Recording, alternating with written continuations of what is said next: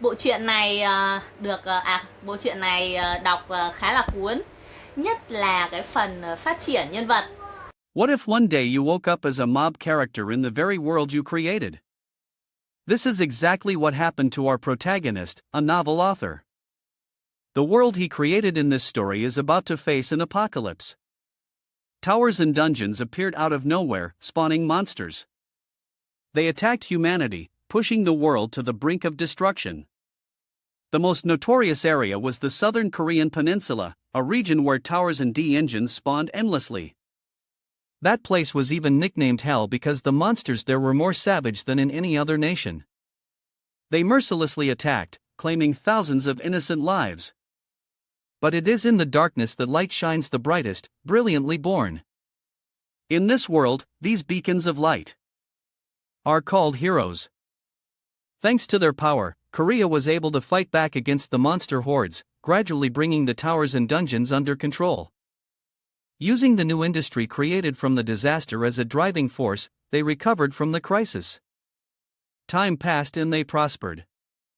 Korea became a global power rivaling the United States and a shining beacon where heroes from all over the world gathered.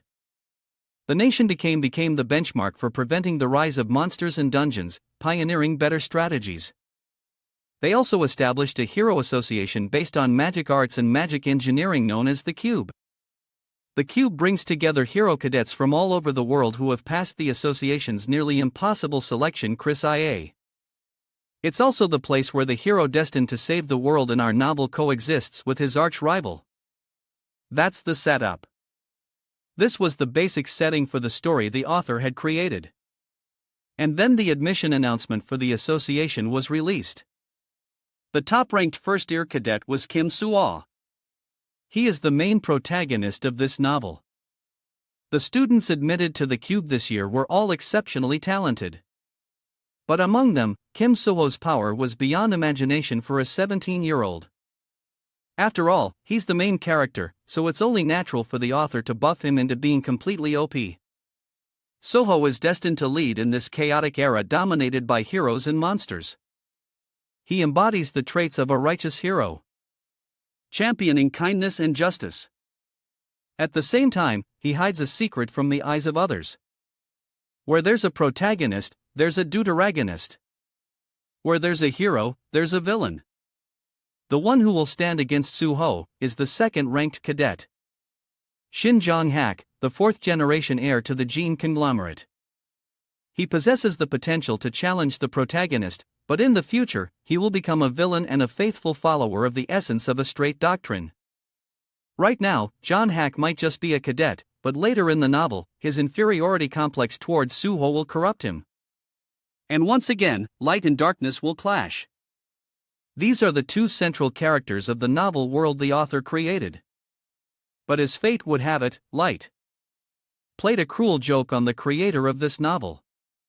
When people get ice-skied, they usually become the protagonist or at least the supporting character. But our poor guy got the short end of the stick. He was ice-skied into a mob character with nothing but the ridiculously plain name Kim Chundong and zero background information. For real. His face was even completely unrecognizable. Just a giant question mark. Damn. The author truly hit the jackpot of bad luck, becoming a character he never even created in his own work. How depressing. No defined appearance and an old-fashioned name. His presence was smaller than a grain of sand. An utterly completely normal character with no connection whatsoever to the main duo. It's like this guy was created just to meet a headcount KPI. An extra in the novel who couldn't be more insignificant. It all happened one fine day. The author of the novel, Kim Ha-jin, received a strange email. The sender proposed a remake of his novel Heroes Return to satisfy their own preferences. But due to a lack of ideas, Heroes Return had been dropped by Hyene. Usually drop projects like this are completely ignored. So, this remake request left Ha-jin a bit confused. He replied with a polite refusal. Little did he know that email would be the direct cause of everything that followed. It had been 2 weeks since Kim Hae-jin was transported into the novel as Kim Chan-dong. The giant question mark was still plastered over his unrecognizable face, but he had at least gotten used to it. This wasn't a dream. It was the world Hyene had written, and Kim Chan-dong was just one of the countless extras in it. For the past 2 weeks, Hae-jin had tried everything, but still couldn't figure out how he got here, who sent him, or why. It seemed he would be stuck in this world for a very long time. Maybe a year, 2 years, or if things followed the plot, it would be about 10 years. Living for 10 years in a novel with a question mark for a face. Just the thought of it sent a chill down Hae-jin's spine and his world turned bleak. You could just imagine how wonderful and comfortable his life in the real world was. Hae-jin really didn't want to waste his life living day-to-day in this discontinued novel. The thought made him feel helpless. But right now, he had no other choice. The only way was to try and stick to the main story, to find a way out of this world. If he could reach the part of the story where he stopped writing, he had no choice but to try and live through it.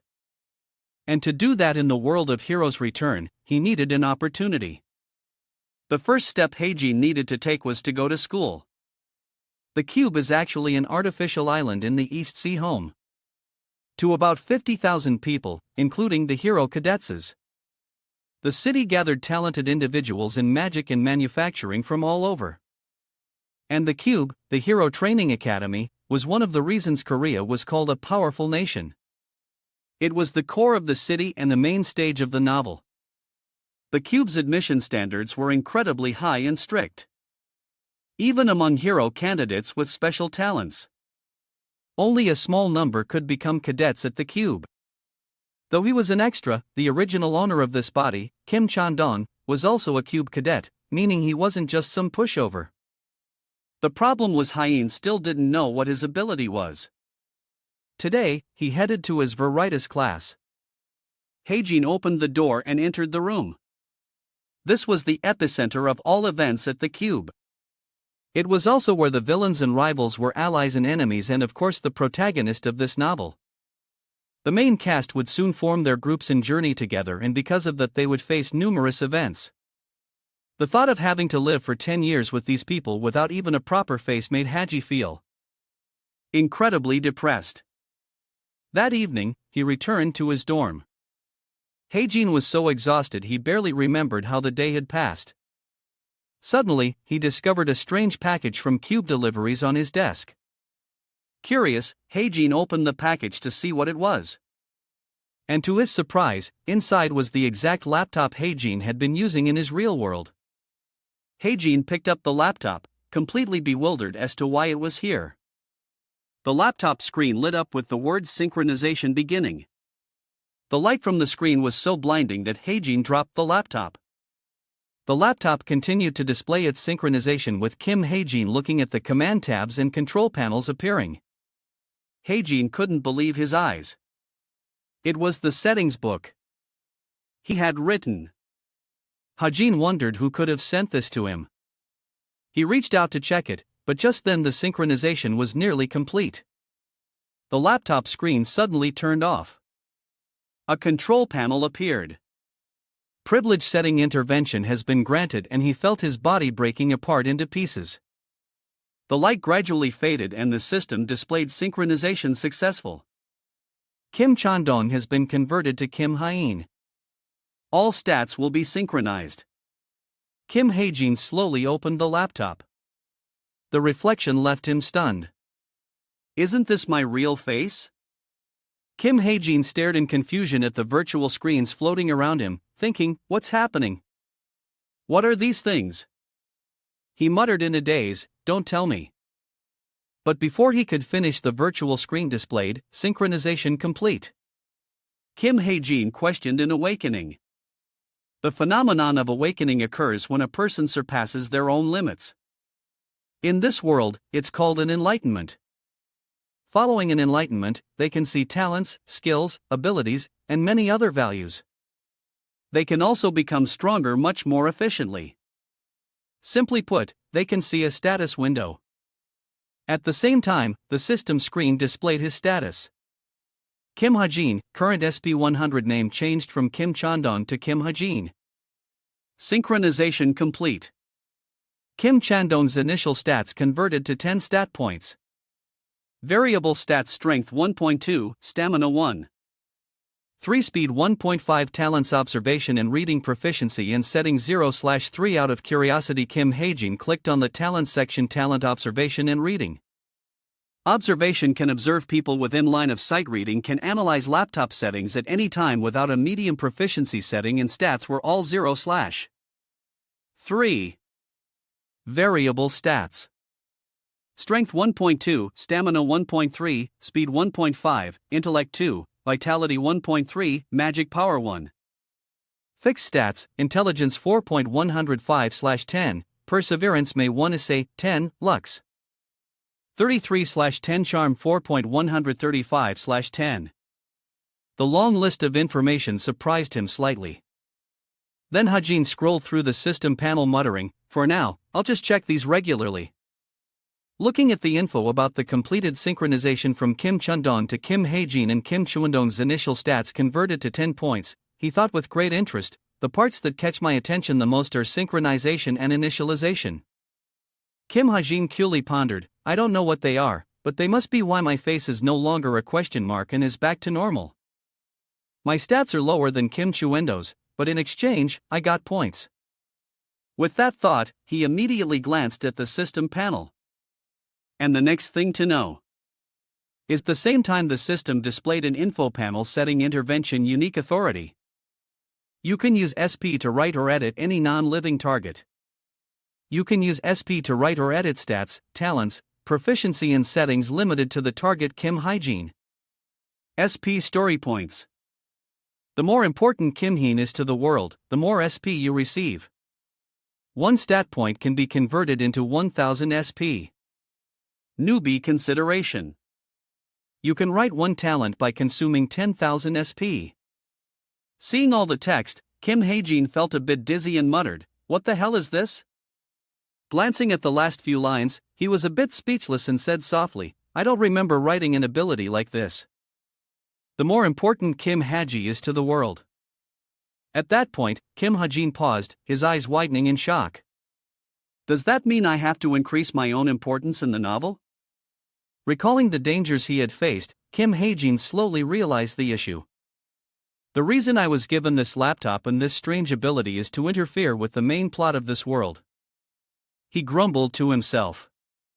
What an absurd theory. However, at that exact moment, a dazzling light suddenly appeared behind him. It was the system along with a notification. Temporarily locked information will be unlocked when the main story concludes. Seeing those words, Kim Heen's mouth twitched with anger. So, what you're saying is, if I want to find a clue on how to get back to my old world, I need to shut up and interfere. With that, he suddenly pulled out a chair and sat down at the desk. Kim Hajin typed on his laptop while thinking, "That's right. There's no guarantee I'll be sent back, even if I just wait until the part where I stopped publishing." Images of the characters from the novel suddenly appeared, solidifying his speculation. Even if the unlocked information isn't the clue I'm hoping for, I might accidentally find clues on how to escape this world if I get involved with the main characters. Kim Hajin seriously thought to himself to do that. Just then the system screen popped up. Spend points on stats. Yes/no. Without hesitation, he moved the cursor to yes. I have to become strong enough to change the main plot. In my novel, there's no level up mechanism. Basically, a person can increase their stats at will. The only way to do so is through points, an incredibly precious resource. And if I want to collect as many points as possible, I need to invest in luck. At that thought, the word luck seemed to dance above Kim Hajin's head. He stroked his chin, pondering, luck isn't just limited to the chance of finding unidentified rewards, boards and dungeons. Luck creates effects, making money, bonus stats, multifaceted relationships, etc. It's a cheat stat that applies to every aspect of life. While thinking, his eyes fell upon the line, can convert stat points into 1000 SP, Kim Ha-jin coolly wondered himself. Of course, a fixed stat like luck can't be increased with stat points, but maybe it's possible if I convert points in OSP. Without further thought, he immediately hit the keyboard. Might as well try it. Right after, the system displayed a notification. You have converted 10 stat points into 10,000 SP. Next, a series of stats popped up. Invested 9,000 SP into luck. Fixed stats intelligence 4.1. 5/10 perseverance may 1 say 10 luck 6.33/10 luck 6.33/10 charm 4.135/10. Just when he thought it was over at that moment, a dark purple system screen appeared. A mysterious fortune has occurred. Kim Ha-jin was a bit surprised by the sudden notification. Then the system displayed another line of text. A mysterious fortune has occurred. Luck changed to 9.1. He thought for a moment upon seeing this notification. Luck affects itself. With that, Kim Ha-jin immediately fell into deep thought. The main character Kim Soho has a magic stat of 9.0. Well, that's a desirable result. Thinking this, Kim Ha-jin furiously typed on the keyboard while calculating, I'll invest the remaining SP into perseverance. After all, I need to endure the cube's rigorous training. And so, the system displayed a new congratulatory message.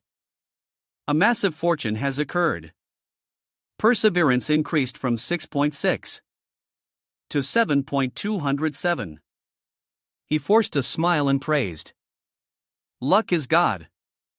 However, at that exact moment, the screen displaying the information suddenly glitched. Right after, a warning line appeared on the screen. Error detected that may adversely affect the plot. This scene immediately made Kim Ha-jin jump and scream, "Hey, what?" After his panicked shout, another threatening notification was sent.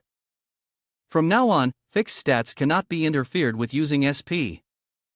Looking at the screen, Kim Ha-jin's mood sank to the bottom. He clenched his fists and cursed dejectedly. That's a totally unfair move. After a few minutes of muttering, Kim Ha-jin leaned his head back in frustration and sighed. It seems even cheating has its limits. I thought things are going so smoothly, but at least I managed to change my luck and perseverance. At that point, a thought popped into his head. Come to think of it, remembering the previous status message, Kim Ha-jin quietly muttered, I still have another 10,000 SP from the newbie consideration. With those words, he fell into a stunned silence and began to contemplate his life. After a moment of hesitation, Kim Ha-jin could only let out a helpless sigh and whisper, I should probably think carefully before using it. The next morning, a powerful voice echoed from a classroom. Everyone worked hard in this morning's training. Kim Ha-jin sat below, chin in hand, boredly listening to the person's introduction. Now, I will introduce myself. The teacher began to briefly go over his background. My name is Kim Soo-hyuk. I will be your homeroom instructor for the coming year. Soo-hyuk's monotone voice continued. Ranking score 3,859,737th in the world. Below the students buzzed with this information. Rank 9,000 out of 2 million. He's amazing. I've never seen him before. Ignoring the noise, the teacher slowly continued, and my overall combat grade is high intermediate, tier 5. After briefly introducing himself, Soo-hyuk scanned the room and spoke up. That's all for the introduction. Now, let's get to the matters at hand. The teacher began his lecture. The cube is not the magical place you might expect. You will be judged entirely by your scores. And if you cannot perform adequately, you will be held back. In reality, less than half of the cadets graduate without being held back. Below, Rachel Elizabeth Louise was still listening intently. This place is a factory for raising heroes. You will be evaluated on strict and precise standards. At this point, Soo-hyuk suddenly became more animated than ever. He loudly commanded, now everyone stand up and follow me. And so the first part of the schedule, main weapon selection. A moment later, in a dark room with only the faint light from a console scanning a hand. After a few seconds, the door in front of them suddenly opened, startling the students, including Kim Ho-teen a little. What greeted their eyes was a massive room filled with all sorts of different weapons, from sharp, gleaming swords neatly placed in display cases to weapons that required immense strength like spears and lances. Witnessing this sight, quiet gasps of awe could be heard. While they were marveling at the scale of the armory, they were all startled by the teacher's loud shout. "I didn't give you time to be amazed. Quickly choose your weapons." Everyone quickly went to choose a weapon that interested them. At the same time, Suyak was still talking non-stop. Once you choose your main weapon, you cannot change it for at least 6 months. So, choose wisely. While everyone else was racking their brains, Kim Soho had already picked up the jet black sword from earlier. He seemed extremely satisfied with his main weapon. Elsewhere in the room, a bow lined with red velvet was being drawn, ready to aim. It turned out to be China Yen. She seemed very interested in this long-range weapon. At the same time, Rachel had also chosen her favorite weapon. She was seen intently examining the rapier in her hand. Around them, the group of students had all chosen their favorite weapons. Yuna casually picked up a set of whips. Kim Heen stood to the side, observing everything with a cool indifference. The main characters have all chosen their weapons smoothly. And then he immediately looked down at the weapon case in front of him. Now it's my turn. Kim Heen's eyes darted back and forth between the myriad of weapons. He silently reminded himself, I have to be careful. Looking at the 2 sharp weapons, he felt a twinge of regret. My stats are too low to master the weapons used by cadets. Kim Hae-jin's gaze shifted elsewhere as he sighed. Even if I increase my stats to try and use them, the results will be far lower than the effort put in. So, there are a few fixed conditions for my weapon choice. He walked around observing the weapons while thinking, a weapon I'd used in my old world, a weapon that takes little time to get used to. And then Kim Ha-jin's steps suddenly stopped and he silently rejoiced. This is it. At the same time, another student noticed his action. After a few seconds of surprise, he turned to his friends to gossip. Hey, look at that guy. Following his gaze, everyone started whispering. Whispering in shock. What the hell is he kidding? The noise quickly attracted Suyak's attention. When the teacher saw the scene with his own eyes, a look of shock appeared in his eyes. After a moment, he hesitantly spoke. Cadet Kim Ha-jin, looking at the pistol in the boy's hand and his innocent face. Suyak tried to remain calm and asked, Is that the weapon you've chosen? After everyone had chosen their weapons, they were gathered and waiting for their names to be called. The instructor, after reading through a set of submitted files, suddenly called out, Cadet Kim Ha-jin, I remember you used a sword at the military academy. He held the gun firmly in his hand and casually replied, I've made my decision. The instructor asked again, still doubtful. After coming to the cube, he replied with certainty. Yes. Despite being full of suspicion, Instructor Suyak had to accept his choice. All right. All decisions at the cube are made by the cadetses. Suddenly, he yelled loudly. Whether the decision is right or wrong, the cadets will bear full responsibility. Never forget that. Hae-jin seemed to be listening intently. Suddenly, the noise from the other cadets caught his attention. The crowd began to whisper and gossip about the weapon he had chosen. Is he crazy? Why would he come to the cube if he was going to choose a gun? I don't get it. Should I just beat him up during combat practice? Isn't he just a glory hound? However, their words didn't affect his decision much. He thought to himself, a magic gun is still a good weapon in this world. For ordinary people who can't fight against magic, the most commonly used type of ammunition is the magic bullet because it's filled with mana. It has relatively high destructive power compared to regular metal bullets. Despite its strengths, the reason magic guns are avoided here is because a bullet with terrifying destructive power, once fired, was immediately blocked. A red-haired cadet charged forward like a beast and shattered the fire bullet. Its limitations were clear. After a series of actions, the instructor on the other side shouted, "Cadet Kim Horik, pass." He continued to explain the difficulties. The first main reason is that no matter how strong the user is, the gun's destructive power is limited. And the second reason is that the gun has a short history. In this world, myths and legends become reality. Mythical and legendary artifacts are used as armaments in the present. And the more illustrious the origin and the deeper the history of the item, the higher the weapon's rank. Because of this, cadets often choose older weapons over modern ones, relying not only on magic bullets, but also on their skills. Even if they hit their limit, they can still use the power of their armament to take another step forward. After reviewing the basics of guns, Hajin felt they were a real hassle, brushing off all responsibility. Of course, this has nothing to do with me. As he walked down the hallway past rows of people, he thought to himself, acting like I'm the main character in a manga. I've never even held a sword before, so how could I compare to the other cadetses? Looking at the case held firmly in his hand, he couldn't help but have his own thoughts. A gun might not be a bad choice.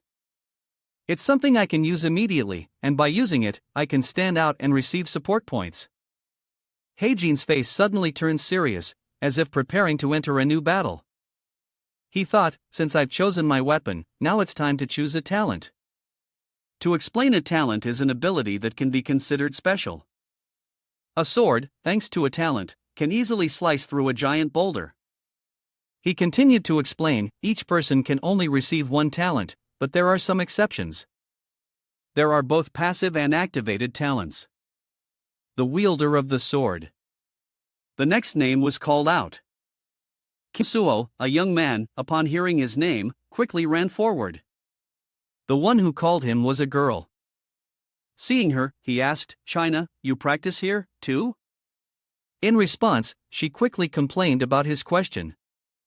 "Why else would I be at the training center? That guy is at the top of the class." He replied innocently, "There aren't many people after class, so I came here." After chatting for a bit, he suddenly remembered something and leaned in close. "To ask me, and I just remembered something after seeing you. We have another marksman in our class." Hearing his question, she recalled a marksman, a hygiene or something. After hesitating for a moment, she said, "Right, that guy." Suddenly, Nan's expression changed. Her eyebrows furrowed in annoyance. Seeing this, he asked, "What's with that reaction?" She quickly retorted, "That hygiene guy or whatever. I can't accept him. You can't call him a marksman when his effective range is less than 1 kilometer. She suddenly sighed as if it were obvious. He's probably already given up on becoming a hero.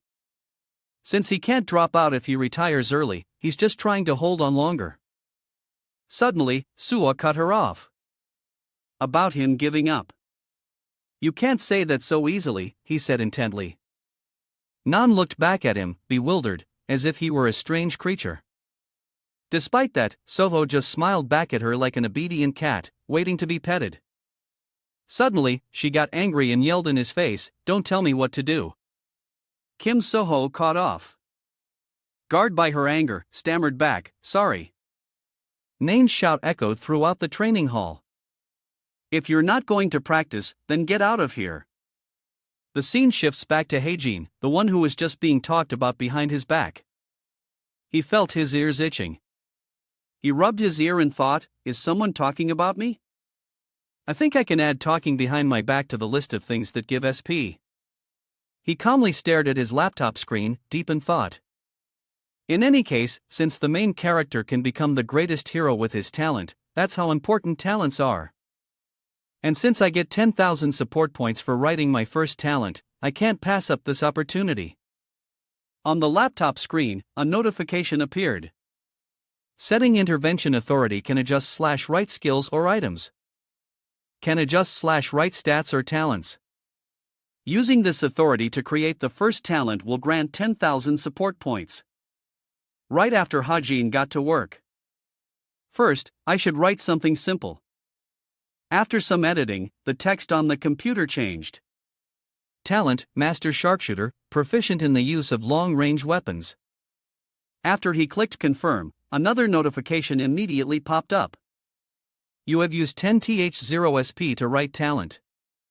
Watching the computer screen change continuously, he couldn't help but be surprised. He thought in amazement.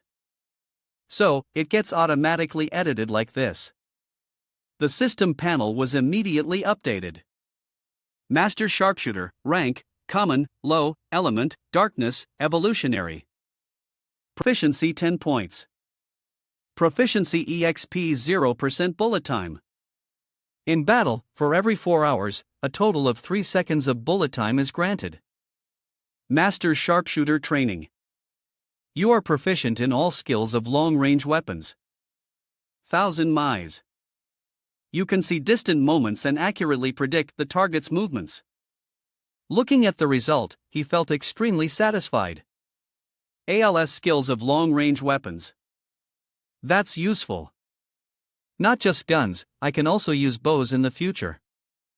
On top of that, it's a growth-type talent. It's a bit of shame now, but the fact that it can be developed further is an advantage. Thinking long-term is better. After thinking for a while, he finally made a decision. All right. I'll choose this one.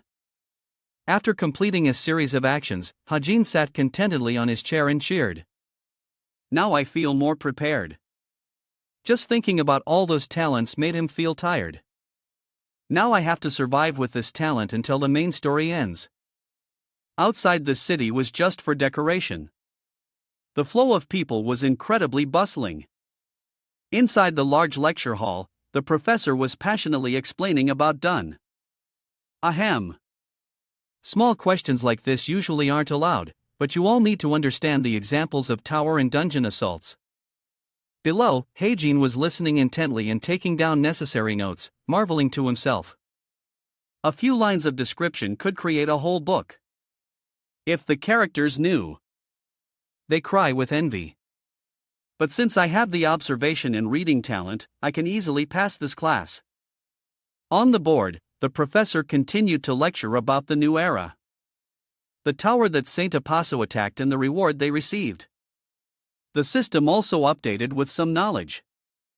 Saint Apaso attacked the Tower of Floods and received the Sea Stone. He continued to think, as the name suggests, observation and reading. I can observe all characters within my sight. Hajin recalled the words of those around him. Is that guy really that good? He's just relying on his talent. If I had a good talent in it quickly, isn't Kim So-ho a bit famous? Congratulations. Back to Kim Hae-jin's perspective. At this moment, his laptop was displaying essential information about this world, he calculated in his head. And if I want it, even without a device, I can search the setting timeline from the notes on my eyeball. Now then, the professor's voice rang out. Remember what you learned today. You all know the written exam isn't far off, right? Looking around the classroom, he noticed Nan was also in this class. As if on cue, she threw all decorum to the wind and shouted in the middle of the class. Why do I have to learn this stuff? Can't I just show my skills in actual combat? The door was suddenly thrown open, cutting off Nan's words. Another cadet entered and announced loudly for everyone to hear. Veritas class, you are to assemble at the plaza in 20 minutes. Hearing this, Nan's face immediately lit up with excitement like a cat spotting its prey. In another corner of the classroom, John Hack and Yona also took note of the announcement. A voice rang out. It's combat training. In contrast to the others' excited expressions, Hajin's face seemed to darken. He thought with frustration, it's finally here. Out in the plaza, a clear voice rang out. I expect everyone knows what this class is about. Without further ado, I will announce the team formations. A team will consist of 4 members. The formation will include 2 warriors, 1 marksman, and 1 support. Unless special circumstances arise, these teams will remain the same until the midterm exams. The distribution will be fair, with both high and low ranking cadets placed on the same team. Remember what I said to avoid confusion. You may go and check your teams.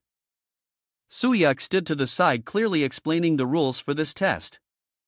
Everyone looked up at the team assignment board. Hajin's pupils suddenly contracted. He was shocked by this team announcement. The announcement board for the 2 teams was displayed. He screamed internally, "No way! I'm in the same team as that guy." Hajin's eyebrows furrowed. He couldn't believe this could happen. The board showed Team 5, Kim, Hajin, Yuona. His eyes stare at the board, speechless. Why Yuona is on my team? He remembered. Just like in all novels, near the protagonist, there are always people who interact or conflict with him to advance the plot. There are many members in the main cast, but among those members, Yuona is definitely the most special. She is the main heir to Korea's #1 guild, essence of a straight and the successor to a prosperous clan. At the beginning of the novel, she plays a role antagonistic to Kim Soo-ah, but gradually she is influenced by him and becomes his dependent ally. Jin still couldn't take his eyes off Yuona. He thought, but a connection with you, Yuona, is important. The more involved I am in the story, the more SP I can get. In today's training, I will definitely find a way to get you Yuona's attention. The scene shifts to Yuona's side. A voice quickly got her attention. Hello. 2 people approached to greet her. We're on the same team, right? One was Jin Hozong from the Veritas class and the other was Hizuki from the Veritas class. She sized them up for a moment, silently assessing them. Teammates, right? Don't ignore them. As soon as she identified her target, Yuona did a 180 and greeted them with a bright smile. Yes, please take care of me. Jin Hozong Asai and Hizuki Asai. Seeing Ona's overly friendly attitude stunned them both. Hozong thought to himself, we're the same age. Why is she using honorifics? After looking around and seeing only 3 people, Yuona asked, where's the last member of our team? Hajin appeared from somewhere, cutting her off. That would be me. She stared intently at the sloppily dressed man in front of her and asked doubtfully, you are facing someone like Yuona. He carefully reminded himself, don't stutter. You hate insecure guys the most. Before he could speak, the other 2 jumped in to get acquainted. You're the one who chose the gun during weapon selection, right? You're famous among all the first years. While they were engrossed in conversation, they didn't notice instructor Suya. Figure approaching. You have time to chat. The instructor's sudden appearance nearly gave the 3 of them a heart attack. He shouted, urging them on, I've sent the location of the monster each team needs to face. Get moving. They quickly responded, not daring to delay. The scene shifts to a clear blueby beach. 3 figures dashed across the sand. They headed straight for the marked location in the middle of the sea ahead. Yuona spoke to the other 3. Looks like we'll be there soon. Get ready. Once we get there, we can find information about the monster. In the distance, Hajin seemed to be falling behind. He slowly dragged his feet forward. He thought to himself, I am going to die. My vitality stat is already lower than an average person's, but I didn't expect it to be this hard just to keep up. This is the best I can do. Watching each person run forward without hesitation, he marveled. This is the standard for a cube cadet. Suddenly, Yuona stopped. She said to the others around her, we're here. At beach training area number 8, a ship was floating out at sea. Suddenly, a tentacle rose from beneath the sea. Following it was a giant sea creature, a gem-possessed black humpback octopus. It smashed the drifting ship to pieces.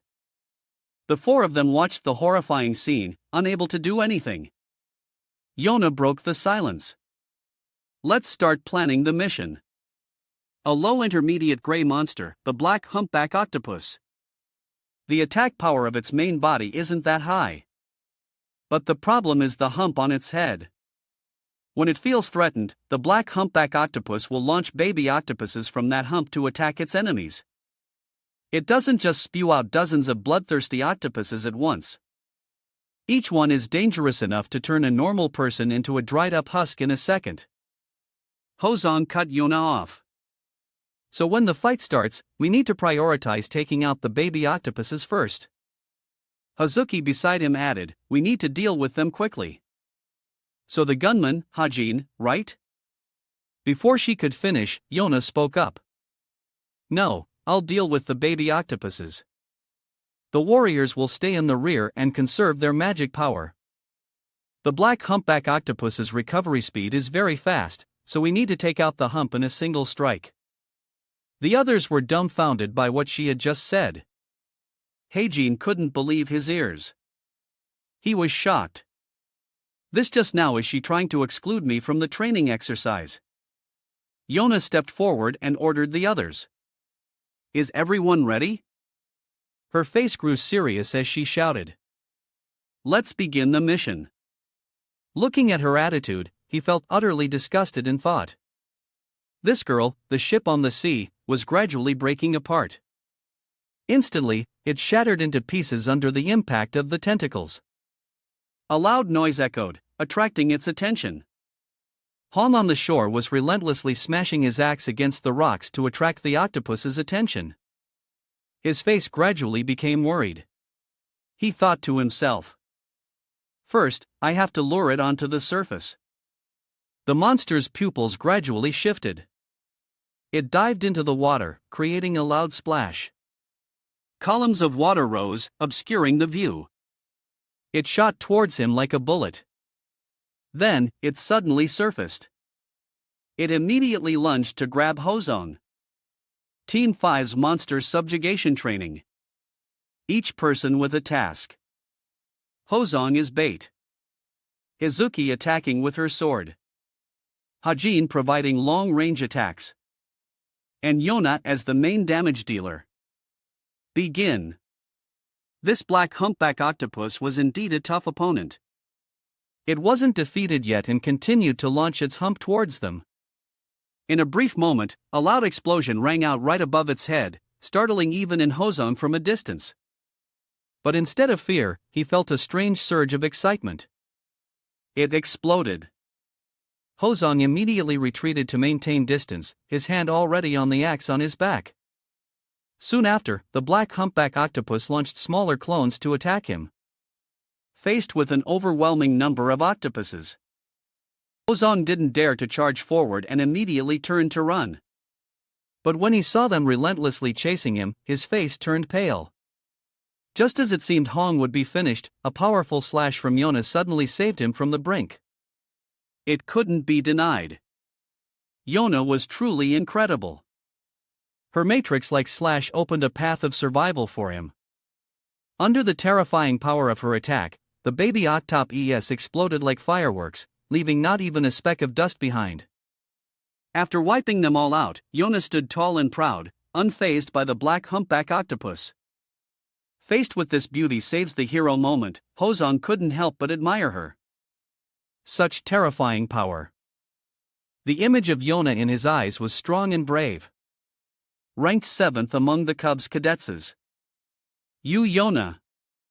Having been saved from the Grim Reaper scythe, he was extremely grateful. Thanks. It seemed the black humpback octopus was defeated, but it stubbornly prepared to unleash one final decisive blow. But no way. Yona wouldn't give it another chance and whipped her lash forward, her eyes sharp. The monster's body began to stiffen, its killing intent palpable. Clearly, the black humpback octopus had chosen to fight to the end with Yona. Neither side was willing to back down. In an instant, its agile tentacles slammed into the ground, coiling and twisting like snakes, launching a fierce attack towards her. In that critical moment, Yona managed to leap high into the air to dodge its dangerous tentacles, but didn't stop there. The black humpback octopus also launched a part of its body towards her, intending to use its sharp teeth to attack Yona. Hazuki, seeing the danger closing in on her, shouted a warning, "Yuna, be careful." At that moment, hearing her panicked cry, Yona was startled and turned around. But it seemed it was too late, as it was now only a short distance away. And surprisingly, in that hair-raising moment, a bullet flew from nowhere and destroyed it in a flash. It seemed someone had used a gun to provide support for Yona from below. And that person was none other than Heijin, although he hadn't contributed much. He was always there in the critical moments. Heijin's swift and timely action helped everyone hold back the black humpback octopus. Yona now couldn't believe that the person who had just acted was him, and she gaped in astonishment. Kim-heen, after coordinating perfectly with everyone to defeat the monster, he was now extremely satisfied. SP can be exchanged for stat points and will increase as Kim Ha-jin's role in this world becomes more important. It sounds easy, but starting that journey is a long road. It's quite difficult for someone like me, a genuine mob character, to get a major role from the beginning. That means I only have one option: jump into the events the main character has to go through. And that last action was part of his plan, just like now. Hazuki, seeing Hajin appear here, was also wide-eyed and open-mouthed. Hozong was no exception, looking at him with a gaze full of utter astonishment. Kim-heen Yona, on the other hand, felt particularly annoyed by his presence here. "I told you to stay out of the way." But while they were still bickering and out of formation, a hot-tempered black humpback octopus charged forward aggressively. It seemed it couldn't wait any longer and immediately launched its smaller versions to swarm them. Faced with their countless numbers, Yona's face scrunched up like a monkey eating a chile. What the hell? While everyone was still unsure how to deal with the situation, Heijin remained motionless in one spot. The only thing the enemy has going for it is its sheer numbers, but that's not much of an advantage. They have low intelligence and obvious trajectories. The only moment I can shine. Realizing this was his time to take the stage, Heijin entered a state of intense focus as now. In an instant, his eyes snapped open, his gaze as sharp as a knife. A powerful killing intent erupted along with a brilliant blue aura full of power. Streams of light shot through the air. The bullet-time attack exploded with such incredible speed and power that it seemed to warp space itself. Hajin's key advantage lies in his speed. The talent I wrote is bullet time. When I use it, the flow of time slows down for 3 seconds, and thanks to this, he could almost gain the upper hand in a direct confrontation with them. In those 3 seconds, he could see their movements with ease, allowing Hajin to take them down before they could even react. Next is simple. I just need to shoot them. At this point, he had almost completely outclassed them and could control the situation. In the remaining second, Heijin quickly gave each one a bullet, logging them out of existence instantly. Their movements have stopped. This is the best chance for me to take them all on by myself. With no room for hesitation and only 27 seconds left, he went full throttle, firing the remaining bullets at them. For as long as he had time, Heijin continuously reloaded with incredible speed. He aimed carefully as there would be no more chances for mistakes. With only a precious 2 seconds left, the ones near Yona also began to be eliminated by him. And when the 3-second countdown ended, the slow-motion state vanished, returning to real time. Before they could even touch a single hair on their heads, they were all blown away by Heijin. Yona hadn't even had time to crack her whip at them. And now there were none left. They had all exploded. With her quick reflexes, she realized this was the perfect moment to take down the black humpback octopus. The hump on its head still hadn't recovered from the remaining damage. So, it could be said this was its most vulnerable moment. Yona didn't hesitate to miss the opportunity and swung her whip towards it. And now the hump on the octopus's head was wrapped by her whip with no way to escape. While Yona was holding the whip, she ordered everyone to take the opportunity and attack. Now, it seemed everyone had been waiting for this moment for a long time, and they immediately leaped into the air towards it. Hozong now had a triumphant smile on his face as he could finally end this. And along with him was Hizuki. She was also preparing to unleash all her strength for the final blow, releasing her magic power. With their weapons in hand, they didn't hesitate and charged towards the top of the octopus's head to help them finish it off quickly.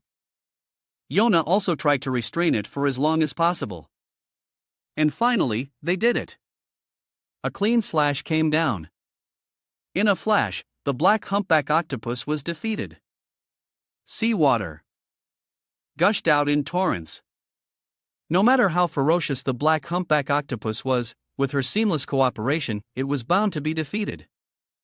The moment it fell, a wave of water rushed everywhere, cooling the air amidst the scorching heat.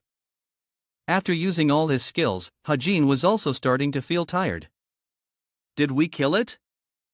Yona was as cold as ever. She didn't answer him and just fell silent. Now that everything was settled, he finally dared to lie down and relax. That was tough. Calculating Team 5's results, they successfully removed the hump from the octopus and returned it to normal. The final result was well worth the effort they put in. Team 5's total time was 58 minutes and 58 seconds. With current ranking of 16th, the monster was cleared. Heiji lay on the ground exhausted, looking up at the sky, but at least he had done it today.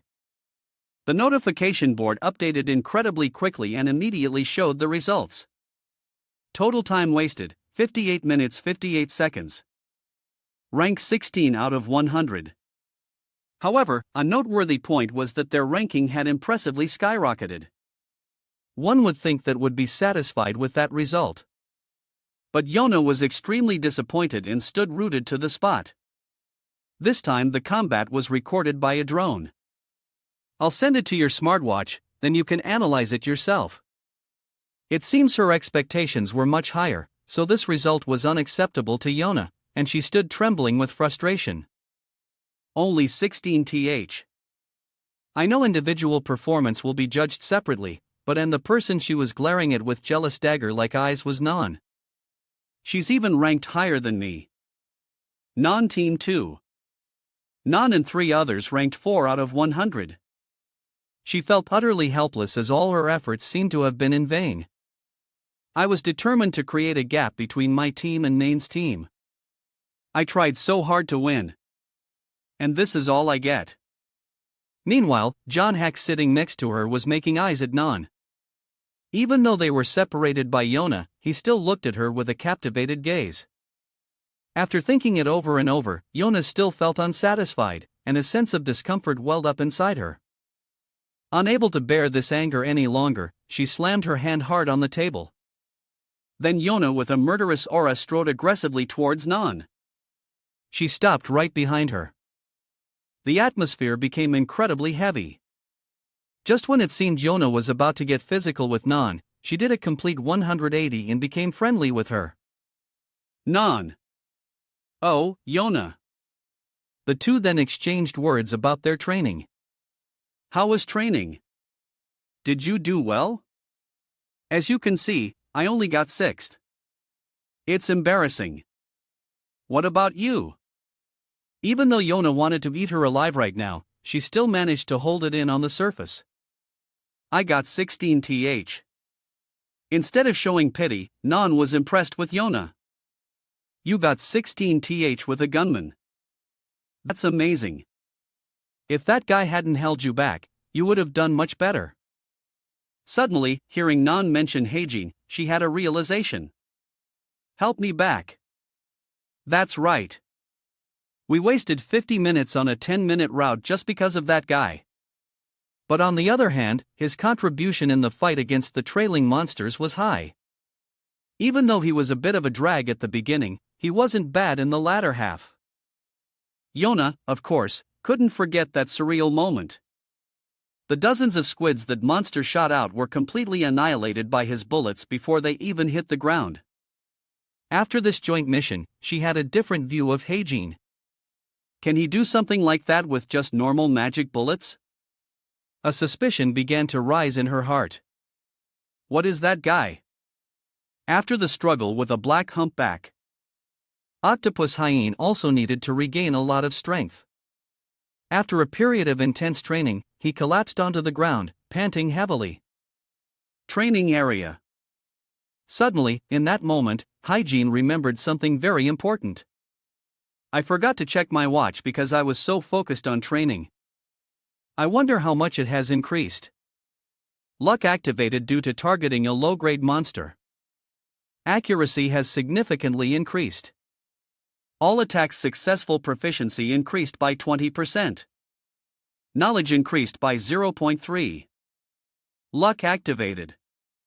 Your eyes and ears seem to have become sharper. SP has increased by 27. In the end, everything went according to the initial plan Hygiene had laid out. It seems my luck was activated right during today's training as expected, and my SP increased a bit too. Sticking with you, Yona, was worth it. The stat gains from training are also quite significant through training. Strength, stamina, and vitality have increased by 0.2%. Surprisingly, mana seeping into muscle cells has caused strength, stamina, and vitality to increase by 0.3%. It's all thanks to the help of enlightenment and luck. Feeling that he had made considerable progress today, Hygiene decided to give himself a break. That's enough of an increase for now. Let's stop here for today. But just a few seconds later, he asked himself, should I start again? That evening, as the night sky enveloped everything, a light was still on in Yona's room. Inside her small room, she was still awake with something to do. Yona sat on her chair, arms crossed with a very serious expression, her eyes fixed on the screen. It turned out she was reviewing the video of Hygiene's shooting scene. Yona wanted to look closely at how he could shoot all of them in such a short amount of time. When she noticed something unusual in his attack pattern, she paused the video. It seems Fiona had watched this video many times to have noticed this detail. From second 2.78 to here, in just a flash, he fired 60 shots. She raised her hand in the shape of a gun and aimed forward, calculating a bit. Is it possible to pull the trigger 20 times in 1 second, or does that trigger finger have some kind of automatic fire button? Yona was determined to find out what allowed him to do that. His speed is truly phenomenal, but his vitality is weak compared to other cadets.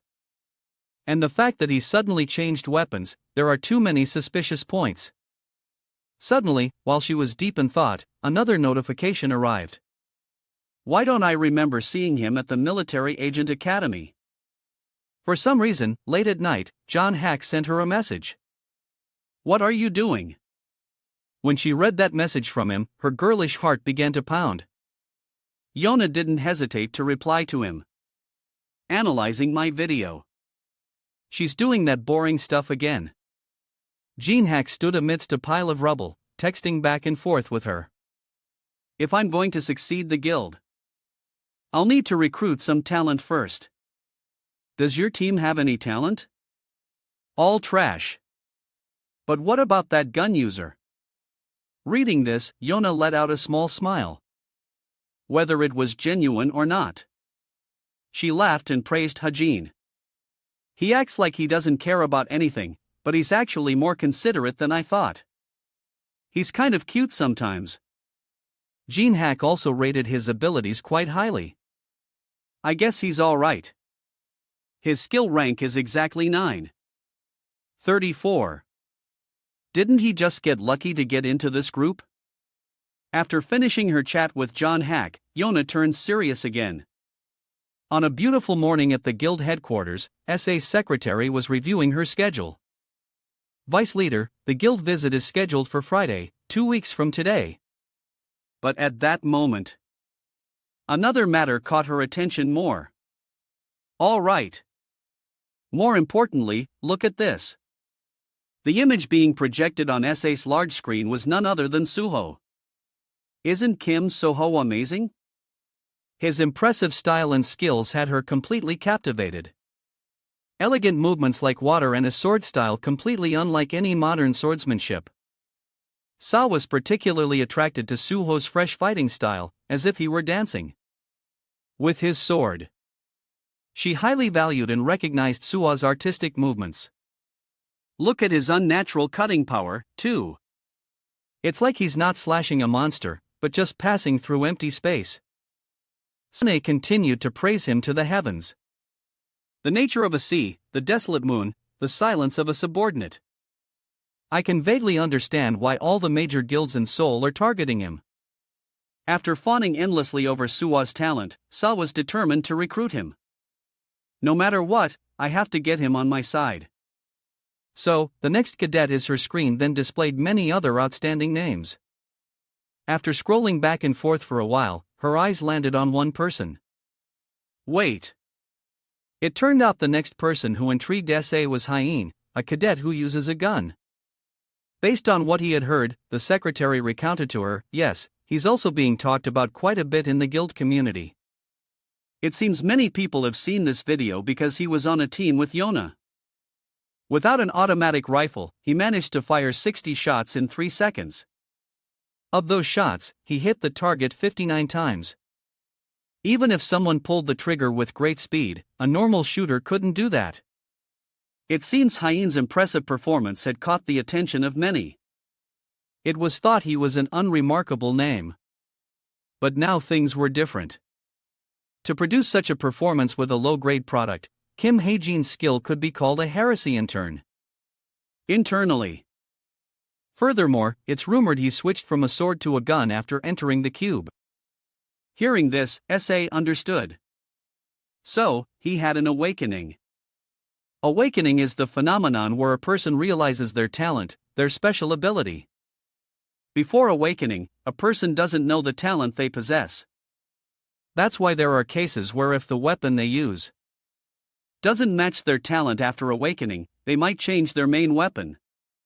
But because their work would be wasted for 3 years or more if this happens, the Military Agent Academy actively encourages cadets to use a variety of weapons. Although SA also found Hajin to be outstanding, she didn't rate him very highly. Awakening at only 17 years old, that's quite fast, but it's limited to the scope of a gun. Nothing too remarkable. Anyway, should we keep an eye on him? Do we have any free scouts right now? Based on his understanding of the situation, the secretary replied, no, because this batch is very special. Everyone is stretched to their limits. Sa then decided to keep an eye on Hae-jin for a little longer to gauge his talent. Let's just leave him be for now. If he's truly a diamond in the rough, he'll shine sooner or later. Whether heresy is an over-the-top nickname or not, will gradually reveal itself.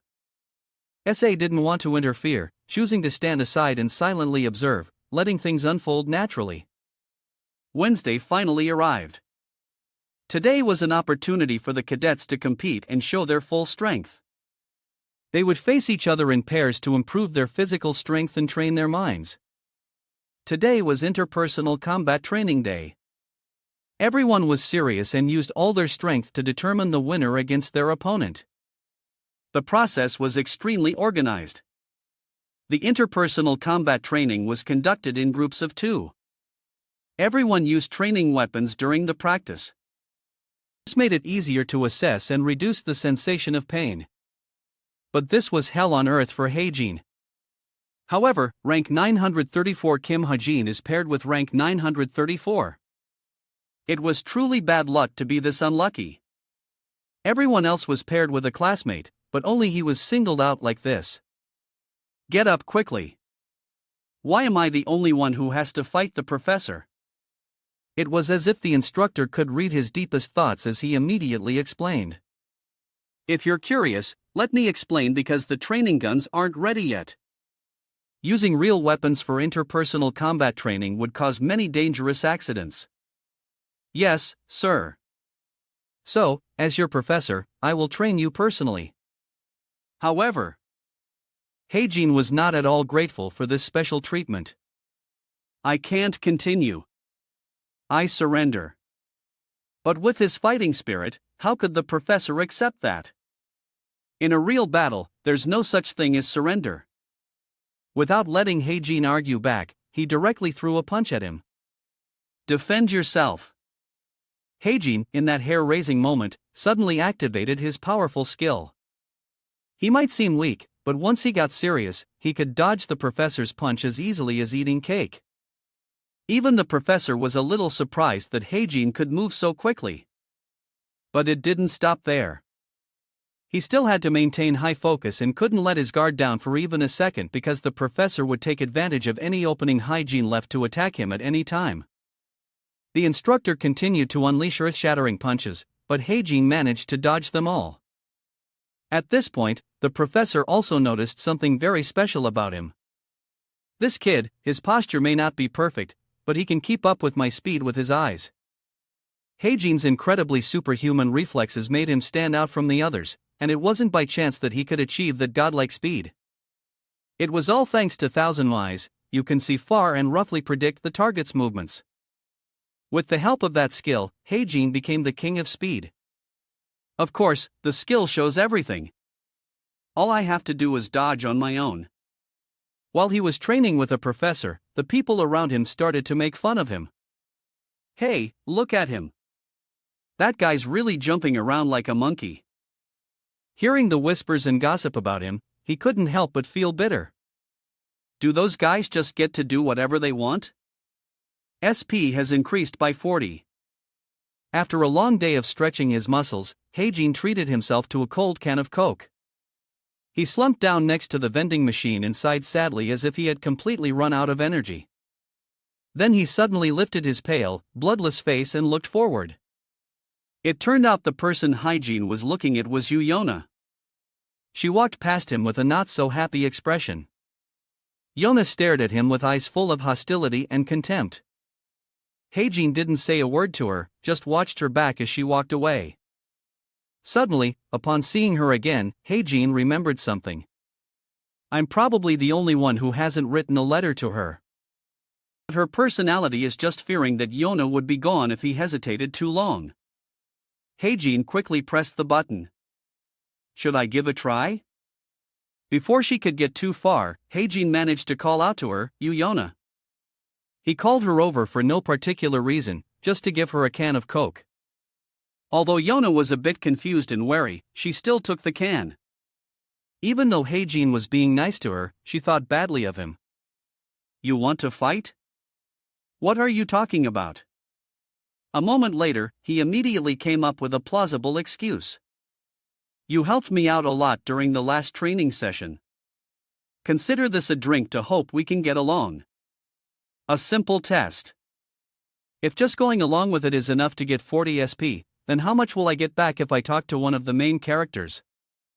Faced with Heijin's sincerity, Yona maintained her cold seal-like demeanor. No need. You should drink it yourself. Besides, she was the queen of bluntness. Yona actually threw the can of Coke back at him. It turned out one of the things that annoyed her about him was his way of speaking.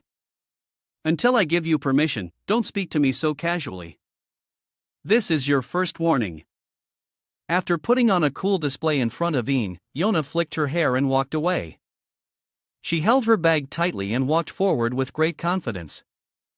But not long after, Yona felt something was wrong. The feeling in her hand started to change. My bag feels a bit heavier.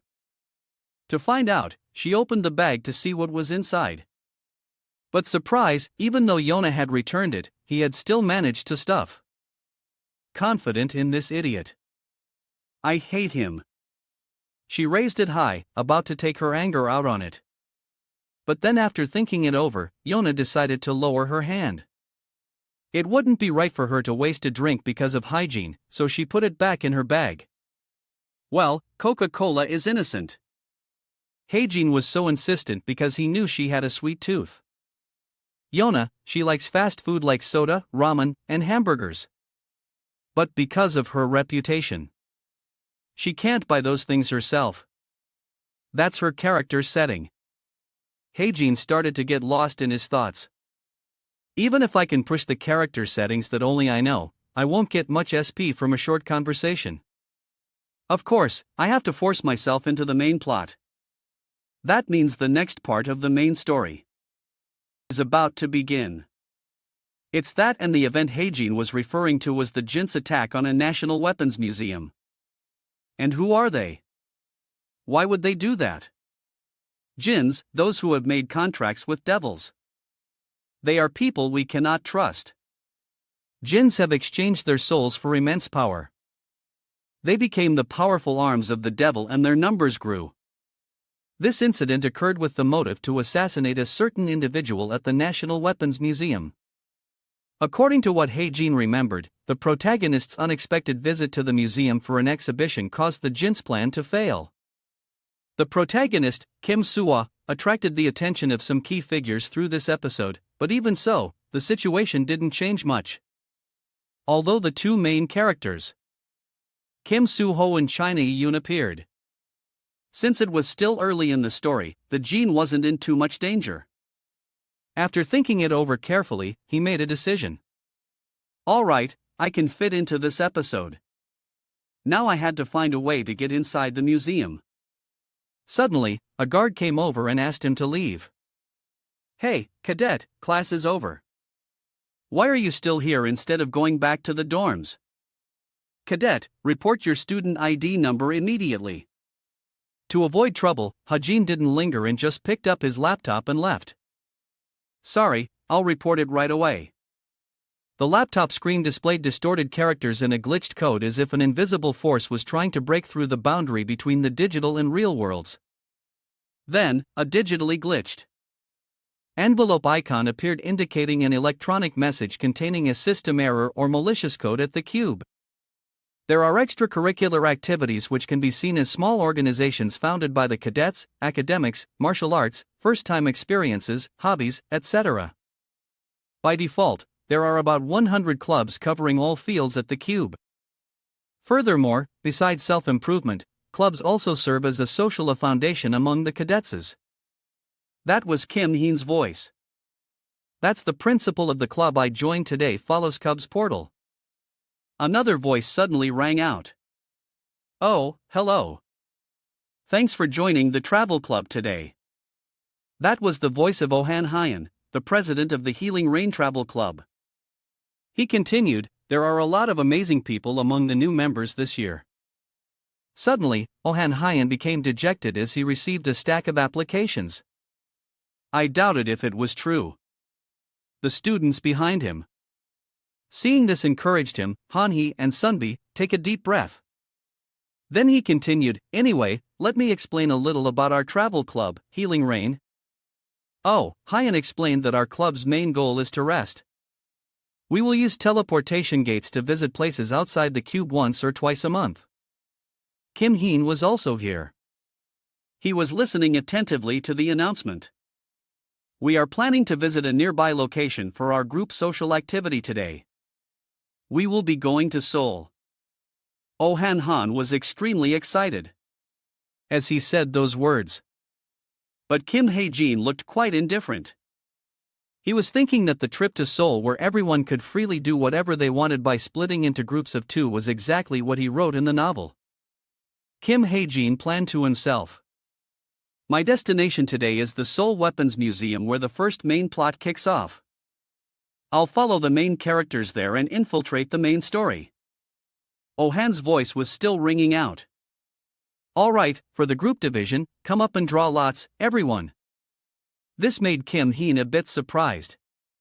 Draw lots. Was the club originally set up like this? Well, no matter who I'm paired with, I could just go on my own. While he was lost in thought, his name was suddenly read from a piece of paper. Kim Ha-jin. It was Yu Yona who had drawn his name. Not only was she frozen, but even Kim Heen was completely stiff. At this moment, Yu Yona emitted a very strong aura and said, "We go our separate ways." Kim Heen replied with some indifference. Yeah, sure. Yu Yona had turned to leave, but suddenly she said, "Oh, one more thing." Yu Yona looked annoyed. I told you not to speak so informally with me. This is the second warning. There will be a third. Faced with this situation, Kim Heen just forced a smile and went along with her. Ah, yes, ma'am. The weather was cool with warm rays of sunshine covering the place. Inside, it was crowded with visitors. This was the International Weapons Museum. It housed the largest collection of replica weapons in Korea. Among the crowd, Kim Ha-jin's figure appeared walking alone. Suddenly, he happened to see Cheyenne, her eyes shining as she admired a displayed bow and arrow. China Yun is over there. Kim Ha-jin immediately understood. So, not far away, and just as he thought, he saw the person he was looking for. He was intently observing the treasure before him. It was Kim So-ho, the protagonist of this novel. At this moment, Kim So-ho saw Kim Ha-jin approaching him. Kim Ha-jin walked over and asked, "Are you looking at the seven-branch sword?" Kim So-ho seemed to hesitate, just muttering a sound. Then he introduced himself, "I'm Kim Ha-jin." Hearing this, Kim So-ho gave a very warm smile. "Right. Sorry, I forgot." He asked Kim Ha-ji, "You're the one who chose the gun, right? So, you joined the travel club, too?" Kim Ha-jin didn't seem enthusiastic about Kim So-ho's words. He just glanced at him and commented, "He's strong, good-looking, and I got enough flack from readers because the main character was too perfect." Kim So-ho continued, "I think they have guns displayed over there. Want to go see? I heard Napoleon's rifle is there, too." Kim Ha-jin coldly replied, "I'm fine. I don't think we have time." Suddenly, the entire museum began to shake violently. The visitors inside were extremely curious, not knowing what was happening. The announcement speaker immediately blared a notification. "Warning! A monster has appeared outside the museum." The warning continued to sound. The people here were immediately terrified, their faces pale. The sound of the announcement echoed through every corner of the museum. "A monster has appeared outside." Everyone was scared, screaming, and shouting. Then they panicked and ran, searching for an exit. The scene was chaotic as they scrambled over each other. "Don't push. Get out of the way. I said move." Too many adults were pushing and shoving, causing a little girl to almost fall to the ground. At that moment, the sound of a fist smashing into a glass echoed as shards shattered. It was Chon who had done it. Thanks to her, everyone's attention was drawn to her. The people who witnessed this scene froze, their surprise and astonishment clearly visible. Kim So-ho, who had caught the little girl who was about to fall, was also frozen stiff by the situation. Chaeyoung spoke clearly, "Calm down. The hero responsible for the museum will be here soon." As she reached through the broken glass to grab the bow and arrow, she said, "If you leave in this situation, you'll just become monster food." At the same time, the museum's system voice announced, "Display case damage. Add exhibit theft identified. Lowering anti-theft shutters." Immediately, the entire area was locked down. As iron shutters descended, a warning sound along with blinding red laser beams appeared everywhere. Cheyenne angrily turned to Kim So-ho and said, "You grab 1, 2. We need to stand guard until the heroes arrive." Kim So-ho was surprised. "Ah, okay." Suddenly, the sound of chilling footsteps appeared. Cheyenne quickly noticed it, too. A red stream of inner power appeared before her. Nain immediately reached for the arrows on her back. The sound of footsteps grew louder and clearer. At the same time, Tor's voice was heard. One of them got in. Kim Ha-jin stood to the side, observing and quickly realized Jin Lucius's dog. He's a villain used as a stepping stone to help the protagonist grow.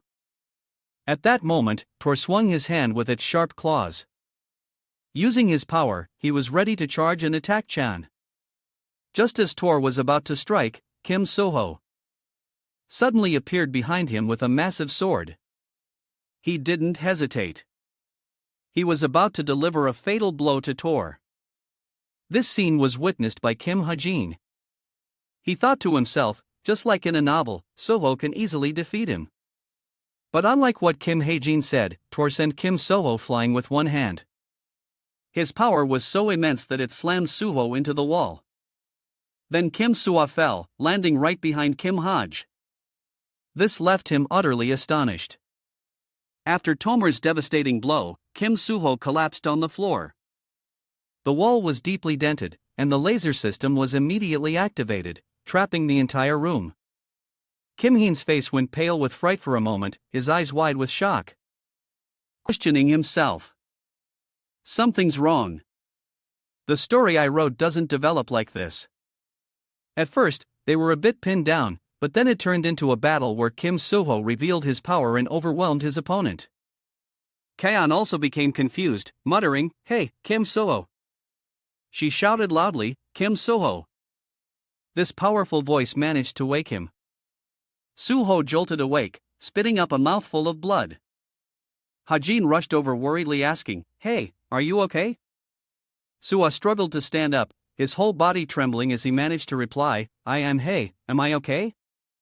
Nain took a step forward, thinking his condition isn't good. He needs time to recover. But just as she was about to charge in, she had a bad feeling. Startled, she looked back to see Tor filled with killing intent rushing towards her with magic in his hand. She quickly reacted to the situation, drawing 2 arrows from her back, intensely observing her opponent. Then China didn't hesitate to attack, launching all 3 arrows simultaneously towards the approaching enemy. However, he didn't even try to dodge, casually letting the countless sharp arrows embed themselves in his body, a disdainful smirk on his face. Non was shocked by his demeanor. She had no choice but to continue firing arrows at her opponent.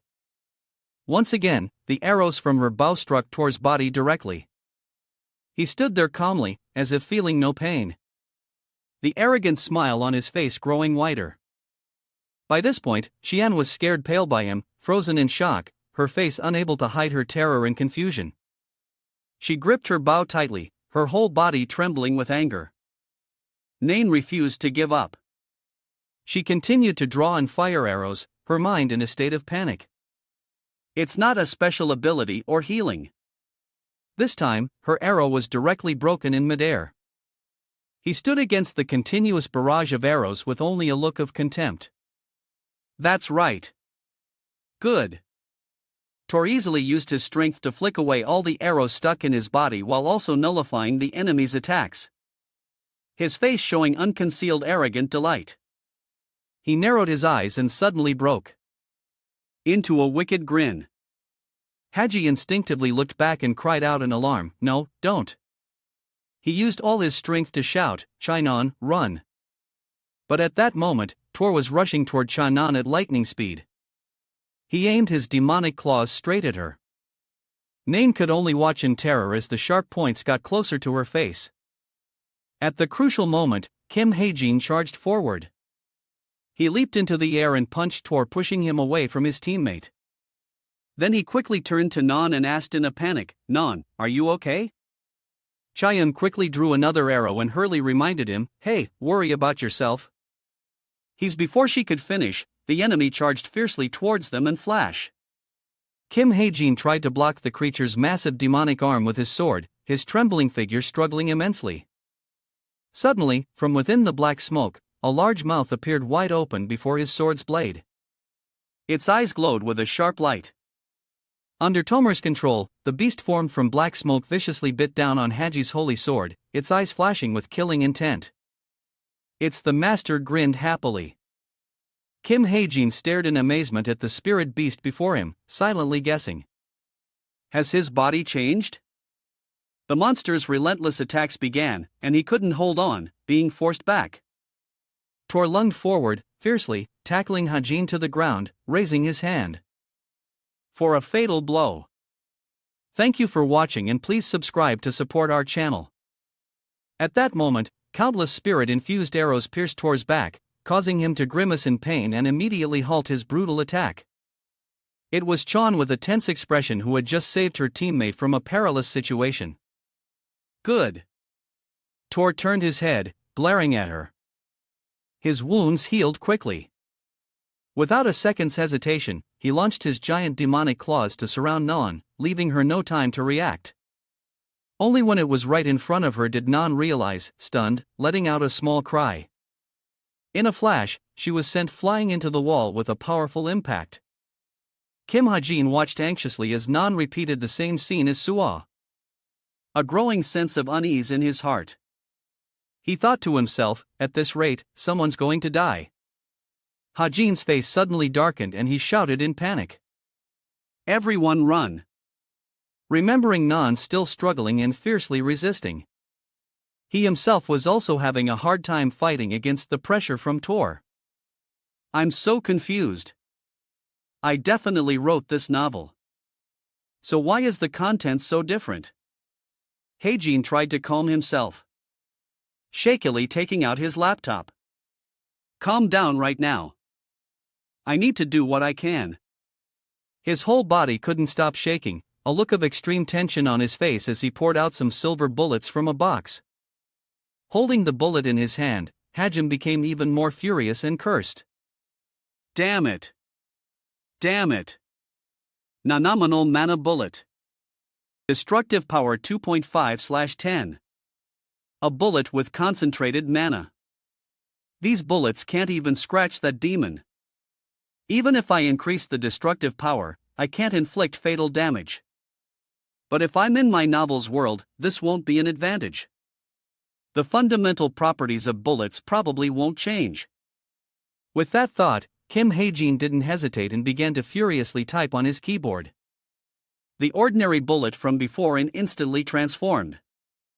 The system announced mana bullet settings are being changed. Mana bullet's element has been changed. Destructive power changed to 6. This requires 104 SP. Do you want to proceed? Haji immediately took out his gun. Thinking with relief, it worked. Okay. The reason this world needs so many heroes and allows individuals to display greater power.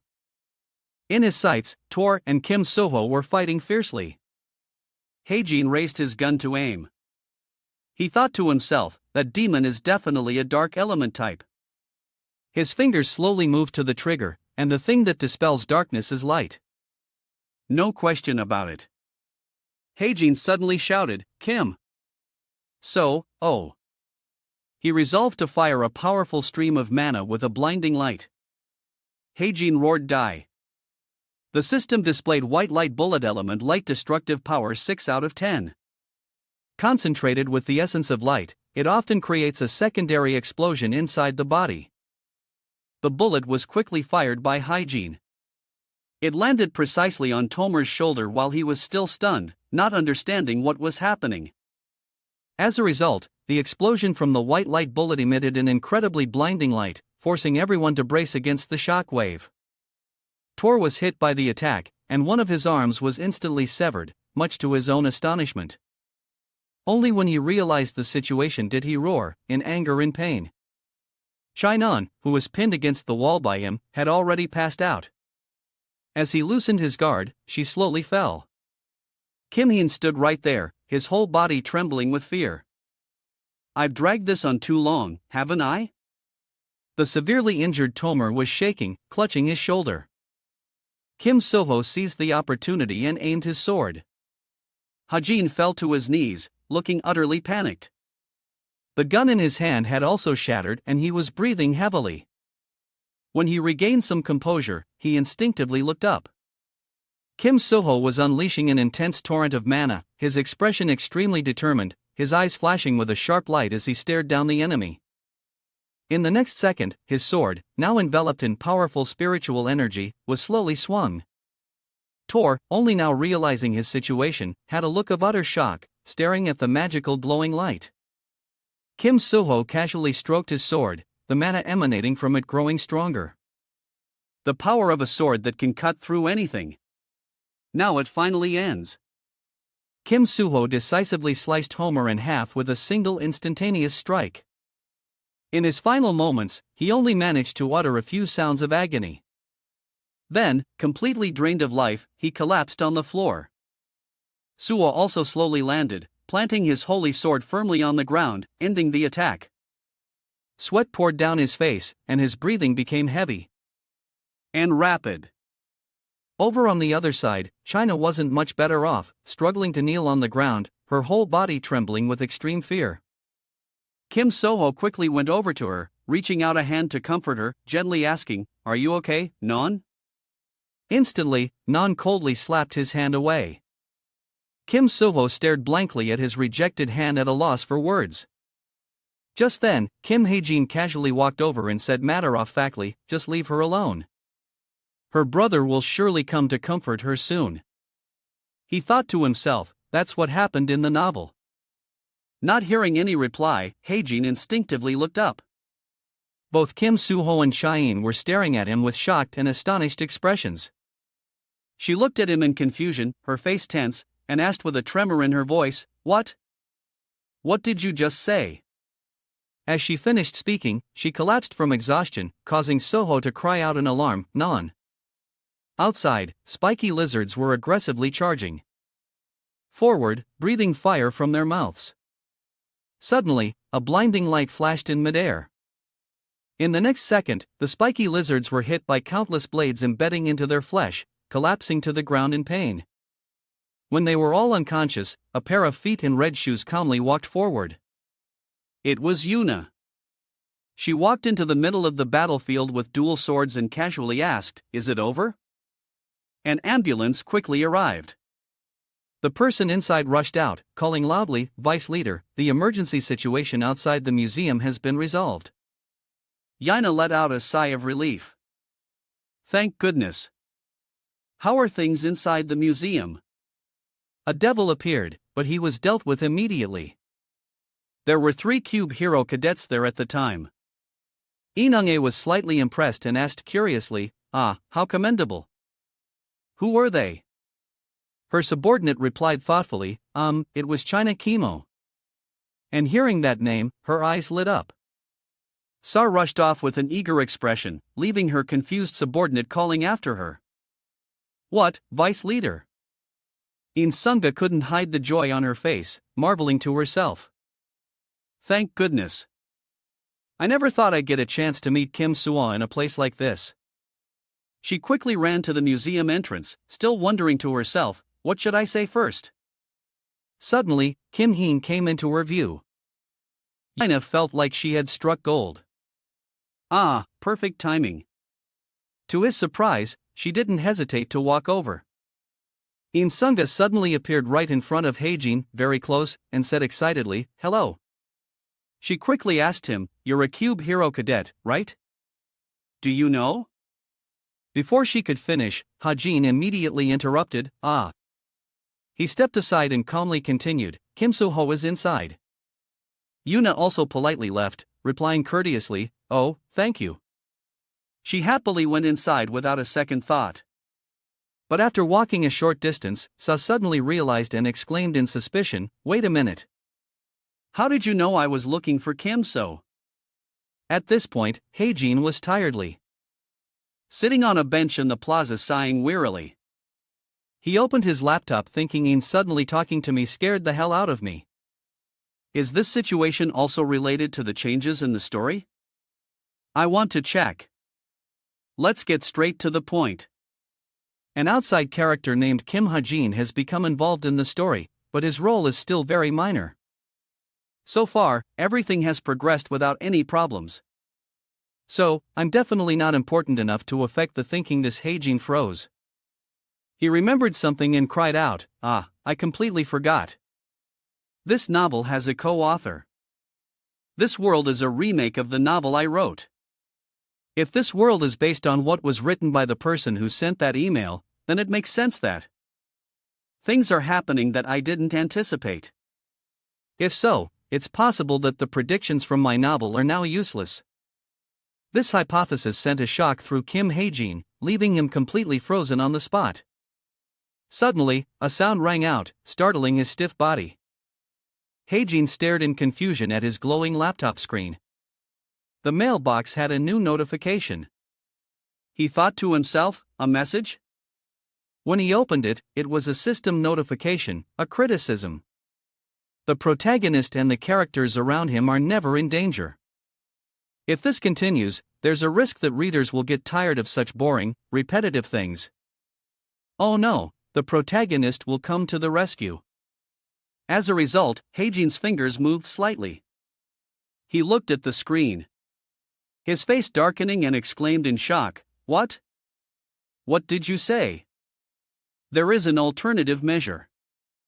From now on, the enemy level will be increased, even if this leads to chaos.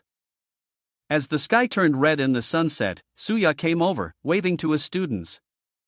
Kim Suwa, Kim Hajin. He approached the two of them and carefully instructed, "I've heard about what happened. I'll ask for details later. For now, just go back first." Suddenly, Kim Suho spoke up. "What about Nain?" Sui replied, matter-of-factly, "She's on sick leave and went home with her family.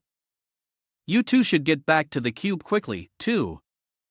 After speaking, he turned and left, leaving the two of them to stare blankly at his back. At this moment, Kim Soho suddenly called out, Haji, startling him. He looked at him with a suspicious expression and hesitantly said about what happened earlier. "Why did you say that to Nain?" Hajin put on an innocent face and asked back, "Say what?" Soho replied bluntly, "The thing about her brother?" Kim Haejin only then remembered and answered seriously, well, it's because her brother is quiet." But then he remembered the message from before, a criticism. He snapped back to reality and asked Kim Suwa in confusion, "Her brother, what about him?" He looked at him with a suspicious gaze. Annoyed, he questioned, "Are you pretending you don't know?" Haejin explained in confusion. "What? No, I really." Just then, a sharp pain shot through Suho's head, causing his face to turn pale in the end. Had to let it go. Whatever. We'll talk later. Chyn, formerly ranked 4th at the Military Agent Academy, is currently enrolled at the Cube Hero Training School. Family relations. Shinhee, father, and Chai Jinong, brother. Kim Heen sat in front of the screen, rereading it and still feeling confused, muttering, "It's exactly the same as my setting." So, what's with that reaction? Suddenly, he saw something. He instinctively exclaimed, "What Kaha jeans?" I was a large headline. Hot news.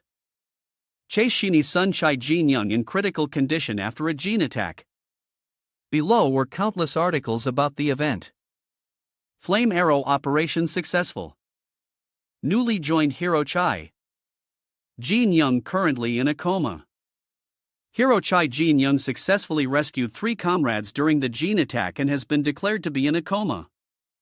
Hajin was frozen in shock, exclaiming in disbelief, "What is this?" The Flame Arrow gene suppression operation. That was the first victory that served as a power-up for the supporting character Chai Jin-young. China Yun, who was only 13 at the time, was extremely proud of her brother who had become a hero. Or at least that's what I set up. While he was still confused, his laptop screen lit up again. Another new message had arrived. Haejin thought to himself, "It's those messages again." When he clicked on the dialog box, the system immediately displayed a notification. The message will be sent after the target Kim Hajin realizes the first setting has been changed. In a flame arrow battle, someone was lying unconscious in a pool of blood. Their comrades around them shouting desperately, "Jion, wake up, Jin-young!" His eyes fluttered open, but were soon blurred by tears. The protagonist was deemed to have too many supporters. The setting has been changed to the following lines. Point of change.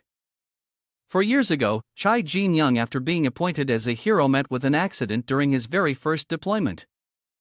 He received a devil's seed and became a devil.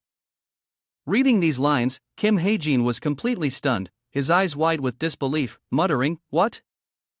In the hospital room, the news was playing. Around 100 p.m. today, a group of monsters appeared in the center of Seoul. The sudden appearance of these monsters resulted in about 50 civilian injuries and approximately 7 deaths. At the center of the suppression effort were In Suna, vice leader of the Essence of the Straight Guild, and others. Suddenly, a hand reached out and turned off the TV. The hospital room was quite dark. The person sat in the middle of the room hugging themselves, creating a gloomy atmosphere. She hugged her body tightly, curled her legs in, and buried her face in despair.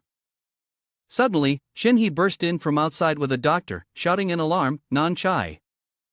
Non jolted up. Exclaiming in surprise, "Dad," she asked her father worriedly, "What is it, Dad? What about your work?" He gently reassured her, "Do you think work is what's important right now? How are you? Are you feeling better?" "Yes, I'm fine." Shinhee was still worried. He carefully asked again, "Are you really okay? Are you sure a detailed checkup isn't needed? I can tell the doctor." But Nain quickly waved it off, saying cheerfully, "Hey, it's okay. Really, there's nothing wrong. Why did you come all the way here?" He hesitated and replied, "Because I was worried about you." She felt a little guilty inside. "I'm really fine." Suddenly, Cheyenne called out, "Dad." She curled up, feeling sorry for herself, and sadly asked, "Can I go visit my brother? Before I'm discharged?" Chase Shinhee froze for a moment, looking at his daughter with heartache at a loss for words. He gently took Nan's hand and immediately agreed, "Of course you can. Devil, a higher form of gene. They can take over a human by turning them into a devil's seed. The person turned into a devil's seed will enter an incubation stage until they sprout and hatch into a powerful devil." Kim Ha-jin thought to himself, "Self. According to my setting, such an incubation period is about 5 to 6 years, so it's already halfway through." On the other side, Chowning had changed in her casual clothes and was standing in front of someone's hospital room door. The sign clearly read, "Room 803, Chai Jeannie Young." There's only one way to solve this complicated situation. It's to kill him as soon as possible before the devil inside Chai Jin-young's body hatches. Ha-jin was again thrown into confusion. But how? No. Who will do it? It can't be just anyone. No mercenary will accept a request to kill the fourth-generation heir of a prestigious family. And because there's nothing to measure this hatching, no proposal can be made against it. Kim Suho can't fight a fully hatched devil. Even if we mobilize all the current hero forces, it would be unavoidable that some would have to be sacrificed. That's why all of that can't be allowed to happen. All those people must become his support in the later parts of the story. At this moment, Chain sat by the hospital bed and called out Big Brother Kim Ha-jin on his side. Became extremely tense, his whole body trembling. So, in the end, Nain looked at her brother with sorrow and whimpered, "I'm here." Ha-jin had only one choice. He held his head, looking at his computer. "I'll have to kill him over here." Nan was telling a story to Jin Yang. "This is the first time I've seen a Jin. I almost died, you know? I mean, how could a normal cadet fight a Jin?" But that gunman, at this point, she suddenly stopped. Nan's mouth froze, unable to continue, and she quietly muttered, "Let's not talk about that." A knock came from outside the door. "Visiting hours are over." Nain instinctively replied, "Ah, yes." She tucked her brother in, bidding him a reluctant farewell. "I'll be back later." Big Brother. Nain closed the door to the room and stepped into the hallway. She quietly bowed her head, her face downcast. She started to walk away, but after a few steps, she suddenly stopped, lost in thought. In her mind, the memory from the other day replayed. Heijin Madarov factly saying, "Just leave her alone." He looked at her with a cold gaze, his words incredibly confusing. Her brother will surely come to comfort her soon. Thinking of this, Nan's expression darkened and she bit her lip, her face becoming frighteningly gloomy. A murderous glint flashed in her eyes as she softly growled, "Kim Ha-jin." At the Hero Tower, the lights on the floors were still dim. Inside the records room, a voice rang out, "Vice leader of the guild." Jiren stood guard at the door, nervously warning. Accessing a national organization's records without permission is illegal. What if you get caught? Ian continued her search and casually reassured him. It's fine. I just need to take a quick look at the attack at the museum today. Jiren began to break down, but that's the problem. Youngda began her analysis. According to this photo, traces of light elemental mana were found on the Jin's body. That means one of the people defeated the Jin can use this element. A fire of enthusiasm ignited within her. Yun Sungye excitedly clenched her fist and continued, someone who can use the light element is a major threat to the Jins. No matter what, we have to find and recruit that person, Jiren. Hearing this, he thought helplessly.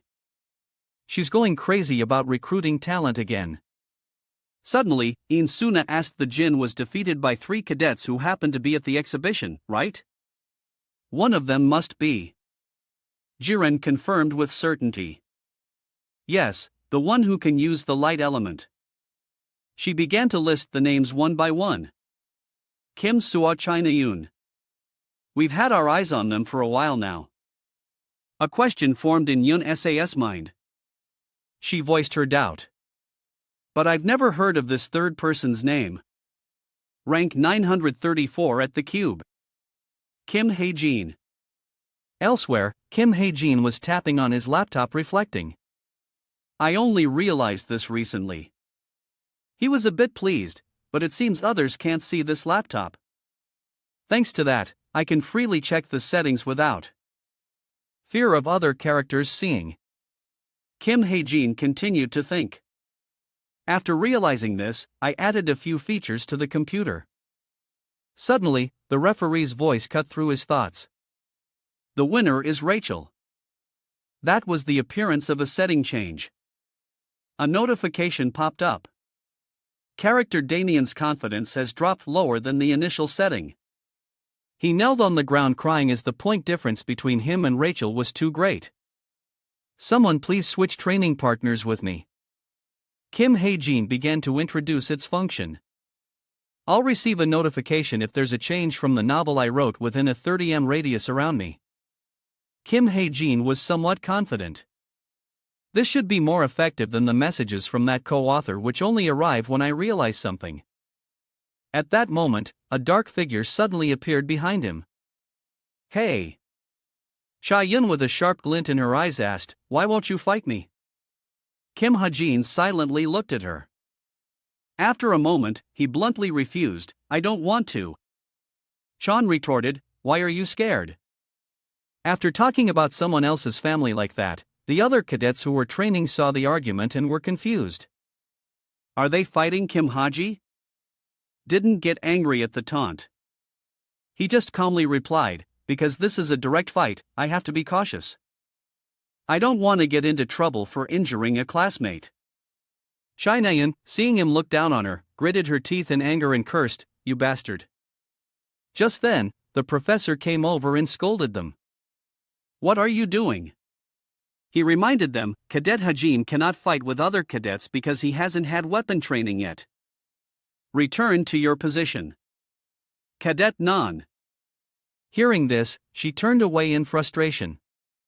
Chan ignored Kim Hae-jin and walked away. Only then did he glance at her and suddenly realize, I don't think I've apologized yet. But Kim Hae-jin quickly dismissed the thought.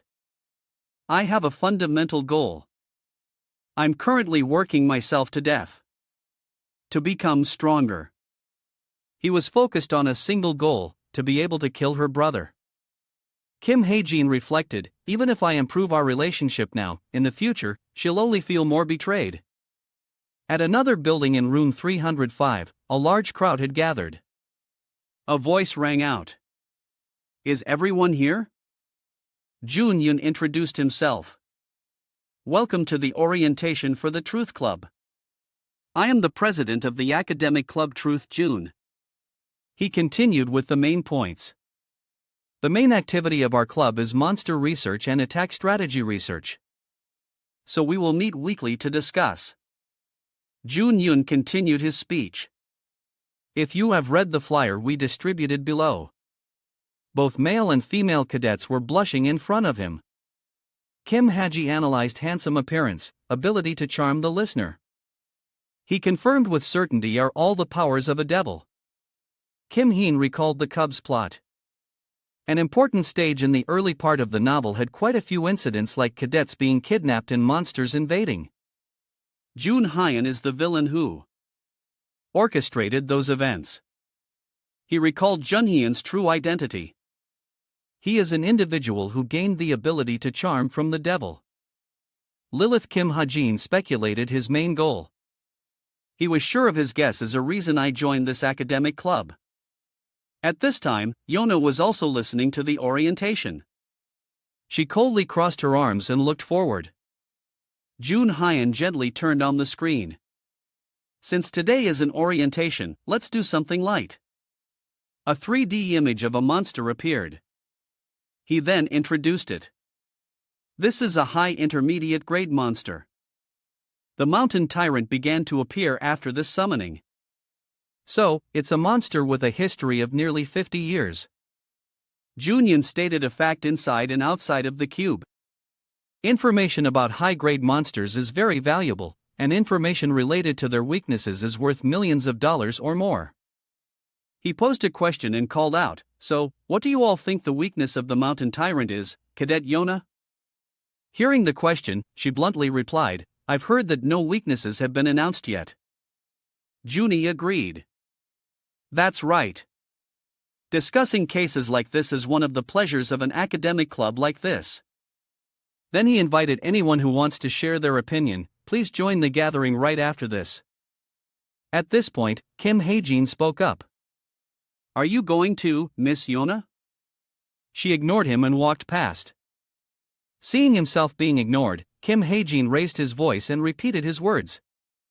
Miss Yona, are you also joining the gathering after this?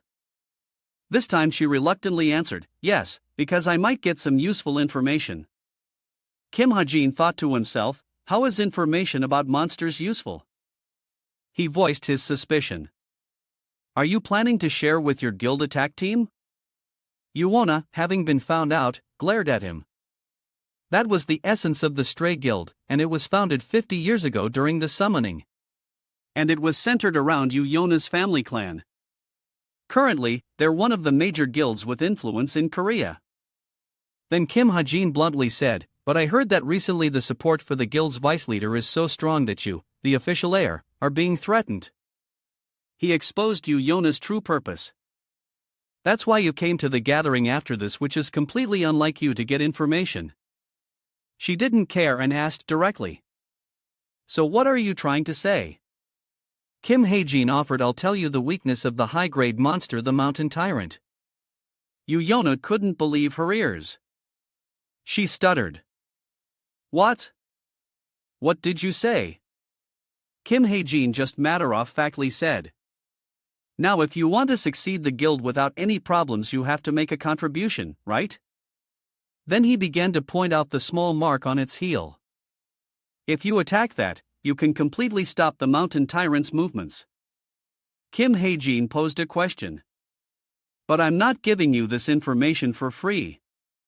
Your guild is organizing an arms fair, right? He stated his request. I want you to buy a desert eagle from me. Yuona was silent for a long moment. She raised a doubt and the proof. Do you have any proof to back up your claim? Kim Heen smirked smugly. He gave a blunt answer.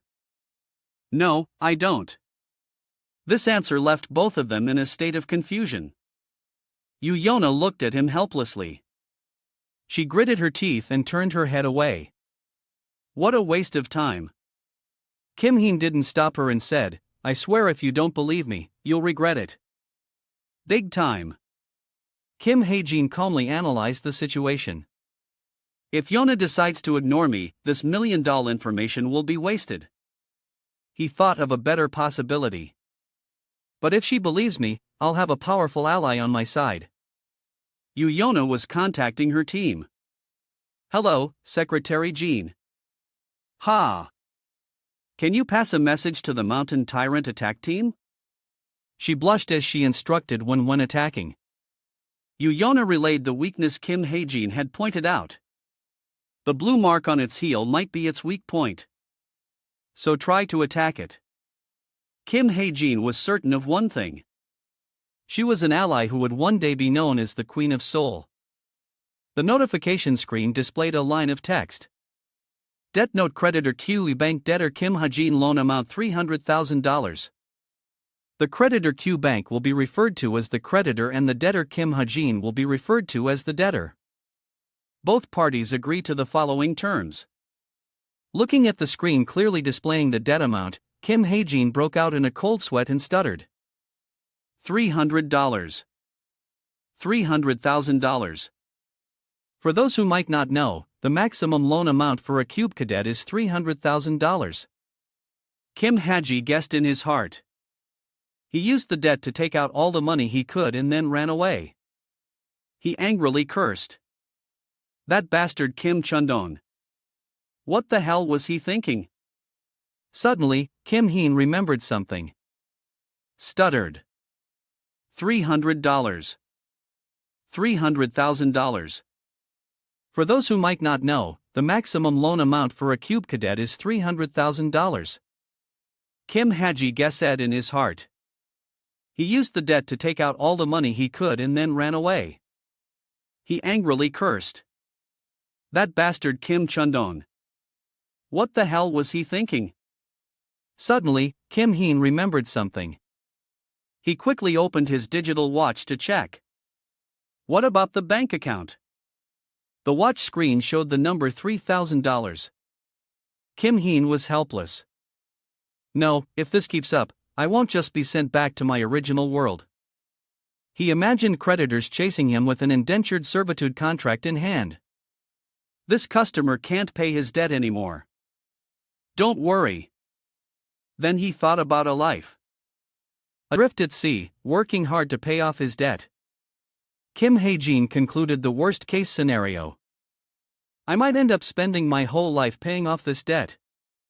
He cursed one more time and told himself, looks like I'll have to do something to earn money. Kim Hae-jin analyzed that he currently had two legal methods to earn a lot of money. He thought of two options. One is stocks. Kim Hae-jin remembered the world setting in this world. Towers and dungeons continuously appear. The guilds that discover and conquer them are just like companies. And all guilds are on the stock market with their own guild stocks. However, he faced a big problem. Even though I know which guilds will succeed on the market, I have no investment money right now. So, let's put the stock plan on hold. Kim Hae-jin decided to choose the remaining option. So, I guess I have to start going to the hunting grounds. The second option was the hunting grounds. A little introduction. Hunting grounds are dangerous areas occupied by monsters. They have many differences from towers and dungeons. The difficulty here varies greatly, and you can quickly earn money by selling monster corpses. Kim Heen was a bit hesitant, but recently I've only barely passed the average stats for a male. Is this enough to go hunting in the grounds? He looked at the stats on the display screen. Stat values: Strength 1.735, Resistance 1.745, Agility 2.15, Intellect 2.605, Stamina 1.65. Magic Power 1.3. Kim Hae-jin thought of solution. Using SP to strengthen this handgun is too wasteful. There must be another way. Suddenly, a knock on the door from outside interrupted his thoughts. The delivery person called out, Cadet Kim Hae-jin, you have a package from Cadet Yuna. Kim Hae-jin was a bit curious from Yuna. He opened the door to find a package outside. Kim Heen opened the box with his hands. Seeing the item inside, he exclaimed in surprise, this is scene changed to the Gangwon Province military zone, the hunting grounds. The female staff member smiled and said, thank you for using the gate, Cadet Kim Hae-jin. She cheerfully wished him happy hunting. Hearing this, he was a bit confused. She's so friendly just because I'm a cadet. Kim Hae-jin stepped out of the gate. The place was bustling with people. Suddenly, he stopped in his tracks. Kim Hae-jin observed the surrounding scenery. There was some information as follows. Kwan Province has a hunting ground with a relatively low danger level. So, even foreigners from all over the world come to the hunting grounds here. This has led to the city being called an international metropolis. A young man shouted loudly. I'm looking for a team. He yelled. We're serving a mage who wants to go to the vicinity of Mount Chayak to sell potions from Troll's blood. Kim Heen looked around. The locals were talking excitedly. There's a rumor that in Wanju, Kongwon Province, there's a crazy guy who goes hunting alone. Channel VV also came to investigate. Looking for a team? No, I'm asking where you are right now. At this point, Kim Hae-jin noticed a woman calculating prices. 3 small trolls, right? That'll be $600 in total. Seeing this, he suddenly realized, come to think of it, I'll have to find an agent to sell monster parts to later for a discount. Kim Hae-jin hesitated, wondering if he should just find a random agent nearby. Suddenly, someone came up behind him. He politely greeted, "Excuse me." Kim Heen turned his head back. It turned out to be Old Man Suiyuk. His hair was a mess as he approached and asked, "Are you here to hunt monsters?" Kim Ha-jin wondered if he was an agent. Old Man Suiyuk stuttered, "Yes, yes." "Where's my business card?" Because he was so clumsy, he dropped papers all over the ground. Then Old Man Suiyuk handed him a business card. Here, this is my card." Kim Hae-jin took it and silently judged in his mind. This guy seems a bit careless. But then he was shocked when he saw the words written on the card. In Kim Ha-jin's mind, he repeated, "SH Agency Park Suiyuk." That's what was written on the business card. He remembered his image at his peak. This person is not only the director of the best agency in Korea, he even became Kim So-ho's representative agent. Kim Ha-jin was a bit stunned. Who would have thought I'd meet him here? At this point, Old Man Suiyuk said a bit shyly, "You've never heard of me, have you?" "Well, I haven't been doing this for long." Kim Ha-jin muttered under his breath. "A sage agency." He held out his hand and said cheerfully, "Seems okay to me. I'll sign the contract." Old Man Suiyuk, seeing him agree so quickly, was a bit confused and asked again. "Really?" Kim Ha-jin speculated this world is still in the early parts of the novel. So there will be many people who haven't found their true value yet, just like in the novel. Old Man Suiyuk was so happy he grabbed his hand and shook it back and forth. "Thank you. I'll give you the best service." Kim Ha-jin decided that forming a relationship early on wasn't a bad idea at all. Suddenly, he remembered something. Wait, if I block Kim So-ho's agency connection, will that be okay? A moment later, a voice rang out. But Kim Heen asked worriedly, "Is it okay for you to follow me like this?" Old Man Suiyuk was exhausted from walking, but still reassured him. "Don't worry. If we encounter a dangerous situation, you can just leave me behind." Kim Heen was a bit skeptical. Most agents without cars usually wait at the outer parts of the hunting ground. Does he want business that desperately? Suddenly, at this moment, Old Man Suiyuk looked at the footprints on the ground and said, "I see traces of small trolls here. This type has a low difficulty and is worth about $300 to $400 a head. What do you think?" Kim Heen replied distractedly. "I'm not sure." In his head, he calculated a single magic bullet costs $200. So if I want to make a profit, finding a higher priced monster would be better. Then Kim Hae-jin pointed in a direction and asked, "What about that type?" Seeing the giant monster below, Old Man Suiyuk replied, "That's..." He tried to get a better look and then exclaimed in shock, "Isn't that an iron boar?" Old Man Suiyuk smiled faintly and warned Kim Hae-jin, "You can't hunt that type of the gun. You can't penetrate its hide." But he just replied confidently, "Whether I can penetrate its hide or not, we'll have to try to find out." Hearing this, old man Suyuk froze. Kim Hae-jin reassured him, "My gun is pretty good, you see." Then he recalled in his mind, "The weapon I received for providing information to Yona about the mountain tyrant." Kim Hae-jin took out the Desert Eagle. He had prepared. Its specs were as follows. Desert Eagle Iron Element Destruction Amplification Low-Grade Weight Reduction Magic High-Grade Recoil Reduction Technology. At the same time, Kim Ha-jin had upgraded it and I used SP to add a special setting to this thing. Old man Soyak tried to stop him, saying, "I'm sorry, but you'll just anger it, Mr. Kim Hae-in." He didn't care and just focused on aiming. Old man Soyak still called out helplessly, "Mr. Kim Hae-jin." He fired a single bullet straight at the iron boar. The bullet flew and pierced through its body instantly. The iron boar fell in pain. Old man Suyuk's jaw dropped in astonishment. Kim Ha-jin had sent the iron boar to its grave with just one bullet. In the blink of an eye. Park Suk also collapsed to the ground in shock. It turned out the special setting for the Desert Eagle besides its other specs was that every time an enemy is defeated in one shot, the destruction amplification will increase. Kim Ha-jin walked to the edge of the cliff. He looked at his handiwork and said proudly, "That's a good skill, too." Old man Suyuk beside him still hadn't recovered from his immense shock. The gun in Kim Ha-jin's hand was a beautiful golden black and its destructive power was also immense. Old man Suyuk admired it and praised, "What an amazing gun. Your shooting skills are also top-notch." Kim Hae-jin said modestly, "It's nothing." Then his attention was drawn to another direction. Kim Hae-jin. Fire another shot. Old man Suyuk covered his ears and cried out in fear. He asked in confusion, "What?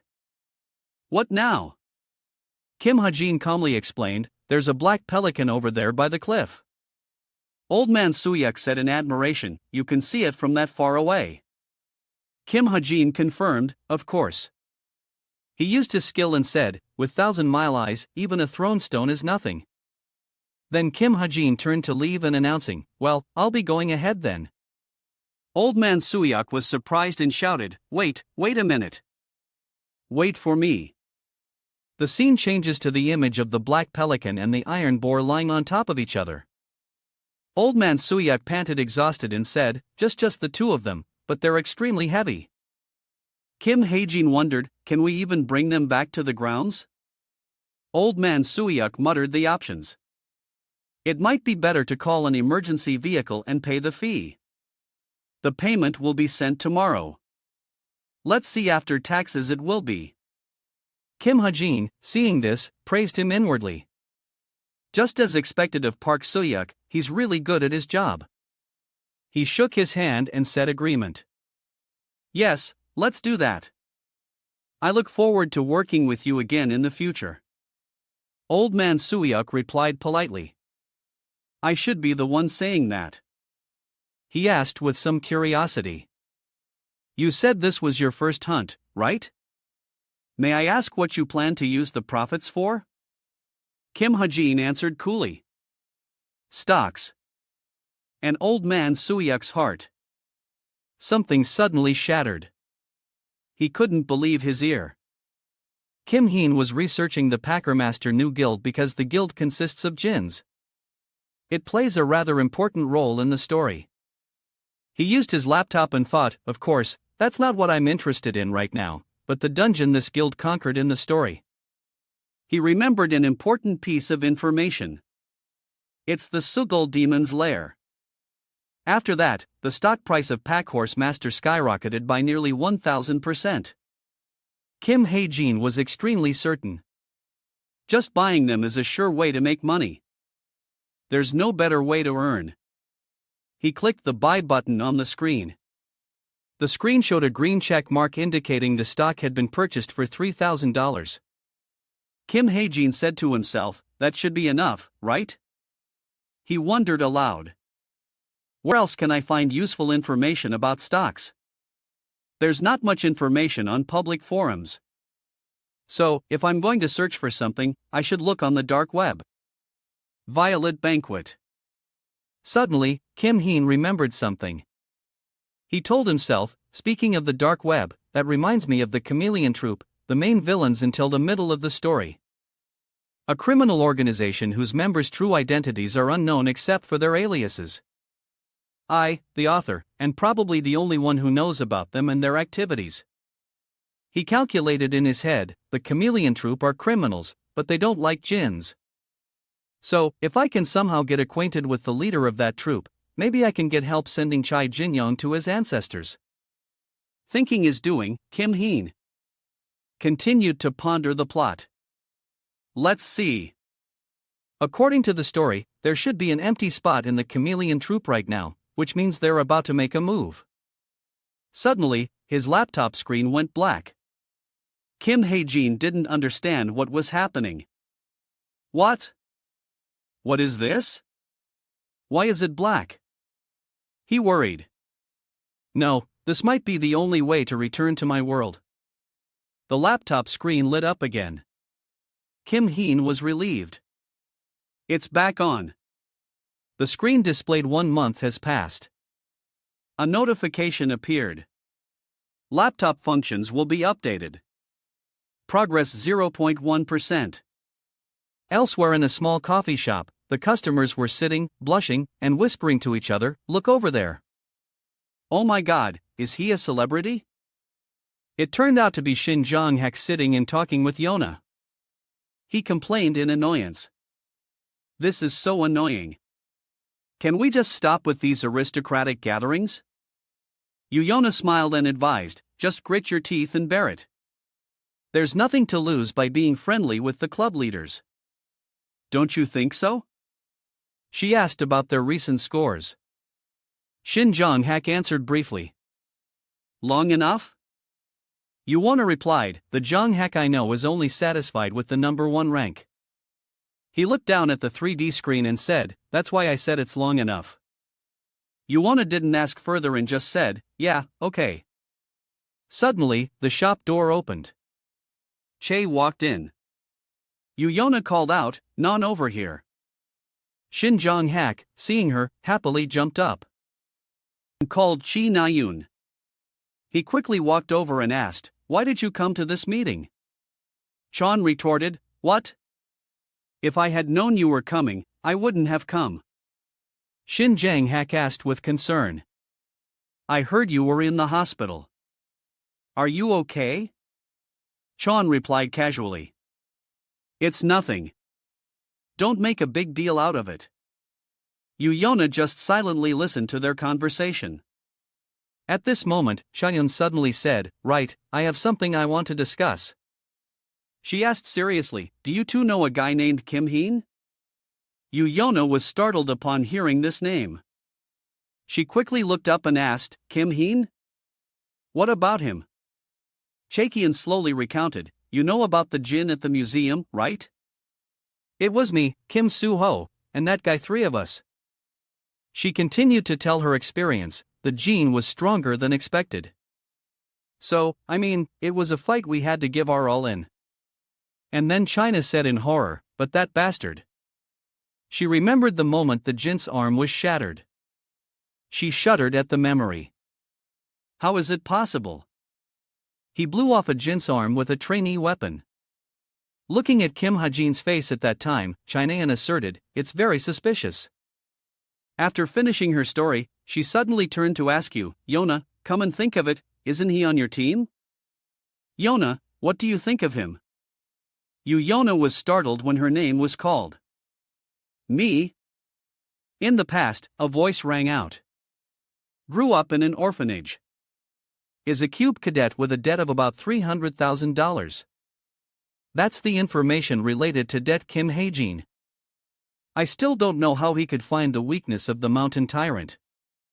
It turned out Yona had had Kim Hae-jin investigated. She replied to the investigator. "I tried to ask him, but he refused to answer me. I have no choice but to continue investigating him." She remembered when Kim Ha-jin teased her. "I'm not telling." At that time, she could only curse helplessly. "You bastard." Yuyona continued because I need to confirm whether he is a trustworthy person. Back in the present, she answered vaguely. He's just an ordinary person. In her mind, Yona analyzed, I didn't see the destructive power that could blow off a Jin's arm from his attacks in the fight against the monsters. She picked up her teacup and drank, speculating in her mind. Could it be that he's hiding something? At this moment, Chaiyun whispered her guess. What if he's a Jin? Hearing her guess, both Yuyona and Shin Jonghak froze. Yuyona sighed helplessly. Non, do you really think a Jin would attack another Jin? Chainan still insisted on her thought. Could it be? There's something strange about that guy. Over here, Kim Heen was shielding his face from the light of the screen. He wondered, what on earth is this? The screen showed update 98%. Suddenly at this moment, Kim Heen's watch lit up. He let out a cry of pain. Kim Hajin's arm was now covered in blood. The chair was knocked over. Kim Hajin panted in front of his laptop screen. Information continuously appeared. Is one of the powers of the creator. This stigma contains magic power. In Kim Hajin's mind, a line of text appeared. Each time your influence increases and the total SP received exceeds a certain value, a mark of the stigma will be engraved. Kim Hajin covered his arm and thought, information is pouring into my head like a tsunami. Elsewhere, Shin Jonghak slammed his hand on the table and asked, whatever the case, his eyes lit up. Shin and Jonghak asked Chainan, you don't like him, right? The two of them were silent. In Kim Heen's place, he knelt down in pain. Kim Heen tried to reach for the table. Over here, Shin silently recalled what Kim Heen had once said. I'm sure her brother will come to comfort her soon. She didn't hesitate to confirm. Well, something like that. At this moment, Kim Heen had passed out. A stigma mark had appeared on his arm. The laptop screen was still on. It was waiting. It displayed the text update log. Subtalent Book of Truth has been added. Talent observation and skimming. Talent observation and skimming has been enhanced at the Seoul Association Tower. Inside, people were holding a Model Citizen Award ceremony. Hajin thought to himself, not long after the museum incident, the fact that Kim Saho, China Yun, and I fought a Jin became known, and we received the Model Citizen Award. He quietly rubbed his throbbing wrist. Hajin looked down at his wrist and thought, the wound I got yesterday still hurts. He continued to stare at his wrist, thinking, I need to figure out what kind of ability this is. Just then, Nan came and sat down in the chair next to him. A second later, she crossed her arms with an annoyed expression and turned to complain, hey, you're being too loud. Hajin looked confused and said, I haven't said a word. Nain suddenly became angry and stubbornly insisted, so what? If I say you are, you are. Hajin hesitated and asked, you haven't forgotten, have you? Non, still scowling, asked back, forgotten what? He gently reminded her that I saved you. As soon as she heard that, Nan's expression changed. She pursed her lips, speechless, not knowing how to respond. But she immediately regained her composure and yelled angrily, hey, that's a separate issue. Just then, Suho came over and intervened, you two stop it. He called the Non, requesting, Non, switch seats with me. She immediately refused. I don't want to. However, Suho wasn't asking for her opinion. He directly grabbed Nan's hand and pulled her to the next seat despite her protesting screams. Oh, why? I said, I don't want to. Heijin stared blankly at the two of them, wondering what they were doing. After dealing with Nan, Soho sat down next to Hajin. He cleared his throat with a few coughs. Then Suho proactively started a conversation with Hajin. Thanks for your help back then. Heijin found it ridiculous and let out a sigh, rolling his eyes and thinking. Now what? Seeing his silence, Suho continued without embarrassment. If you hadn't helped us back then, we wouldn't have been able to defeat it. Thank you so much. Heijin looked away and replied, who knows? You might have won even without me there. Now, in his heart, he recalled that moment and speculated, if I wasn't there at that time, he might have awakened to an even higher level of power. Hajin looked at Suho, who seemed to be bathed in light, and told himself because the protagonist always becomes stronger when facing difficulties and dangers. At the same time, backstage at the ceremony, a staff member was so panicked she stuttered loudly, announcing, "Sir, he's here. Everyone get ready." Very quickly, a powerful footstep landed on the ground. A man with a cold expression walked in, his hands in his pockets. This person was CEO Yayak. Hero rank 37, the highest ranking hero, CEO of Fallen, complained with an annoyed attitude, telling me to go here and there. So annoying. He walked over to the MC and took the list of everyone who saw him was astonished. And whispered among themselves, is that the Wolf of Valhalla? His magic power is insane. Next, the MC's voice rang out clearly. Now we will begin the awards ceremony. Name quickly stood up as her name was called, followed by Suo and finally Hajin. The MC's voice was still booming. Will the award recipients please come up to the stage? Very quickly, the three of them were standing neatly on stage waiting for the CEO to present the awards. The MC's introduction was solemn. The awards will be presented by Hero Rank 37, Mr. Yihiak. The following individuals defeated Ajin despite the dangers and have acted as model citizens of society. The first person to receive an award was Suho.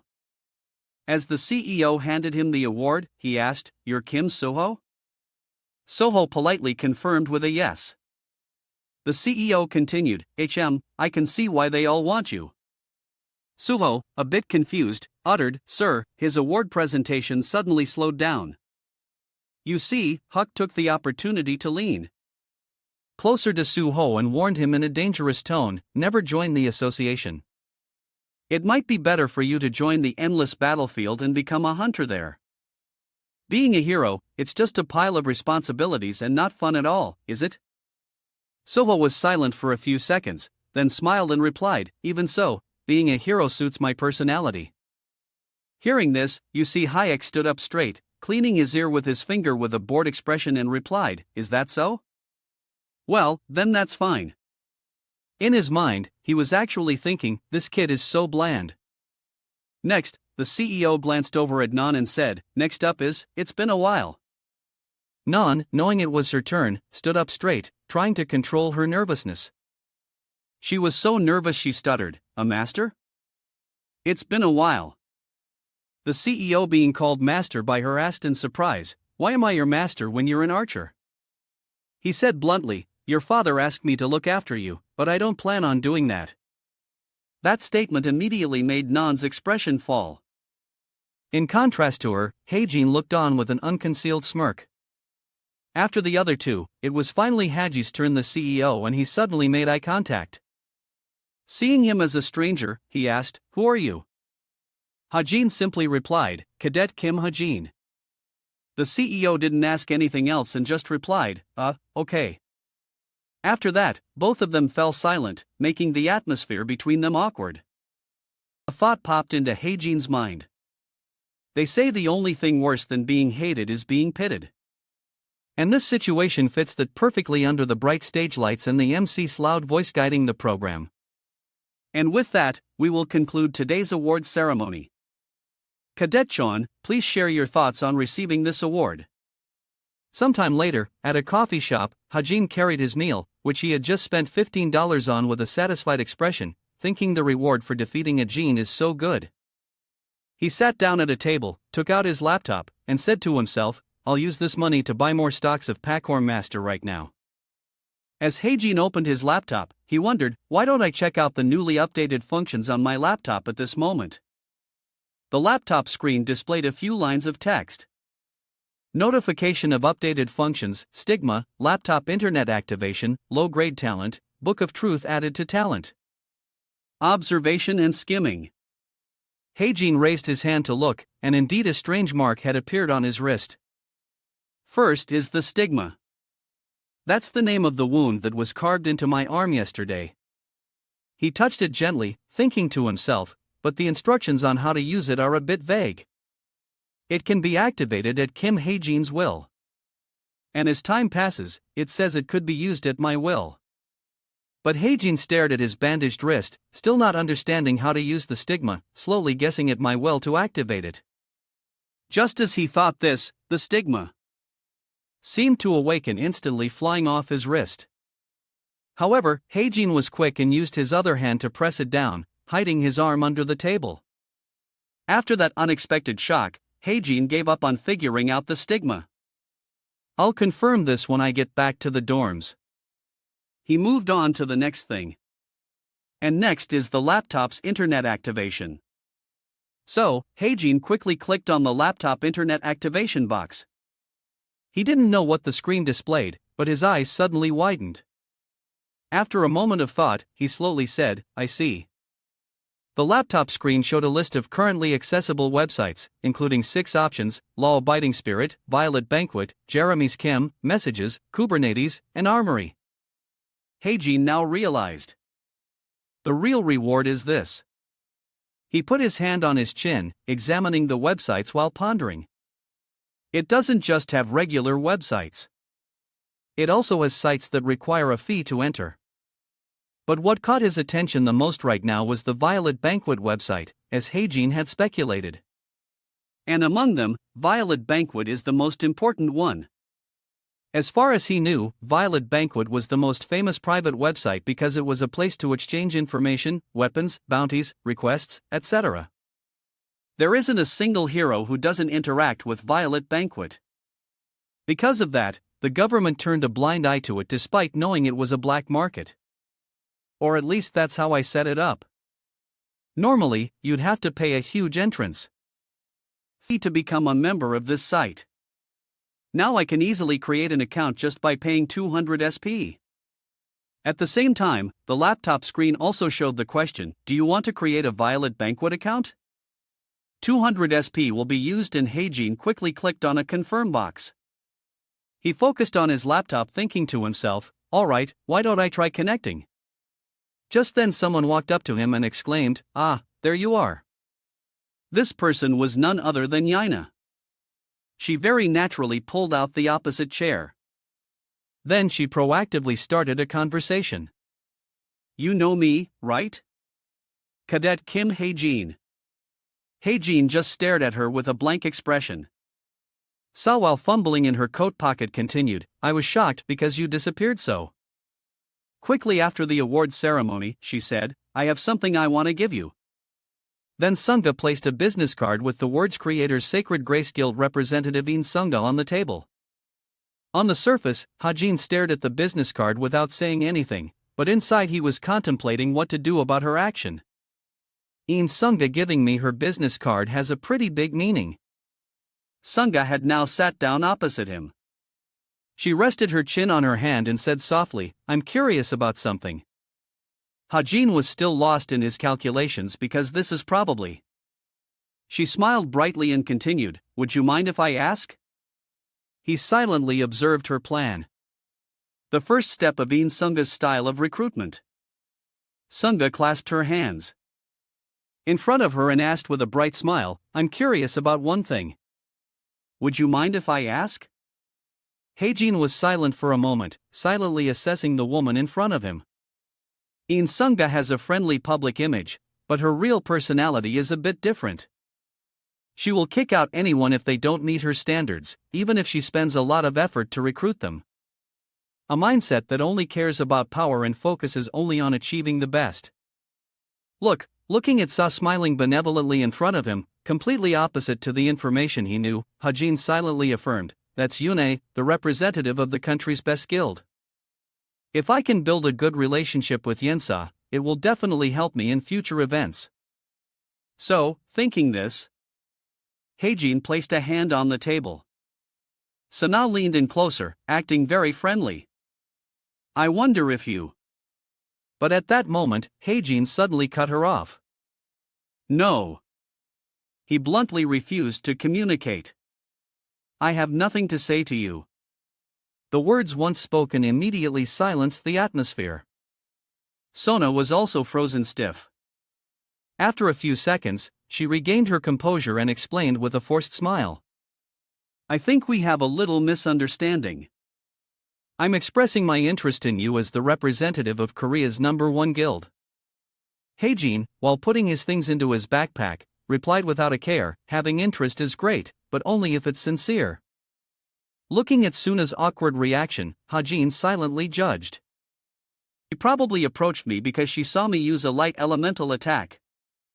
But her interest in me is nothing more than casual curiosity at this point. Thinking his doing, he decisively slung his backpack on and stood up, telling himself, I need to refuse a few more times. To let her curiosity develop into real interest. A second later, Haejin just left with a single sentence. Well, I'm leaving. And quickly walked away. Away, leaving SA with her mouth agape, sitting alone. She couldn't believe she had been rejected so easily. A moment later, the screen showed a brief introduction of the stigma's power as one of the powers of the creator. It contains magic power. When the accumulated SP from your influence reaches a certain limit, you will receive a stigma mark. The magic contained in the stigma can be used at Kim Haejin's will and will gradually replenish over 24 hours when it is depleted. Haejin's voice rang out. Now, let's try. As he looked at the stigma on his wrist, he thought, come the stigma's magic power into the form of a dagger. Immediately, the stigma began to glow prominently and brightly. Then, it gradually transformed into a dagger. Haejin took the dagger and swung around to test it. I can control it with my thoughts. He began to ponder further. Magic power and stats are strongly influenced by talent and early education.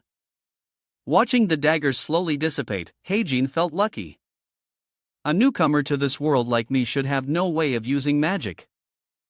I guess I'm lucky that I now have a way to use it. Done with the stigma, he decided to test the next thing. The next thing I need to check is at this point the system screen displayed two pieces of information about observation. Can observe people who appear in your line of sight and can skim through the laptop settings at any time without a medium. Let's see. Haejin put his hand on his chin thinking about something. Then he called out Book of Truth. Haejin raised his hand high preparing to catch it. Very quickly the book appeared in midair. He began to observe the book and listen to its introduction. This book holds all truths. It will answer any question if your magic allows. Haejin asked, slightly disbelieving. It answers any question. Immediately he posed a question to it. Book of Truth, how tall am I? The book's voice replied. You are 174 cm tall. Then it announced 1 SP has been used. Haejin seemed to understand how it worked and exclaimed, oh, so that's how you use it.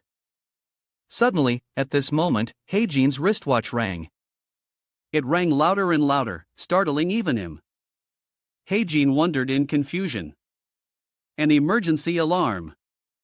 And indeed, looking at the watch screen, the 4 words emergency alarm were displayed. The next second, a group message popped up with the content. We are looking for people who last saw Hong in the world class. Haejin looked on with a stunned expression, speechless before slowly uttering. So, it's begun. The Haejin referred to as the second main story, the missing person case at Cube. As you can guess from the title of this episode, a total of 6 cadets went missing. The investigation went nowhere as there were no clues to follow. And the number of missing people just kept increasing. This episode is actually more important because the culprit's final target is Yona. Haejin put his hand on his chin, recalling the story's development, and began to form a hypothesis. If the co-author forces me to lose another of the protagonist allies, like at the museum, it will be very bad. If that's the case, then I'll find the culprit myself. However, after some thought, he suddenly dropped his arm and refuted his own idea. No, if I interfere too early, the story might get all messed up. In the end, Haejin decided to just keep watching for now. Not long after, at the joint training room, Suho tilted back a water bottle and drank heartily. Suddenly, the class president came over, put his arm on his shoulder, and said, "Hey, Kim Suho, look at that guy." Suho also looked in the direction he pointed over there. An aggressive foot came down and stepped on a weight. It turned out to be an orange-haired student, pinning the weight with his foot to pick a fight with Haji. He laughed mockingly. "What are you going to do, you weakling?" The orange-haired guy took his foot off and asked disdainfully, "You're a cadet and you can't even lift this weight. You're a disgrace to Cube. Did you bribe your way in here?" Suho, seeing this, wanted to step in indignantly. "Hey you guys." But the class president pulled his shoulder, stopping him. Hey, don't get involved."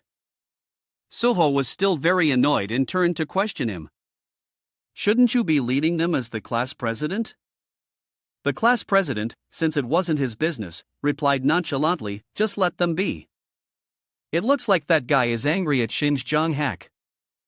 If he get involved, it'll be a hassle." He smiled with great interest and said, "And who knows, it might just be an act." Suho was startled and shouted, "What?" The class president, looking very sure of his thought, said, "You said it yourself. He destroyed a Jin's arm. Do you think someone like that would struggle with those idiots?" Suho, stunned, voiced the class president's idea. Kim Heen is hiding his strength. But over there, Haejin was straining so hard he was trembling, trying to lift the weight onto his shoulders. Seeing him struggle like that, the orange-haired guy also felt suspicious and wondered, is he faking it? Over here, the class president was still insistent on his idea.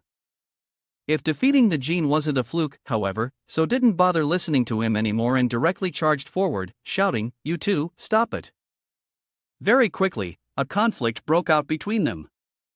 The sound of fighting caused other students to gossip. "Ha! Who's fighting? Looks like Kim Suho is fighting." Just then, something flew in. The next second, Instructor Suyak appeared and angrily scolded, "Why is it so noisy during training hours?" Then he called out to everyone, "Everyone gather around. The results of the last written exam are out.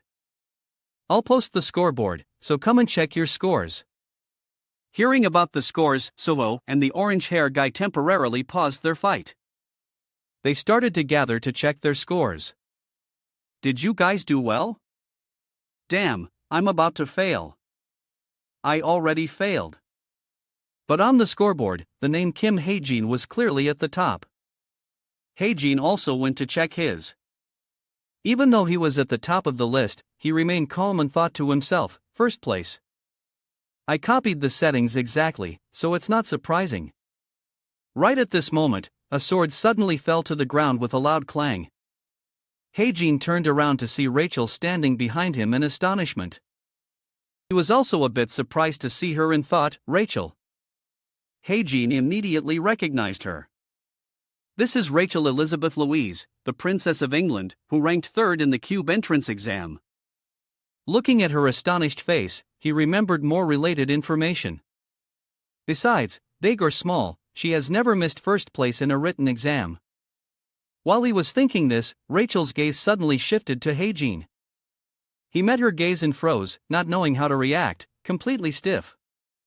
At the small palace, the expert's voice was full of pride. "Princess Rachel, congratulations on your admission to the Cube."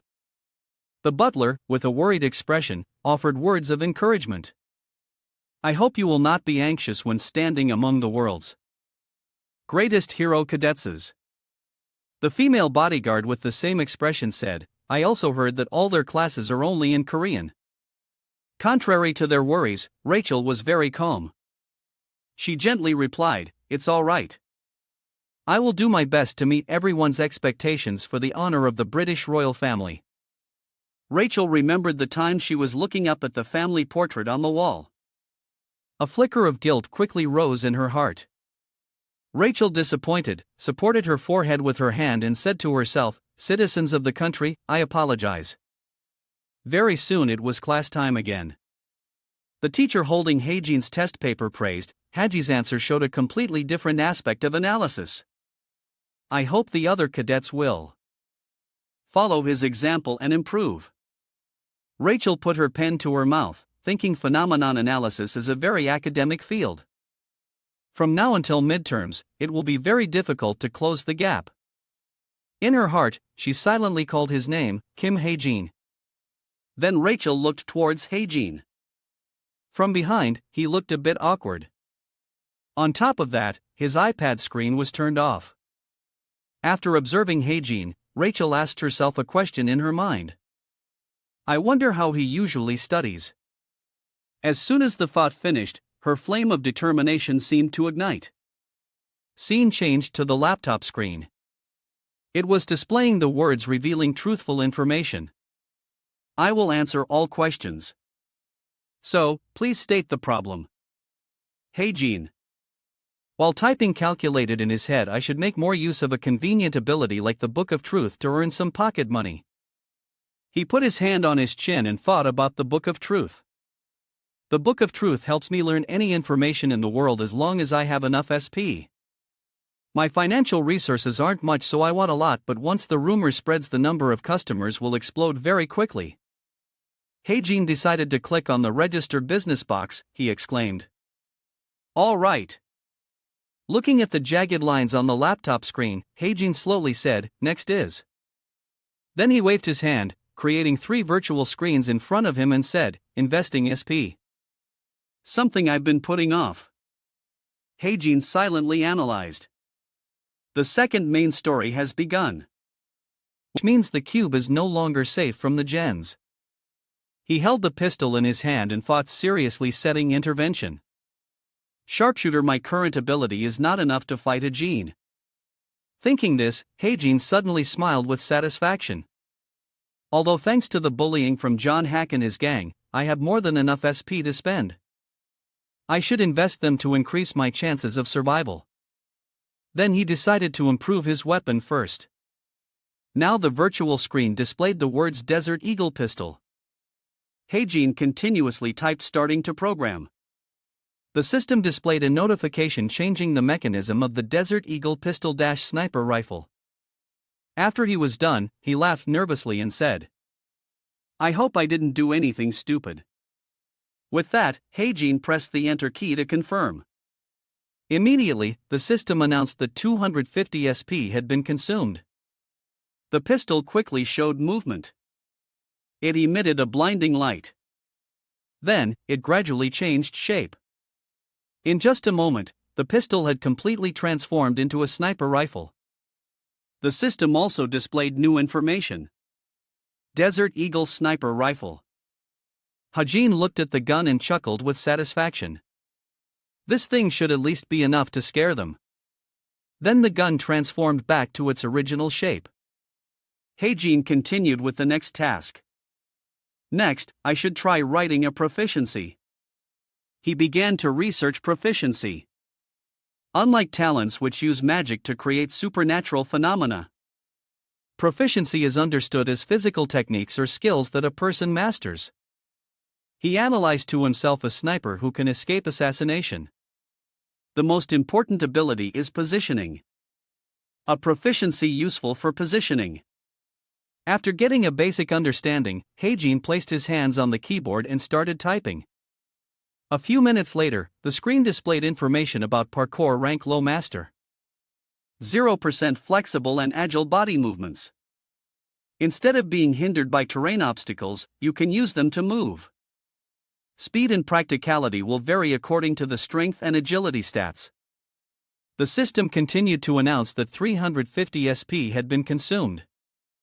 Heijin looked at the palm of his hand and said with some expectation, I don't feel anything yet. I hope it will work. Just then, his wristwatch suddenly lit up. A message in the group chat popped up asking, has anyone seen Sun Jan from the world class? I haven't been able to contact her since yesterday. Heijin suddenly felt a heavy weight and said to himself, the second victim. All the cadets kidnapped before Yona were murdered by the culprit. Now he began to doubt his own decision. Is it okay to stand by and watch these consecutive disappearances happen when I know very well about the culprit and the next victims? Heijin's heart sank for a moment. Not long after, at the Cubs' outdoor training area, Suyak asked loudly, "Is everyone here?" Today's practical training is very special. Then the teacher began to introduce the location for the lesson. The K behind me is an artificial dungeon, a product of the Magic Science and Creation Department. Inside it are dolls designed based on real monster patterns. And today we will have a dungeon subjugation training by clearing this artificial dungeon. At this point, Suyak suddenly warns sternly, "But don't let your guard down just because this is training." We loudly emphasize the important point. Now inside this endless dungeon, a joint training session between the Veritas class and the 2V class will take place. Suyak gave the students a request. Teams will be formed in small groups from each class. Quickly assemble into your teams. Very quickly, the students began to gather and form groups. Hajin also found a team for himself, which was Team 8, including from the Veritas class. Yuyona Jinho Zong Huzuki Kim Hajin against the 2V class Sadong Kim Jingu Bitsa Zhang Lian Xia. He thought about the dangers in the dungeon. Inside the artificial dungeon, there are all sorts of traps and deadly encounters. Some of the traps were even created by jinns. Hyin held the pistol in his hand as if ready to face it. I did create a few bullets with attributes just in case, but can I safely get through this training? Suddenly, at this moment, he saw the system screen flashing in the air. A second later, countless screens continuously displayed a warning setting change. Heijin's eyes widened in surprise. The setting has been changed 3 times. He wondered in confusion who and how. Now the surrounding space seemed to transform. The students' voices rang out as they formed groups. Team 1, assemble quickly. Anyone from Team 30? Just then, a fierce voice called out, "Hey, idiot, didn't you hear? We have to assemble quickly." The owner of this voice was Jo Juna. She stood with her hands on her hips, an annoyed expression on her face as she sized him up. "You're Kim, Soo-ho. You look pretty dumb." The gentle Soo-ho, being insulted, could only stand there stunned. The two of them were Team 1. Veritas class, Kim So-ho, 2V class, Jo Juna. The system screen showed information about this. Person's change. Character Jo Juna's personality has been changed to be more hot-tempered than the original. At the same time, not far away, another team was shaking hands and greeting each other. "Nice to meet you, Miss Yona." Jaden smiled brightly and said, "I hope we can get along as teammates." And even after the training, to this enthusiasm, Gina just gave a non-committal aha. They were teammate consisting of Veritas class Yona 2V class Jaden. The system screen continued to change. Character Jaden's growth potential has increased by 0.5. Over there, Nain also met her teammate. She pointed and said, "You're on my team, too. I met you at the hunting club. Your name is..." Seeing her stutter, the young man smiled slightly and helped Sven.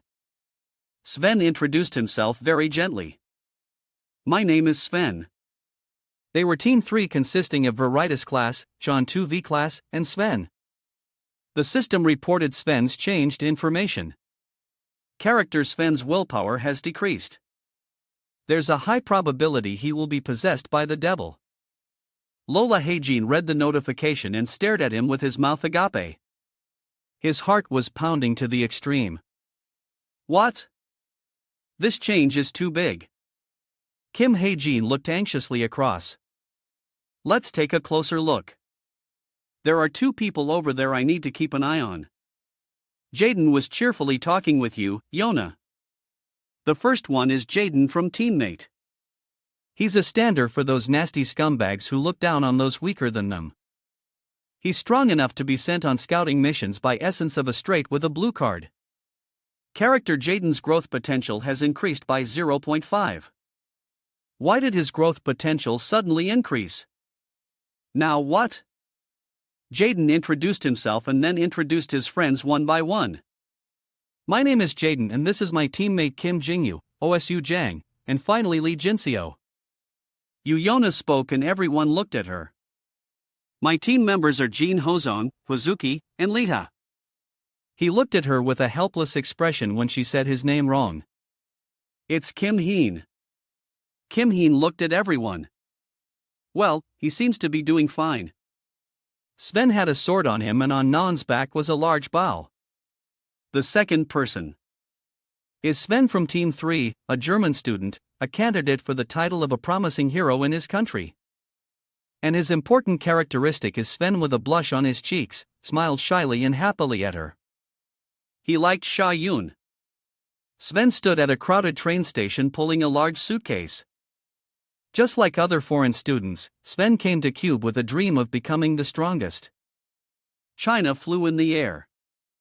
In a defensive combat stance, Kim Suho was pushed away by UIHS power. However, life is not always as one dreams.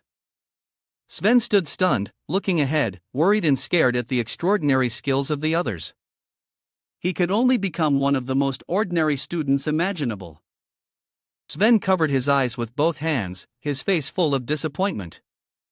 The inferiority, complex, and failure he felt for the first time in his life, combined with the instability of puberty. A long, sharp sword with a fiery red hilt, planted upside down with light shining on it, had caused Sven to sell his soul to a djinn to gain power. At the same time, a dark blue card appeared on paper with the words, "Character Sven's mental strength is weakening.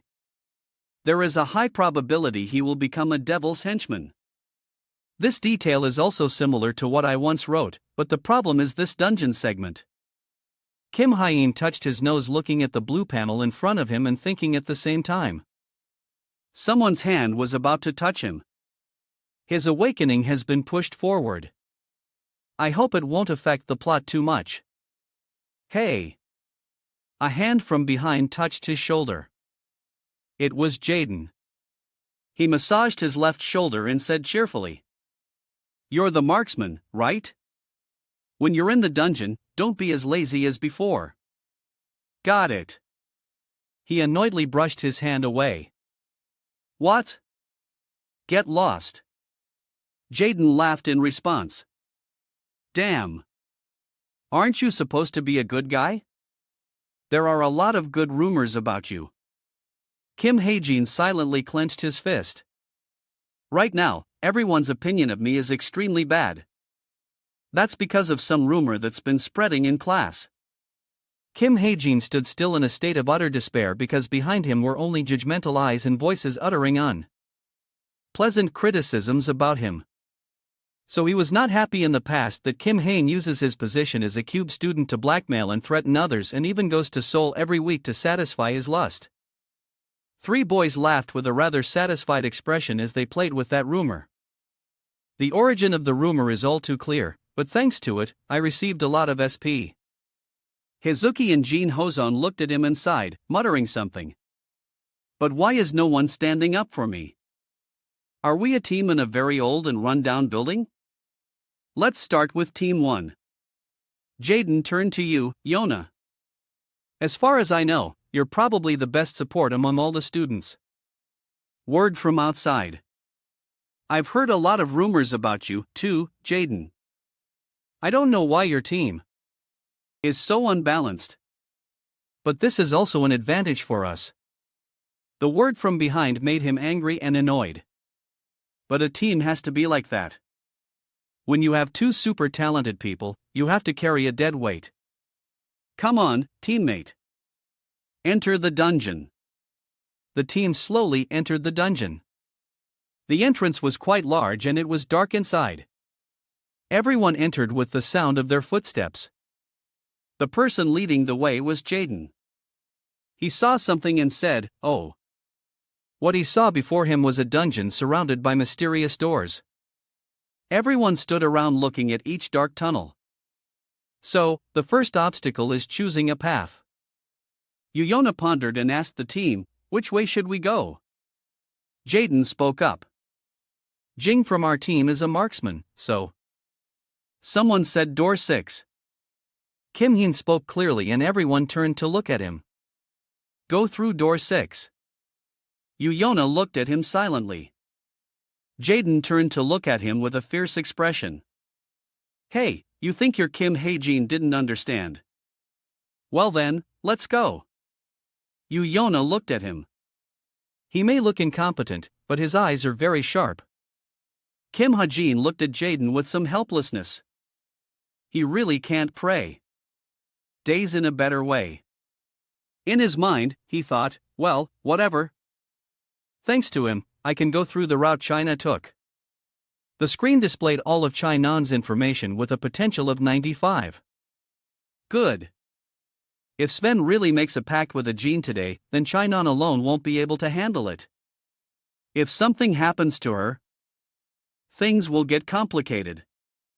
Everyone slowly entered dungeon door number 6 that Chandong had pointed out. I can't lose her. Jaden whispered in annoyance. Idiots really like to attract attention. Kim Hyun looked at him. Worry about the monsters ahead in the dark dungeon with sharp jagged rocks. Monsters? I don't see anything. Oh Jang spoke up. You can't see it. There's a salamander up ahead. They must be the dungeon's supreme monsters. Jaden turned his head, thinking it was a joke, and looked at him silently. Su Jang asked, should I shoot a light arrow?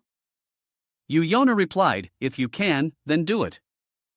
As soon as he finished speaking, he drew his bow and fired. The fire arrow shot forward, illuminating the path. Yuna looked behind her at him. The salamander didn't understand what was about to happen, but when it looked up, the fire arrow was getting closer. Intermediate grade monster, level 6 salamander. Jaden and Yuna looked on in surprise and shouted, it's real. Everyone, get a battle formation. Does anyone here have a water tribute attack now? I have to hide it first. Yuna used her power to fight it, so we have to fight it the normal way. Yuna used her power to build momentum from behind and she unleashed a powerful attack forward. The salamander let out a loud roar and a golden light shone from its mouth. However, Yona's power wrapped tightly around its mouth. Then, Lee Jinseo and Huzuki flew up and charged towards it. Both of them used their power to attack it. The salamander fell to the ground, its body emitting blue sparks. We won. Yuna held a whip in her hand. The dungeon is changing.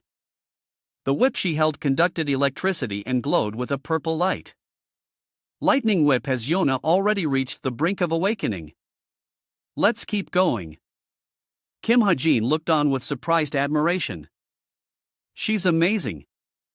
Kim Ha-jin walked over and touched Yuna's shoulder. Try. 2 screams echoed and then they both fell to the ground, his hand touching her head. Kim Hyun was sweating nervously. Yuna's face darkened as she slowly stood up. Let's go. He scrambled up in fear and backed away with his hands up. She came over and grabbed his collar. I'm sorry. She was about to hit him when someone called out, hey, what's that? A Jin's mark. Kim Jong-gil and Huzuki came over. She raised her hand. This is where did it come from? It's pretty much what I thought. Kim Ha-jin looked and remembered something. Just now when I fell. When he touched Yuna, a green card appeared. Poison arrow. Lethality 4 out of 10. Additional effect. Silent ambush. Neurotoxin has been applied to the arrowhead. Slowly, the sound of footsteps approached, accompanied by heavy breathing. Huff. Sven collapsed to his knees, falling forward, panting tiredly. Ha! Sven slowly spoke with a weak voice. As sorry, leave me behind. Chain angrily shouted at him. Shut up. If you have the strength to talk, then try to run. While the two were fighting, an arrow hit Sven in the shoulder and he collapsed in pain. What the hell? Poison arrows are definitely not supposed to be used in training. Shinon, though she looked small and weak, carried Sven and escaped the danger. On top of that, why does a monster look like that? A huge monster with a mouth full of fire and hot molten lava chased after Nan and Sven from behind. The sound of battle and fire echoed around them. The artificial cave during the training exercise. Are we done here? Kim Jong-gil held a large shield to block the fireballs from the monster, attacking everyone. The others stood behind, shooting their bows and fighting the surrounding monsters. Two monsters spat fire from their mouths. A hand gripped the handle of the shield tightly. Kim Jong-gil held his shield firmly, defending against the powerful blows of the monsters. Su Jang held his bow, aimed at the target, looking a bit nervous and waiting. He released his hand, and the arrow shot powerfully towards the target he had aimed at. Yona used her power to kick the monster hard. Kim Ha-jin used his gun to attack the surrounding monsters. Jaden swung his sword down with great force, fighting the monster. The surrounding area also lit up. An arrow fell to the ground. Jaden slung his sword over his shoulder and sighed in relief. Are we done here? Everyone gathered around. The area was littered with the corpses of dead monsters. Mostly just fire lizards and salamanders, so it was too easy. Other than that poison arrow just now, I didn't see any real traps here. I think we can move on. While everyone was excitedly discussing, only Kim Ha-jin stood behind watching everything. He was lost in thought about the arrow and the green card from before. That arrow just now. Even cadets with high intuition didn't notice its appearance. With the light ahead, everyone looked towards it. What the hell is that? Flames slowly appeared one by one. Its eyes were a vicious blue. Behind Su Jang was a blinding light with a strange dark shadow. He frantically turned his head back. A huge creature roared loudly, its mouth full of lava, ready to attack. He turned back, his eyes wide with surprise. The salamander, it's still alive. The giant salamander spat a huge amount of fire towards where everyone was standing. Kim Jin-gu tried to turn back. Everyone was surprised and turned to look when they heard Kim Jong-gil mention the salamander's name. Someone held out a long slender hand and chanted a spell transform the magic power of the holy seal. Suddenly, one of his fingers glowed with a blue light. Kim Ha-jin, after chanting a spell, used immense power from his finger to create a powerful blue vortex, a water shield. The salamander spat fire, and his power protected everyone in a safe zone with no one getting hurt. However, a loud sound echoed in the cave as the monster attacked everyone and he used his superpower to defend the lava from the salamander and his power clashed. It created a defense that could be considered perfectly safe for everyone. As the salamander's fire from its mouth gradually weakened, the ground was covered in puddles of water. The salamander tried to muster its last strength to breathe one final puff of fire, but failed. Everyone stood behind him, looking around at the ruins and the long, deep trench the salamander had created. He looked at the opponent in front of him. Zinho Zong and Huzuki saw something surprising. What was that? Such terrifying firepower. Among them, someone asked and he replied, "Isn't it just a fake?" "It's real. It didn't even touch me, but my feels burnt." He turned to someone's call. "Hey, marksman." Jaden angrily walked over and grabbed his collar. "You bastard. You intentionally ignored me when I was looking for someone who could use a water attribute, didn't you?" With Jaden grabbing his collar, Kim Ha-jin tried to push his hand away. "That was just the effect of a magic item I brought. You think I'll believe your nonsense?" Yona, seeing the scene, spoke up. "Stop it. We don't have time to waste." Legion Neo asked, "It's not a fake anymore. It's a real monster, right? Why did it appear here?" Yona replied, "The environment here is modeled exactly after a real dungeon. So, that salamander probably evolved or appeared naturally. We should figure out what's going on ourselves. Let's go." Yona turned and walked away, urging everyone on as time was running out. All right, let's go. Her face darkened with suspicion. That magic item thing was definitely a lie. With each step came a thought. He can't afford something that expensive. He can't even afford a desert eagle. But how can someone who is in Kim Suwa or Shin Jonghak master their magic attributes so well? With more thoughts and analysis, he knew the weakness of the mountaintop. Parent.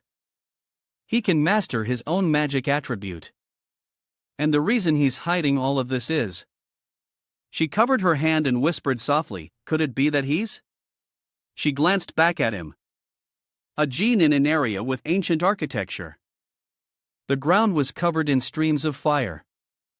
A huge monster appeared. Its mouth full of lava, its eyes glowing red. Intermediate grade monster, level 2 lava golem. This must be the dungeon boss.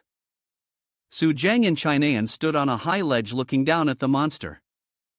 Ah, can we even beat it?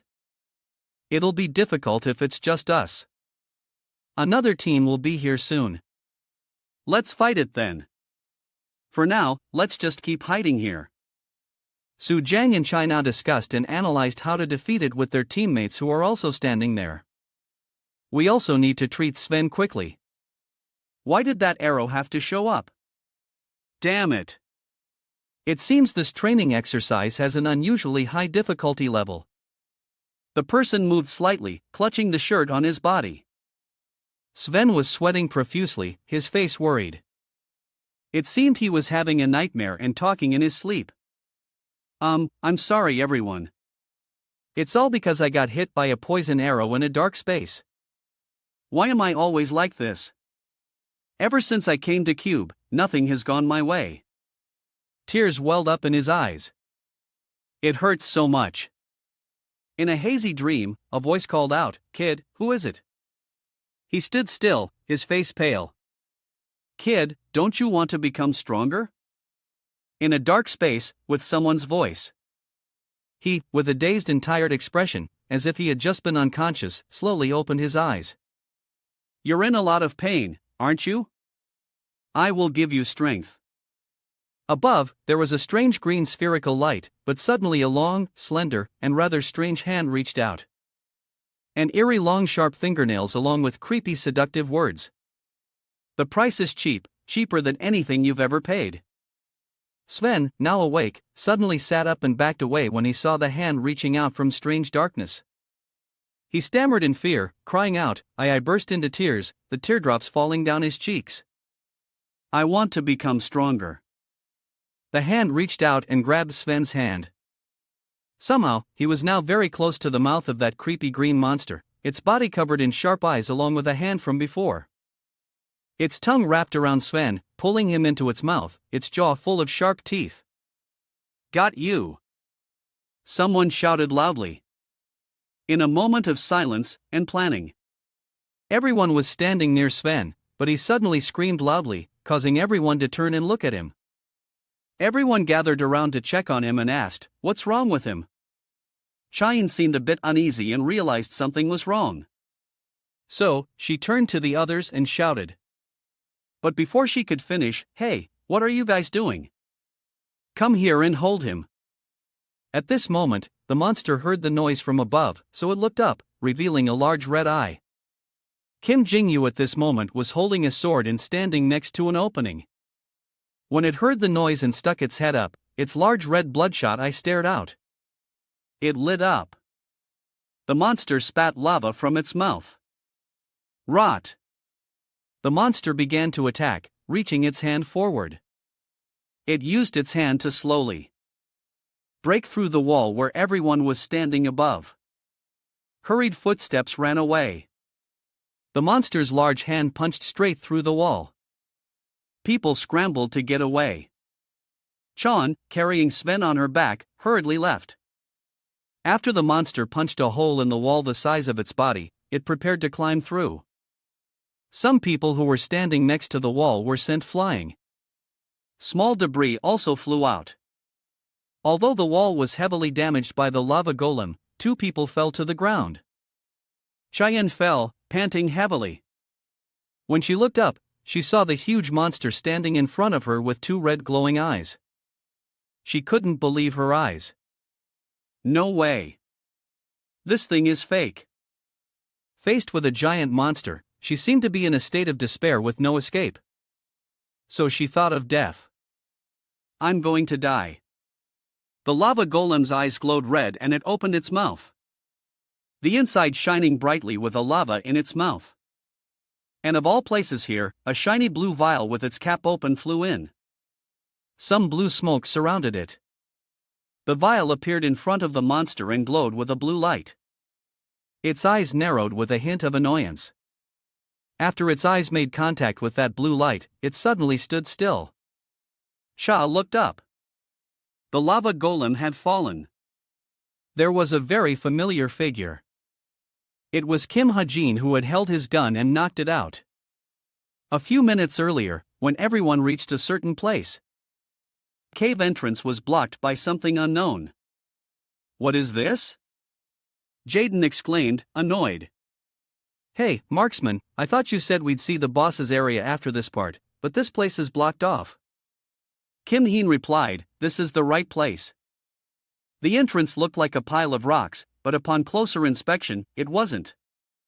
There wasn't a wall here before, but wait, that's not important. Jaden drew his sword, annoyed. The boss's area must be right on the other side of this wall. Let's try to break it. No one has died yet, so what gives you the right to give orders? Then Jaden swung his sword with great force, stabbing straight ahead. He stabbed into the things blocking the cave entrance, but it made a loud sound and they didn't move at all. He felt a sharp pain all over his body. Kim Heen stood behind him watching. AI, of course, you can't break this place.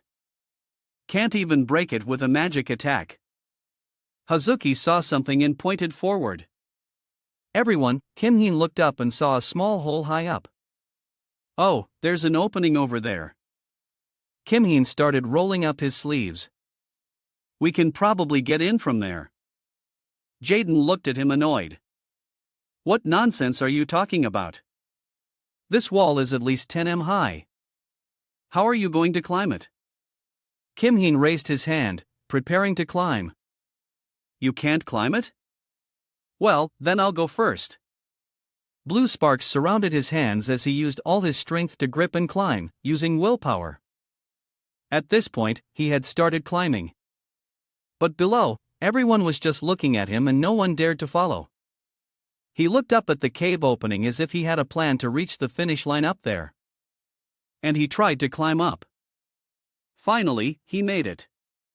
After he climbed up to the cave opening, everyone looked up at him with some admiration.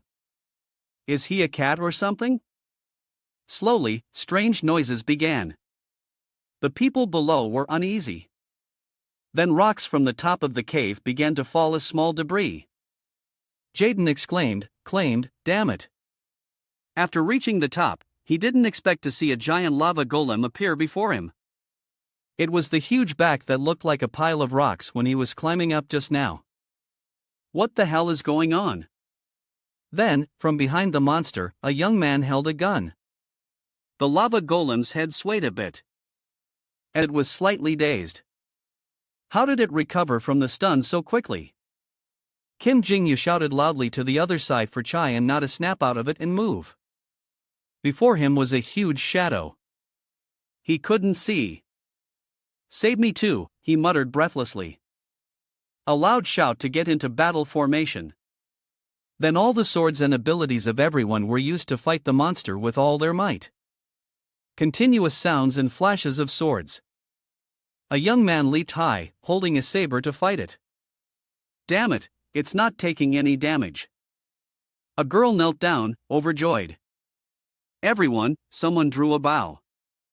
She held a very large bow and shot powerfully at the monster, emitting golden sparks.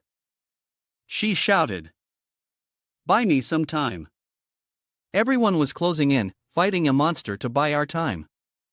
A little more.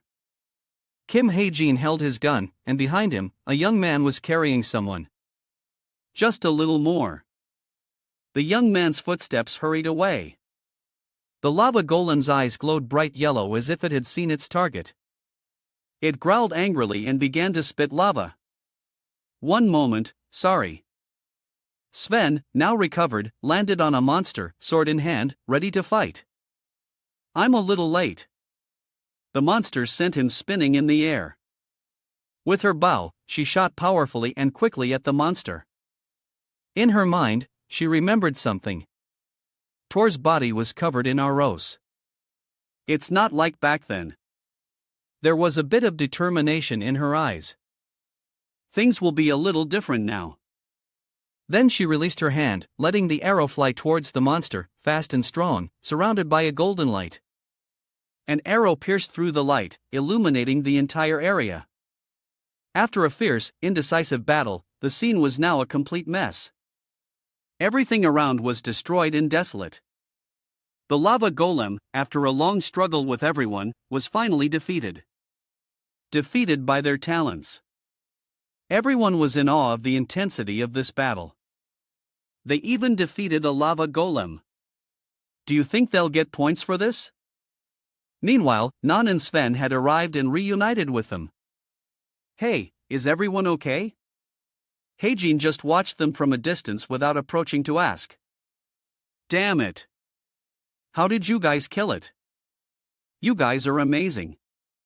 Sven didn't turn into a genie. The story has changed from its original intention, but it's only a temporary delay. He's already made a pact with the devil. Since I can't know when he'll go berserk, things have become dangerous now. Meanwhile, Nain's gaze seemed to be fixed in another direction. It turned out the person she was paying attention to was Heijin, sitting alone in the distance. She seemed to want to approach him and talk so he would feel less isolated. But she hesitated. After some thought, Nan still decided to walk towards Hein. Hey! The atmosphere suddenly became awkward as the two of them looked at each other, neither saying a word. He also turned to look at her with an emotionless expression. I think I should at least say this. Took a long time for Nan to muster all her strength to stutter out the words "teach thanks." As soon as she finished speaking, she quickly turned her face away with a shy expression. When he received a heartfelt thank you from Nan, Heijin was a little surprised. He was so clueless that he even asked back, "What?" This made Nan feel extremely embarrassed. I just had to say what needed to be said. Okay. Because he hadn't heard such words from her mouth often, it was a bit hard to believe. Did she just say thank you? Did she just say thank you? Heijin was stunned that the girl who was once shrouded in darkness could utter such a light as the wind sentence. Nan's life is a series of tragedies. The first tragedy was on her 6th birthday. She lost her mother to Jin's. And was determined to become a hero. From that fateful day, Nan threw herself into extreme training. She didn't dare to rest for even a moment. Even though she was just a growing child, she dedicated herself to becoming a hero. At an age when other children were having fun playing, Nan forced herself to participate in rigorous training. Nain had accepted sacrificing her entire childhood for her hero career and couldn't have even one close friend because expressing her true feelings to others was no different from exposing her weaknesses. Therefore, Nan's circle of friends was very small. Not many people have been thanked by her and very few could say they were close friends of Nan because in the story the word sorry appeared much more often than the word thank you, precisely because I am the author. A moment passed and Heijin still hadn't recovered. His mind was stuck in a state of shock. To break the awkward atmosphere, Nain asked, "So why are you so strong but still get bullied by Zhang Hak and his gang? I saw you even block a golem. If you're that strong, you should be able to take down those bullies in one hit."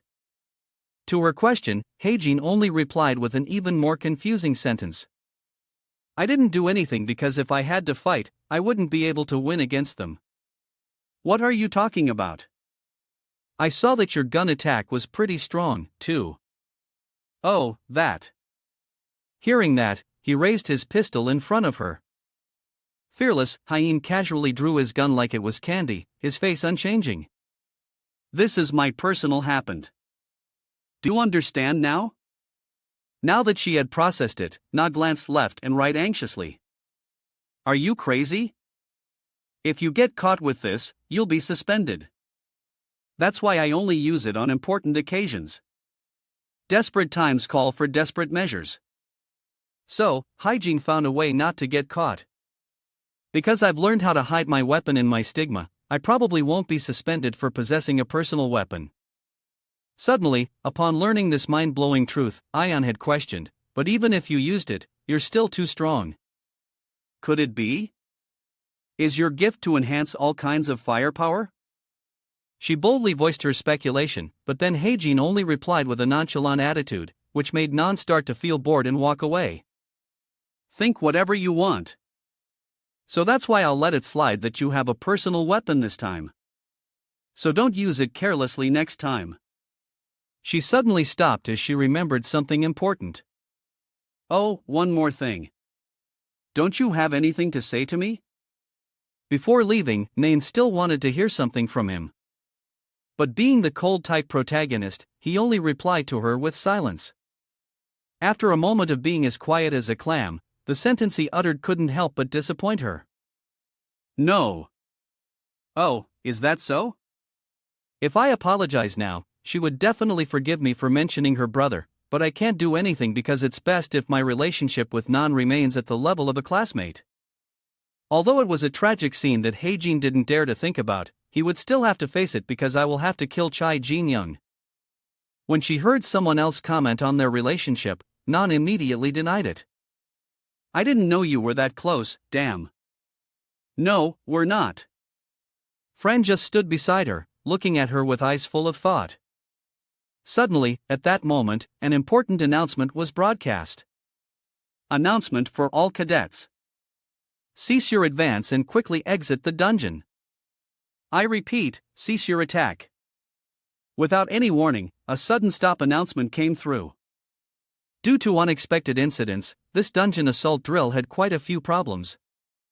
Some of the dungeon security cameras suddenly stopped working when the check began. Then a real monster appeared instead of a mana monster. The staff allocation was so poor that the incident was only discovered long after it happened. Although these were serious problems because there were no casualties. Cube told the cadets that they would investigate these matters themselves instead of commissioning a third-party organization. Heijin at this moment was sitting at his desk lost in his thoughts. In other words, the Jins holding executive positions at Cube successfully covered this up. He doodled on a piece of paper while calculating what to do next. The investigation of this accident will mostly happen after episode 2. So, for now, let's worry about Sven. A side effect of making a pact with a devil is the amplification of emotions and obsessions. The worst-case scenario would be Sven's emotions getting out of control, leading to him going berserk while he's alone with Nain. Heijin didn't want anything bad to happen to them, so he had to be careful. To prevent this from happening, I'll need to keep an eye on Sven and Non's actions. After finalizing what needed to be done, he clicked on the messenger app. But before reading Non's messages, Heijin hesitated a bit. But my conscience does hurt a little, checking Non's messages. And the first message that caught Heijin's eye was from Sven. He clicked on it to read. I heard the hunting club is going to Quan province this week. Want to come? According to what Heijin remembered, this week at the hunting club was the day Sven would go berserk in the original story. To prevent the journey from turning into a disaster, Heijin also had to be a little careful. It would be good to go with them, but just in case, I need to prepare a few things. There was no time for hesitation. So Heijin had to decide quickly since I've also improved quite a bit. I think it's time to go to the Jirian dungeon. Suddenly the black watch on his arm made a noise.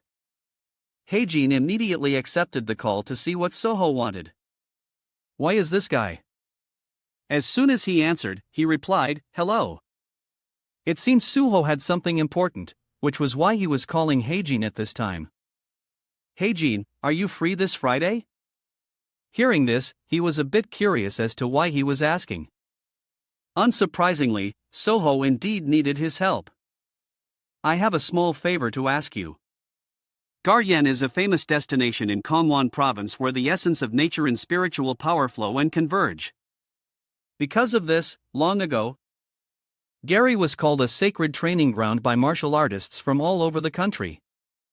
However, not only martial artists come here, but also travelers from all over the country, searching for treasures buried deep beneath the spirit mountain instead of fighting monsters. When he came here to explore, Haejin also got a bonus tour guide. People like me, spirit Jinsung seeker and alchemist Ion-jun, in contrast to his extremely enthusiastic fantastic introduction. His face showed no emotion at all. It seemed Hyen wasn't very interested in this either and just replied for the sake of it. Ah. After that, the two of them went deeper into the forest while talking. I saw you staring at the map just now, but you'll never find even a single shoot of a spirit ginseng that way. I'm not a spirit ginseng seeker. I'm looking for location. When Ion-jun saw that he wasn't interested in spirit ginseng, he changed his tune faster than flipping a pancake. Yeah, all the kids trying to get into this business tell me that. But remember this, jumping into a profession like this to seek wealth is seeing that he seemed to be talking non-stop. He stopped right there. Well, good luck, kid. Yeah, thanks. And so the two separated and went in different directions, as they had no common purpose. He's still young and green. He still has a lot to learn. Just as Ion-jun said, Haejin had already tripped and fallen to the ground. I tripped on a tree root. But when he turned around, the thing that made him faceplant was a spirit. Ginseng, the magical shimmering light. From it made him unable to look away for even a second. I've seen the heart of the divine. After discovering something that was incredibly rare, Haejin didn't hesitate and immediately dug it up. With his bottomless stomach, he ate it with great gusto. I'm now eating a 7-year-old spirit ginseng root. By using setting modification, increase variable stats by 2 points for 30 minutes. But after eating his fill, Haejin felt regretful for missing the opportunity to get rich. If I had sold it all, I probably could have gotten $700,000. While he was still feeling wasteful, the ground beneath his feet began to show signs of collapsing. Now, Haejin was hanging precariously from a cliff of a very dangerous height. This cliff is so high. No wonder it's never been discovered. This is the middle of a cliff in Jerian. After passing through a lot of moss and lichen, Haejin tried to hold on as tightly as possible to the cliff to preserve his life until he reached his destination. At this moment, and finally, after much effort and hardship, he was standing in front of some kind of devil's cave. This is a mysterious undead dungeon. A quick glance was enough to know this place was full of dangers. The boss of this dungeon is a high intermediate grade 1 monster, a death knight. I may have raised my stats with a lot of spirit ginseng, but I'm still no match for it. But it didn't matter. Since birth, Haejin had never been afraid of anyone, so he boldly stepped inside. When he set foot in this place, he had accepted that he would have to face some scary things. Undead skeletons in white armor rose up like mushrooms. They were determined not to welcome this uninvited guest. Although Haejin was all alone on the brink of death, he didn't hesitate to go all out against them. He clenched his fist with grim determination. My target today isn't the boss. It's the hidden floor of this dungeon. The moment Haejin peeked into the cave, he was greeted like a VIP by a welcoming committee of Mistwraith's inspectors. With tempers as short as a lit fuse, they couldn't wait and immediately charged at him.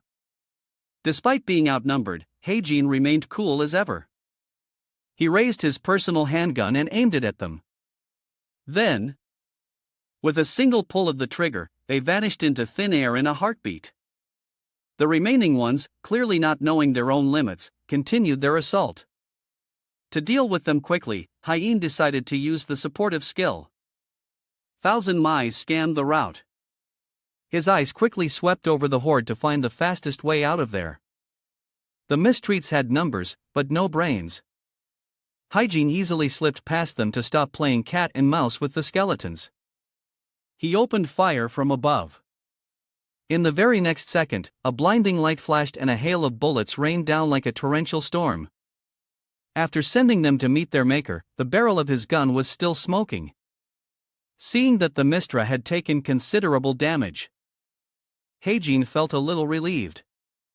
I think that took care of quite a few of them. Not daring to delay any longer, he pushed deeper into the cave. The number of undead is increasing.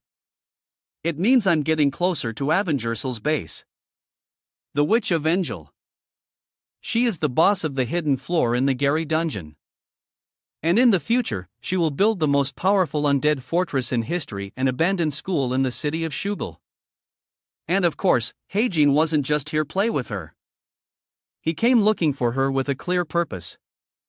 That's the gist of it. But the real reason I'm hunting her down today is because of the 2 items that can be obtained from Avenel. And the 2 treasures he was eyeing were no ordinary items. The development category item Ether and Avenil Seed. Once those are in my hands, nothing can stop me. It's the gear that turned Tor into the Lord of Depravity. Right now, there's nothing better for me than Ether. After reaching a certain depth, Heijin came to a halt. The space before him was now pitch black, making it impossible to see what lay ahead. To avoid being ambushed, Heijin used his skill, Thousand Miles. It really was his go skill for everything. Thanks to Thousand Miles, he could see the path forward. In the cave, amidst the 831 specters, there were also radiant multicolored crystals amidst a forest of spirits where the roots of the trees glowed with a mysterious purple hue. Avenel sat motionless as if she had become one with the ley lines, flowing deep beneath the ancient earth. Although what stood before Heijin was just a little girl, she harbored immense hidden dangers. The adult form of that which is incredibly hard to defeat. I have to kill her while she's still in her child form before her body and intellect have fully developed. Meanwhile, Avenel was carefree playing with a yellow liquid in her hands. But upon noticing Hyen's presence, she jumped in surprise. Eyes and looked up at him. It seemed Heijin's compassion made him hesitate to strike. After a heavy internal struggle between his head and his heart, he forced himself to calm down. This is something I have to do. It's what Tor did. Fearing he would waver again and miss his chance, he quickly stepped forward. She is my creation after all? Meanwhile, Avenel, still oblivious to the approaching danger, sat playing peacefully. The next second, he took action. I can't kill the witch with a single shot while she's in her spirit form. In that case, unleash Stigma. I'll transform the elemental power into a spear. Instantly, the entire space was illuminated by the weapon in his hand. At this point, Heijin felt the effects of the spear. Spirit Gene's sin kicking in. This Spirit Gene's sin is really potent. To prevent things from dragging on, he decided to pour all his strength into ending this. I feel like I become a Gene Yona. After Heijin unleashed a divine palm strike towards Avenge, an energy explosion bathed the entire area in a blue light. And now he just stood there waiting for the smoke to clear to see the result. But surprisingly, after his earth-shattering blow, she was still alive and kicking. She's still alive. Although Avenel's body was severely damaged, her will to survive kept her going. A purple dark aura instantly appeared around Avenel, as if a defensive mechanism had been activated to protect her. However, she was still too young to control her own power. The next second, a blue light enveloped the entire space and Avenel vanished into thin air. Heijin stood frozen for 5 seconds, staring straight ahead. It must have just been a final flash of light before death. Avenge Seed is the vessel for the soul. The Witch of Venel, the bringer of despair. When it hatches, the witch will be reborn. Ether is an item with no fixed form, existing in a liquid state, capable of bonding with its master. It becomes a weapon and strengthens the user's weaknesses. Acquired. After a fruitful journey in the dungeon, Heijin returned to his home. That evening, he checked his stats to see his progress after connecting with Aegis. All user stats increased by 0.6. However, the master has been set and can no longer be changed. The updated stats are Strength 2.455, Stamina 2.545, Agility 2.85, Intellect 3.705, Vitality 2.465 and Magic Power 1.925. After a quick glance, he was extremely satisfied with how amazing it was. This effect is pretty damn good. After considerable effort, he can now hold his head high without fear. When this thing develops further, it'll probably be even better. I'm finally on par with the other cadets at Cube. But that was just the beginning. He now took out the most important item. I also found 47 spirit to ginseng roots and I've listed all the remaining ones on the violet market. They should sell out quickly. But the biggest haul is this Avenal seed. The seed containing the soul of the Witch of Venge. When this seed hatches Avenal, the Witch of Despair will also be born. Hajim believed that Avenal was not an evil person, but on the contrary possessed a pure soul. The name Witch of Despair makes her sound like a villain, but if I raise her well, she'll become a reliable ally. Although this is an incredibly precious item, using it is as easy as pie. Tending to this angel's seed is simple. Instead of water, just give a little blood. But the witch's disposition and growth will depend on the blood donor, so I'll have to think carefully.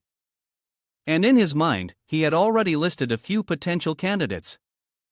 But after thinking it over and over, Heijin still found asking for someone's blood to be a very weird thing to do. Although he knew what he had to do, he still didn't dare to do it. I'll just put this aside for now. Feeling that he had worked way too hard, he didn't force himself to stay up late. I should go to bed early today because Heijin needed to conserve his energy for the upcoming activities. Tomorrow is going to be an incredibly tiring day.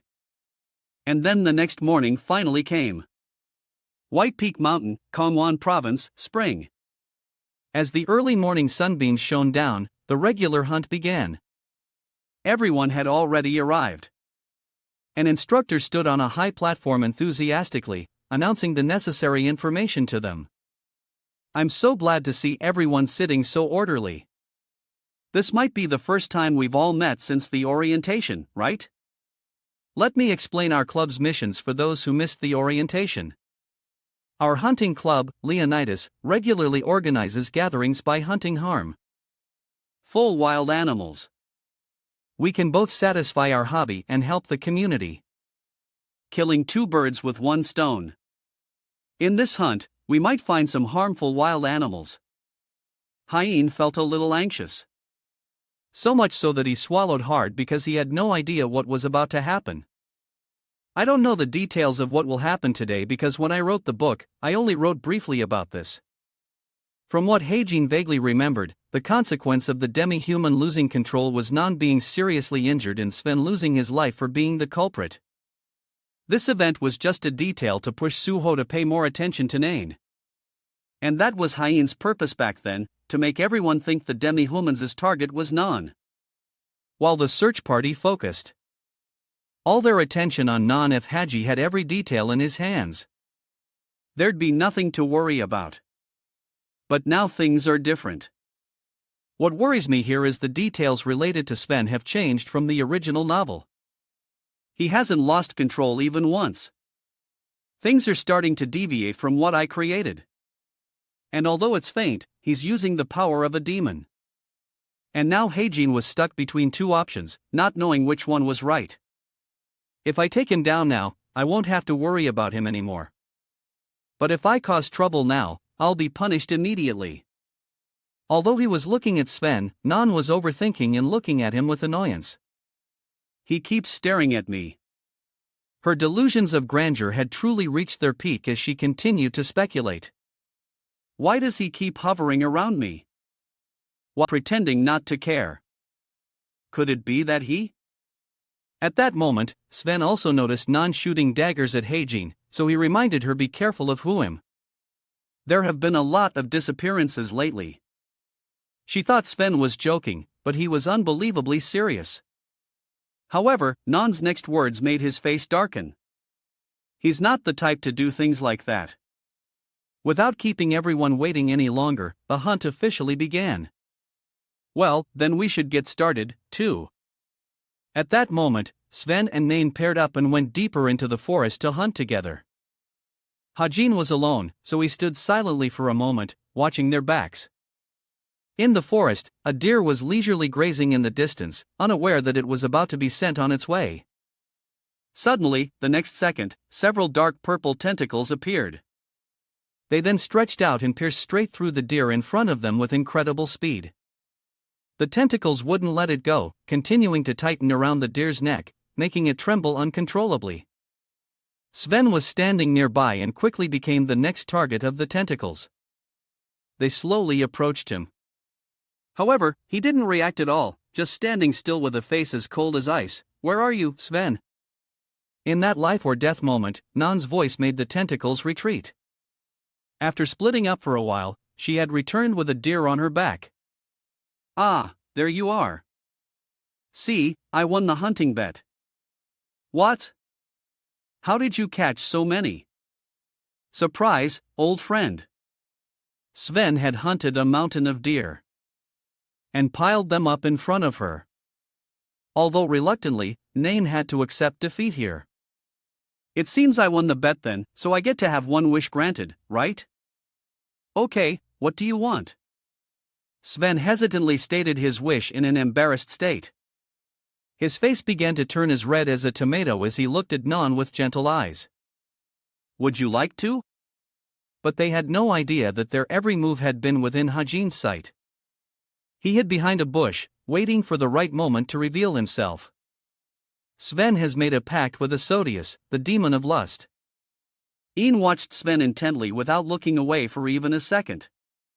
Because his desires have been amplified compared to when he was a demi-human, the word restraint is no longer in his vocabulary. After a moment of hesitation, Sven finally dared to confess his true feelings. "Go on a date with me." Hearing this, Nan couldn't help but freeze upon suddenly receiving his confession. "Ah." Seeing her bewildered, Sven asked again. "You don't want to?" Nan then politely refused him with the following reason. "Of course not. But if you were me, would you accept a confession from someone you've known for less than a week?" After receiving Nan's answer, Sven didn't press her further. "I see." All this time, Hajin had been patiently waiting for the moment Sven would show his true colors. "Show your true nature now. Show the true nature of a demi-human." To ease the awkward atmosphere, she briefly shared her ideal type. "I like people who are stronger than me." However, Nain never expected that this very sentence would summon the demon within Sven, although it sounded simple. To him, it was nothing short of an insult. "Then, I'm sorry." Sven wouldn't let Nan leave and continued to question her in a voice as cold as hell. "What do you mean? You mean if I'm stronger than you like me?" Nan felt this had gone too far and wanted to end it here. "That's enough." Finally, the moment of corruption that Hajin had been waiting for arrived. From Sven's position, the same tentacle shot out and attacked her fiercely. She was caught. After doing that terrible thing, he just stood there silently. Sven had turned himself and her into victims because of that dark demonic art. His eyes were now deathly white, like a soulless. It seems Sven could no longer control his actions. However, things didn't go as he wished. A shield appeared. And wasn't Hajin amazing? With his lightning-fast reflexes, he had managed to protect Nan in time. "You have transformed Aegis into a shield." He was extremely worried about her condition and anxiously asked, "Hey, Nan, are you okay?" However, Hajin's brief lapse in attention gave an opportunity to attack him. Nain desperately wanted to do something to save herself and Hajin, but unfortunately her bow broke at that very moment. "Damn it!" Sven's long tentacles wrapped tightly around Hajin's body and lifted him into the air. At that moment, he completely lost control to Sven. Seeing Haji about to be suffocated, Nain had to risk taking action. Condensed mana. Let him go, you bastard. Although she knew her weapon was no match for Sven, but she had to try or that this place would have 2 fresh graves. I love you. It was his blind love for Nan that had turned Sven into a hideous monster. I love you. I love you, Nan. Although he was her friend, if he had committed such unforgivable acts, Nan would show no mercy. You bastard. Hajin's face was now pale. Without a drop of blood, it seemed he was at his limit. In that desperate situation, a blue light suddenly flashed. Just when it seemed like it was all over, Hajin saw a glimmer of hope. Sometimes highly gifted characters in this world waste their time, failing to achieve their ultimate goal simply because they chose a weapon that didn't suit them and had no other choice. Without a doubt, she was the first on that list. It seemed like the hero was supposed to save the damsel, but instead Nain awakened on her own and saved both Hajin and herself. In an instant, a massive holy sword appeared under Nain's control. No way. It wasn't a joke. She was serious. Her eyes looked as if she was about to eat Sven alive. Let him go, you bastard. Hajin couldn't take his eyes off Nain. He truly wanted to see how far the character he had created could go. Sven was no different from Haji, just standing frozen in place, as if overwhelmed by her dazzling golden power. It seemed Sven's doomsday had arrived. Nan was no longer a victim. She had stood up and was about to teach him some manners. Chayan's last attack left a long trench in the ground. The monster had long since disappeared. Chayun stared blankly at her hands. Kim Hyen, who was nearby, coughed and asked curiously, what was that just now?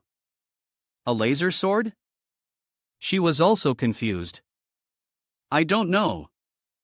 Suddenly, she spoke up, are you okay? He replied with a star. Yeah. Chain smiled. Really? That's a relief. Suddenly, her vision began to blur. Then everything faded to black. Kim Hyen cried out in alarm. Nan! The sky had turned dark. Chayun slowly woke up. Noticing her back, she let out a startled cry. Kim Hyen! Asked with concern, you're awake. You wouldn't wake up, so I'm carrying you. She shrieked, what? Put me down right now? He didn't let go, asking doubtfully, you want me to put you down? She insisted, just put me down. Kim Hyen reluctantly set her down. All right, whatever. But she immediately collapsed. China Yun's eyes widened in shock. Huh? She stammered. Why? My legs? What's wrong with my legs? Eggs, he said calmly. Is this your first time experiencing mana exhaustion? Hearing that, Chayin froze for a few seconds. He continued to explain, mana exhaustion is a state where you've used up all the mana in your body. It will slow down your mana recovery rate. She cut him off. I know. Kim Hyen continued. You won't be able to move properly for about 2 days, so just get on my back unless you want to stay here forever. Shane had no choice but to comply. The two of them returned in an awkward silence. Suddenly, Kim Hyen spoke up. So, are you going to keep using a bow? She said contemptuously. Why are you suddenly saying such nonsense? He calmly continued. I know you felt it today, Kim Hyen said, though she didn't intend to. 2. Nan had awakened her talent today. A power that could greatly amplify her abilities as long as she possessed magic. A sword that could dominate and slaughter hundreds of monsters and demi-humans with a single strike. A person who could not be stopped in a large-scale battle. A true emperor of the battlefield. To reach that future, it's best for you to put down the bow now. She just cursed when she heard that. Damn it, she yelled. Stop acting like you know everything. You could only sigh. It seems there's still a long way to go. We're here. Kim Hee sat down on a bench and turned to leave. The entrance is right there. You can walk from here. She looked blankly. What? Where are you going? All of a sudden, he ignored her and walked away. I'm late for the dorm curfew. See you later. She was left behind, confused. Hey, wait. She yelled. Wait. Take me with you. In the late afternoon, the whole building was buzzing. Have you heard the news? Kim Ha-jin strode through the hallway filled with whispers. Naeem was just attacked by a demi-human. Apparently, that demi-human was Sven from the world class. He's a demi-human. Since when? I've even talked to that bastard before. Why are the higher-ups at Cube keeping silent about all this? Kim Ha-jin stopped at room 3003. Just then, someone at the door spoke up. Oh. Kim Soho turned around with a smile. Welcome, Ha-jin. He observed the group and thought to himself. Kim Horik, Shin Jang, Hak, Yuona, and Leon. It seems all the key players have gathered here. He recalled the time right before the accident at the hunting club. A message was sent. Are you free on Friday? I have a favor to ask. He wondered a favor but still politely asked back. What is it? The other side continued. Do you know that many people have gone missing recently? Cube has assigned us to investigate the case. Kim Ha-jin realized, oh, I see. Cube, in order not to involve outside forces, had assigned a few cadets from each grade to an investigation mission. The first-year investigation representatives were Soo-ho, Jung-hak, and Non. Kim So-ho was busy texting Kim Ha-in when Chain called out to him, aren't you coming? He replied, flustered. Just a minute. Kim So-ho continued to text. Of course, Cube itself will also conduct an investigation, but since there's a high chance the culprit is a cadet, they think we might be able to lure the culprit out more easily. Kim Ha-jin wondered, I understand your point, but why are you calling and telling me this? The other side quickly replied, you said you have a good eye, right? I heard you can even see for 1,000 miles. Besides, Nain recommended you. Kim Ha-jin was startled. Nain recommended me. Kim Soo-ho on the other side continued. That's why. So, can you help? Returning to the present, Kim Soo-ho was still smiling brightly. Thanks for coming, he thought to himself. I'll get SP from this. So, this is very beneficial for me. Seeing that everyone had arrived, Kim So-ho began. Since everyone is here, I'll start. Before we discuss this case, I first want to share my speculations. I don't think the culprit of this case and the demi-human who attacked Nan are the same person. However, suddenly a foot stomped down hard, breaking through the wooden floor. Shin Jong-hak sat there with a dark expression. He glared and growled out Nain's name. Kim So-ho helplessly corrected Chon. Then he continued, anyway, I think there's a high possibility that Chon will be the next target of the Jin. The Jins obey the orders of demons. So, if the demon that made a pact with Sven is targeting Chon, other Jins who made a pact with the same demon will also target her, he concluded. That's why I want to ask, does anyone suspect someone? Someone who has been acting suspiciously lately, for instance.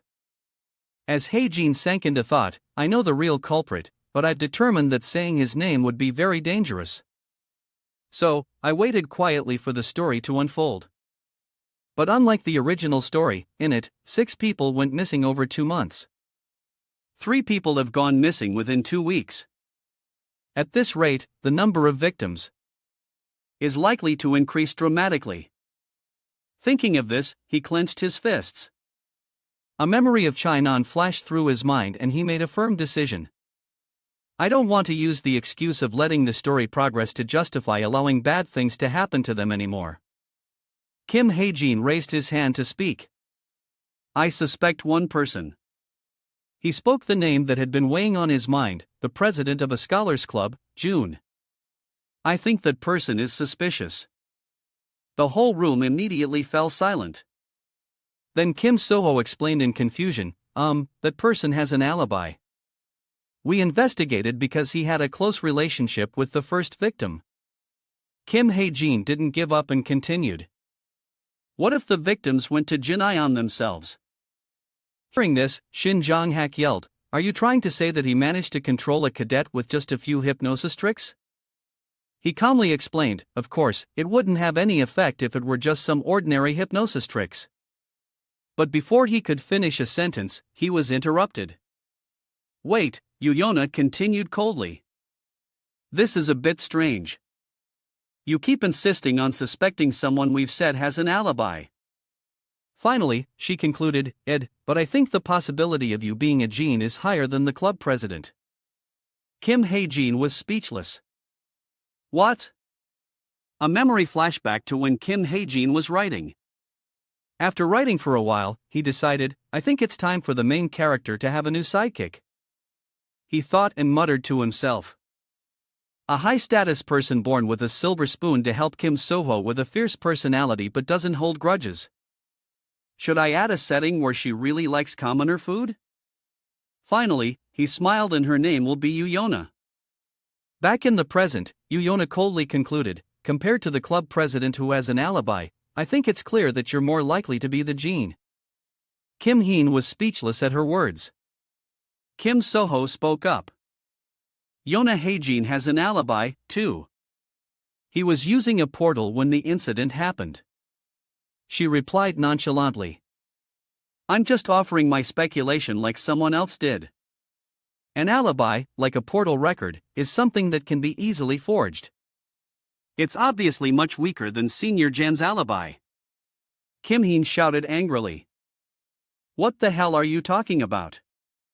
He was interrupted again. Let's just beat him up first to soften him up. Those words came from Kim Horak. He cracked his knuckles as he stood up menacingly.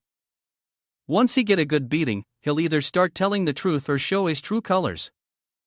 Don't you guys think so? Shin Jong-hak smirked smugly. Lai had also been smiling silently from the beginning. Kim Heen saw all of this and froze. He laughed self-deprecatingly. Ha!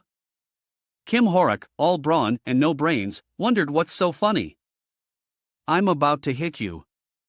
He stared straight into his eyes and warned. Then come at me, you mad dog. Watch me crack your skull open. Kim Soho rushed to intervene. Stop it. This isn't the time for fighting. You calm down, too, Hyene. Kim Heen said with a cold smile, if you're so curious, then ask Sean. That day, she and I, but his words were cut off again by a basketball flying like an arrow.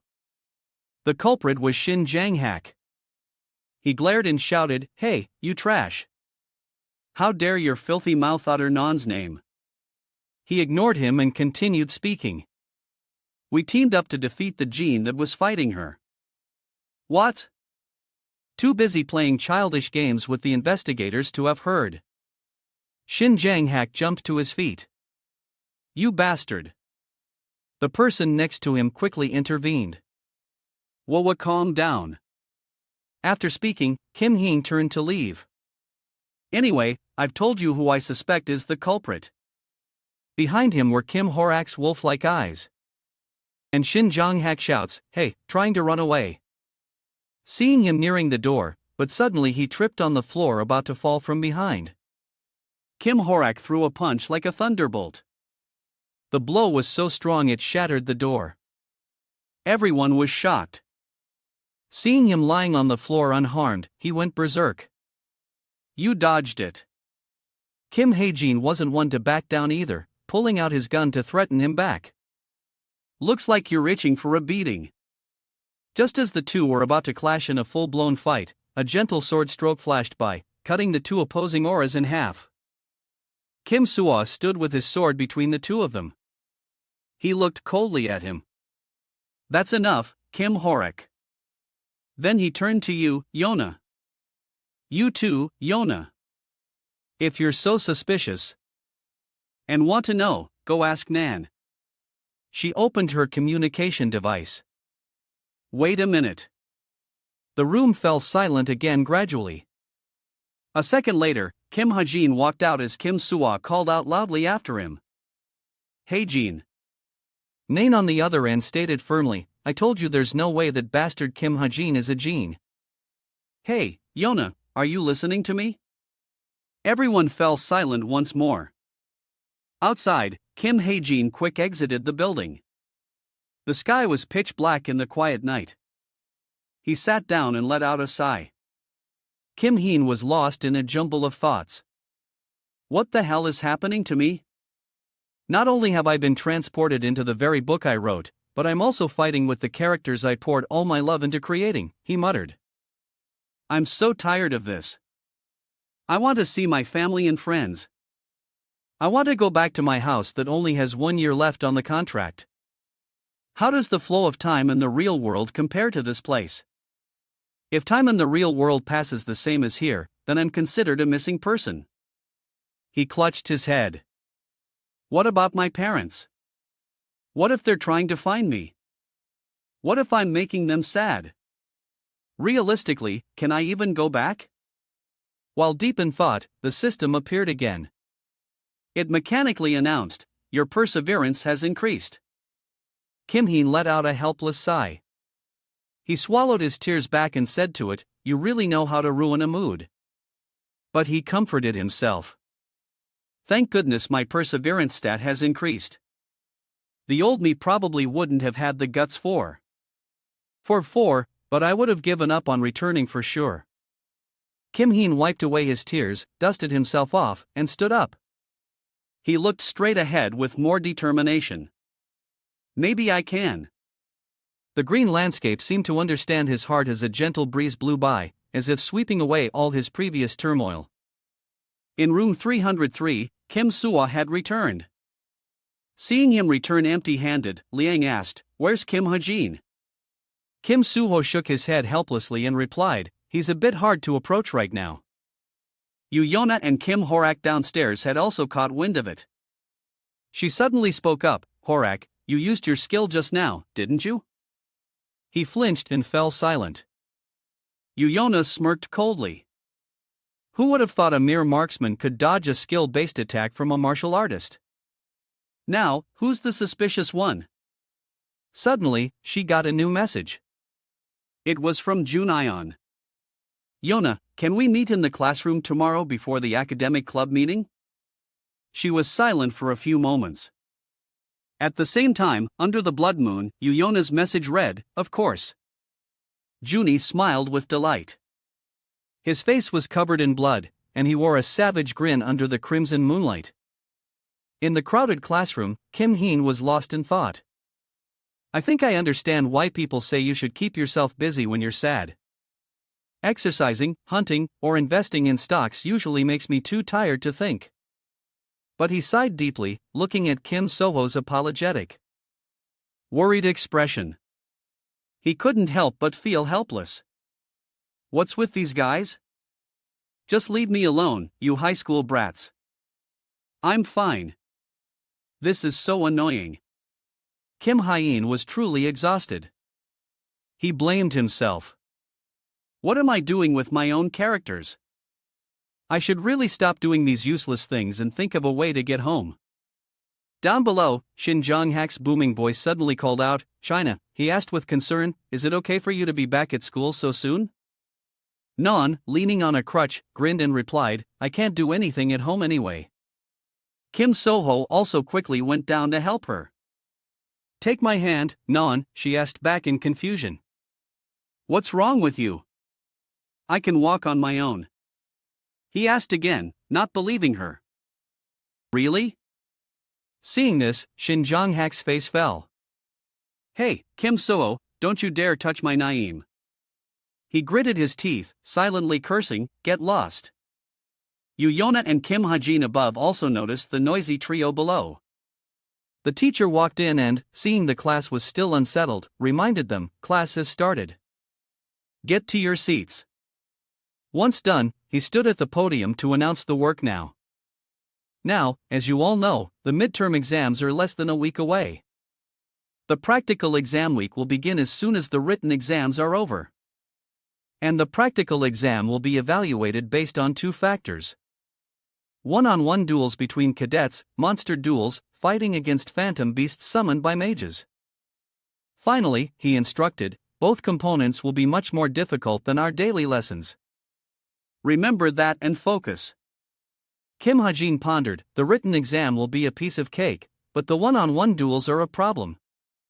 The one-on-one duel involves using one of the 3 nomination tickets a cadet receives. It allows you to nominate a cadet you want to fight. It seems this is an opportunity for high-ranking cadets to nominate weaklings to get some easy points.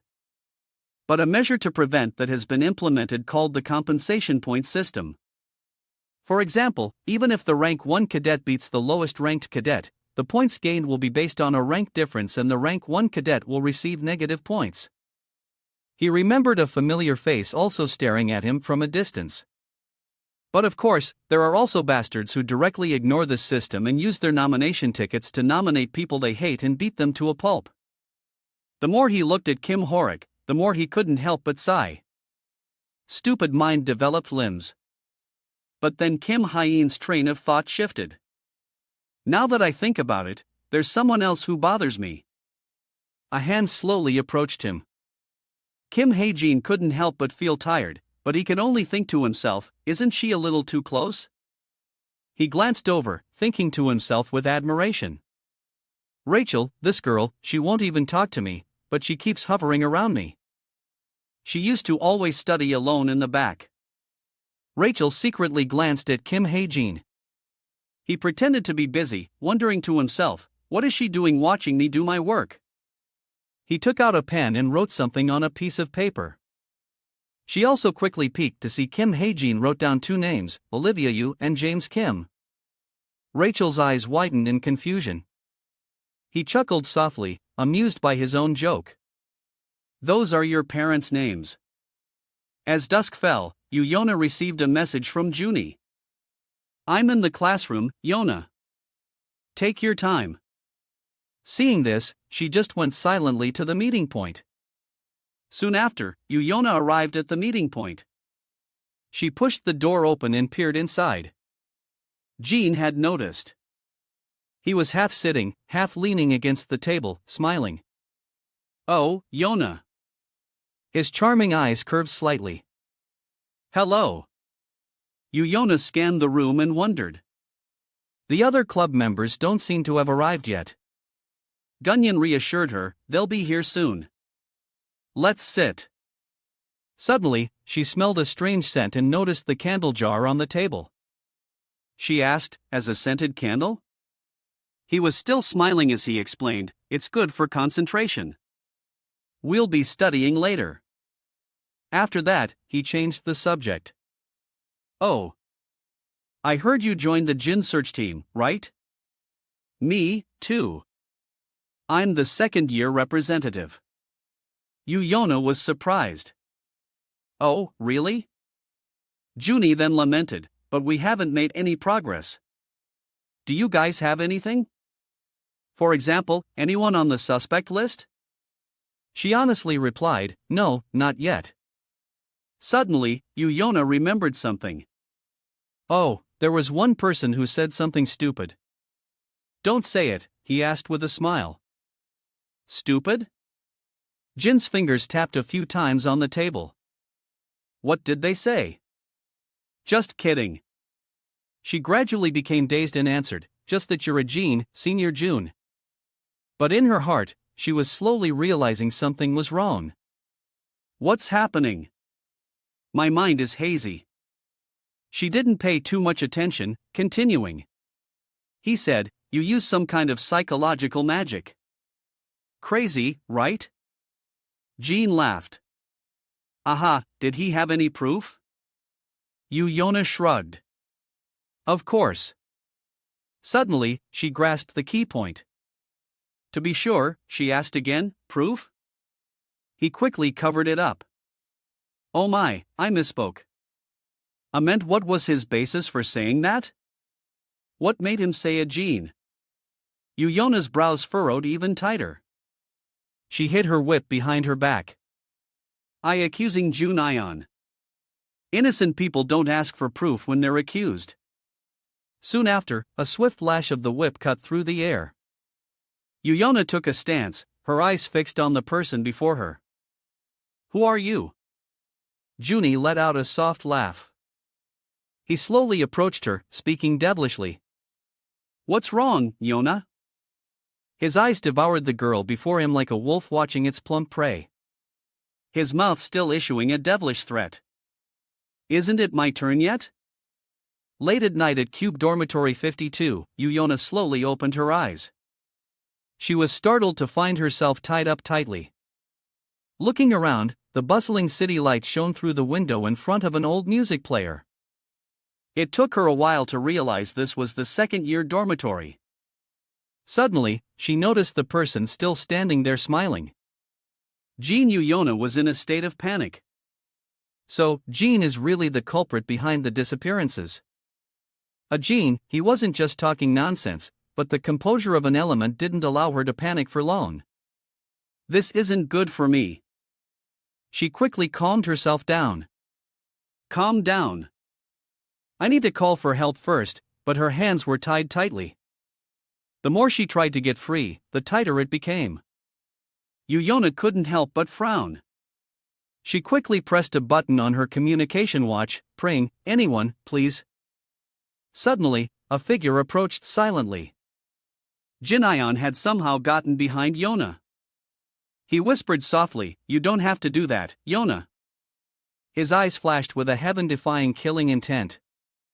Right at the same time, Kim Hae-jin unexpectedly received a message. Looking at his watch, he couldn't help but wonder who's calling at this hour.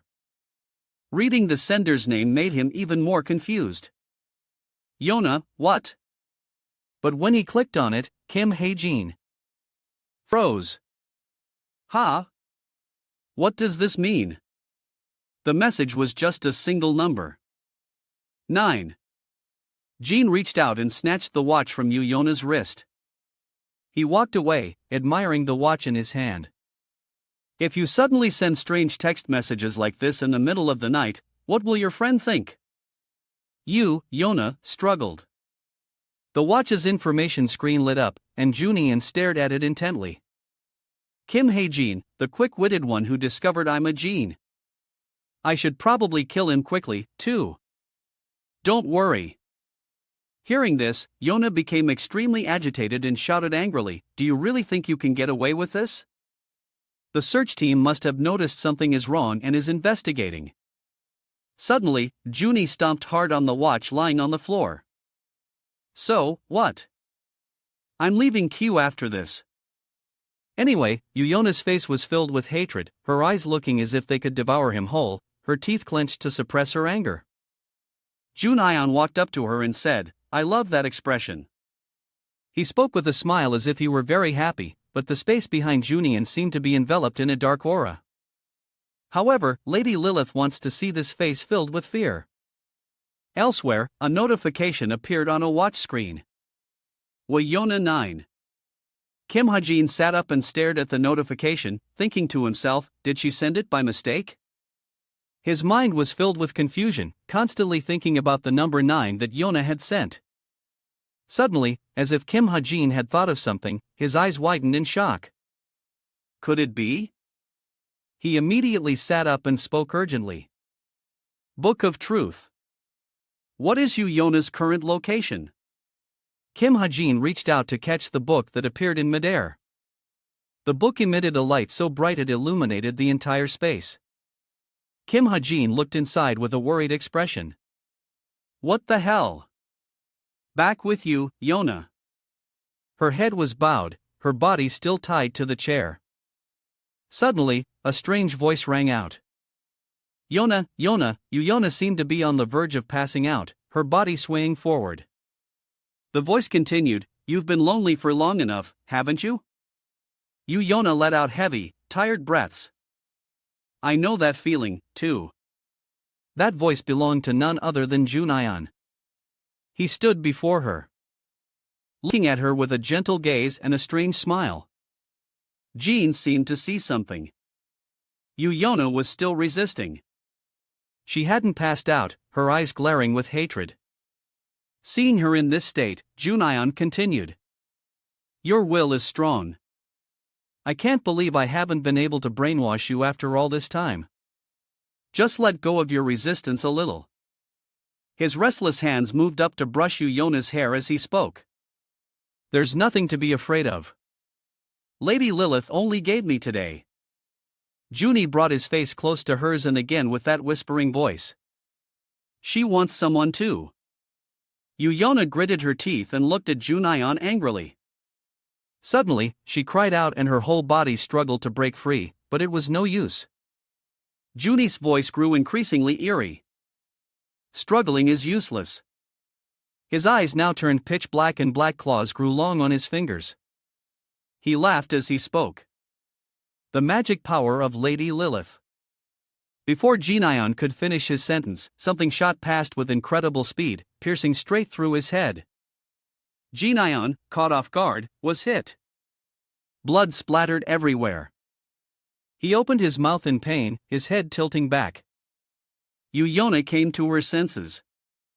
Surprised by the scene before her, Junyon lay in a pool of blood, screaming in agony. A voice suddenly rang out from nowhere. Look what happened after you suspected someone you should have trusted. Yuna was a bit surprised to hear that voice. Junyon lay on the floor in pain, but still defiant. What the hell was that? Who are you? The voice continued. Don't try to heal. That's a special type of bullet. Unless you have it surgically removed. Junyon angrily clutched his bleeding side and sat up. Enraged, he swung his clawed hand forward. You bastard! Junyon moved his hand rapidly through the air as if trying to tear through space to find the speaker. Where are you? Come out now. The glass window suddenly shattered. A large dark shape shot inside. The shapeless thing flew past Yuna's spot. She squeezed her eyes shut as shards of glass flew through the air. Her body was still tied tightly to the chair.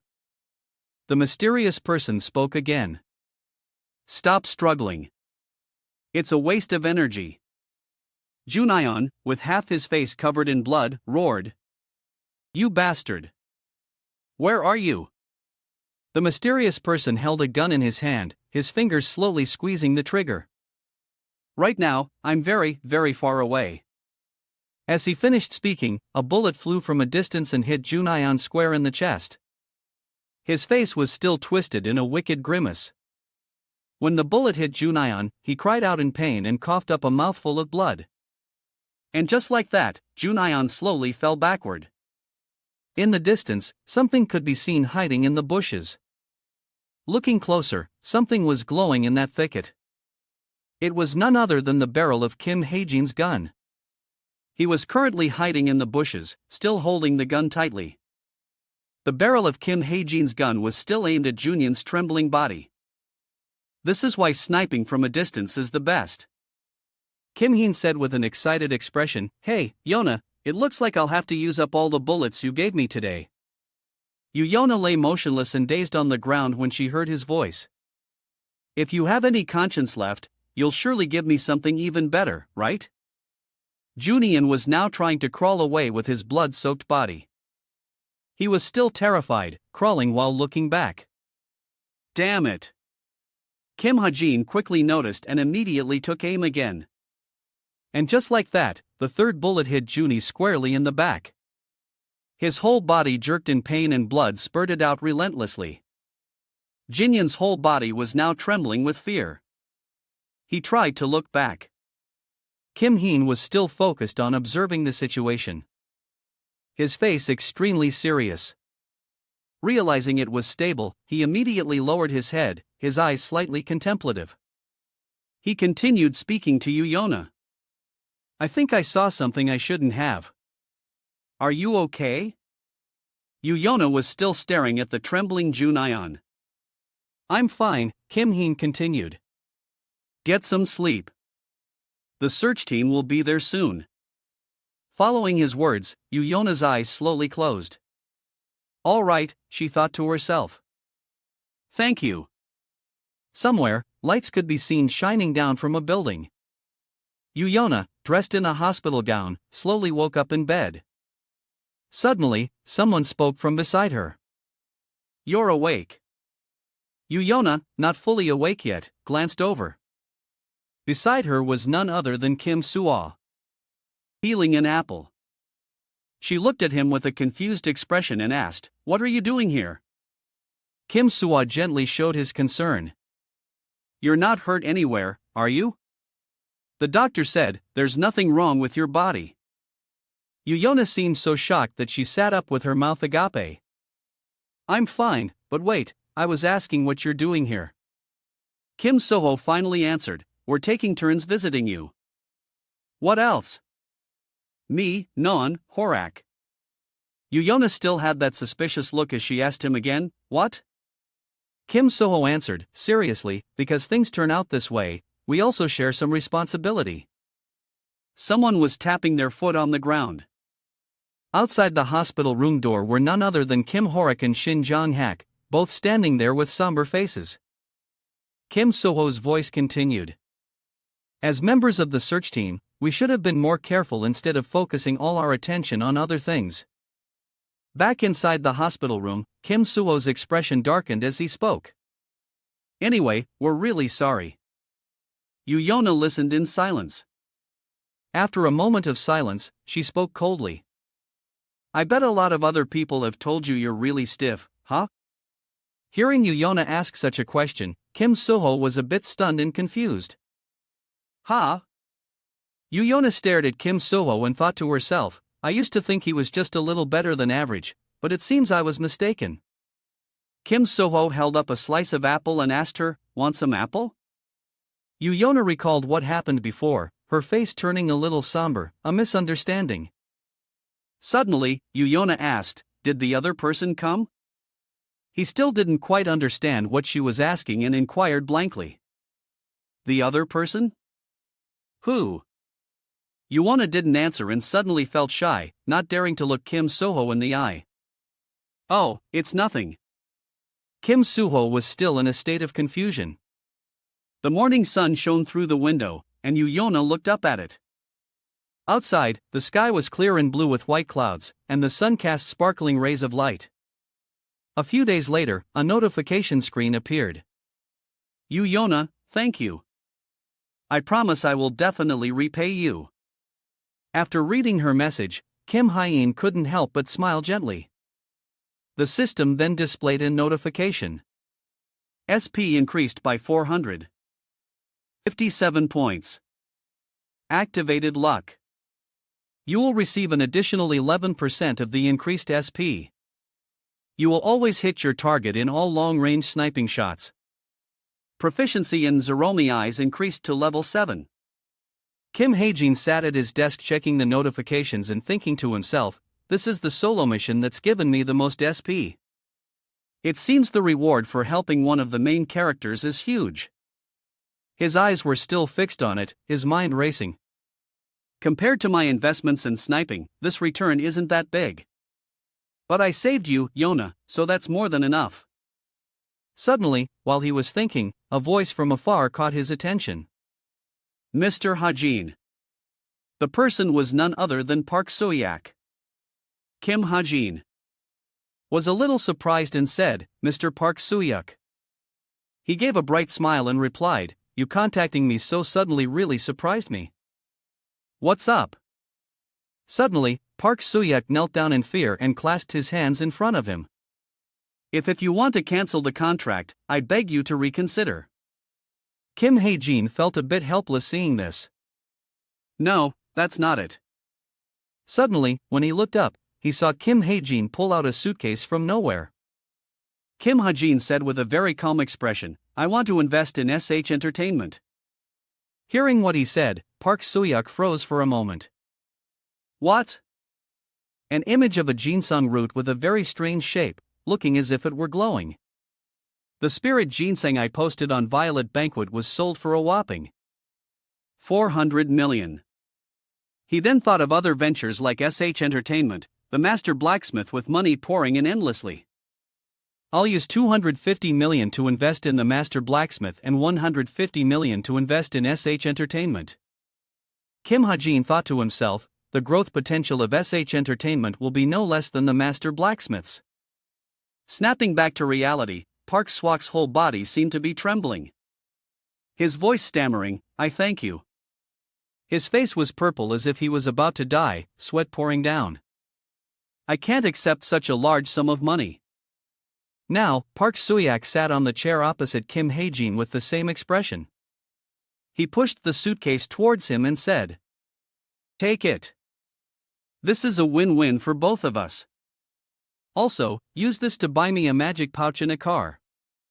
Kim Ha-jin felt a little curious and asked Park Soo-yak, by the way, how old are you? He was still trembling as he replied, 29. Kim Ha-jin said calmly, You're much older than me.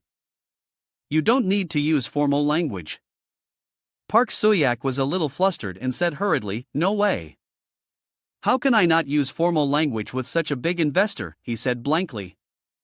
Then I won't invest anymore. Hearing him say that, Park Soo-yak calmed down, his face a little scared, and he hugged the suitcase tightly to his chest. I promise I won't use formal language anymore, Ha-jin. Seeing him like this, Kim Ha-jin couldn't help but think to himself, this guy. A while later, after leaving the cafe, Kim Ha-jin suddenly remembered something and said to Park Soo-yak, let's stop by the convenience store for a moment.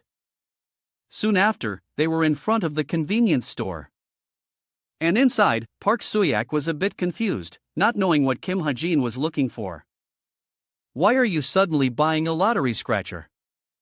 He replied while focused on scratching. I'm still a minor, so I can't receive the prize money without a guardian. Kim Ha-jin added, Can I use this luck of mine? Here it is.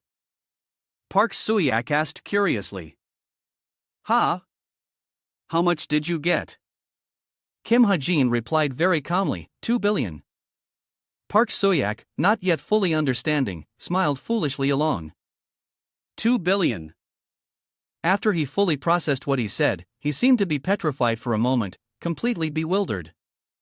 Then Park Soo-yak's loud voice echoed throughout the entire convenience store. 2 billion. Kim Ha-jin handed the sparkling scratch card to Park Soo-yak. I'll invest this amount as well. Redo the contract and send it to me. After taxes, it probably won't be 2 billion anymore. Park Soo-yak, still in shock and fear, reached out with both hands to receive the scratch card. When Kim Ha-jin turned his head back blankly, he still saw Park Soo-yak's terrified face. He clutched the scratch card tightly in his arms as if afraid it would fly away. It was late afternoon and the sunset enveloped the entire space. Kim Ha-jin was confused and wondered. What's wrong? Park Soo-yak's voice still stammered as he replied. Someone might steal it, so I.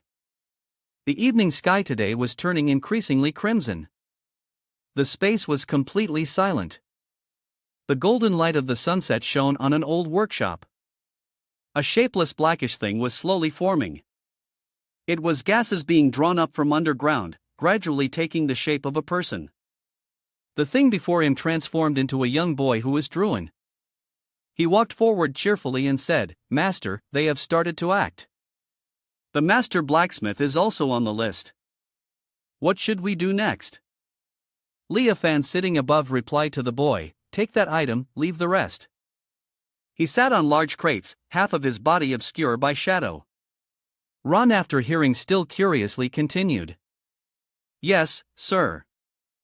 But now that I think about it, something seems strange. Something is very strange. Someone is constantly investing money to buy shares of the master blacksmith. First 3 million, then 10 million, then suddenly an investment of 250 million. Don't you think investing that much in a guild that doesn't even have its own website is a bit too much? Leofan, not seeming to care much, said coldly, Ignore him. Focus on what we need to do. Ron finally fell silent and obeyed. All right, master. The sunlight from outside continued to shine in, but Run seemed to have an idea and immediately opened his mouth to continue. What else is there to report? Ah, at Violet Banquet, a great new section has opened. Would you like to see? As Rune spoke, electronic screens appeared around him. Artifact Search Team, Boston Tang, Truth Agency. Meta tells me there's something wrong with this truth agency. They say they can find out any truth you want to know. Sounds fishy, right? Run kept talking non-stop. Should I order their service? Maybe they can find him for us. Lisa Pham lost her patience and immediately shouted, "Run!" The shout startled Rune and he froze for a moment. The atmosphere was extremely tense. Run, like a guilty child, was silent for a moment, then said, "I was just kidding." Run started asking about tomorrow's mission. They're starting tomorrow, right? Cub's midterm exam. Half of Lisa Pham's face was obscured by shadow, making it impossible to know what she was thinking. Run added, "The hottest topic these days is the number 1 and number 2 ranked Kim Soho and Shin Jonghak. Some of our members have already infiltrated. Are you planning to go?" Images of Kim Soho and Shin Jonghak appeared as Run spoke. Lisa Phan suddenly moved. Yes. Run looked up with a slightly blank expression. He stood on high, his face gradually becoming clear, his eyes looking down with extreme coldness. Lisa Phan spoke as if emphasizing each word. Hopefully, there will be someone. Her eyes seemed soulless. Over at Kim Ha-jin's place, he smiled cheerfully and waved goodbye. Lisa Phan's voice still echoed in the space. Useful. The sky today was incredibly blue, dotted with a few white clouds. Time flies like the wind. An electronic system panel appeared in the space. Welcome. Confetti filled the sky. In front was the massive and magnificent cube building with a large electronic board on its roof. And a midterm practical exam week has finally arrived. Hazuki appeared looking incredibly adorable, her sparkling eyes running and calling out, "Mom!" And just like that, Hazuki ran straight into her mother's arms. Her mother asked with concern, "My dear, how have you been?" Hazuki immediately replied, "I missed you so much." The space was incredibly lively, with people moving around constantly below. In the air, there are even drones flying around. During this practical exam week, Cube will open his doors to welcome organizations that need to recruit heroes like federations and guilds, as well as the families of the cadets. A huge crowd from all over the world flocked here, as crowded as a festival. A man holding a microphone announced, "The place we are at right now is Cube, the best hero training academy in the world." Another person not far away also adjusted his mic and said, "Send invitations to all the cadets in the top 100. People around started to buzz with excitement. That's like June, rank 117. Wow, I'm such a fan. The drone from before slowly descended as someone reached out to grab it. It was none other than Kim Ha-jin. He looked intently at his drone, but there was still no movement. Kim Ha-jin. After checking, Kim Heen immediately released it to fly again. Looks like I'll have to wait a little longer. The drones were slowly rising higher. Kim Heen remembered what Park Soo-yak had said. Here's a thank you gift. It's not much, but it's the thought that counts. He thought to himself again. Soo-yak gave me all these drones. I've placed them all around Cube, so the chances of catching an intruder have increased quite a bit. Suddenly, a woman walked by and bumped hard into Kim Ha-jin's back. Kim Ha-jin, with a worried expression, immediately turned around to apologize. "Oh, I'm so sorry, but the woman just walked away." The glare of the sun made the woman's face unclear. The woman slowly turned her head. It was none other than Lisa Phan looking at Kim Ha-jin with her usual cold expression suddenly seeing her. Kim Ha-jin paused for a moment bowing his head in thought. Then suddenly Kim Ha-jin looked up again, his face filled with alarm. I almost completely forgot. Kim Hae-jin looked over at Lasafan, thinking himself that this person would also be attending this practical exam. She was still glaring at him coldly. Seeing Lasafan staring at him like that, Kim Hae-jin was a bit startled. Scared, he immediately turned his face away. I've been staring into her eyes for too long. Kim Hae-jin's demeanor was extremely rushed. He was terrified. Say something to look less suspicious. Kim Hae-jin's mouth tried to say something. Finally, after a moment, Kim Hae-jin managed to speak. You're so pretty. When he said that, the atmosphere seemed to freeze, becoming even more somber. Lasafan's face became even uglier, her expression full of disdain. Kim Hae-jin looked as if he had been poisoned. His face turning a frightening shade of purple. The tension was broken when Lasafan turned and walked away. Kim Heen was still standing there stunned. She just walked away, her figure gradually disappearing into the crowd. As she walked away, Lasafan called out Rune. Run didn't appear, but his voice could be heard. Replying, yes, master. Lasafan was wearing a necklace with a brightly shining pearl. She continued, the person who just bumped into me. He could see through my illusion item. Lasafan's eyes were terrifyingly soulless as she coldly ordered Rune, investigate him. Elsewhere, Kim Haim was walking. Not only were hero organizations coming to Cube to recruit, but the chameleon troupe had also come a Cube. An image of Shin Jong-hak walking with a confident smile and Kim Soo-ho with a bright fresh smile appeared. Their targets are either Kim Soo-ho or Shin Jong-hak. As Kim Ha-jin walked, he thought worriedly, if they just blend in, it'll be fine.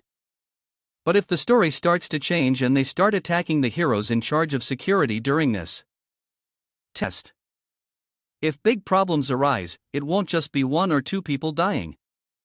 Suddenly, a very loud voice rang out, startling even the people standing around. Not at all.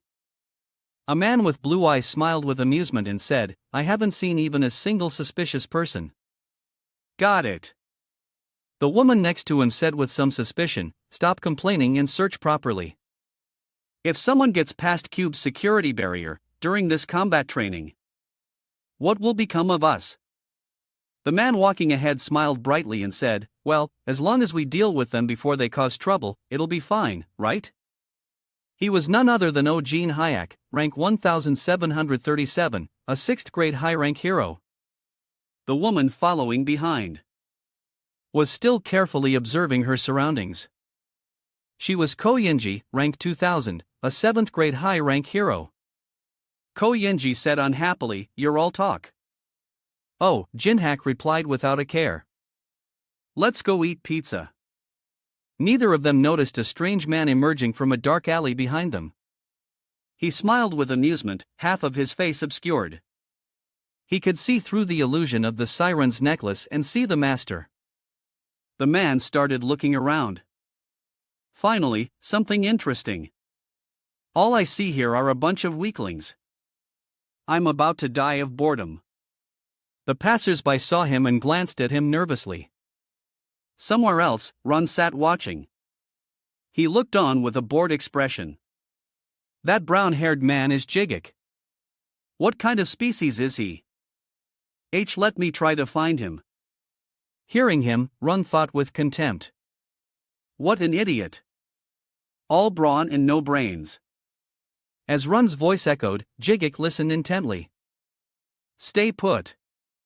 Even if we do nothing, we'll know if he is potential or not. Run's voice continued to echo. It's about to start the one-on-one duels. At the same time, at Arena 2, a blimp could be seen high above carrying a large banner. Cube Midterm Combat Training Arena. The stands were packed and the announcer's voice rang out. At 9:00 a.m. sharp this morning, the first match is about to begin. Even rookie reporters are rushing to cover this heated scene. The first match is one where even the ticket of honor has been used. In another corner, Kim Hae-jin was walking calmly. As he was walking, someone suddenly called out, "Hey, you!" The person was none other than Yona. She stood leaning against the wall, looking at Kim Heen and wondering, "Are you heading to the arena?" Kim Hae-jin walked alongside Yona. He turned to answer her. "Yeah, I'm a first." Yona continued, "Is that so?" She suddenly closed her eyes and called out a name. Setchin. Setchin immediately appeared, holding a suitcase. When he opened the suitcase, shining bullets were neatly arranged in trays. "These are 100 of the highest grade bullets." As Yona spoke, she handed the suitcase to Kim Hae-in. "Although you can't use them during the test, you can use them as you like in other situations. If you need more, just let me know." Kim Hae-jin looked a bit stunned for a moment.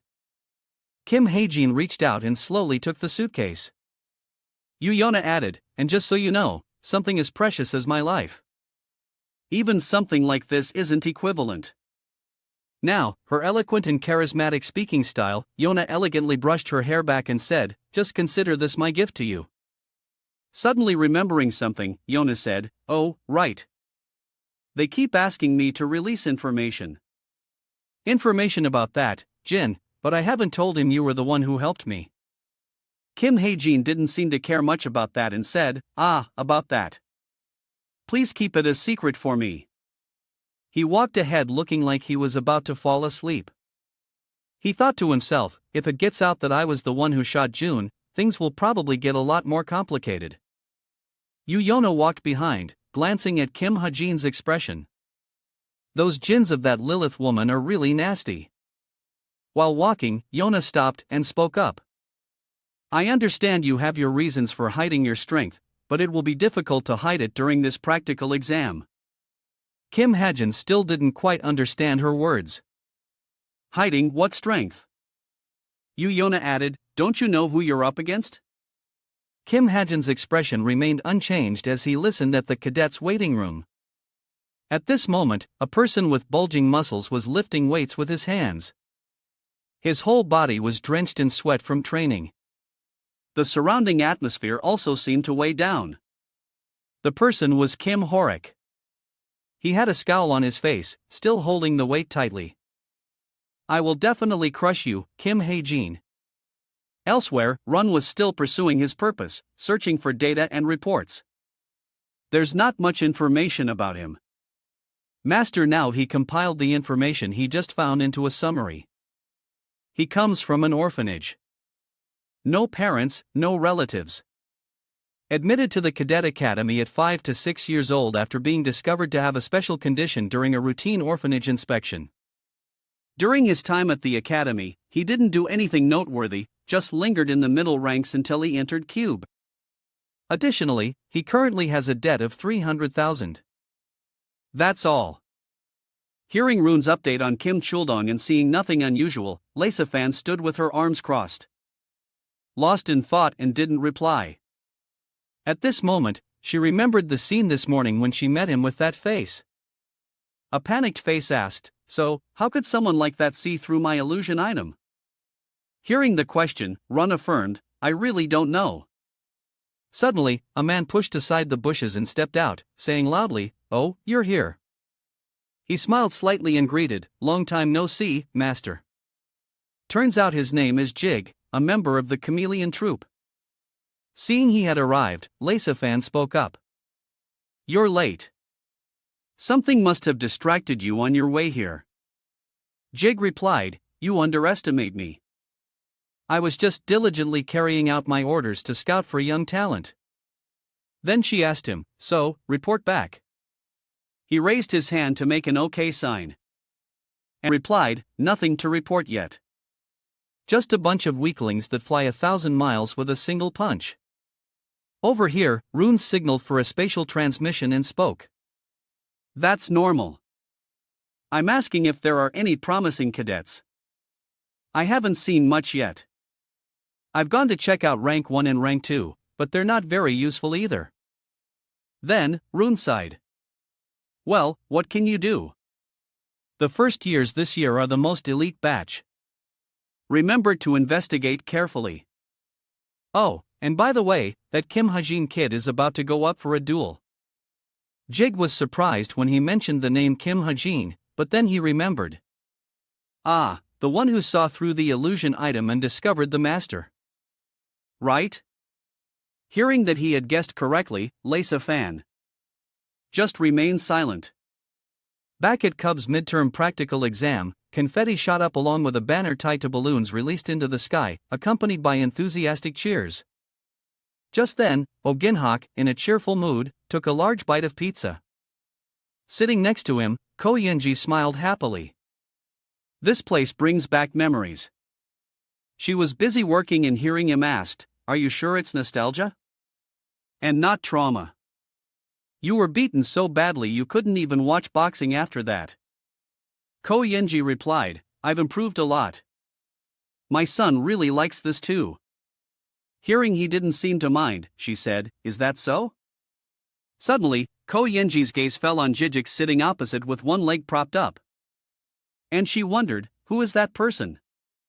Then she pointed ahead and said to Ojinhak beside her, "He keeps looking at us and smiling." Hearing her, he reacted and looked, then replied, "A fan of ours? Maybe."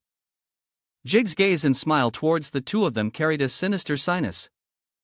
Now, as the person ran onto the fighting stage, Oh Jinhyak realized, oh, the match is about to start. The person who just stepped up looked strong and imposing. Then the referee introduced cadet rank 19 martial artist Kim Horak. Although not on the level of the top 6, he's no pushover either. Both of them reflexively looked at the contestant's opponent. Sayo Yinji wondered, and his opponent is. Her words trailed off when she saw the other person. The referee then introduced the next contestant, rank 934, Kim Ha-jin. Both fighters were now on the stage. Ha-jin spoke up. "How did you do on the theory test?" Then he smiled and asked, "Why so tense?" "Just relax and you'll be fine." The words just uttered immediately enraged Kim Horak, who gritted his teeth, his face turning pale. Kim Horak clenched his fists and began to channel his power. Looking at Kim Ha-jin, he analyzed. Horak's special ability is to convert mana into an invisible barrier around his body called chi armor. Let's not even talk about me using training bullets to take him down. I'd be lucky if he doesn't catch me and tear me in two. I can't let him close the distance. At this moment, the organizer spoke up. The one-on-one duel for the first-year midterm exam will now begin. Hearing this, both Kim Horak and Kim Ha-jin got into their fighting stances. The command was given and the first match began with the announcer's drawn-out voice. Finally, the two words "begin" were uttered, and immediately Kim Horak leaped up and charged towards Kim Ha-jin. He also clenched a fistful of magical power and aimed it straight ahead. On Kim Ha-jin's side, he still made no move, just holding his gun and watching as the spell, radiating a blinding light, prepared to attack him. Suddenly, his movement speed increased drastically. He had used bullet time, making himself look like a meteor, hurtling towards the earth. Kim Ha-jin also realized and thought the duration of his bullet time has increased a lot. He was making everything before him slow down, observing the numbers of time appearing around him. At this moment, a thought emerged. Track Horak's movements for the next minute. At the crucial moment, he successfully dodged the opponent's earth-shattering attack. Witnessing the ground crack after a single punch, he was shocked. Is he the Hulk or something? Then Horrocks' eyes, filled with killing intent, quickly glanced towards him. Immediately, a series of attacks were aimed at him. So Ha-jin dodged while running. Looking at the running back in front of him, he gritted his teeth in frustration. Suddenly, Kim Ha-jin pointed his gun and fired at the same time Horak attacked. The bullet hit Horak's chest but didn't penetrate, getting stuck on his body. He smirked and thought, "Fool, doesn't he know I have chi armor?" At that moment, he felt smug. I can easily deflect the bullet like this. But man proposes, God disposes. The bullet suddenly exploded, catching him off guard. Only now did Kim Horak notice and observe the chi armor he was wearing, which now had a hole in it from the bullet. The entire stadium was stunned and shocked, unable to believe their eyes. Ko Yenji shouted, he shot through the chi armor. Horak stood there, touching the hole where he was shot. Hajin, holding the gun with both hands, was still aiming at his opponent. He clutched the hole through his chi armor, his eyes wide with shock. What kind of monster is this guy? There's no way a single bullet could pierce my chi armor. But Kim Heen stood there, his face expressionless, reloading his gun. Seeing this, Horak, who hadn't yet recovered, finally reacted. Then a barrage of bullets was fired at him. Reacting instinctively, he crouched down and crossed his arms to block. Each shot was like a slap in the face, leaving him both shocked and incredulous. Kim Hae-jin continued to reload, smirking to himself. Sorry if he thought this would just bounce off. I've integrated the power of stigma into the bullets and even made them magic resistant. Thinking this, he didn't hesitate. And quickly fired again, shattering his opponent's chi armor. At that moment, the cheers of the crowd erupted. At that moment, Kim Horak struggled to withstand the shots. Suddenly, he struggled and roared in anger. EW. Then, gathering almost all his magic, he slammed a powerful punch into the ground. This time, it was even more terrifying than before. The ground cracked and spread, and he roared, "You damn bastard." It created a superized crater. Even the spot where Hae-jin was standing was shattered. But luckily, he managed to dodge it. Suddenly, Hajin pulled something out and threw it straight to Horak, then spoke up. I'm throwing a dagger. Be careful over here. Horak reacted and looked up at the blade. He immediately dodged an alarm and speculated. Could that knife also have something special? But the truth is always tricky. Hae-jin raised his gun and fired, smirking, shattering his suspicion. Though this was really just a feint, this shot aimed straight for the spot that had initially pierced the chi armor, pushing Horak further back. Now Kim Hae-jin landed on the ground and stood straight, looking at Kim Horak struggling to get up from the ground. He took step after step towards Kim Horak's position. Suddenly, the gun was raised once more. This action made the entire stadium hold its breath, mouths agape. His finger then squeezed the trigger. But after that, nothing happened. Kim Hae-jin just stood there with his gun raised. And Horak was still on the ground at that moment. He also looked at him with a stunned expression. The entire stadium was also silent, mouth agape, confused and unable to believe what had just happened. Suddenly, Oh Ginhak spoke up. Is he out of bullets? Seo Yenji beside him replied, but it looks like Kim Horak is also exhausted. Kim Horak suddenly got up, trembling and panting heavily. He gritted his teeth, his face flushed with anger. And on Kim Hae-jin's right, he was silent, his eyes unblinking, his hands still holding the gun as if frozen. Suddenly, Kim Hae-jin smiled. Then he lowered the gun, raised both hands, and smiled cheerfully. I surrender. His last action. Kim Horak petrified. Not just him, but Ko Yenji and Oh Jinhyuk were also frozen, unable to believe it. At that moment, the organizer's voice rang out. The first match is over. Then he announced, the winner is Kim Horak, who at that moment was gritting his teeth, trembling with anger. Finally, the winner's name was announced, Cadet Kim Horak. As soon as the result was announced, Kim Horak coughed out blood and anger because it was clear he was the loser. To think that in the end Kim Hae-jin would declare his surrender. He struggled, but luckily two people held him back as he yelled furiously, "Hey, you bastard! Get back here!" But he ignored them and left the arena. At this point, Kim Horak's wounds have been bandaged. Leaning on his hands, he couldn't swallow his anger. The staff beside him tried to comfort him. Seeing this, Oh Ginhak spoke up. Was he really shot with a real bullet? Even so, he's fine. Is it because he's a warrior? At this point, he leaned on his hand, smiled, and asked, So, what do you think, Seo Yenji? Hearing that, she replied, Kim Hajin did very well. Kim Horak was a bit lacking. He should have slowly and steadily pressured hygiene instead.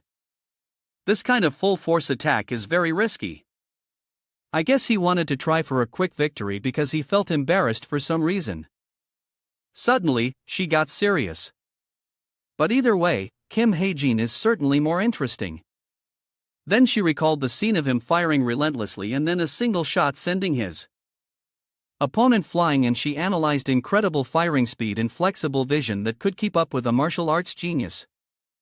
But at some point when Kim Horak started to slow down, Kim Hae-jin also slowed down. Could it be that he has a special gift that enhances his physical abilities? Remembering the detail that the bullet fired was also encased in a layer of magic, she added, that kid, he used mana-infused bullets. Oh.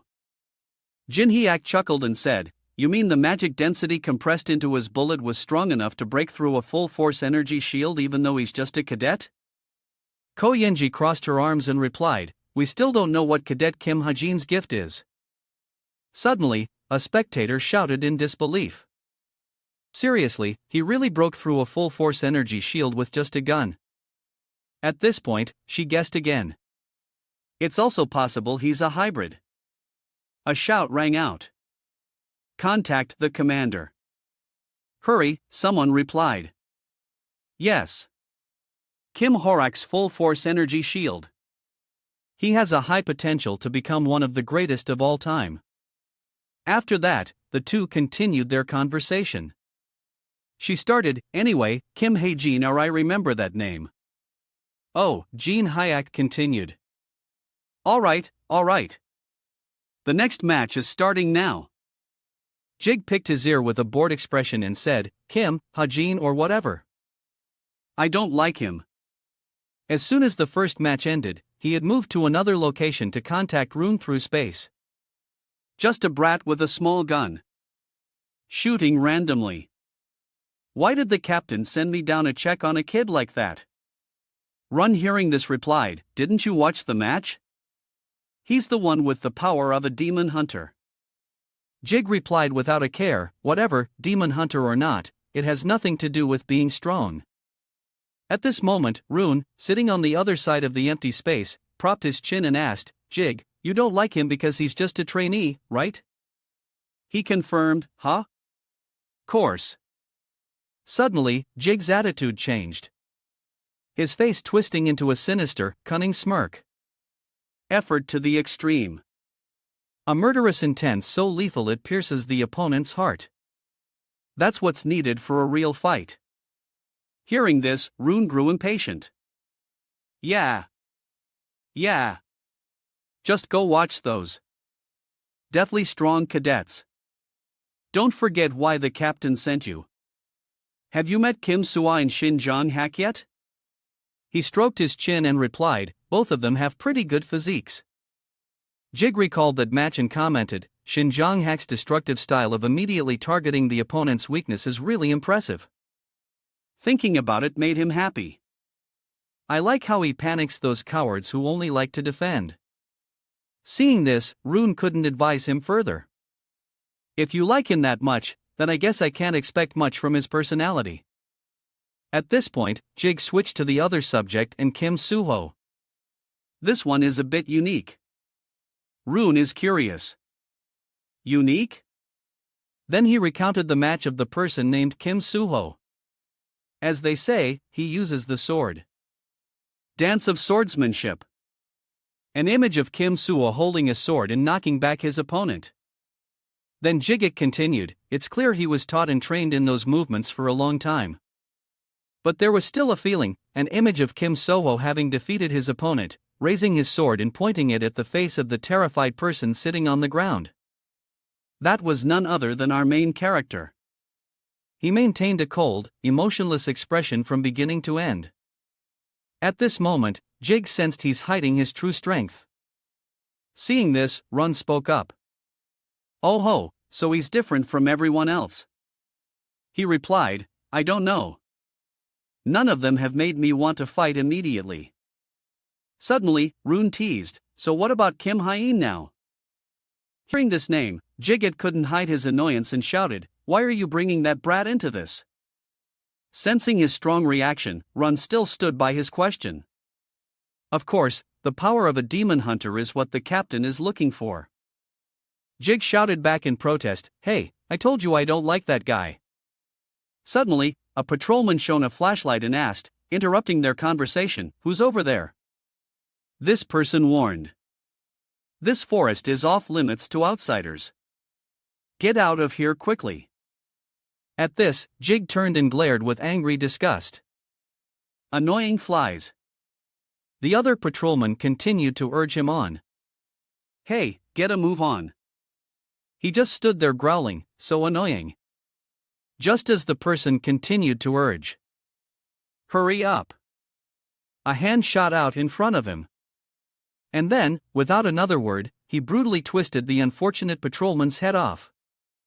The patrolman fell into a pool of blood, the sound causing birds to take flight and crows to caw. After dealing with the patrolman, Jig stood there staring at the scene he had just created. Run on the other side of the space asked in panic, "You took care of him?" He confirmed with a deadly smile, "Yeah." "Now run." Run warned, "You're in for it with the captain now." He replied without fear, "Keep it a secret." Ah, the air is finally fresh. Dusk was falling. The sun was about to set. And the sky was a mix of yellow and orange. On the balcony of a building, Lace-Fan held on to the railing with one hand, watching the sunset. He began to remember a time before on a day of torrential rain. Rain poured down on a stone stele as she spoke with a bitter and determined voice, "By any means necessary. I will find those traitors."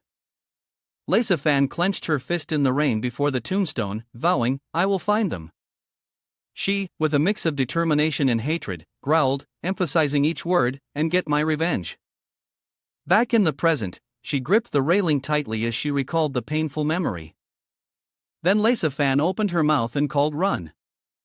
Then she ordered check on Kim Soho, Shin Jang-hak, and Kim Hajin too. Receiving the order, Run replied, "Yes, sir." "What is the mission?" He replied, "The demon hunter's power can break through the demon's protection. We must prioritize Kim Hae-jin." Run asked worriedly, "All right, but is that okay? We don't have much information about him." Lace-Fan assured him, "It's fine." Then he spoke. "Tomorrow I will go to meet him personally. Right now, Kim Hajin is changing his clothes." The next morning, the second day of the midterm exam continued. The organizers had clearly designated a first competition area. At this moment, as OGO was working, a voice spoke up. "Look, it's the guild leader of the Sacred Grace Guild. The essence of the straight is here, too." The audience in the stands was extremely excited and cheering. One person seeing this commented, "The level of the audience is completely different from the first day." The man next to him agreed, of course, because today's match's 3 words appeared in the sky. Cube rankings. Match 1 is rank 1 Kim Soa versus rank 8 Jo Hain. Match 2 is rank 3 Rachel versus her opponent, rank 4 Chai Nyan. Seeing the matchups on the screen, the audience was extremely excited. The matches between the cube rankers are so exciting. Another person asked, "The matches between Chai Nan and Rachel, right?" In that case, the archer Chai Nan is at a disadvantage. Today, Kim Heen was a spectator at the match. He thought to himself, "Thank for the explanation, extras." Looking at the situation before him, he pondered. In today's match, China will be defeated by Rachel because Rachel cannot be defeated by a bow that has no gift.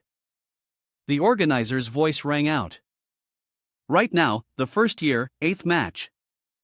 Both contestants immediately got into a ready stance and finally the call was made. Officially begin. Immediately after, Cheyenne raised her bow, smiled confidently, and said, "I wonder if our ranks will change today, Princess Rachel." After saying that, she drew her bow, aimed straight at the sky, and released. The golden arrow flew. Immediately after being shot, the arrow split into many branches and turned back towards the ground. Rachel stood there looking up at the arrows falling from the sky. Beautiful. She reacted quickly and gracefully, dodging all the blows of the arrow attack. Suddenly, a straight flying arrow appeared right in front of Rachel. But she didn't panic and quickly cut the arrow down. Xinyun was completely stunned by the sight before her, her hand stopping as she drew another arrow. Seizing the opportunity, Rachel charged forward to attack. Seeing this, the stadium erupted in enthusiastic cheers. Suddenly, someone walked step by step down the stairs. The person was none other than Lisa Fan. She paused for a moment, her gaze directed at Kim Hae-jin's seat. Suddenly, Kim Hae-jin noticed someone approaching and sitting next to him when he realized that Lisa Fan was the girl he had accidentally met yesterday. He was quite surprised. Not only that, but she was also someone he had known before. Looking straight at her face, a stream of information appeared in his mind. A black level wanted criminal by the Hero Association, captain of the infamous Chameleon Troupe, a powerful individual who always hides under various names and identities. Observing half of her face, Kim Ha-jin knew clearly that in this world only I know her real name. Suddenly, a glass of orange juice appeared out of nowhere and was poured straight on her head. Witnessing the scene, he was so shocked he couldn't speak. At this moment, a man ran down anxiously and said loudly, "Oh no, what have I done? Are you okay?" Lisa Fan bowed her head with her wet hair. While Kim Hae-jin next to her was frozen with a racing heart, completely shocked and unprepared for this situation. Kim Hae-jin's face was now as green as a banana leaf, speechless.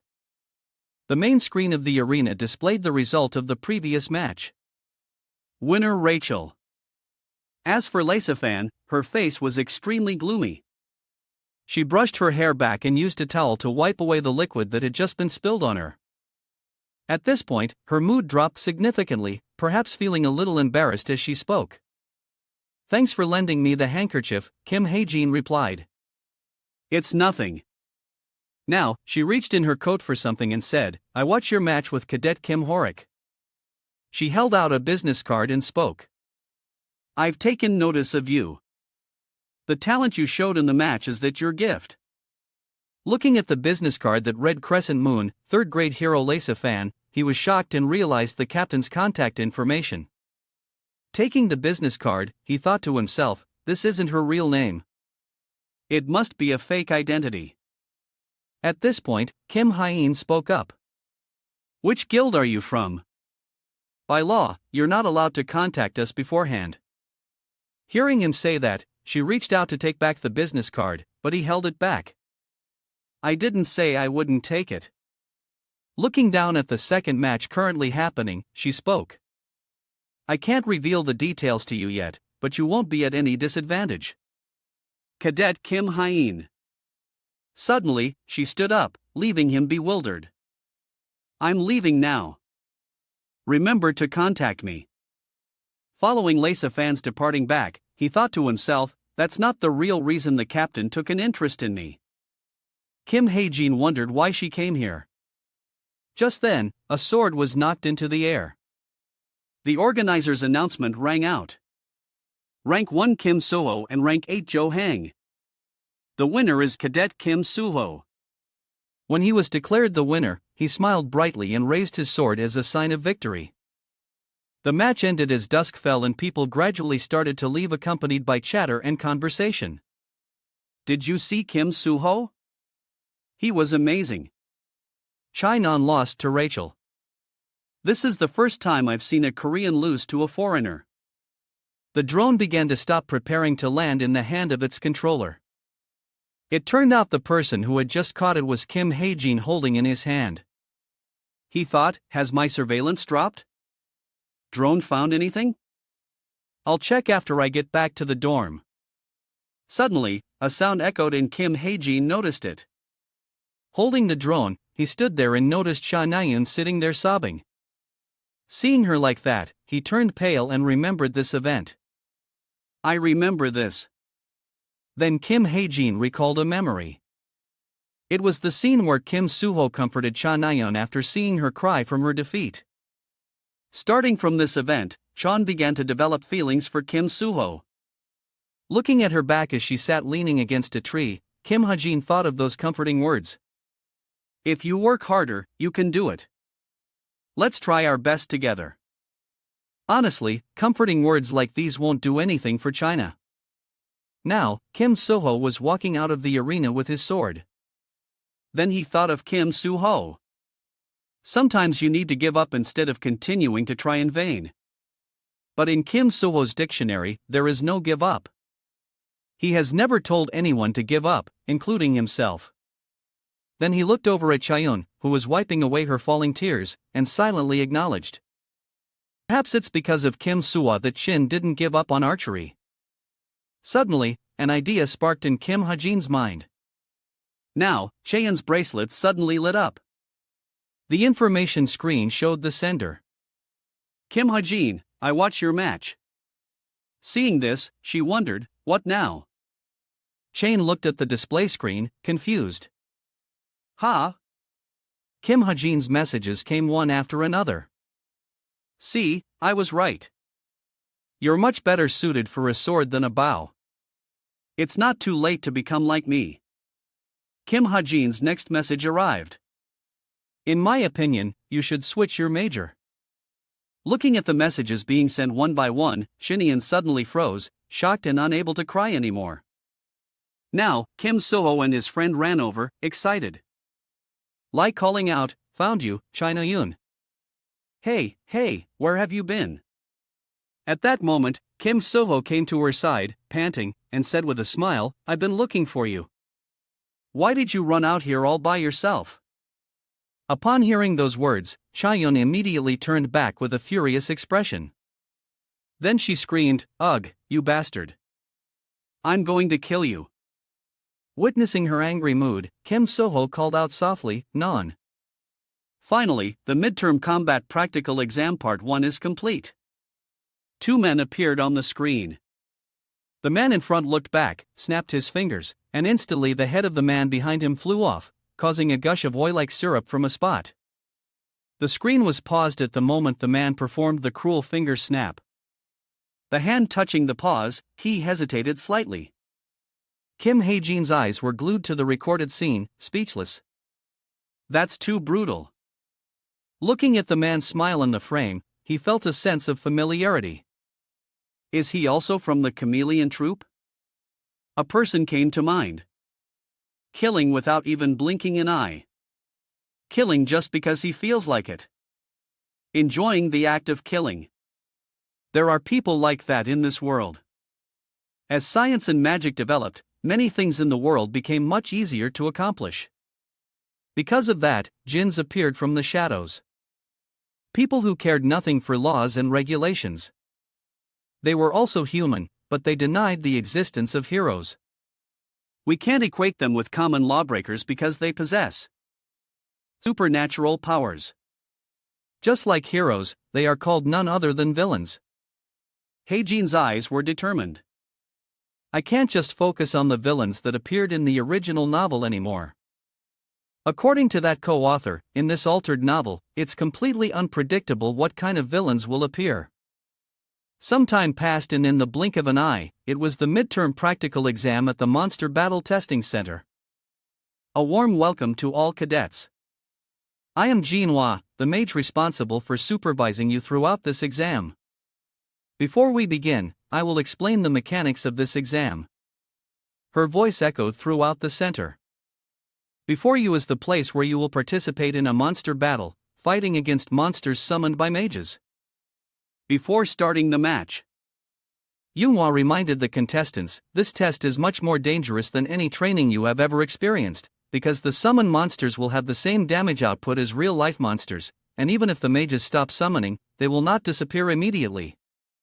At this point, she didn't forget to add, if you don't call for help out of embarrassment, you might lose your life. So, if you feel the test is too difficult, please surrender immediately. These words made 2 female students listening break out in a cold sweat and look at each other worriedly. She continued to talk about the grading criteria for the test. The test score will be evaluated based on how long you can last and how calmly you can react. That's all you need to know. I wish all of you the best test results. Without further ado, Yunhua immediately lowered her voice and invited the first team. Alright, the 4 members of Team 1, please enter the testing arena. The lights in the arena lit up and the dividing walls rose accordingly, separating the 4 people into 4 separate areas. The woman introduced, Team 1, Huzuki, Kim, Juno, Yu, Zioan, Spanner, prepare. She turned her head back to remind the remaining contestants, all the rest of you, just observe in silence. When it's not your turn, analyze the battles of the other cadets. The other contestants were staring intently at the display screen in front of them while the instructional voice continued. Consider how they fight the monsters and see where they can improve. Analyze thoroughly, and if you feel there's a better way to fight the monsters, you can also voice your opinion. She stood before everyone and said, "All right, monster battle." Her voice trailed off. Seeing the surrounding contestants so quiet, not paying attention to her words, Yunhua cleared her throat to get their attention. Then she reminded them one last time, "Everyone, please turn off your smartwatches." A few confused contestants turned off their watches. Yunhua explained, "You should know that this presentation will also affect your written exam results, so please write very carefully." As if hitting a nerve, Cheyenne was speechless and gritted her teeth. Finally, Junhua announced, "Well, then the monster battle will now begin." She raised her hand, creating a circular beam of light. Summon monster. The light rose up. She introduced Team 1. Cadet Huzuki summoned monster Hyl-Ghoul. Just as she finished speaking, a large and extremely ferocious-looking monster suddenly appeared in the arena. Something quickly flew towards him. Hizuki struggled to block a blow from a monster. The sound of the explosion created a significant shock wave. Yuyona looked in that direction and pondered as a familiar voice spoke again. Next, Team 2, enter. The serpent demon stuck out its tongue. Liang raised his fist without hesitation and summoned magic wind. He immediately flew forward and punched the serpent demon's body, causing it to double over in pain. The moment that attack ended, the battle was over. June 1. Cadet Yonghan has completed the test. A light flashed. The light suddenly shot out a rain of daggers, heading down toward the monsters below. Each dagger pierced straight into the monsters without missing a single one. The announcement immediately rang out. Cadet Chaonin has completed the test. Yuyona's figure holding a weapon bound the monster and then powerfully whipped it down. At the same time, another person excitedly launched their weapon, slashing away and sending water splashing everywhere. The sounds of fighting below echoed fiercely and continuously. A voice announced, "Next Team 10, enter." Prepare. Junhua introduced, Cadet Kim Hajin, summon monster. Ice Wolf. Heijin, kneeling beside a rock, fired his first shot, aiming straight for the wolf's head. The wolf was injured and let out a painful howl. Heijin's eyes were indifferent as he leaned against the rock, thinking to himself, if it continues like this, everything should end smoothly. The surrounding lights suddenly went out. The cadets sitting in the waiting room were confused. What's going on? Kim Heijin looked up as confused voices continued to buzz around him. What's happening? A sharp ringing sound suddenly went off. Oh, Jin Hyuk touched his earpiece, his voice full of curiosity. Is there some kind of problem in the testing arena? Suddenly, a reprimanding voice came through the earpiece. Okay. Focus on your guard duty. He replied embarrassedly, "Geez, I'm sorry." Okay. Koyenji, standing inside the monitoring room, asked, "Did you know that one of the security teams patrolling around Cube was killed yesterday?" Then she reminded him, "We're in a very urgent situation right now. You need to focus and be careful." All right, he agreed. But more importantly, how we located the epicenter of the earthquake just now? Juno replied. It's predicted to be on the continental shelf off the coast of England, but we haven't been able to pinpoint the exact location yet. Jin Hyuk, hearing this, felt temporarily relieved. Hopefully, nothing major will happen. A foot stepped out from the bushes gently. Jinchok turned his head. A H sound was uttered. Jig scratched his head and smiled wickedly at him. There's someone here. Jinak didn't understand and reminded him. Outsiders are not allowed in this area. Are you lost? He asked back. Then why are you here? This question confused Jin Hyuk, but he still replied politely. Because I'm not an outsider. At this point, Jig rubbed his arm and said impatiently, all right, that's enough. Talk. His eyes filled with killing intent. He smiled threateningly. Stop blocking my way. Get lost if you don't want to be beaten half to death. Jin Hyuk immediately went on high alert and prepared to draw his sword. Suddenly, the ground shook. Both of them stared out at the sea in shock. The waves began to churn. Someone stammered, what the hell is happening? Before them now was a waterspout, swirling violently. The building inside was affected and shook. An urgent voice announced, warning. The test will be temporarily suspended due to an incident outside the main building. All cadets must evacuate the main building immediately. A person stood in the waiting room looking at the arena area and shouted, Team Pen, stop the test and evacuate immediately. Haji looked at the chaotic scene around him and silently cursed. Damn it, what the hell is happening? A figure stepped out. The ice wolf, which was thought to be dead from the previous attack, suddenly got up as alert as if it had never been hurt. Heijin was immediately in a life or death situation. His face couldn't help but show worry as he thought. The summoning spell wasn't nullified. Then his gaze turned to the waiting room above and he called out, Hey, is anyone there? Heijin held his gun tightly and thought again, something is definitely wrong here. Is there a Jin among the dispatched mages? He tried to remember. It's not Jin Yunhua because I didn't see the storyline change warning window pop up. No, from beginning to end, there were no changes with the characters in this building. At this point, as if realizing something, Heijin's eyes suddenly widened. He quickly turned his head back. So that means a footstep clumsily on a rock. A person in a cloak stood above, looking down at the girl from a distance. And greeted her. It's been a long time, hasn't it? Princess Rachel Heijin thought of this scene and confirmed that this was entirely possible as there were many side characters who were never mentioned even once in the novel.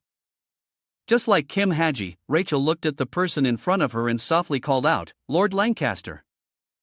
This is a part of the story I knew absolutely nothing about. The ceiling shook violently.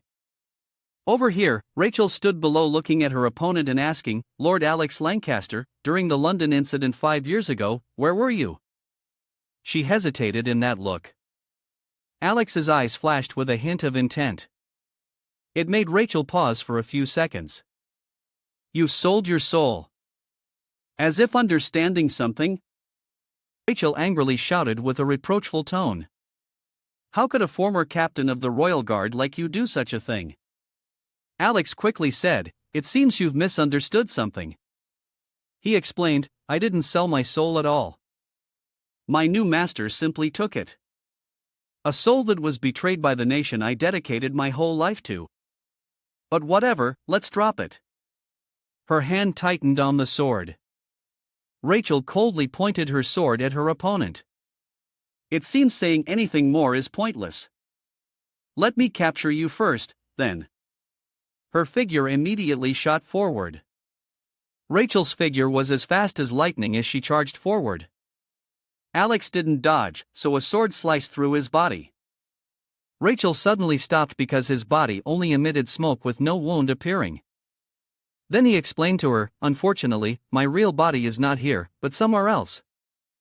Appearing before you like this is just a form of entertainment for me, Alex continued. It's too chaotic outside right now. People can't even pay attention to this place due to the monster invasion. The monster, Imugi, this building has almost become a monster, Dan. No one can come to save you. Alex looked down at the ground. His voice slow, fully resonating. Isn't the current situation very different from the usual of the United Kingdom, which always prioritizes protecting the royal family?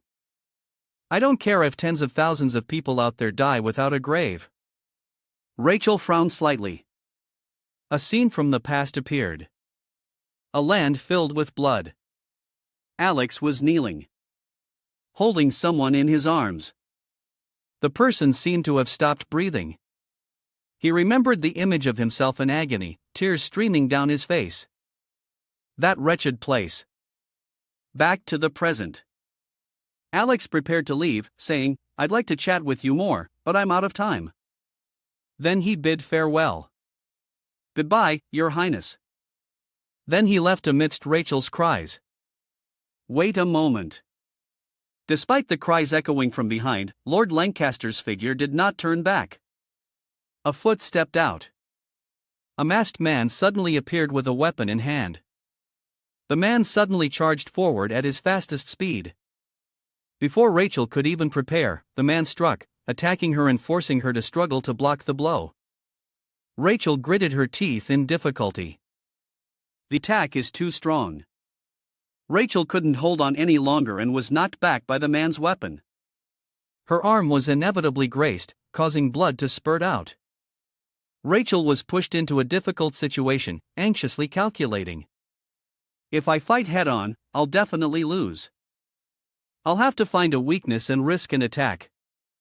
Something shot past at the speed of light. The masked man's weapon knocked the sword from Rachel's hand, creating a flash of light on her hand. The sword flew far away mercilessly. Then the man stopped, looking down with a gloomy expression. A thread of light flashed from Rachel's wrist. The thread was tied to the sword lying on the ground. A light flashed and a masked man quickly turned his head. He saw the sword glowing with an aura flying towards him just as the light flashed. The wall behind him was suddenly broken through with a loud bang. Both of them looked towards that direction in shock.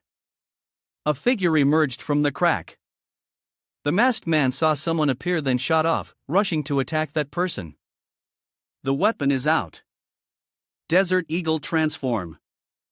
The gun immediately transformed into a shotgun.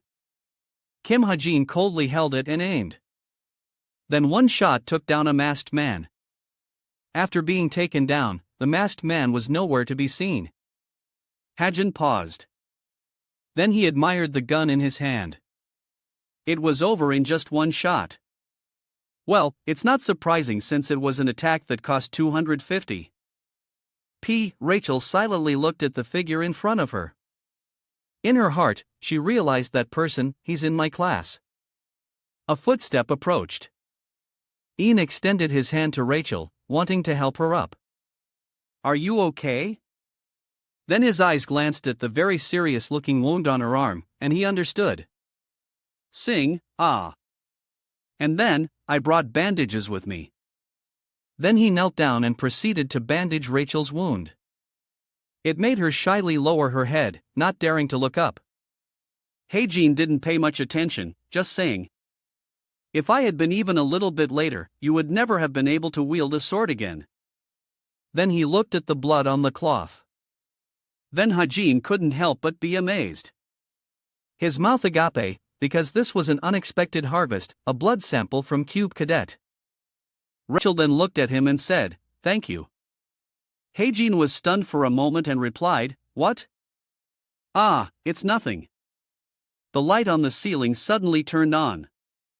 Zin Junhua stood by the railing, looking down at them and calling out, "Hey, you two students, are you injured anywhere?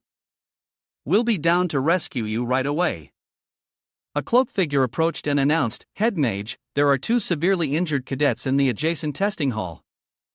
Hearing this, she turned her head suspiciously. Who would do such a thing? Out at sea, a young man was sitting and enjoying the sunset. Saya Yenji ran over in a panic, calling out in this direction, "Oh, Jean Hayak." She asked urgently, "What happened? Didn't Hamugi appear?" Jinek, hearing this, gently touched his hair and replied, "You took too long to get here." It was driven away a long time ago. Yenji wondered, you drove it away? Jinhyak immediately denied it. No, an intruder did. Yenji didn't know. Then he recounted, I don't know who stabbed it, but that Amugi seemed very angry. And yet, that guy was still able to drive it away with overwhelming power. Remembering that punch and intense gaze, Jinhyak affirmed, he must be very strong.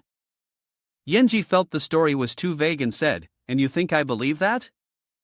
Jinchok touched his neck, stood up, and said sympathetically, I can't believe it either, but I think there's a high chance he's the suspect. In the murder at the police station. Issue a search warrant for him. He looked ahead silently and said, not only did an unknown intruder appear, but a highly monster also appeared. This midterm exam is really lively. Then Jin Hyuk voiced his thoughts. I think it will be hard for Cubs leaders to avoid being reprimanded for this accident this time. In short, the monster incident at Cube yesterday has become one of the world's hot topics, and a midterm exam has been postponed because a lot of manpower is needed for clarifying the incident with the public and assisting with repairs and restoration. After that, both the test and classes have been temporarily suspended and the cadets are enjoying an unprecedented 10-day vacation in the school's history.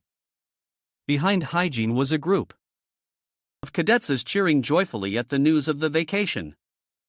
The professor, standing at the podium, his face full of veins, turned to the crowd and shouted, "You rotten kids! How can you be so happy when a cadet is injured?" The people below didn't pay much attention to this because they were discussing among themselves. What are you guys planning to do during this break? Let's go out and have some fun.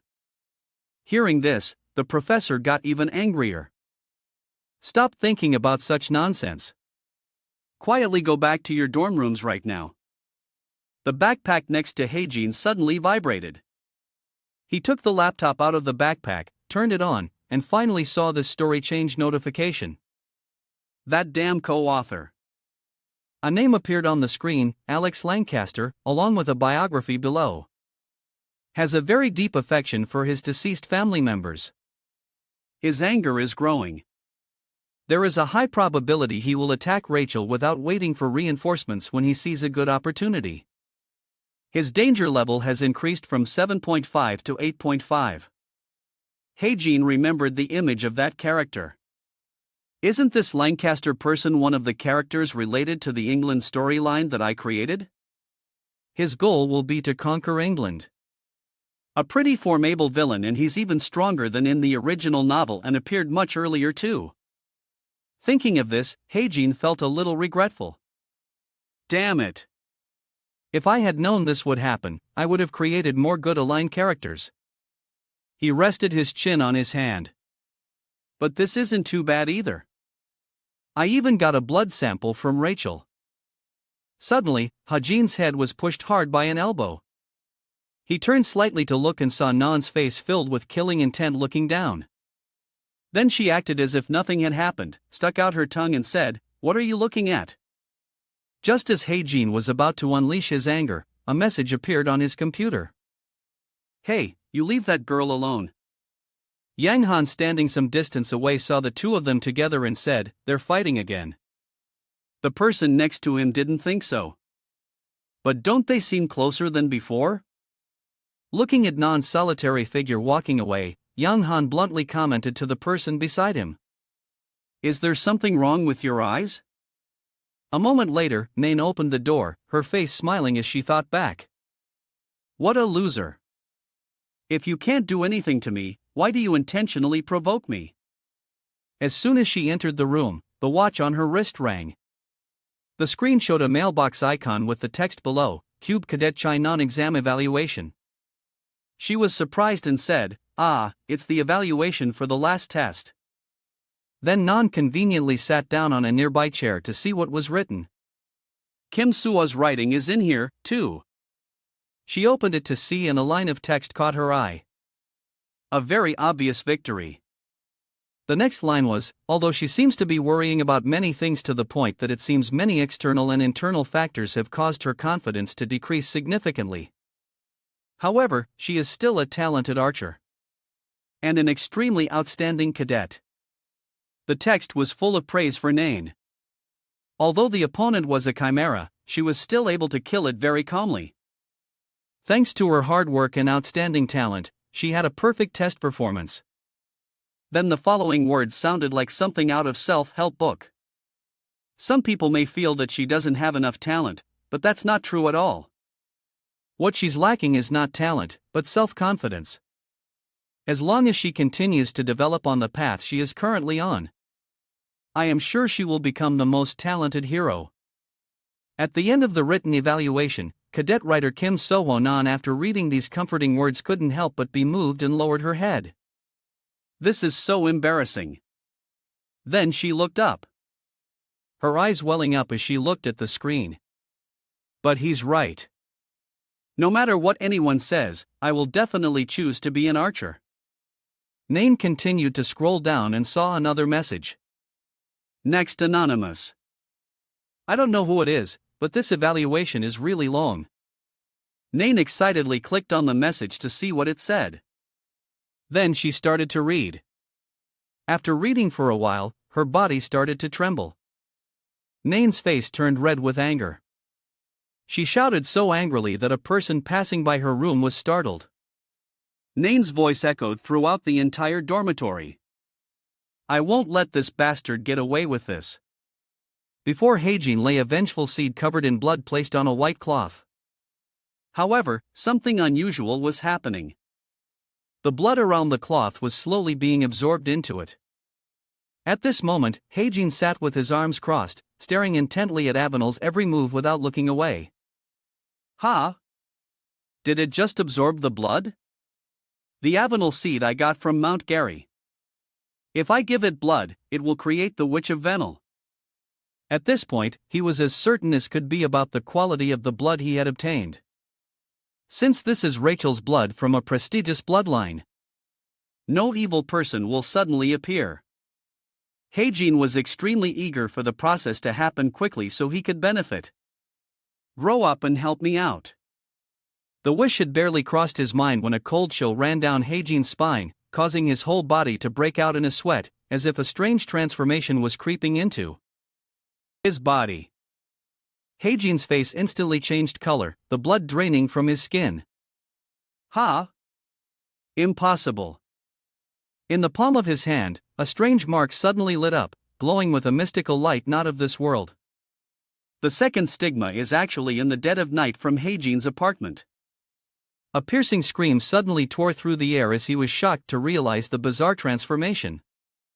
Early the next morning, as the morning sun crept into every corner of the city, Heijin went about his day as usual. But the mysterious mark from the day before still throbbed with a dull ache. This made it impossible for him to hide his gloomy expression. He carried with him an invisible wave of fatigue.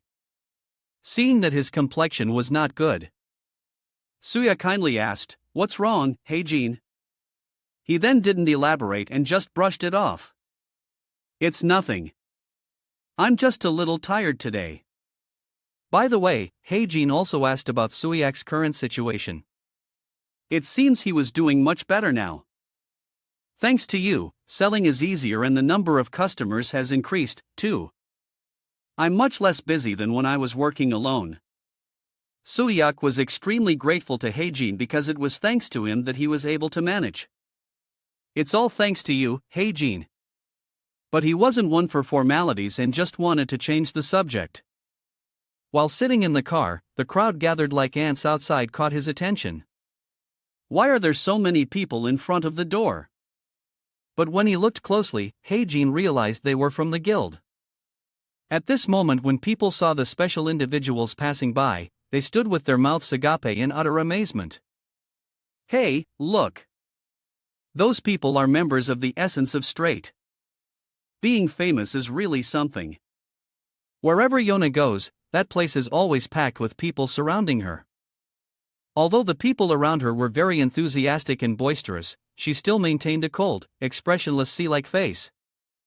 Heijin saw the lively scene outside and immediately rolled down the car window. Yona, she came here with her teammates.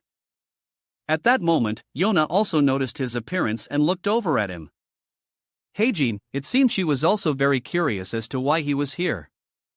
So, she walked toward his car. Yona knocked on Hajin's window and asked him, "What are you doing at the hunting ground?" Faced with this sudden meeting, he was a little unprepared with an answer and just stammered, "Huh? Making money?" Hearing this, she became even more curious. Alone, surprise, old man. Heijin had actually dragged Suyak into this as well. "No, with my manager," parked Suyak. While he was silently praying, Yona also peeked inside the car. Although Haji himself was the one who created this. When he experienced it himself, he had second thoughts. Now that I think about it, Yona and Park Suyak make a strange combination. If we follow the original story, Park Suyak will become Kim Soho's manager. Yona, after learning that Kim Soho had signed a contract with him, made a large investment in SH. The collaboration between the two of them, which seemed incompatible, turned out to be unbelievably compatible. The result was so successful that Yona, Park Suyak and everyone involved walked a path paved with money. Well, that's the original story. But the problem is SH without Kim Soho worthy Yona investing money in? And that was a nagging question in Haijin's mind. Back in reality, Suyak was not Yona's ally, but just someone who was extremely afraid of her. The atmosphere between them suddenly became very heavy and tense. The worst-case scenario is that I might have blocked Park Sahak's opportunity. At this point, Yona didn't ask any more questions. And just lowered her voice. "I see." As if drawn by an invisible force, she unconsciously reached for the door handle. Without any warning, Yona opened the door and got into Hajin's car, sitting comfortably without a glance back, leaving him stunned and confused. "If you're going hunting, then I'm going too. You agree, right?" Although it was a question from Yona, it was more like she was forcing him to accept. While Haijin was still in a state of shock, Suyak had already driven them deep into the forest. The atmosphere in the car was a bit awkward as both of them sat in their own worlds without saying a word. While Heijin was silently wondering, she spoke up and called him. "What are you thinking, Yona?" "Hey, huh?" The next second, she asked him a question out of the blue. "Have you thought about the future?" Hearing this, Hajin froze for 5 seconds. "Why are you asking all of a sudden?" It seems Yona is a worrier while he is a go-with-the-flow type of person. "What are you going to do after graduation? There's still plenty of time. Have you thought about that already?" Heijin thought this because he was a relaxed guy while Yona was the complete opposite. "Thought about it. The midterms are over and in the third year you'll mainly be doing practical. So most of the time you won't be a cube." "Yeah. Third year will be busy because we'll become real heroes or something." It turns out she had been mentioning this all along because she wanted to invite him to join her team. If you don't have a specific plan, how about joining the essence of straight? To make the invitation more appealing, Yona added more about his potential. "We are currently in second place, right behind a sacred grace. But when I become the guild leader, I will make the essence of the straight the top guild in Korea. We can support you with many things from modern weapons to a famous manager." Hearing that he could be replaced, Suya couldn't help but feel a pain. After advertising all the delicious perks, Yona looked at Heijin expectantly. "Is an offer like that attractive enough for you, a cadet?" However, the only thing Heijin was concerned about was her carelessness. Contacting a cadet early is against the law. You'll be fined 500 million won. Hearing that, she replied sassily, "I have enough to pay that. Anyway, you." But before Yona could finish her sentence, the car hit a rock and she suddenly lurched forward and slammed her face into the seat. It's unclear if Suyak did it on purpose or not, but this turned Yona into a lioness. "What the hell was that? Why did you suddenly brake like that?" After a long journey, they stopped at a cliff amidst a majestic mountain landscape. "We're here, the monster point." Hearing this, she couldn't help but feel confused. What are you talking about? How could a normal manager like you find a monster point? Suyuk then replied, with some hesitation. Late April is when monsters in the ground start to complete their cycles. Many people flock to the ground around this time. There's still quite a few spots left, but it's quite popular, so it's very crowded. This was also the hunting ground chosen after considering Heijin's sharpshooting characteristics. Ethics. This is information I've researched thoroughly, so you can trust me for now. Hajin was also very satisfied with his work ethic. My manager is pretty good, right? After preparing all his gear, he informed Soyak and continued his journey. I'll be back after the hunt. All right, be careful. At this point, only the two of them were left in the car. Miss Yona, the members of my guild will be here soon. Soyak, seeing himself being completely ignored, didn't know what else to say. Just a second ago, she had just jumped down, but the next second, she was knocking on his car door. She thought it was something important, but Yona needed something extremely baffling. Give me your business card.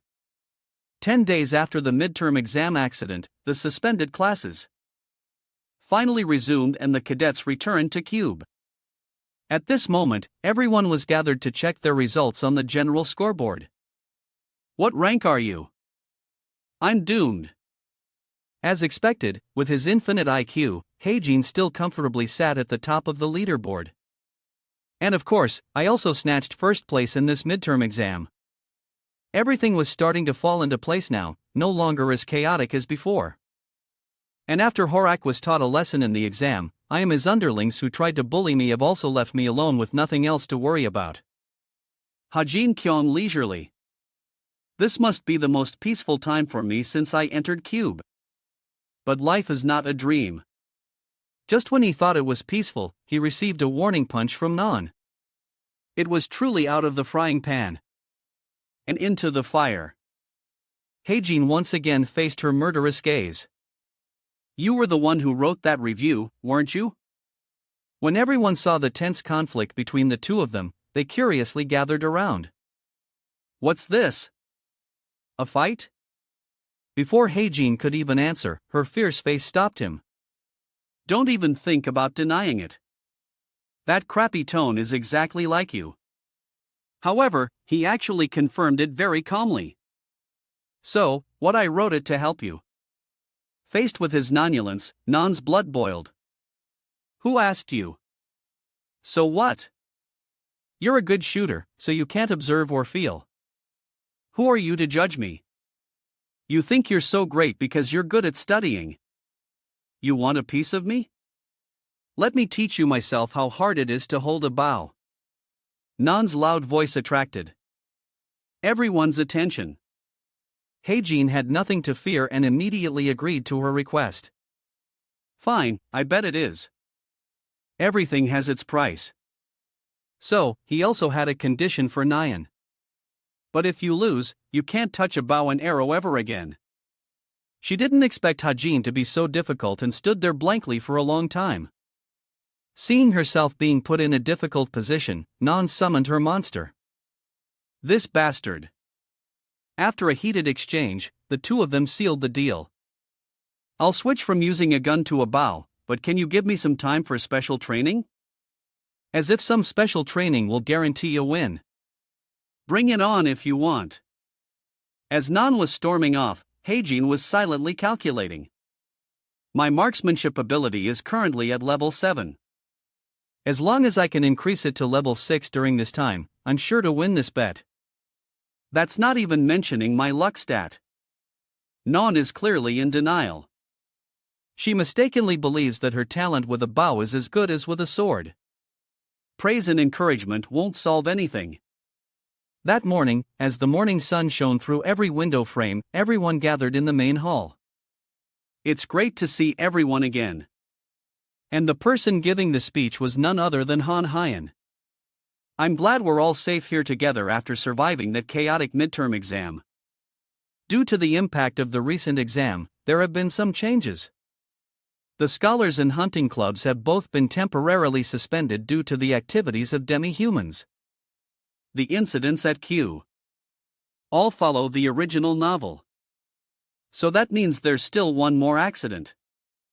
That's the reason why at this point Han Hyan also briefly introduced their next destination. Our destination this time will be France. Although it sounds exciting, the next chapter will open with a bloody event, the assassination of a French tycoon. This chapter begins with an assassination threat from an assassin organization. The letter clearly states that the night of Saturn crossing into Sunday will be the day they act, and their target is no ordinary person. The recipient is the French tycoon Bethane. He was thought to be a villain, but it was quite the opposite. Bethane was a gentle person who lived a simple life in a villa in the French countryside. But life is a trick. That was just a false face he was wearing. But this is actually a lie. Bethane's real name is Barl. And he is a born swindler, a bastard of a bastard who has amassed extreme wealth by deceiving countless people. He had always managed to escape being caught after every scam. But finally, the assassins discovered him and locked onto him as a target. Being on a wanted list, he couldn't ask the police for help.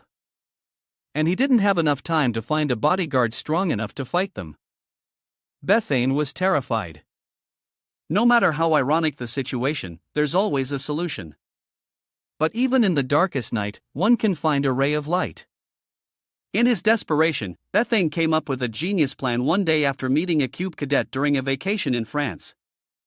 The naive cadet accidentally caught Barl's eye, becoming the president of the French Travel Club. That's amazing. It's nothing but thanks. We were planning to choose Paris as our next destination, but I'm having a lot of trouble finding a good place to stay that can accommodate all the cadets. His problem was heard every word. Realizing this was a golden opportunity to escape the assassin's clutches, Barl suggested. In that case, would you all like to come to my villa, you and all your fellow cadetses? That was basically it. Heijin already had all the developments in his grasp. He's planning to use the cadets as guards for his villa.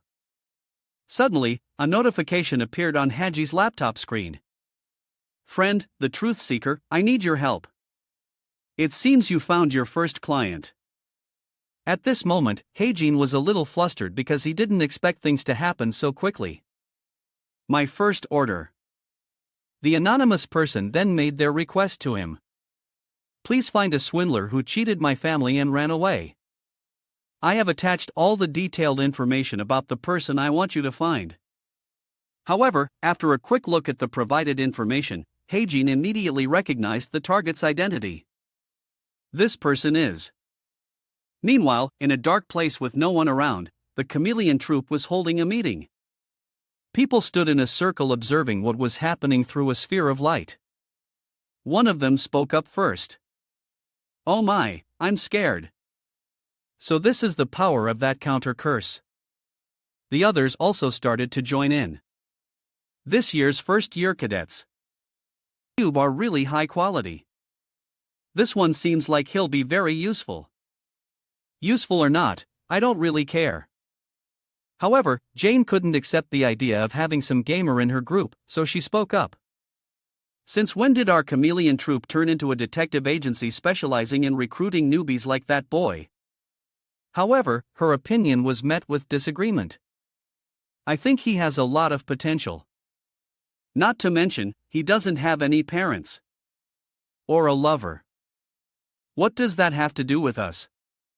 People are often more vulnerable to temptation when they have no one by their side.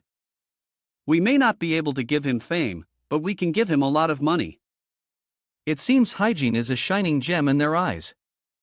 Our top priority is to find the traitor and eliminate him. If his talent is useful to us, we should recruit him. Seeing that she couldn't win the argument, Jane didn't waste her breath anymore. Is that so? Fine. Let's say you managed to recruit him, but the next second she changed her mind, but the only position left is the black position. You want to give it to a brat like this? The colors specifically assigned to the strongest person in the chameleon troupe. The color of the person who betrayed the master before. Suddenly, as the two of them were engaged in a heated verbal battle, another stomped forward. It seems there's no other way. In that case, let me take that black position. Then I'll give my position to him. He really made a request without feeling any shame.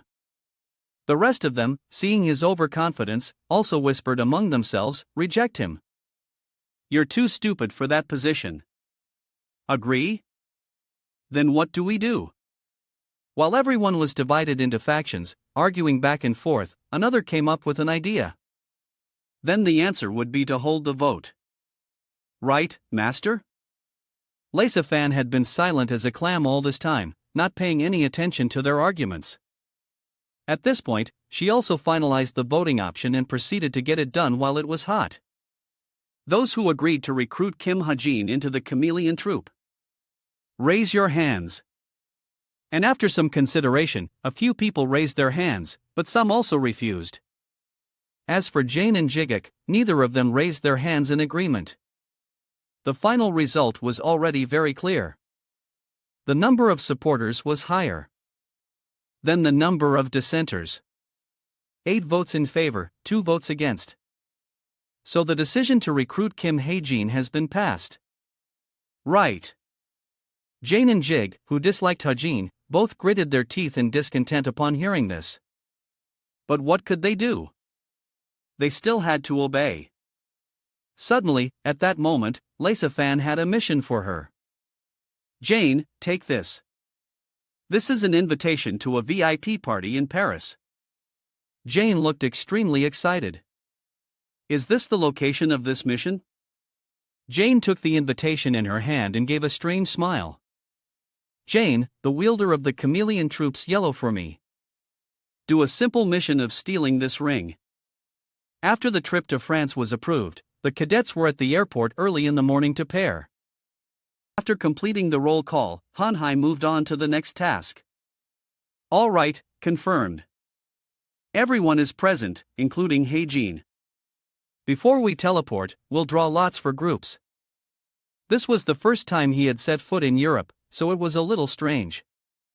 I've never been to Europe in the real world, but here it only takes 10 seconds to get there. According to the original novel, Yona and Suo will be in the same group. Anyway, Ian was stumped at this point, so he just put the paper in a box to see who fate would pair him with. As for the rest, let fate decide. In an instant, the poetic Eiffel Tower from romance novels appeared romantically before their eyes. The scenery in Paris was mesmerizing with countless unique architectural structures present everywhere. Right from dawn, people flocked to cafes to enjoy food and read newspapers. It's a small world. Ha-jin and Nan were actually put in the same group, which made her boil with anger. What the hell is this? What kind of lottery is this? You're the one who drew it. What are you complaining about? Every time the two of them met, it was like cats and dogs. Shut up. The people around them now also turned their attention to them. Look, those are Cube's cadets. Right. They look so cool. Suddenly at this moment he turned his eyes towards Han-hyen. Korean cadets this way. After a long time apart, Natasha couldn't hide her happiness at seeing Han-hyen again. My love. And so everyone was fed a mouthful of PDA. How is my love? I'm good. How about my love? Did he come here to see his girlfriend? Since this was the first time he had publicly revealed his girlfriend, Han-hyen introduced her to everyone. This is my girlfriend and also a member of the medical team for this trip. Her name is Natasha. She was also very welcoming and happy to get to know the cadets. It's nice to meet you all. I hope you all have a fun trip in Paris. Only Hyen wondered how Han-hyen managed to win Natasha over. So that everyone could explore every nook and cranny of this romantic city, Han-hyen made an announcement. So now you'll be free to explore, but tonight we planned a party, so everyone must gather back here at 7:00. Since Nain was already in the same group as Ha-jin, she asked him, "Hey, where are you planning to go?" With his bottomless stomach, he replied, first to get something to eat. Are you really planning to come with me? Although she had a grudge against Hyene, she couldn't just leave her teammate stranded. We've already been grouped. What do you want to do? Just leave you behind. Not really. It's just that I feel you're very different from someone I used to know. Heijin didn't let Nan choose the destination and immediately turned away, telling her to follow him, then follow me. Hearing this, she was a little surprised and glanced from side to side. Wait, you know your way around here. As expected of Heijin, he was a careful person, so he had already prepared a map in his head. So that watch is just for show. Of course, I did my research before coming here. Just follow me. Having no idea about France and being dazed, she could only follow tour guide Hygiene. Although she didn't know the place to eat, she still acted pricey to make it difficult for him. Fine, but I'm a picky eater. I know. How would you know? And as expected, Heijin did not disappoint. As he took Nan to a very luxurious French restaurant while he was getting a table, she couldn't help but be overwhelmed by the expensive atmosphere here and looked around intently, even until she sat down at the table. Nan was still looking around curiously. How did you manage to book a place like this in advance? Although he had used the Book of Truth, he didn't tell her directly. I have my ways. Heijin was truly a legendary CEO with nothing but resources. He handed the menu to Nan and requested, all right. Order whatever you want to eat. Although she was a bit slow to react, she still agreed and took it. Ha! All right. And in Heijin's mind, Nan was a chaeble's daughter, so she would definitely choose a dish that wasn't bad. She'll definitely know how to order well. After all, her family is very wealthy. Through the frosted glass, long hair flashed by like a shadow from the past. This made Heijin's heart suddenly stop. His eyes filled with astonishment for a brief moment. Without realizing what he was saying, he jumped up to Nan's confusion. What's going on? He left Nan confused at the table. Then he rushed outside, wanting to know what was happening. I'll be right back. Stay here. What's going on? Where are you going? Haji rushed forward at a dizzying speed, determined to catch up with the girl. Has the story changed again? Or has another character, I don't know, interfered? He ran quickly on the sidewalk, trying to keep his eyes on the long hair weaving through the crowd. Why? After running at full speed for a while, Heijin finally caught up to them. Miss. After the person turned her face, he felt a surge of suspicion. Why is you son on, Paris? However, she seemed not to know who he was and acted very panicked, glancing from side to side. Ha? What? Hajin's face turned serious as he questioned Sa. You walk really fast. Miss Sa, what are you doing in Paris? Who are you? Faced with her question and a look of complete unfamiliarity, Heijin froze for a moment. He was extremely confused as to why Sa was treating him like a stranger. Why are you pretending not to know me? But just as a sound rang out, she took the opportunity to hide behind the young man accompanying her. At this moment, Heijin suddenly realized that something was wrong. A notification from the system. Although he really wanted to ask Sa for an explanation, it seemed today was not the day. I'm sorry. I mistook you for someone else. After that chance encounter, Heijin took out his laptop and sat in a corner. The system then sent him a notification, a setting change notification. An anonymous informant says that a dark history has been fabricated between Jane and SA. SA has been brought into the current setting. While Nain was looking at him with curious eyes, Hajin was still busy focusing on this SA character, Jane and Sa. So that's why she came to Paris. This story goes back a long time to two people who worked together at the Sacred Grace Guild. They were recruited at the same time, and that was the fate that brought them together. However, their feelings were not just those of ordinary colleagues, but had developed into an incredibly strong bond. They had overcome countless missions and obstacles, and so the two of them were always together, sharing blessings and hardships. Jane became the only person that Yoo-sung called a friend throughout her unfortunate life. No happiness lasts forever. However, it was at that decisive moment that Jane betrayed Sungga, and their feelings came to an end that day amidst a desolate scene of blood and fire. Sungga was trembling with resentment under Jane's sharp blade. Why? Why me? At that moment, she showed no compassion for Sungga. You want to know why? Because Jane then revealed her true colors as a wolf in sheep's clothing. She just laughed smugly at her pain. I thought it would be fun. Hearing this, SA didn't utter a word of regret or blame, but just looked at her with soulless, emotionless eyes. Her real identity is Jane Valorine, the wielder of the chameleon troop's yellow. She is a villain who is particularly skilled in theft and disguise. Back in reality, on SA's side, she was standing silently looking ahead. Meanwhile, Zirin approached and handed her a cup of coffee. Vice Guild leader, have some coffee. Thanks, Zirin.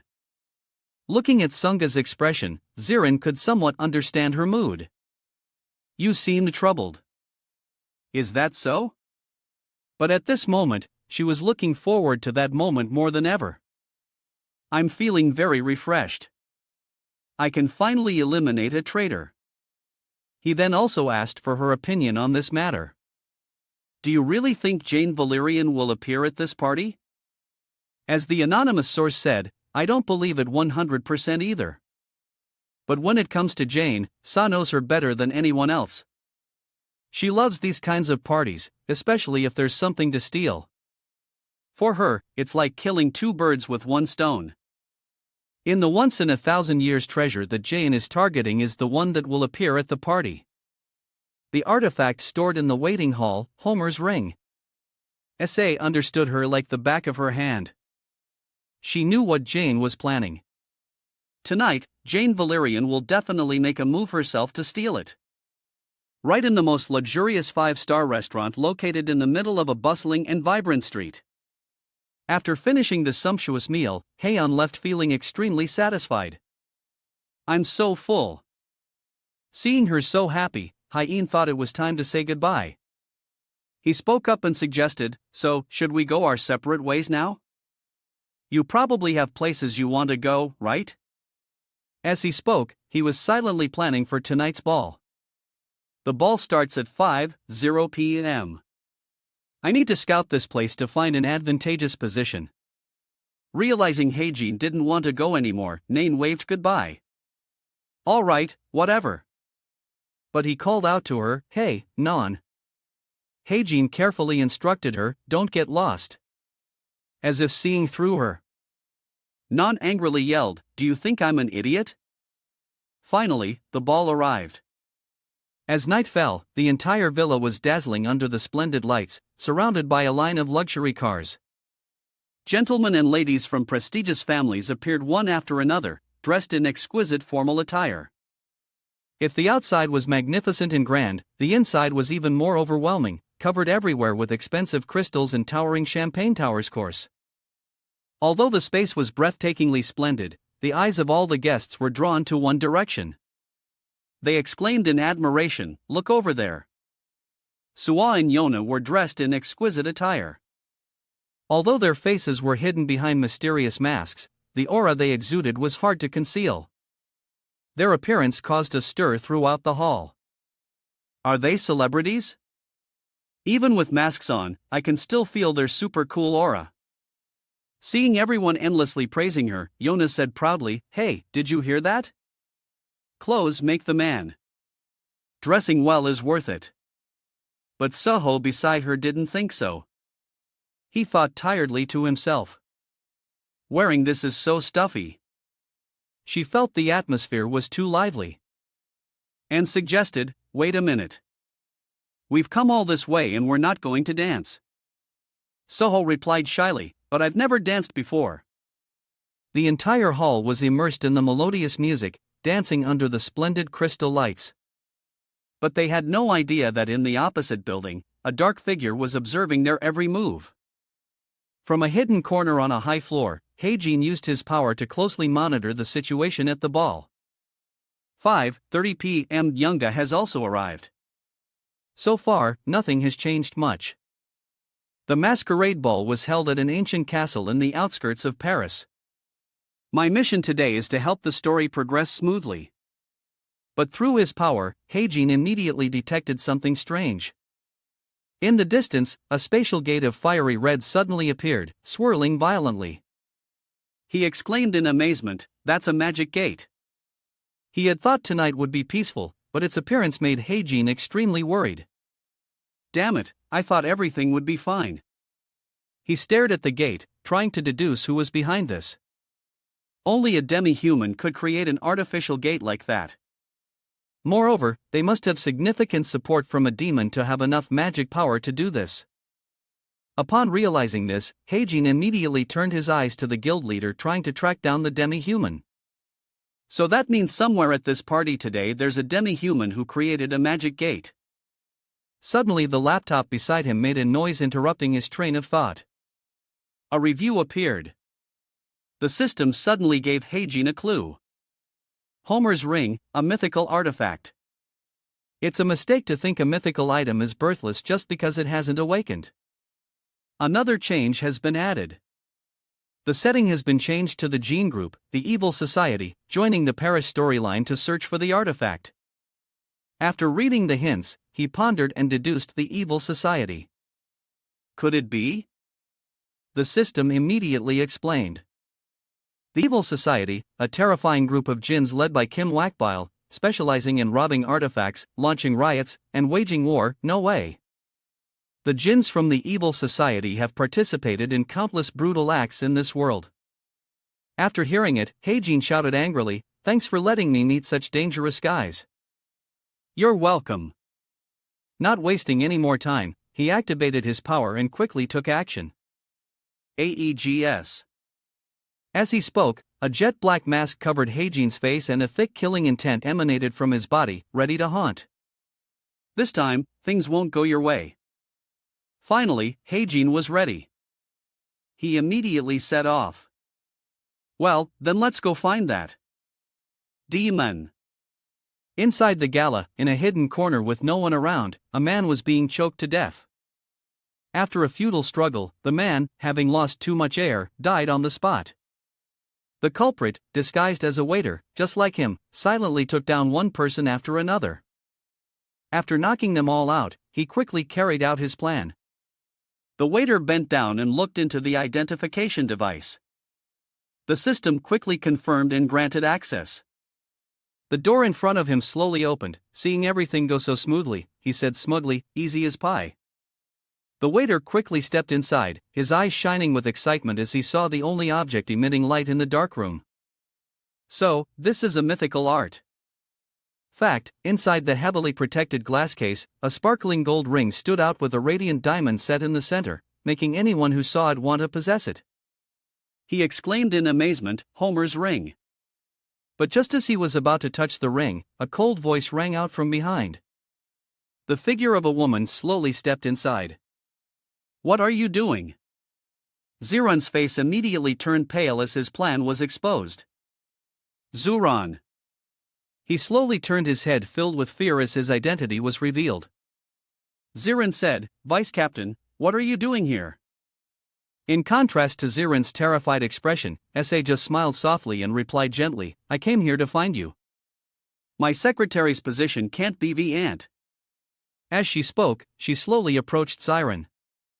Suddenly, Sunga grabbed him from behind, much to Ziran's astonishment, not understanding what she was trying to do. His face turned pale, stunned by his Sunga's action. Ziran was flustered, not knowing what to do in this situation. He was so surprised he couldn't even speak. "Vice Captain, what are you doing?"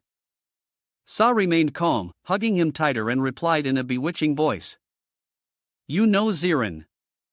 Suddenly, her attitude completely changed. She coldly yelled, "I won't be fooled a second time." before Zirin could even react. His entire body was lifted into the air. Sungae used all her strength to slam him onto the ground behind her. A thunderous bang echoed, and bricks and stones shattered, flying everywhere. The hall, which had been immersed in music and light, was suddenly thrown into chaos.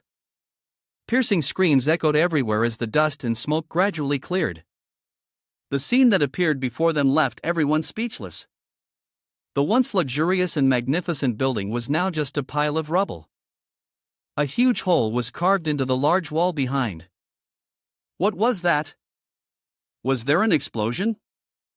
People discussed it in confusion. Suddenly, from within the thick dust and smoke, a figure quickly shot out. The person's entire face was distorted like melted wax. Gradually, it pieced itself back together.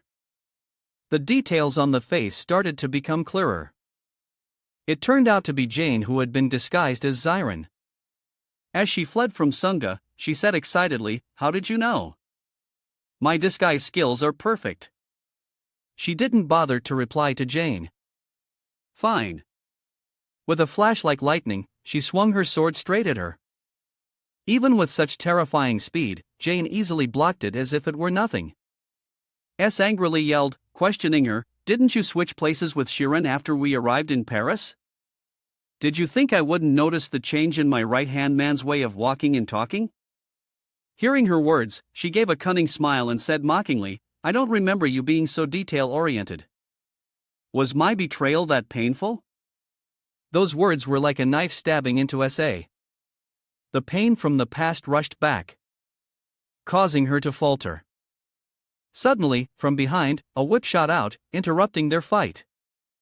The whip came and wrapped tightly around Sa's hand, its grip so strong that no matter how much she struggled, she couldn't break free. The voice of the whip's owner rang out, drawing the attention of both of them. "Excuse me," Yona, tightening her grip on her whip, warned. "I don't know who you people are, but why don't you take your lover home and argue there?" Suwa beside her had also drawn his weapon, ready to fight.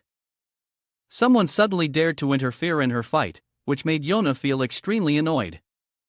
She asked, "Who are you?" Yona introduced herself while holding her whip tightly, not letting go. "We are the cadets of Cube. If you are willing to lower your hands, no one has to shed blood." Hearing that, a look of disgust appeared on her face. Feeling extremely annoyed by this interference, S.A. stopped struggling and activated her ability. A wave of heat suddenly radiated from her body. In a flash, the one sturdy whip was burned to ashes by the intense heat, falling to the ground before Yona's astonished eyes. She was stunned, unable to comprehend what had just happened. "My whip." Just as she dealt with the obstacle in front of her, another wave of killing intent rushed towards Sunga from behind. Jane, taking advantage of her distraction, immediately charged forward like a gust of wind. The sword in her hand shot straight towards her, but luckily with her excellent reflexes, S.A. managed to dodge it. Not missing the opportunity, S.A. immediately counterattacked. She poured all her strength into her sword and a scorching hot energy enveloped it. In a flash, she was in front of Jane. The two of them, like a whirlwind, clashed, neither giving an inch, which terrified Yona. The sound of metal echoed throughout the hall. One attacked, the other defended, making the fight increasingly tense. But the battle gradually tilted in Sun-Oh's favor. She poured all her strength into her blade, powerfully knocking her opponent's entire body back, sending her crashing into a nearby wall. Jane's sword tried to block, but it was useless. After the terrifying impact, the sword began to crack. One by one, pieces of iron fell in front of her. The sword was completely destroyed. Sunga showed no mercy, swinging her sword to finish Jane off. But just as her blade was about to reach her, another sword suddenly intervened and blocked it. Soho quickly stepped in to stop Sa's action. Seeing her good deed ruined, she shouted angrily, "And who are you now? Get lost before I kill you both." Despite S.A.'s insults, Suho stood his ground firmly. "No, I don't know why you two are fighting, but I won't allow anyone to get caught up in your fight." You better stop. But this didn't calm her down at all. Sunga gritted her teeth, growing even more furious. Suddenly, she swung her sword, knocking him aside. Sunga said in frustration, "So annoying." But just as she was about to continue what she was doing, Jane had already made a run for it. By the time Sunga realized, she had already fled far away. Where did she go? What? She exclaimed. She immediately gave chase. Get back here, Jane, Sunga shouted, full of excitement, as she teased her. If you were me, would you come back? Well, goodbye for now, you son, Jane called back. But before she could finish her sentence, a sinister black aura suddenly appeared out of nowhere and enveloped Jane. But it didn't stop there. The black aura continued to spread throughout the hall, covering every nook and cranny, turning the once luxurious space into a gloomy, oppressive one. It spread like lightning, sweeping away everything in its path. And even Sa was knocked off balance by the black wave. In a flash, darkness enveloped the entire space, shrouding everything in gloom. Sa and Jane looked in shock at the person in front of them, the one who had just taken a ring. She said with delight, "Finally found it." The final demi-human finally appeared. She didn't look human at all. Her lower body was a mass of long, slimy tentacles that were disgusting to look at. Synchronization held the treasure high in her hand and exclaimed with excitement, "Homer's ring." Heijin stood outside, observing everything that had happened so far. Seeing that the villain had arrived, he clicked his tongue, feeling that this one would be tough. Right at the luxurious restaurant in the middle of a bustling street. Nain scratched her head full of frustration and yelled, "Back here again." After a while of following the directions, she was still stuck here. Nain cursed angrily. "I've been following the map's directions correctly, so why do I keep ending up back here? Way useless watch." After fumbling around for a while, she finally gave up. What kind of crappy company made this thing? I'm definitely going to file a complaint. But just as she was complaining, Nain suddenly realized. This is my dad's company. Seeing that she couldn't find her way to the society building, she decided to call for help. However, after several attempts to contact him, the person on the other end still wouldn't pick up. Nain sighed wearily. He won't even pick up his phone or read my messages. She cursed angrily. What the hell is he so busy with? But Nain had no idea that Yona was facing a terrifying demi-human at the ball. Sa was completely bewildered and on high alert at the appearance of Synchronization, a demi-human. But the fear was only fleeting. She quickly regained her confidence and pointed her sword straight at her. Her whole body erupted in a fierce flame, and the strong killing intent she radiated made the air extremely tense. Sunga commanded in a stern voice, "Give that to me now." Synchronization found the threat ridiculous and said mockingly, "This is not something a creature like you can reach." The more she spoke, the more delighted she became, determined not to hand over the ring to SA. "My evil society will take this ring." Hearing her say that, Heijin felt very uneasy. If we let the evil society get their hands on the ring, the chances of us getting it back, even if everyone here works together, are very low. Seeing the unforeseen consequences, he had to intervene. There's no other way. I have to use Plan B. Heijin immediately activated his hidden power. In an instant, a golden liquid like molten metal flowed out, enveloping his arm. Heijin then grabbed the liquid and stretched it out like a rope. He swung it around to gain momentum and threw it into the hall. All right, this should be enough. At that moment, he gathered all his strength, his muscles tensed, and then he threw the whip forward with great force. While Synchronization was still rambling on about the evil society, the liquid had successfully entered and shot straight toward her. "If anyone dares to block my path," the liquid shot through the broken glass door, aiming straight for her face, but Synchronization quickly detected it and dodged gracefully. She screamed in panic. What was that? Who did that? Although she dodged, this left Synchronization exposed. Seizing the opportunity, SA charged forward and launched an attack. Inside the hall, a chaotic battle ensued, completely ignoring the stolen treasure. Heijin, after completing his mission, was about to turn and leave. Good. Thanks to her, she won't chase me anymore. He stood there spinning the ring in his hand, contemplating if I leave right now. From behind Heijin, fluffy white feathers flew in the air. Suddenly, a sword blade cut through the wind, slicing through them as if signaling something. Heijin immediately sensed a thick killing intent approaching. The moment the feather was cut, a deafening explosion echoed, blowing away everything around it. The force of the explosion was so strong that it kicked up a cloud of dust, obscuring vision and sending dirt and rocks flying everywhere. The explosion was only a few meters away from Heijin, but he managed to dodge it. Suddenly, a strange voice rang out. "Hey, you can't do that." The mastermind finally revealed himself. He calmly approached, his voice warning, "Where are you rushing off to with that?" Seeing his plan exposed, Heijin said, frustration. "Damn it, there are two demi-humans." The demi-human calmly approached and introduced himself. "Nice to meet you. My name is Sidious." With his orange hair and matching outfit, he stood out in the night. Sidious continued, "If I say I'm also a member of the evil society, would that make it easier for you to understand?" Without letting Heijin answer, he continued to ramble on about his skills and the technique he used. Stealing that ring was pretty good, too. Silicon was completely helpless. Heijin didn't expect him to talk so much and just replied perfunctorily. It wasn't that great. In a flash, Sidious's attitude completely changed. He emanated a thick killing intent and issued a threat. "And you're a clever one. You probably know what I want, right? Give me the ring."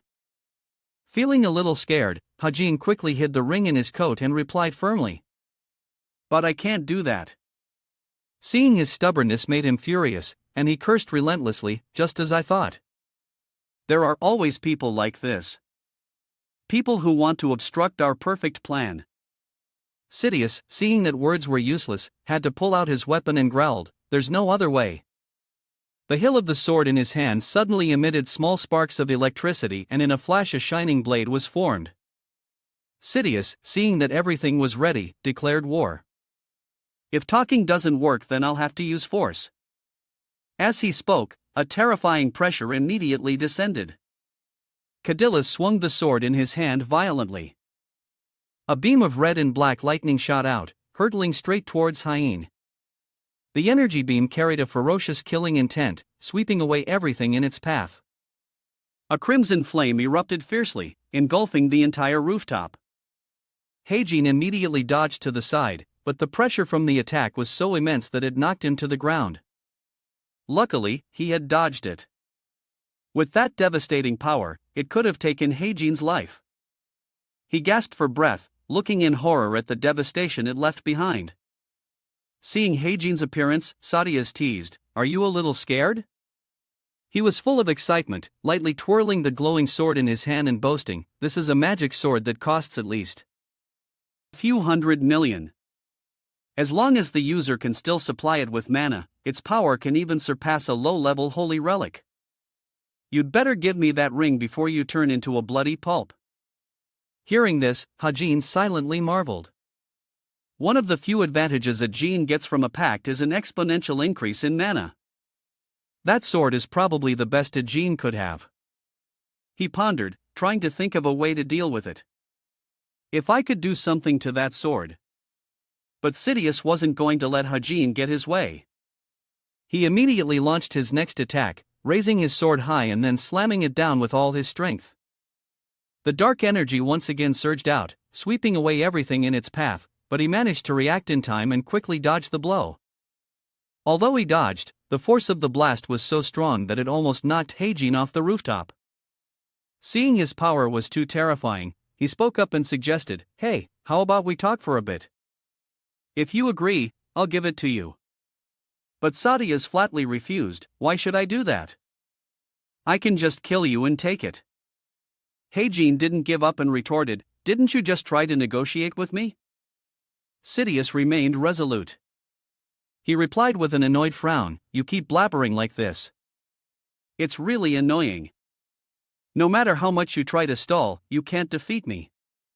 He observed him for a moment and continued contemptuously, "I could tell with one look, you're much weaker than the people fighting inside."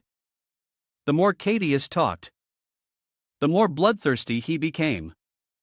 He admitted a thick killing intent, preparing to finish him off. "Your only weapon is a gun, and your stamina is only enough to dodge my attacks. Where did you get the confidence to stand before Jin?" Seeing that time had been stretched long enough, he activated his sword, preparing to launch his next attack. "All right, that's enough." Cadillus put all his strength into this finishing blow. He roared triumphantly. "Farewell." He thought he could finish off Heijin with this final blow, but when he swung his sword, nothing happened. Just an awkward silence. This left both of them stunned, not understanding what had just happened. Sidious's blade suddenly disappeared. He was confused and tried to restart it. What happened? What's wrong with it? Jean said nothing, just silently watching him struggle. After a moment, he seemed to understand something and said, "I'm afraid that sword won't be usable today." Cadius was bewildered, not understanding what he was implying. "What?" Heijin replied in a low voice. "Because I'm a lucky person." He said this while opening the information panel for him to see. "Your great luck has been activated and has weakened the effect of the magic sword." Cadillus refused to believe it and said mockingly, "Look at you starting to brag. It's normal for equipment to malfunction sometimes. However, even without a weapon, I can still easily kill you." Seeing that he still didn't believe him, Heijin didn't bother to argue. "Is that so?" He silently tightened his grip on the gun in his hand, planning his counterattack. "I'll use all the power of a stigma." As Heijin spoke, he transformed his power. In a flash, the gun was transformed into a higher grade weapon, and he converted it into magic power. Sadius seemed to sense something and immediately charged towards Heijin. He lowered his center of gravity and poured all his strength into his legs, aiming straight for his head. "What are you trying to do?" But just as Cadillus was about to reach him, Heijin quickly dodged back and hurriedly drew his gun. Suddenly, a deafening explosion echoed, tearing through the space. A blinding light erupted in the dark night. "It's done." After the terrifying explosion, everything returned to a quiet atmosphere. Fear. Elsewhere, far from the chaos on the game screen, zombies were being eliminated one by one. The player was none other than Non, who had completely given up on finding the party venue after getting lost. But the sirens from the police cars couldn't help but attract her attention. "These police cars have been making a racket around here for a while now. Where are they trying to go?" Nain looked down at her watch again and said sadly, "And no one from the party has contacted me." She just stared at it, waiting for someone to remember her. After a while of seeing nothing, Nain thought angrily, "Why do I feel so disappointed?" She pondered her attitude, but paid no attention to the figure that had just appeared beside her. "I must have eaten something strange." Heijin, exhausted from the battle, slumped down onto the bench. Only now did Non realize and she screamed in shock.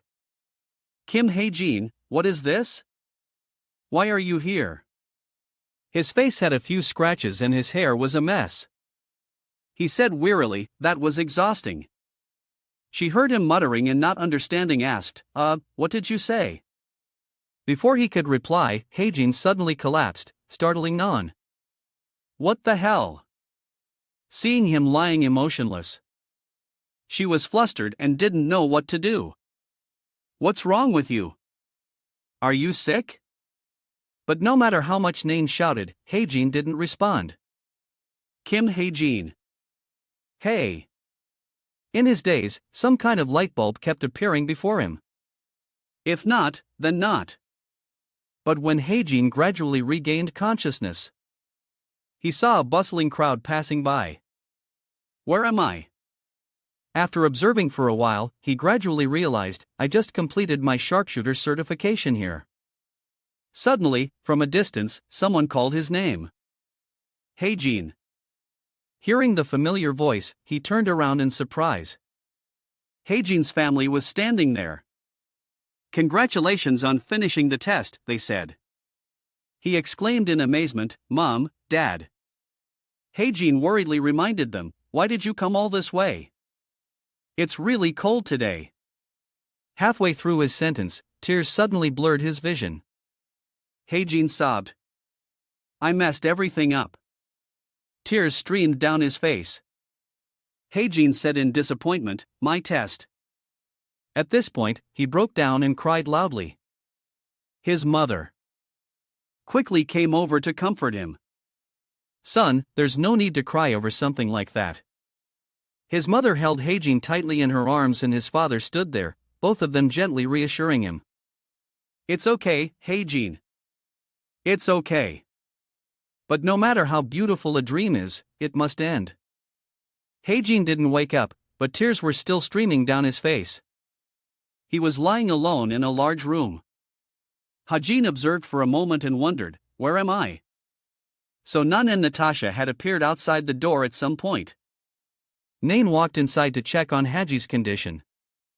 You're awake. Seeing the three of them, Heijin was also surprised. Everyone now put her hands on her hips and scolded Heijin. Do you know how hard it was to bring you here? Take care of yourself a little.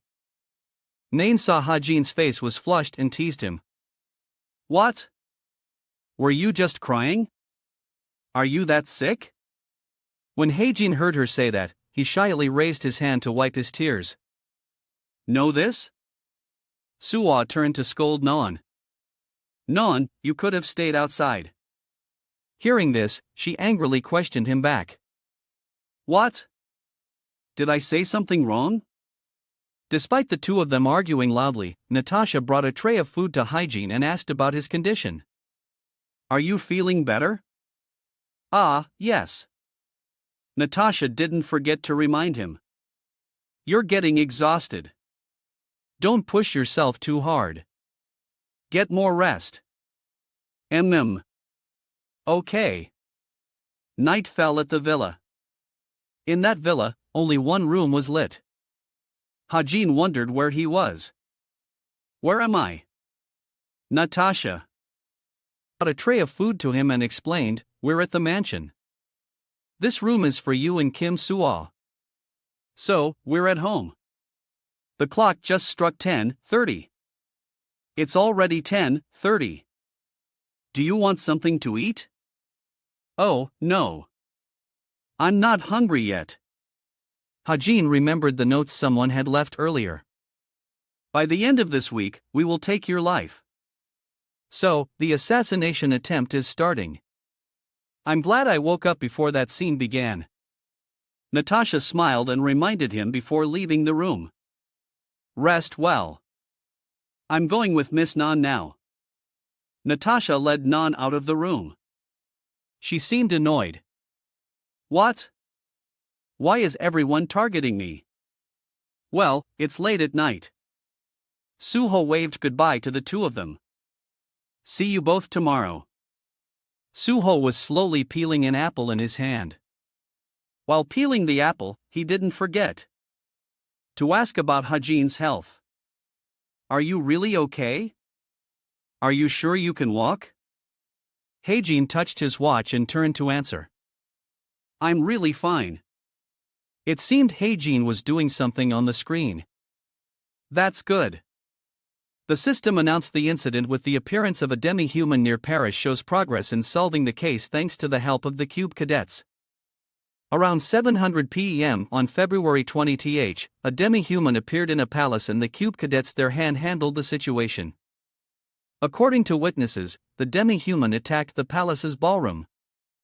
Fortunately, no one was seriously injured or killed. Some of the ball attendees suffered bruises, but no injuries were life-threatening or fatal. Meanwhile, the authorities have not yet been able to identify the mastermind behind this scandal. The incident is currently being investigated jointly by the Paris Police Department and those present at the scene. From this information, it seems Hae-jin has guessed that Jane escaped through this incident. It seems they have nothing else but this. Jane must have escaped safely. So, this case Hae-jin wanted to ask something but stopped. Ah, that Soho handed a piece of apple to Hae-jin. Then he explained I can't go into detail but nothing too terrible happened. The villain escaped before the heroes were dispatched. Oh, that's good. Have some apple. Thanks. Hae-jin put the apple slice in his mouth and ate it slowly. Over here, Soho continued to peel apples for him. Almost all of Soho's fingers were injured, but he still sat there leisurely peeling apples. Hae-jin also advised him, you need to take care of yourself too. Hearing Hae-jin say that, Soho looked up at him in surprise. Hae-jin also added, you're the main character. You can't get hurt. Hae-jin recalled the struggle between Soho and Sunga this morning. Today, he fearlessly confronted Yusa. Yusunga's killing intent was real, and if the villain had appeared a little later, he would have been more seriously injured. Of course, I understand he has his own principles. Suho was standing before great light because Kim Suho is the only protagonist who walks the path of righteousness. However, Hae-jin also felt apprehensive for Suho. Can a protagonist who only wants to do good and act righteously overcome a difficult situation caused by an unidentified creature? Hae-jin bowed his head, his eyes vacant and collapsed. Hae-jin also remembered the scene of reuniting with his family earlier. Can he really take me home? At this moment, Hae-jin stared at Suho with an emotionless expression. What main character? There's no such thing in this world. He gave a gentle smile and teased Hae-jin. If I'm the main character, then you're the main character, too. Hae-jin's eyes widened in surprise at what Soho said.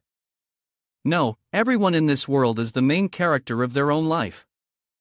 Hearing Suho's words, Hae-jin just sat there silently and replied gently, is that so? He reached out and took the apple slice.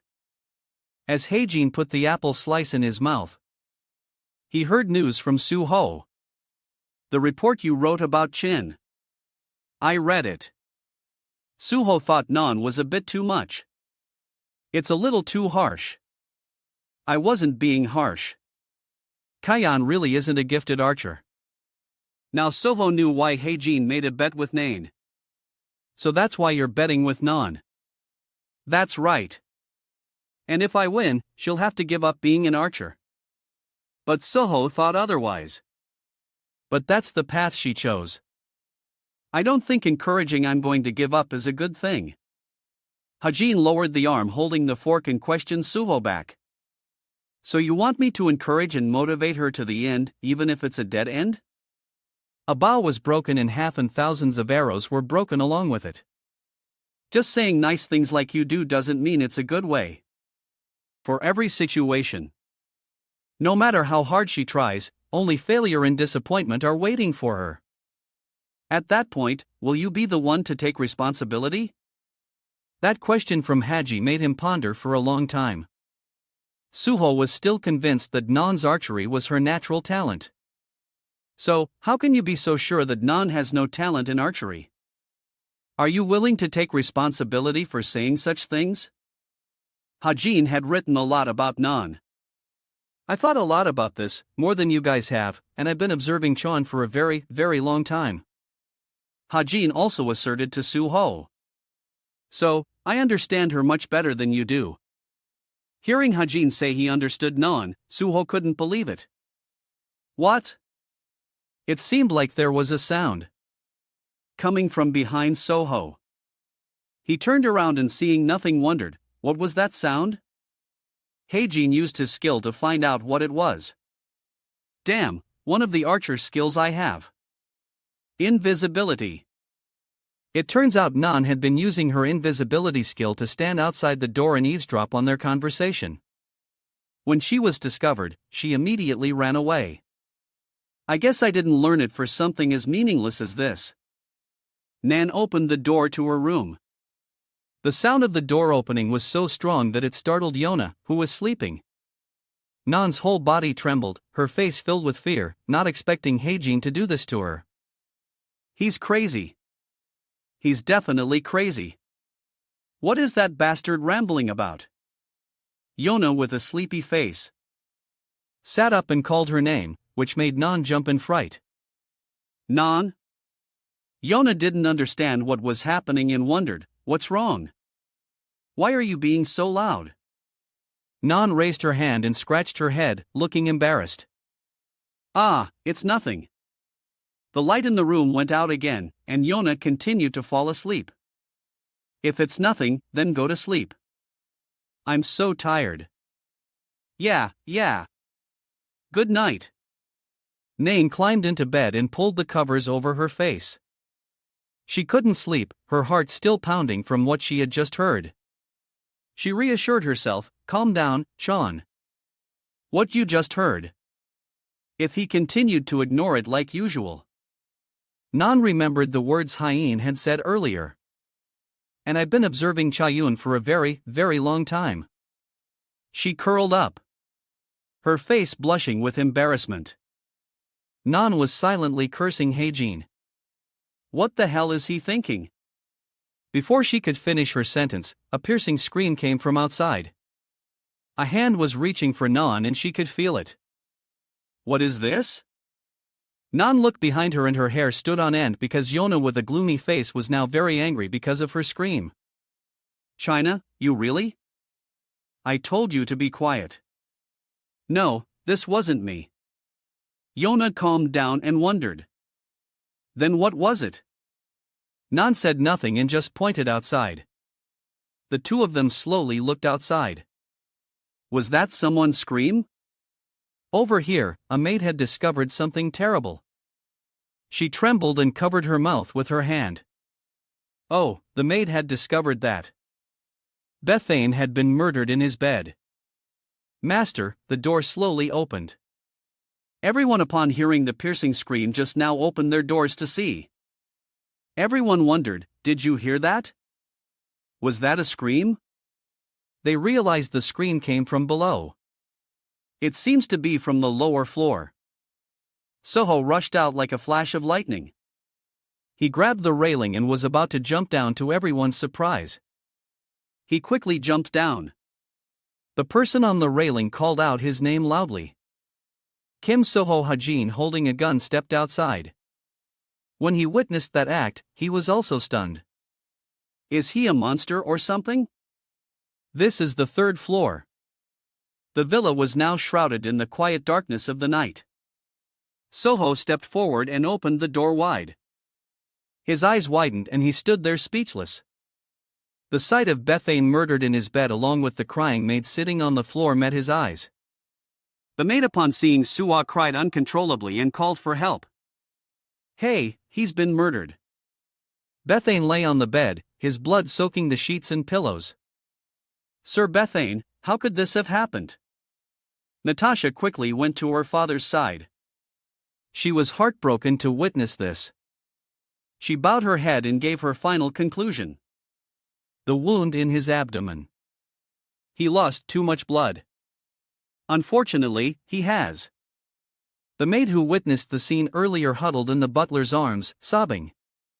The butler of this house, with a face full of tears, said with certainty, I'm sure it was caused by someone who was jealous of him. How could they do this to someone as kind as him? Everyone was very surprised to learn about Bethane. Soho closed his eyes and called out, Sir Bethane. Everyone was silent upon witnessing this event. Natasha finally spoke up, breaking the silence. All right, let's go outside and wait for the police and ambulance. All cadets, return to your rooms. Suddenly, a hand reached toward the circuit breaker and flipped it on. It was Hyen who turned on the light. The light now filled the dark room. When Natasha saw Heijin turn on the light, she immediately turned to stare at him. She questioned him. Kim Heijin, why did you turn on the light? Everyone's eyes were now on Heijin. He slowly approached Bethany's body. Seeing this, Natasha immediately shouted, "Hey, don't touch the crime scene." She reached out to push Heijin away. "Get out of the way." Heijin pointed the gun at her face and told her off. Sua and Han Hyan were both dumbfounded when they saw Hajin do that. Nain was also very angry and yelled at Hajin, "Hey, are you crazy?" Hajin pointed his gun at Natasha. She was scared and immediately backed away. "Natasha, you're lying." Heijin placed his hand on Bethane's body and, feeling that he wasn't dead, said, "Bethane isn't dead." Heijin also explained further the villain Beryl. After escaping his predicament by faking his death, he becomes the most brilliant strategist when he joins the Jinns. Heijin still hadn't lowered his gun. He thought to himself, since he's a new villain, I don't know what will happen next. If possible, I should take him down now. Both the maid and the butler were dumbfounded when they heard the news. Everyone who witnessed to hear also stood there stunned. Heijin with a contemplative look thought to himself, it's hard to convince them. I don't know how my interference will disrupt the storyline, but I'm not the main character. That won't happen. If I'm a main character, then you are too. Heijin remembered the words Suho had just said. Hajin smiled, a very bright smile, because obviously some fool will easily overcome those disruptions. Heijin still pointed his gun at Natasha and concluded, Sir Bethane isn't dead. He's just faking his death to deceive everyone. Natasha screamed, refuting what he had just said. What are you talking about? I'm a doctor and I've checked. Haji calmly pointed out the strange thing here. First, that wound. It's too shallow for a direct stab. Blood had flowed down to the floor right at Heijin's feet. He also pointed out this difference. Next is the amount of blood. The only fatal blow is to the heart. But his blood has soaked the entire bed. It's even flowing onto the floor. He pressed on his watch. And the most important thing is Nan and Yona were both stunned by the sight before them. Heijin had projected Bethane's wanted poster for everyone to see. The swindler Beryl is on the global wanted list. He looks a lot like Sir Thing, doesn't he? When Natasha heard the evidence Hyen presented, she immediately faltered. She turned around and questioned the butler. Butler, did you call the police and ambulance? Huh? Yes. Natasha returned to her usual expression and explained with a smile. Then let's just wait for them to arrive and ask instead of arguing like this. An expert's opinion is of course more reliable than a cadet's. She gestured with her hand. Just wait. Wait for the police to arrive. The gun was raised again and a finger was placed on the trigger. Heijin now pointed his gun at the lying Bethane. Natasha turned her head worriedly, completely surprised. E.W. Heijin's gun was now right at Bethane's head. Everyone was shocked and called out Heijin's name. Hey, Kim. Hi. Cadet Heijin, what are you doing? Heijin turned to look at everyone. His expression unchanged and made a decision. I'll count to 3, then I'll shoot. He's already dead, so shooting him won't matter, right? Then he started counting. 1. When Natasha heard him counting, she started to feel extreme fear. She turned her head and shouted at everyone, begging for help. Someone stop him. Why are you doing this to a corpse? Heijin started to slowly move the gun towards Bethane's temple and continued to count. 2. Natasha turned around and screamed, hoping Heijin would stop. We call the police. What more do you want? Put the gun down now. Those words still didn't sway Heijin, and he had reached the final number. 3. Natasha, with face full of tears and extreme fear, screamed, no. She lifted her leg and stepped forward. Natasha rushed forward and used her body to shield Bethane, begging Heijin, no, don't shoot. Don't shoot. She couldn't hold back her tears and revealed the truth. He's my father. Don't shoot. When everyone heard that he was Natasha's father, they were all extremely surprised. Natasha. The butler was also shocked to hear the truth. A bullet flew towards the butler. He screamed in fear. Ah! The butler was now cowering on the ground in fear. Heijin still hadn't put down his gun and said to the butler, "Don't call the police. Call the heroes." He ordered sternly, "Tell them we've caught a wanted fugitive." As the sun just rose at the villa, the bright sunlight of a new day began. Someone's hands were cuffed by the police. Natasha was handcuffed and escorted away by the police while Bethane was taken away by the paramedics. Finally, the truth was revealed. The murder case this time was actually a self-scripted play by Bethane and Natasha. The person wanted throughout Europe for his criminal record. Bethane had devised this scheme to escape the ever-tightening news of the police around him. The fact that his daughter Natasha, a cube cadet, happened to get involved made his plan even more convenient. This plan was named Return of the King after clinical death. Although the herbs needed to induce a state of clinical death are extremely expensive, a doctor a cube like Natasha could easily obtain them. The next steps were very simple. After Bethane was put into a state of clinical death with the help of an illegal mage, Natasha created a fake wound on Bethane's body. And then just a few blood samples around the scene were enough. She took the blood bag and poured it on the sheets, pillows, and the floor to create a fake crime scene. The paramedics who appeared at the scene would not be able to detect that he was faking his death. And all the police in the Paris area had been bribed by Bethane, and thanks to that a corpse with a similar appearance had been prepared to be swapped with him on the way. They would find a way to swap Bethane with another dead person to deceive everyone. Natasha had used the cube cadet to complete her plan. Next, that foolish cube cadet would give a statement. And the words of a cube cadet are of course 100% reliable. And so on paper, Bethane would be officially deceased. But in reality, he would be reborn under a new name. However, the story is different now because Hyen had discovered their plan and immediately exposed it. On his computer, a website also appeared. Truth Information Center. I will answer any of your questions. Please enter your question. Someone's hands were quickly typing their question into it and the website quickly responded. Bethane, the person you requested information about has been arrested by heroes from the French guilds and is currently being transferred. You are the chosen one. You are the first person today to ask a question. Therefore, you will not have to pay any fee for this answer. Heijin with a happy face was humming a melody, unable to help but feel amazed. Who would have thought the first question I asked would be about Bethane?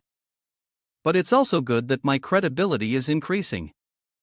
Yona, who had appeared at some point, leaned against Heijin's door and teased him. Are you Sherlock Holmes? Yona couldn't help but be amazed by his deduction skills. That little incident with Junayon and now today's incident, too. I feel like you could open your own private detective agency. As a marksman, of course, I have to have a sharp eye.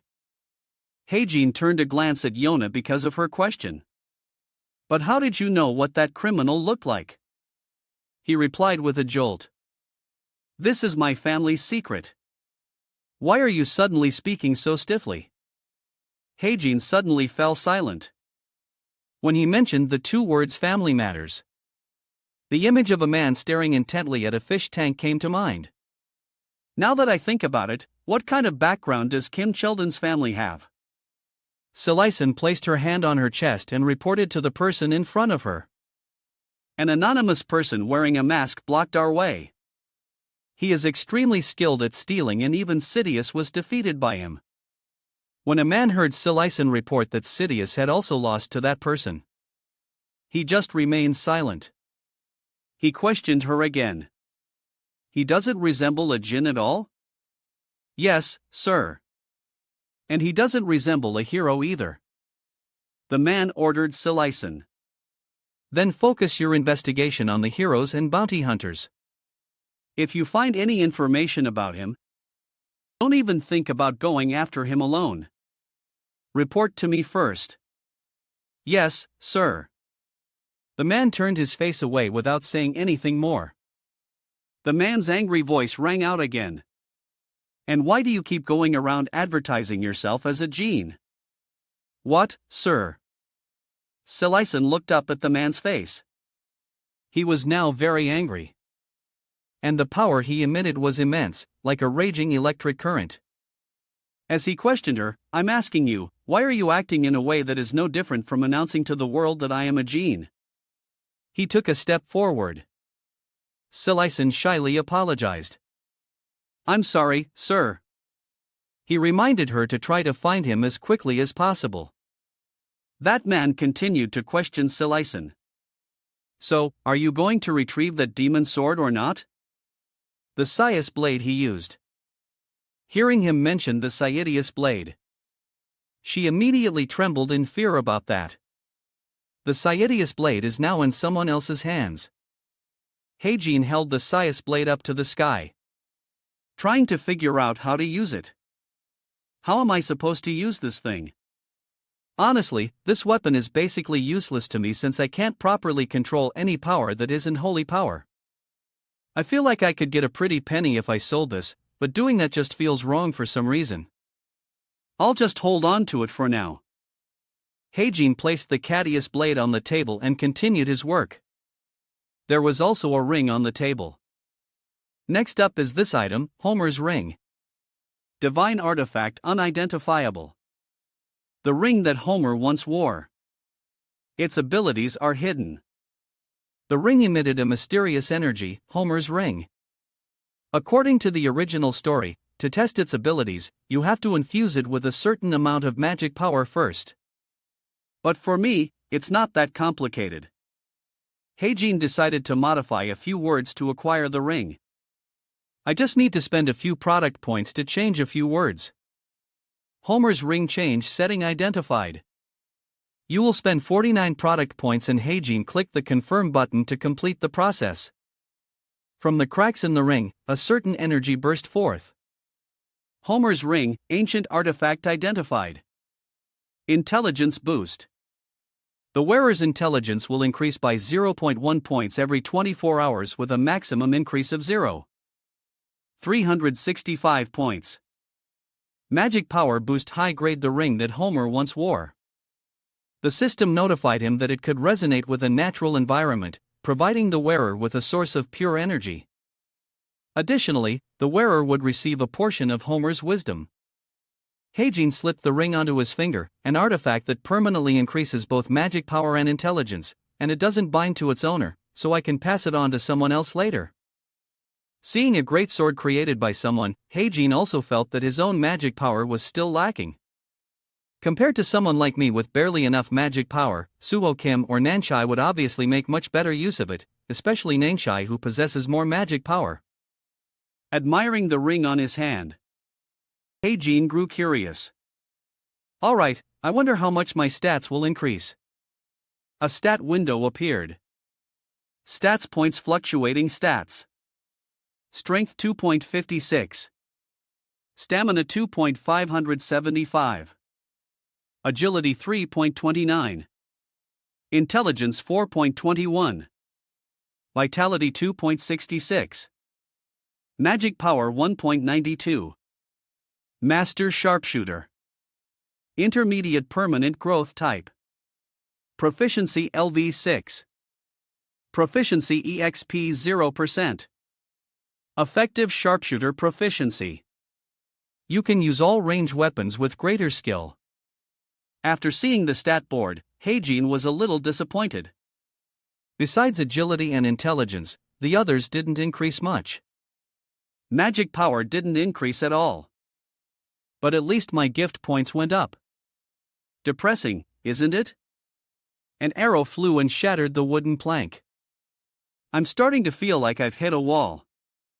I guess I'll have to try much harder than before if I want to break my own limits. Heijin slowly closed his laptop, sighing to himself. However, at my current level, I can probably still defeat Nachai. He seemed to calmly realize, oh, right. I still have a look into Chandong Kim. Hajin went online and accessed the Vile Society application to find information about Chandong. There's no way that co-author left his past blank. After searching, Hajin still couldn't find out what Chandong looked like. Chandong Kim got into Cube even though he was just a minor character in my novel. In this real world, he's actually a very talented person, which means there's a high chance his parents are no slouches either. He continued searching on his computer. There's really very little information about Chandong here. Finding info on him is going to be tough. The fixer, Eugene Hewitt, specialist in finding people, locations, activities, assets, criminal records, products, Q&A, contact. A talented man in the art of searching, the fixer, Eugene Hewitt is known as the best at finding all sorts of information on someone, but his fees are also extremely expensive. In the end, Hajin happily decided to spend the money to hire him. Since he's extremely good at this kind of investigation, I'll hire him. But suddenly, he realized something and froze. Hajin had poured all his money into investments and was now completely broke. Oh, that's right. I invested all my money. Come on in. Ha! He put his hand on his forehead and sighed. I totally forgot about that. A glowing egg was wriggling on the table, and Hajin noticed its movement. Is it feeding time already? It's really squirming a lot. All right. All right. The evening twilight began to appear, painting the sunset sky a beautiful orange. Yona was operating something on her watch. Then suddenly a call came in from Eugene Hewitt. Uncle Eugene. Yona, you stared at the incoming call for a while without answering. Scene changed to another space, a place covered in beautiful but cold snow and ice. Norway. Hajin was pensively admiring the view, looking ahead with a mind full of thoughts. Why are we suddenly in Norway? Well, it's a long story. While he was chilling, Hajin was suddenly hit in the face with a snowball from out of nowhere, immediately stopping his train of thought. Or maybe it's a short one. His two friends were having a snowball fight. Nain intentionally threw it, making Hajin annoyed. Ha ha. Hey, wait. You hit Hajin, Kim. I was aiming for him on purpose. Hajin explained a reason they were there. Club activities, which were suspended after the Sven incident, have resumed. The hunting club borrowed a cabin on the hill and organized an event. The manager stepped forward and reminded everyone, all right, stop messing around. I'll explain the event now. She began to announce the rules. She pointed to a flag and said, the upperclassmen have hidden numbered flags like this in various places in the forest. Each number corresponds to a different prize. Everyone was enticed by these offers. There are VR devices, vouchers, and many other gifts, so I hope you all search your hardest. Finally, one last announcement before the game. Everyone will draw lots and form teams. Nan held the small piece of paper in her hand, clenching it with a look of discontent. She was quite annoyed because she was paired on the same team as Hajin. She confronted him. Did you do this on purpose or what? Nan stubbornly walked off first, warning Haji, don't you dare get in my way. Hajin didn't pay her any mind. He called out a reminder, worry about yourself. Don't forget there are traps on your feet. Just as he finished speaking, Nan was immediately tripped by a trap. Hajin couldn't help but burst out laughing. The two continued walking together. Nain saw Hajin wearing a thin shirt. She asked with concern, aren't you cold wearing just that shirt? Are you trying to freeze to death? Hajin simply replied with one short sentence, this shirt is multifunctional. He seemed very pleased with this shirt, and it was probably perfect for him. This jacket is great. Royal black coat, a partial artifact. High-grade temperature control, mid-grade durability, has a speaker function, and its length can be customized. Made by the tailor of the British royal family, a partial artifact has been added. Furthermore, it was a very meaningful gift that Hae-jin had received. He recalled, Rachel gave me this when I was struggling and couldn't afford one. She said it was a thank you gift for the midterm exam or something. In his heart, Hae-jin was deeply moved and grateful to Rachel. She's really kind. I should have created 100 characters like Rachel. Suddenly, Nan pointed towards a mountaintop where there was a flag. She turned and said to him, Hey, look. Is that a flag? Hae-jin confirmed, Yeah, it's number 1. Though. Nain was thrilled. Oh, awesome. But Hae-jin realized something was off. He said, But why is it all the way up there? What if he would climb up there? Funnily enough, that idiot was Nan. She acted very hastily and urged him on, Hey, what are you muttering about? Hurry up. He reached into his pocket, about to take something out. Or maybe Hae-jin took out a dagger from his pocket. Nain was completely baffled by his method. She asked incredulously, Huh? What are you doing? What do you think that dagger tied to a string can do? But Hae-jin seemed extremely confident, replying, Of course, not just any string will do. This one has a bit of my mana in it. He immediately threw the dagger straight up to the towering mountaintop. Sure enough, the dagger followed the exact trajectory Hae-jin controlled. No matter where it flies, if I control the mana in the dagger.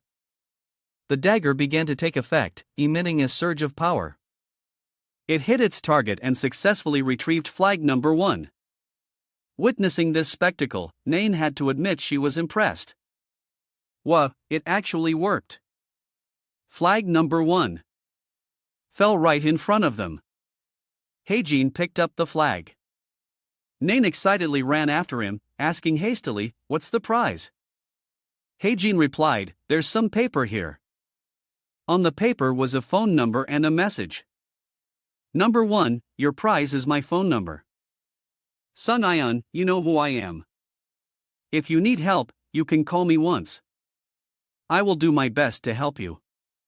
Nain seemed extremely thrilled with this gift. Ah, this is great. But in contrast, Hae-jin didn't seem to like it very much. He handed the piece of paper to her and said, You take it. Nain couldn't believe it. She asked again, Huh? You're just giving it to me? But this is the number of the vice leader of the number 1 guild. Hae-jin still placed the paper in Nan's hand. He replied, very matter of factly, I don't need it. I already know her number. Holding the paper in her hand, Nan was a bit flustered. After thinking for a moment, she decided to return it. Forget it. You're the one who got it. Why would you give it to me? Hae-jin was also surprised. Huh? Oh, if you don't need it, whatever. We found number 1. Let's head back to the cabin. Okay. Scene changed to another place with incredibly modern skyscrapers. Yoneyu was working, but she couldn't concentrate on her writing because she was thinking back to her previous encounter with Haji, pondering his words. How did you recognize the criminal's face? That's a family matter. Yoneyu rested her chin on her hand, her troubled thoughts clear on her face. She wrote on a piece of paper trying to find similarities with Hyen. The wanted criminal Burbet mostly committed crimes in Europe. He shouldn't have any connection to Hae-jin Kim. In that case, the only possibility is that he memorized the faces of all internationally wanted criminals. But Yona, you was very skeptical about this. She thought to herself, but why would do that? But thinking it over, she still found it the most plausible. This is the only logical hypothesis. Yona, you could only guess. No one knows who the culprit was that did something terrible to Hae-jin Kim in the past. That's why he memorized all the internationally wanted criminals to find him. Sau khi mà các bạn xem truyện ấy, thì các bạn có cảm thấy là cái nét vẽ của tác giả và về những cái biểu cảm và hành động của nhân vật rất là ổn không? Unconsciously, she wrote a word on the paper. Murdered and speculated. And Ha-jin Kim is an orphan, too. This theory makes even more sense. Perhaps his parents were murdered. Yona, you became even more certain her speculation was correct. That's why he remembers criminals' faces and hides his power so he can find the killer and kill him when he's off guard. She was troubled by indescribable emotions. The paper became more scribbled. She told herself. But this is just a hypothesis. Ha-jin Kim's past isn't really like that. An image of Haji appeared in her mind like an opportunity opening up. If Ha-jin Kim really has such a past and I find out, this will be an opportunity in her head. She had already formed a plan to gain the upper hand when recruiting him into her guild later. She froze for a few seconds. Then she sighed wearily, lamenting, but I don't want to contact him. Scene changed to a large corporation. A phone rang loudly from an office. Eugene Wood walked in and scolded his secretary. Why aren't you answering the phone? But since the secretary didn't answer, he had to pick it up himself, still grumbling, then what's the point of having a secretary? She just collects a paycheck for nothing. He immediately recited his slogan for clients. Things, people, information, whatever you want, I can find it. This is the office of Eugene Witt. But he recognized the familiar voice. Ah, hello uncle. Eugene Witt immediately brightened up.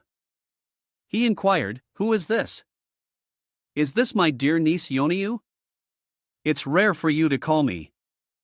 Yoniu got straight to the point. Actually, I want to hire you to investigate someone. She immediately provided information on the target and made her request. His name is Ha-jin Kim, 17 years old, a cadet at Cube. I want to know everything from his past to the places he's been. With your ability to see the past, this should be easy, right? Everyone was amazed to see Ha-jin bring back 2 flags. Number 1, 1 and 4. What? You got first place? I'm so jealous. I wish I'd been faster back then. But he didn't seem to like the grand prize much. He said, but I think the 4th place prize is actually better than the 1st place one. After a day of playing the game, everyone gathered for a barbecue party. Everyone did a great job. Let's go have a drink.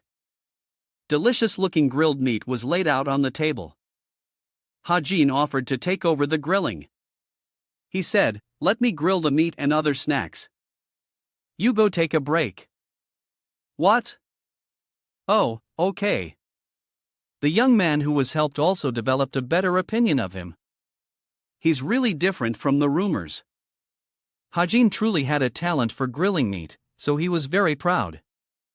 If I opened a Korean barbecue restaurant, I'd be absolutely confident in my grilling skills. Suddenly the manager brought something up. Ah, now that I think about it, your final exams are coming up soon, aren't they? And she also reminded them of something important. You all must be careful. Absolutely do not trust anyone during the exam. One of them said in astonishment, it's that intense. She then gave an example to warn about the seriousness.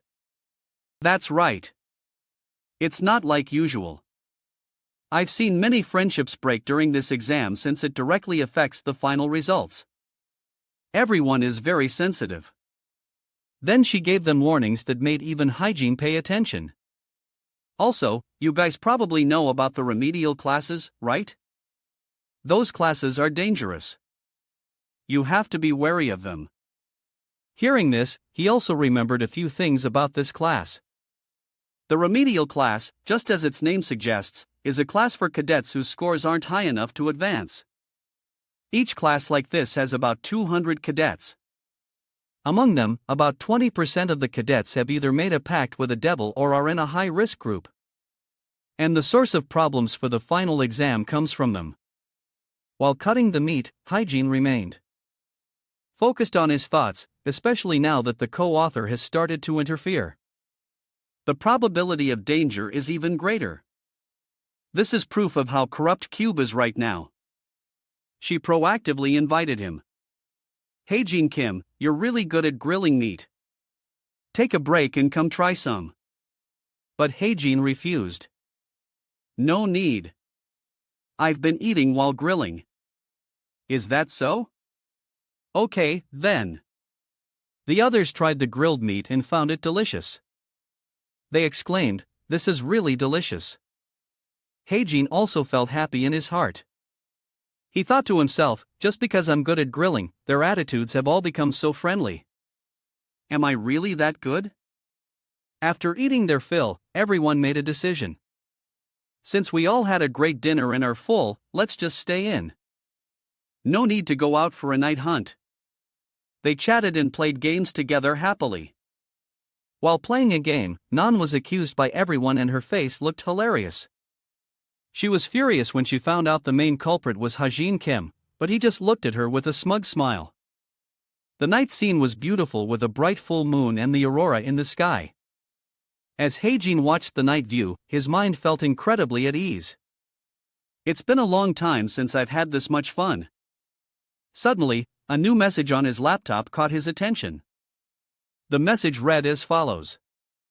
I've been informed of a swindler named Jerome Miller. He was working as an asset manager when he suddenly took the money and ran. Can you tell me where he is? I've attached his photo and information below. Haejin was a bit suspicious. A name that sounds very German. This request must have been referred by a previous client. He had no choice but to use the handy book on his wristwatch to look up the information. The Book of Truth. The book opened and began searching for information like, since yesterday, Jerome Miller has been wandering the streets. After his guard was down, he began to look up information about him. After disguising himself, he left the hotel and went to a government agency, disguised himself again, then went to the city center where he is now. While searching for every piece of information on him, Haejin felt a huge headache and exhaustion from the time of work. He lamented, I'm so dizzy. Making money is great, but I really hate the feeling after using my gift. Information on the screen showed Jerome Miller was at a cafe on the outskirts of Berlin. Immediately, his account notified him. You have received 500,000 points. He was overjoyed. Nice. The payment was fast, too. Haejin closed his laptop after finishing his work. He used the remaining time to admire the beautiful Norwegian nightscape. What a beautiful view. His hand unconsciously moved to his mouth, out of old habit as if he were smoking. Haejin immediately realized, I quit smoking. His hands continued to fidget as if he were enjoying a real cigarette. I think 5 years ago, I must have smoked at least half a pack a day. But since coming to this world, I've completely forgotten about smoking. Anne had seen all his actions.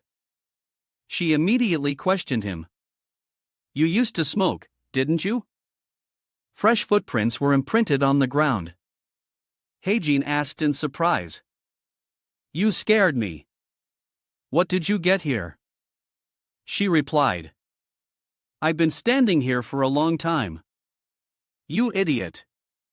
For some reason, Nan angrily scolded him. You used to smoke, didn't you?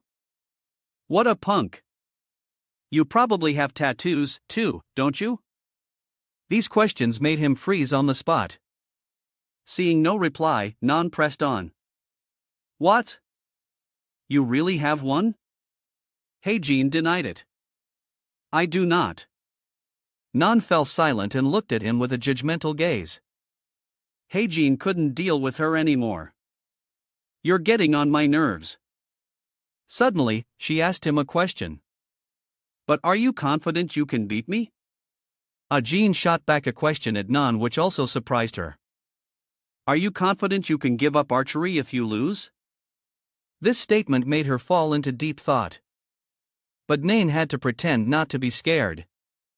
She said confidently, the word lose isn't even in my dictionary, so I don't need to think about what to do if I lose. Haejin deliberately teased her about the game earlier. If you lost, would you cry? You almost cried today? Nan replied angrily. That was says, why do you guys always pick on me? Nain brought out a new article and said, forget about that. Did you know a French newspaper published an article about you today? Ian was surprised. An article? Nan recounted, Yona, you showed it to me. It says, you're the Korean sleuth who caught the infamous swindler and all that. The article read, Korean cadet captures notorious swindler Burbet. Burbet was recently captured at a mansion in the suburbs of Paris. This man is a notorious swindler who has carried out thousands of scams over the past 20 years. Although Burbet tried to fake his death and bury everything along with his identity, a Korean cube cadet with excellent observation skills and brilliant reasoning discovered and captured him. Ian was stunned. I can't believe they wrote all that. Nain couldn't believe this story. She scoffed, what I find unbelievable is that they're calling the punk who's always picking fights with me and is a smoker, a sleuth. Heijin was speechless. Are you kidding me? Just go to bed already. Nain ran off, not forgetting to flip the bird. Don't need you to tell me. Heijin couldn't handle it. So childish. Nan still turned back. Not quite leaving. She came back and asked Heijin curiously, so what's smoking like? I'm suddenly curious. Scene changed to another space at a church in the middle of a snowy winter.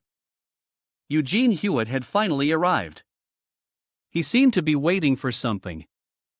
How much longer do I have to wait? I'm about to reach my limit. While waiting, he lamented. Just a little longer and my man will be depleted. A woman approached the church door and he watched her curiously.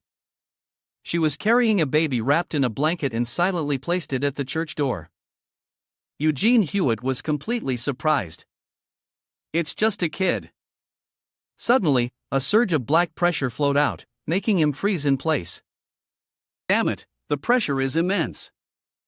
He immediately backed away in fear, wondering to himself, who is that kid? Scene changed to a rather old-looking agency. The dark tiles added to the ancient feel. Eugene Wood walked quickly toward his office. His shoes had fresh snow on them as if he had just returned from somewhere. His assistant was checking data on the system.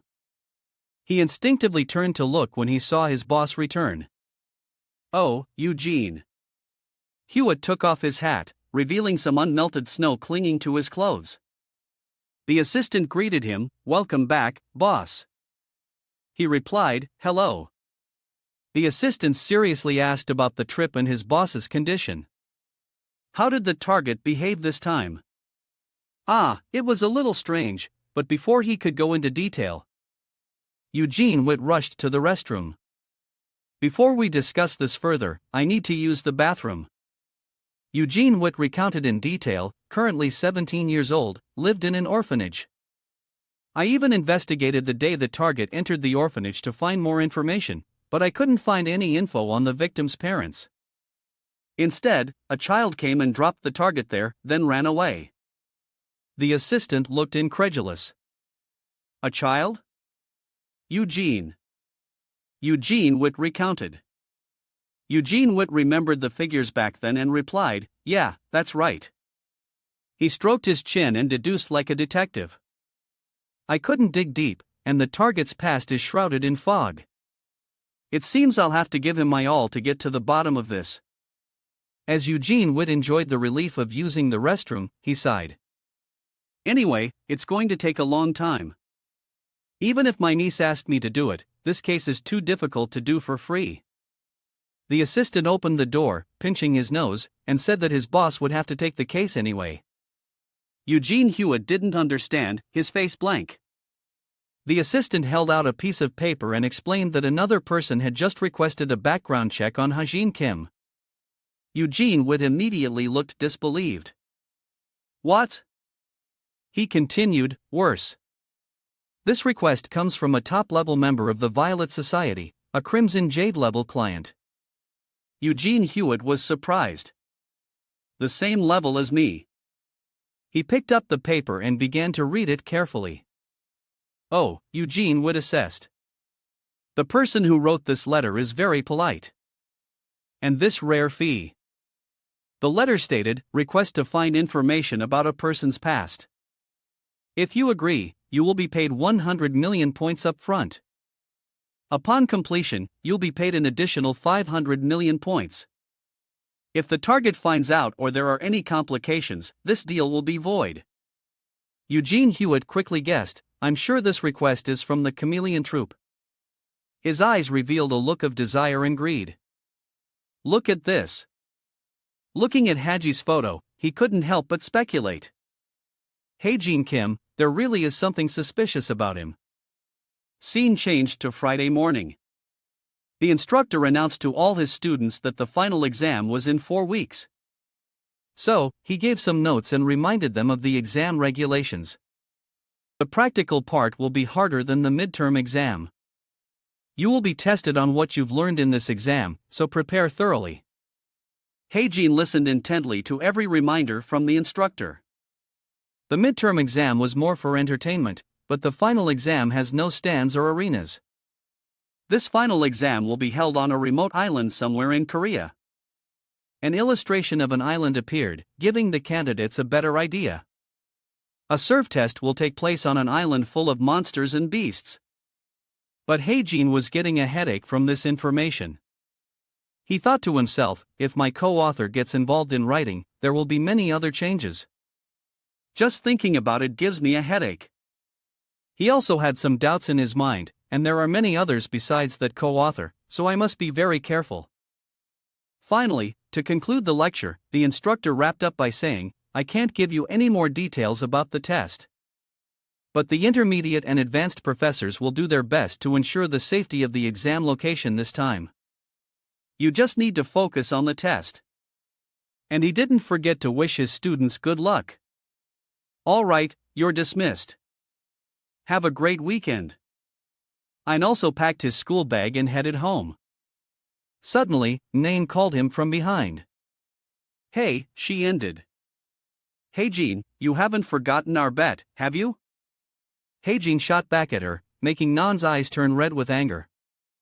You haven't forgotten that you'll have to stop using a bow if you lose, have you? Don't cry from embarrassment when you lose, Nan said defiantly. Fine, let's go. Scene change at the Cube Tactical Center. The two of them seemed very ready and had carefully prepared their bows for the competition. Nain spoke first. Ready? Yeah. But hey, behind them was a whole crowd of cheering supporters, making Heijin wonder why they were here.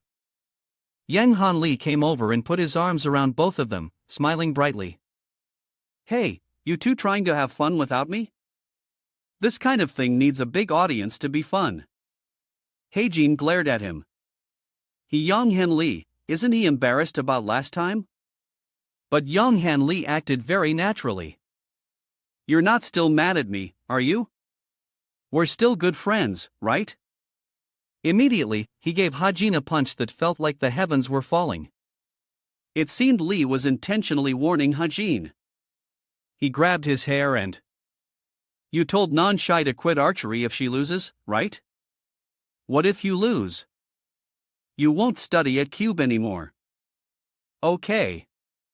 But Nan came and separated them, scolding, you guys stay out of this. We're about to compete. Nan stepped up to the 50m line, saying the criteria this time was to hit the target. She explained in detail, see that target launcher? The targets will fly out from there. She started laying out the rules. We'll start shooting from 100m.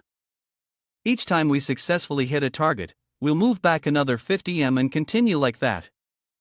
Nain looked very confident and taunted Heijin. That's it. Are you scared because it looks a bit difficult? But he wasn't fazed at all and replied, no, because it's simpler than I thought. Nan looked annoyed. Let's see how long you can stay that confident. Both began to draw their bows on command. All right, let's begin. Nan's eyes were sharp as she shouted, shoot. 2 arrows sped towards the targets. The target machine also launched and 2 targets. Nain's arrow was aimed with extreme precision. The arrow hit the bullseye and the target shattered into many pieces.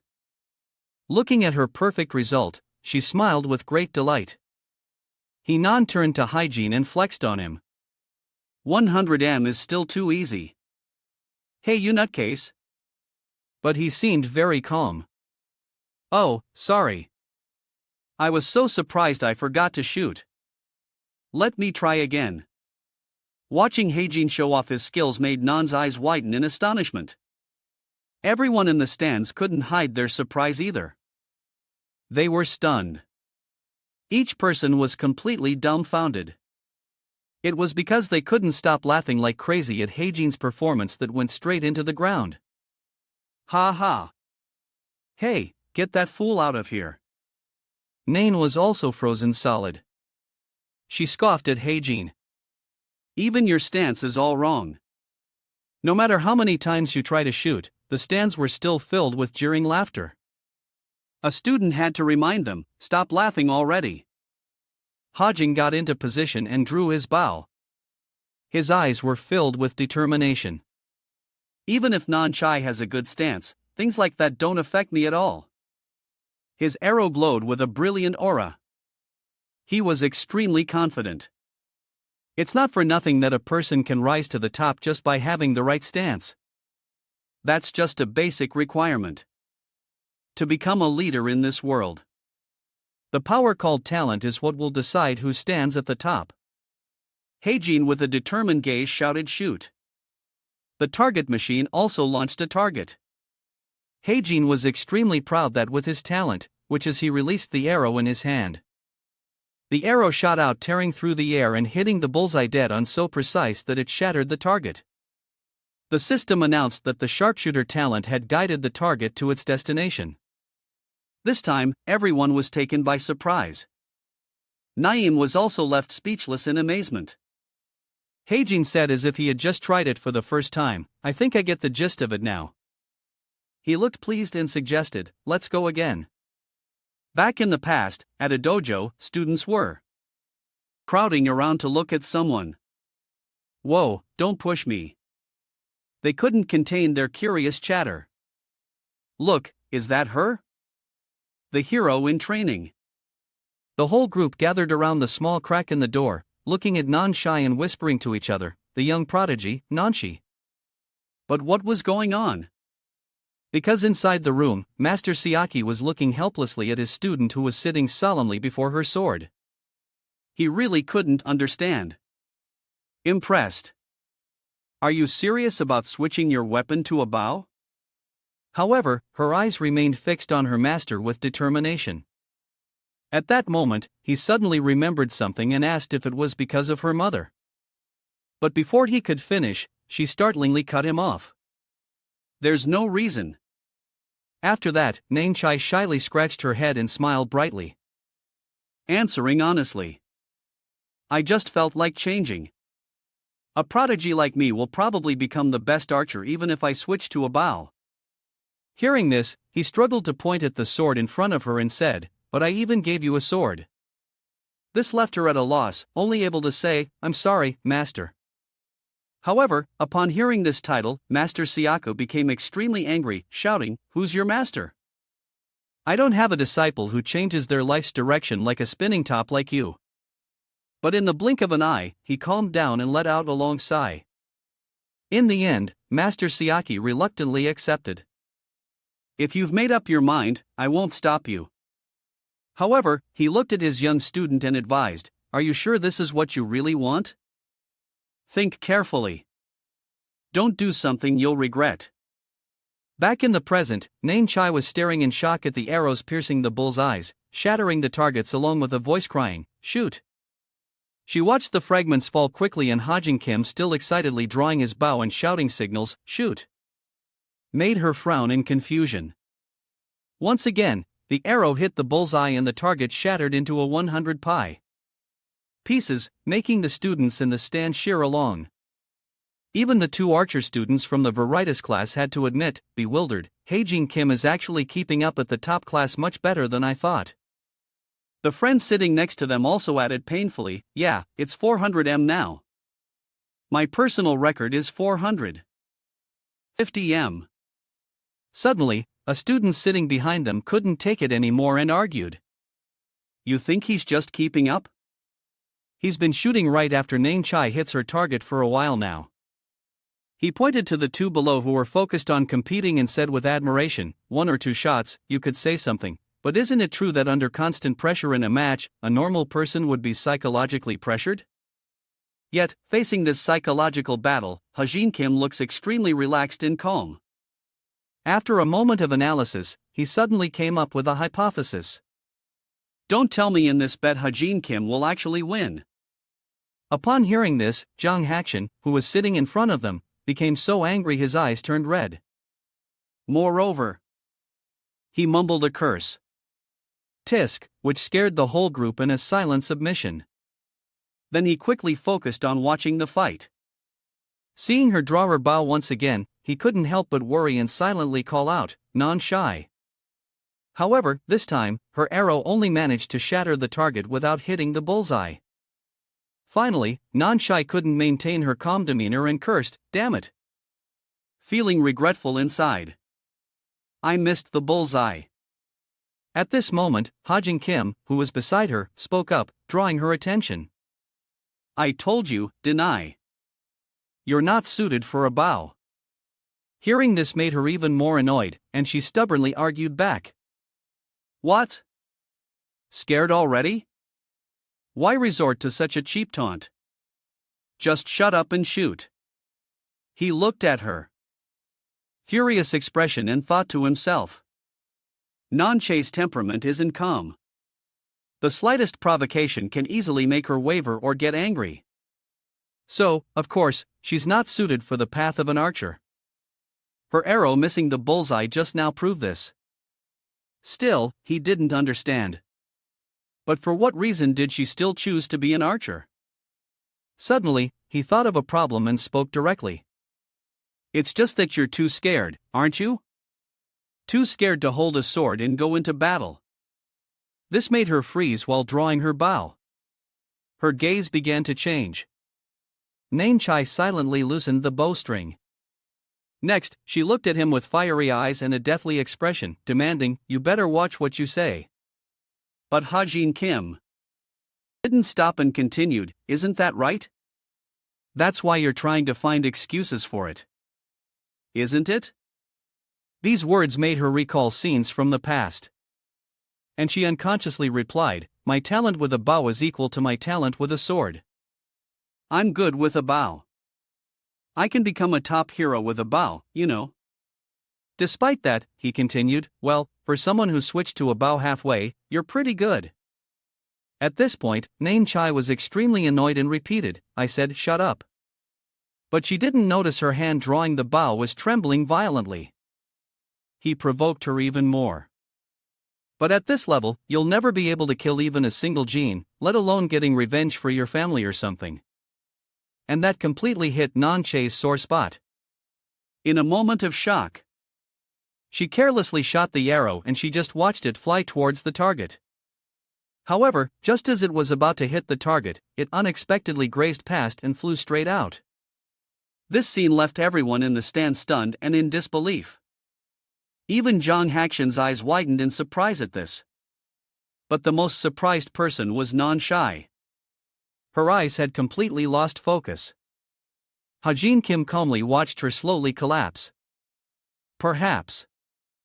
And so in the brilliant sunset of that day, everyone had to admit Non-Chai had lost. Scene changed to a short while later in a quiet, less frequented area of the academy. Yona was slowly looking around. Finally, she noticed Nang Chai was sitting dejectedly on a stone bench, with her head down. She let out a sigh of relief and quickly approached asking, what are you doing here, Non? Everyone's looking for you. Even so, she didn't raise her head and replied listlessly, you know about it, too, huh? That bastard even dared to mention my family. At this moment, Yona, you noticed her trembling voice. Because her face was now drenched in tears of grievance, pouring out all her feelings.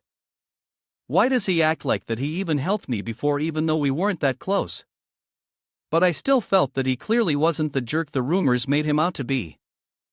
So why on earth does he have to act this way? These words confused her and she wondered, saying things like that. What does Hajin Kim gain? However, she immediately reanalyzed everything. Wait a minute. A surprising line of reasoning appeared in her mind. Will I need the talents of both Non Chai and Hajin Kim? Yes.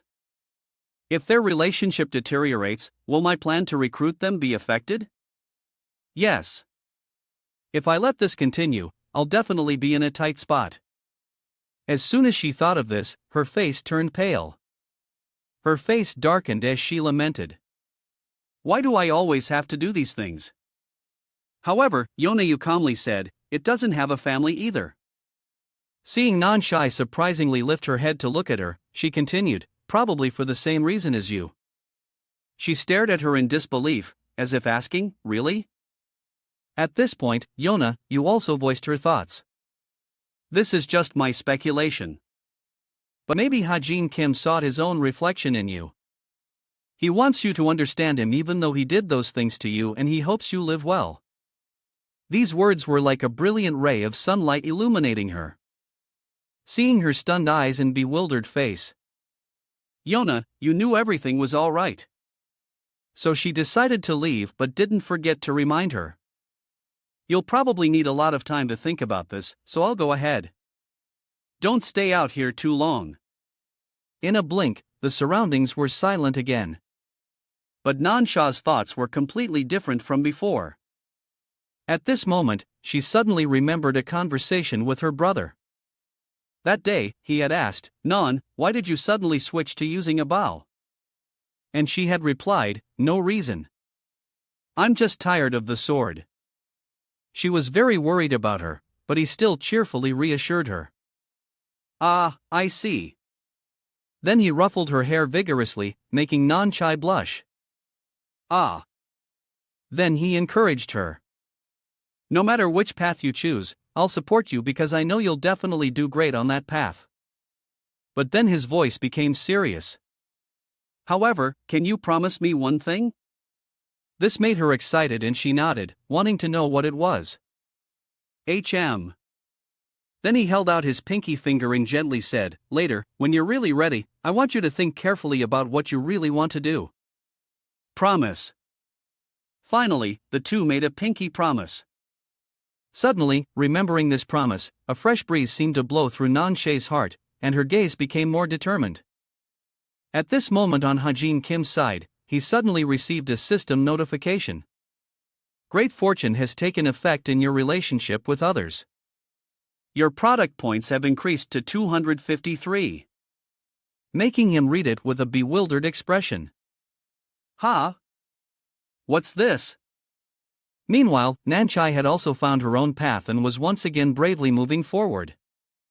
That evening, Yona contacted Eugene Hewitt and relayed everything to him. Afterward, he also confirmed with her that Hajin Kim guy really seems shady. I need to investigate more, but it seems he's involved with a criminal gang. This made him even more certain of his thought. Maybe it's not time for me to talk about the chameleon troupe yet. At that moment, he suddenly asked, Yona, this guy, should I continue investigating him? She answered without a hint of hesitation. Of course, I've made up my mind. I will bring him into the essence of the strait. Upon hearing this, his expression quickly changed and he became even more excited. Then he didn't forget to tease her. Oh, look at you. Maybe I need to use my secret weapon.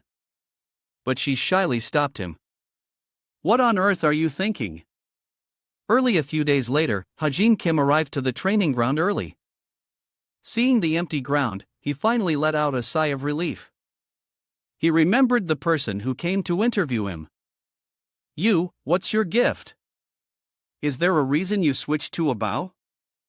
Heijin broke out in a sweat and lamented. There were too many spectators at the archery competition. No wonder the rumors spread so fast. But to have someone come and interview me. Now I'm scared to go to class. Should I just practice in the morning and then skip class? Then suddenly a sound from the training ground caught his attention. Haejin Kim curiously hid behind a wall thinking who's still not in class at this hour. But the scene before him made his eyes widen in surprise. It turned out to be Non-Shy practicing with her sword alone. As if sensing someone was watching her, she suddenly turned around. As soon as she saw him, Non-Shy blushed with embarrassment and immediately hid the sword behind her back. Haejin Kim was surprised by her action, but played along and didn't mention it. "Looks like you're practicing." However, she didn't understand his intention and blurted out, "Huh? Why?" "Yeah, I am." "So what?" Seeing her flustered expression, he could only say, "That's not what I meant." Suddenly, he looked at Non-Shy and said, "By the way, your hair." This made her even more annoyed. And she scowled, asking, "What? What's wrong with my hair?" Haejin Kim naively pointed at her and asked further, "You didn't cut it yourself because of the bet, did you?" Hearing this, Non-Shy suddenly got angry and retorted, "I cut it because it was hot. You think I care about something that's stupid?" However, he smiled gently and said, "Well, if that's not it, then it looks good on you. Very fresh." This remark made Non-Shy stop arguing in surprise. Her anger vanished, and she even blushed, trying to cover it up. Well, at that moment, he pointed in a direction and announced, "Well, then I'm off to practice." She unconsciously agreed, "Ah, yeah." Non-Shy watched him slowly walk away and fell in a deep thought. I heard that Haejin Kim used to be a swordsman. The direction he was heading was the archery practice room. She looked at the sword in her hand and wondered to have to give up something you've pursued for so long and choose a different weapon. I wonder how he feels. Suddenly, she touched the tip of the blade. Then, a stream of blue power suddenly enveloped it. Afterward, the power surge grew stronger and stronger. It exploded and shot straight up. Seeing this, Non-Shy immediately snapped out of her thoughts and cheered excitedly. "Skill. Nice. I can reach the ceiling now." Even so, she still remembered his words. "But you're going to keep using a bow. You must have felt it today." It made her gaze thoughtfully at the clear blue sky through the window. She genuinely muttered to herself, was he like this from the beginning? That night, Haejin Kim was browsing the store, wanting to buy some camping gear. After picking out a few items, he said with a sigh of boredom, "Yuji, I think this should be enough." And clicked the purchase button. In a flash, a notification appeared on his bracelet. "Your order has been completed. Delivery date is." He read the notification and speculated. "They'll inspect our gear before we start the exam. But that's to get rid of self-defense weapons and such. But it should be fine if I say it's for emergencies." At that moment, the Avenger egg screamed in protest, seeing it act like an angry puppy demanding food. He tried. He replied exasperated, all right. I'm getting your food ready."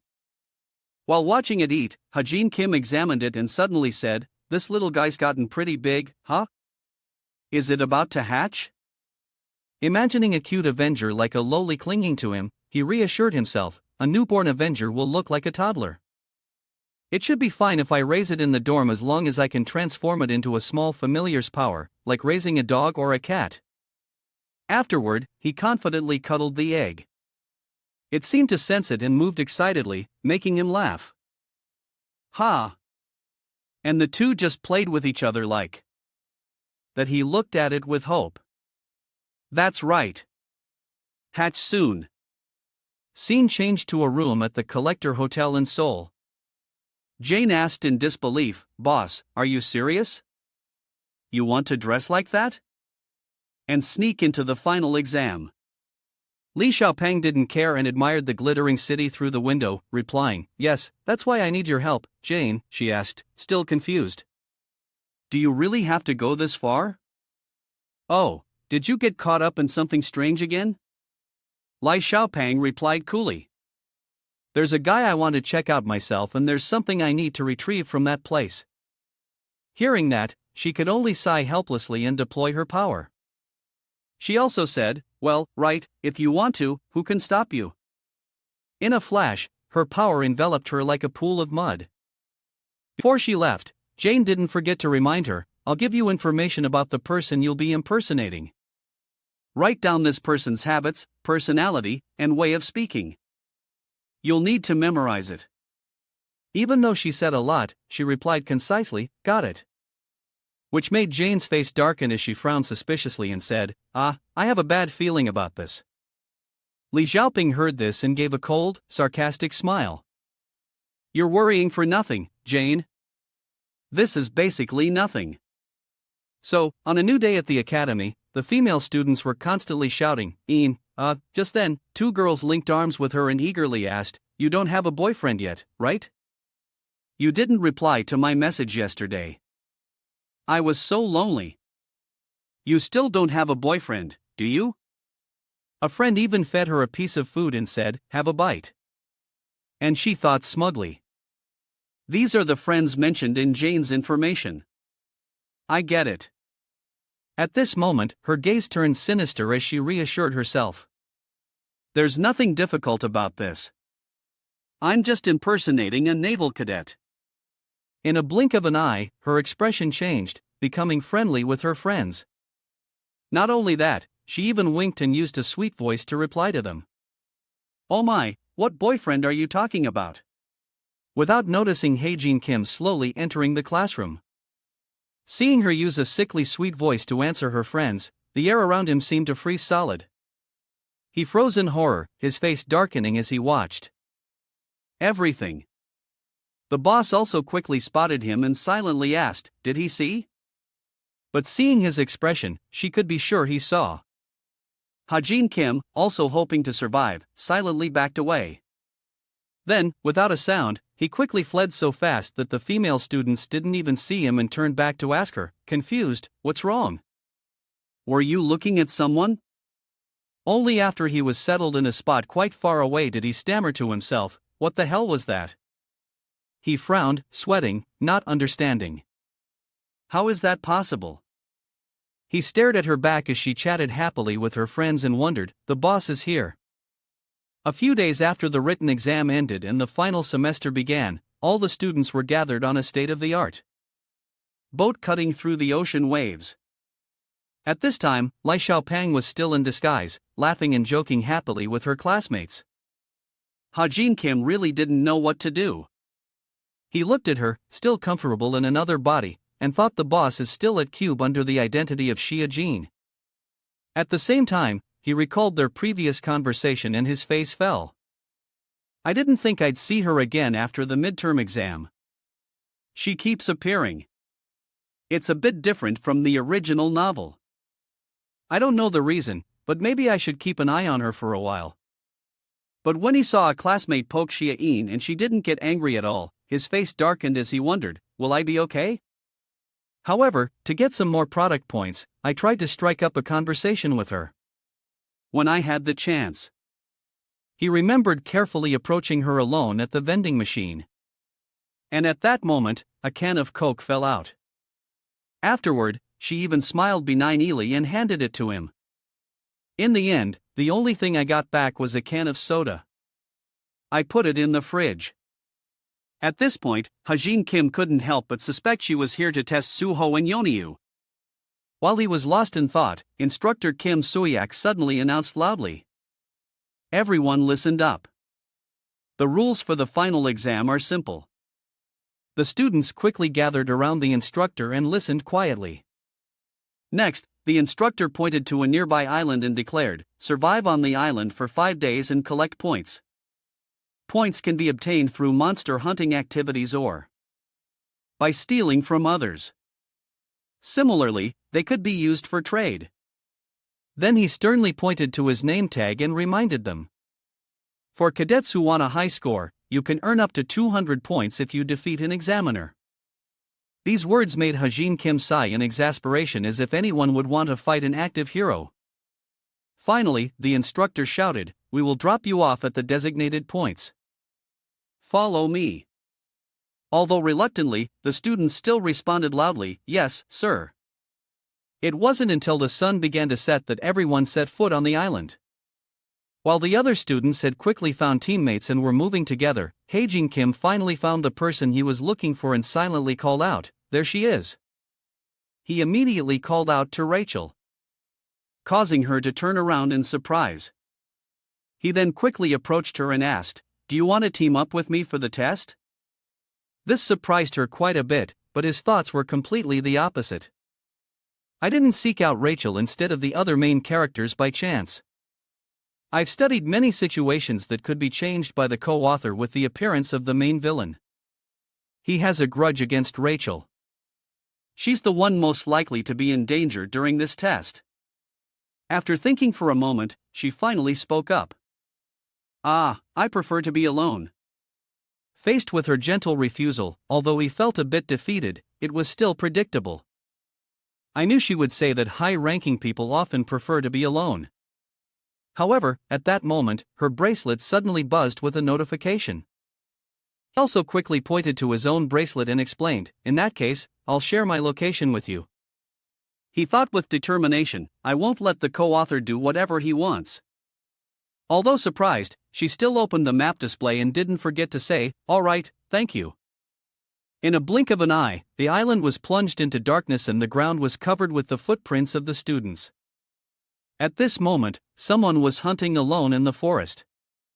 It turned out to be Non-Shy, who was also highly focused and vigilant of her surroundings. Suddenly, a monkey leaped out of the forest and attacked her.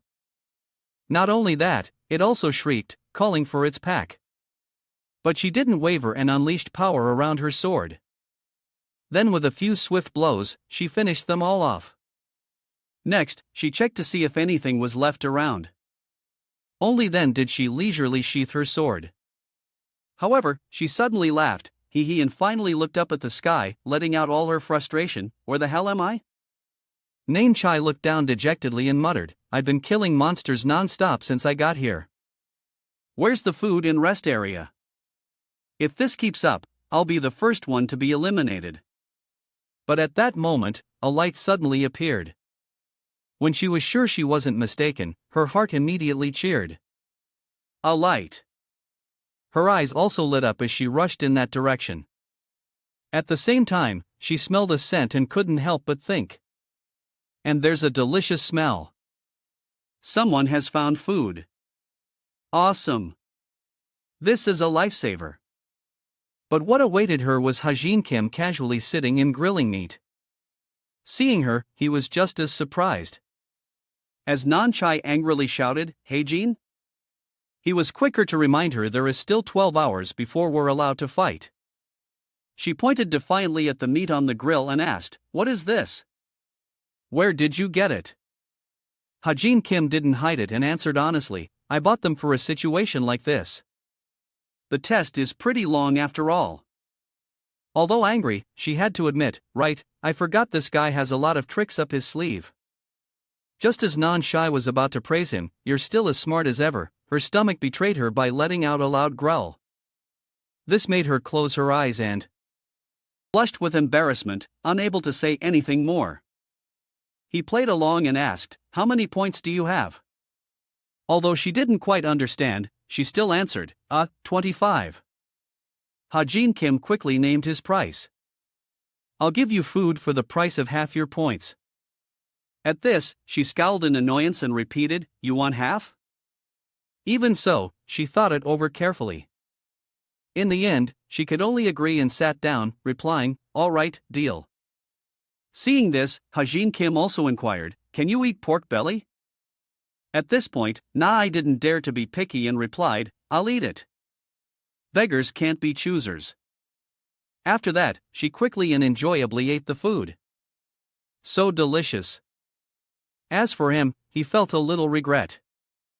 Full thinking in the end I met Non instead of Rachel well, so even so he didn't give up and quickly performed some actions on his laptop, then entered the drone server, logging into the server, accepted everyone's every move is now current up on his screen when it starts. Just then a camera finally captured the image he was hoping for. It was Rachel slowly approaching the rain, a group of people gathered grilling meat.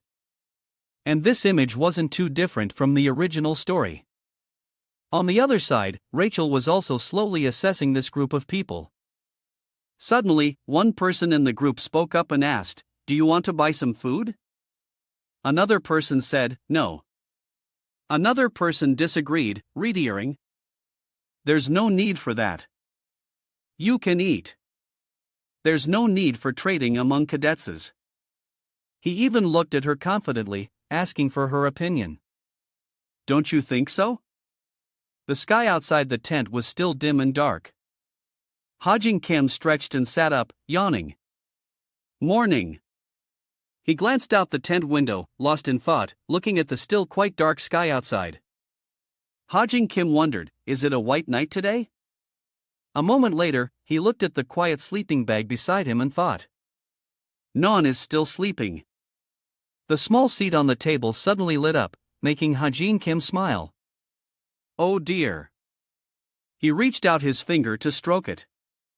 There, you're hungry, aren't you?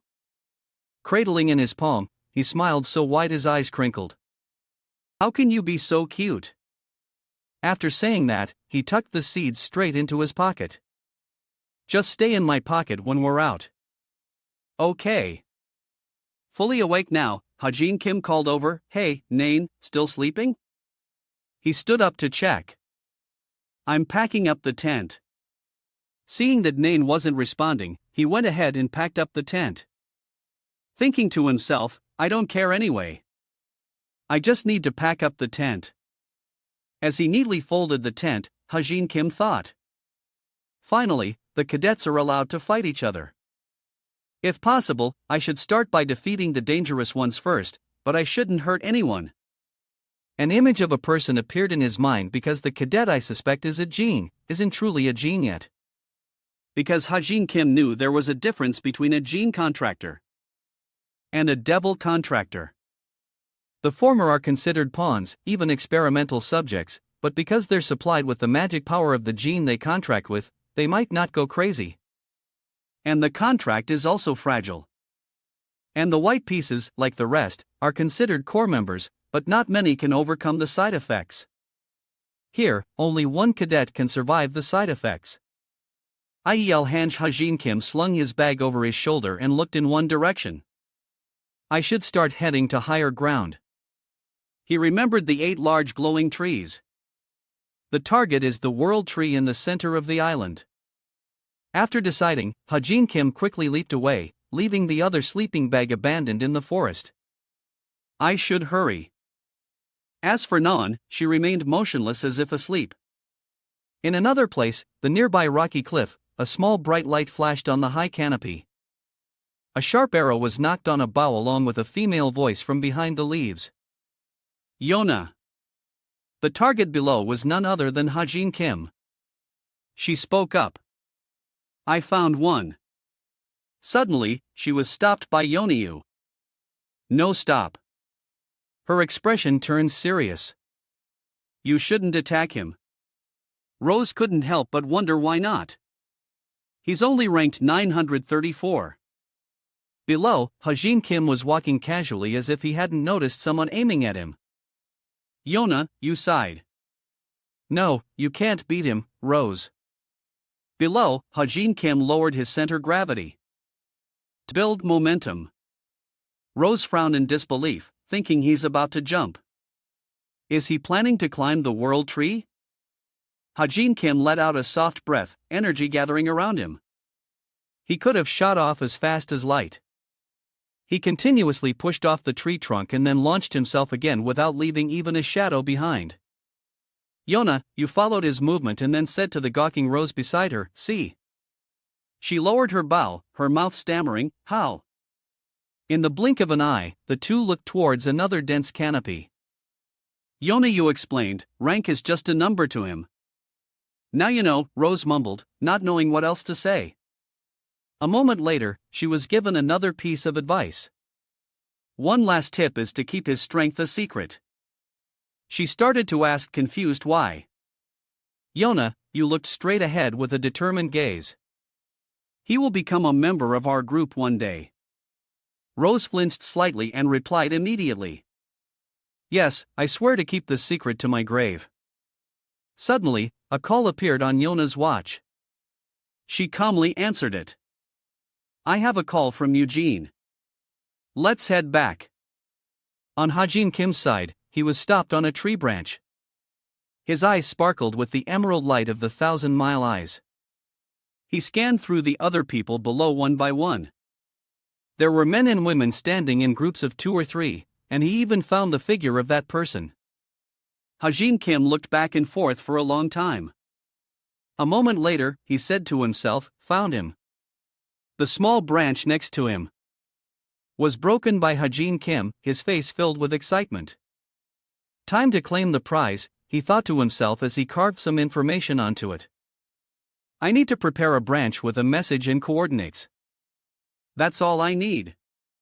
Once done, he threw it in one direction like a dart, only in invisible speed. The sharp branch shot forward, tearing through the wind.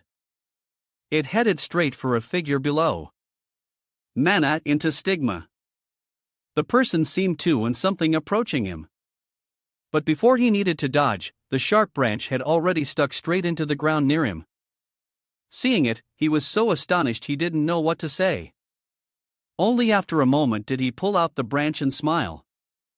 After reading the lines on it, he slowly turned his head to look in the direction the branch came from. But the direction he looked in only had a large, dense tree with no one on it. Hajin Kim had already hidden on another branch. His eyes shone brightly. Now I just have to wait. Naincha's lonely sleeping bag still lay quietly in the middle of the forest. Inside, she bit her lip tightly as if suppressing something. Finally, she suddenly shuddered and sat up, screaming with a flushed, panicked face. Nanchai gently placed her hand on her chest, remembering the words she had just heard. Why? Her face was a mixture of astonishment and embarrassment. How can you be so cute? Na's head was spinning. I've heard many comments about my appearance since I was little. But him? What's wrong with him? Saying that while someone is sleeping. Her mind imagined a scene of Hajin Kim stroking some puppies, and she tried to convince herself no, it was probably just a stray dog or cat. She guessed that maybe he was being narcissistic. So Hajin Kim held up a mirror to look at himself and said, how can you be so cute? Nanchai clenched the blanket in her hands. If that's not it, then she touched her burning face. He was talking about me. What should I do on Hajin Kim's side? He felt something. He wrung his hands as if he had misheard and muttered to himself, is someone talking bad about me? At the same time, somewhere else in the dim forest, a group of 5 people walked in a line through the forest. Everyone looked lethargic. Only Rachel seemed to be worried about something. She remembered the day she sought them out. Started for that evening. I'd been with Yuan and his group from the remedial class. While eating, she couldn't help but feel anxious. They refused the points I offered, shared their food, took care of me, and asked if I was uncomfortable with anything. Rachel's lips pursed tightly. But there's something. She had observed the people in the team and noticed that while other cadets were trying every way to get good results, they didn't seem to be taking any action to earn points. Seeing their relaxed demeanor, laughing and talking as they walked, she immediately concluded, they don't seem to care about the points other cadets are collecting. Rachel's gaze darkened. If that's the case, she felt as if she was surrounded by 3 to 4 pairs of eyes. Their target is me, not points. Her steps gradually slowed. This is really suspicious. I don't think I should be here anymore. I should meet up with Hygiene. Suddenly, a voice from a tree behind her made Rachel jump. Rachel, you flashed a sly smile. I saw a grizzly bear worth 10 points. Do you want to catch it with me? I don't think I can do it alone. Although a bit hesitant, Rachel still agreed. All right. But in her mind, she was silently calculating. I'll leave right after helping them. She left under the watchful eyes of the remaining members. Yuan remained calm. I'll lead the way. Follow me. Rachel looked up at the canopy, thinking, I hope I can escape. A short while later, both of them stopped. Yun pointed straight ahead. There's a big bear there, but ahead was clearly the figure of a stranger. Seeing him completely covered by a hood, Rachel couldn't help but wonder, huh? Who's that? Doesn't look like an examiner. As if sensing something, Rachel flinched. She shouted his name and pushed him away. You in? The Jin's hands were a set of sharp claws, with each nail like a pointed knife. When he attacked them again, Rachel didn't hesitate to use her whole body to push him away. Watch out. When they were temporarily out of danger, she turned back and looked cautiously. The Jin was heading straight for them. She tried to rack her brain, thinking, I didn't think a Jin would follow me all the way here. She decided she needed to retreat first. Then Rachel turned and asked, You in? Are you okay? He clutched his right arm, which had been scratched by the Jin's claws, and stammered. I'm bleeding. It hurts. Rachel's mind was filled with questions. What? You're in a lot of pain? It doesn't look like it. Suddenly, he screamed, Oh no, it's a Jin. Then his figure disappeared, only his voice echoing in her ears. I should run now, right? Rachel was speechless watching him, then let out a sigh. What terrible acting! No longer burdened, the tip of her sword pointed straight at the Jin. I thought something was unusual. Her eyes were filled with determination, but I never thought a cadet would be a Jin's prey. That was my mistake. The person said nothing. Seeing her ready to fight, he charged forward, swinging his claws to attack. The shock wave from his energy tore a gash in the ground. The energy clash caused an explosion where she stood, forcing Rachel to jump to another direction. Suddenly, the Jin closed the distance again, startling her. Then Rachel raised her sword to block his claws. Blocking the direct blow forced her to use all her strength. He's so strong. Rachel's hands holding the sword trembled slightly. A light of energy began to gather on Rachel's sword. She swung it with all her might. But I can do this. The two fought on equal footing. He blocked every one of her sword strikes. A moment later, Rachel quickly changed her sword path and thrust straight forward. An opening, but the tip of her sword missed the target again. Rachel froze for a second, sensing something was wrong. Her feet felt like they were being pulled by something. The Jin had moved behind her with a triumphant smile. My leg, Rachel's face was filled with fear. Two more Jin figures appeared from the front and back, making her panic. From both sides, a stream of energy crashed down as if to end Rachel's life. She realized one thing. No, I can't dodge it. Suddenly, a star-like blue energy appeared above the Jin's head. It struck straight down at his neck, leaving him no time to even gasp. Rachel, who was preparing for the end, saw him fall and was so surprised she froze. He seemed determined to fight to the death and charged forward again. His claws quickly launched an energy attack towards her. It seemed to carry something else strange with it. With both her legs restrained, even if Rachel wanted to dodge, she couldn't. Another person appeared, drawing their sword from its scabbard. Suho Kim's sword strike appeared in front of Rachel, shattering those sharp claws along with whatever was restraining her legs. He shouted, Now, Non. The Jin flinched and looked in another direction. Nana's arrow had been aimed at him all along. After she released her hand, it flew forward towards him with the speed of the wind. It created a surge of energy that knocked him off the cliff. Familiar figures appeared behind Rachel. Rachel? She was a bit surprised to see them. You guys? Nain Shai ran closer and asked, They're not examiners, are they? Are you okay? Rachel hesitated for a moment. I'm fine, thank you, guys. But Suho Kim, who was observing the bottom of the cliff, interrupted her. I think he jumped off the cliff before the arrow hit. Then he turned to Rachel and advised, You never know when you'll be ambushed again. We should stick together until we get out of here.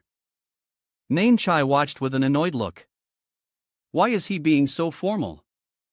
Rachel hesitated for a moment. Then replied, all right. She followed Soho Kim's group. Suddenly, looking down at the path, something shiny caught Rachel's eye. She approached it, wondering, what's this? A lone bullet casing lay on the ground. Over there, Nain Chai was urging Rachel to hurry up, but she was busy observing the thing in her hand. A bullet. Looking at the high canopy above, Rachel thought to herself, could it be? She didn't notice the large scope inside the bushes, but she vaguely guessed that the first shot wasn't from Nan. That person was still aiming at Yuan, who had abandoned Rachel and fled for his life earlier. Haejin Kim, hidden in the branches, didn't hesitate to pull the trigger, just as he had helped Rachel escape danger. In the dimly lit night, a voice from the group rang out. Have you ever considered trying a sword? Nan Shai, as if her heart had been struck, sat there without saying a word.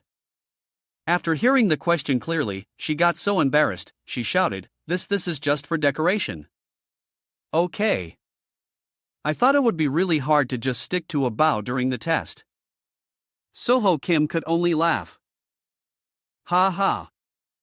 All right. All right. Rachel, beside her, was still lost in thought with a bullet casing in her hand.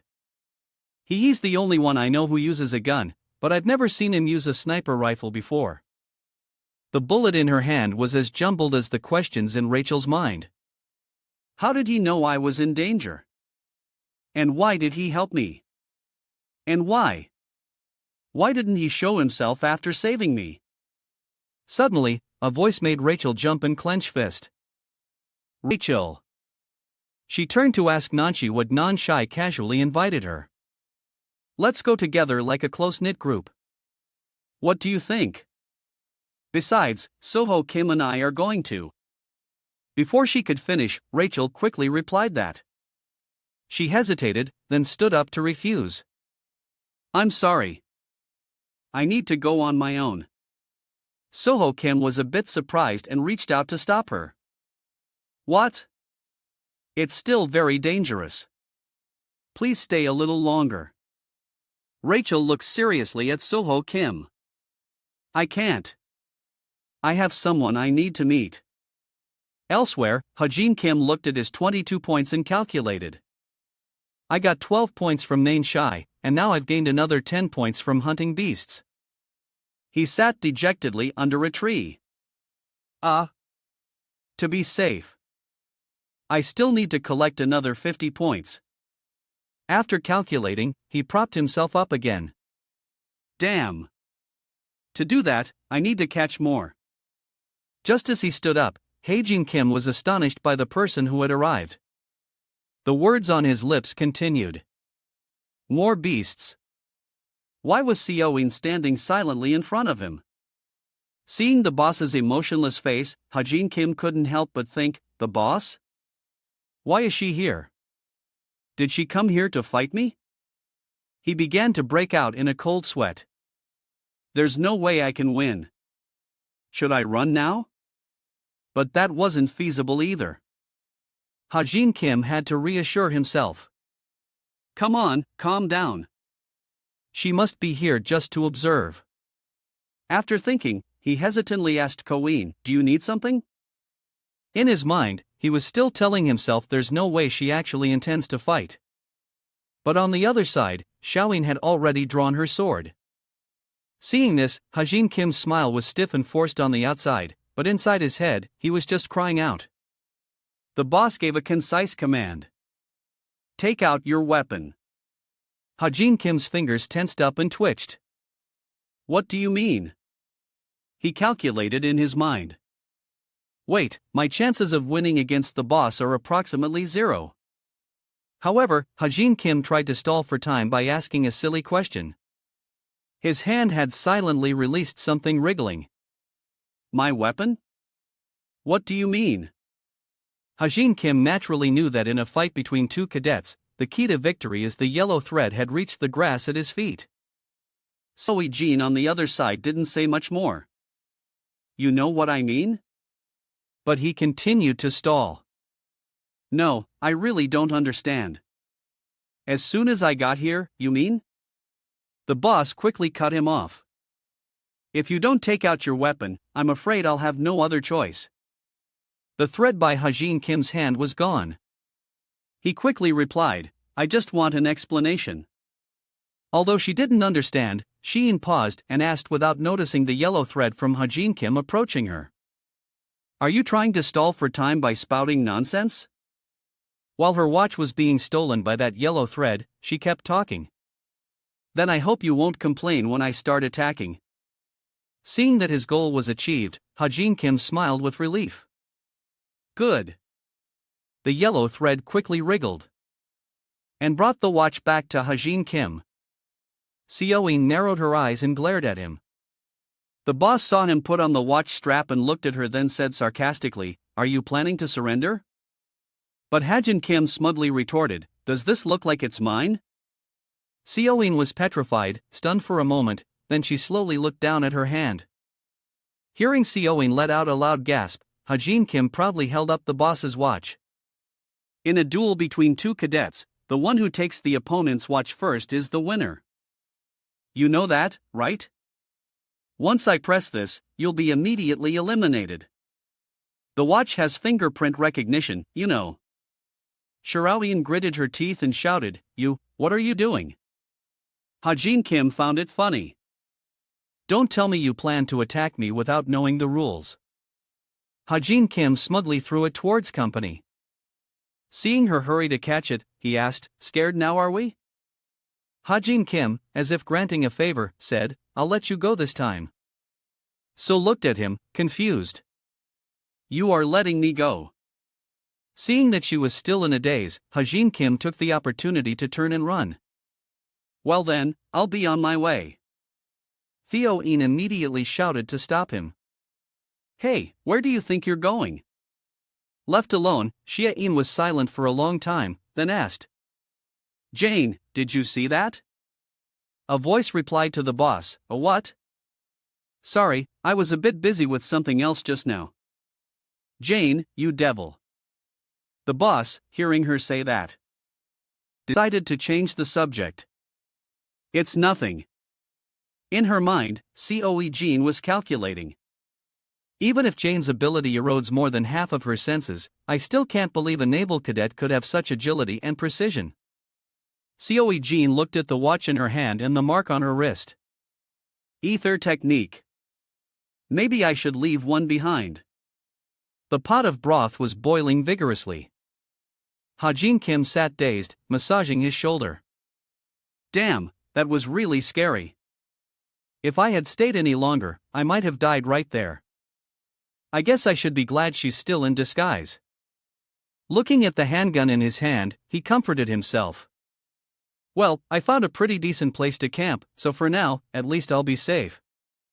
So, let's eat first, then recalculate my points. Hajin Kim opened the panel again to calculate. The points I got this time are suddenly a rustling sound from the edge of the forest caught his attention. Hajin Kim called out in surprise. Rachel. She was also surprised to see him. Ah, so you're here, Mr. Hajin.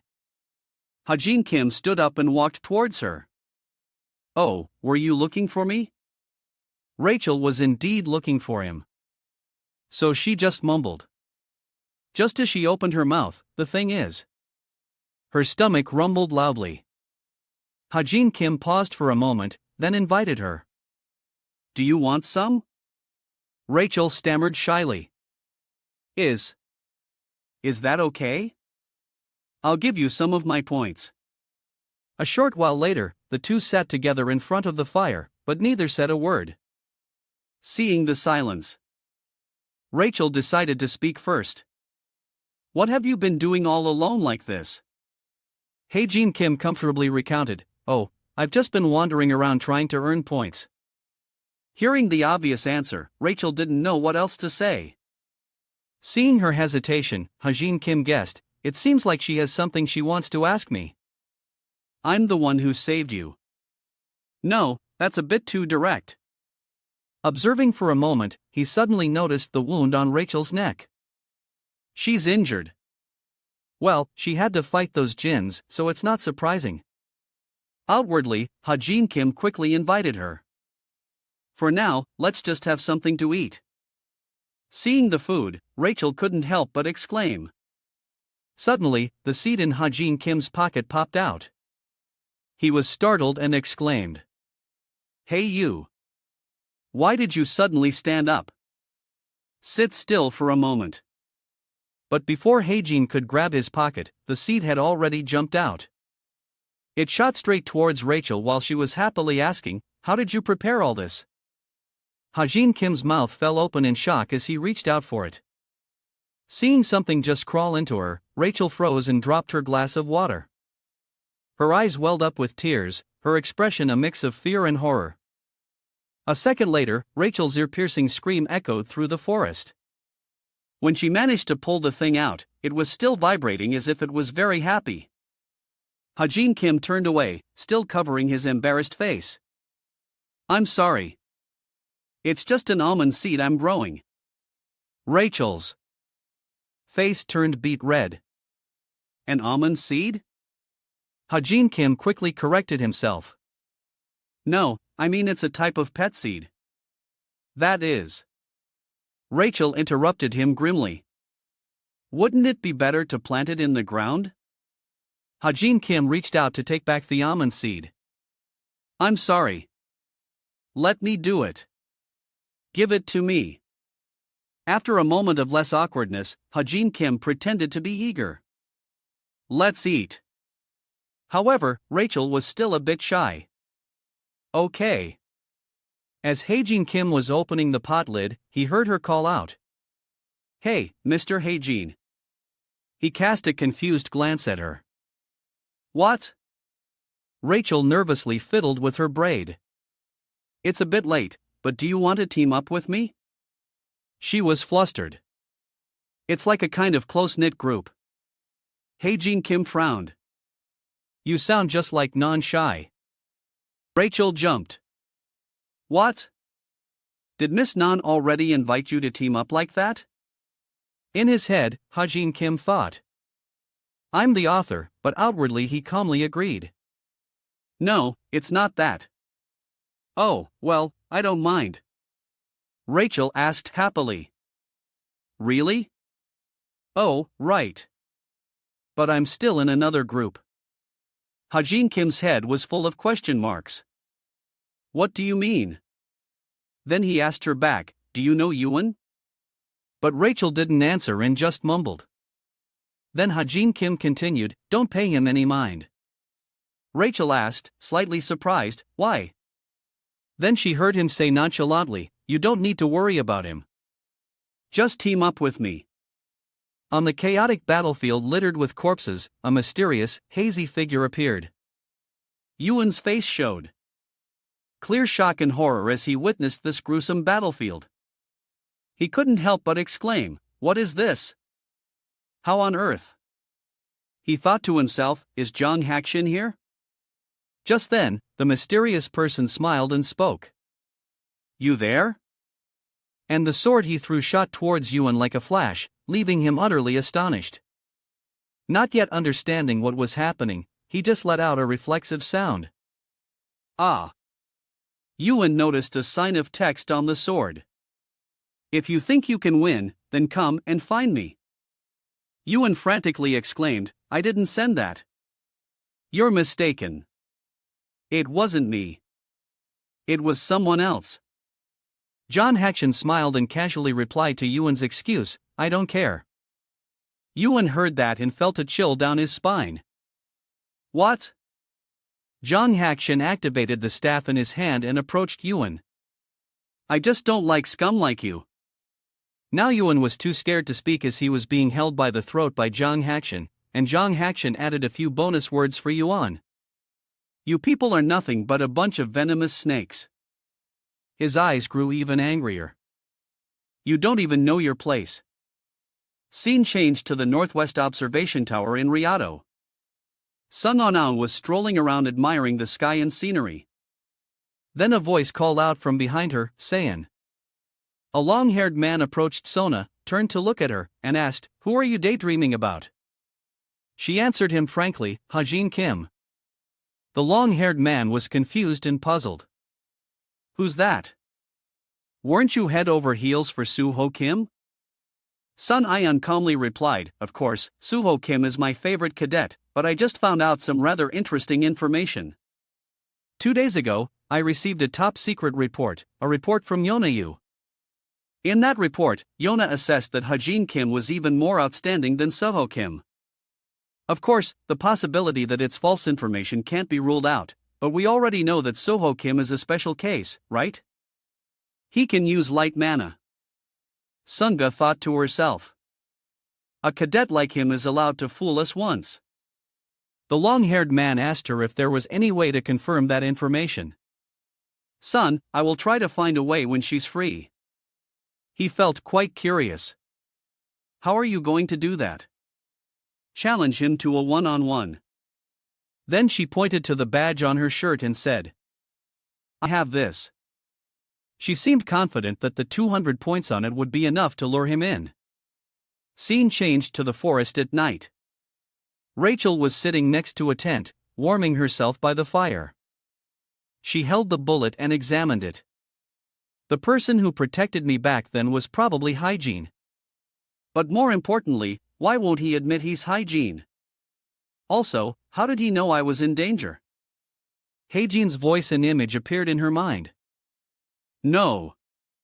No matter what happens, I will protect you, Your Highness." Today's ambush was definitely his doing, too. Rachel was deep in thought. Back then, I should have dragged them to die with me. Right. It was now midnight in the deep forest. Wild beasts had begun to roam. A wolf appeared with a ferocious howl. Hajin Kim froze for a moment. And told himself, tonight's hunt isn't too difficult either. Suddenly, he remembered the scene with Rachel this morning. The image of the two of them enjoying delicious meat in the deep forest. He thought to himself, even though Rachel seemed to be in a bad mood this morning, it looks like she quickly recovered after I gave her some meat. Suddenly, his eyes lit up, humming a tune. Heijin looked down at the vast water before him and exclaimed, "There's a lake here, too." Ein Kim took out his gun, planning to move forward. There must be some monsters down there for me to get points from. Are they crocodile monsters? He took out a spirit orb. He figured luring it out should be pretty easy if I wave this light orb around the lake. Suddenly, Heijin heard a strange noise. He tensed up and shouted, "Who's there?" He thought to himself, I don't know who they are, but they're pretty good at tailing. However, I've spotted them. They won't escape my sight. Nainshai suddenly appeared out of nowhere. Seeing someone acting so mysteriously, Hajin pointed his gun at Nainshai. Nainshai was startled when Hajin fired his gun. Nainshai immediately spoke up before Hajin could shoot. "Hey, Hajin, Kim." He was surprised to see her. "Oh." Hajin asked Nainshai, puzzled, "Why are you tailing me?" She quickly covered his mouth and shouted angrily, "I'm not tailing you." Hajin wondered then why. Nainshai's expression changed, becoming more timid. Well, Hajin took the opportunity to tease her. "See, I hit a nerve. So now you don't know what to say." Nan immediately shouted in anger. "No, not at all. More importantly, what were you just doing?" Hajin approached Nainshai and asked, answer me first. Why were you tailing me?" Nainshai blushed with embarrassment, gestured with her hand, and retorted, "I told you I'm not tailing you. I was chasing SA." Hajin was curious when he heard her say this. I know." Nainshai tried to question him back. "Yes.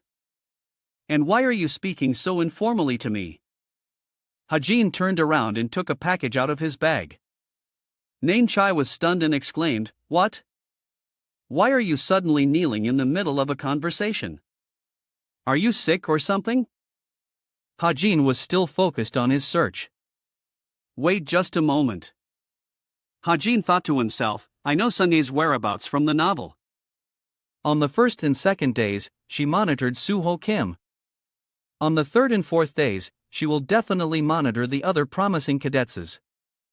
The fact that she's following me means he had observed the images and actions of Sungya through the camera. Hajin believed he was on Sung Aun's list of promising cadetses over here. Nainchai felt curious and kept asking Hajin, hey, just now, how did you do that?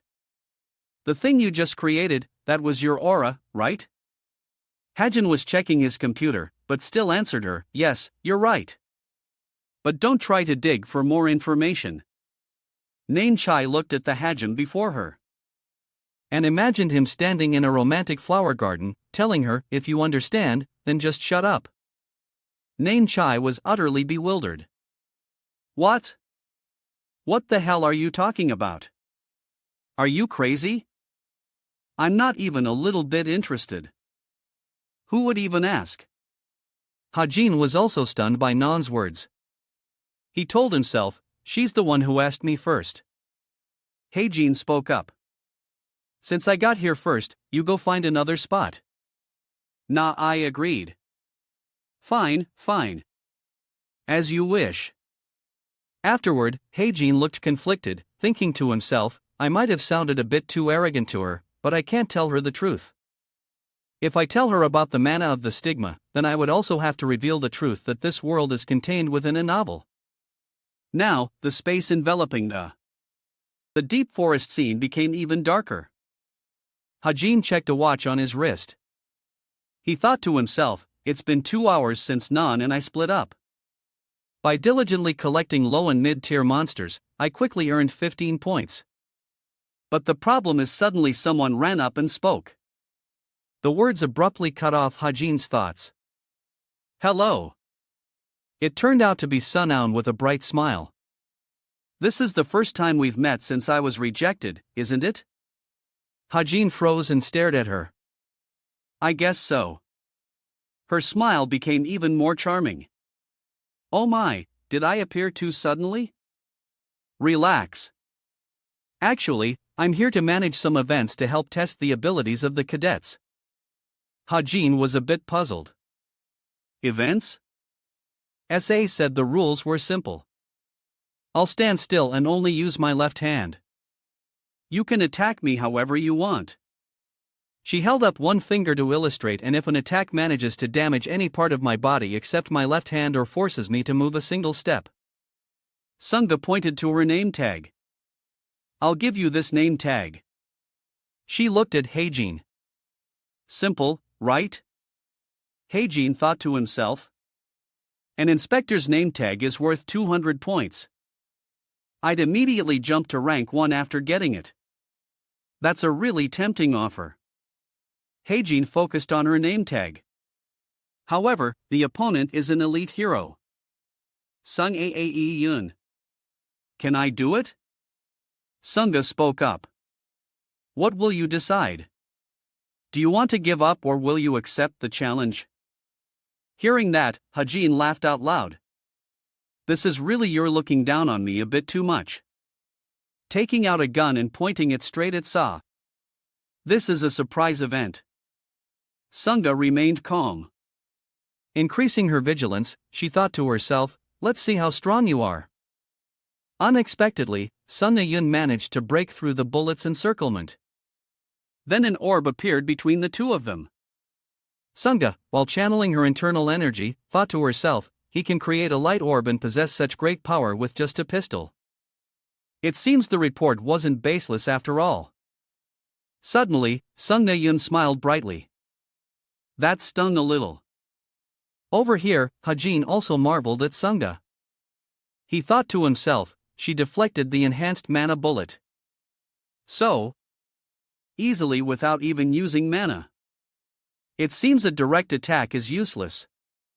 Then Hajin prepared 2 daggers behind his back, waiting for the command to act and suddenly attack Sa with those 2 daggers decisively. Sungha nimbly dodged the daggers coming towards her. She thought to herself, he was a swordsman before becoming a marksman, right?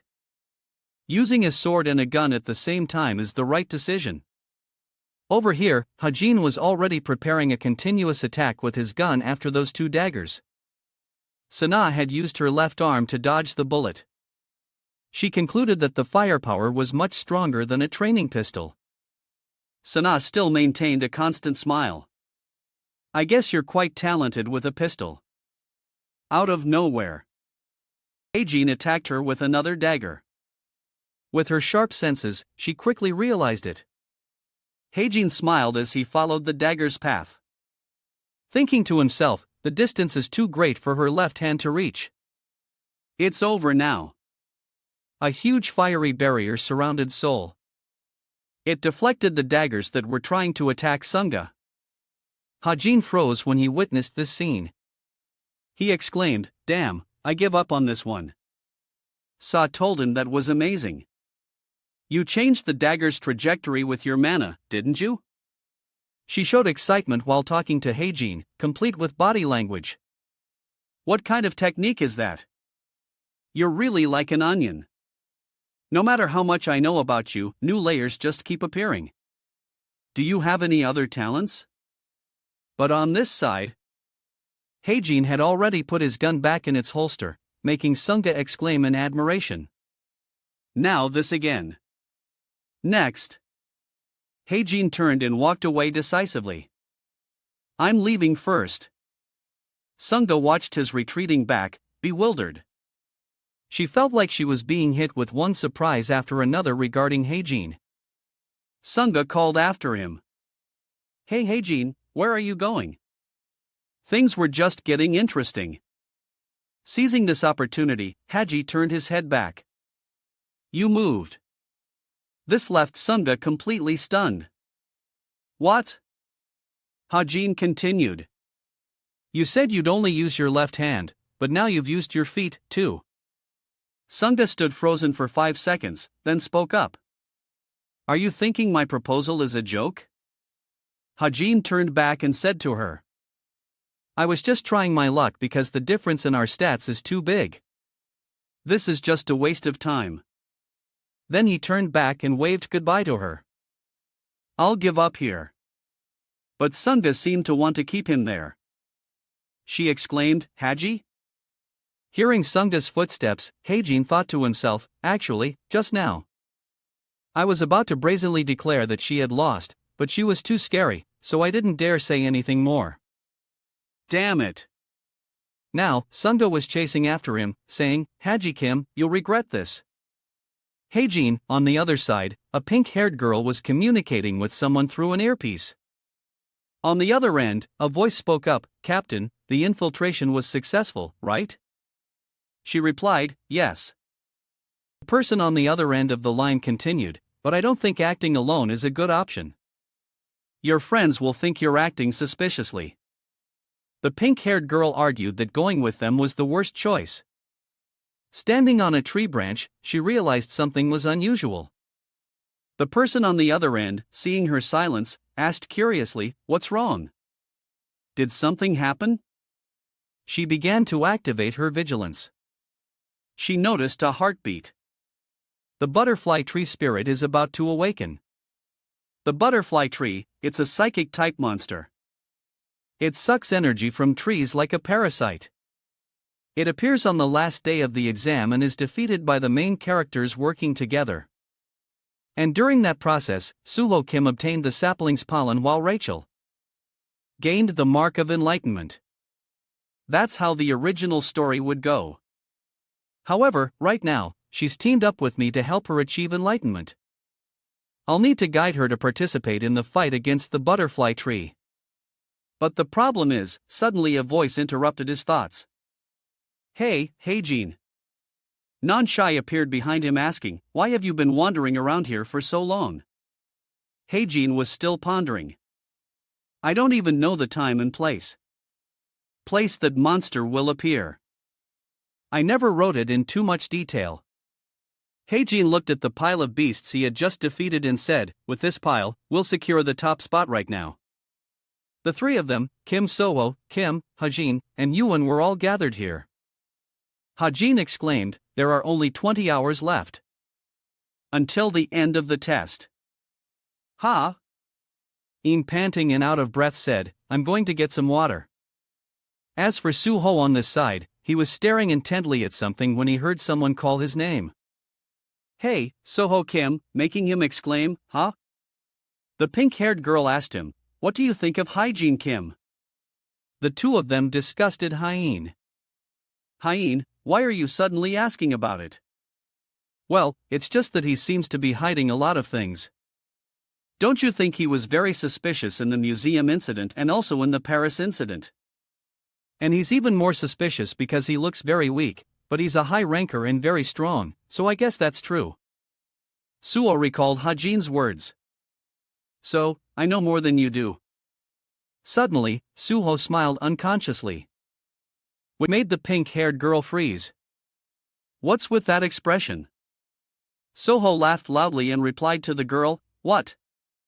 "I was just saying he seems to be hiding a lot of things." The pink-haired girl stood in front of Suho and asserted, "You know something, don't you? Tell me right now." Suho still had that innocent smile on his face. "You should find out for yourself." "Why are you asking me?" Suddenly, a surge of some kind of power appeared, startling the two of them. Suddenly, what was that? The tree roots are moving. The giant roots from the butterfly tree stretched out like massive traps, causing the three, Suho, Hyene, and Yuan, to have to defend themselves. Out of nowhere, Rachel appeared. Seeing the scene before her, she thought to herself, "What's happening?" Heijin, seeing her here, called out, "Rachel." Heijin told her, "We're going to the source of the recent tremors and exterminate that monster. You have to protect me when we get close to it." Although Rachel had some questions, she still mumbled, "All right." Heijin pulled out his gun and said to Rachel, "The cadets who felt the recent tremors are probably heading straight for the butterfly tree now. I'm not going to let them get the upper hand." Saying that, he took his gun and set off. "Let's go." Scene changed to the butterfly tree, which was transforming. A voice called out, "A butterfly tree?" A monster appeared unexpectedly. "Ha! Should we stop the test?" Sa stood there observing the butterfly tree. "Well, it should be fine. The current cadet's abilities are probably enough to defeat it without any trouble." Vori argued. "Sunga, your methods are too harsh." Sa closed her eyes and thought for a moment. "Do you really think so?" Vori, don't underestimate them. The cadets are the seeds of heroes, and heroes always grow through hardship. Sa imagined heroic images of the cadets. A small blonde-haired girl had already bravely attacked those demonic roots. Smiling brightly, "How was that?" Both Yuan and Suho over here were impressed. "That's incredible." Suho smiled and said, But the power of the slash would be even stronger if you circulated the sword key closer to the blade." The pink-haired girl, seeing Suho smiling, foolishly again shouted, Shut up. Let's talk about that stuff later. You facing these demonic roots thought, but no matter how many we defeat, why do they keep appearing?" Suho observed the butterfly tree intently and spoke up, "If defeating the roots has no effect, then we need to destroy that main body first." A cadet exclaimed with his mouth wide open, "Hey, look at that tree. It's so weird. Something is moving." He eyed that cocoon. The very center of it seems to be swelling up. He exclaimed in astonishment, "What? A giant butterfly is hatching." Huge butterfly wings sprouted from the body of the butterfly tree. The pink-haired girl felt the discomfort in her body. She gritted her teeth. "What is this? I'm losing strength. Because of his pollen. I can't stand anymore." The change caused her to faint and fall backward. Afterward, Suwa supported the pink-haired girl and Yuan against the tree trunk. He thought to himself, "They're just sleeping, right? It doesn't look like they're poisoned." He turned back to look at the magical butterfly before him, thinking to himself, "I can't keep moving while holding my breath. Can I defeat that thing before I pass out?" Suho was startled when he saw the shadow. Someone's figure in the sky, he exclaimed with a look of astonishment. Heijin and Rachel from behind. The sound of footsteps rustled quickly. Rachel turned her head back. Everyone is exhausted and has fainted. Those people passed out. Hajin Kim had anticipated this and prepared everything afterward. At this moment, Heijin called out to her. Rachel, she answered with a start. Yes. He pointed up at the sky, at the purple butterfly flying. See that butterfly monster up there? I'll handle it, but I need you to protect me from the tree roots. Rachel understood. Got it. Heijin put on his mask, raised his gun, and aimed at the target. A shot rang out right at the huge insect. It cried out in pain. Tentacles shot up from the ground, charging straight at the two of them. The target flashed blindingly. Rachel only needed one sword strike to sever them all. She glanced to the side. One of her legs had sunk deep into the ground below. The tree roots rose up one by one. It's trying sneak attack. Rachel quickly pushed Hien out of the way, reminding him, be careful. She held her sword while pushing him away. Another very powerful attack came from under the tree. Unfortunately, Rachel was hit. Heijin stared in shock at the scene before him. Then he turned around. The tree root had gotten close, pressing in on him. A terrifyingly large explosion occurred.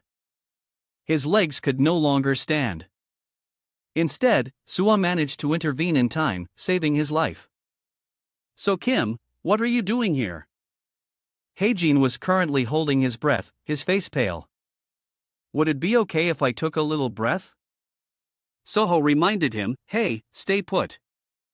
He turned to his teammate. She had been passed out for a while. Rachel fainted. What should I do?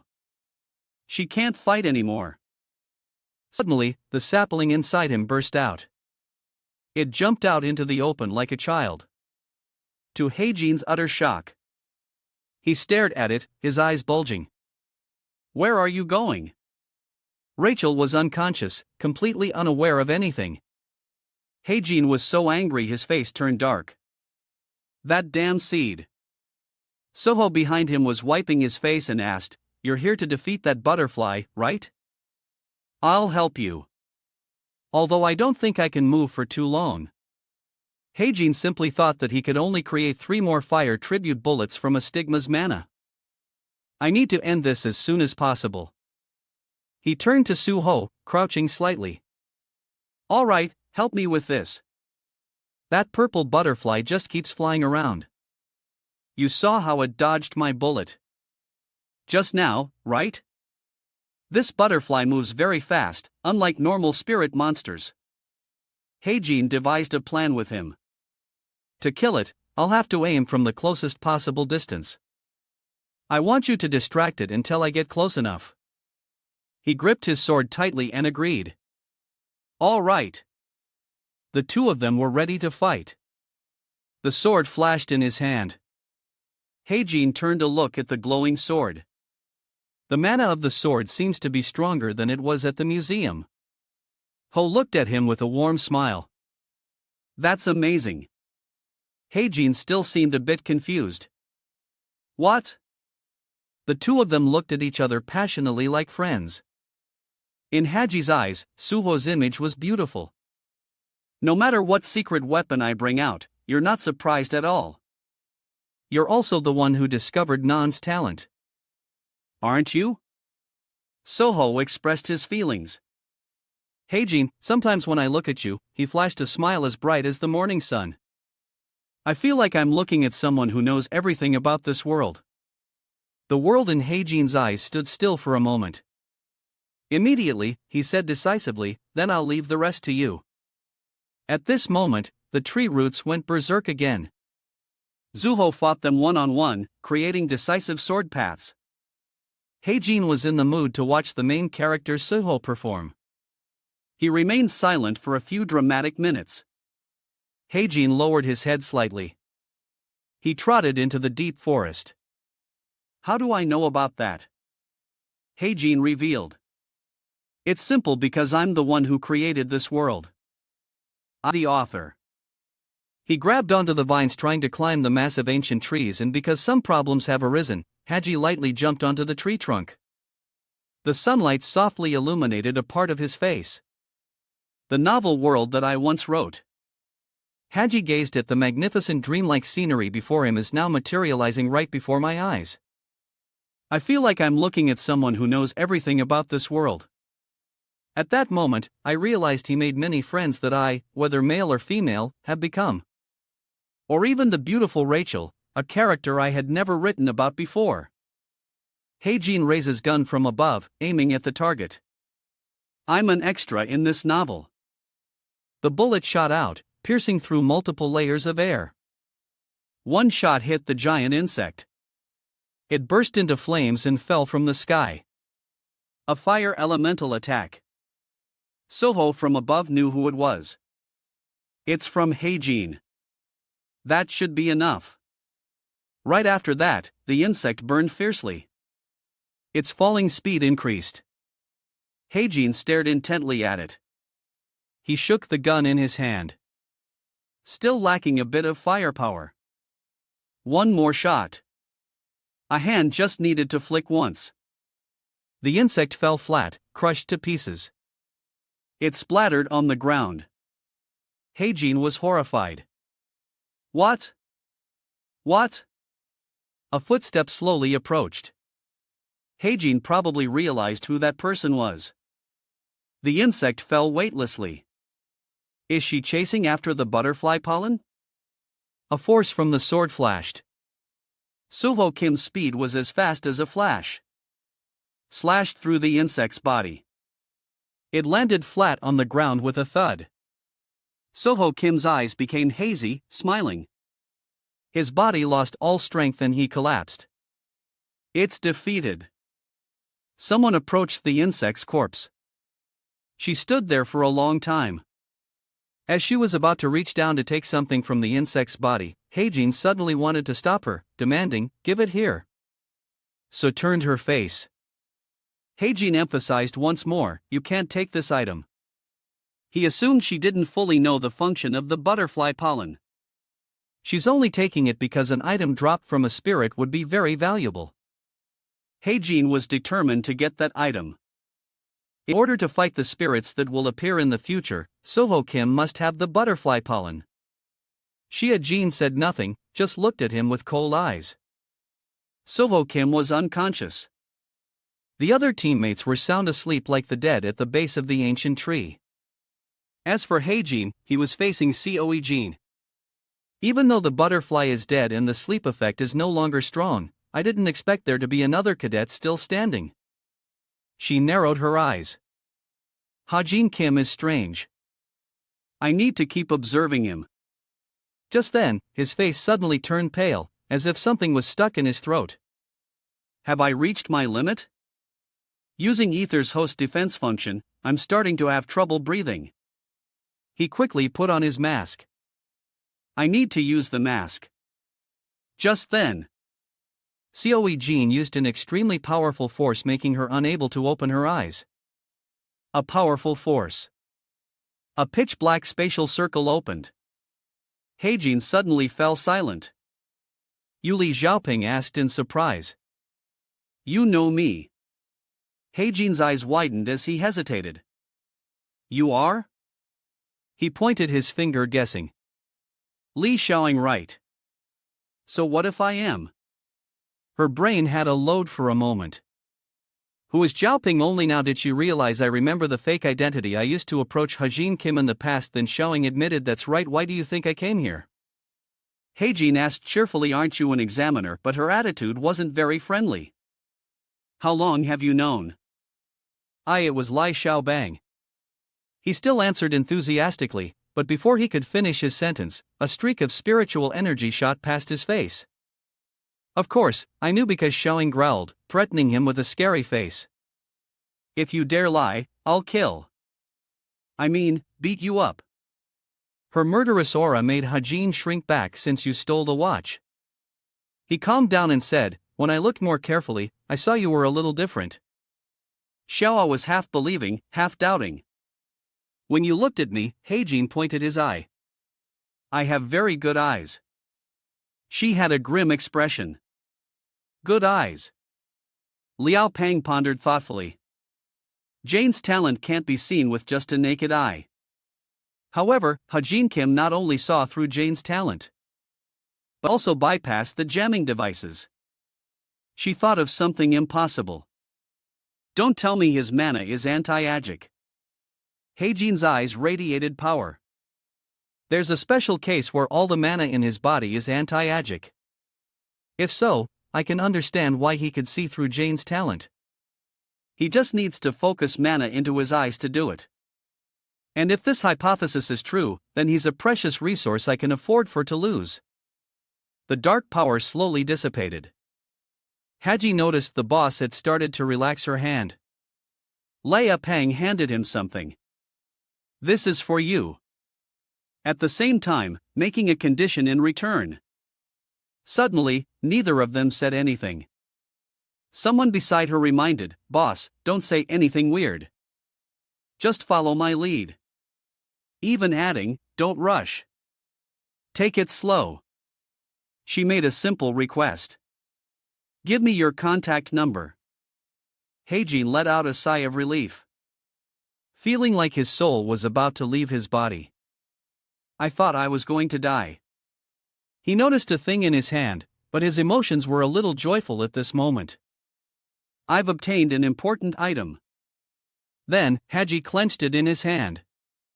"How do I give this to Soho Kim?" Naturally, the boss Ly interfering makes me have to think of another way. An idea flashed in Heijin's brain. He remembered someone. That's right. Rachel in the seed. He saw Rachel lying unconscious, glowing at the base of the tree. "Don't tell me that light is."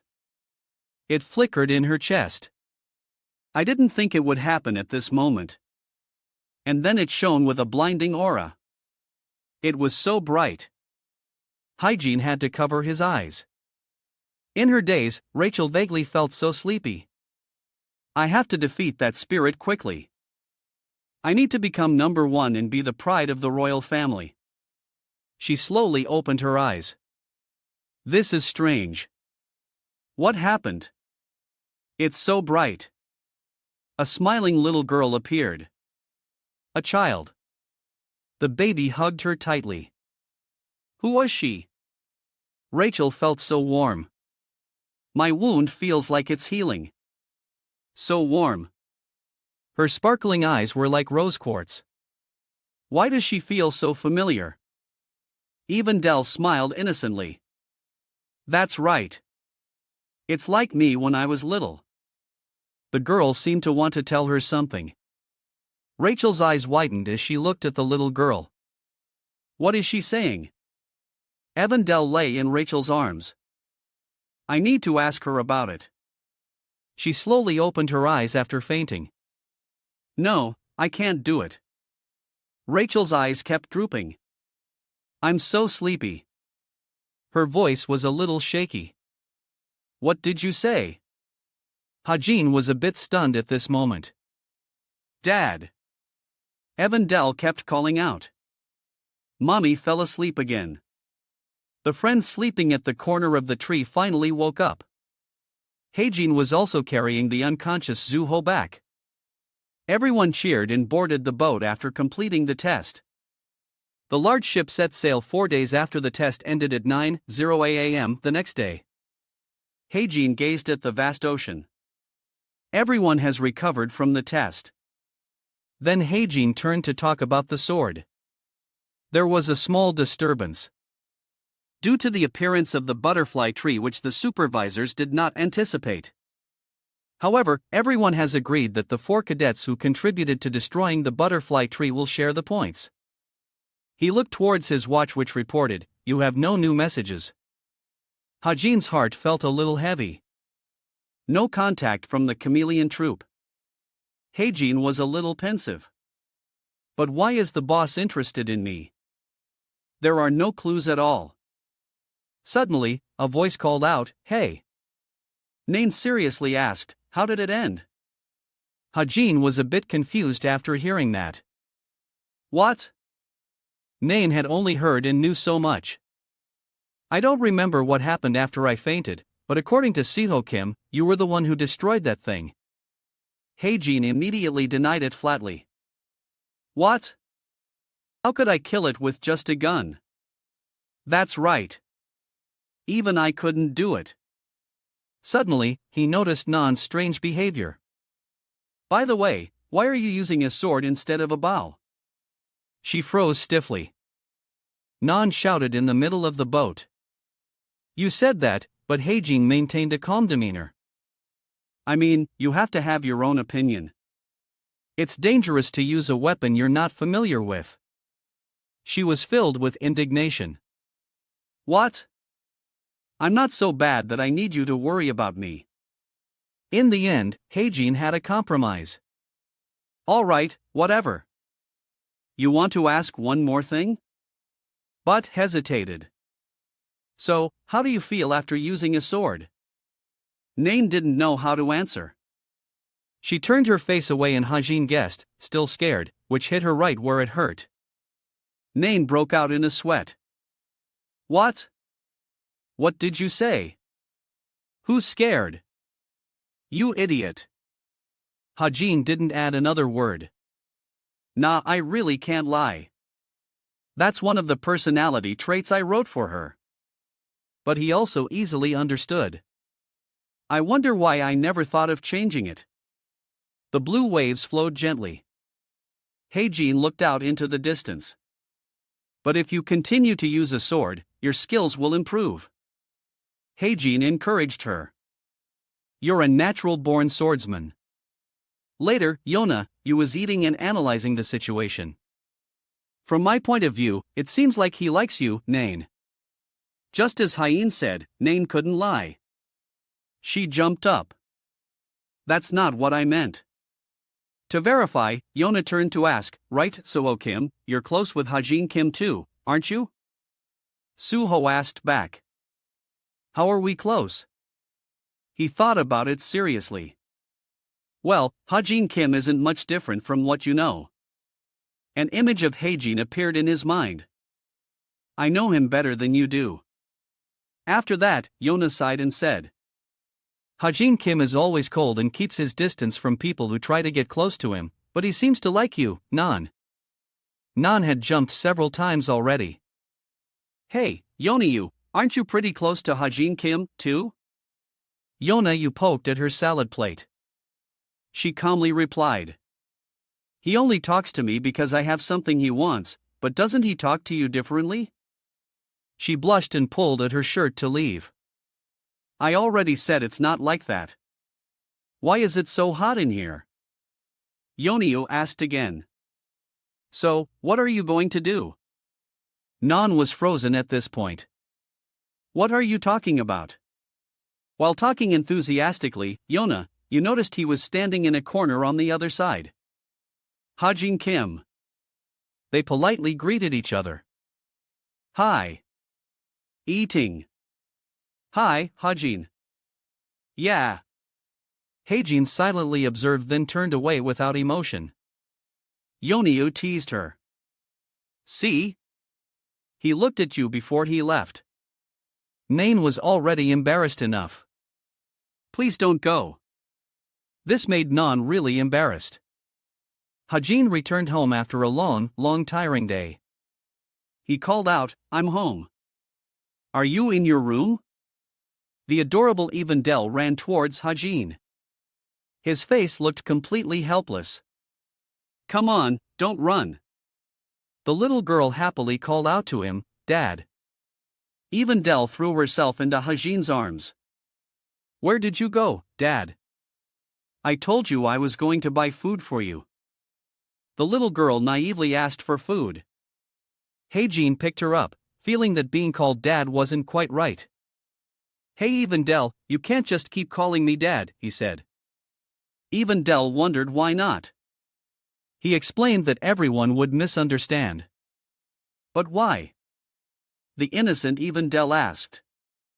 He made a request in a soft voice. Can you call me Uncle Heijin? The little girl kept asking why. Heijin thought, I think I need to teach her a little. The little girl swayed in his arms, Evendel flashing an innocent smile. That cuteness even affected Heijin. Evendel. Heijin remembered that day when she hatched next to Rachel. The little girl looked up and told him, Daddy, Mommy fell asleep again. Heijin found this way of addressing him strange. Dad, you hatched on your own. Evendel insisted, but you're my dad. Heijin admitted one thing. It's true that I raised you, but before he could finish, the little girl threw herself into his arms.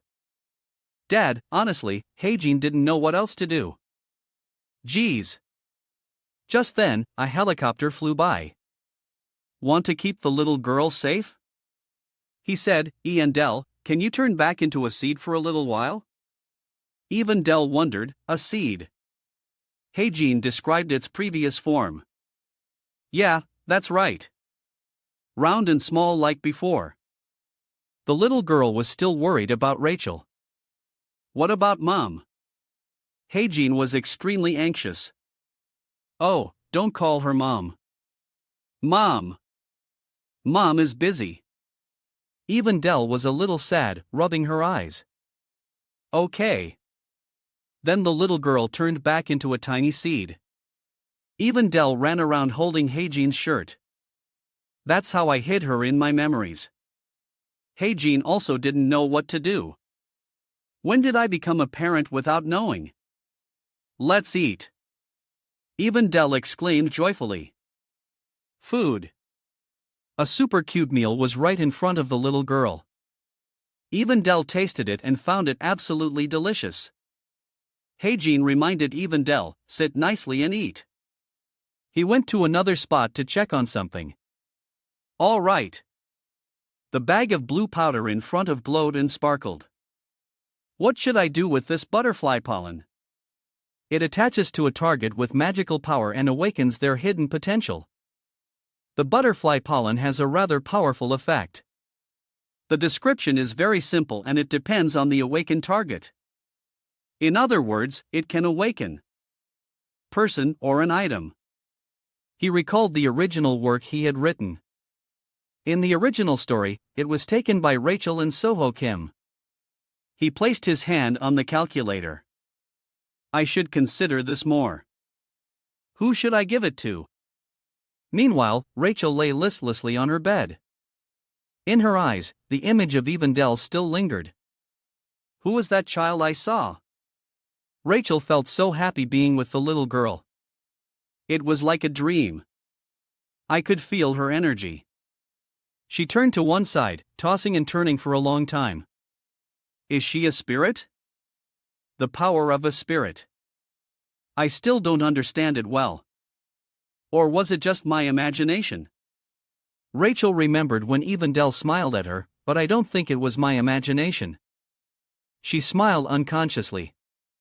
Rachel placed her hand on her chest. And wondered why. Why do I keep thinking about her?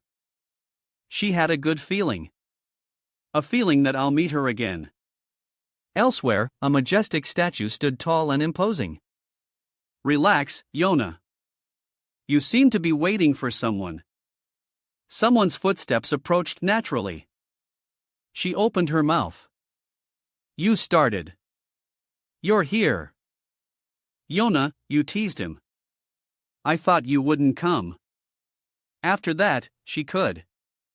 She also said, there's still one more person who hasn't arrived. I think they'll be a little late. Let's go in first. Let's go. Hajin agreed. All right.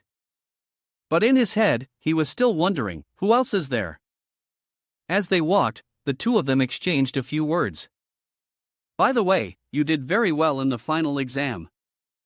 Hajin humbly replied. I only got 67 points.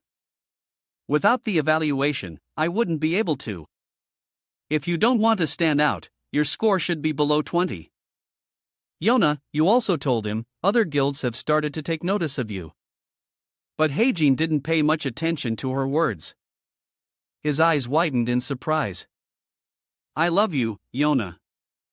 You glanced over at him. Welcome. The skyscraper stood tall in the middle of the city, essence of straight before arriving. Living. Hajin had received information guiding him through the guild experience. Tonight at 6 p.m. each guild will announce a list of cadets for the experience. Cadets on the list will soon be contacted via their smartwatches. He read the newly received message. Thanking Guild Experience, a system that allows cadets on leave to monitor the work progress of active heroes. A highly anticipated activity, in domestic guilds have the right to choose the cadets they want. Starting from the highest ranked guilds, Hajin seems to have just finished showering, drying his hair. I'm quite curious about what heroes do.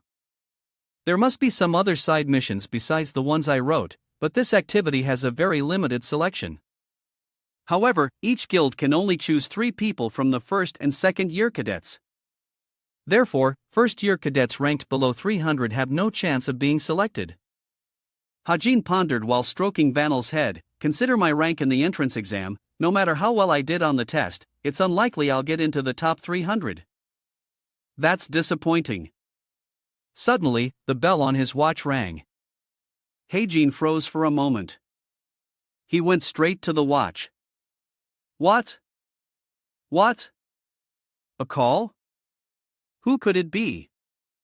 You? He opened his eyes wide and read each line. The words appeared before Heijin's eyes. Essence, you have been selected for the guild experience. If you do not wish to participate in this experience, please contact us privately. Goodbye. Back to the present. As they entered, the essence of a straight people were coming and going. The person leading Heijin and Yonayu was introducing this event is also called the Hero Experience. So as you can see, there are many in-house missions. If a mission exceeds a certain difficulty level, it can only be completed after being brought back to headquarters for analysis. Heijin carefully glanced behind him. He probably already knew the details. Ha! It must be Yonayu who added my name to the list. She's the guildmaster's daughter, so she definitely has the authority to do that. But isn't that an abuse of power? TSK. They stopped at a room. All right. And this is the automatic door opened and everyone inside was diligently discussing and working the analysis room. A voice beside him rang out. I heard you rank first in theory, right, Mr. Heijin? Sango pointed inside the room. That's why we wanted to show you this room first. This is Sango Park, an intermediate rank hero and also Yona's right-hand man. He smiled friendly. He is the instructor in charge of this guild. Sango chatted cheerfully with Yonayu. He seems like a good person. The two of them look really close. You're quite familiar with this room, aren't you? At you, Miss Yonayu. Remember to subscribe to the channel for more new videos. But who knows the dark side of this person? If I weren't the author of this story, I wouldn't have expected him to be a villain who would later stab Yonayu in the back. I can't miss a single person. And the kids are here with Mr. Sango. Jana Lee walked over arrogantly. So you're the cadet, Hajin Kim. A brief introduction. Jina Lee is also an intermediate rank hero. Heijin had a marvel. This world is too good, isn't it? Someone ranked 934 can participate in the experience of the essence of the Straight Guild. It's not someone familiar. She showed a look of contempt, but we all know who you should thank, right? Do you feel a little uncomfortable with that attitude? Well, there's no reason to force them to be comfortable with this. As Yonayu and Gina were currently in a confrontational state, Gina Lee is currently the second in command to Eugene Hyuk, the vice leader of the essence of a straight. She has a hostile attitude towards Yona, the guild leader's daughter and successor. According to the original work, Gina would later become a powerful asset to Yonayu. But that's only for now. Later, Gina Lee will work for Yoni Yu and become a vice captain herself. It can be said that these are two names. Sango tried to explain dazed, but Mr. Heijin ranked first in theory. China still maintained her attitude. Who cares? I also ranked first in theory back in the day. And most importantly, Heijin was so angry he clenched his fists. What's so important about a cadet's theory rank? You see, he looked down at him and sneered. Don't you think so? The boy who's first in theory. Heijin's mood was like he wanted to confront her. After that, then. Gina picked up the pile of documents, remembering something. That's right. She handed Heijin that stack of papers. If you're so confident, why don't you try solving this? Sango carefully told Gina, hey, how can you give internal information to him like that? She didn't seem to care much. It's fine. It's not that important anyway. No. The anger inside him blazed. He flipped through the documents, examining them. Let's see what you can come up with, kid. All right. I can't keep my cool anymore anyway. He held out his hand towards Gina, politely, telling her, I'm sorry. Can I have a few sheets of paper? Jana's tone was challenging. Can I have a few sheets of paper? Even if I give them to you, it's not like you can solve it. Heijin was trembling with anger. This woman, seriously, Yona, you looked at the notification on her watch. It seems the last person has arrived on the first floor. They turned to welcome the guest. Really? Let's go welcome them.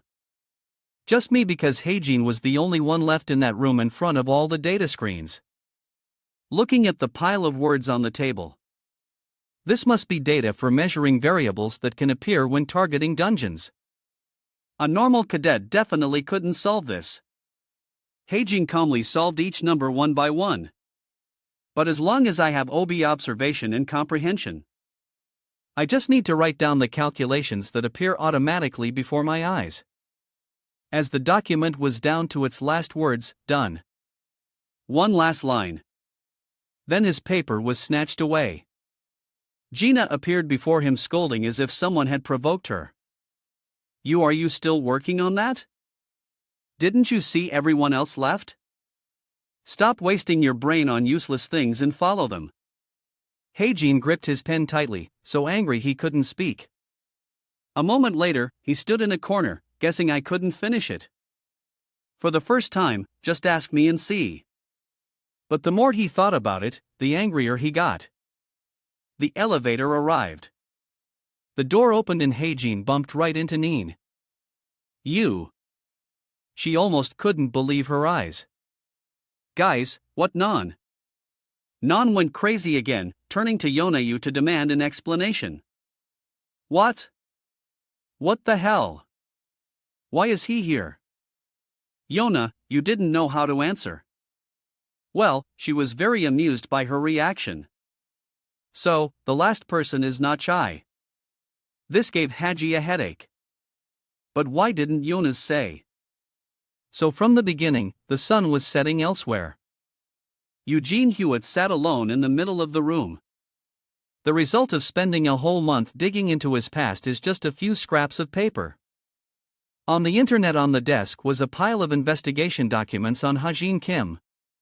A truly mysterious person. Hajin Kim. He had searched for so long and only had a little information in his hands. How many people in your past did you accept as parents and why did you become an orphan? No matter how much I investigate, I can't find much information. Yes, I can help you. Eugene Hewitt leaned back and sighed. My niece really gave me a tough case this time. His eyes flashed with a strange light. But you two still shouldn't miss it. Hajin sparked a strong curiosity. Eugene Hewitt. The more you hide yourself, the more interested I become. By the way, I have a report on the Wanga shelter massacre. 96 dead exception. One pregnant woman and her unborn child. Is this newspaper related to hygiene? Sango was announcing today's program. Today's activity is a mission. We need to be ready when the order comes. He turned to ask her, Non, why are you so late? Non couldn't hide her emotions and scratched her head. I met my grandfather before coming. Yeah. Hearing this, Sango became interested in her grandfather. Really? You're talking about the great hero, Sir Jin Chai? Just then, Yona had something to do. Cut. You guys go on ahead. I need to make a call. Good luck. She went to another room and closed the door. Hello, Yona. Yona, you was calling Eugene Hewitt. Yes, uncle. How's the thing I asked you about? He feigned ignorance. That I've been so busy lately. I haven't gotten to it yet. Yona, you wanted to explode. What are you talking about? Are you kidding me? Eugene Hewitt calmly replied, Why do you want to investigate his parents? No, in the first place, does he even want to find his parents? Yona, you suspect in hygiene bit by bit. He definitely does. He remembers every name on the wanted list. So she concluded, I think his parents are related to the case. Eugene Hewitt glanced to the side. The case? The Guangzhou shelter massacre. Then Yona, you called uncle. She pushed him for a deadline. So when are you going to do it? Then Hewitt used an excuse to hang up the phone. Sorry, I have another client. Let's talk later. Yeah. He immediately hung up. Wait, Eugene Wood fell into a state of doubt. Hajin Kim, don't tell me he's really connected to that incident. The massacre that year was truly horrific. The Guangzhou shelter massacre 16 years ago. When monsters overran the Guangzhou area, an accident occurred at the shelter. 18 civilians and 9 heroes protecting the place were massacred. He leaned back, taking a drag from his cigarette. I've been trying to investigate this incident for over 10 years, and everything leads back to the Yu family. Although the government and the association concluded the incident was caused by a gene, it's not that simple. The main culprit of this. How many other high-ranking leaders could have caused the incident? The then president of South Korea, Kim Suk-ho, the chairman, the European Parliament, the Cash KSG, and Yona Yu's father's brother, Eugene Hyuk. Eugene would clench his fist. The worst part is that they actually hired assassins to cause the accident. To them, it's nothing to worry about. He then thought of the most impossible things, but what if there was a survivor from that incident? Are Haji Kim's parents really victims of the incident 16 years ago? He raised a question for Hajin Kim and now he's seeking revenge. Things are getting more and more complicated. Eugene Witt's hand clenched and trembled. This is dangerous. This problem won't end easily if I keep digging deeper. He was afraid of facing a life-threatening situation. The moment that Madman Jian Chai notices what I'm doing, I'll be dead for sure. I repeat, huh? Haji was exhausted from chasing after the group in front. A large group of stone golems has appeared on 20th Street. The intermediate-level hero Sango Park was there handing it over to him. Jinho asked worriedly, Where's Haji? But she was already used to this kind of thing. It's fine. He'll catch up. Besides that, Yona Yu's expression had darkened somewhat. But Yona, why are you making that face? She growled. It's nothing. She was angry about Eugene Hewitt. You're a real bastard. Naeem broke out in a sweat. Okay, right. Just then, Yona Yu detected a sudden movement. The monster appeared. Golem spotted. The huge monster was in front of them. Then it charged. It slammed a powerful blow downwards. A rope stopped the golem from acting. Sango praised involuntarily. Yona, nice one. He threw his spear at the golem. At this time, Hajin was still running hard, panting. Finally made it in time. Nan was drawing her arrow towards him. It was about 2 m tall.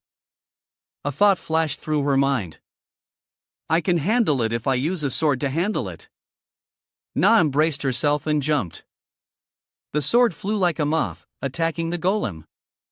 The golem's weak point is usually its core. He noticed the legs below. It's the ankles. The time has come. So be careful. Nan unleashed her sword technique. This is it. But the golem had already spotted it in a movie. It punched Nan right in the stomach. She was counterattacked so hard she coughed up blood. Then it was thrown. Nan was punched so hard she fell to the ground. She struggled to stand up using her sword for support in disbelief. What the hell? Why is this golem so fast? It continued to land a blow on Nan. Just then, Hajin screamed, "Move, Nain Shai, go." What just happened made Hajin freeze up a bit. Both of them had the exact same feeling as Nain fell in his arms. What? What just happened? Hajin used a spell to pull her back towards him. This isn't a mistake.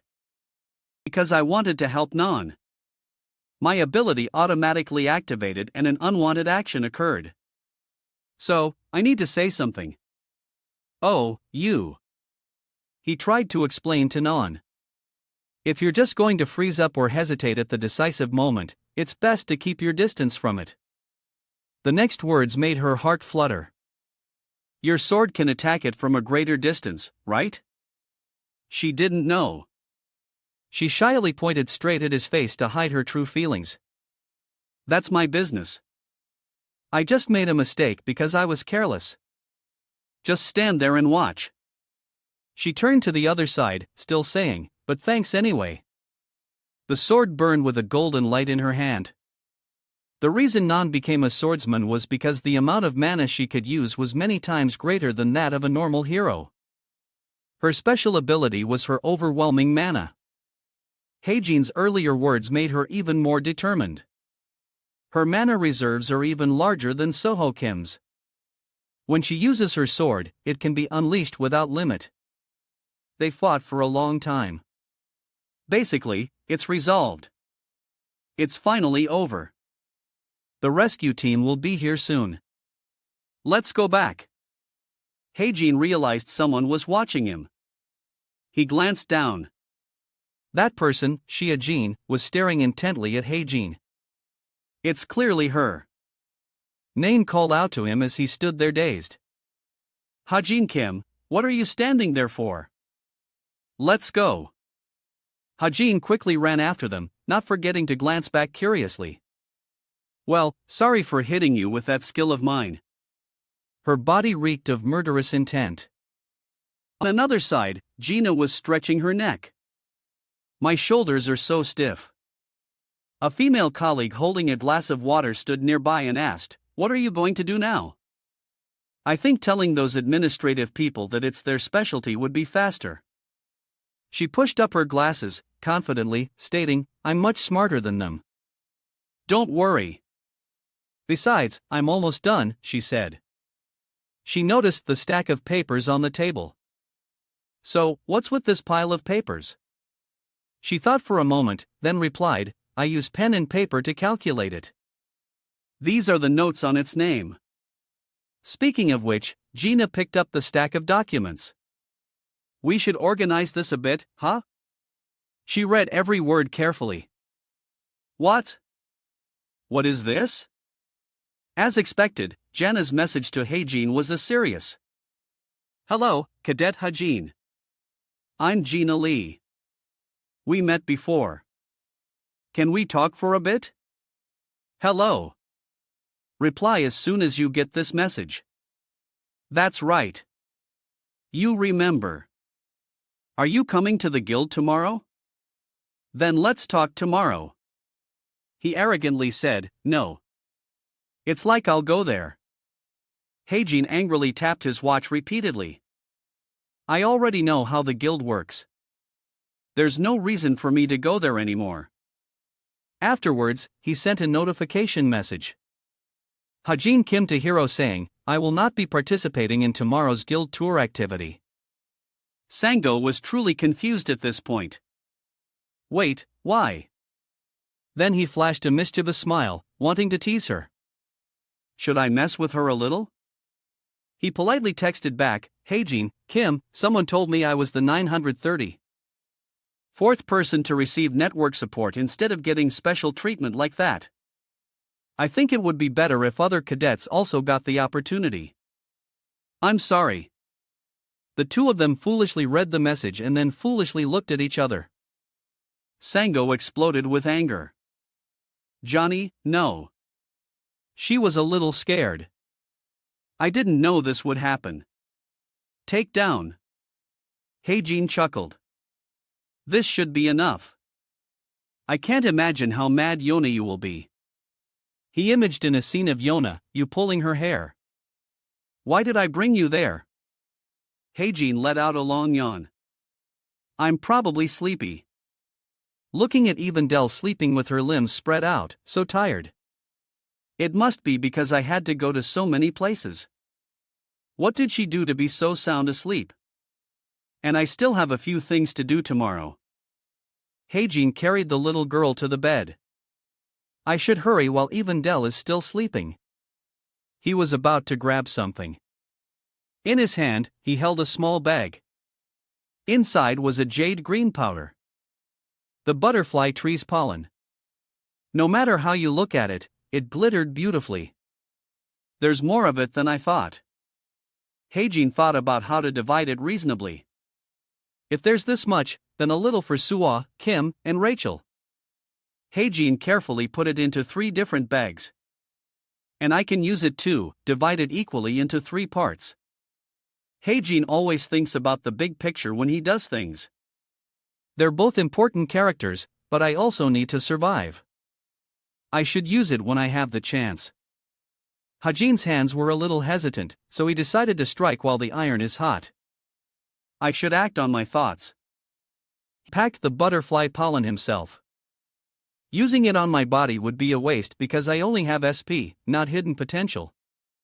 So, the thing I should use this powder on is he created a golden orb to use as the base for the powder. Then sprinkled the butterfly pollen on top of it. Hajin watched it blend together and waited until it was completely absorbed. Suddenly, a message arrived. Nanchai has sent you a message. A message. Nain Shai. Why so suddenly? Do you know? He opened the message.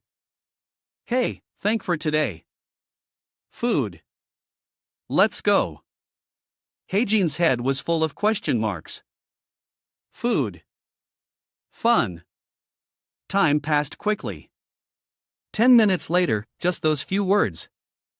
One of the ways to drive someone crazy in a conversation is to stop talking mid-sentence. After there were some nonsensical messages from the two of them. What? What? What is it? What do you want from me? She was the one who started this conversation. Just go to sleep. You're crazy. Heijin had just experienced a short period of nonsense. What the hell? Are you crazy? Simply thought, stupid. Haji began to doubt himself. I can't believe I'm texting like this with Nanchai. This feeling is really new. He remembered himself in this world. I started out as a novel character completely unrelated to the main plot and thanks to the power of transmigration, but somehow I've come this far. He revealed a little to the readers. If you look at my role now, it feels like I'm a supporting character. Peace. Because nothing is set in stone. So, I have the ability to change anything. A slender hand was typing on a computer. Medical. Yona, you took a sip of water. She had quite a few deadlines today. There are many things I have to deal with. I need to write another report for the guild along with the new recruitment post for the guild. She was considering hiring more staff. There's a team that specializes in handling information at the guild, the essence of the strait, but that's not enough. I need more manpower to handle all this information. On the screen, there was some content, guild information, recruitment post for Fallen Blossom. In the new information section of the Fallen Blossom Guild, we want top agents. The system is stable now, so I just need to hire more people. That's how it is. Yona, you was so angry. She wanted to crush the cup. I'm a little busy. Instead of waiting for that lazy guy, I might as well do it myself. At that time, a call came in unexpectedly. Why is she calling me at this hour? Nain greeted her warmly. Hi, Yona. Yona wasn't paying much attention to this call. Hi, Nain. How have you been? Why are you calling me all of a sudden? I'm a bit busy right now. Nain wanted to invite her somewhere. I'm planning to go to the seminar with Suho Kim next Tuesday. Do you want to come along? You? She answered flatly. No. Then Nain played her trump card. Jung Hakshin will be there too. After that, she changed her mind instantly.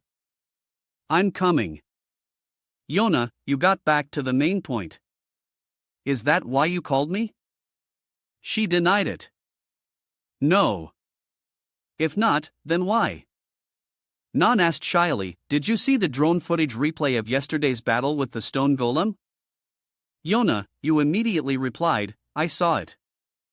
That's why I have to write a report on that incident. She started to stammer about that. Yoni, you guessed right away. What are you talking about? The part where Hajin Kim helped you? No, Nan shyly refused.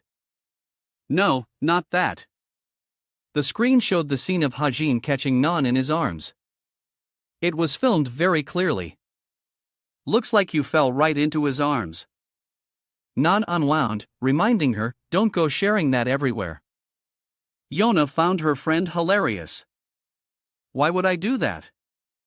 But how did it feel? Don't you dare. Nan still tried to avoid the topic. What are you talking about? Yona's loud laughter echoed throughout the room. I'm busy, so I'm hanging up. She felt like she was being teased. Seriously, you? The watch announced, your call has ended. If you have a notification, please state your name. Nan sat dejectedly in the corner of the room. As for Yonio, she was handling her work while bursting into laughter.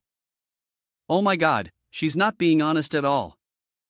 All right, back to work. Then she received another message. What? Again? A short message.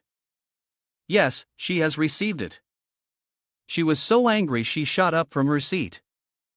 Mr. Hajin Kim is giving up the trip with the guild. Yona was so furious she wanted a bristle. She was so furious she wanted a bristle.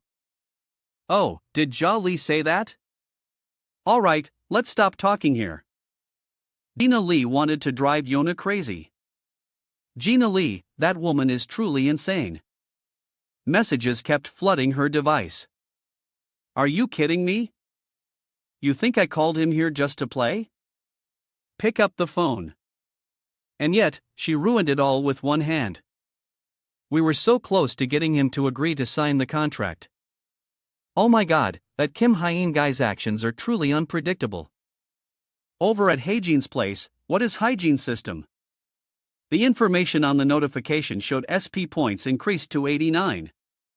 Luck added 12 bonus SP points have been added. He looked it over and wondered, what is this? Did I get a bug from somewhere? I don't know. Well, I'm happy if I get more SP points like this.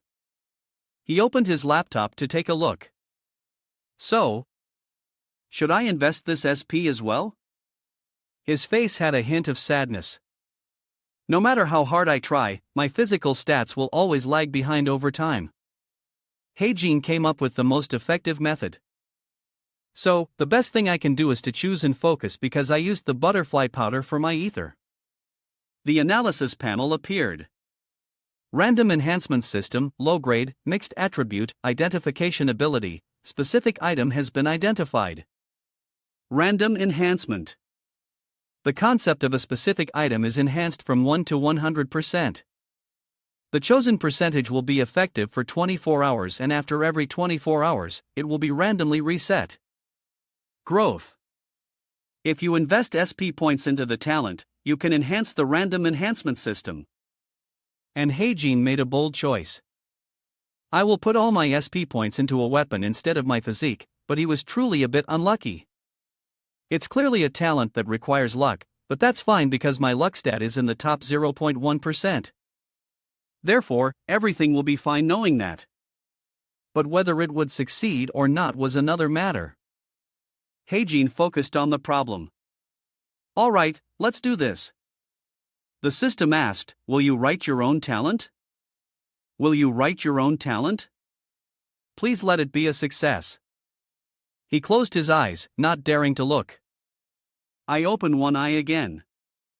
Ah, the system announced due to insufficient SP points, the quality has been reduced. He didn't find it surprising at all. I knew I didn't have enough. However, a miracle also came ahead. Luck has been activated. A part of the loss will be restored.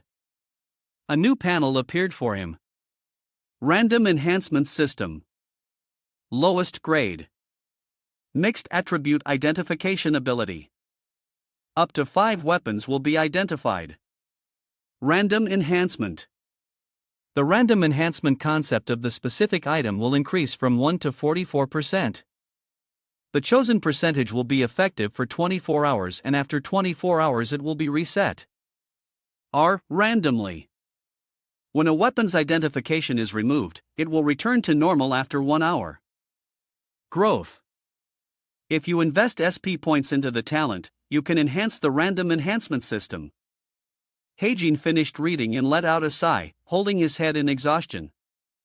I'm not completely satisfied, but because this is a setting that can't be controlled at will, I should be grateful for what I've got. In a flash, he snapped his eyes open, something urging him on. Heijin thought back. The preparations are all complete. The reason I rushed the enhancement preparation is because a mysterious blue light flashed. Heijin stared at the message on his watch. Heijin clicked to see it. Oh, announcement. Next Friday at the Travel Club. Destination, England. Looking at the announcement on the system board, Hajin Kim remembered the quiet, dark nights he had spent. Last week, Hajin Kim had been training alone, pushing himself to the limit. He thought to himself, I spent the entire summer vacation training rigorously because even if I put all my SP into my weapon, I can't neglect my physical training. From morning till night, he trained tirelessly. During those training sessions, Hajin Kim always pushed himself until he was tired and exhausted. He thought to himself, he wiped the sweat from his face. Even though I've worked so hard, my stats are still at a standstill. But last week, during one training session, the orb in his hand glowed brightly in the dark night. Hajin Kim was a little pleased, but at least ether has fully developed. The system board displayed a notification showing Bant Hinti development Dixt form and strengthens by attaching to the master in weapon. A part of its potential is unlocked by the power of a mysterious soul. Hajin Kim carefully read each line on the notification board. The orb was still hovering in his hand.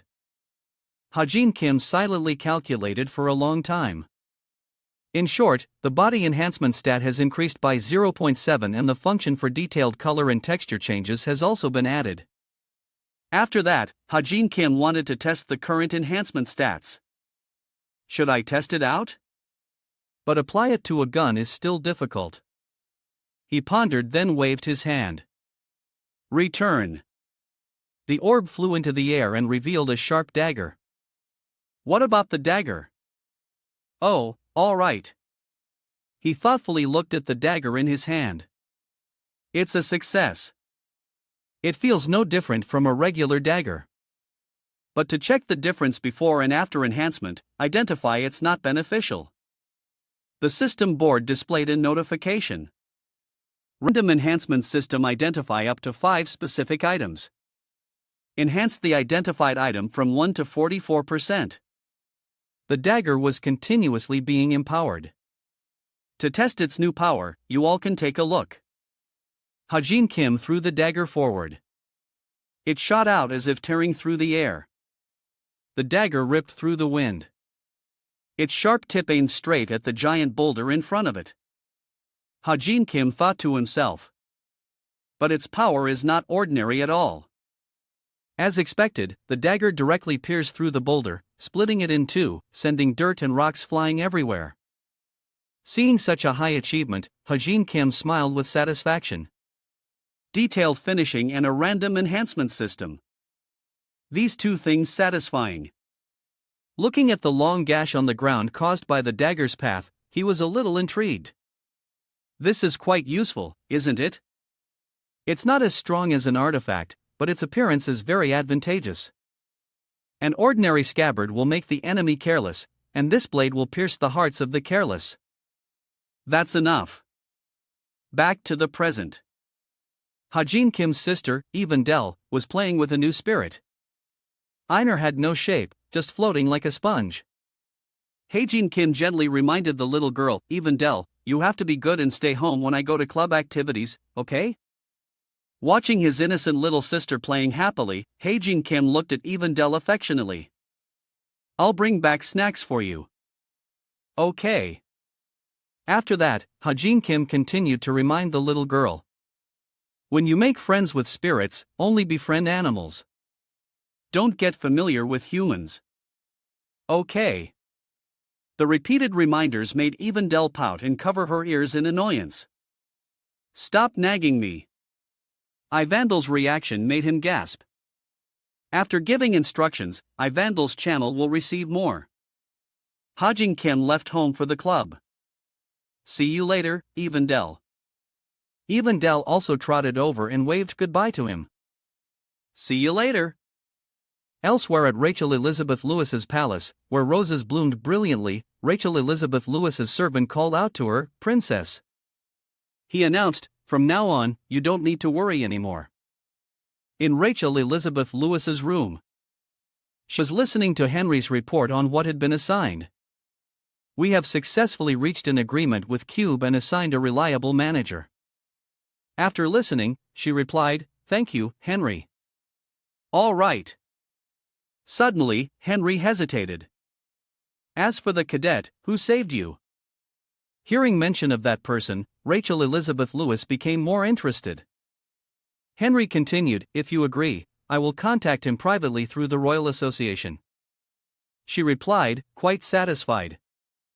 Yes, please do that. Rachel Elizabeth Lewis remembered Hajin Kim's demeanor. Hajin's performance back then didn't match his rank of 934 at all. Even the precision in his every action was not mediocre. Other guilds must have already approached him. Rachel Elizabeth Lewis thought among those who approach Hajin Kim there might even be Yona Yu. But contacting a cadet beforehand is illegal, so I'll observe first to achieve the best connection. Rachel Elizabeth Lewis calculated all angles. Although the Royal Association's reputation is inferior to the Korean Association's reputation, it's still effective. But if we're talking about pre-contract benefits, thinking of this, she felt strangely confident because our guild offers much better benefits than other guilds. Anyway, back to Hajin Kim's club trip. The president of a travel club, Ohan Hyan, was enthusiastically guiding everyone. All right, since everyone's here, let's head to England. Meanwhile, Nain Chai looked like she had just taken a shower. Exhausted from the scorching sun above, Nain Chai's entire body seemed want to MIT smoke. She whispered, It's so hot. Yona standing beside her was also helpless. Who told you to come in your uniform? Both hot and being teased. Nain Chai just pointed toward Hajin Kim because he was also wearing a thick coat. Hajin Kim, aren't you hot? You're even wearing a coat. Hajin Kim gave a big thumbs up. Yeah. I'm very comfortable. It was simply because the coat was quite special. The royal black coat, a super temperature regulating coat. Seeing his natural attitude, Nayan Chai was furious, silently cursing. So annoying, smug face. Again, the scene of England appeared with the clock tower. And the beautiful double Ferris wheel. The young man and his club members seemed to have their eyes opened. Oh Hyan then began his introduction, attracting the attention of Nan Chai and Yonayu. What we see over there is today's destination. He pointed to the floating island in the air and said excitedly, Clancy Hall. Let's go to the gate. At this moment, Hajin Kim was silently recalling things about Clancy Hall. Clancy Hall. An artificial flying island owned by the British government is a place where everything and everyone related to money converges. At Clancy Hall, all things good and bad happen without any constraints. A series of entertainment activities, auctions, new product launch events from companies. This place can be considered a gold mine for making money. And this is where the main story begins. Upon arriving at the floating island, the atmosphere here was much more lively. Nainchai said excitedly, "Wah, it's been a long time since I've been here." Yono looked around and replied, "Me too." Hearing them say that, Suho Kim asked, "You've been here before somewhere?" Hajin Kim's arm was raised. "This is my first time." And Nan Chai replied loudly and playfully, "Yeah, when I was 11, I went with." Suddenly, she froze. Nain's expression became uglier. She whispered, "My brother." The conversation stopped there and the atmosphere suddenly became heavy. Hajin Kim noticed Nan Chai's bad state. To break the suffocating silence, Soho Kim looked at her and smiled. "This is my first time, so you can be my guide." Na Chai became excited again. She perked up and confidently puffed out her chest. "Yeah, of course, you can count on me." After a while of sightseeing, Ohan Hyan gathered everyone in the club and announced, at 7:00, there'll be a big event at the hall. I've requested permission to attend, and they've granted it. From now until then, everyone is free to do as they please. After he finished the announcement, he asked, "Any questions?" Immediately, Nain Shai's hand shot up high. Oh, Nan Chai asked loudly. "Are we allowed to go to the casino?" Oh, Hyan replied, "Yes. Q cadets are considered adults." Hearing this, some people cheered enthusiastically. All right. After asking thoroughly, Hajin Kim's group was eagerly dragged off to play by Na Chai. She cheered loudly, leaving the group 3 parts helpless, 7 parts the same. The casino. Let's go to the casino. Thank you. The casino is a place where games of chance take place, depending on luck and also tricks. The players here are all wealthy and extravagant. In a space filled with money everywhere, Hajin Kim was somewhat surprised. Whoa, it's more magnificent than I imagined. Nain Shai then said, "I'm going to exchange some money." Hajin Kim went to the reception desk. The girl in front of him smiled and greeted him. "Hello, may I see your ID first?" Hajin Kim carefully took a card from his pocket and gave it to the receptionist. Dear, and also Hajin Kim had realized the female receptionist in front of him was Jane in disguise. He gently probed, "How long have you been working here?" Jane smiled and replied, 6 years. Hajin Kim also said warmly, "Ah, that's a long time. You've done well." He laughed quickly, glancing at her fake smile. "Jane, just as I thought. You've already infiltrated." While wandering through the casino, no. Hajin Kim recalled the events that happened in the game. The event at 7:00. Ohan Hyan said, "Because it's a big event, there's a problem. Criminals from all over the world will gather to search for it." Immersing himself in the atmosphere of money and luxury, his clenched fist couldn't stop trembling. "I want to stay calm. But I can't help but worry because this place back at blackjack 3-card poker gambling and chance made Hajin Kim's face turn ugly. It was as if he had to suppress his craving. Hae-jin Kim silently screamed.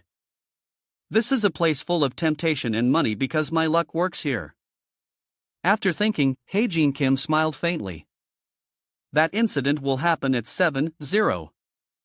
I still have plenty of time. Which means I can. He hummed a tune as he tossed a coin in his hand. Hae-jin Kim's relaxed and enjoyable state was activated. I'm going to empty the slot machines. Just as he was about to move to the next spot, a shout caught his attention. Next is, oh, not fair. What hit him squarely in the eyes was the image of Nainshai furious for losing all her money. The men next to her just laughed mockingly. One of them said, so pathetic. He thought to himself, NSHY. Then the person in front of her must be Bert. The Bert that Hae-jin Kim mentioned was the tall blonde man with his hair tied up, laughing triumphantly. Nainshai angrily stood up and clicked her tongue. Fisk, I'm out. The guy next to her laughed loudly. Bye now. Suddenly, Bert's voice called out to Nainshai. Wait, he pushed a pile of chips in front of her and said, stealing from a kid is impolite. I'll just take another 25%. On your way. These words made the already furious Nain even more so. The fire on her head blazed. What did you say? In a fit of rage, Nainshai returned to the table, slammed her hand down hard, and yelled, stealing from a kid? If I play properly, I get my money back easy as pie. Got it. Everything was happening exactly as in the story.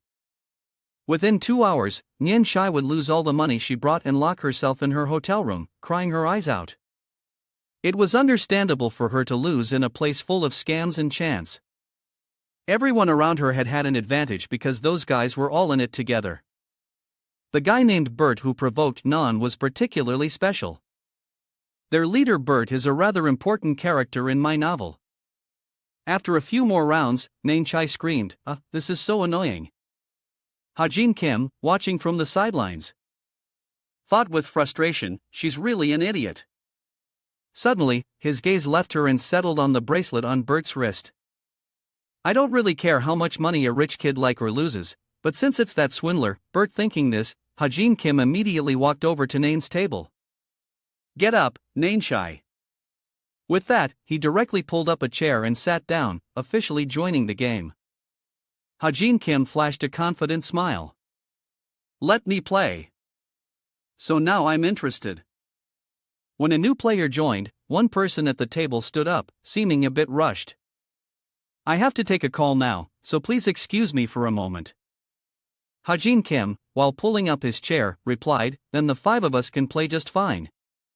The appearance of Hae-jin Kim surprised Nainshai. At this moment, she urgently said, hey, you don't have much money with you. The minimum bet here is 1 million won. To put it simply, 1 million won here is roughly $75. Hae-jin Kim confidently reassured her, don't worry so much. Just play. Knowing she couldn't stop Hae-jin Kim's stubbornness, she could only sigh. Sigh. Fine. Do whatever you want. The bet is on. The dealer announced 7 cards stud. I'll bet it all in one go. A brief introduction. 7 card stud is a popular form of betting in casinos. Players receive 3 cards first. Everyone seemed quite contemplative. The dealer announced, now I'm flipping the cards. Has everyone drawn? Yes. Yes. The young man with the buzz cut observed the table for a moment, then let out a hump. He looked at the 3 cards on Hae-jin Kim's table, which had not yet been turned over, even though everyone else had picked theirs up. The buzzcut guy asked, hey, why haven't you even looked at your cards yet? Hae-jin Kim just sat there silently and replied, well, I wasn't planning on flipping them over anyway. Basically, Hae-jin Kim's skill allows him to see through things. Even like this, I can see them. Very clearly, the buzzcut guy looked at Hae-jin Kim in confusion as he counted each card like a madman and said, choose. Don't choose. Choose. No. He gently scolded, "You're not even looking at your cards? Are you crazy? Do you even know the rules?" Hajin Kim didn't pay attention and just focused on counting the cards on the table. Who would walk in here without knowing the rules? And who are you calling crazy? His hands stopped at one card, the 3 of spades. He flipped it over and said, "Here, I choose to flip this card." Hajin Kim's casual way of speaking angered the buzzcut guy. "Hey kid, why are you talking so bluntly to an adult?" Hajin Kim didn't even look at him and said, "Who was blunt first?" At this point, the buzzcut guy's finger was no longer in his stomach. It erupted from his throat with a shout and a loud slam on the table. This little brat, his agitation made the chip shake. The dealer spoke up to remind him, "Sir, please calm down." At this moment, Bert started to mediate. "Don't you see what he's wearing? It's a cube uniform. So, let's all treat each other with a little respect," and continued playing. Hajin Kim observed Bert's attitude and then looked at the bracelet on his wrist. He must be very nervous, but on the surface, he's very calm. However, Hajin Kim suddenly flashed a silent smile. The casino atmosphere was now more lively with more people arriving and the empty seats at the tables filling up. But somewhere, there were still some strange young men. Khan instantly speaking into their communication devices. "Hello. 1 2 3 4. Jane's side has begun." Receiving the signal, she flashed a fake smile while pretending to answer a work call. "The identities of 6 people from the evil guilds have been confirmed. 3 heroes from the organization have also been dispatched to this area today. One is a swindler. The other one is from Illuminati. But I think the one from Illuminati is probably just here for sightseeing today." Jane glanced at Hajin Kim playing slots. "And the kid the captain likes, Hajin Kim, is here too." The young man in the lobby replied, "Just keep watch there." Jane's voice changed slightly. She stared intently at Hajin Kim. "But when Hajin saw me, did he recognize me?" The person on the other end of the line replied, "He can focus his magic power on his eyes to see through disguises, so he probably won't waste magic power on ordinary people." Hearing this, she smiled faintly. "Besides, it seems he didn't recognize me either." From her position, she could see the whole picture and judge what was happening. And she guessed that Hajin Kim didn't have time to probe her. His main target was Bert. She told the person on the other end of the line, "Because I can feel that he's not using his magic power on me." The game was slowly coming to an end. As the dealer announced, "I'm now dealing the 6th card." Hajin Kim looked at the cards on the table and calculated the 12th card is already over 60 million. He directed his attention to Bert's changing face. Bert's card is an ace. Then he looked back at his own face-down cards. Combined with the other 5 cards, it'll be a pair of jacks and 3 aces. At this moment, Bert smiled and said, "Call." A brief explanation. Call is a casino term, meaning a player accepts the opponent's bet and places an identical bet. Even in this situation, Bert showed no strange reaction. Hajin Kim silently praised him. "This guy's poker face is top-notch. Whether his hand is good or bad, his expression remains the same." Nain Chai spoke up. "Oh, I'm about to raise to explain further about raise. Raise means to bet more than the player immediately before you." The buzzcut guy called and Hajin Kim raised. According to the rules of slots, there are only a few ways to win when the opponent's hand is quite strong. Bert's current cards are all aces and jacks. So, to win, the lowest hand I can have is 4 of a kind. People don't usually go for this hand because the probability of getting 4 of a kind to beat a full house is even lower than the probability of winning the lottery. Let me explain further here. Full house is a 5-card combo consisting of a pair and a 3 of a kind. However, suddenly Bert spoke up, cutting off Hajin Kim's thoughts. "Speaking of which, aren't you all in now, student?" Hajin Kim looked at him and calculated. I don't have any money left to bet. He then pointed to the necklace around Ha-jin Kim's neck. Why don't you use that ring to bet? Ha-jin Kim pulled out the necklace and it was a ring. He hesitated. Ah, this thing. Bert spoke up. It's a holy artifact, right? I recognized it as soon as I saw it. The ring threaded onto the necklace sparkled under the casino lights. Bert asked, does that ring have any special value to you? Without hesitation, Ha-jin Kim immediately took off the necklace.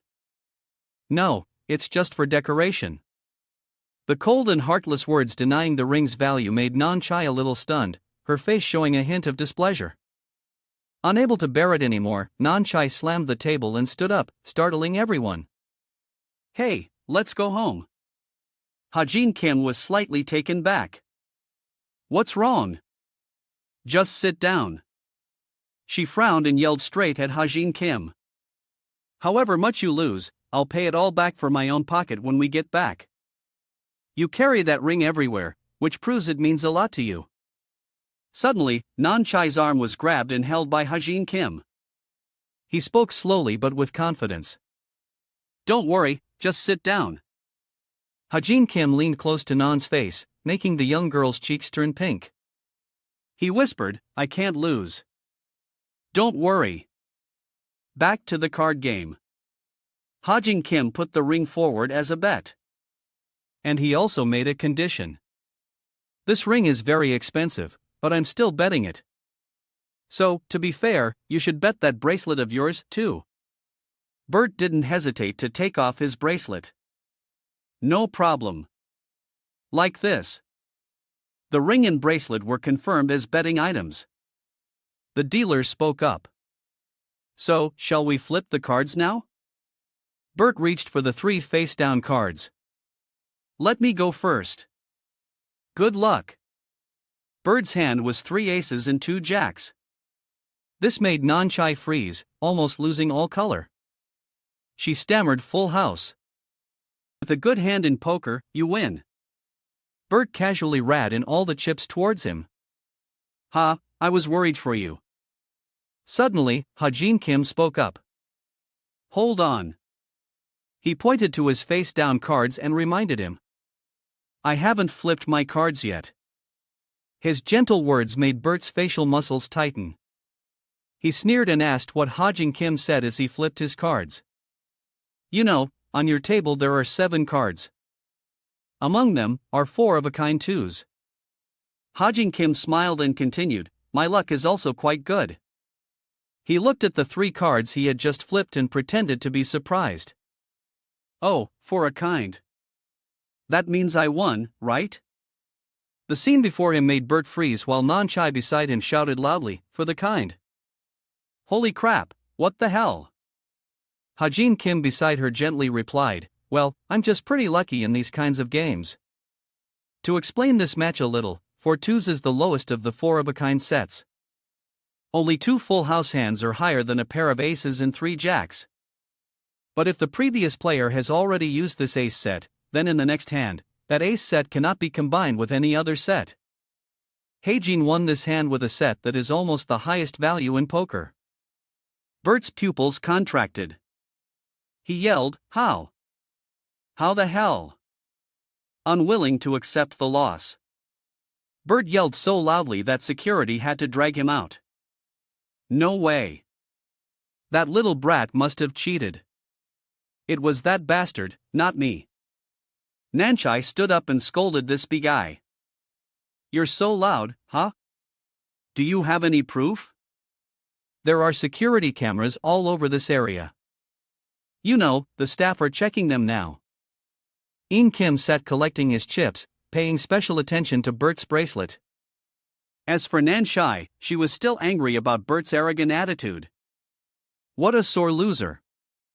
He's already lost and he's still so cocky. A notification board displayed the stats of the onyx bracelet. Athenian's onyx bracelet magical artifact engraved magic with automatic recharging and damage absorption abilities. The bracelet is engraved with magic. If the wearer is injured or hit, the engraved patterns in the bracelet will automatically convert into magic power.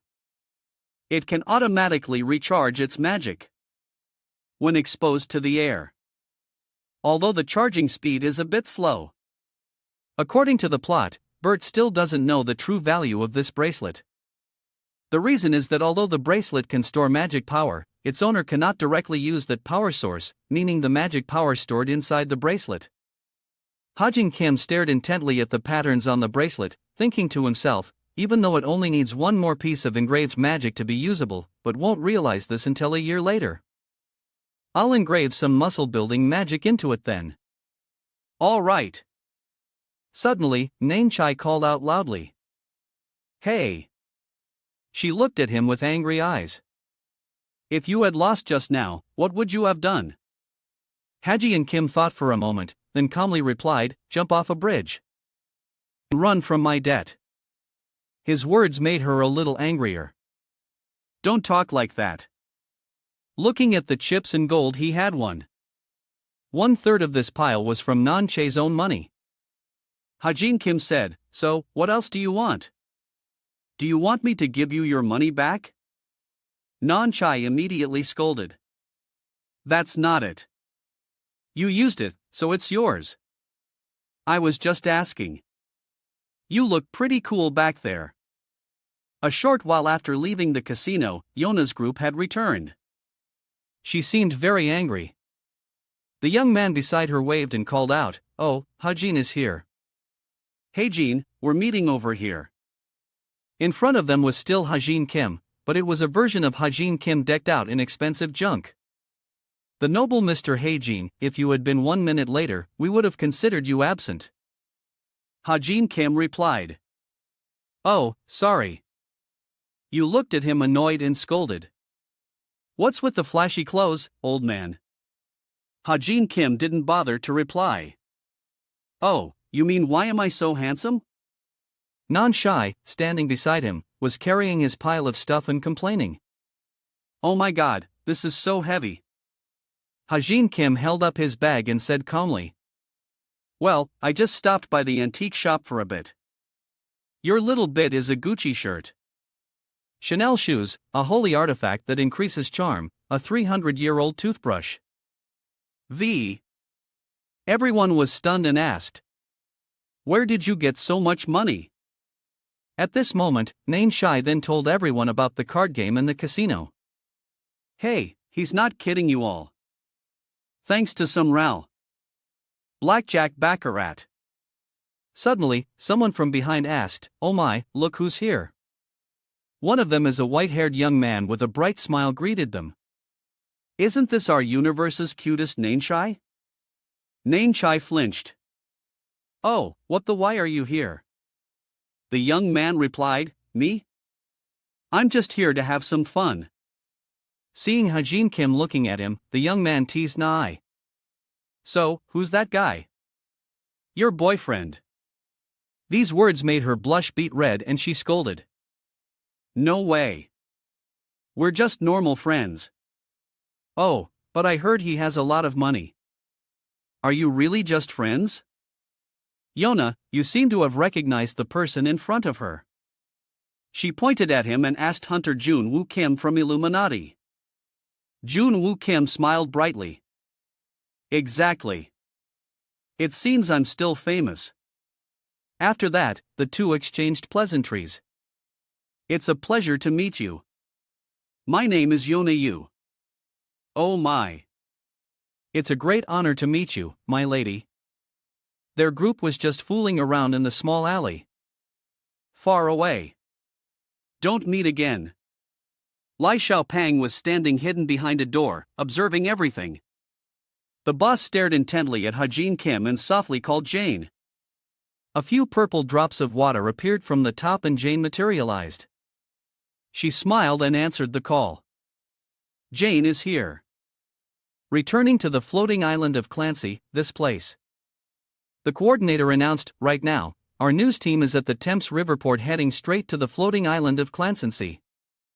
This young man added, all the VIP guests have arrived to attend the event organized by the international conglomerate Loan. The shocking news that the white crystal will be displayed has drawn massive attention from media around the world. At the event hall, a black limousine screeched to a halt right in front of the gate. The car door swung open and a pair of long, slender legs stepped out. The coordinator continued to welcome everyone warmly. Everyone is eagerly awaiting the appearance of CEO Jelen. So naturally, suddenly he noticed the girl who had just stepped out and his mood seemed to become more excited. "Oh, I don't know. I just finished my sentence and Princess Rachel has arrived." Rachel Elizabeth Lewis stepped out. She has stepped out. She wore a luxurious, elegant mermaid gown, her face cold towards the media with the appearance of a figure of Rachel Elizabeth Lewis's caliber. Of course, the reporters couldn't miss the opportunity to interview her. They asked all sorts of probing questions. Rachel Elizabeth Lewis remains silent. Please share a few words about your thoughts on today's event. There are many rumors that in theory you have lost your number one position. May I ask what the princess thinks about that? Even as she approached the hall entrance or even when the bodyguards blocked the reporters, they still didn't stop shouting, "Princess, please say a few words. All of you back off. You're not allowed to cross this area." The hall doors closed and the chaotic noise from outside finally fell silent in front of Rachel Elizabeth Lewis. Now was a strange sparkling spatial door. She let out a soft sigh. Sigh. It's finally quiet. From a distance, a soft voice called out. "She's gone. Your Highness." A man appeared out of nowhere. He had purple hair and an incredibly luxurious aura. Yet, there was still a hint of danger about him. This young man was the CEO of the Lotan Group, Jalen. Jalen smiled and said, "Thank you very much for taking the trouble to come here." Rachel Elizabeth Lewis was also a bit wary of him. She replied, "Mr. Jelen." As soon as they met, Rachel Elizabeth Lewis began to probe Jalen's motives. "You've taken many strong measures against the Jan, haven't you?" He calmly replied, "Of course." He also reminded her, "You should know that where you are standing. This floating island of Clan C is the safest place in all of Europe. We have hired a large number of high-ranking heroes to guard today's event, so there is no need to worry." Speaking such self-flattering platitudes made Jelen even more pleased. He flashed a wicked smile.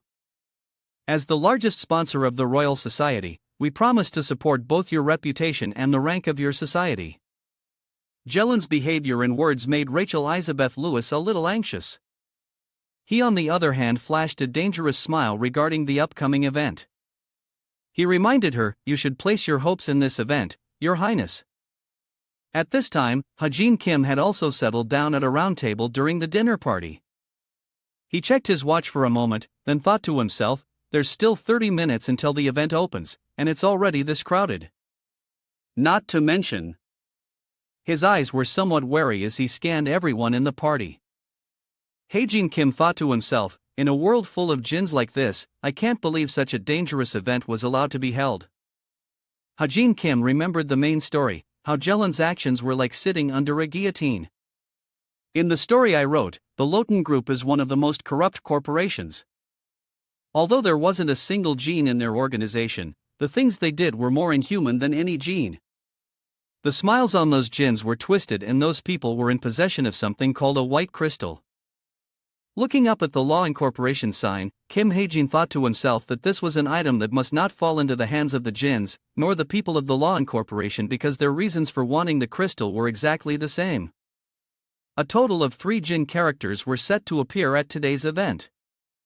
This included a white-haired young man, the crystal's keeper, and the other being a pink-haired girl, the warrior Gillison.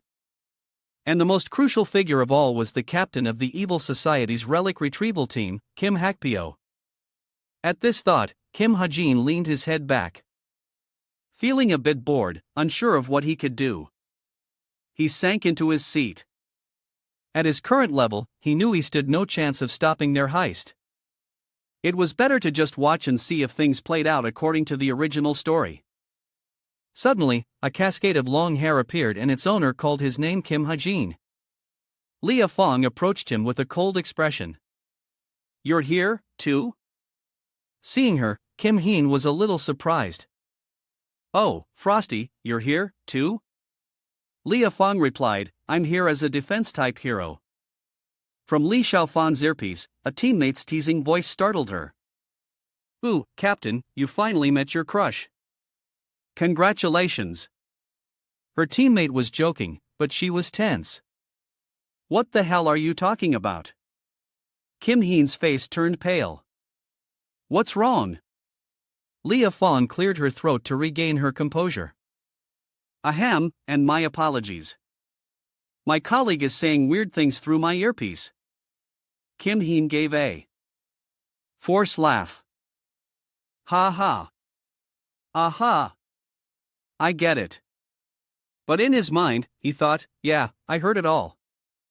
Just then, Kim Soho spotted Kim Hae-jin from across the room. He walked over and asked, "Haji, who's this?"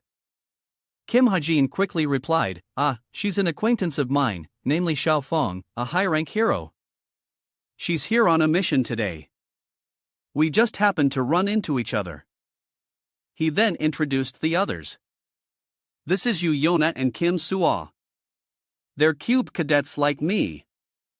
And over there, before he could finish, Li Xiaofang cut him off. "I know who they are. They're all famous cadets." From a distance, Kim Jun-woo appeared with a smile. "Hello. It's a pleasure to meet you, my lady. I am Kim Jun-woo." Suddenly, his eyes sharpened, filled with scrutiny. "But I have to ask, how do you know hygiene?" His gaze swept over Li Xiaofang. "May I ask which guild or organization you belong to?" Abruptly, the hall lights dimmed and the stage spotlights flared to life. Everyone was taken by surprise. Yu Yona murmured, "Oh, I guess it's about to start."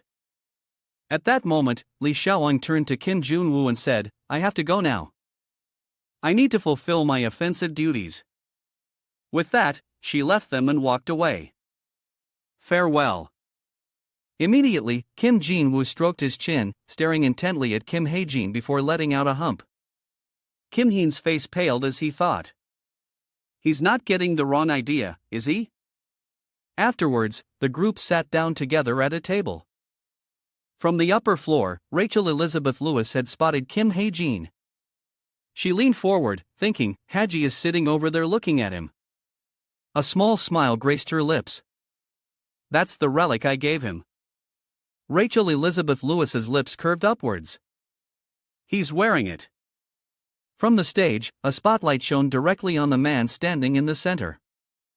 "Welcome, ladies and gentlemen.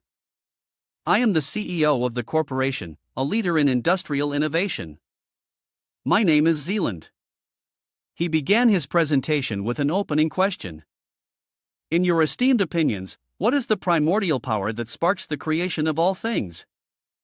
Without waiting for an answer, he supplied it himself. "Yes, that's right. It is mana." The spotlight then moved to a covered glass box. And because mana naturally accumulates, it can sometimes become a treasure of immense power. Among such treasures, the white crystal is the rarest of all. He painted a beautiful picture of the white crystal's potential. To date, 480 crystals have been discovered, but until now, a proper method for utilizing them has never been fully established. Standing next to the glass box, Zealand spoke slowly. However, ripping off the veil, he boldly declared, "From this moment on, we the Len Corporation will demonstrate the most proper and satisfactory way to utilize the white crystal." A stunning crystal was revealed. Its light so brilliant. It was almost blinding. The guests below applauded Zealand's flowery words. All of them impressed. Only Kim Hae-jin had been constantly checking the map of his surroundings. Zealand's speech continued. But Rachel Elizabeth Lewis didn't seem to be paying attention. To understand the origin of this, we must go back to the beginning. She had noticed several individuals behaving strangely. "Those black-clad puppets have been circling the hall for a while now. Rachel Elizabeth Lewis focused on one of the men in black below. At first, I thought they were guards, but their numbers just keep increasing. Clenching her fists in frustration, Rachel Elizabeth Lewis thought, something isn't right. This is worrying, but I can't act rashly. What is it? Suddenly, she saw Kim Hyun stand up. He left, his eyes scanning the area constantly. Hygiene, she wondered. Where is he going in the middle of the party? A sliver of suspicion flashed through Rachel Elizabeth Lewis's mind. Don't tell me. Following Kim Hae-jin's back with her eyes, she thought about the man who was always present whenever an incident occurred, who carried an air different from everyone else. There were too many suspicious points to ignore. This is no coincidence. Rachel Elizabeth Lewis turned to her two bodyguards. I'm fine. Go and monitor the suspicious individuals in the hall. They bowed. Yes, Princess Rachel. Instantly, the two of them vanished. Rachel Elizabeth Lewis touched her pendant. A stream of light emanated from it as Rachel Elizabeth Lewis whispered, "Shadow disperse." A shadow appeared, enveloping Rachel Elizabeth Lewis. She braced herself. In a flash, she leaped down. Rachel Elizabeth Lewis's movements were fluid and agile, leaving no trace. Rachel Elizabeth Lewis frowned, thinking, from now on, I'll tail hygiene. Below, Zealand continued to steer public opinion. There's definitely something. Not a faint smile, but Kim Ha-jin's mind was filled with thoughts of what was about to happen right here in this banquet hall. In this large room, there are special individuals to watch. We've just reconfirmed the details in Tham's internal documents. Inside the glass case is a brightly shining crystal. The item currently in this Clancy hall is completely real. This essence originates from a relic built from terracotta. We separated it into dust and sand, then used the most advanced mana technology to compress it into the glass cage and revive it. It would be foolish enough to believe Zealand would actually display the real thing. How stupid. The man was Kim Hakpyo, an executive of the evil society, sneering to himself. He must have gotten careless from his greed. He's so focused on proving the item on stage is genuine and hyping up its immense value to maximize his profits. Hakio thought of an island. The only way in or out was through a portal. And of course, portal security was extremely strict. Because this floating island is made of mana, jinns can't install their own portals there. However, a small airship zipped past and landed. Hakio smiled smugly. They wouldn't dream that we'd use an airship, he said. Proceed elsewhere. Hae-jin's silhouette appeared. Hae-jin. Rachel hid behind a corner of the staircase, watching Haji. How much further is he planning to climb? I should keep a safer distance to observe. She followed Hae-jin to her room. Rachel saw Hae-jin opening a door. She peeked out. Does he have business on a rooftop? But the rooftop is a restricted area. Unless there's an investigation order, it should be locked, right? Hae-jin stood before the door, thinking it can only be opened with a key. Just then, Hae-jin pulled out a hammer. Rachel leaned forward. Huh? Wait. Is it going to break down the door? Hae-jin held a hammer, looking pleased. This is good quality. Rachel still couldn't understand. But Clancy Floating Island prohibits bringing weapons. In an emergency, people might be allowed to bring something non-lethal like that. But still, when she saw Hae-jin preparing to smash the door with a hammer, Rachel was incredibly skeptical. Is he really going to use that flimsy simple hammer to break a door made of mani-infused steel alloy? How is that even possible? The hammerhead slowly approached the door. Here we go. A loud crash echoed as dust and smoke filled the air. Rachel dropped to her knees, stunned. She couldn't believe her eyes. As she saw Hae-jin casually smash the door to pieces. In no way, how could a normal hammer without any mana break that door? Another loud noise made Rachel jump. Inside the room, another explosion had gone off. The people inside were either lying still or fleeing. A scream rang out. "Help me!" Ah! Zealand was gagged and lifted into the air. A man in pink picked up the crystal with delight. "So, this is the white hay crystal. Ha! I'll be taking my leave now."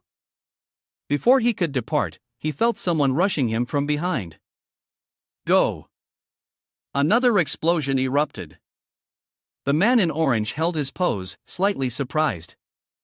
Well, not only did you dodge my attack before the man in orange now stood numerous clones of the pink-haired man, you also have such a troublesome ability.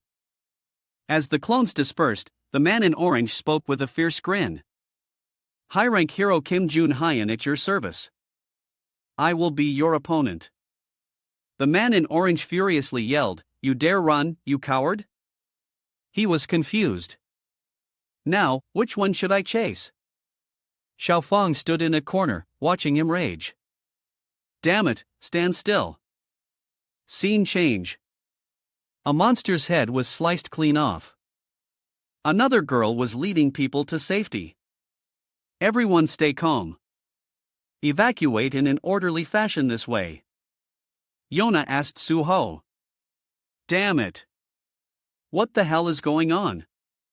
Not only are there jinns, but now there are mutated monsters, too."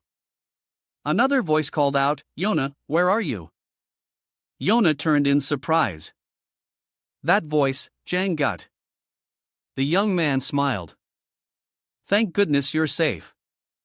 I've been looking all over for you." He tossed something to Suho. Suho caught it quickly. It was a sword. Suho was confused. "A sword?" Gun maintained a smile and asked, "You're going to have to fight, right?"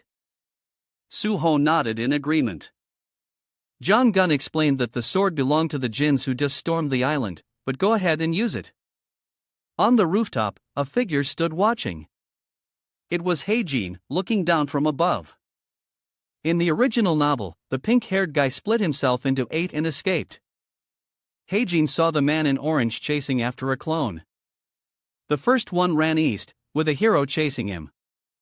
The clone looked back and smirked, but this one wasn't holding the crystal. In another direction to the south, a different Jean disguised as a woman was fleeing with another clone. However, this clone didn't have it either. In another location, people were also chasing after a clone. And to the north, where boss is, Li Xiaofang is chasing a clone. In the original story, the one boss is chasing is the one holding the crystal. As Xiaofang pursued her target, she was ambushed by a group of men who rushed out at once. A hand reached out. Xiaofang launched a small sphere of mana into the air. The attackers sneered. "Ha! That tiny mana ball won't do a damn thing." He was then frozen in shock as half of his arm was sucked into the manosphere. He stared wide-eyed and screamed, my body, my body." The others saw this and were terrified. Fearing they would be sucked in by the mana, they tried to flee, but the manosphere showed no mercy, pulling their bodies in one by one. The pink-haired clone saw this and was horrified. "Holy crap, what the hell is that thing?" A sharp shard of mana appeared and pierced through the clone's body. Hajin himself was a bit scared by this display. "Even though I was the one who designed her character, her power is truly terrifying." Anyway, just like in the original story, the white crystal is now in the hands of the chameleon troupe. He was confused when he saw Xiaowang still standing there. "What's wrong?" Xiaowang's expression was extremely annoyed. "It's a clone. The crystal isn't there." Heijin quickly opened his laptop. Could the story have changed? The laptop screen was black. "Ha! But I haven't received any new notifications." That means the plot hasn't changed, but the variables of the current situation created a different outcome. Heijin was extremely worried. What do I do now? He suddenly had a realization. Haji rolled up his sleeve, revealing a tattoo. I've never tried this method before, but there's no time to hesitate. Using his will, he could activate the mana from the stigma. Heijin clenched his wrist. Focus mana into my retinas. No, this way. Strange lines reflected in his eyes. I have to focus on thousand miles. Incomprehensible circuits appeared. Heijin could now observe everyone around him. It worked. Success. He tried to use his thousand eyes to search. Where's the crystal? Where? It must be here. Heijin observed a person driving a car. That person is holding the crystal. His vision started to blur. Found it. Heijin's eyes widened in a daze. He suddenly stopped. Heijin clutched his face and staggered back, his mind reeling. Damn it. Why did it have to overload at a time like this? He took a step back, but there's no time to waste. Then he planted his foot firmly. Heijin immediately leaped from the rooftop. I have to chase him myself. Hajin landed behind a motorcycle. The bike seemed to be waiting for him. Perfect. A trusty steed, right? Here. Heijin jumped on the bike and sped off. Sorry to the owner. He revved the engine. I'll just borrow it for a bit and pay you back. In the hall, people were scrambling to escape. Go! Chan shouted to evacuate. Everyone stay calm. Evacuate this way. She reminded the guests, watch your step. Open the door. A voice called out, Nan. Nain turned around, surprised. Ha! Hey, you crazy bastard. Where have you been? What's that? Kim Heijin. Heijin threw something to Nan. Catch. Na caught it curious. What is it? Heijin replied, a mana sword. I'm sure you can use it well. You can't just fight djinns with your bare hands, right? The sword was still just a hilt. The mana sword is a special weapon. I took from Ojuran. Based on a user's mana proficiency, its stats can be worlds apart. With Chayun's dormant potential, her true power will be on par with No, maybe even overwhelm the djinns. China Yun held the sword hilt firmly. She was confused. What am I supposed to do with this? Heijin just reminded her, take care of yourself and don't get hurt. Seeing Heijin rev the engine, Nan grew even more puzzled. What? Ha? Kim Heen, where are you going? The wheels screeched against the ground as they exchanged words. I have something to take care of. I'm leaving this place to you. Ha? Where on earth are you going? Without another word, Heijin sped off. Nain yelled, Hey, Kim. Heijin. Heijin raced down the road. He focused on using his 1,000 miles southeast. Good. I'll catch up to the targets soon. The car was still on the move. The one holding the crystal asked the driver, Are we almost there? The driver replied, Yes, we'll be departing in about a minute. They reported that the airship had some trouble. Just then, Hajin's motorcycle pulled up. He maneuvered the bike into the air, level with the car, and smashed the rear of the vehicle with his wheel. A section of the car was crushed and twisted. The car, due to the powerful impact, rolled several times off the road. Heijin, panting, looked down. Someone kicked the car door open and cursed. What maniac! The crystal holder stood up and said, You're dead meat, kid. He waved to someone else. Boss, over here. Ian ignored him and took out his laptop. Why is this guy still acting so cocky? Does he still have an ace up his sleeve? Hajin looked around. Airship number A937B. He thought to himself, sorry, but I need this ship to depart ahead of schedule. The screen displayed. Do you want to return this airship to the hangar? Cost 100 plus SP. Heijin clicked. Confirm. The other guy froze. Huh? He woke in confusion as the airship turned back. Hey, what the hell is going on?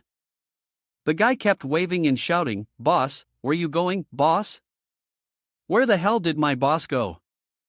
Heijin got off his bike. Alright, now that the nuisance is gone, Heijin asked him, shall we have a little chat? Suddenly, a strong gust of wind blew. Haji turned around in surprise. Something's coming fast. What is it? From high above, a flash of light crashed to the ground, kicking up a cloud of dust and debris. Boulders shattered. A stranger appeared, grabbing the other man by the head and lifting him up. I was wondering what was taking you so long. The man was John Gunn. He dropped the other guy to the ground. Heijin looked at his enemy with concern. Damn it. Of all the times for John Gunn to show up, why now? This is getting intense. Hajin saw something familiar. He recognized the person slung over John Gunn's shoulder. Rachel, what's she doing here? Facing John Gunn, Heijin cursed under his breath. Damn it. A strange liquid flowed from Haji's fingertips. He used it to grab the briefcase containing the crystal. This is a real headache. John Gunn warned Heijin. Put that down while I'm still being nice. Heijin pointed his gun at the briefcase, offering a trade. You let her go first. John Gunn glanced at Rachel. Oh, this little girl. I brought her along because it seemed like she was tracking the crystal. She must be someone important, right? He continued. However, Jang Gun smirked threateningly. I wonder which is faster, me snapping her neck or you putting a hole in that briefcase. Hajing didn't back down. Doesn't matter. If you don't let her go, you won't get what you want. Jean Gun's lips curved into a wide grin. Well, now you've got some guts, kid. Fine. I'll take the loss. With that, he tossed Rachel to the ground. There. After throwing Rachel aside, Jang Gun demanded, there were even. Now hand it over. Heijin tossed the briefcase back to him. Jang Gun caught the briefcase, not forgetting to say, thanks. Heijin looked at Rachel, not daring to act yet. After all, I'm not sure I can control that thing properly yet. Rachel is still unconscious. I originally gave it to her so the British royal family could safeguard it as a worst-case scenario. But now that Jang Gun is here, I had to use it as a bargaining chip. Jang Gun suddenly smiled strangely. After Rachel wakes up, I need to ask her exactly why she was captured. He had already dashed in front of Haji. Heijin froze, unable to react in time. Crap! Jang Gun's fist was closing in. I let my guard down. A massive explosion occurred. Jean Gun stood opposite Heijin, ready to strike. He let out a surprise sound. A Jang Gun's fist had been stopped right in front of Heijin's face. You're a tough one, kid. Heijin's gaze didn't waver, which surprised Jang Gun. This kid is fearless. He didn't even blink. His interest was piqued, observing the opponent's actions until the very last second. Truly the mark of a warrior. Jang Gun tightened his fist. Perhaps you're not as pathetic as I thought. Jang Gun immediately turned and left. I like you, kid. Heijin let out a sigh of relief, then immediately slumped to the ground in a panic. Heijin's eyes were filled with fear. I almost died for real. Heijin remembered the punch from moments ago. By the time I came to my senses, a fist the size of my head was right in front of my eyes. I didn't even have time to react. Heijin closed his eyes to calm down. If I had acted foolishly, my head would have been blown off. I never expected the overwhelming power difference between us to be useful in that situation. Rachel finally woke up. Heijin asked her, "Rachel, are you okay?" "I'm fine," she replied. He walked over to Rachel. After waking up, Rachel was still groggy. "What happened?" she asked. "The enemy," Ian replied. "It's okay now. He's gone." Rachel was confused. "Gone? What do you mean?"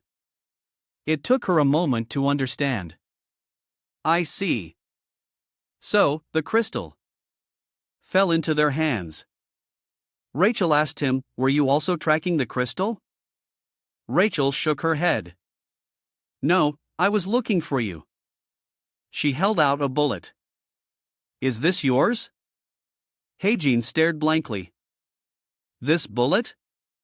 Rachel answered his unspoken question. "I found it during the final exam." Heijin also remembered that event. "She must have found this bullet and figured out I was sniping from a distance back then." Heijin reached out to take it. Yes. Yes, it seems to be mine." But Rachel pulled her hand back. She put it in her pocket. "I followed you just in case a similar situation happened again." Rachel became downcast, although I was a bit useless since the opponent was too strong. Heijin forced a smile. "Huh?" Rachel suddenly asked him, "Heijin, why did you help me before?" She was referring to the previous incident. During the midterm exam, we could call it a coincidence. The two of them faced each other, but it happened again during the final exam. Heijin froze, not knowing how to respond. Rachel continued with a hint of sadness. "I can't stop thinking that you've been watching over me bit by bit." Heijin pressed his lips together, silent. After a moment, he finally spoke, making up an excuse. "The truth is, I'm a fan of yours." Rachel was stunned by this reason. She couldn't believe it. "Excuse me." But Heijin presented his evidence. "The Rachel fan club in Korea has 10,000 members." He said enthusiastically, "Really? I've even joined your fan club." Rachel tentatively believed him. "Ah, okay." Heijin forced a smile, thinking to himself, "Isn't this excuse a bit too far-fetched, but I can't tell her the truth? She's the main character of a novel, destined to face countless dangers. I can't tell her that. If she dies or gets hurt, the whole plot will be thrown into chaos." Rachel lowered her head and stammered. "So, what you're saying is..." Her cheeks flushed red. "You like me, Haji?" "I hadn't expected this." "What?" Scene changed to another location. Voices rang out. "There are some minor injuries here. Call for more ambulances." The tips of someone's hair were singing black. Yona sighed. Just then, China Ian ran up to her. Yona, did you see that?" Yona didn't understand. "See what?" China replied vaguely. That Yona asked again, annoyed. "What is that?" June facing off against the monster. "I don't know. I saw so many things." The person who left the deepest impression amidst the chaos was the one who escaped a falling boulder in the blink of an eye and destroyed everything with his bare hands. The one punch that defeated the monster. The hunter Kim Jun with slashes of a sword split boulders in two. With the talent of the sword, which allows the user to slice through anything, Suho could easily master this blade. Kim Suho, who cut through all those overwhelming attacks as if they were paper. Cheyenne gripped the sword. Heijin had given her a pillar of light. Erupted from his sword. Chinon swung the sword, striking a monster with a single slash. Blood immediately spurted from its wound. After that strike, Nan was overjoyed. "What, this thing is awesome." Nan explained the situation more clearly to Yona. "Kim Hajin, you left on a motorcycle." Yona just said, "Oh," not understanding Nan's curiosity. Is that all? Yeah, I don't get it.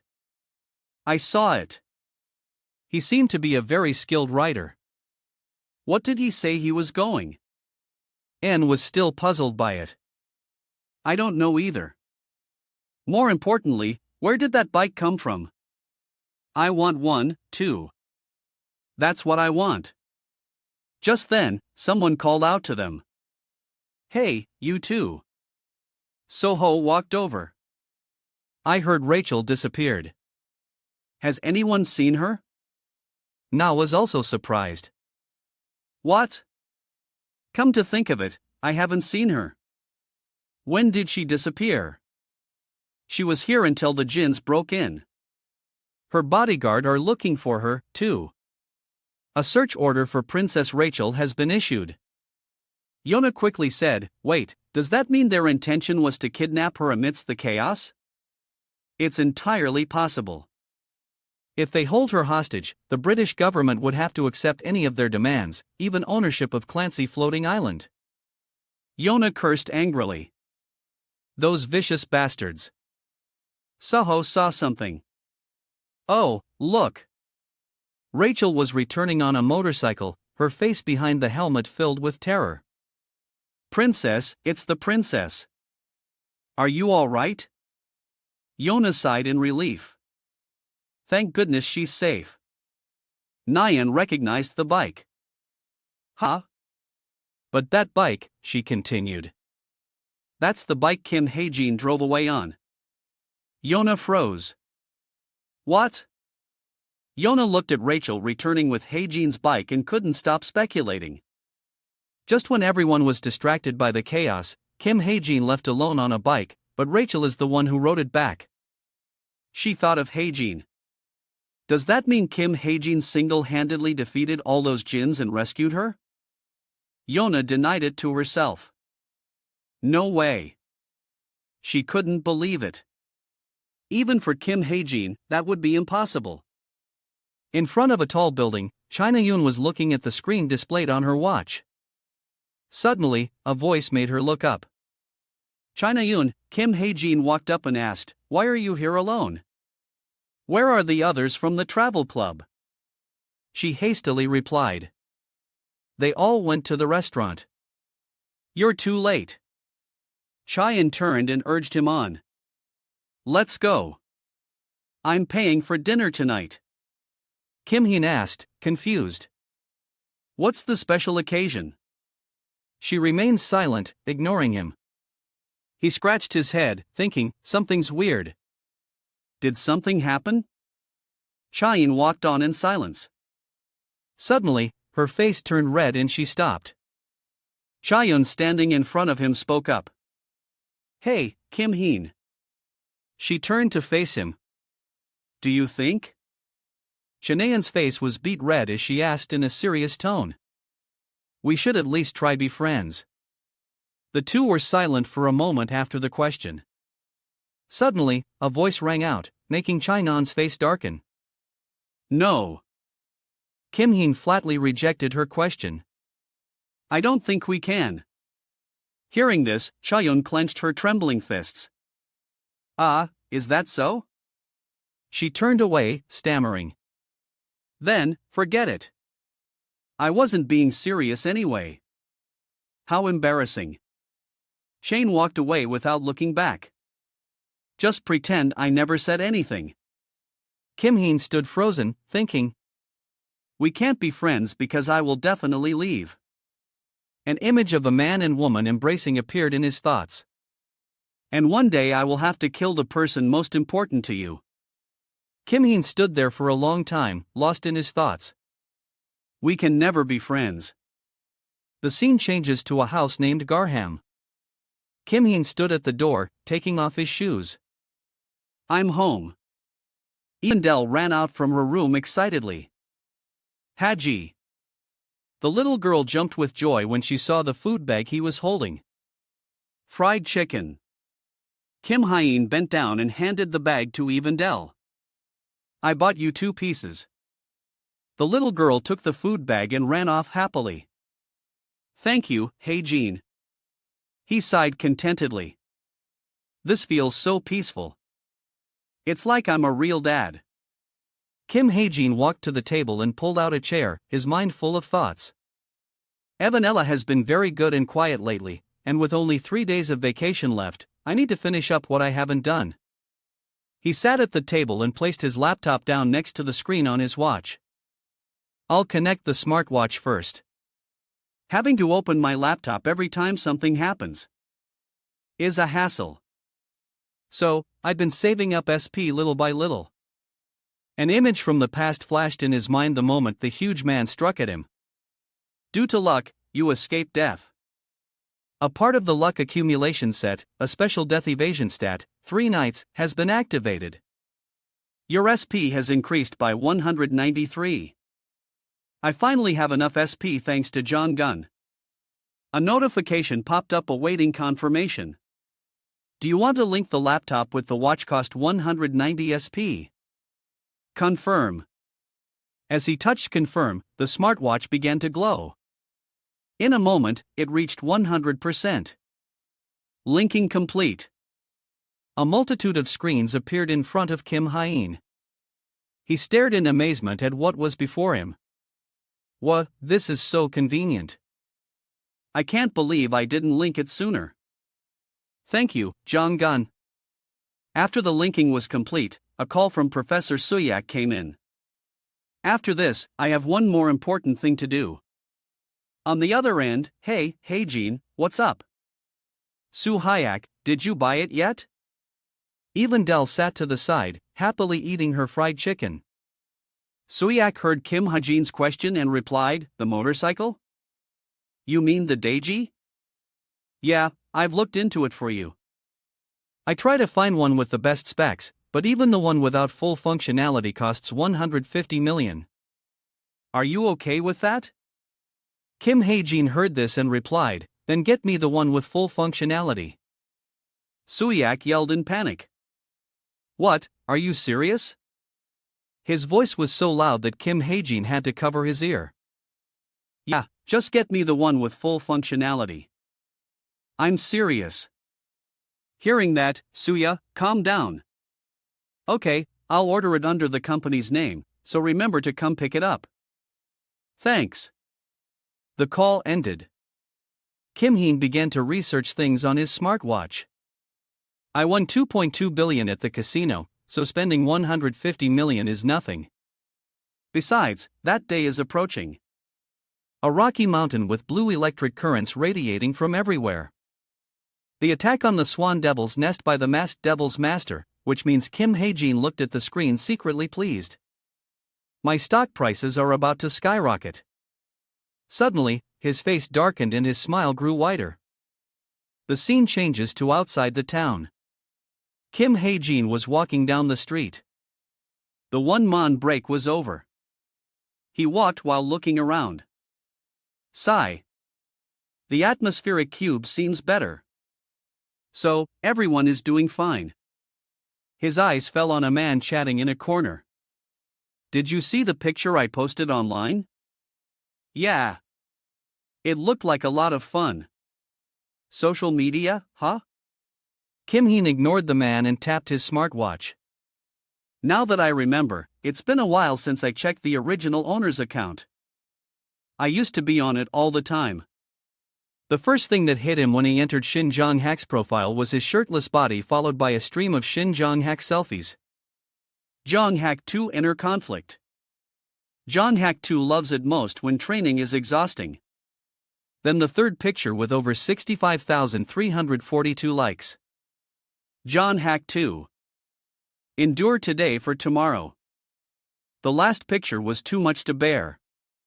Kim Hae-in wiped the sweat from his face with a disgusted expression. Shin Jong-hak is insane. He checked everyone's profiles one by one. Kim Soo-ho and Yoo-yona don't use social media much. Rachel's account is managed by the royal family. Chaeyoon's last post was after the casino incident. Late-night emotions so deep as Kim Ha-jin walked to the Veritas classroom.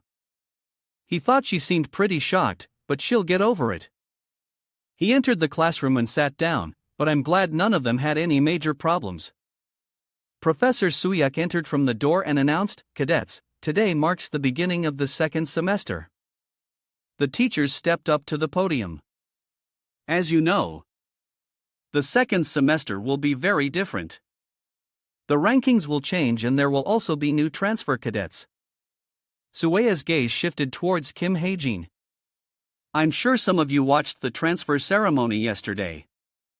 Hearing the teacher, he analyzed the transfer ceremony. At this time, mages who want to become heroes for magic mice all over the country will be transferred to Cube. 20 from each academy, a total of 200. I've already memorized the faces of all the important mages. Suyak continued from the podium. And those cadets will be studying with us starting today. Please come in. As the call echoed, people entered from outside the door. Everyone in their seats applauded and welcomed. Kim Heen sat in his chair thinking. Let's see. 1, 2, 3. A woman in a hood whose identity was unclear walked in. She looks familiar. Is she one of the mages I memorized? Unexpectedly, she turned slowly, revealing her face, causing Kim Heen's eyes to widen in shock. She pulled back her hood, revealing a familiar face. Upon seeing her face, he quickly used his smartwatch to confirm. Even though her skin and hair color are different. That's definitely Tor. What is she doing here? A character profile appeared. Tor, a partial story change. Although she has an important role, her appearance and powers are too unpredictable. She's trying to get close to the key characters from the beginning. He focused on the last sentence. She's trying to get close to the key characters from the beginning. His face grew serious enough to curse. Another unnecessary complication. Tor stood among the key characters of the story. Suddenly, she gave a very sinister smile. The scene changes to a very clean room, a brand new room with appliances that look like they had never been touched. Kim Heen entered the house with his luggage. Even Del ran around excitedly. The little girl holding a cat turned to him and asked, Hajin, are we going to live here from now on? He said. He looked at the excited little girl and replied, that's right. It's so big, isn't it? Ai's face was filled with excitement. Yes, I love it. An image of him holding up 2 fingers appeared alongside a personal ranking chart. This situation is because I was moved to a new house due to my rank increase. The house you're assigned depends on your rank. He calmly put down his luggage, thinking, not only did I jump 600 ranks, but now I'm among the highest ranks. It's good. A bigger house makes it easier for even Del to live with me. Hopefully, the image of Tor flashed in his mind. As for her, I'll have to think carefully about how to deal with Tor later. He gave the little girl a gentle smile. Even Del, I'll be back after class. The little girl smiled brightly in response. Bye-bye. The scene changes to outdoors. Suyak stood on a platform directing everyone. Everyone was silent, paying attention to the teacher. Making an announcement on the lectern. After the opening ceremony, the first class is outdoor training. Yes, sir. The main goal is to help the old and new transfer cadets get acquainted with each other. It's also known as a scroll with the words Mountain of Peril appeared. Suyak raised a finger to remind them this mountain has no dangerous creatures, but some have protected it. An image appeared with guidelines all over the mountain. There are many traps set up in various places throughout the mountain. We have simulated the type of trapped jinns use. The teacher's face became stern, frightening the cadets. If you're not careful and fall into a trap, you'll end up in the infirmary, so be vigilant at all times. Each team will have 12 members. And each team will have its own entrance gate. So move there now. Down where the cadets stood, 2 familiar faces appeared in the crowd. Hey Na. Oh Soho, you're in Team 32. On one side, Rachel Elizabeth Lewis stood next to her group. On the other, Kim Hae-jin was looking around. Seeing that everyone had assembled, Suiak shouted, "All right, now everyone enter." After the teacher's command, the teams immediately began to move up the mountain. Night had fallen. Kim Suho's group cautiously moved through the darkness. A cold wind blew through them. One team member asked nervously, "Hey, it's 10:30 p.m., right?" The person in front rubbed their arms from a cold. "It's so dark and cold." Kim Suho looked back. "According to the professor, we don't know where the traps are, so be careful." Just as he finished speaking, a team member's foot touched a root on the ground. Suddenly, the roots moved, grabbing the cadet's foot and pulling him into the air. Hearing the scream from behind, everyone turned in panic. Seeing this, China drew her katana and took a stance. "Speak of the devil and he shall appear." Monsters! Before they could react, 3 people beside Cheyenne Ai-yun and Kim Suho were bound by the roots in midair. After a tense battle, the 2 managed to save the 3 and escape. Next up was a man who seemed possessed. His entire body like a living corpse on the ground. The moment they saw him, they turned and fled. "Play with me." The sun rose. Everyone was panting. That was terrifying. I thought my heart stopped. Kim Suho sitting on a log was just as shaken. That was scary. Cha Yun sat on the ground disgruntled. Is this a test of courage or what? He stopped panting and turned to praise her. You did great, Nyen. She smiled. Yeah, you too. China was dazed for a moment. She leaned against a log and asked, "So, are we friends?" This question he didn't understand but still replied cheerfully. Of course. Why do you ask? She scratched her face and stammered. It's nothing. I guess it's normal to say that. The image of her facing Kim Hae-jin's rejection flashed in her mind. I don't think we can be friends. But Hae-jin doesn't want to be friends with me. Oh, her cheeks flushed slightly. Could it be Chinese and blushed as a wild thought crossed her mind? He doesn't want to just be friends. Oh my God. Suddenly, a voice from the bushes made everyone turn. Ha! Kim Hae-jin stepped out from the bushes and asked, "What are you guys doing here?" After a while, Kim Sua's group of 5 sat together discussing an illusion barrier. The boy sitting next to the woman replied, "Yeah, haven't we been walking in circles for an hour?" The woman replied, "The girl next to you is number 20, Lee Jiona, and number 41, Simon Devlin." He pointed towards the person leaning against a tree, but then he suddenly told us to get out of the way with a really tired look on his face. At first, I didn't know why.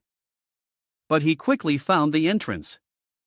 The person Simon Devlin was talking about was Kim Hae-jin, who was leaning against a tree checking his watch. The boy raised his hand and asked, "Now that I remember, we'll be forming teams soon, right?" Lai Jun sitting next to him spoke up. Oh, that team-based training has been a part of the second semester for generations. Simon Devlin looked towards Cheyenne. Have you guys chosen your team members yet? She replied softly. Not yet. Kim Suho took the opportunity. Me neither. Lee Ji-yun expressed her wish. I want to team up with Haji. Simon Devlin and Shainan shouted in unison. Haji? She explained calmly. Yeah, we have to choose members from various ranks. Nothing more to it. Isn't he the best cadet with a triple-digit rank? He's also pretty smart. Chaeyun wanted to object, but Lai Jian heard her and asked, "What is it?" I mean, her cheeks flushed slightly as she gave her opinion. He's kind of cold and hard to approach, so I don't think it would work out. Why did I say that? Why? Simon Devlin took the chance to lean in and whisper in her ear. More importantly, haven't you heard the nasty rumors about him? An image of him partying appeared. He leaves Cube very often. I heard he goes out to party and indulge himself. Hearing this, Chayun froze, her eyes wide. He sat next to her, bad-mouthing hyene, unaware that a figure was approaching. They also say he pays off gangsters. China in. Face filled with anger, cutting off Simon Devlin's words. Did you see it with your own eyes? He replied, terrified. No, not me. It's just a rumor. She radiated killing intent and spoke in a stern voice. I asked, did you see it with your own eyes? Simon Devlin broke into a cold sweat. No, I didn't see it, but...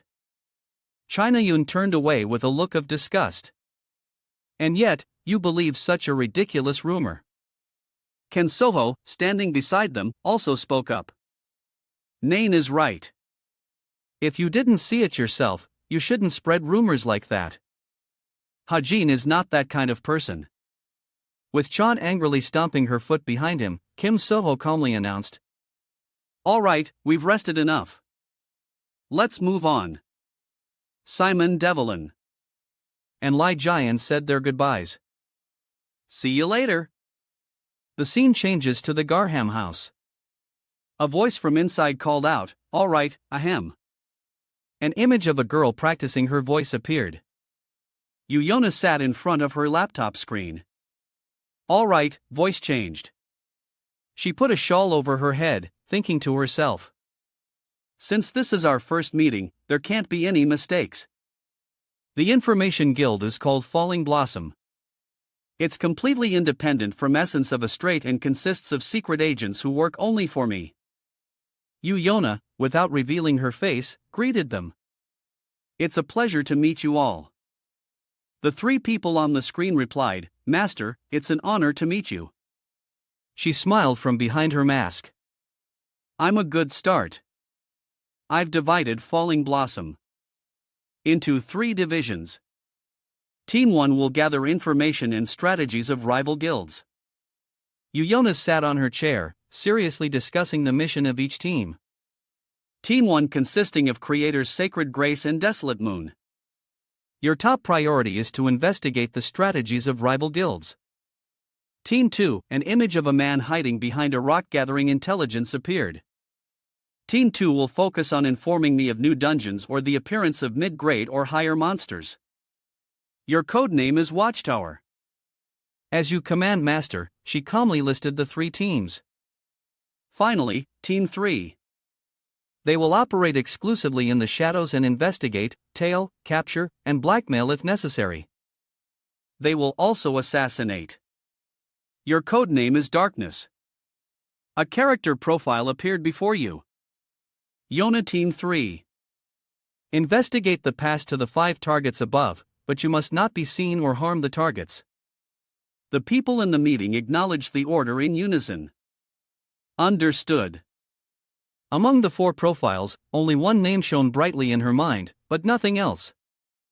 But for the 5 targets are just for show. That's enough for today. I expect the best results from all of you. Only one person is the real target. Yuyona's eyes seriously read every line on the screen.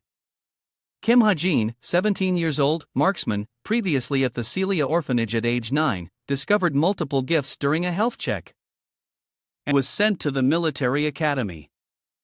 Currently a rank 334 cadet believed to have provided Essence of the Strait with information worth billions of dollars. Kim Hajin is the real target. The scene changes to a room. The alarm clock shows 6:30 a.m. Hearing the alarm, Kim Hajin woke up and rubbed his eyes. Is it morning already? He opened his eyes to see Evandel sleeping soundly on him and wondered, wake eat. When did she get in here? He got out of bed and laid her down, gently stroking Evandel's head with a satisfied look. Gosh, she's so cute. Suddenly, a meow was heard from outside the door. Kim Hajin walked out the door and saw the cat meowing in front. You're up, too. He bent down and scratched the cat's head, making it purr with satisfaction.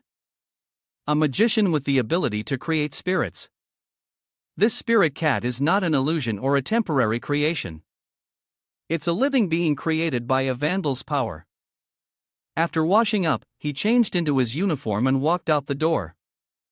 It looks cute, but it will become very strong later.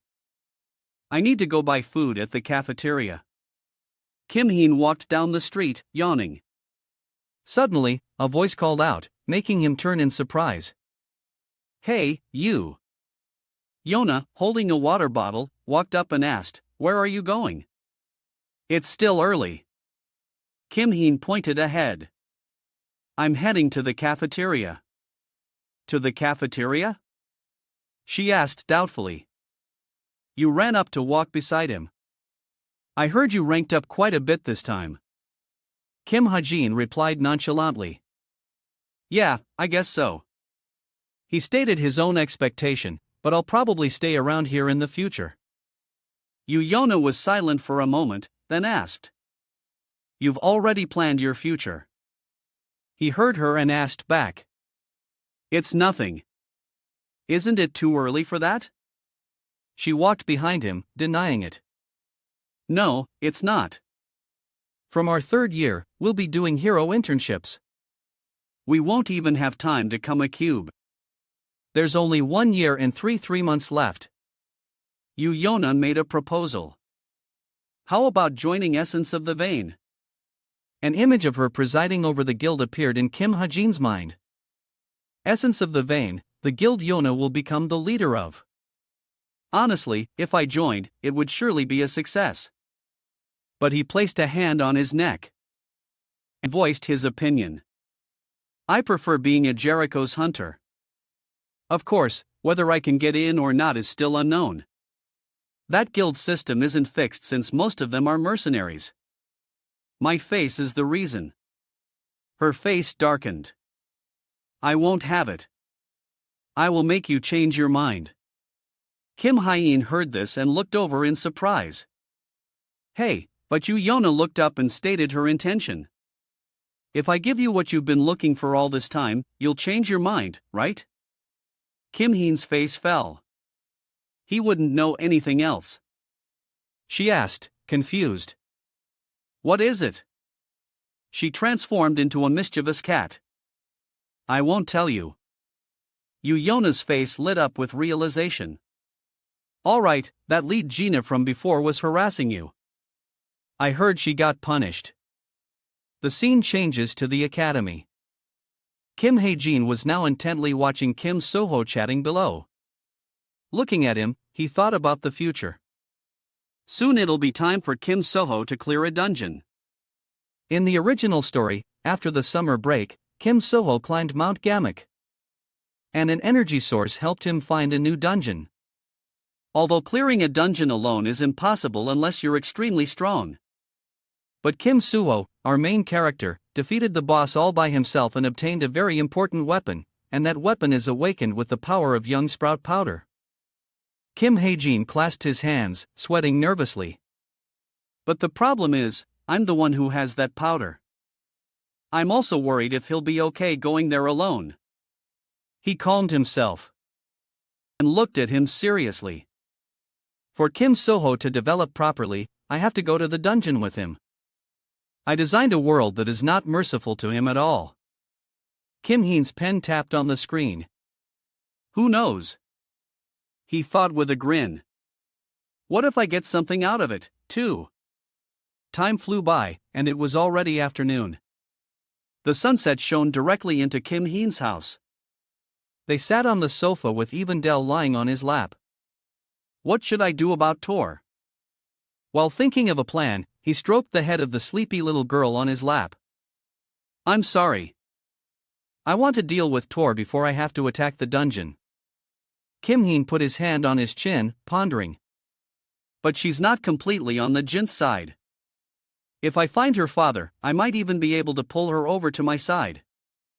An image of Tor's cold sharp eyes appeared in his mind. But she's only after one thing, to find her father and kill him with her own hands. Kim Heen scratched his head and I don't know where to find him. I tried looking in the Book of Truth, but it seems I don't have enough mana, so the information is very vague. A line of text appeared on the book. After changing his name to Aegis Benjamin, he underwent plastic surgery and lives in Hai. Since editor Jin Wook only works in Korea, asking him about someone overseas is pointless. I could ask someone else for help. An image of a familiar person appeared in his mind.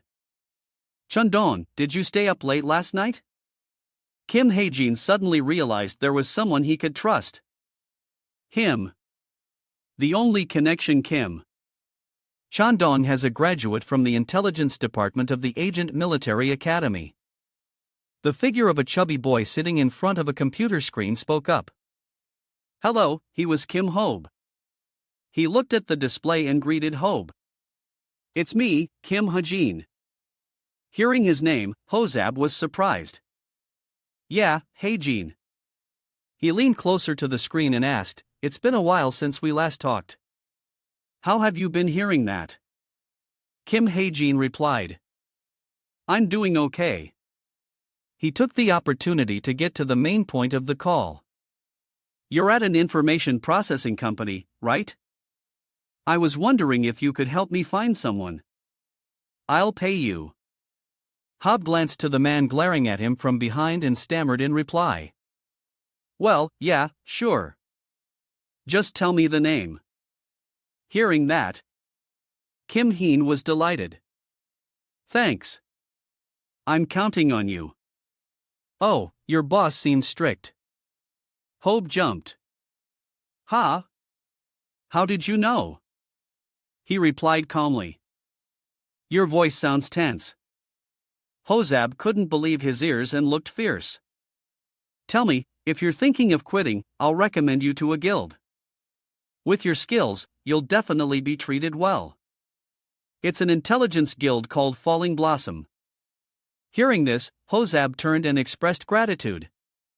Oh, okay. Thank you. Well, then good luck. After he spoke, their call quickly ended. After the call, Kim Heen gave a gentle smile. Yona, you owe me one night in the forest. Kim Suho was training with a wooden sword in the forest. Suddenly, he loosened his grip and spun the sword. A horizontal slash with a blue light enveloping the blade. Then sharp slashes cut through the air around Kim Suho. Suddenly, he stopped as if he had finished training. Kim Ha-jin, who had appeared from nowhere in the forest, spoke up, still training this late. Seeing him, Kim Suho sheathed the sword and replied, Oh, are you out here to train, too? He stood to the side and answered, No, I'm just taking a walk. You're working hard right at the start of the semester. It's like you want to go clear a dungeon. Hearing this, Kim Suho gave a forced laugh. Come on, why would I? Mount Gamak. Hearing Kim Ha-jin's words, he froze in shock. Kim Ha-jin voiced the intention in Kim Suho's mind. You found a dungeon gate there last week. Didn't you? You're planning to take it on alone. What is that expression? His face darkened and he was silent for a moment. How did you know? Kim Heen smiled and replied in a joking tone. I saw you by chance. I often go out of suddenly the atmosphere around him became mysterious. And it's not to brag, but my eyes Kim Ha-jin pointed to his own incredibly sharp eyes are pretty good. Not stopping there, he continued with his request. Cubes, they're useful, so I want to make a proposal. Kim Heen said sternly, I'll go to the dungeon with you. Hearing this, Kim Suho was so surprised his eyes widened. He boldly made a very attractive offer. The split will be 9-1. You find a branch, and I'll just take a few leaves. Kim Ha-jin stood before the frozen Kim Suho waiting for his answer. So, what do you say? Kim Ha-jin negotiated with Kim Suho. If you find a branch, I'll just pluck a few leaves from it. How about it? Kim Suho was silent for a moment, then said, just as you thought. I found a dungeon on Mount Gamak last week. He recalled its shape and described it, but it's quite small. Probably because it's still new. I thought I could handle it myself. Hae-jin raised his hand to express his feelings. Even if it's small, it's still a dungeon. Handling it alone is not easy. Suwa understood his words. Doing it alone would definitely be dangerous. But Kim Soho heartlessly threw his outer jacket to the ground. He spoke bluntly, without any reservation. Whether I can trust you is another question entirely. He cracked his knuckles, making a decision. I need to confirm your abilities first. Heijin saw his determined look and thought in confusion. Confirm my abilities? I didn't expect this. Suwa's reaction and asked, a small test won't hurt, right? Kim Heijin silently cursed him like hell won't. Heijin estimated their power levels. Even if he gives me a handicap, I'll barely be able to win. The power gap between us is too large. I have to avoid a direct confrontation. Thinking this, Kim Heijin nervously tried to brush off his idea. You're right, but as a marksman, fighting in this terrain is a huge disadvantage for me, and also my abilities depend on various weapons, so I think this is a bit unfair. Kim Soho slowly drew his wooden sword and said calmly, that doesn't matter because I'm not testing your weapon skills. He said firmly, you don't need to win. I'll stop when I'm satisfied with the results. Kim Hyein had no choice but to give in. If that's the case, then I have nothing more to say. Then he thought, it seems he's determined to test me. Think, Hygiene. Think. He racked his brain. The moment he channels mana into that wooden sword, my bullets will be useless. If I face him head on, I won't just lose.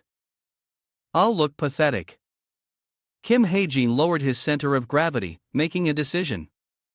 To get through this, my only hope is to rely on luck. Suddenly, Kim Heijin noticed something behind him. Soho's impatient voice rang out.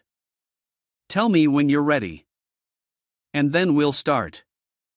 Kim Heijin secretly typed on an information panel behind his back while saying, I don't need much preparation. He tapped the screen once. Kim Soho heard his reply and asked, shall we start now then? Kim Heijin's eyes grew profound as if he had a plan. He replied without hesitation, sure. After receiving the answer, Kim Soho rushed forward instantly with an announcement.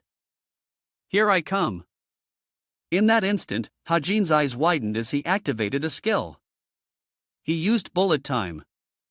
The space before him seemed to freeze. Kim Heijin slowly perceived it. I can see the next movement of that wooden sword. Just 1 second later, Kim Heijin reacted with dizzying speed, dodging the dangerous blow. Kim Soho tightened his grip on the sword and charged forward again with fierce determination. His speed this time seemed even faster than before. The sword grazed Heijin's arm, causing him unexpected pain. So fast, Kim Heijin realized the situation was not looking good. I can't just keep defending. With that thought, he pulled out a handgun. Heijin decisively fired a shot that zipped past Suo's head, surprising him. Seeing the change in the situation, Kim Soho immediately jumped to another spot. Kim Heijin had regained some ground, but he was still in a difficult position. Even though I use my quick draw skill, he's so fast that I can only dodge his attacks, not counter them. The longer this drags on, the more disadvantaged I'll be. Kim Heijin suddenly came up with a plan. One step if I can lure him to step there. The thing Haji mentioned was probably the glowing light under the tree. Just then, a sound shot up from the ground. Kim Suo, swift as the wind, dashed behind Kim Heijin, lost in thought. He didn't notice. By the time he realized, it was almost too late. Damn it! When did he get behind me? Kim Heijin thought to himself. SOS. A glowing golden rope shot out, wrapping around a nearby tree trunk. He grabbed the rope to swing away, catching Kim Soho off guard and causing him to miss a strike. Soho watched him desperately clinging to the rope with admiration. Even at this point, you can still dodge, huh? But Kim Soho stomped on the ground to gain momentum, and then he shot forward again at an unbelievable speed. Kim Heen, both fearful and calculating, fought just a little more. Soho raised his leg to kick him. Kim Haejin kept muttering in his head, a little more. The foot Suho had just raised came back down, stepping on a white cloth on the ground. In that second, a great force erupted from the ground right where Kim Soho had stepped. This surprise attack was outside of Suho's expectations, sending him flying.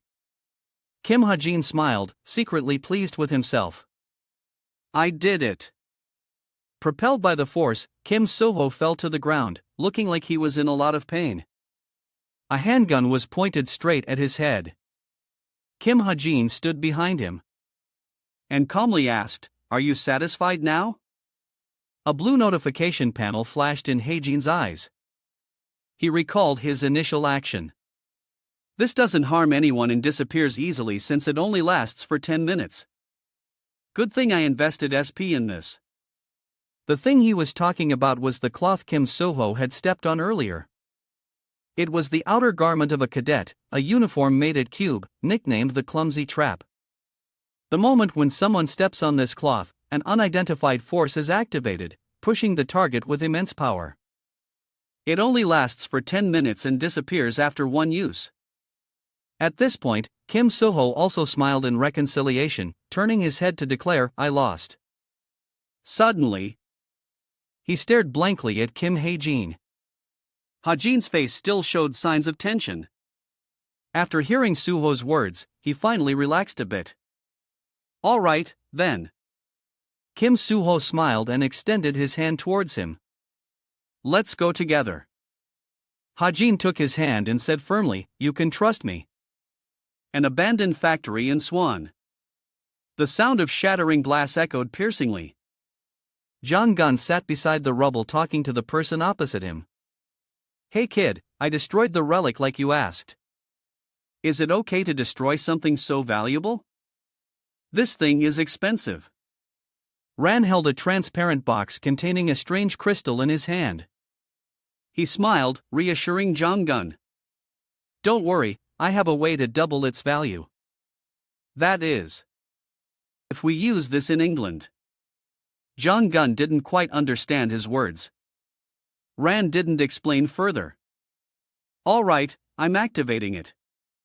As he spoke, the crystal in the box immediately began to glow. The light from the crystal shone down on the pile of fragments on the table.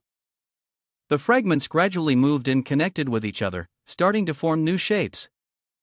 Just a few seconds later, they were surrounded by countless gleaming golden swords. Ran was pleased with the products he had created. "How's that?"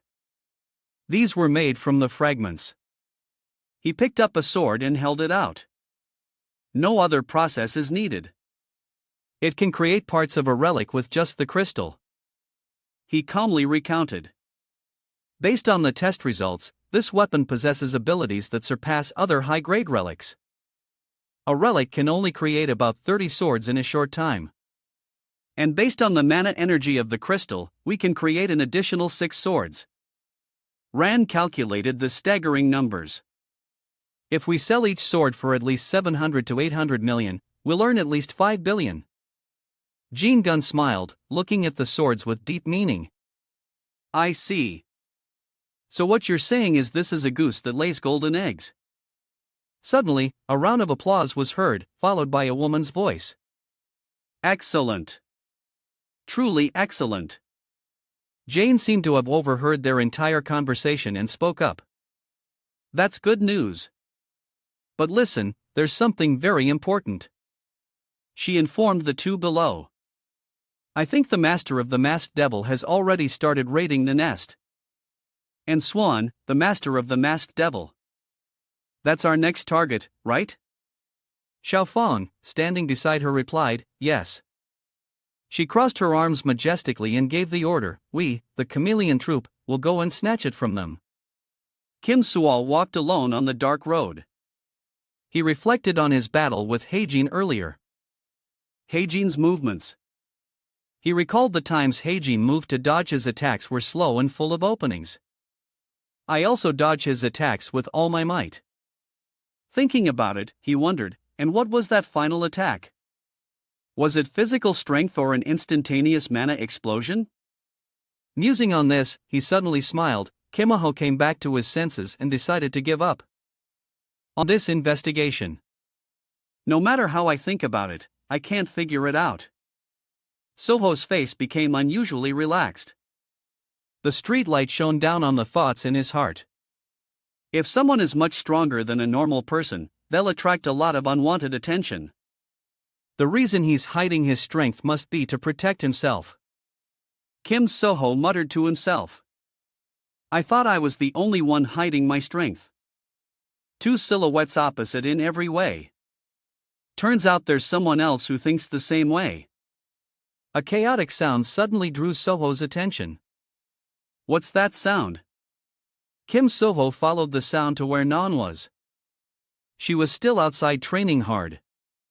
Kim Soho cheerfully approached and asked, Nan, what are you doing? Her sudden appearance startled her. And she yelled, What the? Zuho knew but asked anyway. Are you practicing your swordsmanship? Nan shyly turned away and explained, I'm just working on my physical stamina. This time it was Nan's turn to ask him back, What are you doing out this late? Soho pointed at himself and asked, me? He suddenly thought of something very amusing. Kim Sua hesitated for a moment, then replied, I just met up with Hygiene here. That Nan blushed and jumped. Kim Heen, what were you two doing at this hour? Soho deliberately teased her talking about you. As expected, Nan's face turned beet red as soon as she heard it. She became embarrassed and angry, yelling at him. What did you just say? Being yelled at. Kim Soho had to tell the truth. Sorry, I was just kidding. We just had a little spar. You're going to disturb everyone now. Nan suddenly remembered and asked, But isn't Hajin too weak to fight you? Was it necessary for you to fight him? Kim Soho smiled and replied, That's a secret between the two of us. Hearing that, Nan was frustrated. Oh, is that so? She turned her back in annoyance. Whatever. Do what you want. I'm going to finish my training. Who cares? Kim Soho suddenly spoke up to teacher. How about you loosen your grip on the sword a little? He demonstrated as he drew his sword. If you hold it too tightly. Soho swung his sword forcefully through the air as a demonstration. You might not be able to cut things you should be able to cut. Witnessing this one slash, Nan was extremely intrigued. She asked in surprise, What was that? Show me again. Zuho instructed his friend, Just relax first. Chan obediently followed like this. After finishing her training, Nan returned to her room and flopped onto her bed. She stared at the ceiling with a troubled expression, her mind full of thoughts. Nan recalled the time Hyen cheerfully offered his opinion. If you're okay with it, I can help you train. Cha. Nan clenched her fists and muttered to herself. It feels like if I just change something small, I'll be able to grasp it. Thinking of this, Nain sat up in frustration. This is giving me a headache. She turned her head, searching for something. The only way to distress. Nan looked at the electronic device with excitement to play a game. No sooner said than done, she immediately put the device on her head. This is the device many heroes use for training. The sensitive sensor system recognized the player Chayun logging in. The game she entered was a world-famous skill-based game. The game was called Warrior of the Century. The tournament that opens each season was currently being broadcast, as it was so famous that the media was full of news about the winner. The sensor system chimed, Welcome, Warrior. The special thing about Warrior of the Century is that unlike regular games, there are no stats or items. Nain's character had also entered the game with a notification. Player. Effect 7 has logged in. This special feature means you can only win through combat skill and body control. Nain boasted. Look at my results above her head. Incredible stats were displayed. Player FX for 7 wins 98, losses 17. Shane glanced around looking for something. But I'm here to distress today, so I won't pay attention to this. I need to find someone quickly. After looking around for a bit, she found him. Found you. Her eyes locked onto the player named Extra 7. His stats were 43 wins and 43 losses. Nain then looked down at the guy's rank. His rank is Platinum. Cheyenne smirked. Easy peasy. One hit and this guy will be flat on his back. Nain decided to choose him. Today you'll be my prey. With that thought, she didn't hesitate to press the challenge button. The system immediately announced, Extra 7 has accepted your challenge. The match will begin in 3 seconds. Chai Nan muttered seriously. In a fight, you must know yourself and your enemy. The system was now counting down. Only 2 seconds left. Chan calmly waited, not rushing forward to see how he would attack. Immediately after, the notification board showed only 1 second remaining. As if a switch was flipped, Extra 7 charged forward without any hesitation, catching Nain off guard. Ha! He unleashed 2 sharp slashes. Chayun struggled to block the blows with her sword. What is this? Why did he suddenly charge at me like that? He suddenly reached out and grabbed her by the collar, shocking Nain. He swung his leg back to gain momentum. Immediately after, he swung it straight towards her lower body, but luckily Nain managed to dodge in time. Before Nan could recover, another sword thrust came at her. Hey, it didn't hesitate to pierce straight through, causing fresh blood to spurt out. Nain was so beaten up she exploded with anger, her voice trembling. Teach this cunning bastard. Chai Nain pointed straight at his face and challenged him. I can't lose. One more round. The system announced again. Extra 7 has accepted your challenge. But the result of this battle was no different from the last. Nain collapsed once again. She was angry and unwilling to accept defeat. Impossible. One more round. The familiar voice rang out again. Extra 7 has accepted your challenge. This time the result was the same. Nan was defeated miserably again. She was frustrated. One more round. Extra 7 has accepted your challenge. As expected, Chainan collapsed in a pool of blood again. She was furious. I was dead and now I'm even dead. Damn it. Impossible.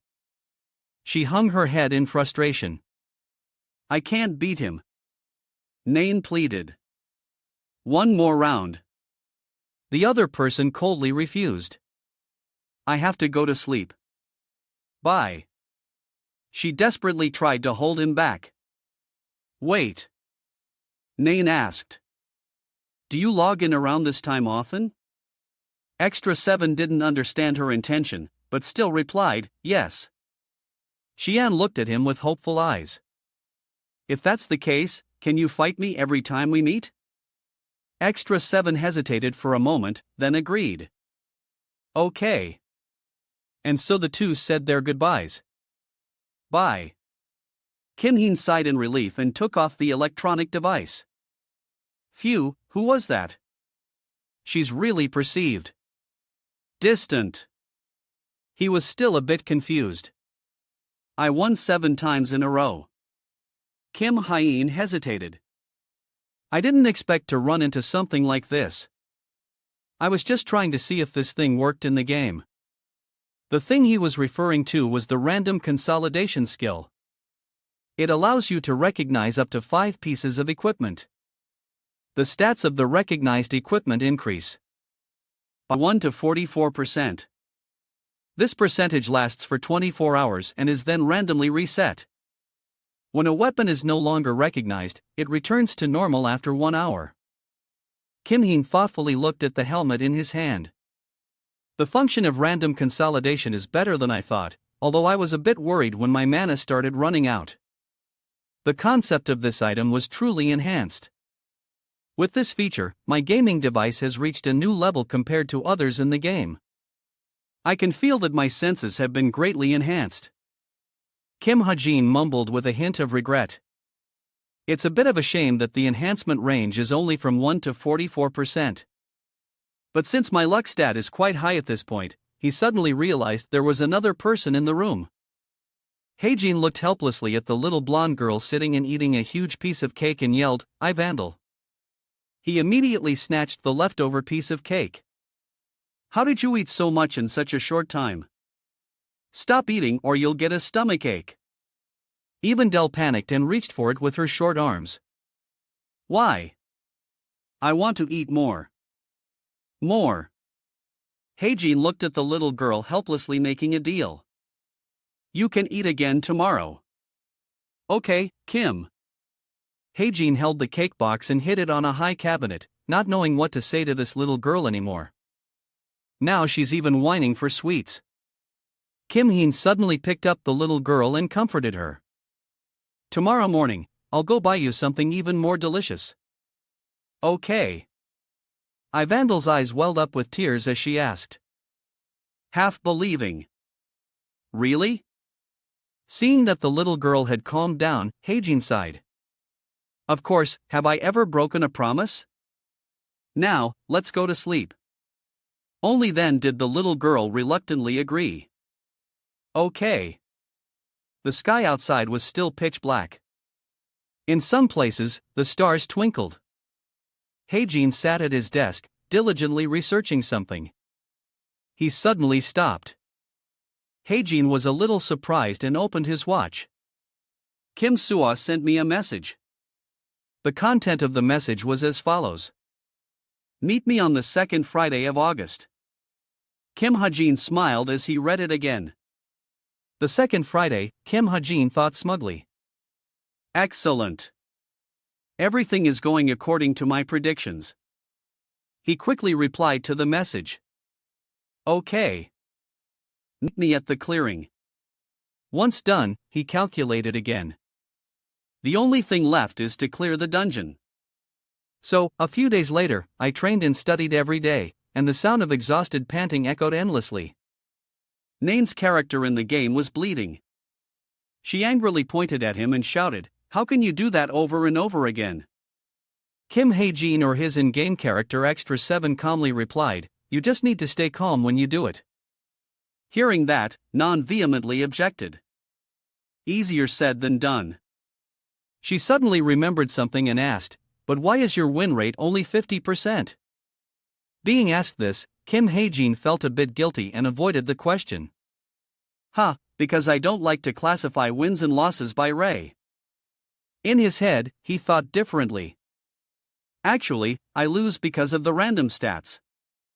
Chaeyoon believed him completely and praised him. "You're amazing. If I lost a ranked match, I wouldn't be able to sleep." Kim Heen didn't want to continue the discussion. "Anyway, let's stop here for today." Chaeyoon had no intention of holding him back. "Okay." Just as Kim Ha-jin was turning to leave, he heard her say, "See you tomorrow." Kim Ha-jin looked helplessly at her, excitedly waving at him, and muttered, "She acts as if I promised to see her tomorrow." Nain didn't hear what he said and was still excitedly looking forward to it. Seeing her expression, Ha-jin smiled unconsciously. In the end, he still said it. "All right, see you tomorrow." Hae-jin took off the electronic helmet and fixed his messy hair. "It seems like this has become a part of my life." He also gradually changed his opinion of her. "Actually, he's quite polite. I thought he was some weirdo who would suddenly attack me first." Kim Heen suddenly became flustered. "I still don't know how to read his nickname. I've only ever called him Hae." He closed his eyes and racked his brain to think. Finally, he came up with a name, Non. But then, he erased the image of her from his mind. That seems a bit too far-fetched. Kim Heen reasoned again based on his personality. He quickly concluded he's a guy. At this moment, the person who was thought to be a guy, Cheyenne Non, was still diligently practicing. She excitedly asked her friend, "Hey, Kim Suho. Do you think I've improved a little?" Kim Suho acknowledged with his hands on his hips. "Yes, your movements are more natural." Nain excitedly recounted. "I started playing a game and I think it helped me a bit." Kim Suho guessed a game? "You mean Warrior of the Century?" Nain happily replied, "Yeah, that's right." "Do you play too?" Suho quickly denied it. "No, but I've heard some people say it's quite useful." Chain took the opportunity to elaborate. She quickly recounted, "It's not just the game. I also met a very skilled player in there. He's not only skilled, but also very kind. He spars with me a lot." Kim Suho was both amused and skeptical.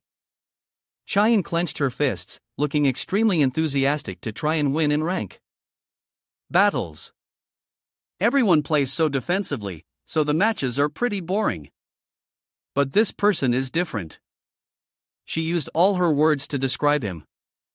He always pushes forward, attacking like a storm. Every blow terrifies the opponent. It helped me get used to close quarters combat. As she spoke, she remembered that majestic figure. Kim Yuo seemed quite interested. "Really? Then he must be really good. Sounds like he's a hero." She hesitated a bit before replying, "No, I asked before."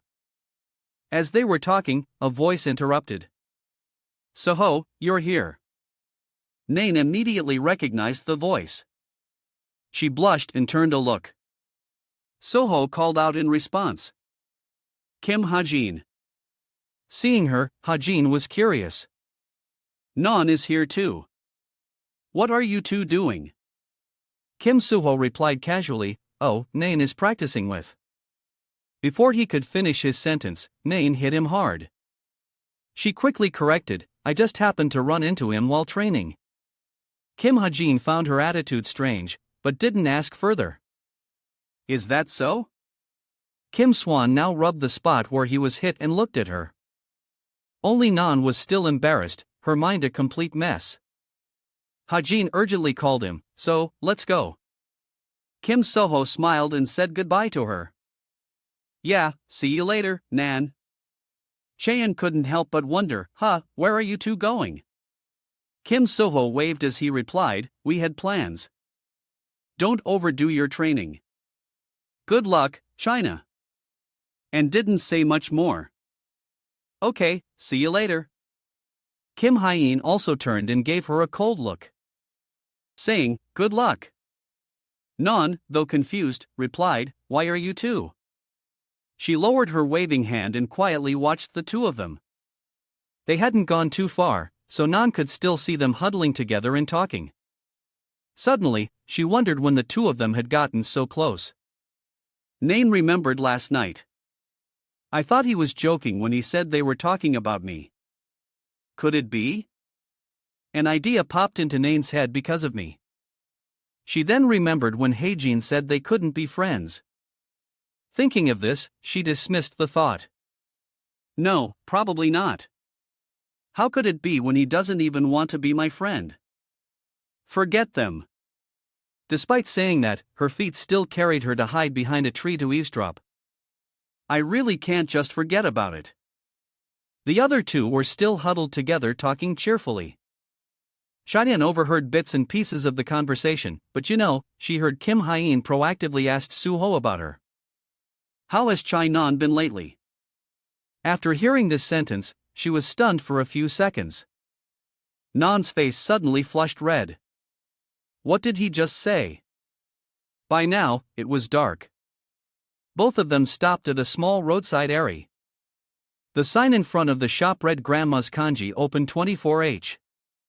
Kim Soho was eating heartily when Kim Heen suddenly spoke up. "You said the dungeon is somewhere in Swan, right?" Hearing that, he replied while chewing, "Yeah, so we have to be careful." Kim Hae-jin on the other side thought silently. HM. Swan is the most dangerous place in the metropolitan area. A bolt of lightning suddenly struck the road. The cold climate made the trees bare. That's because when the Archon was activated, the terrain underwent a drastic change. And more than half of that area became extremely dangerous to pass through. And because of that, ordinary people are forbidden from entering the western part of Swan. Remembering the location near Western Swan, he thought with a heavy heart. Mount Gammock is right near that border. When I was the creator of this world, there were many undiscovered pieces. Among those pieces, there were some I wouldn't even dare dream of getting myself. But if left alone, some of them would fall into the hands of the main villain of this story. Kim Hae-jin continuously left his fingers on the table, feeling a bit relieved. However, if I go with Kim Soho, who possesses skills superior to mid-level heroes, it's a completely different story. Looking at Kim Soho's confused face, he thought to himself, I can find those hidden pieces faster than the villains. He grinned, feeling happy inside. Thinking this way, he suddenly seems cute. With that thought, Kim Hae-jin kindly handed him a napkin. You have food on your face. Hearing him, he took the napkin and obediently replied, thanks. Just as he was making plans, Kim-ho probably isn't rich, so I'll take care of the weapons and food. There's more to prepare than I thought. Another person opened the door and entered. Seeing this, the shop owner cheerfully greeted. Welcome. This person was completely covered with a hat and mask obscuring their face. Kim Hae-jin turned his head to look silently judging. Why does that person look like a criminal? Seeing that person suddenly flinch, he became even more confused. This person used their coat to cover their face and whispered to the shop owner, I'm the one who spoke to you on the phone. Hearing that, the owner replied, okay, wait a moment. Kim Hae-jin's eyes were glued to the stranger until he saw the purple hair and flushed face under the coat. He faintly recognized them. His lips curled into a sly smile. Kim Heen suddenly spoke up. It startled you, Yona. Well, who do we have here? He teased her loudly. Isn't it you, Yona? Noticing both of them staring at her, she broke into a cold sweat. Yona loved commoner food. She covered her face with her hand and replied in a disguised voice, Who are you talking about? Hearing that, Kim Yuo also recognized her. He said excitedly, Yeah, that voice is definitely Yona. It's Yona, right? Obviously, her favorite food is hamburgers. Kim Heen on this side chuckled. Since you're here, come eat with us. Yona embarrassed replied in a small voice, You mistaken me for someone else. Kim Soho didn't seem to care and agreed. Yeah, let's eat together. We just got here. He insisted, Eat with us, Yona. This made her yell in frustration. It's not me. I'm not her. And Grandma's kanji. Her eyes welled up with tears and her whole body trembled with embarrassment. Yona's mind was in a daze as she stammered, eyeing the ground. Just as the owner brought the food she ordered, he said, Here is the kanji you ordered. In a panic, she snatched the bag of kanji and bolted. She rushed out of the shop, yelling, I don't know who that is. All while the owner called after her, Hey, you haven't paid yet. Kima and the old lady stared at the door. Seeing her shocked face, he said apologetically, I'll pay for it. After that incident, Yona avoided me for 3 days. Every time he saw her using a hat to cover her face as he passed by, he would think to himself, Isn't acting like that more embarrassing? Liking commoner food. And finally, it was Friday. Kim Heen was now wandering around town as if looking for someone. She should be around here. As soon as he saw him, Kim Hae-jin started looking for someone. Kim Soo raised his hand and called out, Haji, over here. Seeing him, he slowly walked over and asked, Where are we going? He turned and replied, Follow me.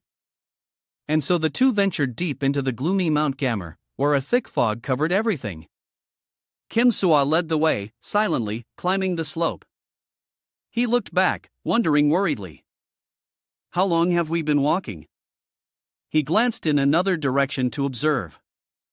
Mount Gamak is a dangerous place because it's right next to the border of the Forbidden Zone. I have to carefully observe my surroundings. Until we reach the dungeon. Suddenly, Kim Soho stopped. We're here. He placed his hand near a rock crevice and said calmly, "This is the place." Kim Hae-jin leaned closer. He grabbed the vines covering the crevice and exclaimed, "This place, even if you know the location, it's still hard to find. No wonder no one has discovered it." Hearing that, Soho said, "Yes, as you can see, the entrance is quite narrow." He looked straight into his eyes and asked kindly, "Once we're inside, it'll be very difficult to escape. Are you okay with that?" He looked up, staring at him for a long time, then smiled unconsciously. At this point, he slowly stood up and said, "Of course." Kim-ho was a bit surprised to see him pull out a handgun. Kim Hae-jin raised the gun and said confidently, "This thing is quite powerful, you know, just in case something happens. I used SP to create some light bullets." With that, he thought to himself, but since the boss is an upper intermediate level monster, light bullets can only be used to buy some time. He looked towards Kim Soo-ah, feeling a bit relieved. Well, he'll take care of the rest, so it'll be fine. At this moment he smiled at him and asked gently, "Shall we go?" Seeing Kim Ha-jin extend his hand towards him, he was a bit surprised. He then said, matter-of-factly, "Take it." Hearing that, Kim Soho froze. "Huh?" He couldn't help but feel confused. He asked curiously, "Why do we have a hold hand?" Ha-jin calmly explained, "It's dark inside, right? Hold on and follow me. If we recklessly use a torch, we might attract spirit monsters." Only then did he understand. Ah. Soho happily agreed. "Okay, then." On his side, Hae-jin also nodded. "Let's go." And so, the two ventured deep into the cave. The two held hands tightly. He walked in front, carefully watching the path. Soho behind him, absent-mindedly observed the surroundings. He looked at the cave structure and exclaimed, "This place is huge. Unlike the narrow entrance, it's dark inside, so it's hard to see the way." Feeling the cold air, he shivered and said, "Actually, it's a bit creepy in here." Only Hae-jin replied bluntly, "Yeah." As if noticing something, he froze. He used his special eyes to look ahead and said tensely, "Wait, stay here." Observing the glowing path in the distance, Kim Hae-jin couldn't help but be confused. What is this? Is there another path? He thought to himself, I entered from the east and there's another path on the opposite side. That's not how this place was set up. With that thought, he magnified his vision. Let's take a closer look. He was startled when he realized two faint figures had appeared. Kim Heen was frozen on the spot. The flows of magic power now shifted to focus on the ground. He held his breath trying to pinpoint their location on the opposite side. His pupils slowly dilated, seeing the movement of their feet. Kim Hae-jin immediately concluded someone's coming. Seeing him suddenly go quiet, asked Hae-jin what's wrong. He raised his hand and whispered, "Wait, be quiet for a moment." Through his magic he could hear the two of them talking. Where are we? Must be another secret passage in this dungeon. Let's see the next episode. At this point Hae-jin thought worriedly, I don't know who they are. He could clearly sense their presence. But from the energy they radiated, looks like we ran into the villains right away. Noticing something, he was startled. Seeing the mailbox symbol on his hand, he thought, just as expected, a message. The system suddenly announced, Judgment Point. The size of the Mount Gamak dungeon that Kim Soho is trying to clear is too small for the upcoming reward. Therefore, the Mount Gamak dungeon will connect to the nearby Swan Devil's Nest and become a secret passage. Reading these words, he couldn't help but be shocked. This means the Swan Devil's Nest, which was a completely separate place, will connect to this place, the Mount Gamak dungeon. Ha-jin suddenly asked, so, what's today's date? Hearing that, he replied confused. August 14th, he mumbled to himself. The 14th as if remembering something. Kim Hae-jin cursed in frustration. Damn it! He stood there stunned. Today is the day that a guild full of jinns, the Wicked Face Guild, raids the Swan Devil's Nest. Looking at the two figures approaching, he thought worriedly. If that's the case, they must be jinns from Wicked Face. It looks like there are only two of them. Are they here to scout all day today? Thinking of this, he gritted his teeth in frustration. Seeing this, Soho asked in a low voice, "What's wrong? Did something happen?" He said nervously, "There are people on the other side." Hearing that, he was surprised. What? Hae-jin thought anxiously. Wicked Face is one of the strongest jinn organizations around here. All the alternate identities they use are at least mid-rank heroes or higher. He clenched his fists, his inner turmoil growing. It won't be easy to take them down now, even with Suho. What should I do? Suddenly, the voices of the two rang out. It startled Hyene. Wait. The bald man pointed in another direction and ordered, "Let's return to the main formation first. If not, let's go back to the main formation first. It won't be good if someone accuses us of stealing something." Jane listened and thought silently. After a while, you'll know. He agreed and turned back. All right, let's go back. What's the matter? The two of them went back the way they came, watching their backs grow more distant. Kim Hae-jin thought with relief, they're gone. He clutched his arm, gathering all his strength to concentrate mana. While they're gone, I have to destroy the boss. I'll use the mana of the stigma. He channeled mana into his eyes, maximizing his vision for long-range sight. Kim Hae-jin's vision was now magnified. He scanned the area. The boss's location as he navigated through the cave's passages heading towards the light at the end of the dungeon. Just then a strange message suddenly appeared. This and that are together. If you look with pure eyes, this and that exist almost simultaneously.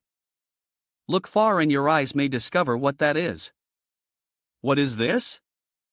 Kim Heen suddenly muttered something that surprised Soho. After going straight and turning right twice, we'll see the room. He turned his face and said, seriously, that's where the boss is.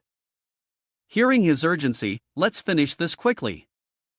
He immediately nodded. Meanwhile, at the Swan Devil's Nest, the Wicked Face Guild was gathered. Everyone was tired, lying on the floor. Only the guild leader was trying to contact the other two. This is James. Despite the others constantly groaning, oh my god, my body hurts so much. I'm so tired. He put his hand to his earpiece and asked, did you find anything? This person was Kim Jinong, the leader of the Wicked Face Guild. The other end of the line immediately replied, yes, we've discovered a secret passage. I think it's a hidden path. Hearing this, the guild leader smiled unconsciously. Oh, is that so? The other end continued to report. All right, let's go in. We're heading back to the main group now. He suddenly objected in a cold tone. He said, no, we'll come to you. I want you to continue scouting.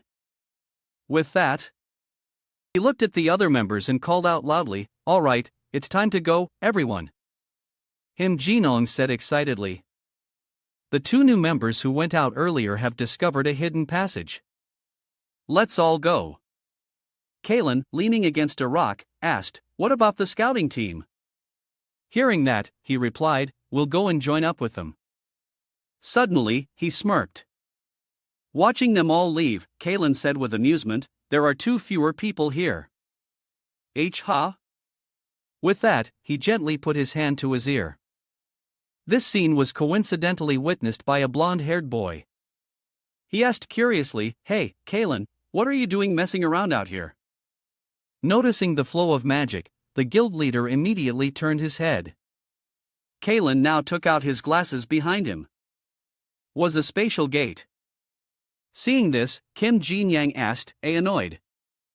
Kane, what are you doing? No one told you to open an artificial gate. Hearing that, he couldn't help but get annoyed and looked at him with a scowl. Kalen slowly put on his glasses, silently, complaining, "This isn't a teleportation gate. It's a phase shift passage that connects to a nearby space. It's a bit complicated to explain." Seeing that he didn't answer, Kim Jinong yelled angrily. "Kalen, didn't you hear the order to close that gate?" Not only did he not comply, Kalen nonchalantly took out his earpiece, completely ignoring his command. He was infuriated, veins popping on his forehead. Kim Jinong strode towards Kalen, channeling his inner energy into his hand and shouting, "You bastard! What trick are you trying to pull?" Kalen slowly raised a finger. Blood splattered on the rock wall. Kim Jin Hyang suddenly froze to the surprise of the other members. A spear suddenly shot out from the spatial gate. It pierced straight through the guild leader's head. Not only that, following the movement of Kalen's hand, it was pulled down, tearing his body in half in front of them. The entire cave fell silent. Watching Kim Jinong's body evaporate, everyone was terrified by Kalen's action. They screamed in fear, "What did you just do? What did you just do?" Just then, a figure stepped out from the gate. Seeing her, they were even more terrified. They thought, "That's that person, it's her." Leah Fong stepped out with a majestic aura. Looking at them emotionlessly, dark energy billowed out. She gently closed her eyes. The other members, still in shock, inhaled the dark energy and fell unconscious, watching him fall to the ground one by one, unconscious. Liao Fong walked on emotionlessly for the sake of her stock prices. She turned her head and said coldly, "Perhaps we should let them live for now." Hearing that, Kalen agreed. "You're right." He looked ahead and asked with interest, "Shall we go find the hidden scenario?" Hearing that, she stopped him. "No, I want you to wait." Caleb was a bit surprised, pushing up his glasses and asking, "What do you mean?" He crossed his arms and asked curiously, "Did an unexpected variable appear?" She calmly explained, "There are two people already in the hidden scenario." She was clearly referring to Kim Soo-ho and Kim Ha-jin. Furthermore, Li Xiaoan continued, "They're the test subjects." Kalen couldn't hide his excitement and smiled. "Oh, a test? Let's see if they're qualified to join the chameleon troupe." He looked towards Leah Fong. She then began to transform her body into a liquid form. And so, she turned into a stream, a beam of purple water seeping through the cave walls. Now in the swamp area of the dungeon, steam rose from the water's surface. Unsteady feet walked on the damp ground. Monsters began to appear. They were rank 8 ghouls, mid-low tier monsters. A bullet suddenly flew through the ghoul's eye, causing it to fall heavily to the ground. Kim Hae-jin was behind the gun. He raised the muzzle and blew on it lightly. Then he aimed the barrel back down towards them. And so he aimed for the ghoul's weak points and finished them off. Seeing the one behind also taken down by Hae-jin, Suho turned around. He tiredly wiped his sweat. He thought to himself, "It's so dark. I can't see anything." Looking at the ghouls lying all around, Suho thought, "But he can hit the ghouls' weak spots instantly." Thinking this, he turned back and smiled to Haji. "You're really good." Hearing Suho's praise, he said apologetically, "Don't say things like that." At this point, Hae-jin continued, "Let's go." "We don't have time." Suho heard him and replied with a nod. "Okay." The ghouls appeared in increasing numbers, hiding behind rock trays. Their roars echoed. Kim Hyem continuously fired at them. He alternated between direct confrontation and using his handgun to take them down. A bullet pierced through a ghoul's chest. Hae-jin once again finished off the monster. It collapsed in front of him. Seeing this, he let out a sigh of relief. There are monsters lurking in every corner. But they're all low level, so we can get through this cave easily. He thought nervously. It's about to appear. Just then, Kim Sua called out from behind. Haji, he said, confused. There's something written here. Hearing that, he wiped the sweat from under his chin. Secretly, please. East found it. Soho led him to the glowing rock and said this way. He pointed to the part of the rock with a strange message saying there are some ancient characters carved on the wall. It says here and there walk side by side. Seen with the naked eye here and there appear as one. When seen from afar the illusion disappears. What is this? He stood there pondering for a moment, then said, I wonder if the smartwatch can translate this. Hearing that, Hajin cleverly opened the system window and said, let's try. The system on his hand then beeped, ready to scan. He held his hand forward, waiting for the watch to scan the text on the wall. Instantly, the translation began to appear. Here and there always walk side by side. If observed here and there almost always appear as one. However, when seen from afar, here is closer than there. What is this? Kim Soho leaned on his hand, looking at the screen and speculating. It seems to be a riddle. I heard things like this often appear in dungeons. Looking at Suho, he remembered the original story where he just fumbled with the screen. The watch translated it. In the novel, Kim Soho couldn't solve this riddle. Seeing him thinking with his chin in his hand, he thought to himself, however, he asked Yuyona for help and Yuyona in turn asked the Information Guild. Then within 5 minutes, they found the answer and told him, but since we don't have time, he suddenly spoke up. The answer? He looked at the text. And answered, is lightning? Instantly, the ancient characters began to glow. They transformed into particles of light that flew up so dense that they lit up the entire cave. Witnessing this scene, Sua said, confused, the words disappeared. Suddenly, the rock beneath their feet began to shake. The entire dungeon shook violently. Contrary to Suho's astonished expression, Heijin on the other side was secretly smiling. Just then, the rock that had held the characters began to move. It slowly opened and light from within shone out. The two silently watched the rock slowly descend. And so, the slab of rock fully descended, revealing a secret chamber behind it. Dust blew into their faces. Sua coughed and leaned close to him, asking was the answer really lightning? Hearing that, Hajin brushed off the dust and replied, yes, it was. At this point, he remembered his time in the real world. Actually, I was the one who made up this riddle after accidentally seeing it here. At that time, I was typing and exclaimed, oh, this is cool. Let's add it. And he turned to explain to Ho in the question. This is lightning and that is thunder. Thunder and lightning always go together. However, because the sound of thunder travels slower, it appears after the lightning depending on the observer's distance. Meaning, when lightning strikes, thunder follows. After hearing this, Kim Soho couldn't help but be impressed. How did you solve it so quickly? You're a genius. How did you think of that? Hajin avoided his gaze and thought with a forced smile. It's not like that. He gripped his gun tightly. He said cautiously. I'll tell you another time. Let's deal with this dungeon first. Sua placed his hand on the hilt of his sword and replied in agreement. Sounds good. Let's go. And so the two entered the dungeon, unaware of the observer watching from above. Li Xiaofeng stood on a ledge thinking. Kim Hajin, he's actually on a different level compared to ordinary cadets.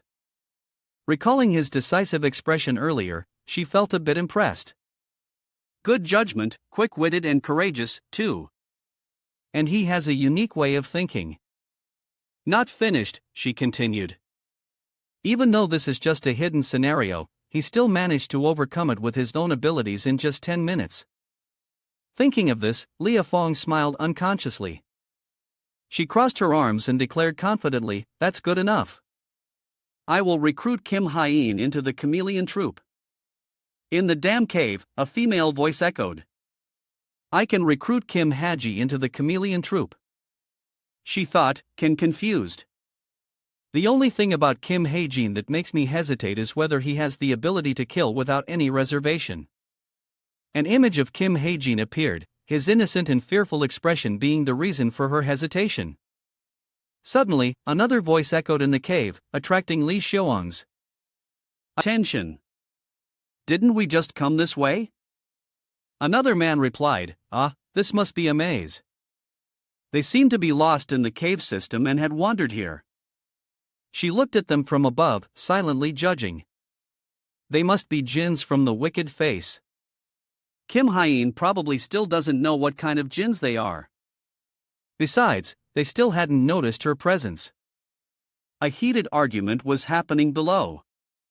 Why is this maze so annoying? Shut up.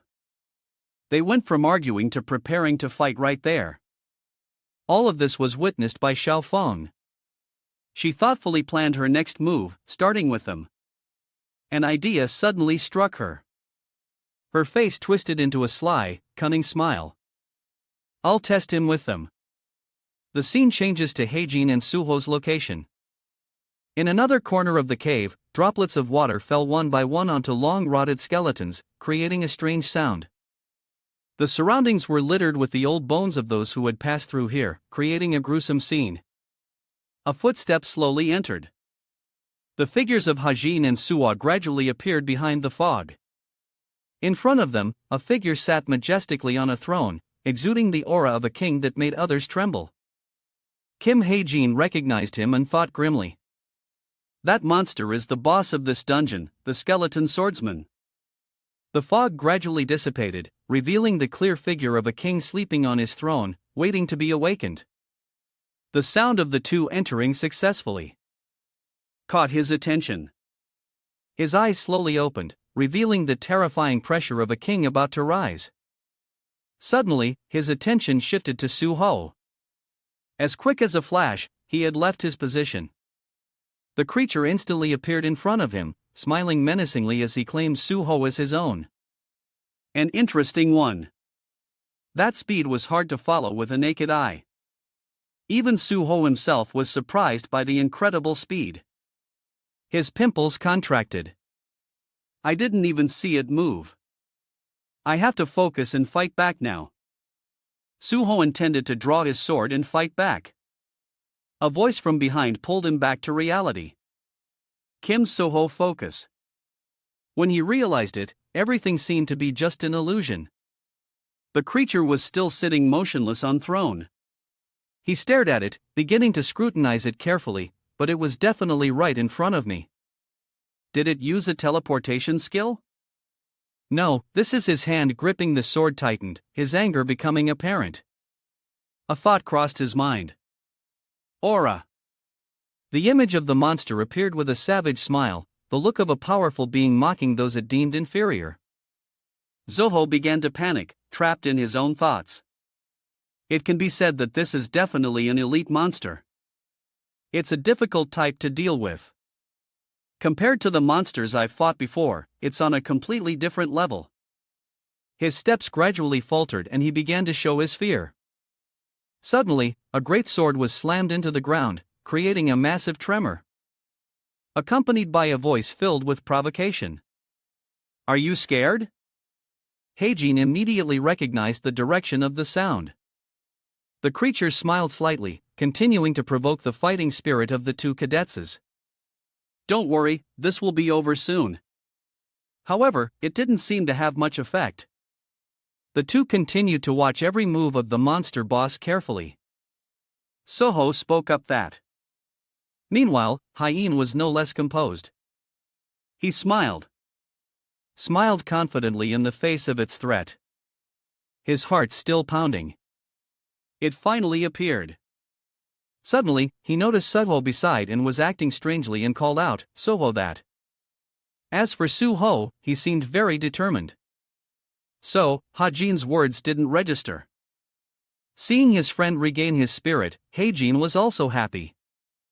He silently admired him.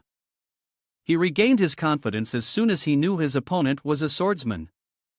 Soho, your talent is close to reaching the level of a sword saint. The one who reaches the pinnacle of swordsmanship is him. If his opponent is a swordsman, there's no reason for him. The moment he drew his sword, his determined eyes focused on a single target made him stronger than ever. Hajin called out loudly, "Aha!"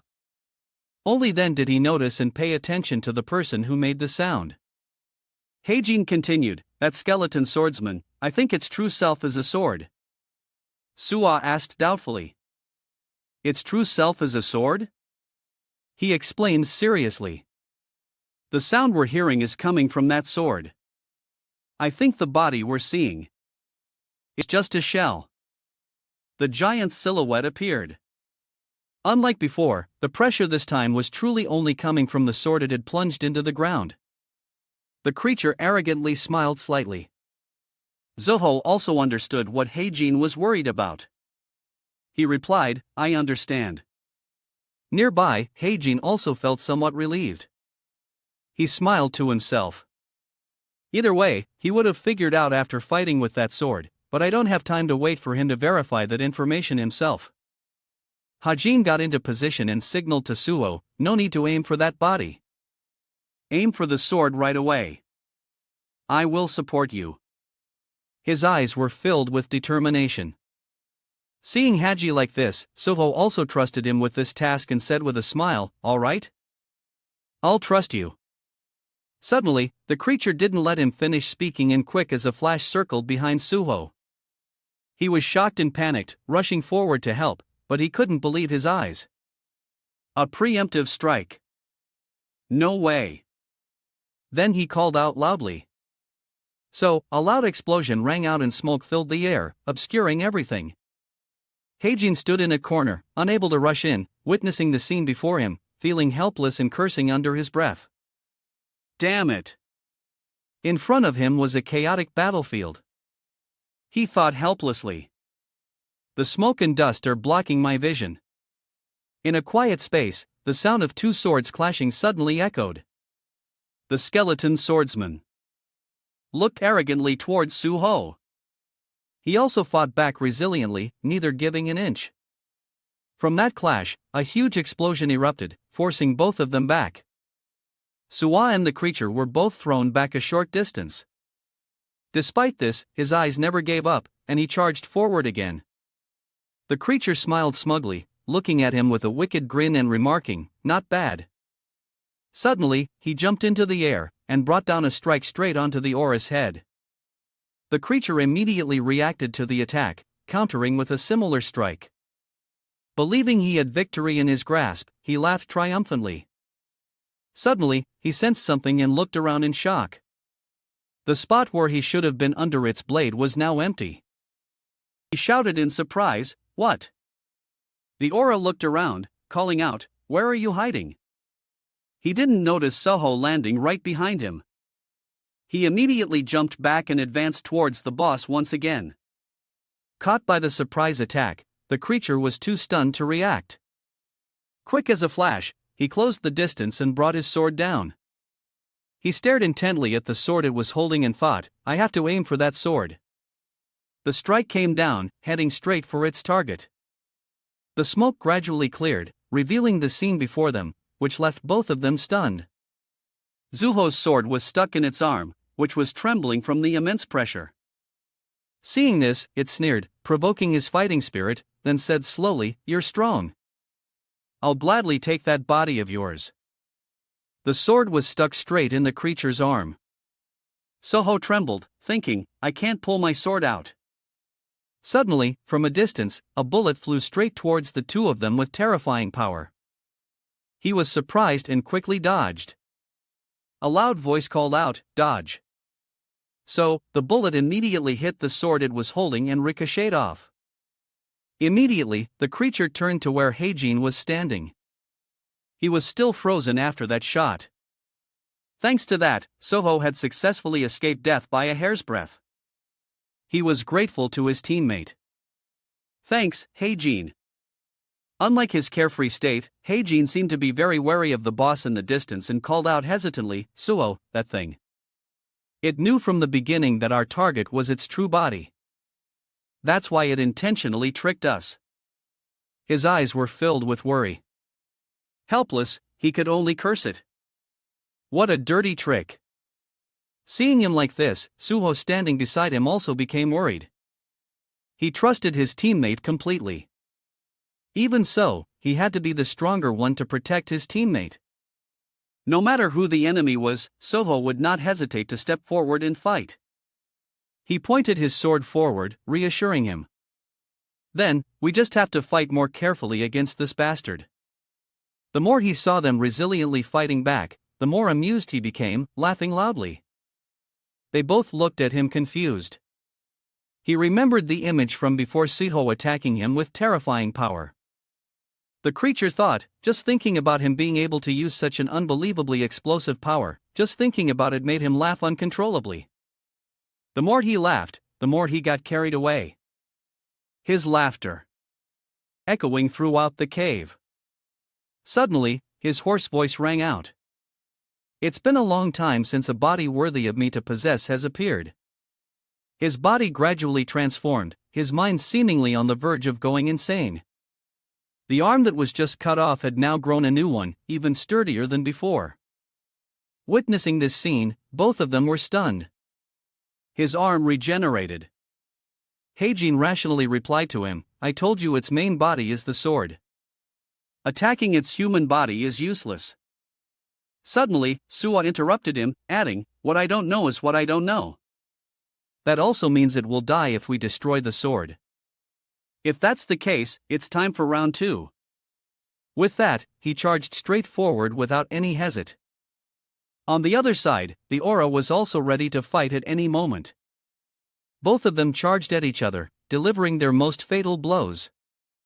The clash of two metals echoed crisply, creating a massive force.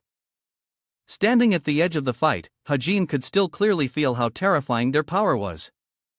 He exclaimed in surprise, Wow, the pressure is incredible. The two continuously clashed, neither giving an inch. It seemed like it would be an endless battle. Standing to the side, Heijin was devising a plan to help Suho. He can probably manage on his own, but dragging this out won't do us any good. I can't use a shotgun because the pellets could spread and hit Suho, too. Using a sniper rifle at this range is completely useless. After thinking for a while, he finally made a decision. I guess a handgun is the most suitable. As for Suho, the two were still fighting tirelessly. The most powerful sword strikes were delivered, but contrary to its expectations. It seemed the advantage was gradually shifting in his favor to the point that its great sword, unable to withstand the pressure, gradually crumbled over time. Unable to accept this reality, it was stunned. Impossible. How am I being pushed back? A mediocre sword like that should have shattered by now, but it doesn't even have a scratch. Unlike the crumbling great sword, Suo's sword remained steady and defiant, facing everything. His eyes were always so determined, sparkling with belief in victory. Looking deep into that face, it gradually became hesitant, then fearful. Is it because of this golden aura radiating from him? His suppressed anger gradually boiled over, but he still gritted his teeth and endured. He yelled straight at Suho's face, marking the poor soul. Don't get cocky. Suho, caught by the surprise attack, instinctively jumped back. He immediately jumped back a short distance. The arm holding the sword to face him was now also trembling continuously. Despite this, Suho resolutely refused to submit. Even if the opponent was incredibly strong, he silently expressed his determination. The more I fight him, the more certain I become. I will win this battle. In the end, both of them fiercely charged at each other for the last time. Life or death. The two swords greeted each other once again. In that moment, he thought, I have a reliable teammate after all. Suddenly, from where a bullet flew in at the crucial moment, taking down the boss from a distance, Heijin aimed precisely at the most critical moment. His eyes also shone with determination, believing that he couldn't miss. Just as it was distracted, Suho seized the opportunity and aimed right for the sword it was holding. Hajin recalled every word he had said to him. Keeping him still for just a split second is more than enough time. He had completed his mission and now it was time for Soho to shine. He thought to himself. Although that swordsman is stronger than in the original novel, Soho has the upper hand against him. The sword flew from its hand. The battle seemed to be decided. The sword flew into the air and gradually shattered. Then it broke into pieces, followed by the disappearance of the boss monster. It cried out in despair, "No!" In the end, it truly vanished, leaving only embers and regret. The battle was over. Standing to the side, died. Heijin rejoiced in their victory. He did it. We just need to get the reward from this labyrinth. Now, as for Suho, he was gradually calming down after winning a long century-like battle. Suddenly, his eyes fell on something that left him stunned. Seeing him like that, Hajin also quickly ran over to ask. "Soho, what's wrong?" Following the direction he was looking, a dry branch appeared. He exclaimed in shock, "What this?" Hearing his call, Soho also couldn't believe his eyes. He said, "No way." He looked around and continued, "It can't be." Despite this, he still had to accept the current reality. It was just a dry branch. Looking at the object before him, Suho's eyes welled up with tears as he remembered all the effort he had put in. He lamented, "Don't tell me the reward for completing this labyrinth is just a piece of firewood." Heijin, standing to the side, couldn't help but tease him. "Is that why you're sad?" "Don't worry, that branch." As he was speaking, someone else interrupted. "Who's there?" Two military-looking men entered the cave where they were standing. Heijin recognized them and looked back. He thought, that voice, are those the Jins from before? Heijin was bewildered, thinking, didn't these guys already return to the main team? Why are they back so soon? They were both lost in their thoughts when a voice pulled them back. "Hey, I just asked you a question." The bald man beside him added loudly, "How the hell did you guys get in here?" Next to him, the white-haired man still asked them with a cold expression. "Our guild, the Wicked Face, has already requested to clear this dungeon." "Who are you?" Hajin was the one who stepped forward to answer. He replied innocently, "Oh, is that so? We had no idea. We're cadets from Cube. We saw a path leading here, so we came in." The blond man asked again, "What were you doing in here?" Despite this, he still answered cleverly. "There was a monster here, so he killed it." The two of them moved forward, leaving behind the dry stick they had received after defeating the boss, which was still lying on the ground not far away. Hearing their answer, the man's face immediately turned serious, getting straight to the point. "What was the reward?" Soho seemed a bit startled, but Heijin had already thought of a clever reply. "As you can see, we didn't get any reward." "Yes, guild leader." The blond man was half believing, half doubting. He took out his phone from his pocket and called someone. "Guild leader, this is James. There's a problem here. We found 2 cube cadetses." A cold voice came from the phone. "Kill them." Hearing this, both of them froze on the spot. After he finished speaking, the phone call ended. The blond man calmly said to them, "You heard that?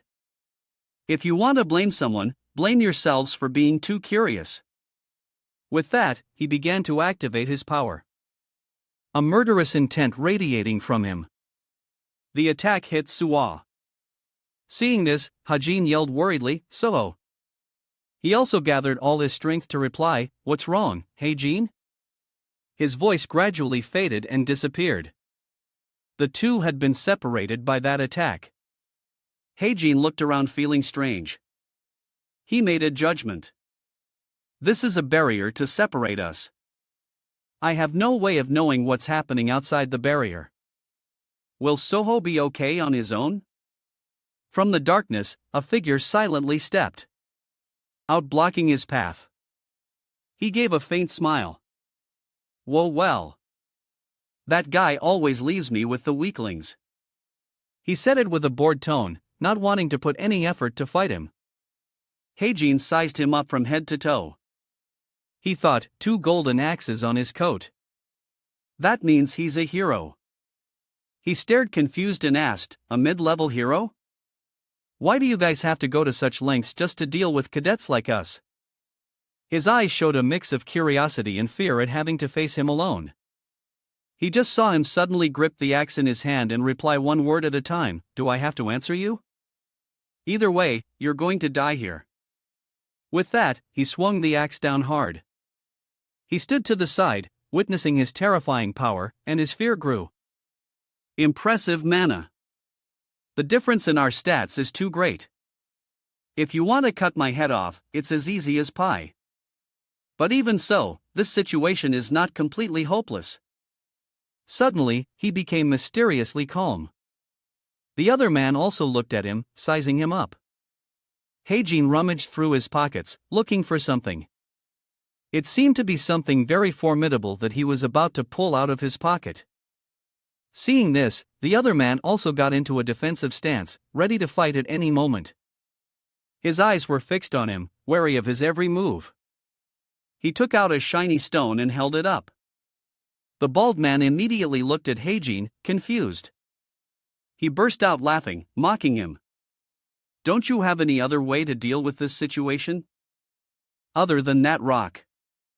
Despite this, he still replied confidently, that's right, but this is more than enough to deal with someone like you. Being looked down upon by a snot-nosed kid, he yelled in anger, you little brat. What did you just say?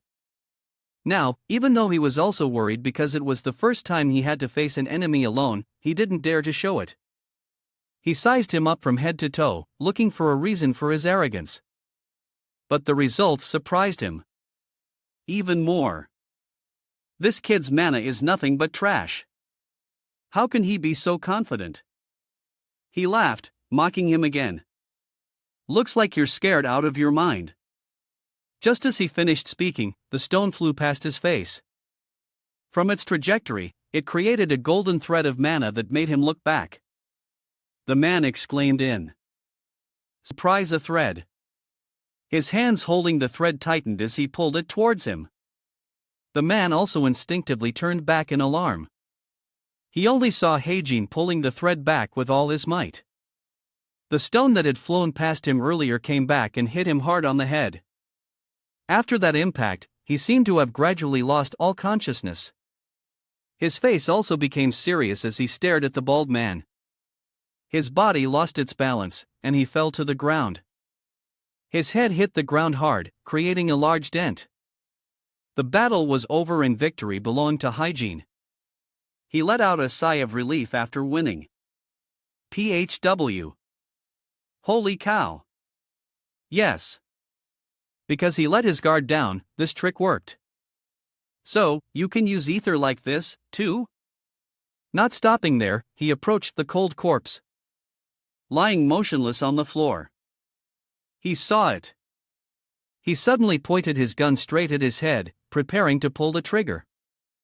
In a flash, he thought. I have to be quick because Jins recover fast. A hunting rifle is best, but I don't have much mana left. Without another word, he pulled the trigger. The shot was aimed straight at the bald man's head. Suddenly, he was surprised, his pupils contracted, and his face filled with fear. What? The bullet was embedded straight in the bald man's head, creating a hole. He was still not dead, especially after that shot. His eyes stared wide open, sending a shiver down his spine. Ian's movements also became more frantic. He fired his gun wildly at him, thinking, looks like I have to use the hunting rifle. Suddenly, the man let out a scream that echoed throughout the cave. Heijin also had to stop his actions because of his terrifying scream, but he couldn't hold on any longer and was sent flying, crashing hard against the wall. He coughed up a mouthful of blood after the impact. It seemed his internal organs had suffered considerable damage. Despite this, he didn't give up and struggled to his feet, unable to help cursing a few times. Damn it, it hurts like hell. But luckily, I was able to use the stigma to protect myself. Who would have thought that just his voice alone would be so powerful? He was also persistent and refused to give up. Getting up after taking a bullet to the head and struggling to speak. You bastard. You've got some nerve. Suddenly, his body began to change. From his hands to his face, everything gradually turned pitch black. His mind was also unstable. He growled out each word. I didn't plan on using this to deal with a kid like you. It seemed he had been pushed to his limit. Facing Heiji now was death. He looked up at him, trying to find a way to deal with him. It's come to this. I should have finished him off sooner. The Jin's special skill, demonization. He had completely transformed into the hideous form of a demon, radiating terrifying power. In a tense moment, a cold voice rang out. That curiosity will be the death of you. The demon Jin immediately transformed its body into powerful waves that rushed towards the opposite side. But the attack was not aimed at Kim Soo-ho, but passed by him and went behind. Soo-ho dodged to the side in bewilderment, crying out in confusion. In front of him, dark powers surrounded his friend. What? Heijin? Kim Heijin? Before he could finish speaking, he was frozen on the spot. He looked back to see that Kim Heijin was no longer there. James had mercilessly pushed him into a bottomless abyss. Suo was agitated.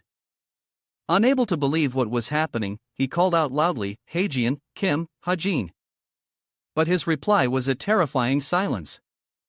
Only then did Kim Suo realize the situation with a shock. He thought to himself, I can't hear anything. I'm all alone.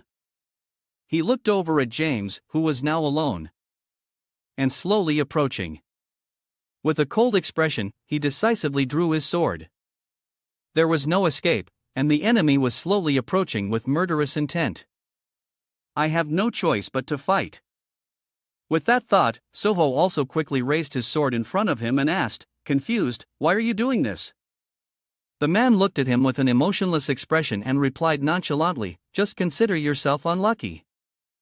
James raised an eyebrow, his eyes becoming sharp as he calmly observed the front. He looked Kim Soho over and thought to himself, that face looks familiar. A memory flashed in his mind, an image of him on the big screen at the arena. James immediately remembered Kim Suho, the top cadet of Cube. He stared at his opponent with a cold expression, feeling a bit disappointed. If I had recruited him before, he might be on my side now. Suo, on the opposite side, was also extremely vigilant, watching the enemy's every move, so tense that he broke into a cold sweat. What a pity! Just as he finished speaking, James appeared right in front of Suo, holding his blade to his neck before he could even blink. Without any mercy, he struck down, delivering a decisive slap towards his opponent. Kim Soho reacted quickly, leaning back to dodge the sharp blade, but still got a cut on his face. Blood immediately splattered everywhere.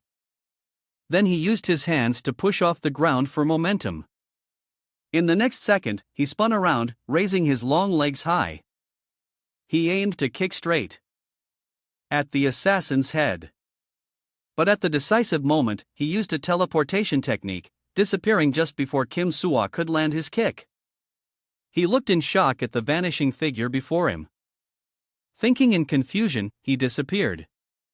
With that thought, Soho turned back into a defensive stance, one hand on the ground and the other holding his sword firmly.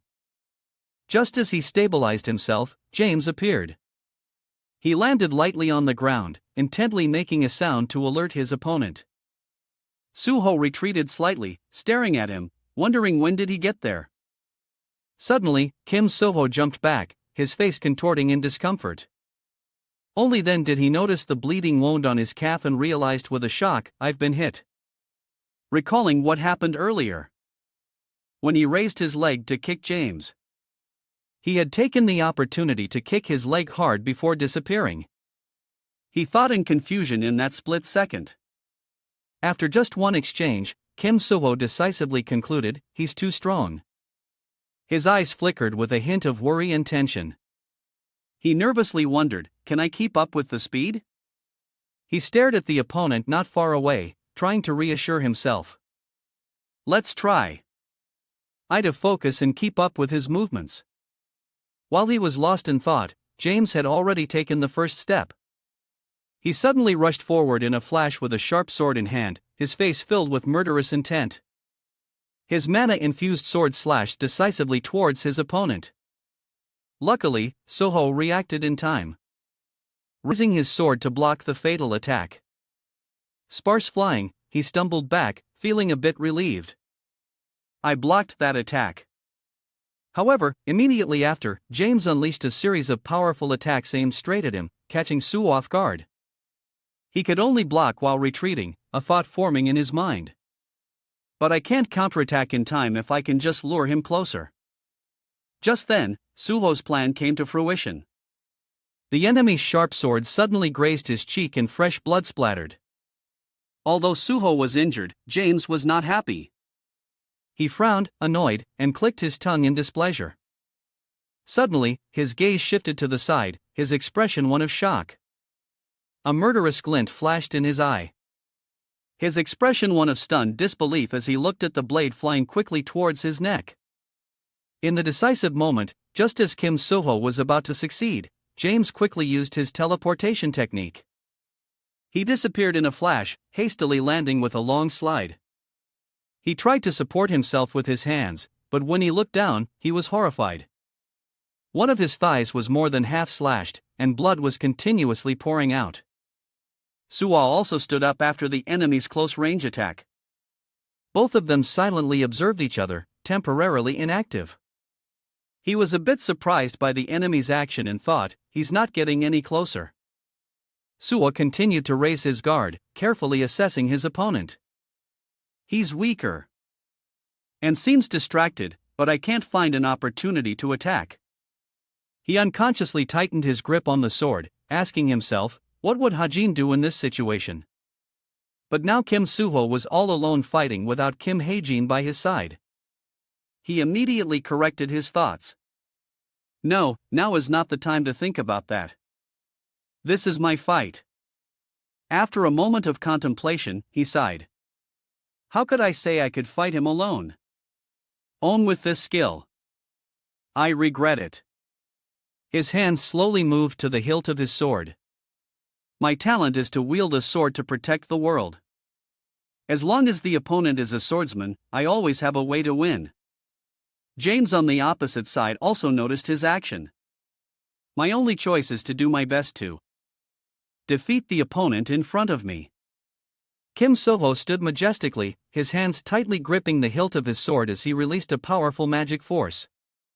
His bright eyes showed his resilience and determination. His mana immediately exploded, quickly spreading throughout the space, glowing brilliantly and stunning even the enemy. James looked at him fiercely, unable to hide the surprise on his face, and thought without admiration. He has such a massive amount of magic power. The range of his magic power had reached James's feet, and a sense of unease rose within him. I thought that even if he was the top of Cube, he was still just a kid. But it seems I shouldn't drag this fight out any longer. He raised his weapon, his eyes fixed on his prey, and thought decisively. I'll end this fight in the next move. Kim Suho on the opposite side was also in a ready stance, his face calm as he held his magic sword firmly. Suddenly, a chilling sensation arose, stunning him. Something is attracting me. His heart beat faster and faster. Suho wondered, what is this feeling? His vision blurred, but it wasn't from him. Suddenly, he remembered. That's right. This is the feeling I had when I first encountered a dungeon. It's like it's calling me. This is he, a guest. Not far away, a branch was emitting a sparkling light, absorbing Suho's magic power. It suddenly underwent a powerful transformation. Its entire body covered in an illusionary layer. The lower part revealed ancient characters on this side. The characters of the lower part revealed ancient characters on this side. The characters of the lower part revealed ancient characters. Kim Ha-jin was struggling badly, blood staining the corner of his mouth, his eyes wide with shock as he looked up. He clutched his stomach in pain and slumped against a rock, helplessly watching the large figure approaching. A cold voice rang out, "You damn bastard." The Jin had completely transformed. He stared at him with strong, murderous intent and growled, "You will never see the light of day again." Ha-jin looked at him in horror, his face filled with confusion, and cursed under his breath. "Damn it, it's over. I can't beat him." He gritted his teeth. In anger, unwilling to accept his desperate situation. In the next second, the Jin raised its sharp claws and lunged aggressively towards its weak prey. Roaring to die, Kim Ha-jin squeezed his eyes shut in fear, not daring to face the moment of life and death. He thought despairingly, "It seems this is the end for me." A loud explosion echoed and fresh blood began to gush out violently. Surprisingly, Kim Ha-jin was still alive. He hesitantly opened his eyes with a confused expression, but then he was once again stunned into silence when right in front of him was a sharp bloody blade. Only then did he clearly see the current situation. At the crucial moment, the Jin had been pierced through the body by a long spear. Standing there, the spear was quickly withdrawn. Pulled out of the demon's body, blood spurted out and its body immediately collapsed. Ha-jin watched in confusion as the figure approached him. But when he saw her, he couldn't help but be shocked. Li Xiaofeng. She emerged from the evil aura, coldly looking at him. Ha-jin couldn't help but be confused. "Ha? Why are you here, Captain?" Kim Ha-jin's eyes became hazy as he wondered why. "Why is the captain here?" On the opposite side, Li Xiaofeng was walking calmly towards him with a nonchalant expression. He tried to stand up but collapsed due to the wound in his stomach. The pain shot through him, making Haji cry out unconsciously. He clutched the wound to soothe it. In his heart, he was in a complete panic. "Oh, not now. If they attack right now, I'm not sure if I can hold on." The sound of high heels echoed continuously. Each of her steps carried a malevolent aura. Only then did Kim Ha-jin remember that in the novel there was a scene mentioning that the chameleon troupe had colluded with a wicked face. He looked up at his opponent, his expression somewhat worried, and wondered, "But why do they keep appearing in front of me?" In a quiet cave, the two of them met eyes carefully observing each other. Suddenly, a hand was casually extended. Kim Heen frowned, his face filled with confusion, not knowing what the other person intended to do. Li Xiaowang hesitated for a long time before speaking softly with an emotionless expression. "It's a pleasure to meet you." Ha-jin froze on the spot, his eyes wide with surprise as he stared at her, speechless for a moment. It wasn't until a while later that he managed to exclaim in shock, "Huh?" He gave a forced smile and replied politely with a hint of apprehension, "Huh? It seems we meet quite often, don't we?" She took the initiative to step forward, her flowing purple hair swaying in the wind, and replied nonchalantly, "Of course." Li Xiaofeng stood imposingly in front of him and said arrogantly, "Because I've always had my eyes on you." Ha-jin was taken aback by these words and exclaimed in disbelief, "Me?" He questioned her, "What do you mean?" The two of them didn't notice a large foot slowly approaching from behind. In the next second, the demon suddenly charged forward, leaping into the air and swinging its sharp claws straight at Liang's neck, roaring in anger. Only then did Ha-jin realize the danger. With a shocked expression, he quickly yelled, "Hey, danger!" But before he could finish his sentence, the large demon was directly torn into many pieces with a single blow from Leah. She still stood there looking at him, her expression calm as if nothing had happened. Witnessing this scene, Ha-jin was momentarily stunned. Before his eyes, the torn pieces of the corpse were slowly disintegrating. Suddenly, she spoke again. "I have something to tell you." He stared at his opponent, thinking with admiration, so strong. He replied, confused. "You have something to say?" Li Xiaofeng replied bluntly. "Yes, Kim Ha-jin. Then she moved closer to his face, her expression serious as she whispered something secretly for a long time. After hearing it, Heijin froze. He mumbled in doubt and confusion that only now did he realize with a shock, this must be the part. It also appeared in the novel, the important plot point of Shin Jong-hak's story. It changed because of my actions? If so, what will happen to the original plot? Just as he was about to hesitantly reply, sorry, Li Xiaofang immediately looked away as if she had sensed something. As expected, the white curtain she had created had started to lose its effect with numerous large and small holes appearing.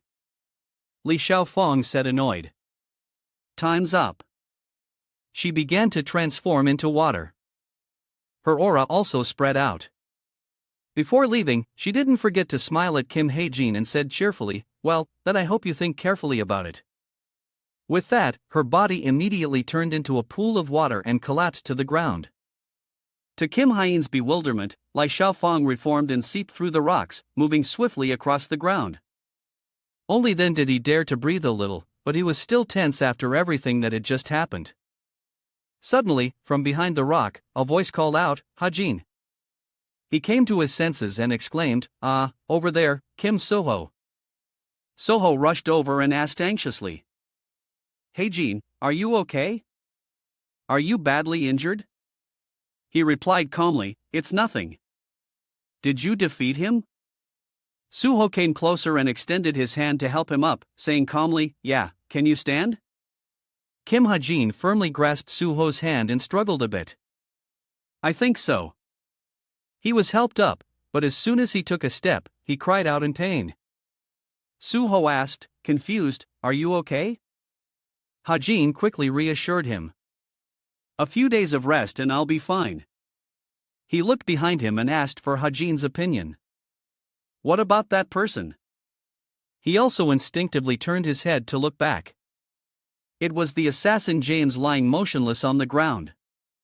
Hae-jin thought to himself, that's the Jin Kim Soho fought. Since the corpse is still here. It seems he was just defeated recently. Suddenly, Kim Soho made a suggestion. We have to report this to the association, right? This completely stunned him. He looked over with a bewildered expression, screaming internally, huh? Hae-jin awkwardly explained to him, wait, there's no evidence.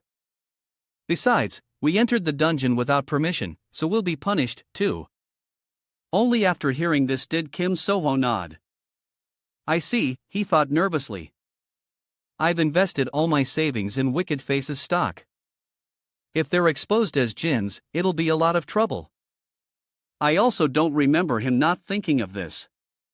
Kim Soho was quickly convinced by his words. All right, that sounds reasonable. Ah, what about the person we fought earlier? Hearing this, he suddenly came to his senses, his expression turning tense. Hae-jin tiredly looked away, feeling a bit speechless as he recalled what Li Xiaowang had done. It wasn't until a while later that he hesitantly replied. She ran away. The scene changes to the outside amidst a desolate forest covered in a thin layer of mist. The night sky enchanting with specks of starlight. Mist seeped through every branch. The quiet space filled with the sound of the wind. Kim Heen was exhausted, slumped against a large tree, sighing tiredly. Kim Sua stood beside him, constantly observing the surroundings, on guard against enemies. Hae-jin thought with admiration, using the magic power of the stigma. Just once has such a great effect. Just then, Soho squatted down and fumbled for something in his pocket. He called out, Haji. He took out a small, straight, sparkling branch and said as if to himself, I think this isn't just an ordinary wooden stick. Ha-jin looked at the object in Suho's hand with admiration. He didn't forget and brought it with him. Suho thoughtfully remarked, how should I put this?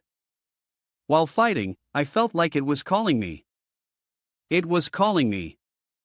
At this point, he suddenly gave a forced smile and asked shyly, sorry, you probably don't understand what I'm saying, do you? Contrary to what he thought, Hae-jin replied bluntly, no, I understand. Kim Hae-jin silently looked at him. His expression filled with trust. He gave a warm smile that surprised Suho. He gave his friend a thumbs up. Just by looking at it, I have a feeling that this would be a very good item. Suho exclaimed happily, really? An item? Kim Ha-jin began to analyze for him. If this were an ordinary item, it would be hard to consider it a reward for a dungeon of this difficulty. This is a very special wooden stick that you can only recognize if you know a lot about its lore and stories. Hae-jin excitedly asked Suho, have you ever heard of the mistletoe? The mistletoe in Norse mythology, it's known as a legendary weapon related to the murder of Balder, the god of light, and it's called the god-slaying stick. Suho's sparkling eyes stared intently at the glowing branch in his hand. He exclaimed in amazement. Mistletoe the stick. So could it be that? Haji nodded as if in silent agreement with him. At the same time he reminded his friend. But you know a divine weapon needs to be awakened to transform into its true form. Only then did Suho realize, exclaiming in admiration, awakening? So this isn't its complete form, huh? Hajin confirmed, yes, I knew it. It looks too shabby to be a dungeon reward. We were really disappointed, weren't you? But Kim Soho, who hasn't even awakened a mistletoe, was able to defeat a Jin on his own because this mistletoe stick is a very powerful weapon.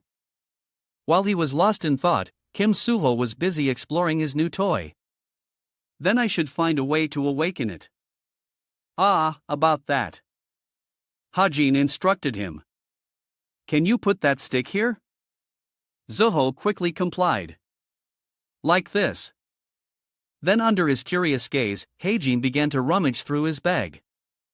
A sparkling light emanated from it, making even Kim Soho exclaim in admiration, ah. Looking at the bag of mysteriously glowing powder in Hae-jin's hand, he eagerly asked, what is that? Hae-jin replied, it's an artifact. I think it will help in awakening the mistletoe. Soho asked, confused, an artifact? Where did you get that? It looks very valuable just by looking at it. Seeing Kim Suho's expectant expression and sparkling eyes, Hae-jin thought with amusement. According to the original story, the young sprout powder belongs to Kim Suho. But I worked hard to get it, so I should show it off a little, right? He rested his chin on his hand, pondering. What should I say to make him a little more grateful? This crazy idea flashed in Kim Hae-jin's mind. He said bluntly, it's a relic from my parents. This sentence directly made Kim Suo's face turn pale. His expression was one of extreme shock, his mouth agape, speechless. The atmosphere froze. It was completely eerily silent. Hae-jin sighed wearily and said in frustration, can I even make a joke?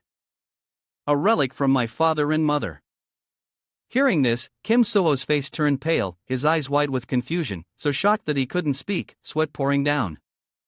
Seeing his tearful expression, Kim Ha-jin quickly tried to fix it, saying shyly, I was just kidding. I mean, it's very important to me. In his heart, he felt a bit guilty. I guess calling it a holy relic was a bit over the top. This powder helps your potential reach its peak faster. It applies to both people and objects. In short, if you sprinkle the powder on the mistletoe, it will transform. Hajin lowered his hand near the branch, testing Suo's reaction. So, I'll sprinkle a little on it now. Hearing that, he was startled. Just as Hajin's hand was about to come down, another hand stopped him. Suho quickly shouted, wait. He looked worriedly at his friend and asked cautiously, is this okay? This powder is important to you, right? Hearing this, Hajin could only sigh in frustration. He calmly explained to Suho. It's because it's important that I have to use it at times like this. When we ever find a mythical item like this again, however, Kim Suho was still not at ease and hesitated to object. But Kim Hae-jin immediately corrected him. He sternly threatened him. Shut up. Just take it while I'm still willing to give it. Suho was moved to tears and replied emotionally. Thank you. Then the powder was quickly sprinkled onto the branch. Each grain that fell shone brightly. As expected, it worked. The branch began to emit powerful streams of light. Hajin was also amazed by this scene, watching intently without blinking. The manna flowed from the stem to the tip of the branch. Its size also increased accordingly and its color changed. Even Kim Suo was stunned by this scene. His eyes fixed on the mystical light below. The transformation process ended. The bare desolate branch from before had now become lush and green. The tip had sprouted and a few small, beautiful leaves had grown on either side, looking very attractive. Heijin proudly showed his friend. "See, I was right."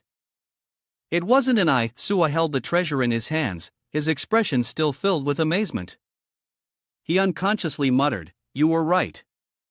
As he touched it, a leaf gently fell from the branch, swaying in the wind as it floated down. Good. The first awakening of the mistletoe was a success. Now for Kim Soho to be able to grow and defeat our enemies, it will naturally transform into the shape of a sword. With that thought, Heijin slowly stood up and said, "All right, now." He kindly picked up the fallen leaf. "We made a promise, right?"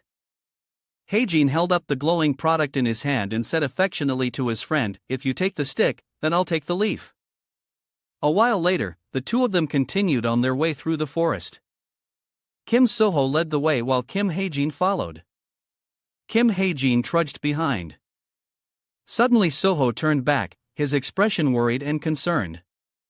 He suggested to Heijin, "Is it okay for you to just take the leaf? It would be better if we share this item." Heijin just calmly reassured him. "How many times do I have to tell you? It's fine." Soho was still stubborn. But Heijin sighed wearily and replied indifferently. "What's the big deal? I don't want to use that stick and then fall asleep during a fight." As he spoke, he gently tapped the watch on his wrist and told himself, "This is enough for me right now." Soho could only cry out in frustration, but the system displayed information. Leaf of the mistletoe. The leaf that falls after the legendary staff awakens. If you boil and drink it, your body will become stronger. If you grind it and turn it into a weapon, you can create an extraordinary weapon. He let Suho lead the way, while he followed behind, intently looking at the screen, thinking with amusement. It's not for nothing that it's a byproduct of a legendary weapon. This makes me quite happy. I should think about how to use it in this story. In that moment of hesitation, Kim Haji unexpectedly tripped over a root on the ground. A loud thud echoed. It scared away several nearby crows. Heijin sat on the ground, his mind hazy, and muttered in confusion, "That hurts. Wait, why is there a root here?" As soon as he finished speaking, he seemed to come to his senses, his mind completely clear. He immediately realized something was unusual. Wait a minute. A familiar memory surfaced in his mind. Hasn't something like this happened to me before? Just then, Kim Soho also appeared, rushing over to ask, "Hey Jean, what are you doing? What happened? I think I heard a loud noise." He quickly denied it. "It's nothing. I'm coming." For the rest of the way, Kim Hae-jin walked with a spring in his step, humming cheerful tunes. The ginseng from earlier had been carefully wrapped and stored in his bag, making him overjoyed at having found a treasure. On the other side, inside a desolate cold stone cave, two figures were meeting under a large rock. Jane sat perched on a chair intently watching a battle video and remarked with amusement, "Oh, that's good. Even if you pour all your magic into it, to create such force with a whip is not easy." But when I got here, her expression gradually became serious as she assessed more. Importantly, what I like is the way he made that cold-blooded decision. On the screen was the scene of Kim Hae-jin mercilessly shooting down a Jean. This made Jane excited. The current Kim Hae-jin doesn't know that his opponents are Jeans, but he didn't hesitate to kill them. She paused the video and said cheerfully, "This time the leader was right." Jane was satisfied and turned to look at Leia Fong standing quietly behind her, disappointed that she was right. She sighed in admiration. This kid has potential. Lai Xiaofang bluntly turned to leave and said curtly, "That's enough, Jane." She asked her leader, confused. "Huh? Are you leaving already? Don't you want to watch until the end? I want to see the demonization, too." Contrary to Jane's excitement, she said coldly, "I don't want to see that." Jane looked at her doubtfully and asked, "Why is it related to Leah?" Fong was silent for a long time, her expression thoughtful. It wasn't until a while later that she said with a disgusted tone, "Because it's disgusting." The scene changes back to the human city. At the familiar small apartment, the lights were still on despite it being late at night. Kim Hae-jin, like a walking corpse, entered the house with a dazed look. His mind spinning, only able to exclaim, "I'm so tired." He struggled to walk on his weak, trembling legs and thought in pain, "Every part of my body hurts. I think I'm going to die." Suddenly, Evendel appeared from somewhere, looking sleepy and rubbing her eyes, dreamily calling his name. "Hae-jin." This startled him and he whispered, "Hey, you're awake." Hae-jin quickly went over and picked up the little girl, whispering gently, "I'm sorry. Go back to sleep." Evendel quickly fell back asleep in his loving arms. He slowly carried the little girl to the window. The light from outside shone in, making him unconsciously look up. What caught his eye was a beautiful night sky with a full moon and twinkling stars in the deep sky. Hae-jin suddenly remembered a few minutes ago at the subway station a low voice rang out. "You go back to Cube first." Hae-jin looked at Suho in surprise. "What about you?" He waved his hand and replied cheerfully, "Since I'm here, I'll go visit my family." As he was about to leave, the voice rang out again, making him stop. "Haji, Hajin." Under the mystical moonlight, Kim Suho's eyes sparkled as if they were glowing, filled with deep affection, and he hesitated before speaking. "Today, thank you so much."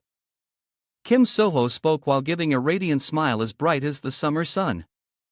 His captivating appearance was fully taken in by Hae-jin. For a moment, he was stunned, not knowing how to react.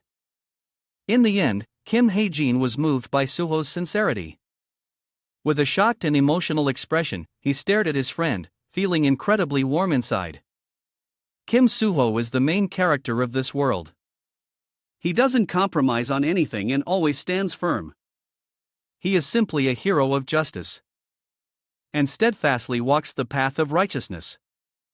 In the real world, you wouldn't find anyone like him. But I created him with a hope that someone like him would exist somewhere. Soho means to protect. Hae-jin hugged Evendel tightly, smiling unconsciously as he looked outside because the true savior will protect this world. Meanwhile, he had been silent for a long time, which surprised Suho. He asked worriedly, "What's wrong?" Hae-jin smiled lightly and replied in an affectionate tone, "It's nothing, and take care." Watching Kim Suho cheerfully wave goodbye and leave, he told himself, "In this world, you are the person I can trust more than anyone." According to the information from the original story, the Hero Association calls the 9 Jin leaders the 9 evils. That nickname means the very source of evil. But the 9 evils see that nickname as a compliment and accept it. The third evil, Defiance, created a top-secret sanctuary by renovating a cave deep in the southern Hamshiriang mountain range. At Defiance's sanctuary in 1912, the Jin saw a Tomer coming to the office and wondered in surprise, "What's wrong with her? Why did she suddenly show up at the office?" A female colleague also felt confused. "Yeah, she's not usually interested in missions." But Tor didn't care about their gossip. Seeing her indifferent attitude, the female colleague couldn't understand and exclaimed, "So weird. Is she really a Jin?" Just then, a man walked in. Both of them immediately shut up and turned back, pretending to be very focused on their work. Tor on the other side was also typing something on the computer. She seemed dissatisfied and said in a complaining tone, "Seriously, almost done." Then she suddenly stood up and exclaimed, "Seriously? Without realizing, the man was standing behind her. Just as Tor turned around, she saw a file being held out to her. The man slowly spoke after a few seconds. I know your skills are outstanding, but you can't complain because the mission is too small. Tor took the file and replied, I know. Her face was still annoyed as she asked, so, what's the mission this time? The man said coldly, see for yourself. Tor flipped open the first page of the file to look. She said, it would be much better if you just told me the details. After quickly reading the contents, she looked up at the man as if for confirmation. This is, he replied firmly, yes. He looked straight at Tor's slightly surprised face and said clearly, a surveillance mission. Next, only the back of a girl with light blonde hair appeared. The scene changes to a towering building. Inside the lobby, many people were waiting and discussing matters. Hygiene was there. A moment later, a voice called out, Mr. Kim Hae-jin. He turned around to see Jin asking very politely, you have an appointment for a magic engraving, right? Hae-jin also politely confirmed, yes. Hearing the answer, Jin smiled gently, creating a friendly atmosphere. Then he bowed and introduced himself. It's a pleasure to meet you. I'm a 4-star mage. My name is Jin. Hae-jin, sitting with his legs crossed, also smiled warmly and replied, ah, so you're in charge of the engraving today. I'll be in your care. The two of them just looked at each other and smiled like that. Looking at the mage in front of him, Hae-jin was very satisfied and thought, a 4-star mage specializing in artifacts? That's the highest level a human can achieve. I'm lucky. But a moment later, he realized this mage was observing him from head to toe. A second later, Jin's expression changed 360. He pointed towards the path with an indifferent expression and said, this way. Hae-jin was a bit confused and wondered, did he just look me up and down to see what I'm wearing today? He put one hand in his pocket, his smile now a bit forced as he thought. Mages are so pragmatic. I actually dressed up a bit today because I knew they would be like this. Maybe I should have dressed up even more. Upon entering the room, Jin didn't even look at Hae-jin's face and just asked, what kind of magic do you want engraved? Hae-jin thought for a moment and then stated his request. I'm looking for a type that increases physical strength or a defensive magic. Jin immediately snapped his fingers and exclaimed, oh, I see. In a flash, countless types of magic appeared behind him. Jin, while sipping tea, waved his hand behind him and said, these things should satisfy you. Do any of these catch your eye? Hae-jin looked at the types of magic and then put his hand on his chin, pondering. He analyzed in his mind.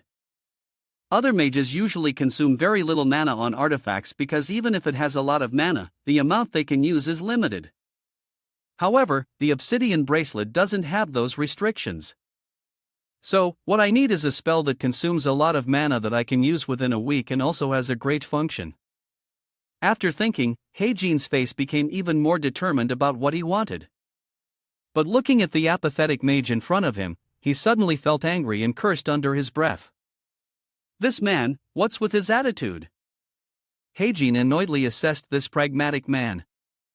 He immediately looked down on me. Is my value determined by the clothes I wear? But now a flicker of fear rose in his heart. What should I do with him now? If I let this go, he might engrave it half-heartedly, right? After a moment of internal monologue, Hae-jin deliberately cleared his throat to get his attention. Then he sat up straight and said, I don't like mediocre things like these. Don't you have anything that requires more mana to activate? I'm looking for something like an immediate power boost or potential awakening. Jin, while sipping tea and looking at his phone, completely ignored him and replied, okay. But before he could finish his sentence, Hae-jin interrupted with an "oh." Then he leaned back in his chair, tilted his head, and smiled deliberately, asking, is that a bit difficult for a 4-star mage like you? Jin was a bit taken back by his strange attitude. He took a few seconds before asking confused. Excuse me. So, Heen stood up without hesitation as if to leave. It's okay. I came here because I was in a hurry. Maybe another time. Jean immediately rushed to stop him. Wait. It's not like that.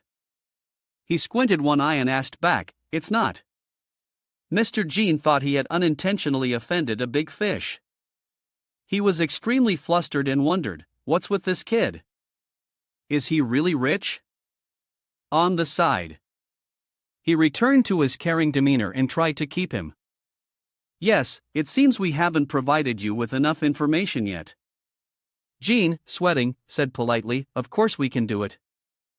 I was just a little worried that it would be too expensive. Hearing the mention of money, Jean put his hands on his hips and asked, What? His friendly smile appeared again with a hint of flattery as he asked tactfully, the ones just now were only for ordinary customers. Do you have an estimated budget in mind? Jean thought for a bit, then leaned in and whispered into Jin's ear. He also cooperated and leaned in to listen. Then Jean looked up at Jean with wide, surprised eyes. Now his eyes were sparkling as he exclaimed, that much. Then he immediately became extremely enthusiastic about introducing his products. Oh, I'll show you the other list, too. Since you're in a hurry, I'll show you the best items. He then hurriedly ordered his staff. Hey, bring new tea. Seeing Jin's enthusiastic service, Jean let out a tired sigh. Minutes later.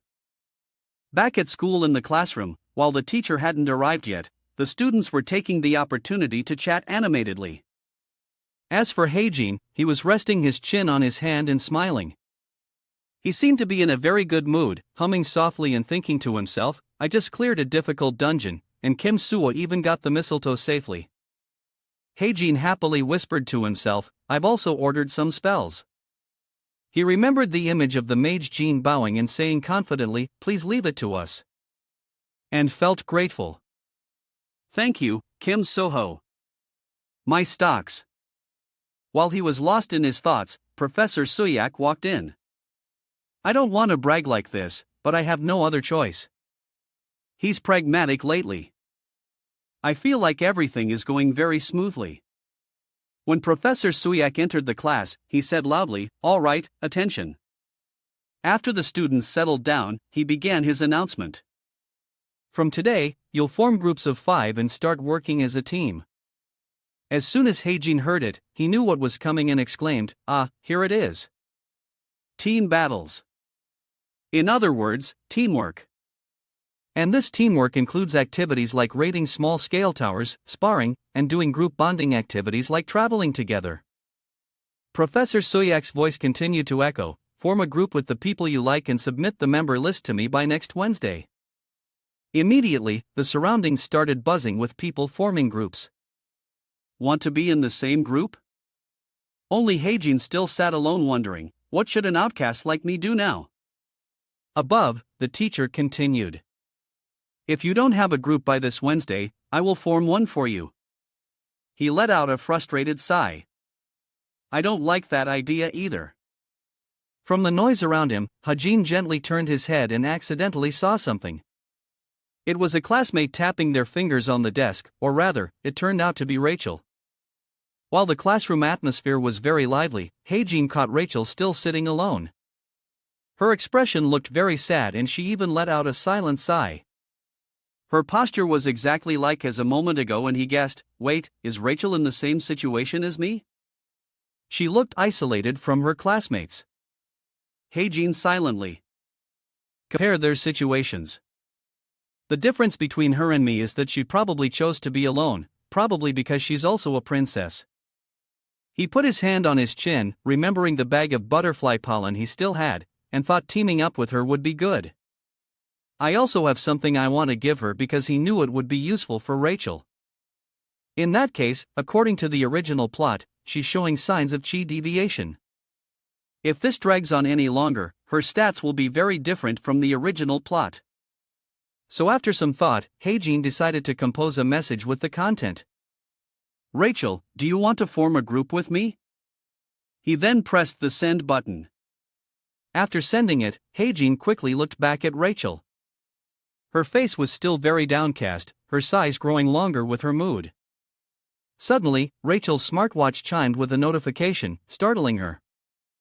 Heijin watched, waiting anxiously. She is checking the message. Over there, Rachel was waiting for the message to appear. Just then, someone walked up to her and called, Rachel. Seeing this person, Heijin was surprised. Tor extended her hand towards Rachel and politely invited, Do you want to be in a group with me? Heijin was very confused by her action. He wondered, why does Tomer want to approach her? Tor and Rachel silently made eye contact. Hajin also sat silently observing them. The surrounding classmates were very surprised and started whispering. Tor and Rachel in the same group. What's going on? He wondered tensely. Why is Tor making her move now? And why is she asking Rachel?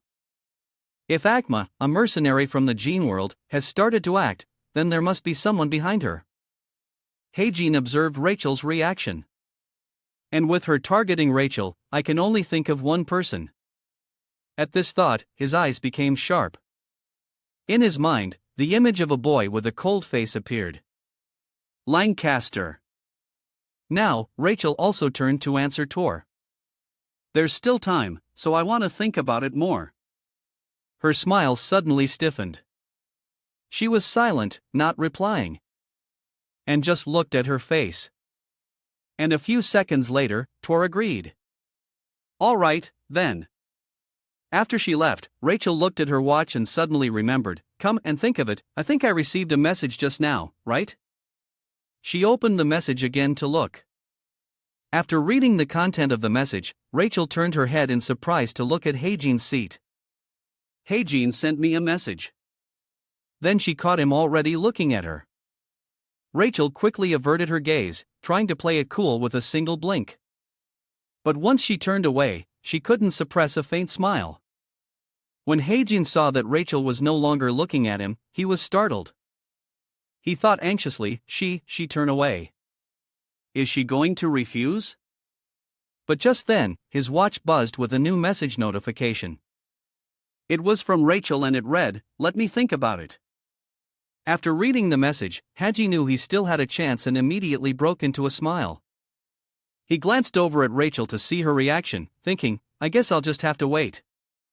Up above, Rachel rested her chin on her hand and smiled to herself, looking incredibly happy. At the same time, Cha Yun was doodling aimlessly in her notebook. She had a scowl on her face as if she was wrestling with a major decision. Looking at her notebook, Nan had already jotted down a few names. Chaonin was at the top, followed by Hazuki and Ryan.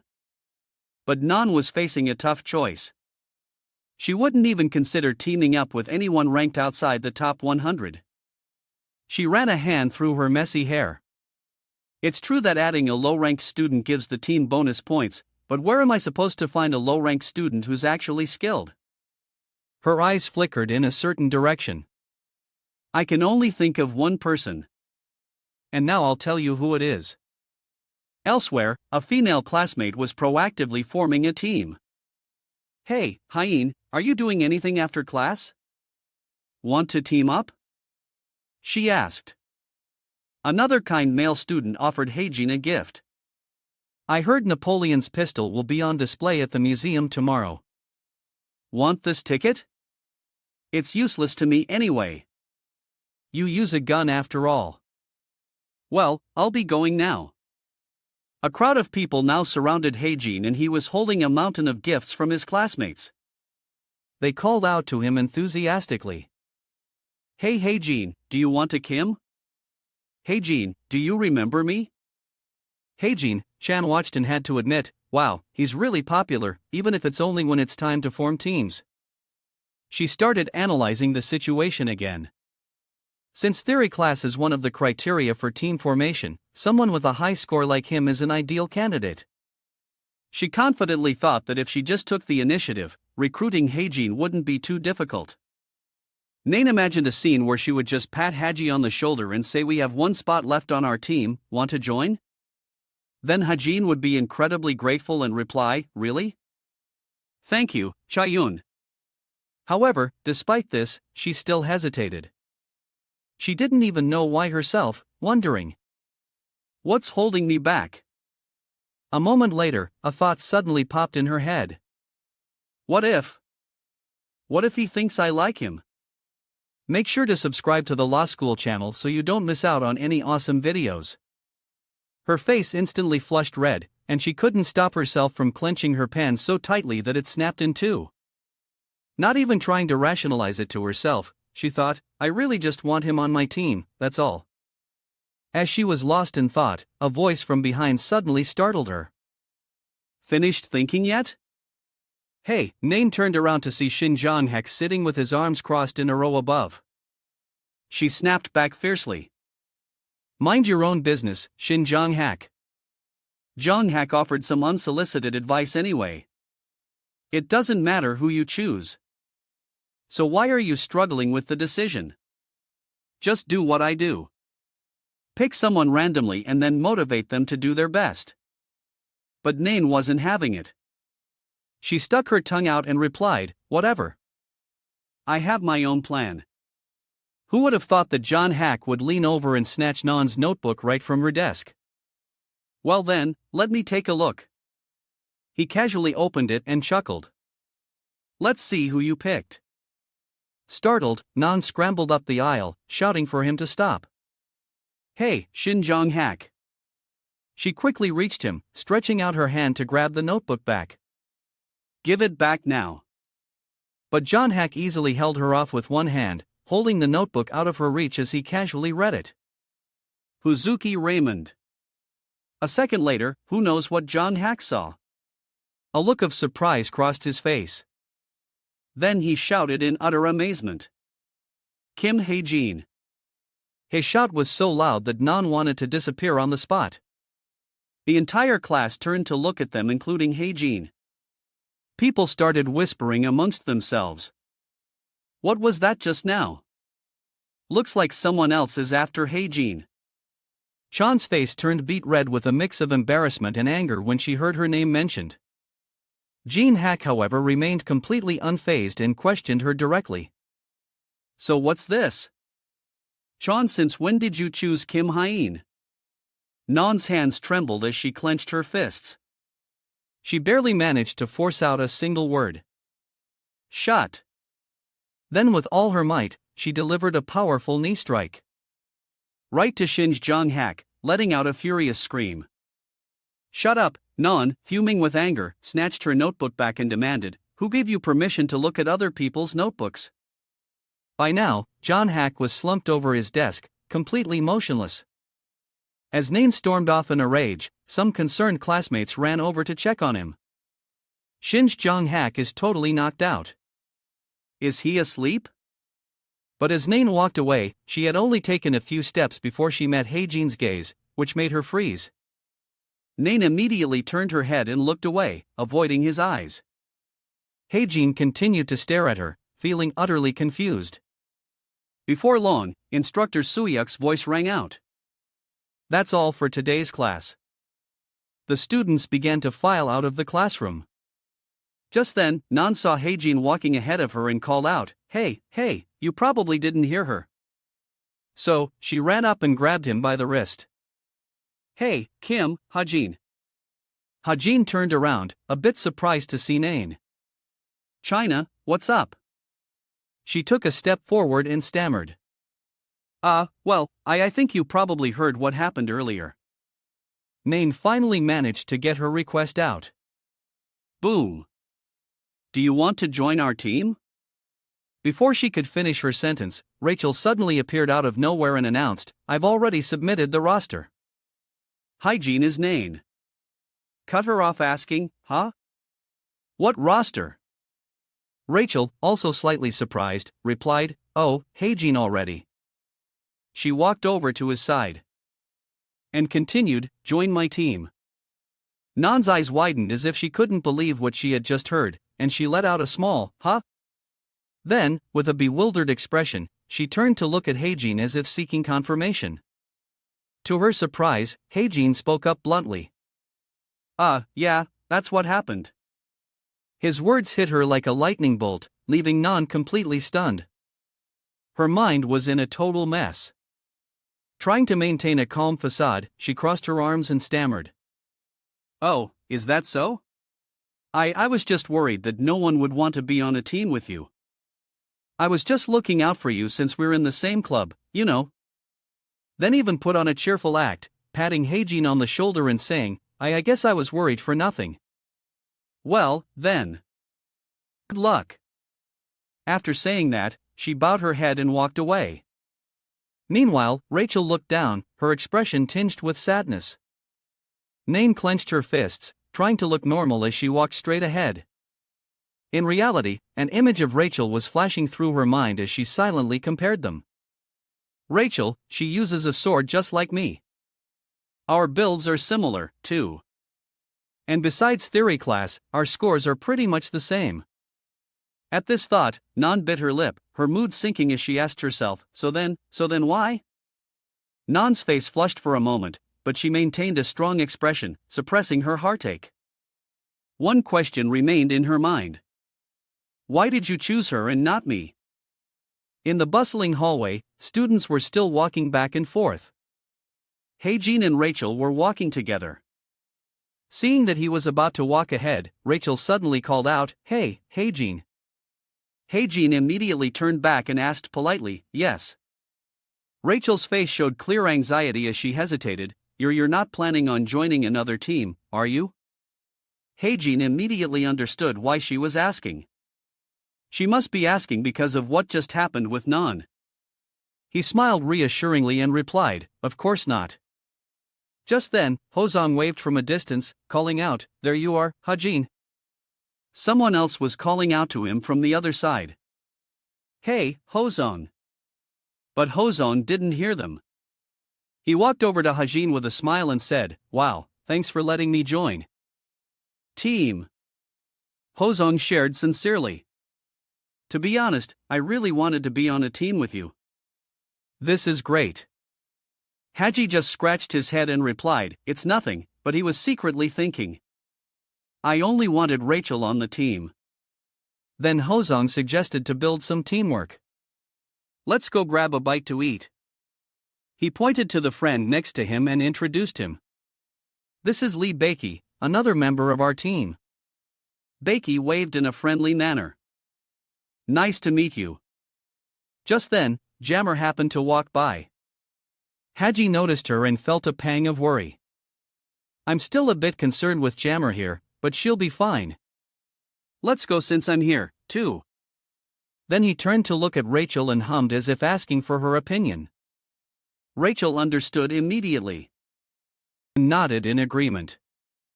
"Yes, sounds good," Hong asked considerately. "Great, Rachel, is there anything you want to eat?" Rachel replied easily. "I can eat anything.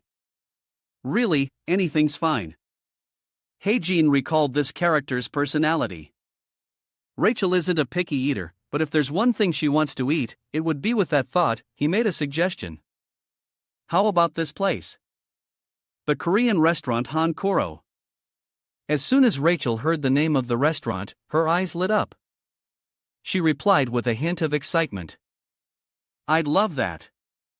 Hon also agreed. "That place is pretty good." Meanwhile, on Nan's end, she was on the phone with a friend finalizing her team roster. "So, our team will have 2 warriors, 1 marksman, 1 support and 1 mage." The person on the other end of the line was Hizuki. She commented sincerely, "Noan, since you're both a warrior and a marksman, this could be a perfect combination. So, you'll need to do something to help." As soon as Nain heard this, she couldn't help but feel a surge of pride and wiped her nose. But then, Hizuki asked a question that made her pause. "But, Hizuki, couldn't Hajin join our team?" Nan seemed blustered and replied, "If I wanted to team up with him, I would have asked him to join." She feigned an excuse, "But if we did that, the other teams would be too weak. Besides Rachel, their team doesn't have anything special." Hizuki remained firm in her opinion, her tone gentle yet regretful, but it would still be good to have hygiene. Nain didn't want to discuss it further. She changed the subject. Let's not think about them anymore. I'll submit our roster first. Okay. Hazuki smiled and agreed. Okay, thanks. After they hung up, Nan was left feeling dejected. Nan threw herself back on her bed and let out a long, heavy sigh. A few seconds later, she opened her eyes slightly and mumbled, "I can't sleep." She stared at the ceiling, talking to herself. If I knew this would happen, I would have invited him to the team from the very beginning. I shouldn't have been so worried about the theory part back then. At this, she clenched her fist, feeling a wave of regret. I let him slip into Rachel's hands because I kept hesitating. The image of her duel with Rachel replayed in Nan's mind. I still remember losing to her in the midterm exam, she thought. That happened right after I switched to using a single sword. At this point, Nan buried her face in her pillow, thrashing around in frustration and yelling, "This is too much." She hugged her pillow, anxiously thinking, at this rate, I'm going to lose again. And as she was thinking this, Heijin was, of course, sitting and eating right next to Rachel. The scene changed. It went from the usual classroom setting to glistening icicles hanging down and Hozong exclaiming in awe, "Wow, this place is incredible." Hajin's team of 5 had arrived. Even though they were fully equipped with winter gear, they couldn't help but marvel. It's freezing. Heijin mentally reviewed the basics of this lesson. The first lesson. On teamwork dungeon exploration. As far as I know, when a new dungeon is discovered, a vanguard team enters first to explore. Our goal today is to fulfill the duties of that vanguard team. Bakyu rubbed his hands together, shivering as he said, "We've been walking for 20 minutes already." Hong, also shivering from the cold, saw Hajin looking calm and asked, "Haji, aren't you cold?" Heijin smiled at him and replied, "Of course I am." Just then, Rachel spotted something and exclaimed, "Look." Before them were 5 different diverging paths. The team members started asking each other, "There are 5 entrances. Which one should we take?" Jammer finally spoke up, pointing to one of the caves and saying, "Thinking about it won't do any good. Let's go this way." Immediately, someone voiced their objection. No, it was Haji. He stated with absolute certainty, "Not that way." Jammer immediately challenged him with a scowl. "What? How can you be so sure?" Heijin scoffed internally. "How can I not be sure? Her motives are so obvious. She's trying to lead us all into a trap." After a few seconds of silence, he explained, "I have a good eye for these things." "That's not the right path." Jammer frowned, staring intently at Heijin. Then she turned to Rachel and said, "Team leader, you decide." Rachel hesitated for a moment. Oh my. But she quickly made her decision. "We'll follow Heijin's lead." Heijin smiled upon hearing this while Jammer's scowl deepened. Jammer turned away, muttering resentfully, "But I have a feeling that's the right entrance." On the side, Heijin rolled his eyes and whispered to himself, "How pathetic." A short while later, the group of 5 came across a sleeping yeti. Everyone stopped to observe it. Bakyu exclaimed excitedly, "Oh, we found a yeti." Huang's trust in Haji grew even stronger. Looks like the path Hajin chose was the right one. In Heijin's own words, "I kept thwarting Jammer's plans." Before long, they reached another fork in the road. Jammer pointed to a strange path and suggested this way. "Trust me this time." But Heijin immediately shot her down. "No, not there." He had a few choice words for her efforts. To separate Rachel from the group, calling them praiseworthy. Not long after, Jammer tried to stir up trouble again, wanting the group to change direction. "There are traces of an ice path over there." Haji once again ignored her. "No, not there." He resolved internally. "I can't let her get what she wants." Ho, both amused and curious, asked Hajin, "How are you so good at finding a way?" Heijin simply replied, "Just lucky, I guess." Meanwhile, Jammer was left behind, her eyes filled with anger. She secretly clenched her fists and cursed. Damn it, Jammer angrily asked herself. Is it really this hard to get one person injured and forced to retreat? Up ahead, Rachel also acknowledged his skill. Your observation skills are really good, Heijin.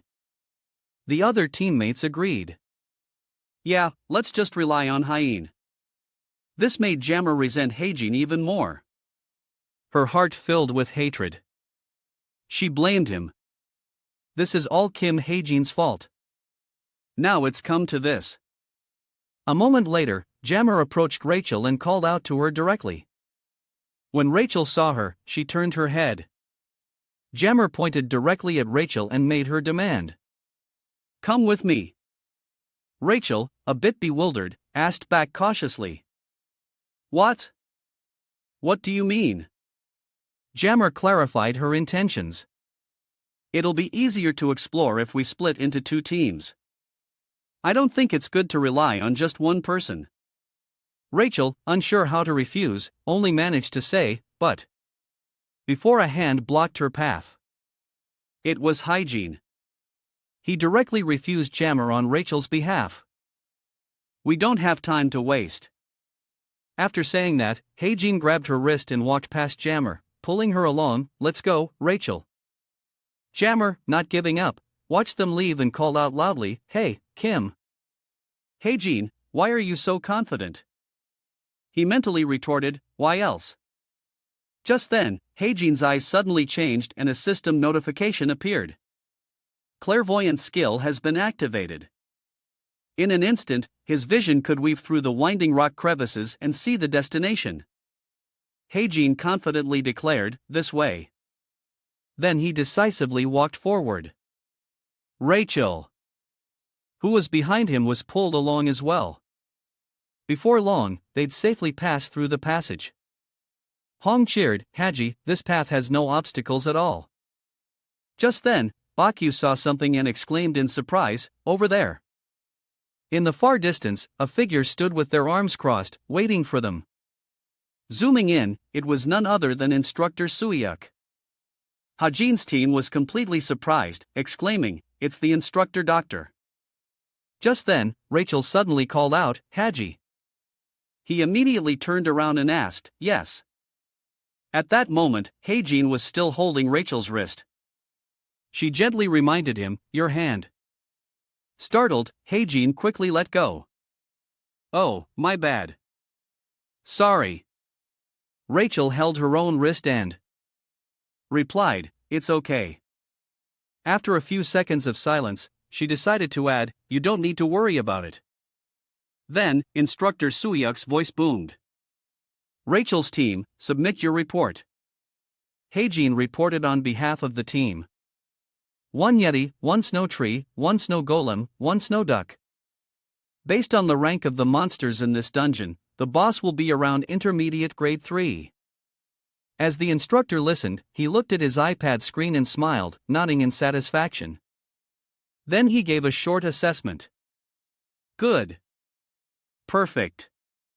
Rachel smiled happily while Hozong and Bakyu high-fived and cheered. Everyone except Jammer gathered around and chatted.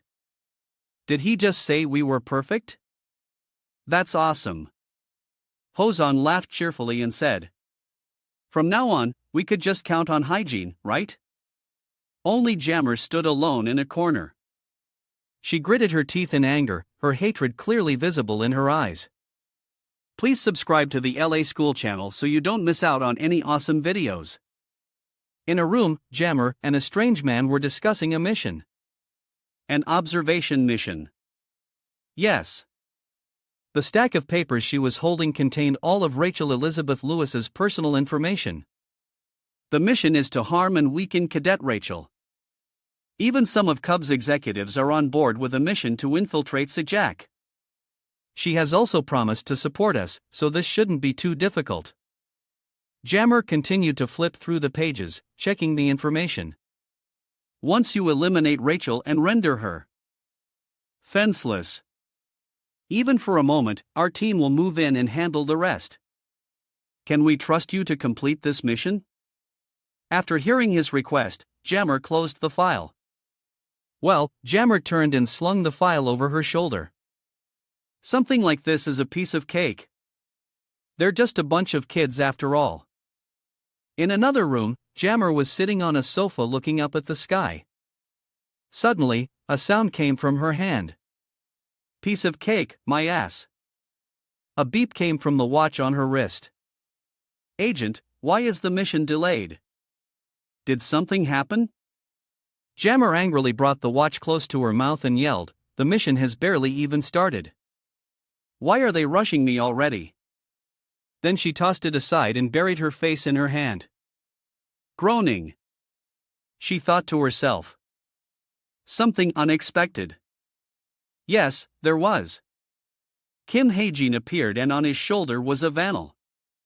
He laughed heartily, his eyes sparkling. Every time I'm about to make a move, he shows up and stops me. He sticks to Rachel like glue. So, you want to get close to Rachel? You have to get through me first. Ha! Jammer picked up a piece of paper with all of Kim Hae-jin's information. He's always sticking to her both in and out of class. How does a rank 334 dare to act so arrogantly, but there's nothing noteworthy about him at all? She let the paper with Kim Hae-jin's information fall onto the table and burst out laughing. Don't tell me he's the type who believes in fairy tales. The brave hero winning the heart of the beautiful princess. After dropping the paper, she suddenly fell silent and looked down at the information sheets for Kim Hae-jin and Rachel. Does Kim Hae-jin have feelings for Rachel? Jammer picked up information sheets for both Kim Hae-jin and Rachel Elizabeth Lewis. She looked back and forth between them. Wait. If that's the case, a firework of an idea exploded in her mind with a single thought. He says he likes her. I just need to exaggerate it a little and spread a rumor that he likes Rachel.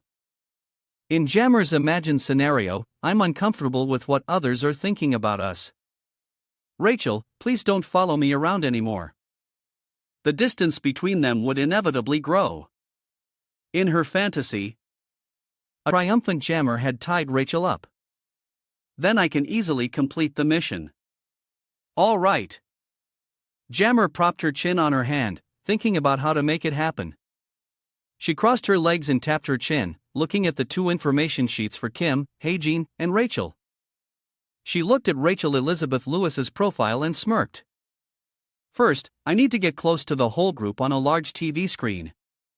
A full analysis data and some general knowledge were displayed.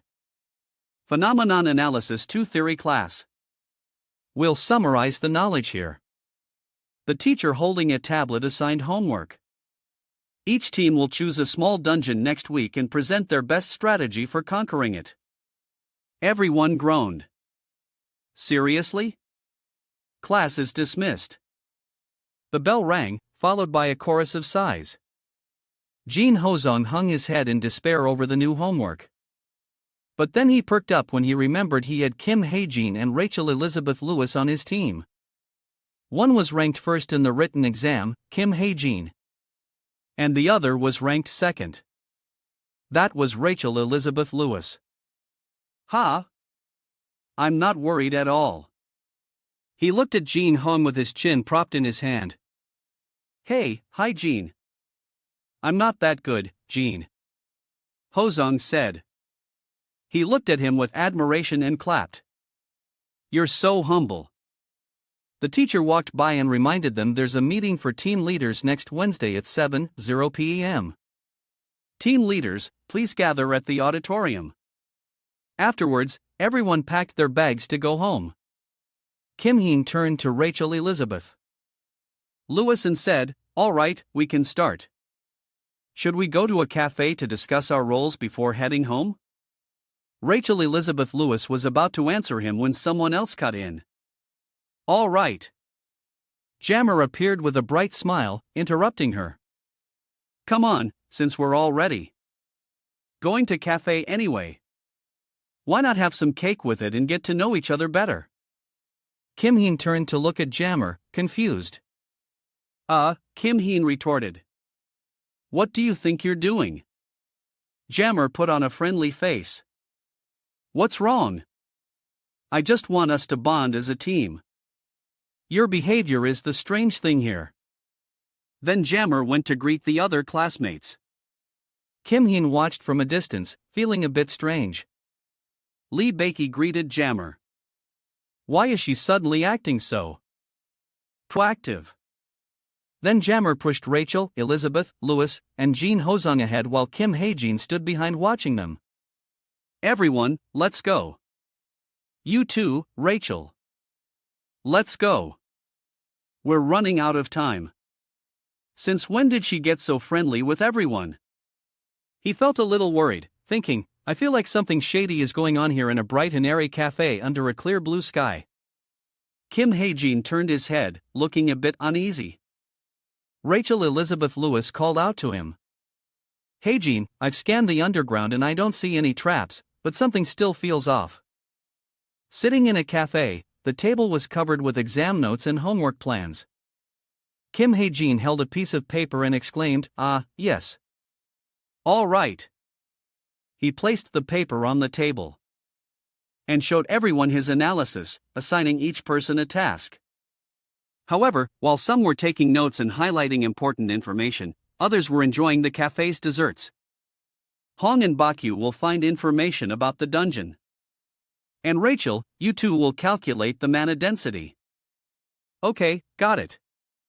Kim Hae-jin took a sip of water.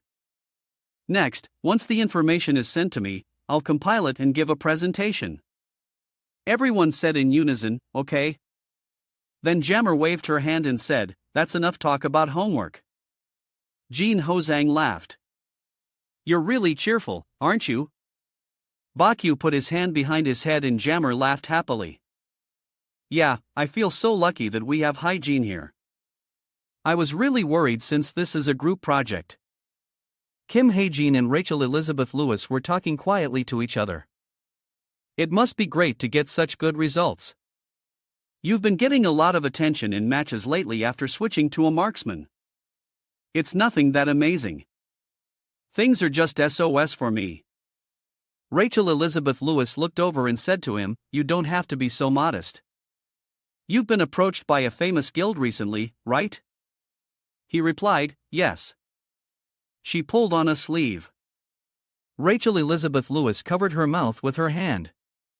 She whispered his name softly. Hey Jean. He turned to look at her. Yes. While Jammer and Jean Hosung were joking around, he and Rachel were whispering. Rachel Elizabeth Lewis spoke quietly to Kim Hae-jin. The English Royal Court Guild approached you? Kim Hae-jin asked, what do you mean? She covered her mouth and whispered, the English Royal Court Guild. Kim Hyun's mind flashed to an image of a top hat and a mysterious card. The English Royal Court Guild. I don't remember any contact from them. He pressed a button on his watch. Oh, maybe it's this. A blue screen appeared from his watch with a text. Royal Court Guild to Cube Cadet Kim Hae-jin. Ah. I'd get an email from them. I didn't realize because I don't check my email every day. She clenched her hands on the table and whispered, what? Who approaches someone through email? I'll check it now. On a blue digital card, it read, hello, Cadet Kim Hae-jin. The English Royal. The Royal Court Guild wants to recruit me. They wrote this in Korean. Rachel Elizabeth Lewis looked at the blue screen projected from Kim Hae-jin's watch. A base salary of 500 million and the commission fee will be separate. These are pretty good conditions considering that they're trying to recruit me. Can I see it too? Of course. After the small screen projected, she saw the commission fee was listed separately. Why would they do something like this? Jammer came over and looked at them. Forget it. Don't read it. Rachel Elizabeth Lewis stood up while Jammer looked at her with annoyance. I'll be leaving first. What? After seeing Rachel Elizabeth Lewis leave, Jammer exclaimed, wait, how can you just leave first? I need you here to laugh and talk with Kim Hyun. Hozong held his drink and looked on Jammer, and she left the cafe. Thanks for watching. Beiki looked at her. Is she okay? Did something happen? Kim Heen looked up. He raised a hand to scratch his face. Did I do something wrong in this situation? Maybe Jammer switched to a different approach. Bakyu, what is it? Then she asked another question. Do you get the feeling that Heijin likes Rachel? In the gym, a can of soda dropped from the vending machine. Kim Jin bent down to pick it up, his body aching. Finally, a break after all that training. It's not getting any easier. He then tried to open it with his finger. I don't even have the strength to open a soda can. Suddenly, a hand appeared next to his. It opened the can for him. Kim Heen turned his head. Silence. Kim Heen looked up at Nan, who looked down at him. She held the soda can in her hand. What's up? She hesitated. She nervously rubbed the back of her neck. My group's presentation is. I just wanted to ask if you knew anything about it. Kim Heen looked at Nan and thought of a strangely shaped praying mantis. Why did you choose the hardest dungeon among the intermediate ones? She had a hard time choosing. I had to accept the choice. But I still resent it. It's not like I wanted to choose it. In a room, she thought, I had to accept the choice, but I still resent it. It's not like I wanted to choose it. All the members were sitting there with their homework. That annoying mage insisted that we pick it. The mage then shoved the information sheet in front of Nan, forcing her hand. Nan was put in a difficult position. You can count on me. All right. Kim Ha-jin took a sip of his drink and thought. You might be thinking of the mage Nan mentioned. Nain's team's mage was Oh Junik. A young man pointed at himself and asked, Do you know who I am? The seventh circle mage Oak Junik. From what I remember, he has skills but is also very boastful and rude because his family is quite wealthy. He doesn't feel inferior even when standing in front of Nain. Kim Ha-jin sat down, resting his elbows on his knees. Should I tell her the necessary information? Well, I think he'll get bonus points because it's so difficult. Nain didn't understand. He's doing the presentation, right? He insisted on doing it. Why do you ask? In a flash of insight from Kim Ha-jin, his eyes sharpened as he imagined a different scenario. Change the presenter right now. Nain knelt, trembling before him, her face showing her desperation. He likes to show off, but he'll probably freeze up when it's time to present. She exclaimed, Oh. Nan's eyes lit up with surprise, her whole body trembling. He continued, If you let someone like him present, then Cube and all of society will collapse and your academic record will turn into an absolute train wreck. Nain immediately shot up. Right? You think so too, don't you? I was just going to let it slide, but he looked at her and gave a helpless smile. She complained angrily. I've never seen someone do whatever they want like that. You do that more than I do. So you admit you like to do whatever you want. Kim Hae-jin then thought of Hizuki. Why not just let Hizuki handle it? The presentation. I mean, she seems pretty good at that stuff. Boti. Nain was a bit hesitant when Kim Ha-jin suggested Aki. I want to, but I don't have the authority. I'm not sure Junik will accept that. We're not that close. I'm not sure. Nain looked down. She asked Kim Heen as if trying to bargain. For a moment, they looked at each other in silence. Finally, she turned away. Be careful when you're training. See you later. Okay, I'm going to finish my homework.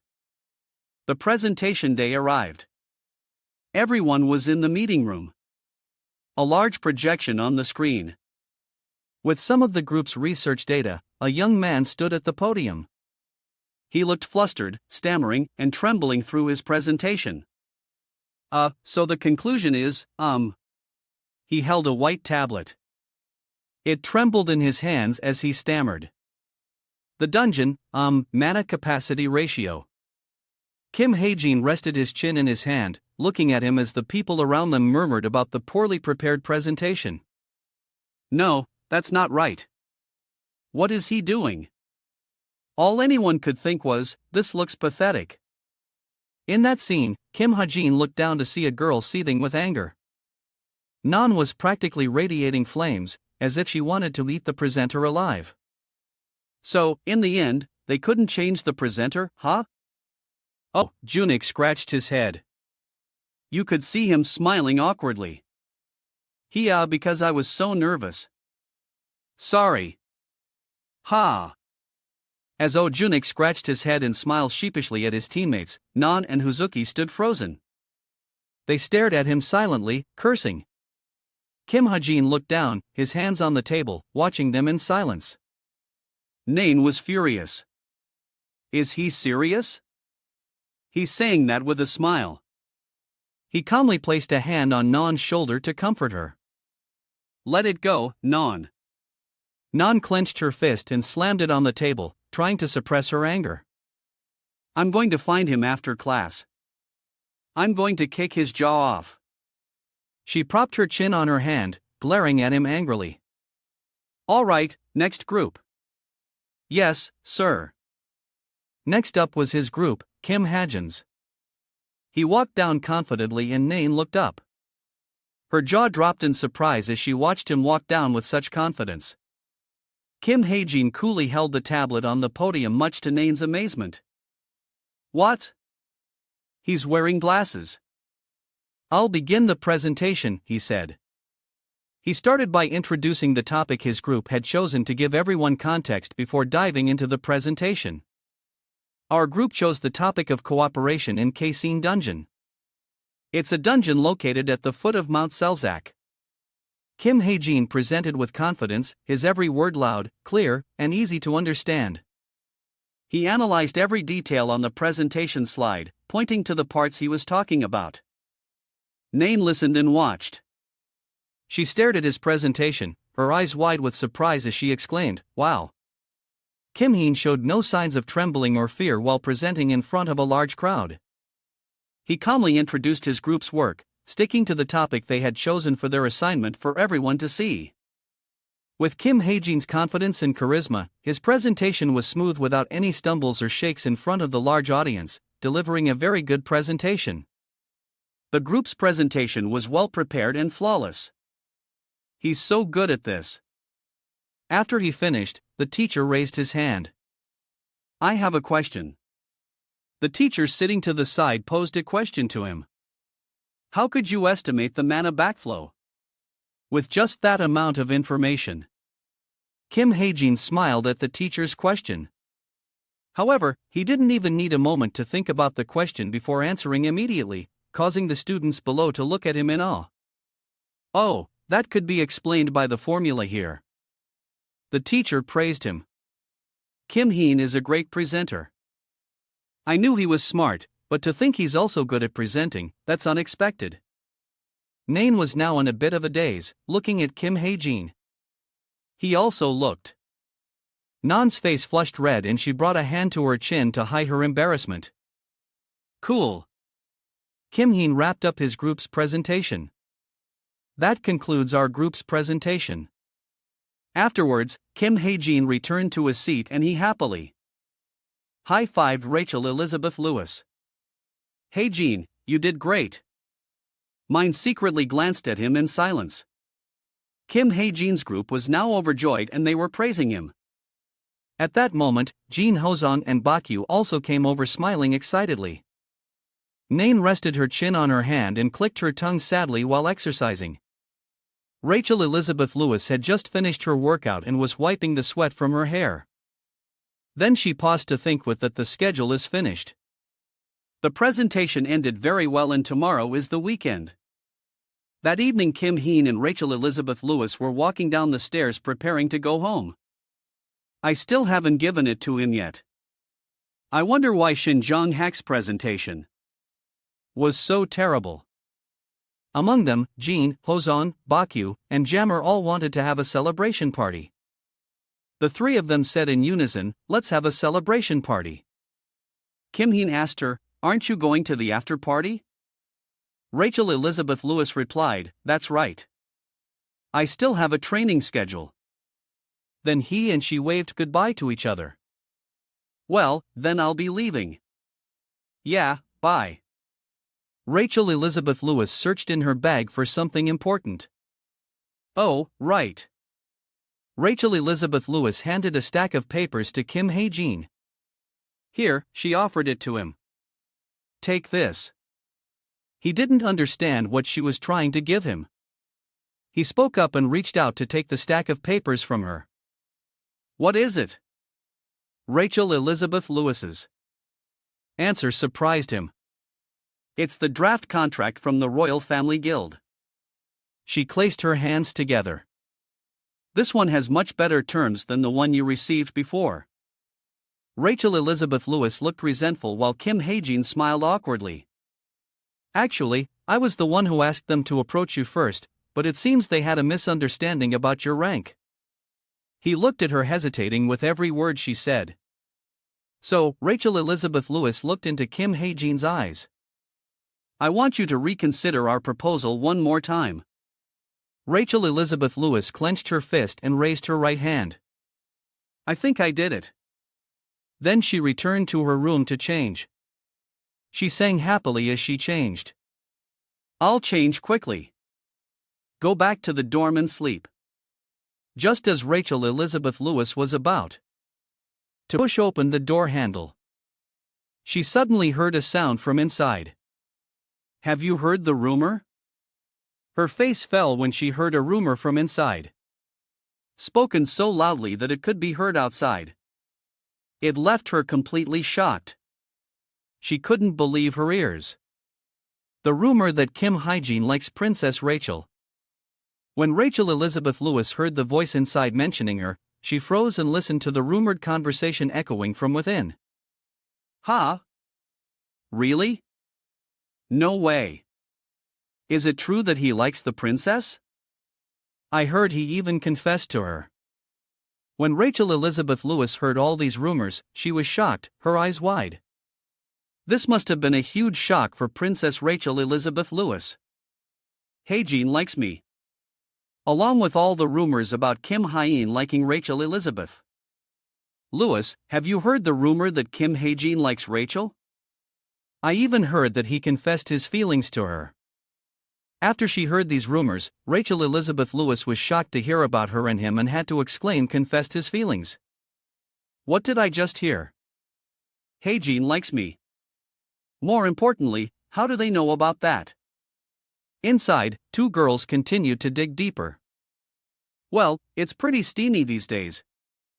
He's always following Rachel around." Outside the door, Rachel Elizabeth Lewis couldn't maintain her composure anymore and was driven mad by their words. Rachel Elizabeth Lewis held onto the doorknob. "It's because we're on the same team. How dare they spread such baseless rumors?" As she recalled memories, "We're a team from Kim Hae-jin. And you're always protecting her in times of danger. She thinks you're the best of us." She gripped the doorknob, thinking, "So, of course, he's always hanging around me." She stood there for a moment. "Actually, I'm a fan of yours, Rachel." The sound of the rumor about the two of them still echoed from the room. "But aren't they too different?"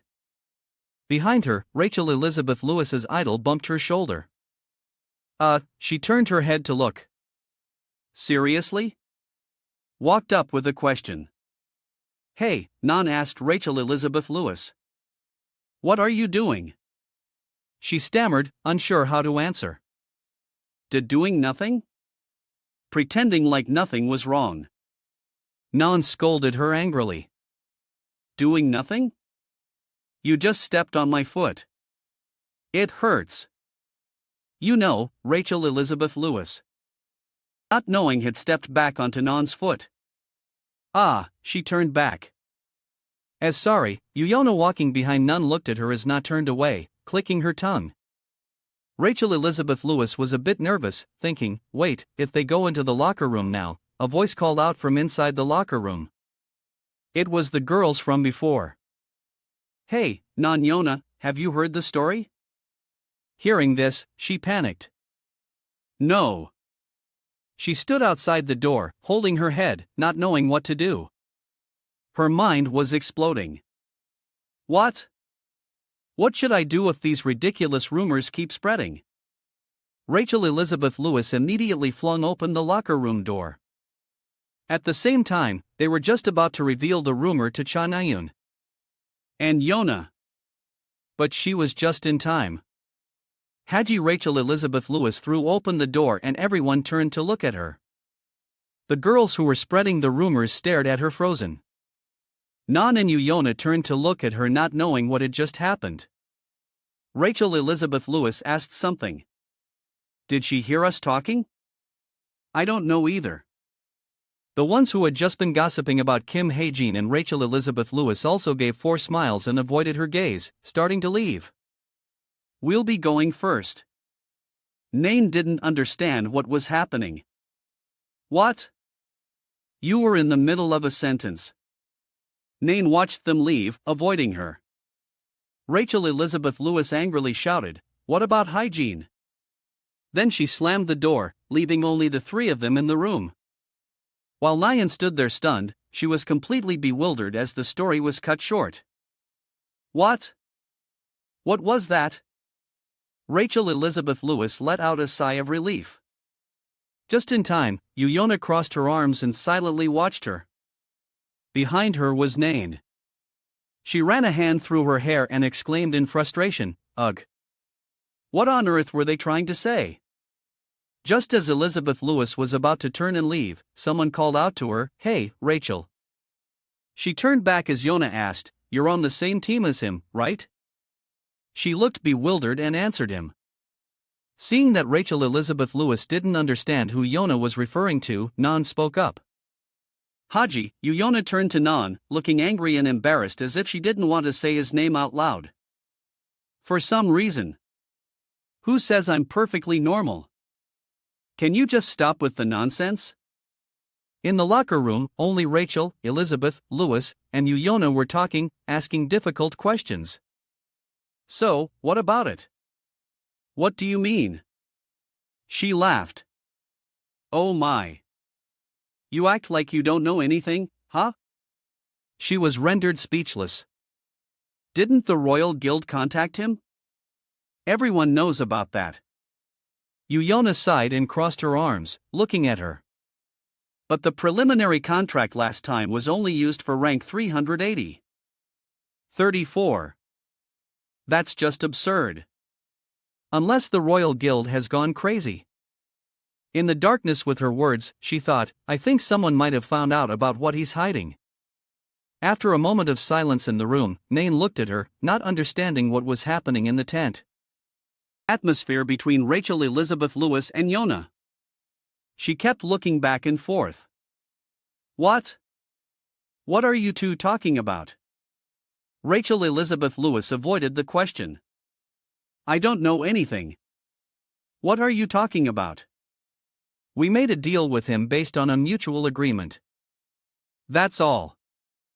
Yuyona put a hand to her cheek and laughed loudly. She pointed at her. Huh? Oh my god. I was just kidding. Just a little joke. Yuyona stood with her arms crossed and continued. Well, you'd better use that privilege carefully, Rachel Elizabeth Lewis. Of course. She looked at Yuyona. It wouldn't be good if you make everyone around you hate you. She clenched her fists. She's trying to warn me. In front of her, Yuyona stood with her arms crossed, looking at Rachel Elizabeth Lewis. With great amusement. She's calling me her. She's trying to say she called dibs on Hae-jin first and that I shouldn't interfere. Her face darkened. If Hae-jin refuses the contract, I don't need to hold on to him either. She raised her hand. Looks like she understood my warning. What a coincidence that we've ended up in this situation again. Come to my room for dinner, but I also don't know why. Rachel Elizabeth Lewis spoke up and Yuyona was taken aback, startled. All right. Right now, I really don't want to lose to her. She looked at me like I was a child. I'd be happy to. In the living room, the three of them sat in silence on the sofa. Yuyona turned her face away from Rachel Elizabeth. Rachel Elizabeth Lewis hung her head in silence. None. Sitting in the cold atmosphere. Felt awkward, a bit surprised, and didn't understand what the two of them had been talking about. What is this atmosphere? They're always talking about things that only the two of them understand. Yuyona looked at Rachel Elizabeth Lewis, who had her eyes closed, thinking. The offer just now was just social pleasantry, but she actually agreed. What the hell is she thinking? Yuyona sat with her arms and legs crossed. Want some juice? She asked. The reply was cold. No thanks. The silent atmosphere continued as they sat in silence. Nain looked back and forth. Between the two of them, Yuyona stood up, then turned back. She walked over to the table and poured orange juice into a glass. I have a question, she said. She paused. She poured orange juice into the glass and turned to her friend. How did you get to know him? Rachel Elizabeth Lewis thought. How? It was just by chance. She smiled faintly. Yuyona, holding a glass of orange juice, approached Rachel Elizabeth Lewis. Then you must know why he's hiding his true self, right? Her face darkened. That she swirled the orange juice in her glass. I don't know. That's a tough one. Why doesn't she know? Nain looked at the two of them talking and still didn't understand what was going on. What is he hiding? She whispered to herself. Right, I don't know anything. It's a secret because of Haji's past and also the reason he's hiding his power. But Yuyona brought her hands forward. Whether I know or not. Nothing changes. No way. That can't be. A lot of things change. The one with more information is stronger. No, what I mean is, Rachel Elizabeth Lewis said, I believe I still have the upper hand. Now I just have to wait patiently for him to tell me himself, and that's it. I'm not the type of person to go out of my way to investigate or find out the reason. Yuyona was surprised. Then Rachel Elizabeth Lewis stood up. It's getting late. I'll be going now. She walked past her. Thanks for the evening. Rachel Elizabeth Lewis RD. Yuyona glanced at the door. Nain looked at Yuyona in silence. Nan clenched her fist. She spoke up. Why? Why were you two? Nan angrily cursed out all the things she hadn't been able to say earlier. She cursed during the silent moments with Rachel Elizabeth Lewis and Yuyona. What were you talking about that I couldn't understand? You were clearly speaking English. Outside in the courtyard of a traditional style house, through the sounds of Nan's cursing, she meant that the conversation earlier was in English. The scene shifts to the Carrot Cafe when a voice suddenly calls out from inside. Hey Jammer, have you heard? The girl said excitedly. Hajin likes Rachel. Jammer's face showed clear surprise as she replied, Oh my god, really? Seeing Jammer's expectant face, she unloaded a stream of information. You probably don't know since you're an outsider, but recently that rumor has been causing a huge stir at Cube. Hearing this, Jammer replied blankly. Really? I had no idea. Images of Jammer diligently researching and inviting people flashed through her mind. Of course, I know because I'm the one who spread that rumor. The black-haired girl who had been silent until now also spoke up. They've been seen together a lot lately, but isn't that just because they're on the same team? The first girl was disappointed, huh? The black-haired girl explained the current situation in detail. An image of Rachel Elizabeth Lewis being highly valued appeared in all three of their minds. And once Rachel graduates, she'll become the leader of the Royal Guild. So maybe he's just building connections beforehand. The first girl reluctantly accepted. That makes sense. Heijin's rank has recently risen to 334, so he's actually a good fit for the English Royal Guild, which is ranked 60th in the world. After hearing their conversation, Jammer's face turned pale. This isn't how things were supposed to go. The image of her gossiping with everyone began to shatter. My plan was to first get close to a few cube cadets and then have them spread the rumor even further. The plan to push Hyene's feelings was falling apart. I can't let the rumor die down already. Jammer frantically bit her nails, calculating in her head. The other two were still chatting away. So that's how it is. Suddenly, she spoke up, dismissing everything they had said before. But don't they say where there's smoke, there's fire? The two said in unison, is that true? Jammer looked at the two of them with a worried expression. Thinking I need to get them interested again. Oh, that's right. I saw Hygiene staring at Rachel the other day. The look in his eyes was really strange. She winked and gave a thumbs up filled with love. This might be going a bit too far. The two of them were overjoyed to hear this. Really? That's so unexpected. Seeing how happy they were over this inaccurate information made Jammer feel a little guilty. They actually believe it. They're at that age where they're really interested in other people's relationships. The first girl asked curiously, I knew it. Is there anything else? Jammer broke out in a cold sweat, trying to think. Let's see. Just as she was about to continue the story, her smartwatch suddenly interrupted. Oh, right. That one time when we all went out for coffee together. Mission in progress. Jammer, in this Wednesday's 4th class, retrieve the item. It will help you complete your mission. On a laptop screen, a message had been sent to her. Heijin leaned back in his chair, realizing, I knew she came to Cube for a different reason. The scene flashes back to the past. Jammer walks up to greet him. Last night, I ran into Jammer at the convenience store nearby. Hey, Heijin. Fancy seeing you here, Kim. Heijin looked at her rambling and thought to himself, I feel like I've been bumping into her a lot more often recently. Thanks. He noticed the watch on Jammer's wrist. Wait a minute. That watch, there's something strange about it. Back in the present, Kim Heen was looking at the screen and concluded, it's a fake. It looks very real. You can't fool me. He clicked on the chat channel.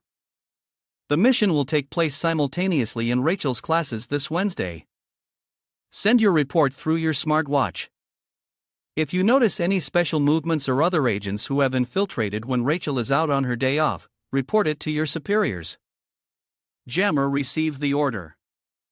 Tell me the location of the mission item. I will retrieve it at the specified date and time. He looked at the message history with a smirk. It seems Jammer is indeed targeting Rachel, although I had to use ADSP so she wouldn't realize she was hacked. I got some valuable information. Jammer would never imagine that she's the one who leaked the information. Oh, there's a new message. Kim Hae-jin looked at the content and calculated. The 4th class will be a mock holy relic competition. There's a management center on the lowest level of the B8 underground area. Next Wednesday, that's tomorrow. The lowest level of the B8U underground area. The item has been placed there. Starting from 11:00 a.m., the management center will be a ding from his smartwatch caught his attention. There's not much time. I need act faster. Ding. Ha! Kim Heen opened the notification panel to check a message with a picture. Who is this? The message read. Can you teach me how to do this problem? Rachel. Wait, this isn't her.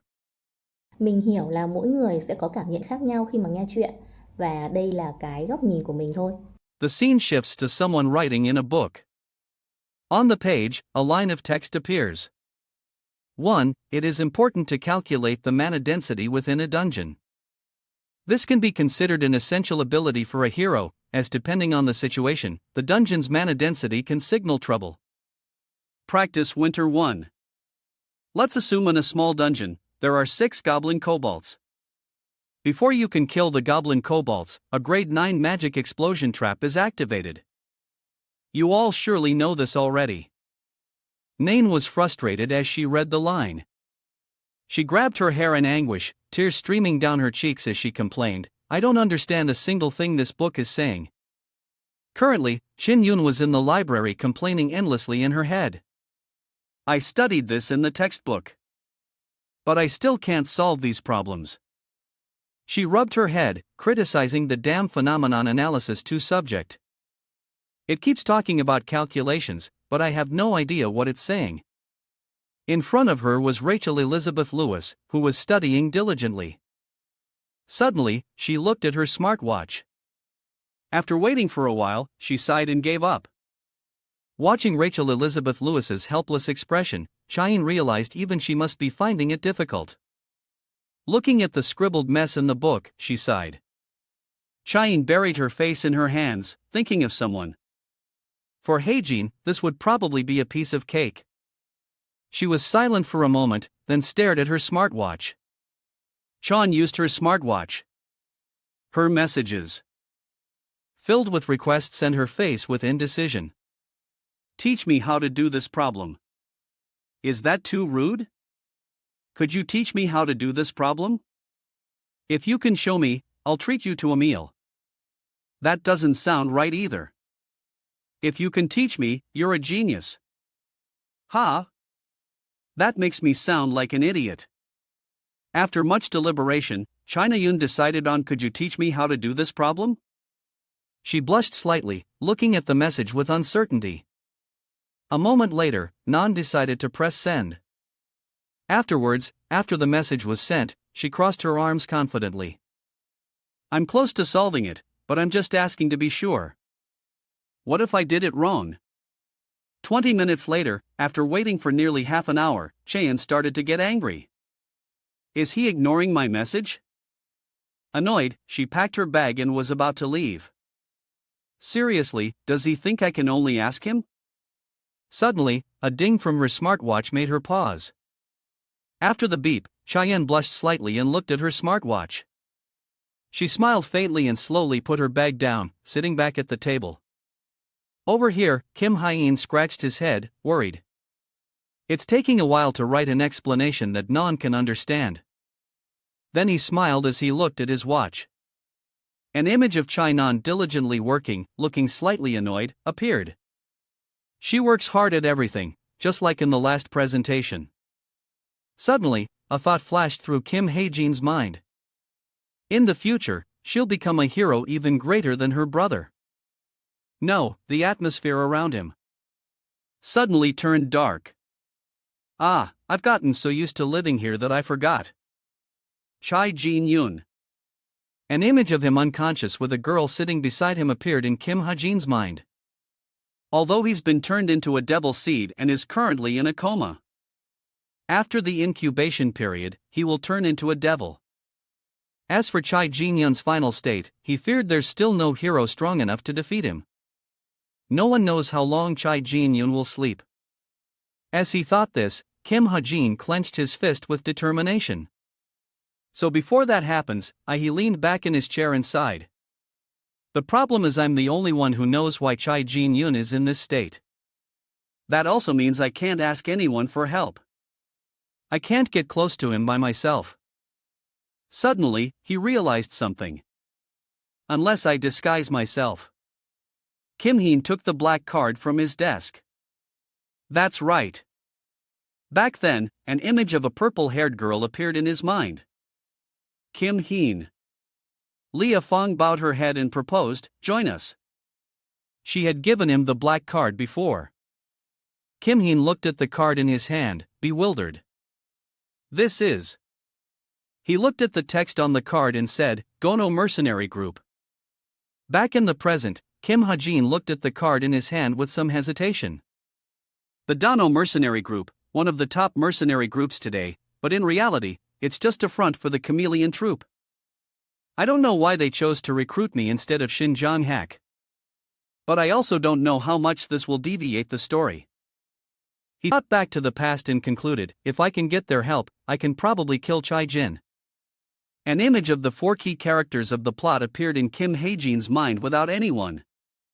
He sat blankly in his chair, thinking, and realized. Suddenly, a voice startled Kim Ha-jin. Ha-jin Evangel entered from the doorway, rubbing her eyes. You're not asleep yet, Dad? Seeing the little girl, he pushed her back and walked over. Sorry, Evangel. Was the light too bright and woke you up? The little girl, holding a teddy bear, replied blankly, yes. He walked over and lifted Evangel onto his shoulder. Let's go back to sleep. As he approached the door, Kim Ha-jin looked back and thought about his plan. All right. I need to slow down a bit. If the incubation period for a devil seed is about 5 to 6 years, then I still have another year. I'm sure there's a way to solve this. As his figure gradually moved out the door, inside the black card he had placed on his laptop remained. The space inside darkened, revealing a mysterious guild hidden within.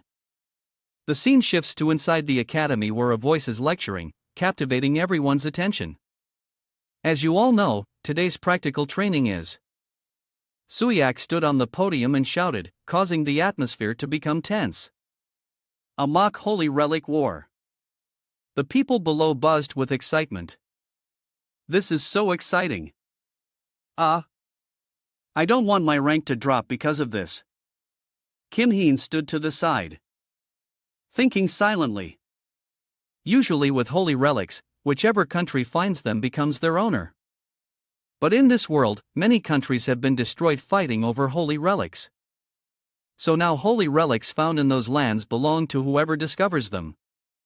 To obtain those holy relics, the guilds or even Jin will kill each other. That is a holy relic war. Kim Ha-jin paid close attention to Suyak, who was standing at the front. In other words, this is training for us to experience what a real holy relic war is like.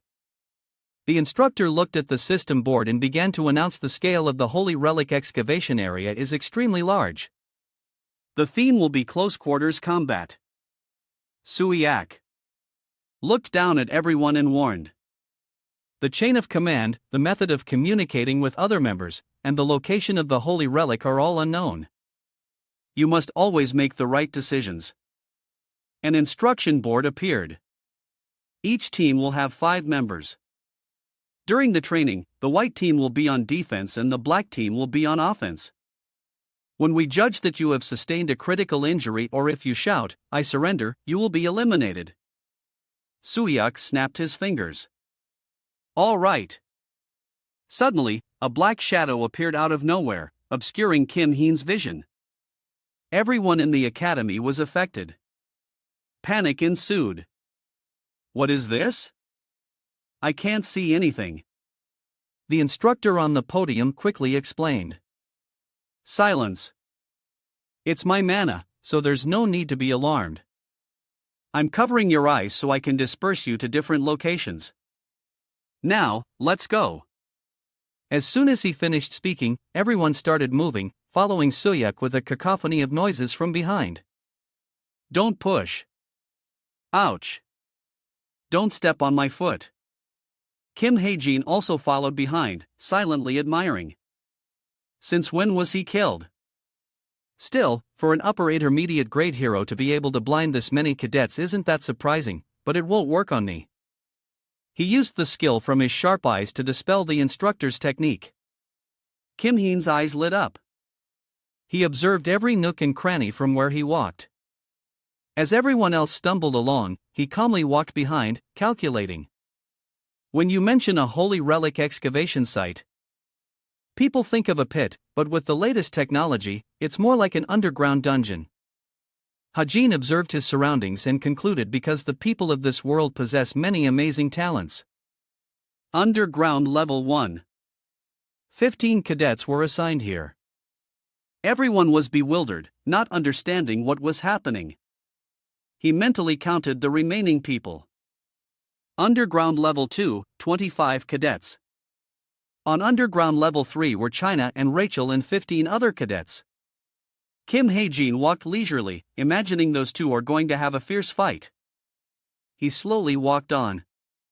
As for me, suddenly he stopped dead in his tracks. Kim Hae-jin looked at the color of his clothes on Underground Level 4A. I'm on the black team. The color has changed. When he reached his designated spot, he was still looking around, checking the situation. I wanted to find out where Shin Jong-hak and Kim Soo-ho are, but I guess I have no choice now. This is a residential area. Suddenly, he noticed something to the side. Kim Heen looked at the blurry figure in front of him with suspicion. Ha! Wait a minute. The person in the next room. Suddenly, notification startled him. All cadets have been assigned their positions. Suyak, standing in a monitoring room, announced to everyone, the holy relic is being guarded by an NPC or it's on its way to another location. The white team must protect the holy relic while the black team needs to steal it. Then the countdown began right after the announcement ended. Now then, the door on the other side opened, revealing a person dressed entirely in white. With a slam, the door closed again. Two people, a man and a woman in different colored outfits, stood waiting for the countdown. Ready? 5-4 Rachel Elizabeth Lewis and China were also waiting for every second. 3, 2, 1 begin. Again, after the announcement, the sound of the gun being cocked was heard. Kim Hae-jin looked at the smartwatch on his wrist, holding a short pistol, analyzing, the holy relic jammer has to get his in area B3 of the lowest level, right? He glances right, feeling a bit worried. The lowest level is Underground Level 7, but that's a problem. He looked at the room next to him, and a familiar purple-haired girl caught his eye. Yona is in a room next door, and she's on the white team. She smiled at the door. The two of them looked at each other without saying a word. To get to the hallway from here, I'll definitely run into her. Suddenly, Yona spoke up. I know someone's in there. I heard everything. She tossed her hair and asked, which team are you on? I'm on the white team. After waiting for a while, she lost patience and came to her own conclusion. Not answering. Then you must be on the black team. Yona pressed a button on the door to run into this right from the start. I feel sorry for you. As soon as the button was pressed, the door automatically opened. She stood confidently, weapon in hand, waiting. Just consider yourself. The door suddenly opened, catching her off guard, and seeing a familiar face on the other side made her eyes widen in astonishment. Unlucky. In front of Yona was Kim Hae-jin standing perfectly still. Kim Hae-jin. The two were silent for a long time after seeing each other. He saw her standing frozen and thought to himself, why did she suddenly stop attacking? A worried expression was clear on his face. For some reason, she looks a little tense. What's this about? On the other side, Yona was under mental pressure, gripping her weapon tightly. She was intimidated by the figure before her. Of all people, I didn't expect him to be my first opponent. Suddenly, Kim Heen raised his hand, looking at seeing him move. Yona panicked, her eyes wide. She stammered out a warning in fear. Don't do anything stupid. Seeing her so tense, Kim Heen was also surprised and exclaimed, huh? He didn't understand the situation and thought to himself, I just felt an itch and wanted to scratch it. Yona gritted her teeth in apprehension. She slowly analyzed his previous matches. His weapon is a standard cadet pistol, but he can create an attack strong enough to pierce through an energy shield. What should I do? Fight him or? Yona glanced behind her, looking at something. Behind her was an empty space with nothing else. I'm done for. The hallway outside is narrow in one way. No matter how far I run, I'll still be in his sights. Yuyona suddenly calmed down and gripped her weapon firmly. I need to calm down. This could be my chance. She remembered the time she had been observing Kim Hae-jin. Until now, I've only estimated his strength through observation. This is a chance, too. With Kim Hae-jin's composure and Yuyona's tension, a battle was about to arrive between them. With a smug thought, she thought to herself, I have to find out just how strong he is. Yuyona and Kim Hae-jin stood there facing each other. She thought to herself, this is my chance to personally find out just how strong he is. Yuyona's expression was now filled with determination.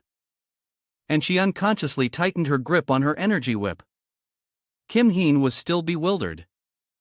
Yuyona, not noticing his confusion, whipped her energy whip towards him.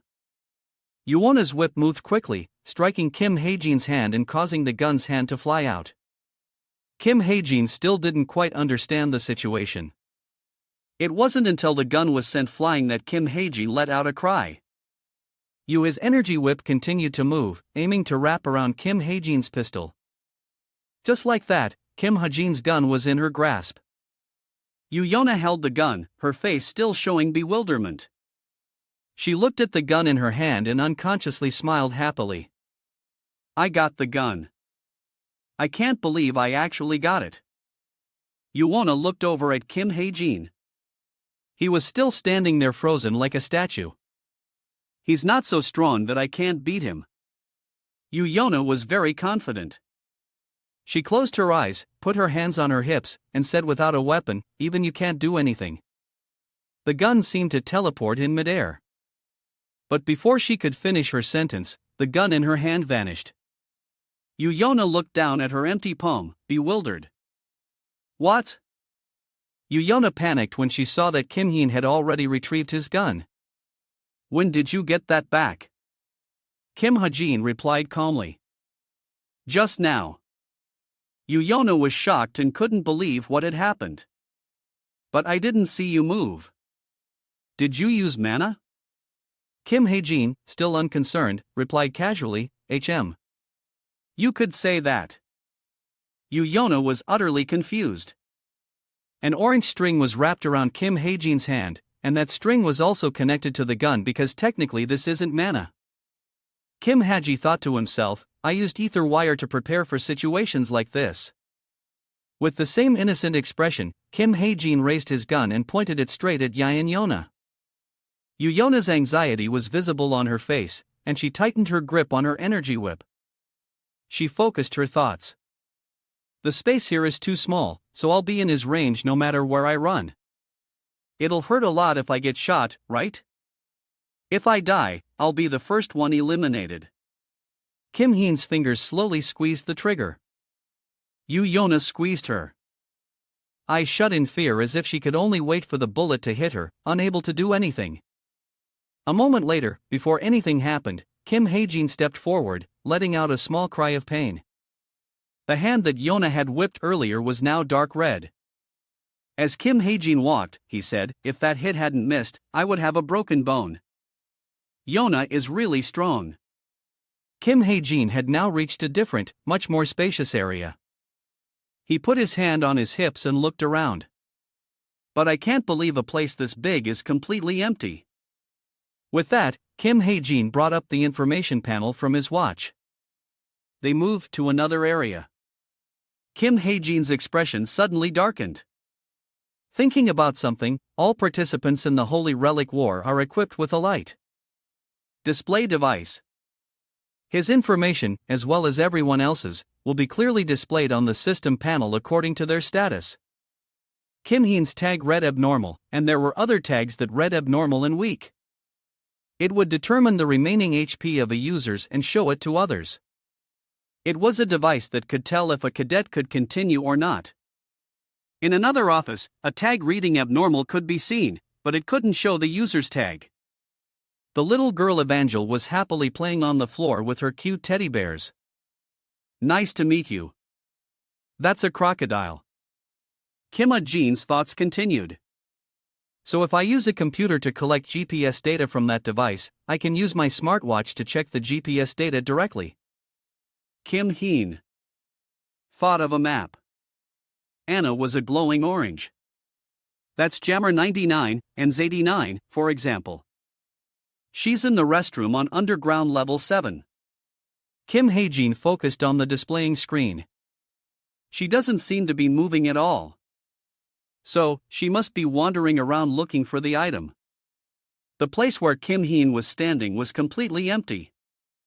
He continued to do something. Let's check on the others first. The information screen displayed the map again. This time there were countless glowing dots on the map, and it also showed the name of each dot. China and NKS 0I4 and 6. Another that had the information Rachel Elizabeth Lewis Nuck 9F37. Rachel and Non are on underground level 3. They're fighting each other. On the other side of the map, two glowing dots were facing off. It's Kim Soho NKR9 and Shin Jong-hak NKR AB51 underground level 5. Kim Soho and Shin Jong-hak. Kim Heen was very interested to see the two of them fighting. This is a big match. Is there a CCTV nearby? With that, Kim Heen found one. There it is. The screen now showed Kim Suho. That's right. Opposite him was none other than Shin Jong-hak, who smiled confidently. Kim Heen felt like he was watching a movie or seeing a dear friend. Even put on 3D glasses and drank a soda while watching intently. Shin Jong-hak spoke first. So, I knew this day would come soon. Kim Soho replied, me too, he continued. Bring it on. I'll show you the difference in our strength. Then out of nowhere, there was a loud noise. Kim Haejin was startled, his face showing a bit of alarm. Haejin, still not fully recovered, looked up to see that the door opposite him had opened. That scared me. What's with all the noise? Kim Haejin looked at his watch again to check the time. Almost forgot. I had to get a jammer. It's now. After checking, Kim Haejin immediately strode forward. Good. Let's go. In another space, a black-haired boy was sitting on the ground looking completely exhausted. I surrender. I surrender. Opposite him was someone holding a sword. As soon as he said those words, a bandage appeared over his eyes. That person was none other than Non. She let out a sigh of relief, wiped her face, and said, that's the third one. This is pretty easy. Not far from Non, two people were tied up on the ground. Non raised her sword, looking at it with pride. I can't believe I'd become this skilled with a sword in less than 3 months. I guess I have some talent for swordsmanship. Suddenly, someone called her. Nah. It was none other than John. She ran over with a joyful expression. Awesome. I'm safe. Non was a bit surprised to see her. John, where have you been? When June heard Non's question, she started to recount her story with a downcast expression. I was hiding and then the black team found me. I almost didn't get away. Oh. And I ran out of stamina while running. Hearing this, Nain smiled and said, you must be tired. It's good that we met here. Jin's face was full of pride, almost glowing. While a support like June was weak in direct combat, June said excitedly, but I still managed to take one of them down by using a debuff on them. She would be useful in combat with her support skills. Non suddenly swung her sword in the air and cheerfully walked forward. Then let's go get some points. Zion, a bit surprised, turned towards the direction Non was walking. Oh, right, Non, she said. Rachel is on this level, too. Nain paused when she heard that. Nain mumbled to herself, Rachel is here. Suddenly, there was a noise and she immediately turned her head. June, still unaware, continued. Yeah, I was surprised when I saw her, too. I froze for a bit, not letting Jonah finish. Nan held up a hand to silence her. Wait. Strange, indistinct sounds were coming from the staircase. Nan stared intently at that spot. Nan quickly raised her sword into a fighting stance, not forgetting to tell June behind her, "Hide behind me." Jian obeyed. Huh, okay. But when the person making the noise appeared in front of her, Nan was a bit surprised. Nan was no longer on guard, but instead confused.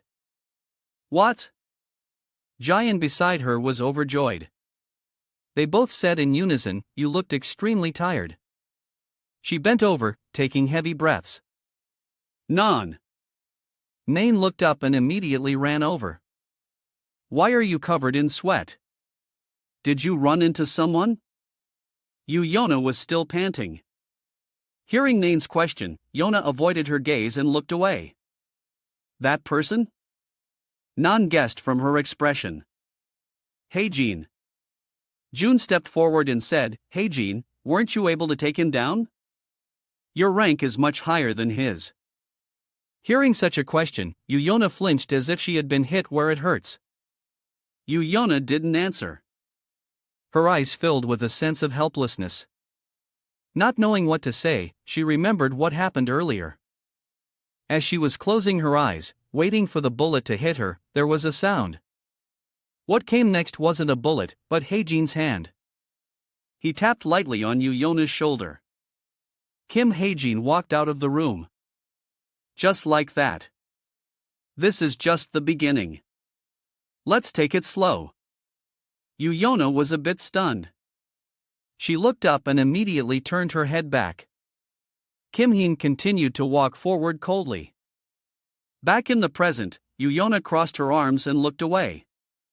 No, not yet. She thought to herself. I was the one who almost got defeated. Non, still a bit confused, asked Yona. Huh? What was he doing? Yona replied, I'm not sure. Either, to be precise. Jean suddenly spoke up with a playful smile. Could it be that he's looking for Rachel? Na was puzzled. Huh? Why would he do that? Jian naively said. Because he likes Rachel. Yona was a bit surprised. What? But the one who was most affected was Nan. She froze on the spot. As if turned to stone. The news June brought hit Nan like a lightning bolt. She was so shocked that her mouth hung open, unable to believe it. What? June naively continued because he likes Rachel. Nan's hands started to tremble uncontrollably and she stammered something. She was completely bewildered, imagining Kim Heijin shyly paying attention to Rachel. What? Nain's reaction was very strange. She asked June hastily, What are you talking about? Jian calmly replied, You don't know. A rumor like that has been spreading all over Cube lately. Yona with a very cold expression crossed her arms and said, But that rumor is so ridiculous. Nain also chimed in. Really? Yona was thinking to herself, this mock holy relic war accounts for a large portion of our total score, so we don't have time to care about ridiculous rumors like that. After thinking, she asked Jin, more importantly, have you found the location of the holy relic yet? Gi Jun from somewhere produced a small box and placed it in her palm. She looked at it and replied, Yeah, I found one. I found an NPC on my way here. Nain was still standing there like a lost soul, her mind only occupied with one thought. Kim Heen likes Rachel. Yona was overjoyed to hear the information from Jian. That's great. Let's move this to the first floor, Jian also replied happily. Okay. But Nan's soul seemed to have flown away. She just stared blankly into space, her mind unable to think of anything else. After a long while, Nan finally spoke up. Hey, June. June, hearing her call, turned around in surprise. Yona also turned to see what Nan wanted to say. Nan stammered a bit. Yona already said it. That's probably not true. Rumors like that probably started because they're on the same team. June didn't seem to care much, but still replied enthusiastically, "Ah. Yeah, maybe. But everyone is talking about it, which makes me suspect that there's some truth to it." Hearing this, Nan tried even harder to argue. "No, it's not like that. I don't think so." Yuyona stood to the side, covering her mouth and smiling as if she had realized something. Suddenly, she looked up. A flash of purple light shot straight into Yuyona's face and her eyes widened in surprise. Something bright was flying towards them. It was moving very fast. June turned around in confusion. Someone shouted loudly, "Giant." Fortunately, Yuyona was quick. She used her energy whip to break the sharp arrows flying towards John. Gi was both surprised and terrified. The sharp arrows were broken in half and fell to the ground. Nain turned around worriedly to check on her. Yona also added, "Yona, are you okay?" Yona, gripping her energy whip tightly, replied, "It'll take more than this to take me down." Besides, before Yona could.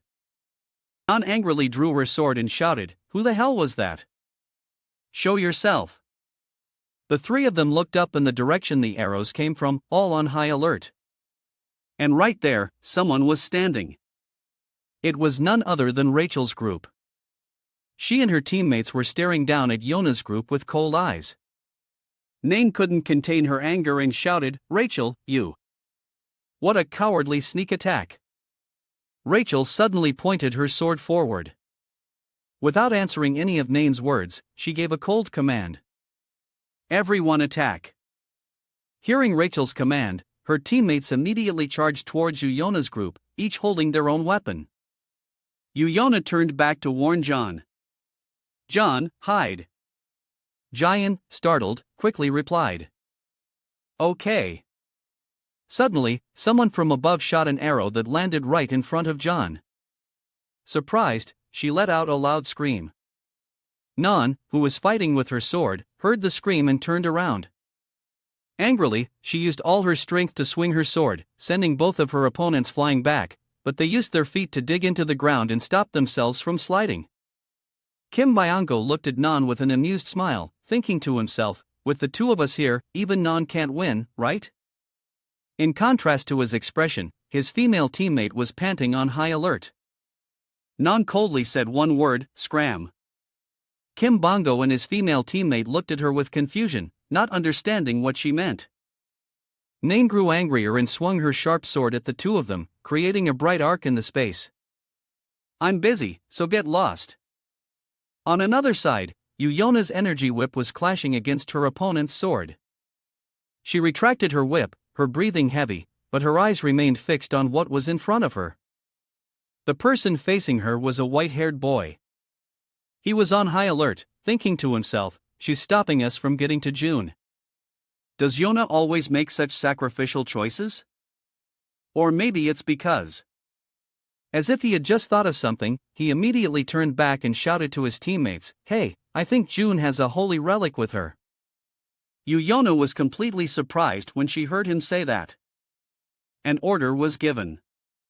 "Find her." Nan was shocked, unable to believe her ears. June, hiding in a corner, was also panicked and could only cover her mouth with her hands, while Yuyona gritted her teeth in anger. Soon after, the white-haired man found where June was hiding. "She's here." June panicked and could only scream in fear. He told June, "Hand over the holy relic." He didn't notice Nan charging towards him from a distance. "In your dreams." Suddenly, something caused the ground beneath Nan's feet to split in two. She was a bit stunned and recoiled. The ground, in small pieces of rock, flew everywhere. Nain stared in amazement at the large crack in the ground below. An attack this strong, the only one with a technique this powerful, could only be. As Nayan thought this, she turned her head and saw Rachel charging towards her with a sharp sword. The tip of her sword drew a horizontal line in the air. Fortunately, Nan quickly retreated and dodged the slash. There was a hint of surprise in Rachel's eyes when she saw Nan was able to dodge like that. But very quickly, Rachel moved with incredible speed, continuously attacking Nan. Nan could only slowly retreat and use her sword to block the blows.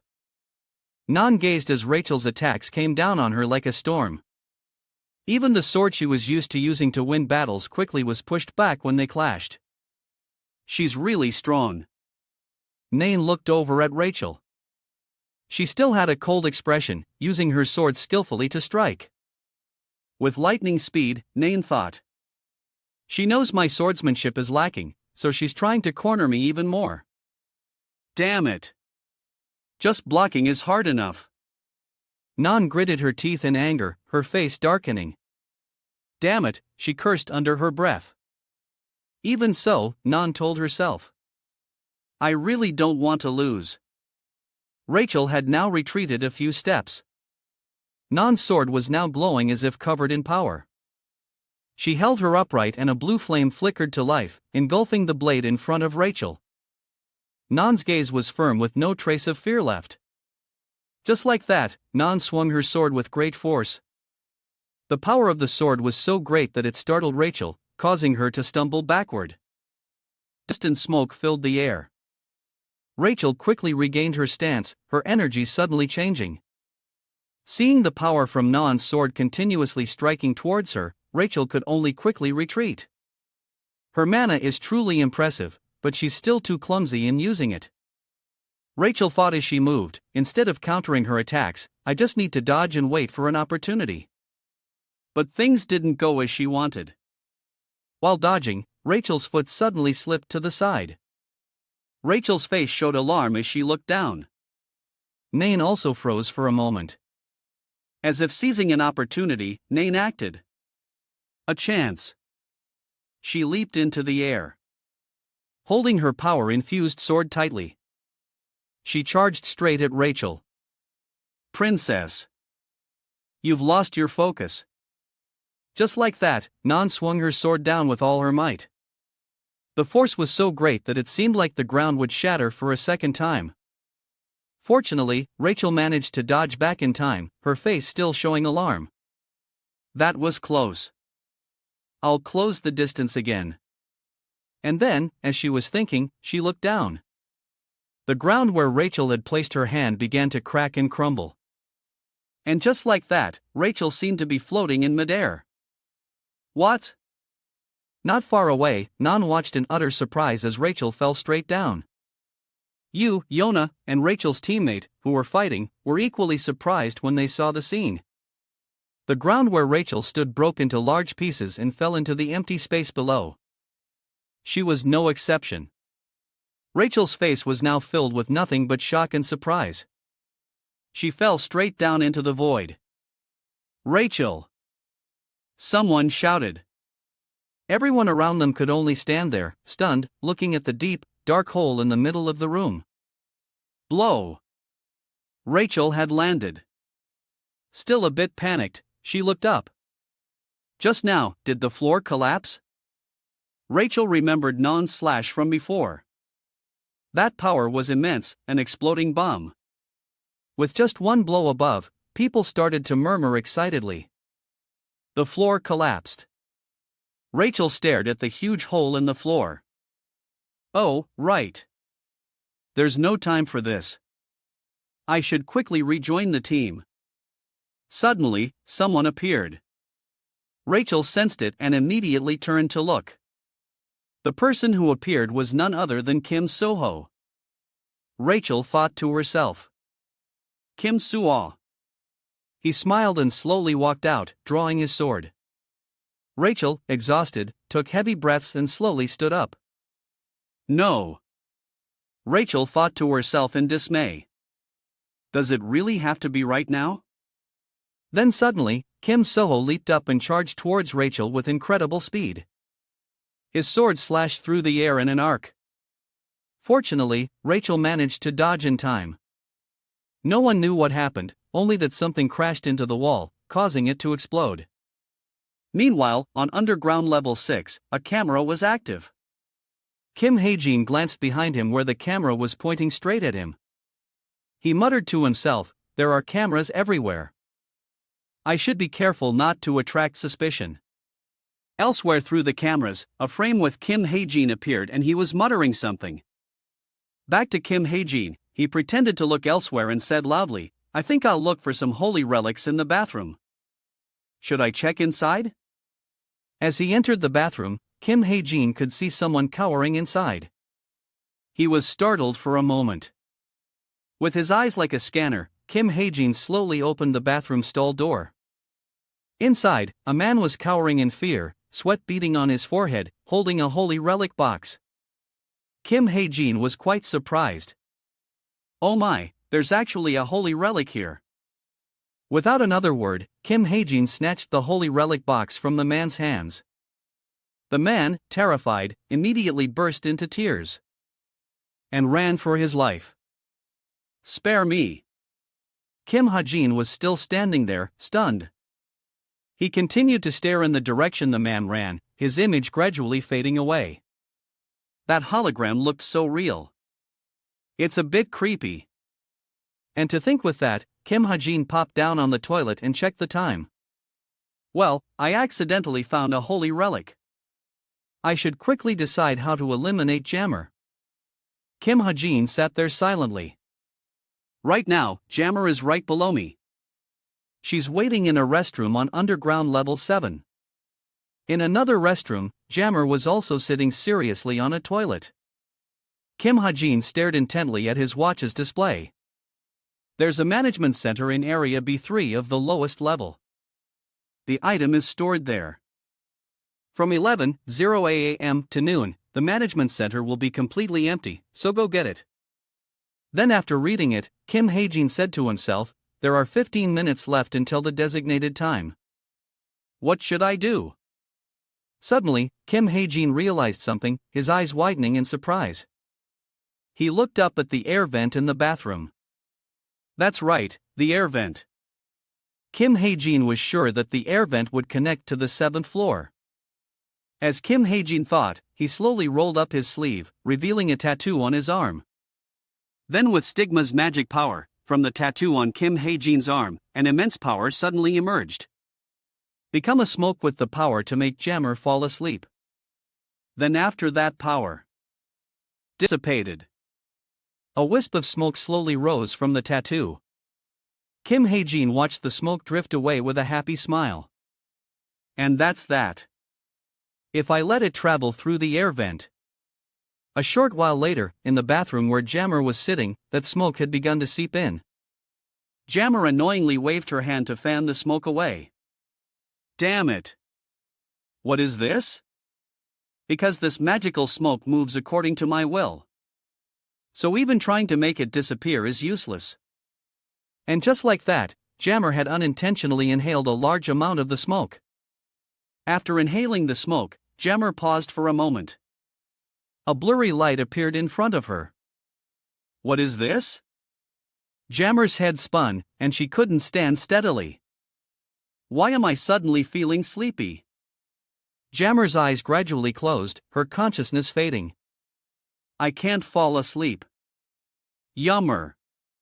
She stumbled forward, her mouth still trying to say, here. And just like that, Jammer quickly fell unconscious on the floor.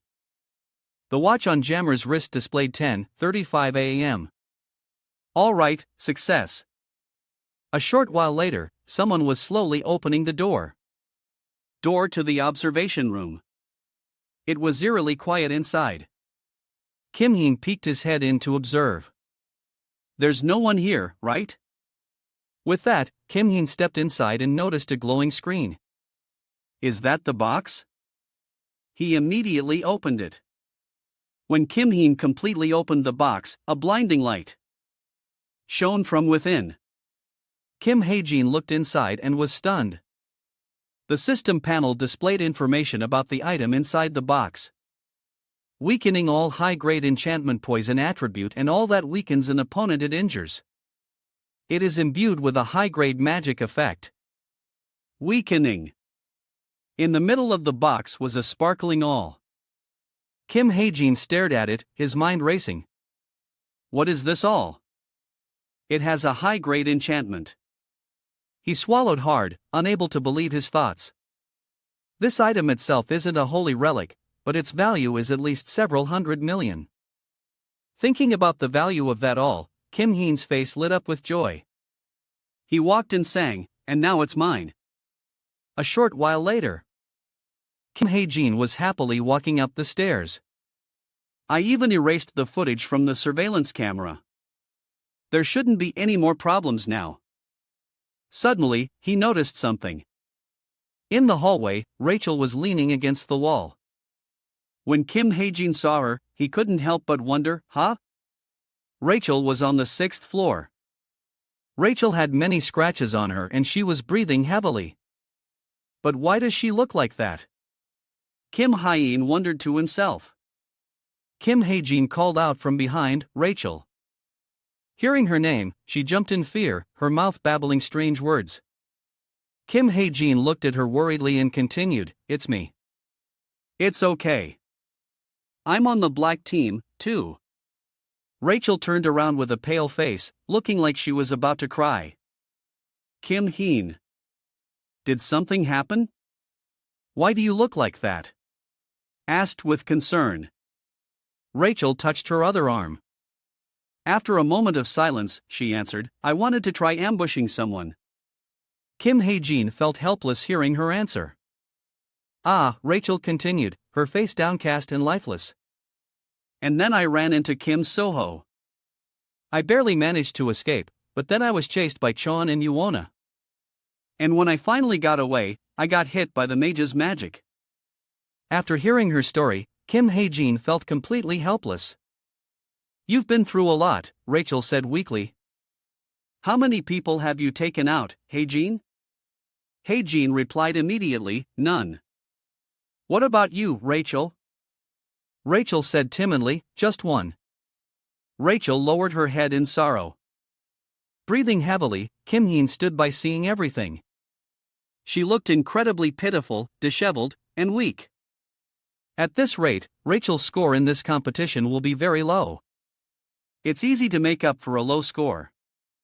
I just need to maintain an average rank. But for Rachel, it's different. Rachel's hand was reaching for her ultimate goal because the standards set for her are very high. As Kim Hae-jin spoke, he took out a holy relic box and held it out to Rachel. It's not too late, Kim Heen said. Rachel held the holy relic box he gave her and asked in confusion, This is a holy relic? Did you find it, Hae-jin? Kim Heen replied, You should take it upstairs. You're faster than me, Rachel. Rachel was startled and said, What? Why are you telling me to? Before she could finish, Kim Heen cut her off. Please take it. His expression was very serious. I just want to help you. Rachel was still staring intently at the holy relic box. Hae-jin's eyes were so sincere that Rachel was taken aback. Kim Hae-jin continued, and at the end of the hallway to my right, there's an emergency staircase. There aren't many people over there. Rachel still looked down at the holy relic in her hand, worried. But is it okay? Suddenly, a loud voice came from behind. Found her. Rachel jumped and glanced back. It was none other than Chai Nan's group charging aggressively. This time, I'll definitely kill you. Rachel was startled and scared when she saw them. Kim Heen next was also a bit afraid. 6 members of the white team. As Chai and Nan charged forward, she recognized the person standing with Rachel. Kim Hajin Cheon's group had noticed the holy relic box in Rachel's hand. She's holding a holy relic. As China charged towards Rachel, she said fiercely, she must have gotten it from someone. Kim Hae-jin quickly turned to Rachel and said, Go quickly. She took a few steps back, but still hesitated, wanting to say something, but he urged her, hurry up. Kim Hae-jin glanced behind him. I'll hold them off for as long as I can. Rachel looked at Kim Hae-jin completely stunned. She didn't know what else to say. Rachel clenched the holy relic box in her hand. she shyly ran off, saying, "Thank you." Just then, Kim Hae-jin shouted for Rachel Elizabeth Lewis to leave. "Go quickly." Hearing this, she hesitated slightly, but he didn't let her linger any longer, and urged, "Hurry up." Kim Hae-jin glanced behind him, his gaze firm. "I'll hold them off for as long as I can." These words left Rachel Elizabeth Lewis stunned. A strange warmth spread through her heart as she clutched the box. Then she turned her head back, her eyes filled with a mix of reluctance and affection, and replied, "Thank you." Noticing she was running away, Buru Moraine suddenly realized and shouted, "Hey, who said you could leave?" With that, he drew his bow and aimed an arrow at Rachel Elizabeth Lewis's back. The arrow was released, flying straight towards the fleeing Rachel. Suddenly, a loud explosion echoed right as the arrow got close to Rachel. This sight left Baruine completely bewildered and unprepared. The smoke from the explosion gradually cleared, revealing the arrow stuck straight into the ground. Looking over at Kim Hae-jin, whose gun still showed traces of having just been fired, he cursed angrily. "You insect!"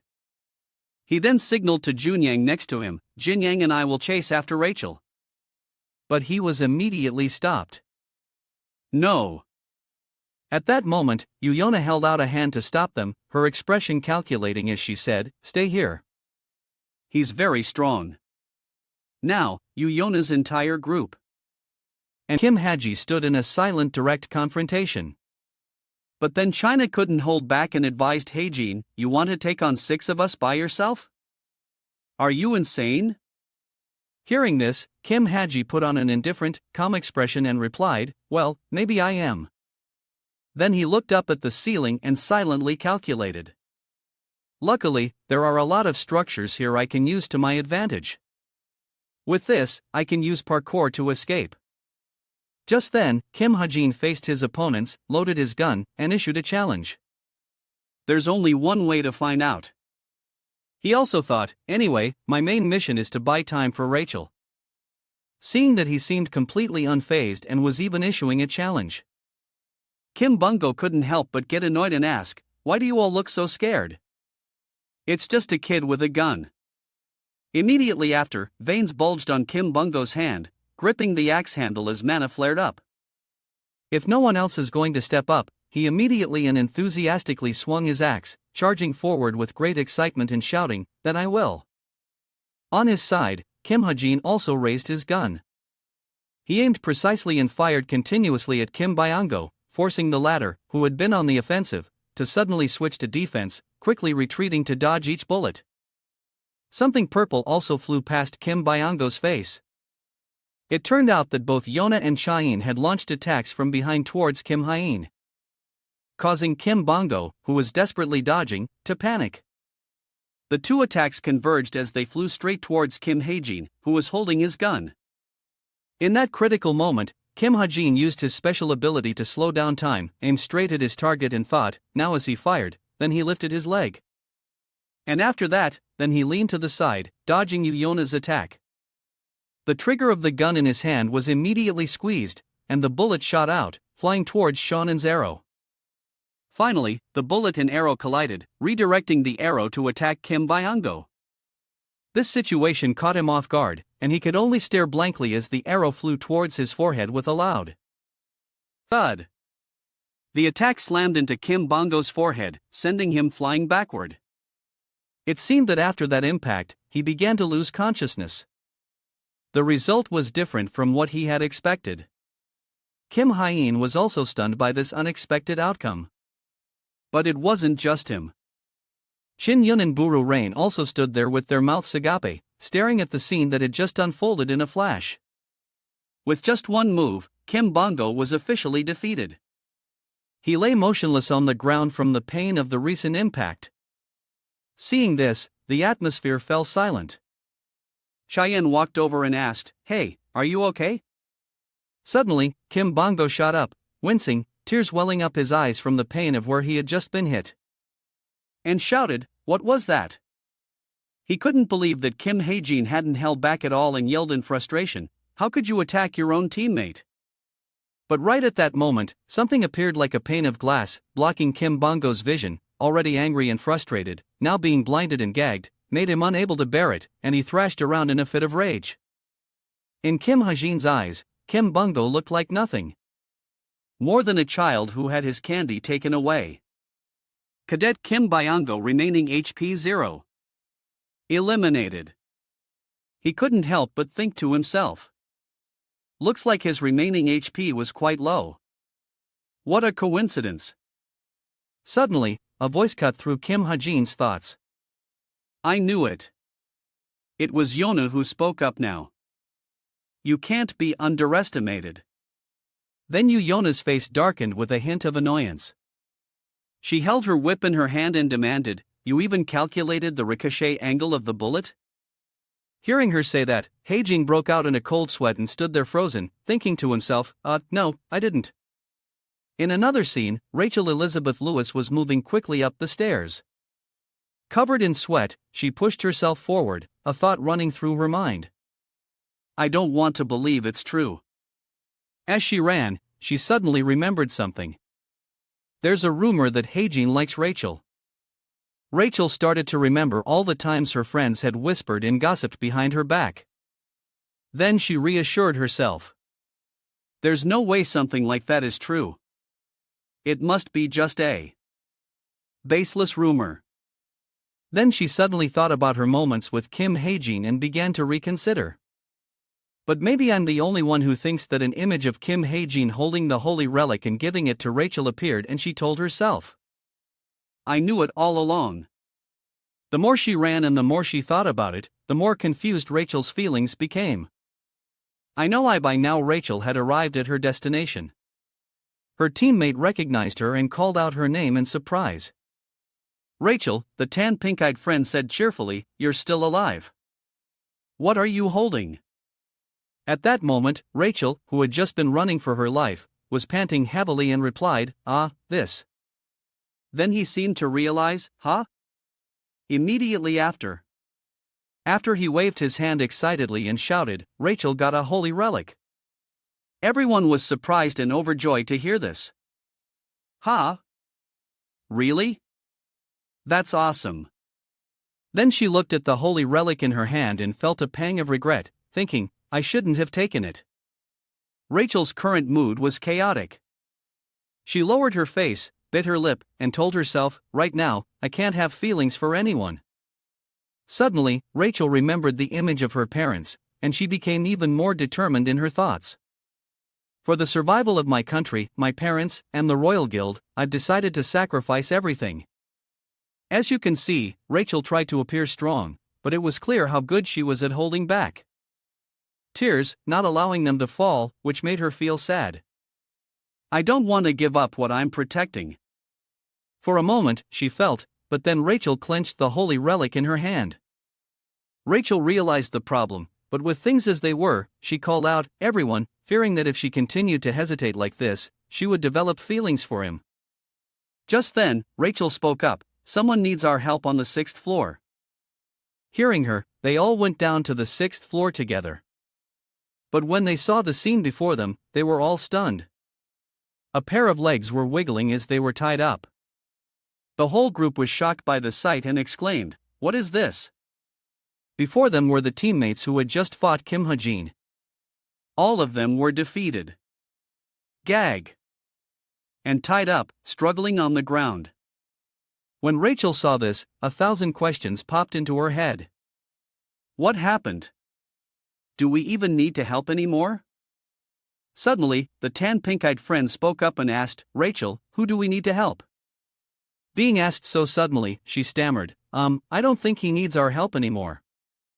At that moment, she unconsciously brought a hand to her mouth, unable to believe her eyes. This is incredible. I knew Hae-jin was strong, but I never expected him to defeat 6 people all by himself. Suddenly, the tan, pink-eyed friend spotted a stranger standing there. Without thinking, he walked over to greet him. Oh, hello. When Rachel saw him, she thought it was him and called out happily, Hi, Jean. This thought was immediately shattered when a voice rang out. Where did he go? Leaving her stunned. A man appeared with a sly smile. He had yellow eyes, white hair, and pale cold skin, wearing a tight black shirt that revealed his toned physique. He had a spear slung over his shoulder. Rachel immediately recognized him. Jong Hak, not long before, Underground LV. 5. Kim Soo, NKR 9, and Shin Jong Hak NKRAB. 51. A camera was also installed there. Kim Soho stood there, his sword at his side. Opposite him was Shin Jong Hak with his spear slung over his shoulder, looking arrogant. After staring at each other for a while, Shin Jong Hak spoke first. Kim Suho, I've been waiting for this day for a long time. Shin Jong Hak looked at him with an excited smile as if he had already won. Are you racking your brain trying to figure out a way to escape? But Kim Suho didn't show any signs of worry or fear. On the contrary, he smiled brightly, slowly drew the sword from his hip and replied firmly, not a chance. Just then, he didn't want to hesitate any longer. He pointed his spear at Kim Soho and said, I'm really looking forward to seeing how long you can keep up that tough act. Bring it on. I'll show you the difference between us. Hearing those challenging words from Shin Jong Hak, Kim Soho's eyes filled with calculation as he chuckled to himself. Immediately after, Kim Soho leaped off the ground and responded to his taunts. Then I'll accept your offer. He immediately charged forward, swinging his sword to clash with his spear. Finding Shin Jang Hak to be a rather interesting opponent, he smiled and remarked, I won't go easy on you. Shin Jong Hak smirked. Don't show me how pathetic you are. Then a fierce battle between the two quickly ensued. Suddenly, Shin Jang Hak shifted his footing to the side. He immediately thrust his spear towards Kim Soo-ho, but it was quickly dodged. But the recent attack had torn a corner of Kim Soo-ho's shirt. Seeing this, he realized an opportunity. He smiled triumphantly and swung his spear up. Without thinking, he immediately thrust it down. But Kim Soo-ho wasn't so easy to beat. With a quick reaction, he gracefully dodged the attack. Seeing that he still hadn't done anything to Kim Soo-ho, he grew angry and thought, he dodges like a rat. The next attack, I'll definitely defeat him. Suddenly, in his eagerness, the spear that had just pierced the ground was now stuck and couldn't be pulled out. He started to try again, pulling with all his might, but was surprised and confused. Wait, why can't I move it? At this moment, Shin Jong Hak found himself in an unnecessary predicament. He gritted his teeth and thought, damn it, I can't believe I made a mistake like that right at the beginning. Seizing the opportunity while Shin Jong Hak had lost his chance to counterattack and had revealed an opening, Kim Soo-ho, without a word moved in and kicked hard at him. In response, he reflexively raised his arm to block.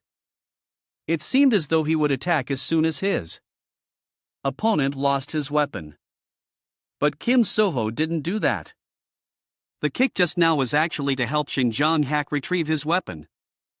With his impact, the spear was no longer stuck there. At the same time, Kim Soo-ho pointed his sword at Shin Jong Hak, making him angry, but unable to do anything. Kim Soo-ho looked at him sitting on the ground and reminded him, I told you I wouldn't go easy on you, didn't I?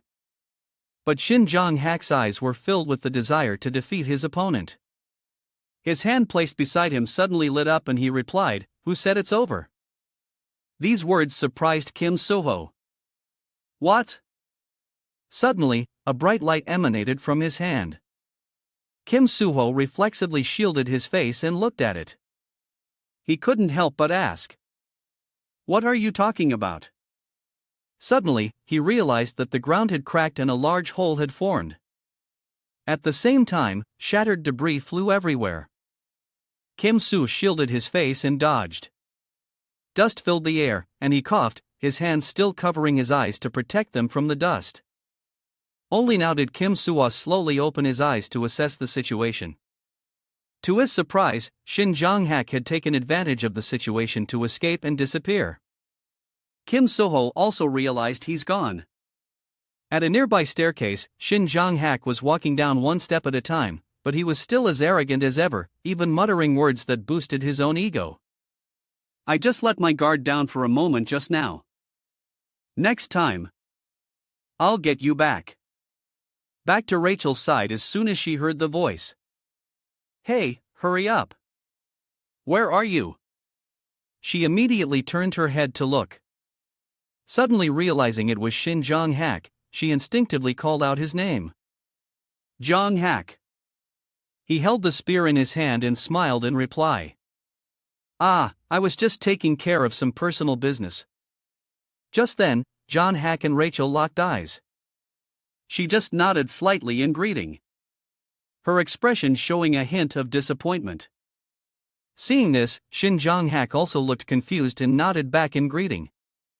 The tan pink-eyed friend pointed to the people who had just been defeated by Kim Heen and asked, "Hey, Jong-hak, what's this? Did you do this?" Shin Jong-hak immediately confirmed as soon as he said that. Rachel immediately realized that his answer was a lie because the one who had stayed behind to hold them off so she could run was Kim Heen. But the tan pink-eyed friend cheerfully said, "Oh, it was you.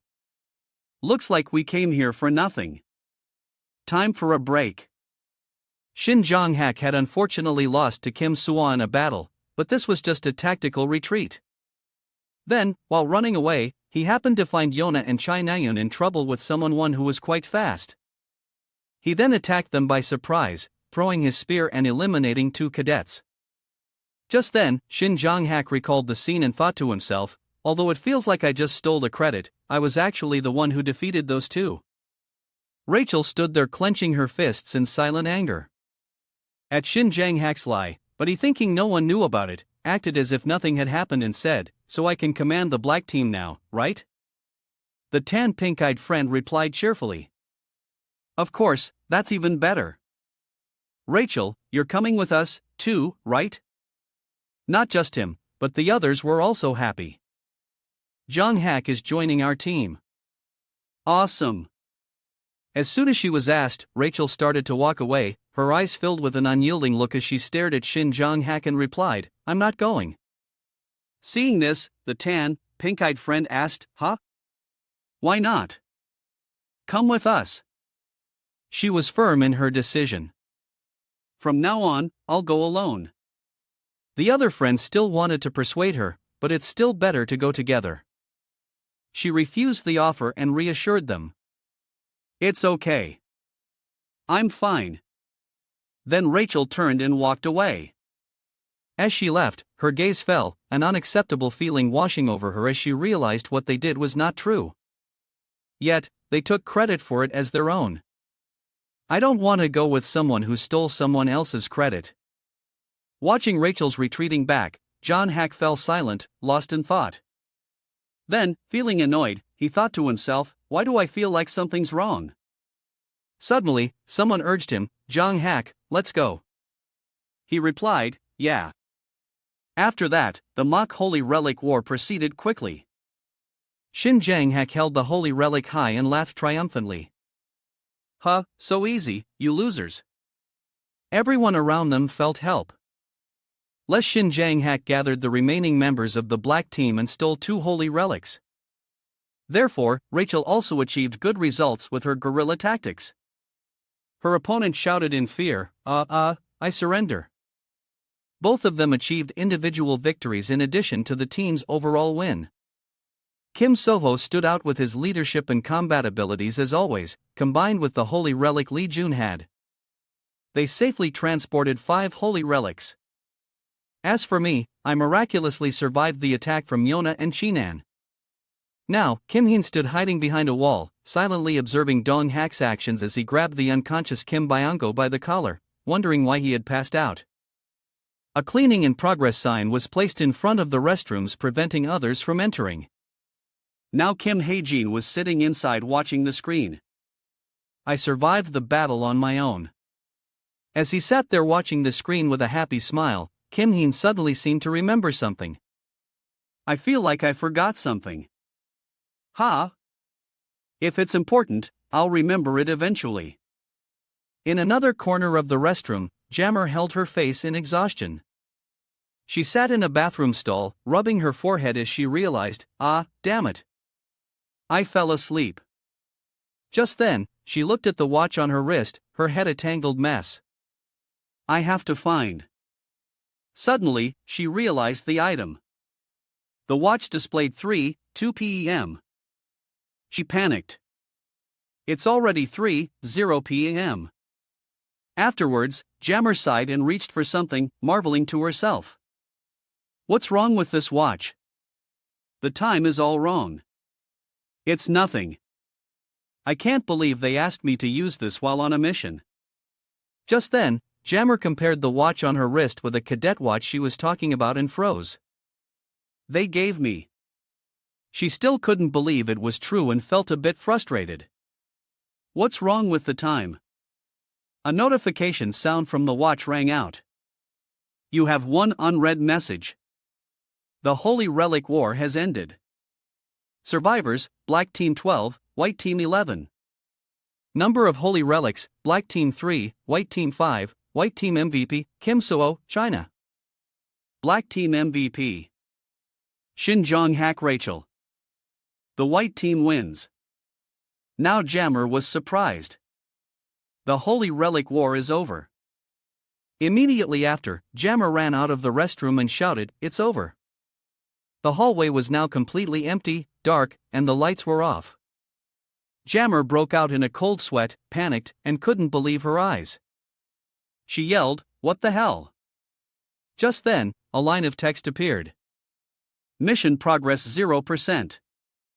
Outside, everyone was happily chatting and resting after the battle. Want some recovery potion? Thanks. Then a voice called out, Jammer. Jammer hasn't come back yet. Looking at the happy young couple in front of him, a man. Golden glasses holding a notice in his hand, who was none other than Instructor Sohiak, couldn't help but wonder what the hell is she doing. Just then, the instructor spoke up. I will now announce the results and the outstanding individuals. The Black Team has 12 surviving members and found 3 holy relics. The most outstanding members are Shin Jong-hak and Rachel. The most outstanding members of the White Team are Kim Suo and Nain, with 11 surviving members and 5 holy relics found. So, the winning team is the White Team. Immediately, everyone cheered in celebration of their victory. Amidst the joy, someone was sitting and angrily pulling up grass. Damn it! It turned out to be Kaon. Her face darkened as she muttered, so what if my team won?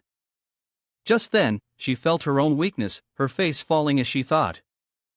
I didn't even get to fight alongside Rachel. And I couldn't even take down Kim Hae-jin, even when 6 of us attacked him at once, even though Shin Jong-hak interfered halfway through. Then she suddenly remembered the gossip about Kim Heen liking Rachel. Suddenly, Yuna appeared and cut through her thoughts. Are you upset because of what Lai Jian said earlier? Hearing Yuna's question, Cheyenne immediately became agitated. Who said I'm upset? I don't even remember what she said. Yuna beside her nodded and asked back. Is that so? Yona's next words made her even more agitated. So?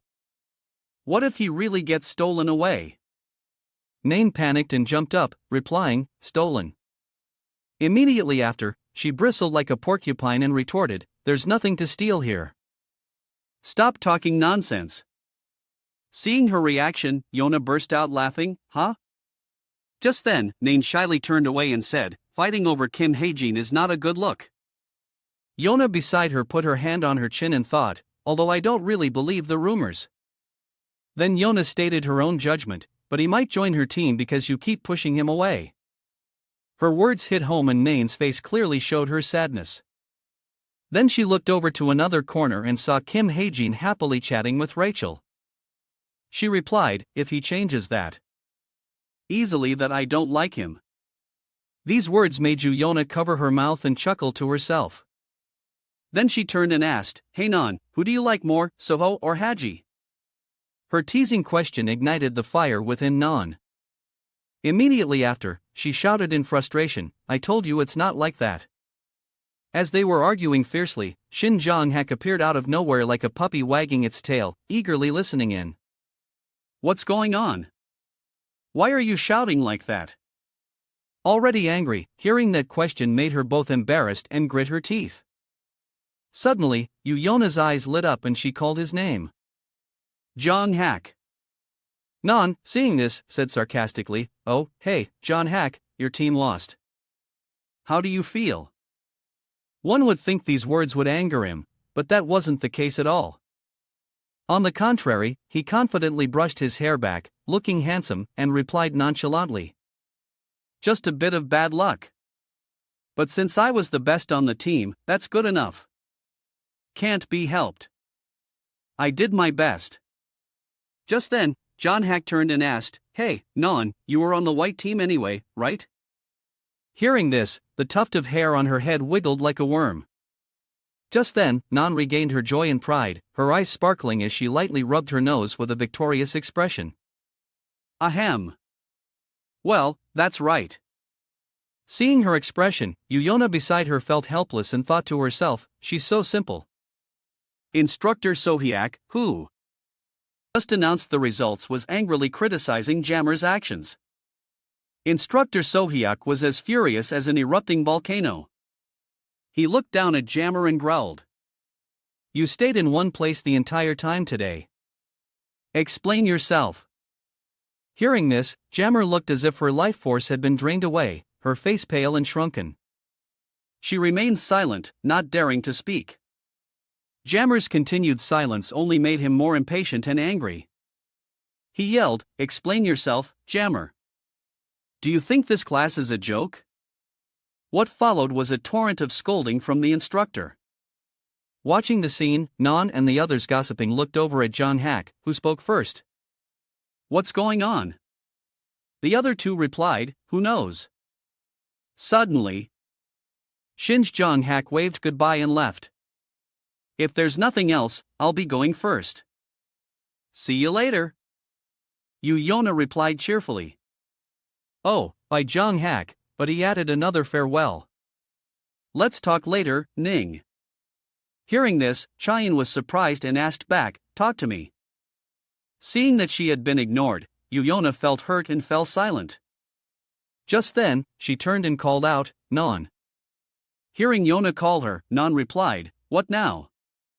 Now, Yona spoke slowly and cautiously. "If you don't like Hajin or Suho, then maybe you like John Hack." As soon as she said that, Non's face darkened and she looked at her with an annoyed expression like a ghost, growling, "Are you crazy?" Seeing her reaction, Yona also concluded in her head, "She probably doesn't like John Hack then," but Yona still felt hurt. "I'm so jealous of you." Suddenly hearing her friend say such strange things, Non asked back, "What are you talking about?" Then Yona said nothing and thought silently, "You have 3 people to choose from, and I have no one." And so the training for the midterms came to an end. The moment began to be captured. Kim Soho smiled brightly with Jin Hozon. The Holy Relic War. Just then, a strong gust of wind blew Rachel's hair, covering her entire face. Kim Hae-jin, sitting beside her, was flustered and didn't know what to do. Kim Hae-jin looked up at the sky and thought, "It's over." After a long day, Kim Hae-jin dragged his trembling body to the doorknob, and thought, "I didn't write the details about the Holy Relic War, so I just hid and waited for it to end to make sure everything went as planned." Although in the end, nothing happened.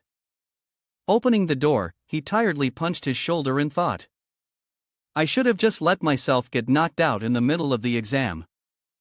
I'm so tired." Just then, Evangel, looking as bright as a little sun, ran over happily, her sweet voice calling out, Hey Jean, welcome back." Seeing her, he regained his spirits as if he had been given a boost of energy.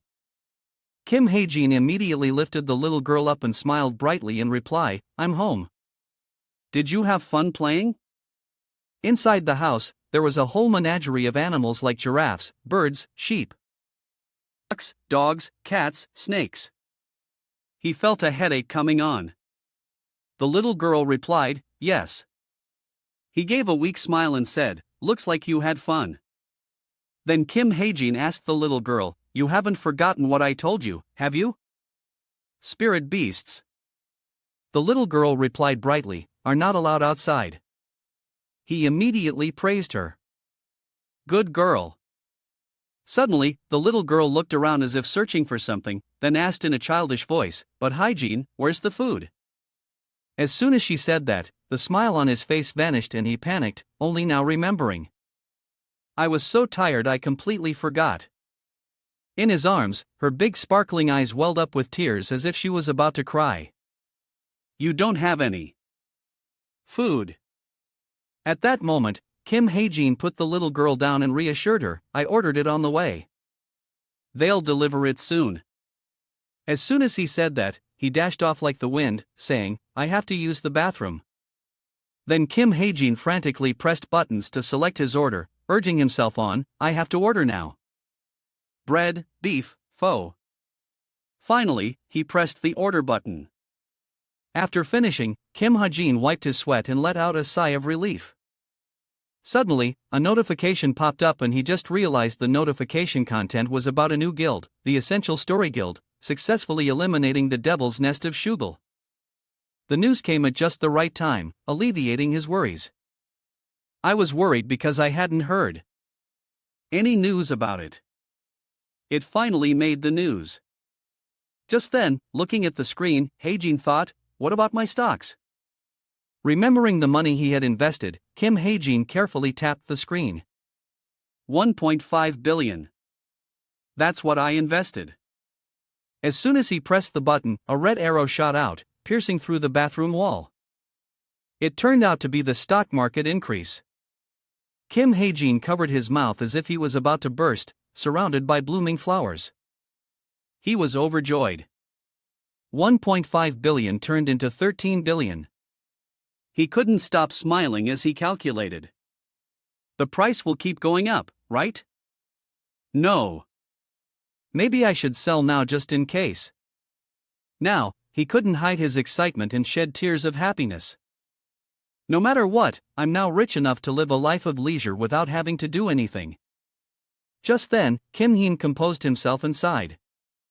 Then he fell into a quiet void again. Even so, Kim Heen's eyes grew sad. This money will disappear when I return to the real world. The scene shifts to a panoramic view of the bustling city at night with sparkling lights. At the Gono mercenary office, someone was sitting in front of a computer screen observing. Just then, as Lean lifted her coffee cup to drink, a spirit behind her mimicked the action. Then she spoke, the things I can assign to the apprentice mercenaries. Then she clicked her mouse, remembering a request tied to the joining mission. Just then, Lean thought about the photo that had been sent to her after the job was done. And a thought began to arise. The target must be someone who has killed a certain number of people. A villain who doesn't deserve to live. Suddenly, Lean realized, that's it. At that moment, a call came in. Lean answered, Hello, Captain. Yes, I have it. What's the request? Then the information was relayed to Li Xiaofang, Italian mafia, suspected of being a Jin. Hearing the information, and she simply replied, Good. Suddenly, the person on the other end of the line asked, but did you get the answer you needed? Just then, the voice on the other end said, Is Kim Ha-jin joining the Geronimo Mercenary Guild? A voice came from the other end of the line. Did Kim Ha-jin really say he would join the Geronimo Mercenary Group? Li Xiaofang leaned against the wall and replied, Yes, he answered very decisively. The voice on the other end said, Really? What did he say? Xiaofang's face was grim. As she recounted, I'll call back when I have time. That's what he said when we gave him our business card. A gray-haired, freckled man looked up with a thoughtful expression and said, So, you mean there hasn't been a call in 2 weeks? Xiaopang confirmed. Yeah, so he'll call us back soon. She lowered her voice and ordered, Now, please fix that mission for me. The gray-haired man exclaimed, Wait. But before he could finish, Xiaofang said goodbye. I'm hanging up now. And so the call ended. The gray-haired man, sitting at his computer, was a bit speechless. Seriously? He ran a hand through his hair. Is it because she's never socialized before, or is she just that clueless? His hand moved the mouse on his desk.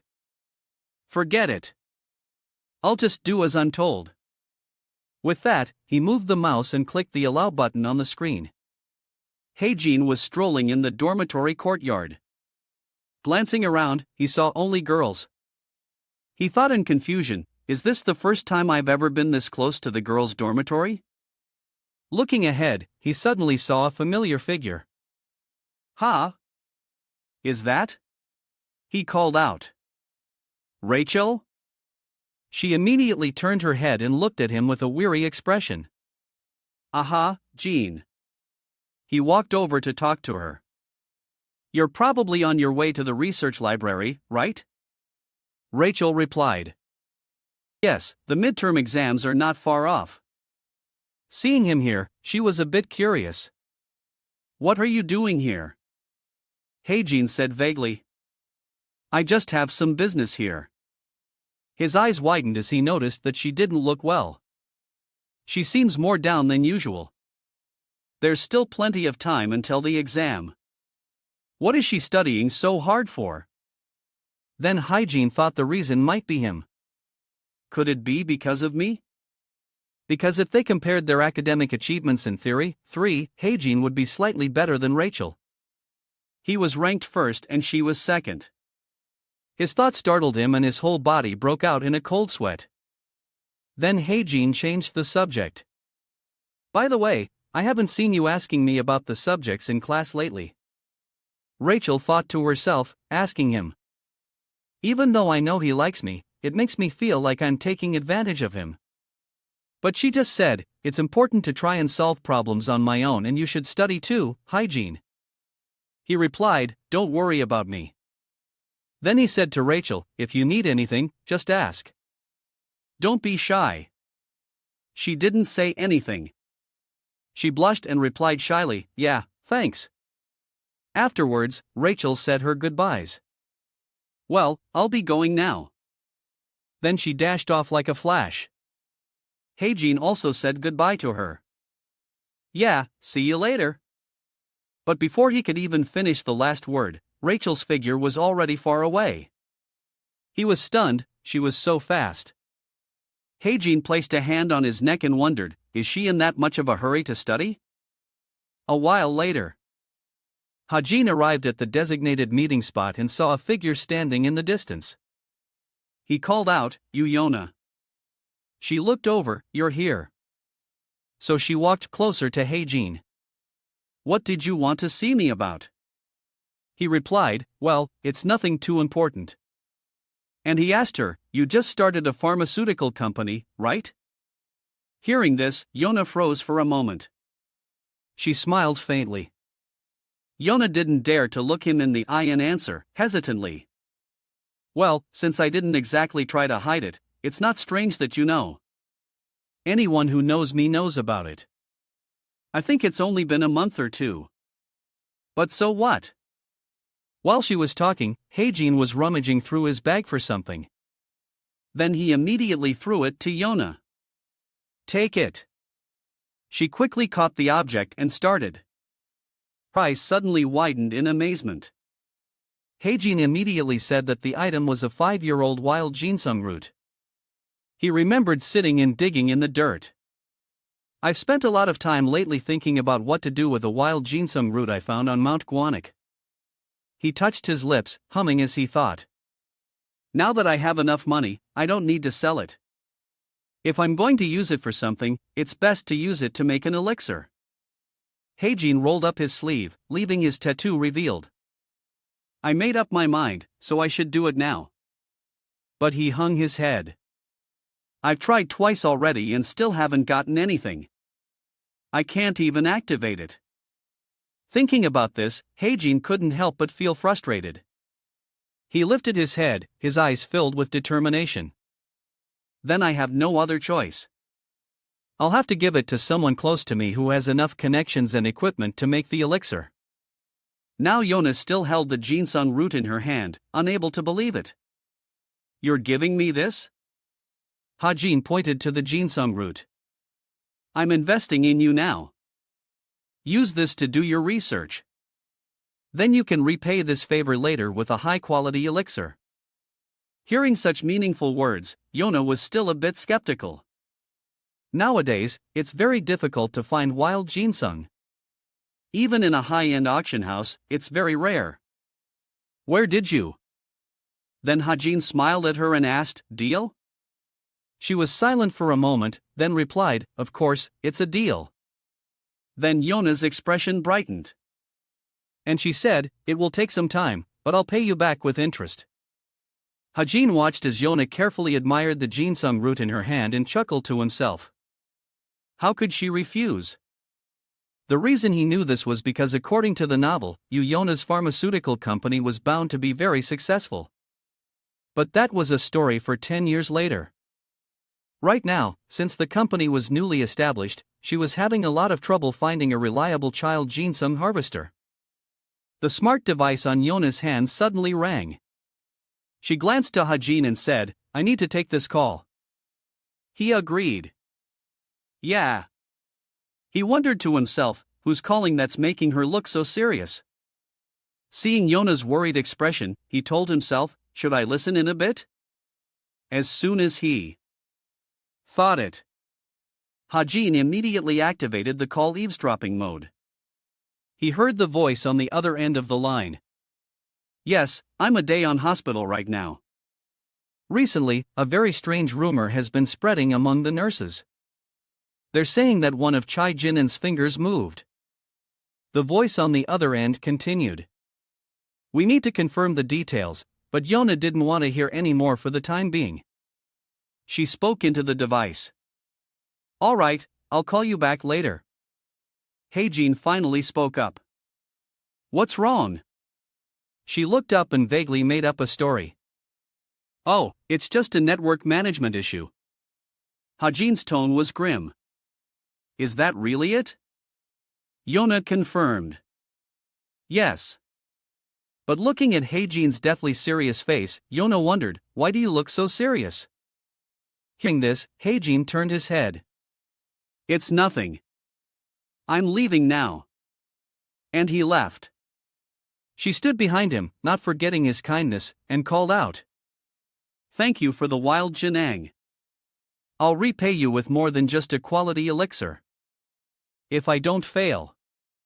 After saying that, she stood there stunned. She watched Hajin's retreating figure, feeling a bit confused. Why is he like that? A hand opened and a voice spoke. Book of Truth. Immediately a book appeared in his hand. Hajin stared at the book and asked, when will the devil seed in Chai Jinnen's body sprout? He looked at the words on the page. My magic power is probably not enough to ask for such deep details. If that's the case, he changed the question. To what extent has the devil seed residing in Chai Jinnen's body sprouted? Of course not. A stream of light suddenly emerged from the book floating in midair. He widened his eyes following the stream of light. When the stream of light faded, the screen displayed the number 89%. Hajin stared blankly at the number. It hasn't sprouted yet, so it must have just been his finger twitching, but he placed a hand on his chin. I made the time to suppress the demonization as slow as possible at 5 years, and it's been over 4 years since Chai Jinnen fell into a coma, so that only leaves. A sudden sound from his device cut off his thoughts. Hajin looked at the flashing device, his eyes reflecting the screen's light. About half a year more, the device on Haji's wrist projected a screen showing a message from Liao Feng. When are you going to contact me? He ran a hand through his hair. Hajin tiredly held his head in his hands. After winter ends and before spring begins, I'll have to kill Chai Jinnen. The heart rate monitor displayed a steady rhythmic electrocardiogram wave. Chai Jinnen's eyes were tightly shut, his face gaunt and haggard. Those bony fingers lay there. The heart rate monitor's display flickered. The person on the bed remained silent. The heart rate monitor's display flickered again, this time more strongly. The previously motionless fingers suddenly twitched. A hand slammed down on the table. Lai Han excitedly looked at the crowd and said loudly, everyone knows there's an interclass tournament this week, right? Everyone is required to participate in at least one event. A girl raised her hand. Yayanhen, I'll take it. Others were discussing, what should I participate in? While everyone was enthusiastically responding to Inan's call, Hajin was resting his chin on his hand, thinking, I completely forgot. Let me briefly explain what the Ter-class competition is like, as the name suggests it's a competition between classes.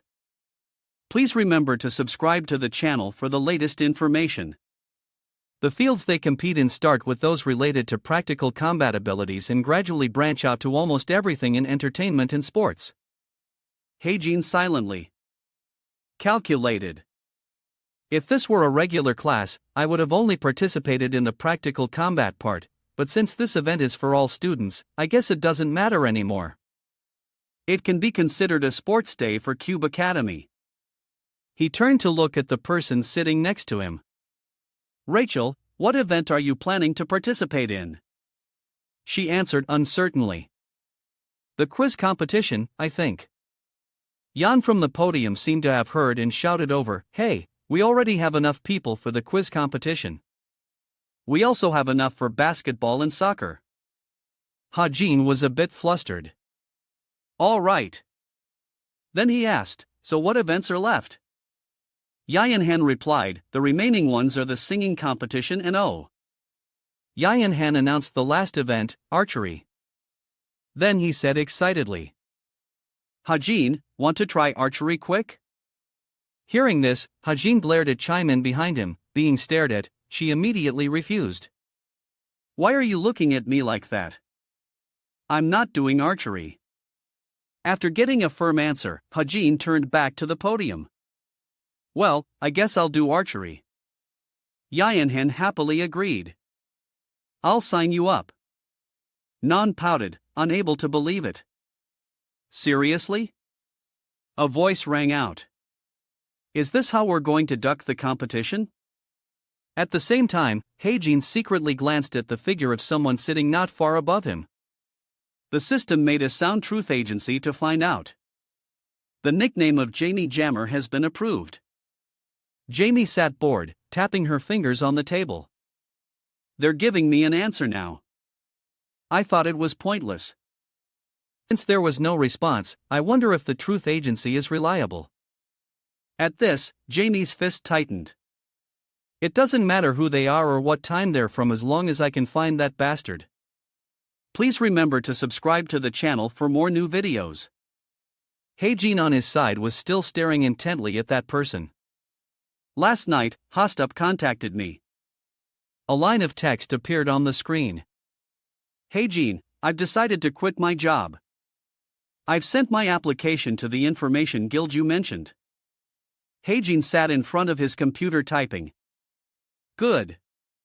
I think you made the right decision. Another message came in from the other side. Thanks for introducing them to me.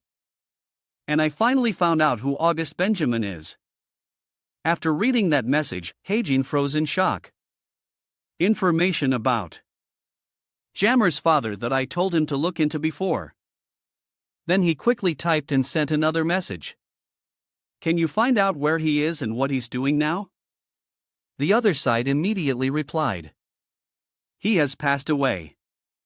At the interclass competition, the soccer match was being broadcast live on the screen.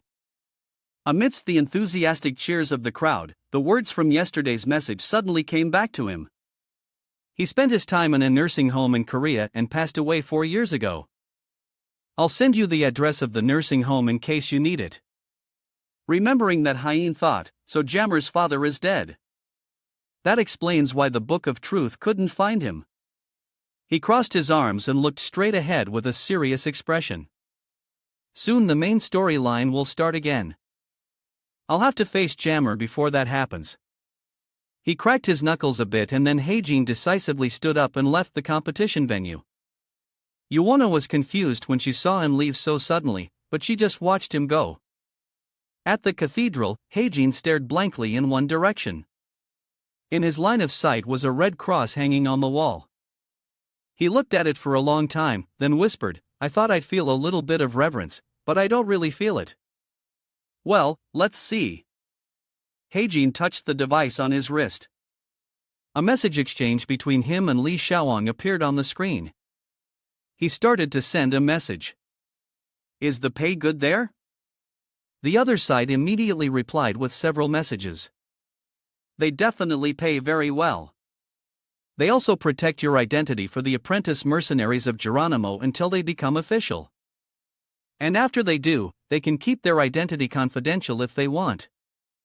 Looking at the name and the third message, Heijin paused to read it a bit longer. Geronimo Mercenary.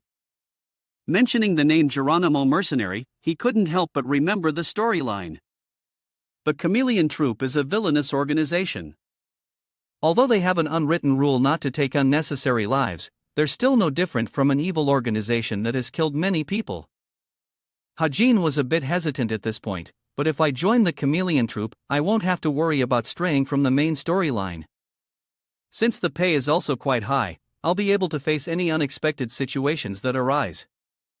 And most importantly, I'll be able to kill Chai Jinyoung. Although Haijin thought this, he looked flustered. From the beginning, I knew I couldn't do it alone. But what worries me is that I have to commit a crime to do it.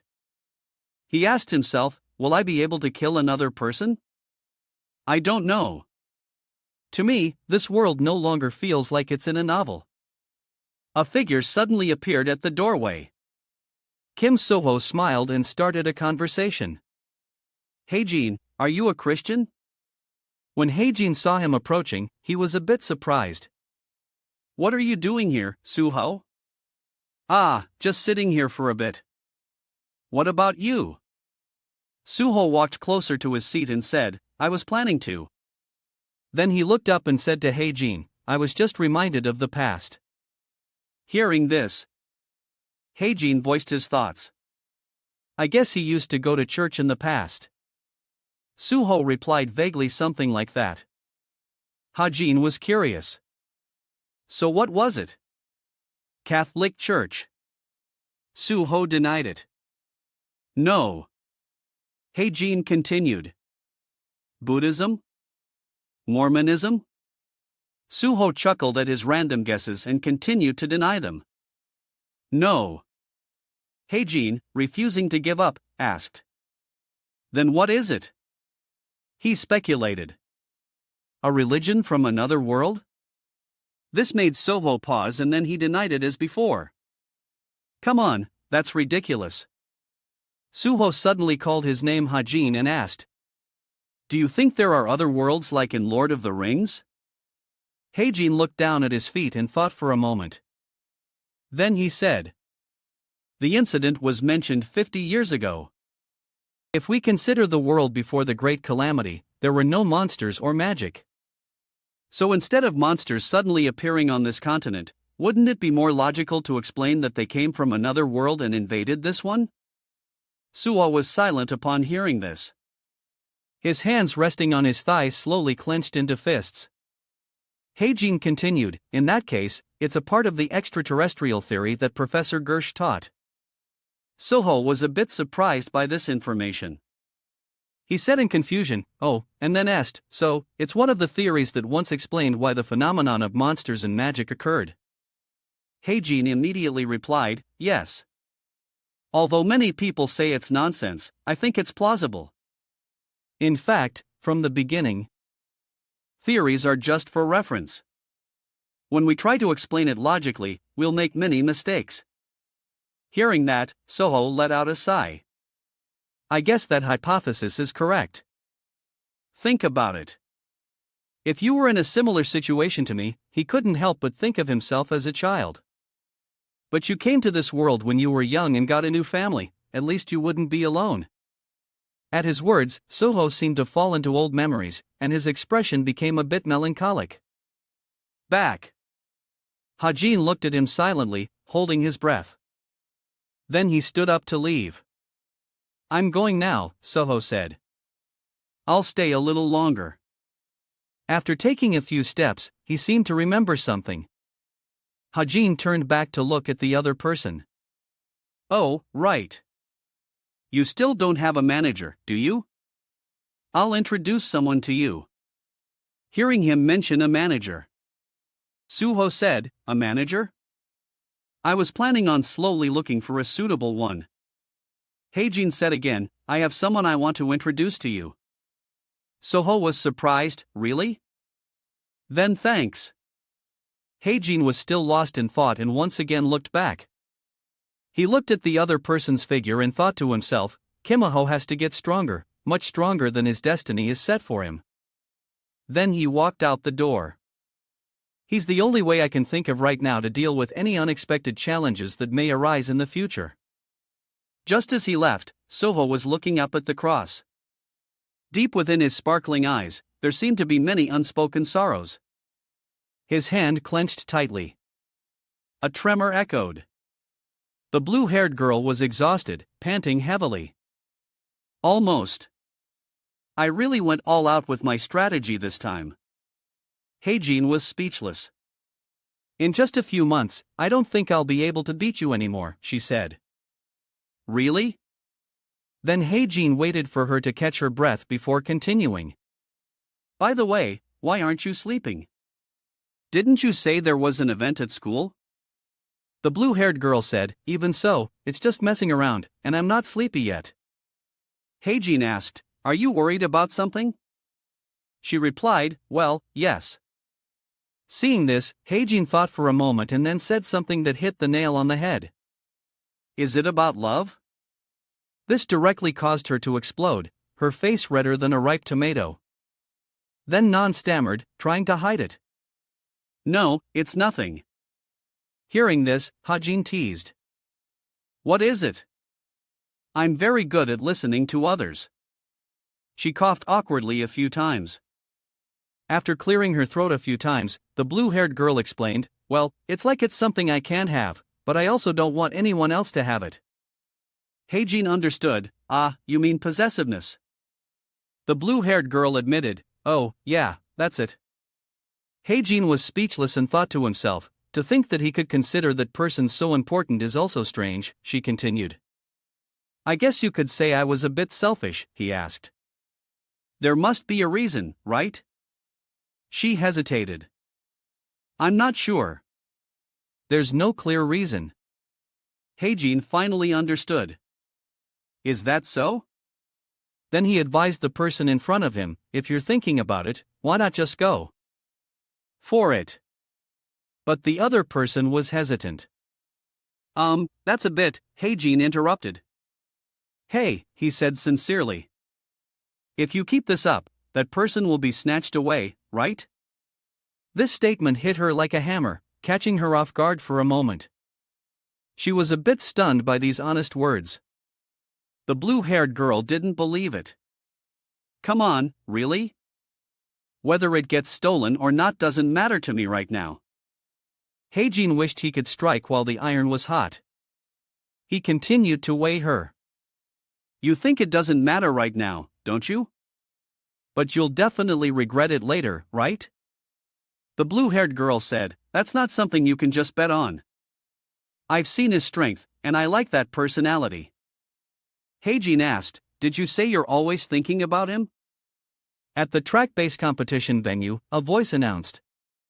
The archery competition for the acceptance class and the cultivation class has concluded. The current first place is Gustav, who hit the target at a distance of 320 m. Non, who had been watching the match from start to finish, couldn't help but let out a sigh. Yona beside her asked with concern, why are you sighing so much, Nain? She replied, it's nothing. What now? Then Naeem looked up. But why are there so many M today? Didn't they say there would be master mages here today? I guess they gathered to see each other at least once. Jonas said there are only 300 master mages in the whole world. Nan suddenly understood. So that's the reason. Then she looked at the field and saw two familiar figures entering. Oh, it's our class's turn now. She laughed. The announcer's voice rang out. Next up will be the representative of the Truth class, Kim Heijin, and the representative of the Devotion class, Baru Moraine. The two stepped onto their platforms after the referee's introduction. The rules of the inter-class tournament are simple. Both representatives will shoot one arrow from their shooting line at their target, and the one who hits the target from the farthest distance will win. Just like the bet Najin had with Chai Nayun. You only have one chance to shoot each target, but there is one difference. The referee's voice shouted again, starting at a distance of 50 m. Kim Hae-jin, please shoot your arrow. Haji prepared to knock his arrow. Suddenly, a mysterious force acted on his body, making it impossible for him to hold the bow and arrow normally. He cried out in pain. The mysterious force was caused by the mages who would apply various effects to hinder the archers. Hajin struggled to draw his bow. Thinking to himself, in this world, just because of that, hitting the target isn't entertaining for either the audience or the archer. But aren't these effects a bit too strong? Inside the observation room, a hand touched the crystal ball and a voice spoke. Is that your nephew? Duchess Arian, the red-haired girl sitting in the chair holding the crystal ball, was none other than a master mage, Arian. Arian said, unofficially, yes. She looked at the crystal ball in her hand and asked, it's grown quite brightly, hasn't it? The person next to her bowed slightly and replied, yes, it has. Then he flattered her. It looks even better next to that ordinary-looking kid. Those words made her laugh mockingly. Arian rested her chin on her hand and looked down at the stance. His posture with the bow isn't bad. Arian asked the person next to her, I could take over from 350 m onwards, right? Although no one can reach 350 m. Hearing this, he was flustered. I'm sorry. Then he remembered being in the manager's office. His superior had said, she may not look it, but she's quite old. Agree to whatever she wants. Maybe she'll agree to teach a class one day. He mumbled in response to that. Then he finally agreed, yes, after all, it's not a test, just an event. The students will be honored just by your presence here. Arian wasn't convinced. Is that so? She said, all right, then. The referee's voice rang out as Hae-jin's arrow hit the bullseye, shattering the target. Kim Hae-jin has hit the 300-meter target. Maru Moraine, standing not far away, looked over at him and praised, you're pretty good. I guess your talent isn't just talk. Hearing this, Hae-jin couldn't help but wonder. You seem pretty relaxed. Bu immediately took the opportunity to make a snide remark. No way. I guess it's just the skill gap between us. Is something like this tiring? When Hae-jin saw his opponent acting so smug before the match was even over, he got angry. Then he said mockingly, you didn't consider that your aunt might be trying to hinder me. Did you? Bu was hit where it hurt and stammered. What are you talking about? You're just talking nonsense because you don't think you can hit the target. Hae-jin's face darkened. Nonsense.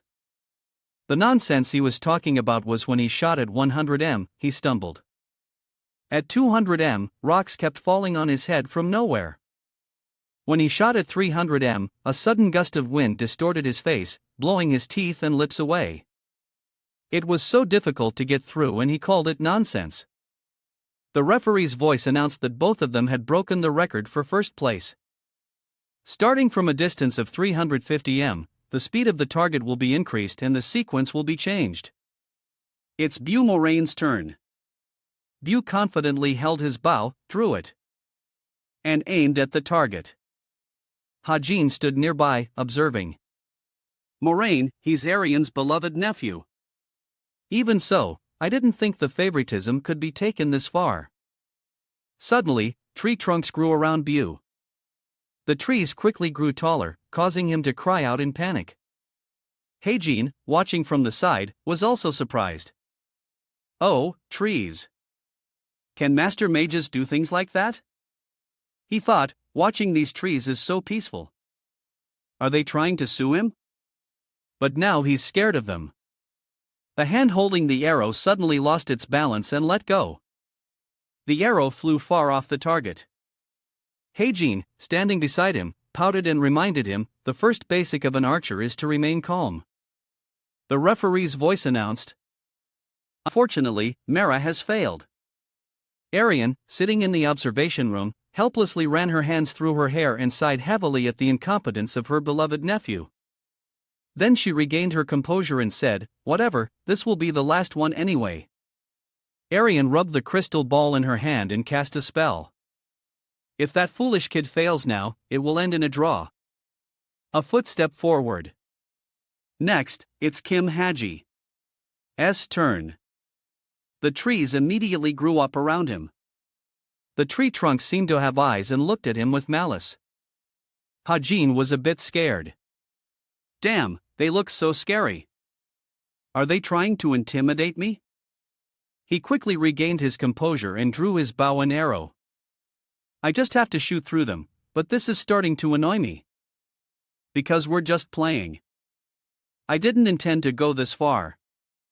As fast as ever, the targets blurred.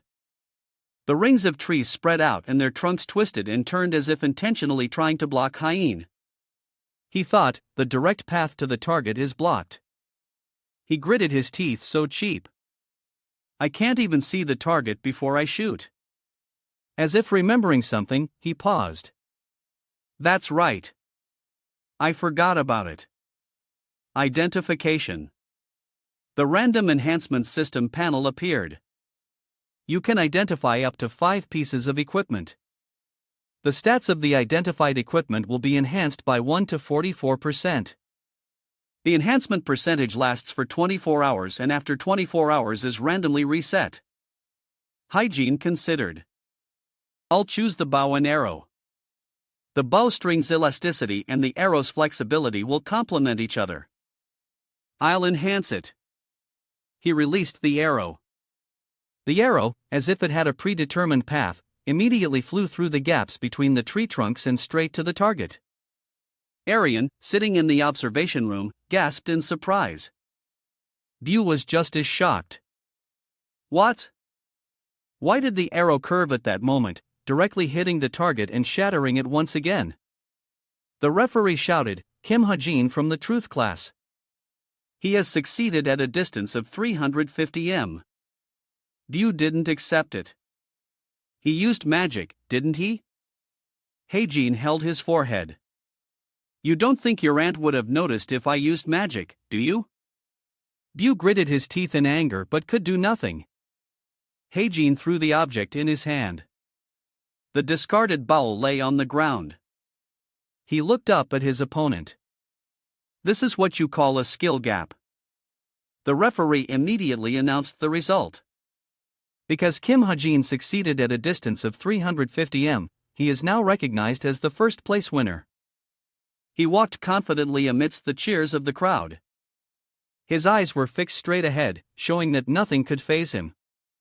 Yona let out a small sigh after the match ended. Hajin, he always has to have the last word. Nan was stunned. Now that I've noticed him before, I only saw his strength. But why is there something different in my heart now? Thinking about this, she couldn't help but blush. I'm going crazy. The final match was held on Sunday and the class competition concluded. A series of articles were published and the first place team happily took a photo with their medals. An image of Kim Hajin giving a speech on stage, an image of everyone celebrating their victory, and an image of the handsome and charming Xing Zhanghak. After the competition ended, Kim Hajin spent his time relaxing with Evangelist. I can finally spend some time relaxing with Evangel. He smiled happily as he watched the little girl happily holding a chicken leg. Suddenly, a message notification from his computer caught his attention. The screen showed, you have a new message. The sender was Geronimo Mercenary Group. Kim Hajin was confused. What's this? After opening the message, the mission information appeared.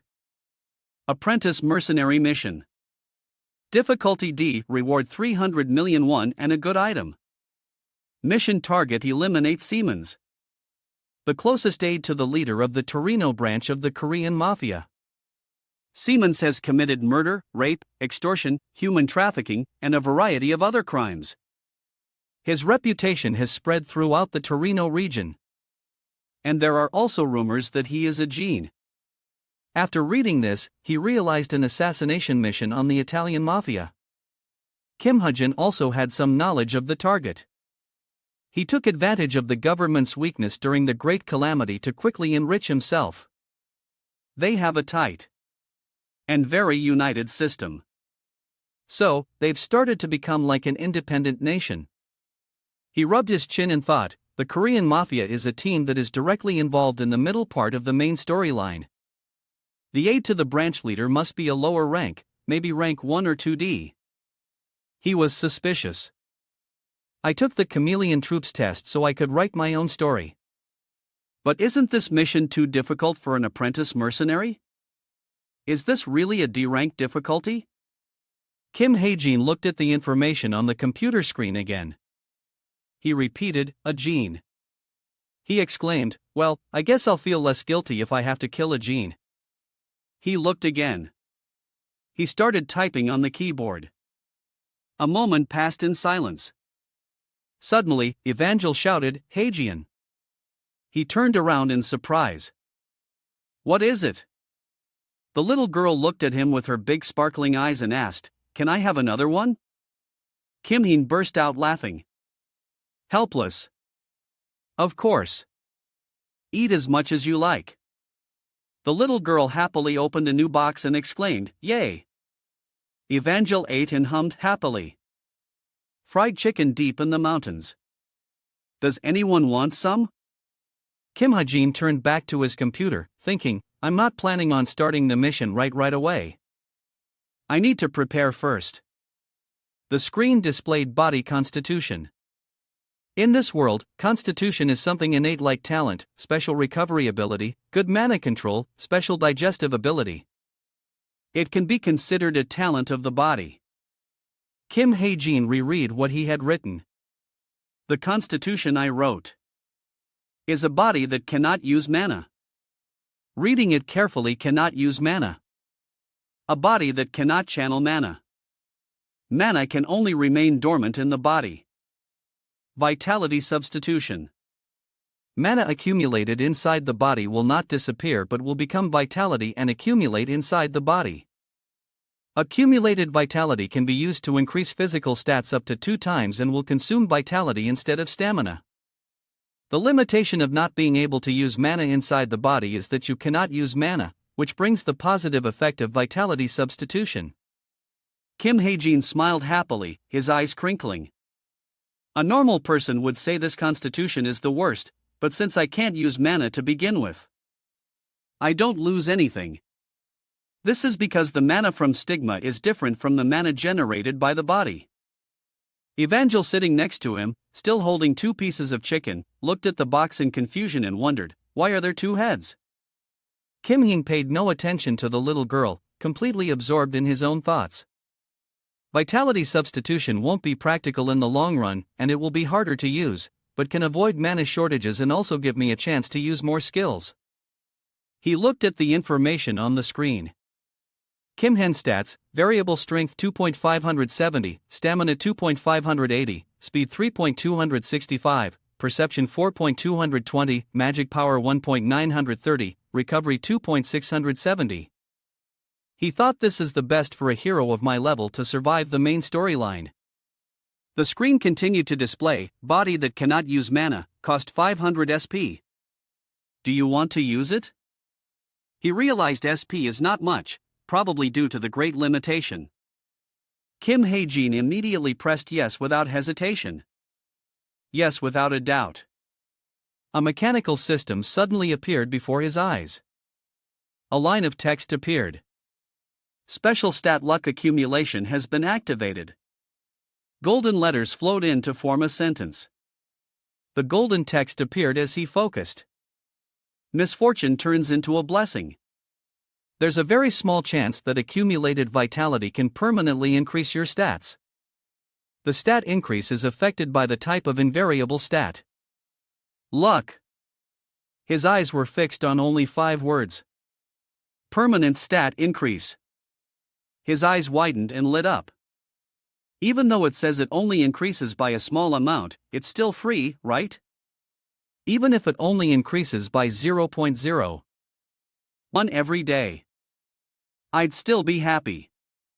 Kim Hae-jin shouted with joy. Awesome! Evangel next to him angrily scolded. Hae-jin, be quiet when you're eating. He laughed and said, sorry. The next day, he went to retrieve his bracelet. I want to get back the obsidian bracelet that I had given to the Soul Magic Tower.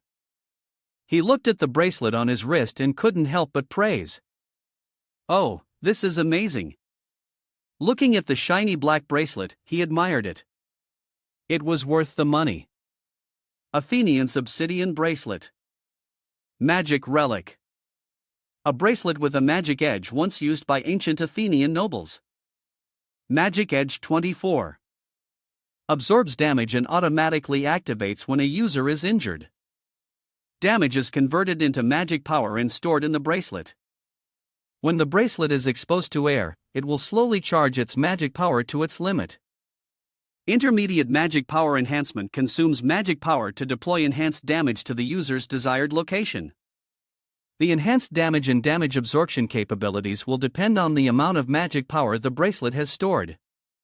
He remembered when Jean gave him the bracelet. He said, the enhanced magic can only be used when necessary. Please use it only when absolutely necessary. Kim Heen speculated, if he said that, I guess the one who awakened it doesn't know about its automatic charging function. He chuckled, thinking of Jean. He's quite honest. Even though my first impression of him wasn't like that. His first impression of Jean was as someone who was warm to the rich and cold to the poor. He couldn't say anything. He stood in a corner, rubbing his chin and thinking, maybe I'll introduce him to you, Yona, when she sets up the magic tower later. Suddenly, someone called from behind. Hey Jean. He turned his head and recognized the person, smiling happily. He called out loudly, Mr. Suyak. Suyak said, sorry to keep you waiting, but go to the office. The two entered the office and Kim Hae-jin was stunned. Ah. Suyak laughed and asked, this place looks better, doesn't it? As he walked in, he said, we have 11 employees now, and I also have 5 exclusive hunter contracts. Oh, the office was funded by Mizu. Kim Hae-jin followed behind. Praising. That's amazing. In the room, a shiny black motorcycle was parked in the corner. Suyak introduced it. That's right. This is what you told me about last time. Kim Heen exclaimed in surprise, oh. He touched the bike and praised, it's so luxurious. Swak smiled and said, not bad, right? The system displayed an information panel. Augusta's guardian reward body made of enhanced mana weight reduced. While strength is maintained, body weight has been reduced to increase speed and reinforced to compensate for the resulting fragility. Rapid movement. You can instantly increase speed by burning mana. He read the information provided by the system and judged. It must be very expensive. He turned to Suya and said, thank you for giving this to me. He smiled and replied, no need. If you need anything, just let me know.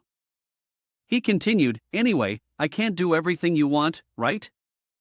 Suddenly, he put down the bag he was wearing. He was confused. What is it? A golden-furred puppy with a cute red bow on its head jumped out. He exclaimed in surprise, ah. Suyak looked at the adorable puppy and said excitedly, ah, so cute. Cute. How did you get a dog? He replied, I just found it by chance. He exclaimed, really? You're so lucky. Hey Jean, I have a call. Wait a minute. After taking the call, he said, I think I have to go now. I have something to take care of. He held the puppy in his arms and replied, is that so? Okay. I'm done here, too. Kim Heen touched the bike and said, thank you. I'll visit again. Suyak waved and said, all right, see you later, puppy. I'll see you again, too. The puppy also barked excitedly in response. Kim Hyun looked at the bike and said, "All right, let's go somewhere no one will eavesdrop." He and a small puppy rode to a deserted place. He looked around to make sure there were no CCTVs. When Hajin put the puppy aside, he opened the system and said, "I've also added a new setting for the bike. Let's see." The question is, he held out his hand and blue rays of light surrounded his arm. Activate portability. The glowing bike instantly transformed into a suitcase. Kim Hae-jin picked it up and said, "It's still a bit heavy. This thing is about 20 kg. The system announced, activating portability allows you to use the mana of stigma to condense an object into a suitcase. He turned to look at the puppy and comforted it. You must have felt so stuffy. Thank you for staying in there. It turned out that this adorable little puppy was a Vengal. She had woken Hae-jin up to go with him because she wanted to visit Seoul. Kim Hae-jin said, "Let's go."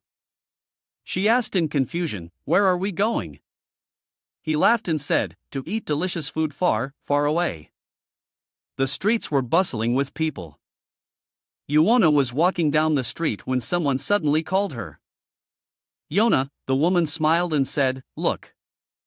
Ms. Han said proudly, "This whole place will be yours in the future." This wealthy woman was Jin Yu-jang, Yona's mother, a real estate mogul. Yona said confidently, "Don't worry, Mom. I've already thought about what to do with it." Miss Jin Yu-jang was proud. "That's my daughter." She crossed her arms in annoyance and said, "You're so reliable. I don't understand why your father is so childish. He doesn't know anything about investing." The bodyguards behind them silently judged in their hearts. That crazy Eugene Hyuk is probably just a normal husband at home. Yona reassured her mother. "Dad has been better these days." Suddenly, she was drawn by the chatter of the crowd. "So cute. She looks like a doll." She turned to look and immediately saw the figures of Kim, Hae-jin, and Evangel. She immediately recognized him. That person is Kim Hae-jin. He's wearing glasses, but I'm sure it's him. She stared in confusion at the little girl walking beside him. The people there kept cooing. "So cute." Evangel, wearing a cute hat, smiled happily and talked beside Kim Hyun. Yona's eyes widened in confusion. Who is that child? She was determined to find out. She shouted, "Hey, what is this?" Suddenly, Jin Yuang grabbed her wrist and held her back. She asked, "Where are you going?" "We have to visit the tenants now." She struggled and called out, "Mom." She hurriedly looked back at the two of them and said, "I have something urgent to do." Her mother was adamant about not letting her go. "You have to stay here. You'll inherit everything later." Yona watched helplessly as the two figures got further and further away. "Ah, they're getting further away." Jin Yu-jang immediately pulled her away. "We're late. Let's go quickly."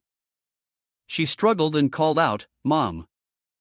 Yuona was determined to find out for herself. Evangel put a piece of food in her mouth and chewed deliciously. The little girl's cheeks were puffed out and rosy, her eyes showing extreme excitement in front of a table full of delicious food. Kim Hae-jin watched the little girl eat with gusto and smiled, asking, "Is it delicious? Want me to cut anything else for you?" Evangel eagerly said, "Garlic?" He laughed and replied, "All right, all right." The people around them were drawn by the little girl. Cuteness and couldn't help but look over. Oh my, so cute. The little girl ate with gusto, her eyes expressing indescribable happiness. This is heavenly. Kim Ha-jin looked at the little girl and called Evangel. He asked, "Do you think you can get through this weekend on your own?" Evangel, who was about to put a piece of meat in her mouth, suddenly paused. The little girl looked at him silently, seeing the little girl's crestfallen expression. He panicked. Oh no, she stopped eating. She's probably going to cry. He quickly said, but I'll buy you a toy. Just tell me what you want. Evangel replied sadly, okay. He looked at the little girl's expression and thought, what should I do? She looked so dejected.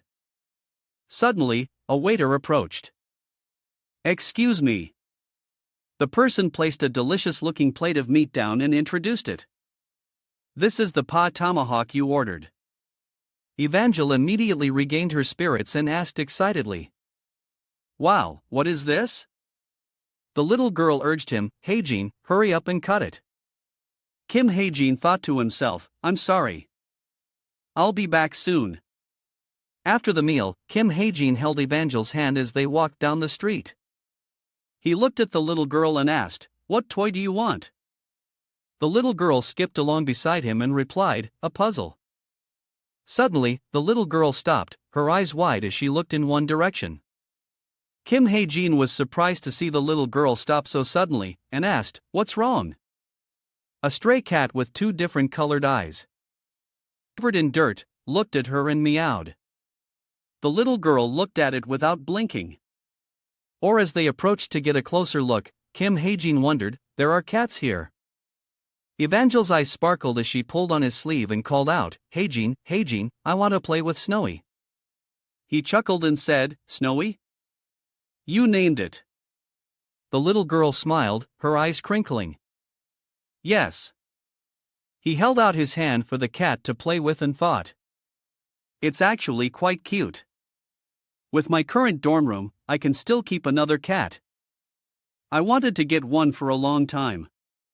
He said, but Evangel, if we get this cat, what about your spirit friends? It might fight with them. Evangel firmly replied, I promise that won't happen. Kim Hae-jin held out his pinky finger and said, is that so? Then you promise. The little girl didn't hesitate to link her pinky with his and affirmed, I promise. Unexpectedly, something happened just a few days later. Evangel held a torn teddy bear and said angrily, Snowy, why did you bite this? Do you want to be scolded? Hae-jin, holding a suitcase and preparing to go out, reminded her, Evangel, I'll be back soon. You have to get along with Snowy. Okay. But the little girl didn't seem to care about his words. She seriously reminded Snowy, I'm scolding you. Stop yawning. He looked at the scene in front of him, feeling helpless. She's treating me like I'm not even here anymore. That's a little sad.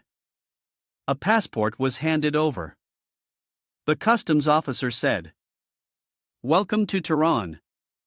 Kim Hae-jin looked at the passport in his hand and thought to himself, I was a bit worried because this is just a fake passport, but I still got through. The chameleon troupe is amazing. He looked up and around, marveling. This place is amazing. The streets were bustling with people. In the novel, Italy is a rather unique country. One of the main reasons is the mafia here. In the story of this world, they are not a reckless, lawless organization. On the surface, they seem to be in conflict with the government, but both sides cooperate when monsters appear. They created a group that could operate businesses both in the shadows and in the open. Now, they live independently within the framework of the law. And there are also bastards who regularly abuse their power. Kim Ha-jin sighed and thought to himself, the Korean mafia gang that I'm targeting is the strongest among the mafia groups. He was frustrated and I have to kill a member of it. He suddenly realized, actually, this mission might have been ordered by someone within the Korean mafia itself. Suddenly, a loud voice caught his attention. Seriously, over here? He turned to look, surprised. It's turned out to be Coe-een. She stood to the side with a cold expression waving. He was surprised to see her. Captain Kim-heen unfolded the motorcycle. Coe-jin was surprised and rubbed her chin thinking, wow, the key turns into a motorcycle. He turned and asked her, did you come here to help me? She denied it. No, I'm not going to help you, he said in confusion. Then why are you here? Coe Jean didn't hesitate to jump onto the back of the motorcycle. He asked, "What are you doing?" She gave a cold command drive. "I want to go for a ride." She continued, "There's still plenty of time. Let's take a tour of Turin, get some food." Kim Ha-jin looked at her helplessly. On another side, Chaein had just finished a training session and was lying exhausted on the ground, groaning. "I'm so tired." Kim So-ho stood beside her, looking at her with a smile and said, "It's understandable. We've been training since class ended." She turned to Yona and said, "But Yona, why aren't you training?" Yona didn't answer, standing silently in a corner, lost in thought. China didn't get an answer and complained angrily. "Are you ignoring me?" Yona was still lost in her thoughts. Who was the child with Hajin the other night? How could he have a child that age? It must be his niece. No, he's an orphan. I couldn't find any relatives of his. China still didn't get a response and yelled from the side. "Hey, what are you thinking about so intently? Did Jong Hak dump you or something?" Yona was hit where it hurt. Jean Hak had rejected her when she asked to study with him. Her pupils constricted in anger. She yelled, "Non, Hajin said he hates you." Chayun was hit where it hurt and stammered in response. "What? What are you talking about all of a sudden?" Kim So-ho asked, bewildered. "Is that true?" Yona said confidently, "Yeah, that rumor has spread all over the academy." She smiled, her eyes crinkling, and teased. "Well, if I were him, I'd like Rachel more than Non, too." Sean asked angrily, "Huh? You want to keep talking?" Yona replied calmly, "Why do you care? Didn't you say you hated him?" Chan's face darkened, and she held back her anger. The two women stared at each other intensely. Kim Soo-ho, caught in the middle, didn't know what to do. He asked in confusion, "Why are you two suddenly fighting?" Nain turned her back and walked away. Kim Soo called out helplessly, "Hey, where are you going?" He held his head in his hands, confused. Everyone was getting along just a minute ago. On his side, Kim Heen was riding his motorcycle with Coe Jean, speeding down the road. He was still confused by her decision. Does she really just want to go for a ride? Suddenly, she spoke up. "There's a social gathering at 9:00 p.m. Kim Hen was surprised and glanced at her. A hint for the apprentice mercenary mission. He opened his system and searched for the location. At the Leoran Villa in Turin, the target is in charge of organizing that social gathering. There's an abandoned cathedral in the forest near that villa. The system announced beginning navigation to destination. It must be." The two stopped their bike in front of a cathedral. The cathedral spire is quite high, so it's the perfect place to snipe from. Kim Hae-jin placed a hand on the wall and felt it, asking, "How long has this cathedral been abandoned?" Suddenly, he gracefully leaped up to the highest floor of the cathedral. From above, he could see a large mansion right in front of him. He exclaimed, "Is that the mansion?" This is indeed a convenient location for observation, just as she said. Sia-in from below called up, "Apprentice, can I observe you carrying out your mission?" He glanced down and replied, "I'm not comfortable with that." He requested, "Please leave this place." She remained silent. He emphasized again. Right now, Coe Jean had no choice but to comply. "All right, I'm leaving." With that, she turned and walked away. Kim Heen began his mission. An observation system appeared in his eyes. He calculated this place is about 1 kilometer from the mansion. Most heroes can cover this distance in 30 seconds. Considering the time it takes for them to realize what's happening and find my position, I only have 1 minute to escape. He used the system to carefully observe the mansion. Though faint, there's a mana barrier surrounding it. Kim Hae-jin raised his hand to look at his watch. Luckily, the barrier is weak because the event hasn't started yet. I have to act quickly. A blue light appeared and immediately a long rifle materialized before him. The system activated, identifying the bullet. The completion percentage increased bit by bit. He was helpless. I'm not very lucky today, but that's okay. Kim Hyen began to aim his rifle. I'll use Stigma's mana to enhance the bullet, which has been modified with anti-gene properties. To erase the evidence, I've also made it so that it will oxidize after hitting the target. On the other side of the mansion, a man was scolding his servant. He angrily pointed at his watch. Kim Hae-jin widened his eyes and aimed straight. In other words, there's no need to worry about the mission failing. His hand trembled slightly as he prepared to pull the trigger. He was determined to kill him in one shot. Kim Hae-jin placed his finger on the trigger. The sound of the gun being cocked echoed. The rumor says he's a gene. He aimed the barrel of the gun straight at the mansion, but he was still hesitant. It's just a rumor, right? What if he's not? The other man, completely unaware that he was about to be assassinated, stood there calmly, scolding and shouting. Thinking about this, he suddenly paused. Will I become a murderer? Kim Hae-jin thought about the characters in this novel. Although I know I'm in a novel that I wrote before, and they're just characters in it, but now I feel like they're really alive, forgetting everything. Finally, he thought about his parents in the real world. He remembered his main purpose. That's right. Kim Hae-jin thought about the moment he would be reunited with his parents, hugging them. I'm doing all of this so I can go home. He was determined to pull the trigger to achieve his goal.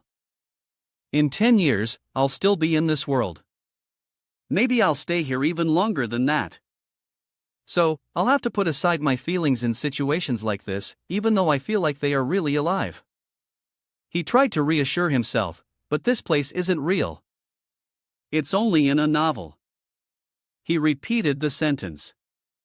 It's just a novel. A gunshot rang out, startling the birds into flight.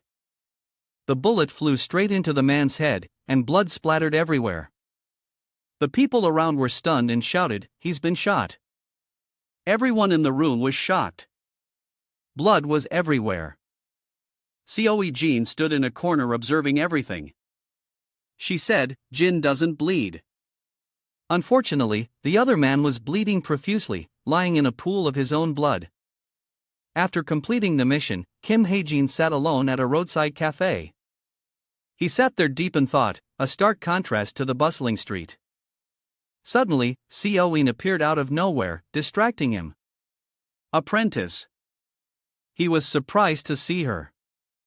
Li Xiaofang, Kim Hae-jin asked, "How did you know I was here?" She nonchalantly sat down in the chair opposite him and replied, "I was following you earlier." He was stunned and asked, "You can do that?" Seoin didn't answer and praised him instead. "You did a great job on today's mission." Kim Heen calmly lifted his coffee cup and replied, "I'm glad to hear you say that." Although he said that, his hand holding the cup was still trembling. She crossed her arms and looked at his faint composure, thinking, it seems that mission gave him a psychological shock. When Kim Heen saw her staring at him like that, he pretended to change the subject. "Ah, it's so hot." Seoin thought. It must be the first time he's killed someone. Kim Heen averted his gaze, not daring to look at her directly. "It's so hot." Seoin spoke up and asked, "How did you find today's job?" He replied, "Since it was my first time, I had some difficulty." She said bluntly, "That's right. Making money isn't easy. However, money is the only thing people can trust." Her next words made his eyes widen, especially for people like us, he repeated in confusion. "Like us?" She replied, "Yeah." Seoin continued, "Because we live our whole lives without any family by our side." As if he had heard a great truth. His eyes widened. His mouth moved as if he was about to say something. He burst out laughing in agreement. "Well, I guess you're right." She smiled faintly at him. "See?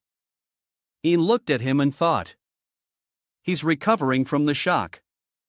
Well, the more I look at him, the more I like him. Kim Heen regained his composure and picked up the menu to choose a drink. Isn't there any cold drink? Hello. COE could feel it. The thing that just destroyed the mana shield was definitely anti-agic. She was certain. My eyes weren't mistaken. Ian affirmed, in the future, Kim Heen will definitely become the ace in the hole to kill him. Back in the past, someone asked Ian, why did you have to choose him? The man crossed his arms behind his head and said, there are plenty of other people out there who are strong and have anti-agic abilities. Is it really necessary to choose a novice cadet? Kalen retorted. It's been so long. Why are you objecting now? Ron laughed in response. I'm not objecting. I'm just curious about the reason. What is it? Koi Jean, who had been silent until now, finally answered, it's his eyes, isn't it? Ron was confused. His eyes? He burst out laughing teasingly. His eyes? You're more romantic than I thought. Kalen stopped him. Run, that's enough. Cen thought to herself, Kim Heen. She thought about his appearance. His eyes are filled with loneliness. Those eyes say that besides himself, everyone else is untrustworthy. Just like she remembered herself on that fateful day. On that day, back in the present, she silently looked at him and wondered, is that why I'm so worried about him? I hope he doesn't make the same mistakes I did. Suddenly, he spoke up, all right. Kim Heen asked, can you pay me in goods? A specific item? Seoin replied, if that's what you want, it's not a problem. She asked, is there a particular item you want? He smiled brightly and replied, whatever you think is suitable for me, you can give me. He calculated in his head, the captain has a lot of expensive goods and items, but because she doesn't know the current market price of those items, I'll profit because there's a high chance she'll give me an item with a higher value than my pay. Coe Jean guessed his intentions. She stood up and said, all right, to celebrate us officially being in the same boat. Hearing this, he quickly interrupted. Ed, I still haven't decided on that. Unexpectedly, he was stunned. He nonchalantly scratched his face and asked, I have the right to choose where I join, right? He smiled and said, I feel like it's still a bit too early to decide on that. Coe was speechless. Seriously? She cursed under her breath. I can never understand what's going on in his head. The sky turned dark. At Kimma's house, it was quiet. Evangel slept, sleeping soundly next to Snowy. She heard a small noise and woke up. She sleepily rubbed her eyes and called out, Haejeon. Kim Haejeon entered the house and was surprised to see the little girl still awake. Evangel, he knelt down and held out his hands to support the little girl, asking, why are you still awake? Evangel also raised her arms, wanted to hug him, and said, I was waiting for you to come back. The little girl reached up and hugged his neck, comforting him. Welcome home. You worked hard today. Kim Heen was stunned by the little girl's sweet gesture. He slowly wrapped his arms around the little girl. The two of them, one big and one small, hugged for a long time. Kim Heen felt a wave of happiness, so warm, he thought to himself. I've known all along that these people are not just characters. They are truly living and breathing. He remembered the man he had killed with his own hands and fear returned. He held Evangel tightly. His body trembled uncontrollably, which surprised and worried the little girl. Haji Kim Hyen realized that to achieve his ultimate goal, he would have to go through many missions similar to today's. He wondered, in order to return home, will I have to repeat these things in the future?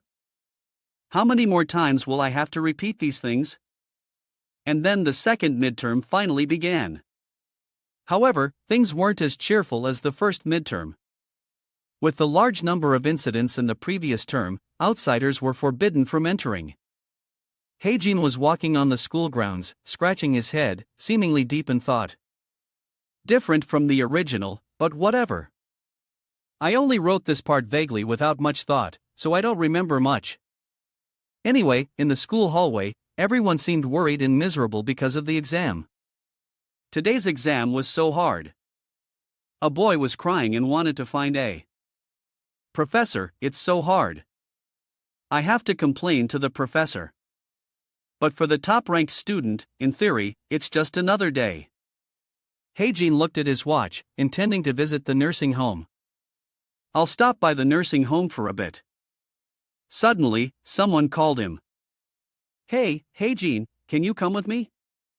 Nain walked up to him with a worried expression. What? She stood opposite Heijin and asked, Are you going to the study room? No, I'm going out. Nain seemed panicked when she heard that he wasn't going to the study room. You're not going to study? No. Why? She stammered and asked him. So, do you have any summary notes? Heijin simply replied, No. Her face fell when she heard his answer. She pleaded, Haji, hey, help me out a little. She said with an urgent tone, I bombed today's written exam. I heard that remembering the important parts will add another 10 points. Nan's eyes widened as she pleaded with Heijin. Help me cram. Please, why not ask Yona? I heard she's good at summarizing and explaining things. When Heijin mentioned Yona, she immediately lowered her head, her face turning shy, and said nothing. Nan placed her hands together, looking flustered. Yona and I had a little disagreement. Suddenly, she seemed to have an idea and her face lit up. Oh, how about this? I'll treat you to a meal. But when Nan looked up, Heijin had already disappeared. Her eyes widened in disbelief. Where did he go? Nan shouted his name. Kim Heijin. Heijin had arrived at the entrance of the nursing home. This nursing home is called Heaven's Sunshine. He thought to himself, this is a nursing home where Fernando used to be. He raised his hand and knocked on the door. A voice came from inside. Coming? A woman with glasses opened the door and asked, Can I help you? Heijin put his hand behind his neck shyly, Am I? The woman now recognized Heijin and exclaimed happily, Well, look who it is. It's Heijin.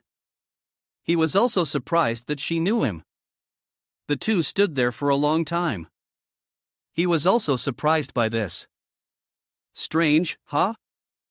Heijin seemed to have realized something. He remembered from before. That's right. It used to be Kim Chandong.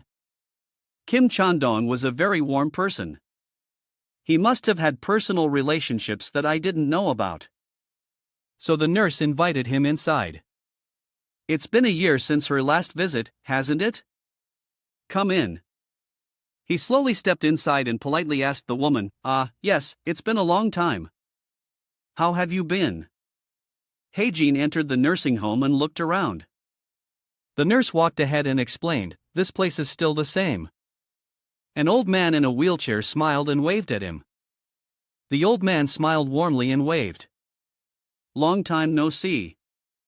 Heijin. The old man with the hat who seemed unable to see heard the greeting and turned to ask the old man next to him, Who is it? Is that Heijin? He looked at the people here with a thoughtful expression. The nurse turned back to look at him and asked, By the way, why are you here today?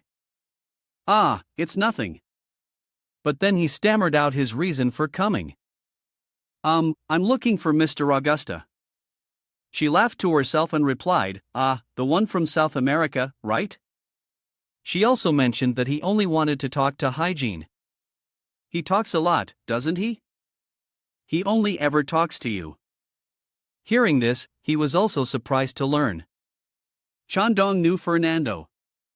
The co-author must have added that to the main story. Not bad. Heijin also asked her if he had left anything for him. Yes, I was wondering if he left anything behind. She put her hand on her chin, thinking, left something? I don't think so. But if there was something, it would probably be a letter. A letter. 2 letters. The two of them answered in unison with the same answer. The nurse also seemed surprised that Heijin knew what he had left behind. On his side, Heijin also felt relieved that he had guessed correctly. What a relief! It's still the same thing. Yona didn't understand why he knew about the letter. How did you know? Heijin didn't answer her question and just wanted to know where the letter was now. Where is the letter? Heijin secretly speculated. I don't know what Kim Chuendong's personality was like before, but based on the reactions of the people here, Heijin was determined to know the contents of the letter. So, he explained to her, I made a promise to him. The nurse just lowered her head and said nothing. Heijin also considered in his heart he must have had a good relationship with everyone. The nurse pushed up her glasses without answering him. She took off her glasses and cleaned them, calmly replying, well, it wouldn't be surprising if he left something for you. She remembered how Heijin used to visit Mr. Rao's often, especially since he was someone who didn't discriminate against anyone and would actively start conversations. She put her glasses back on, smiled faintly, and revealed the location of a letter to the SLHO 2020 Memorial Park. When Heijin heard this, he placed a hand on his chest and felt his heartbeat. She had pointed out where the letter was. The letter is with his belongings. Heijin had arrived at the SEO Memorial Park. He stood in front of the glass cases, thinking silently.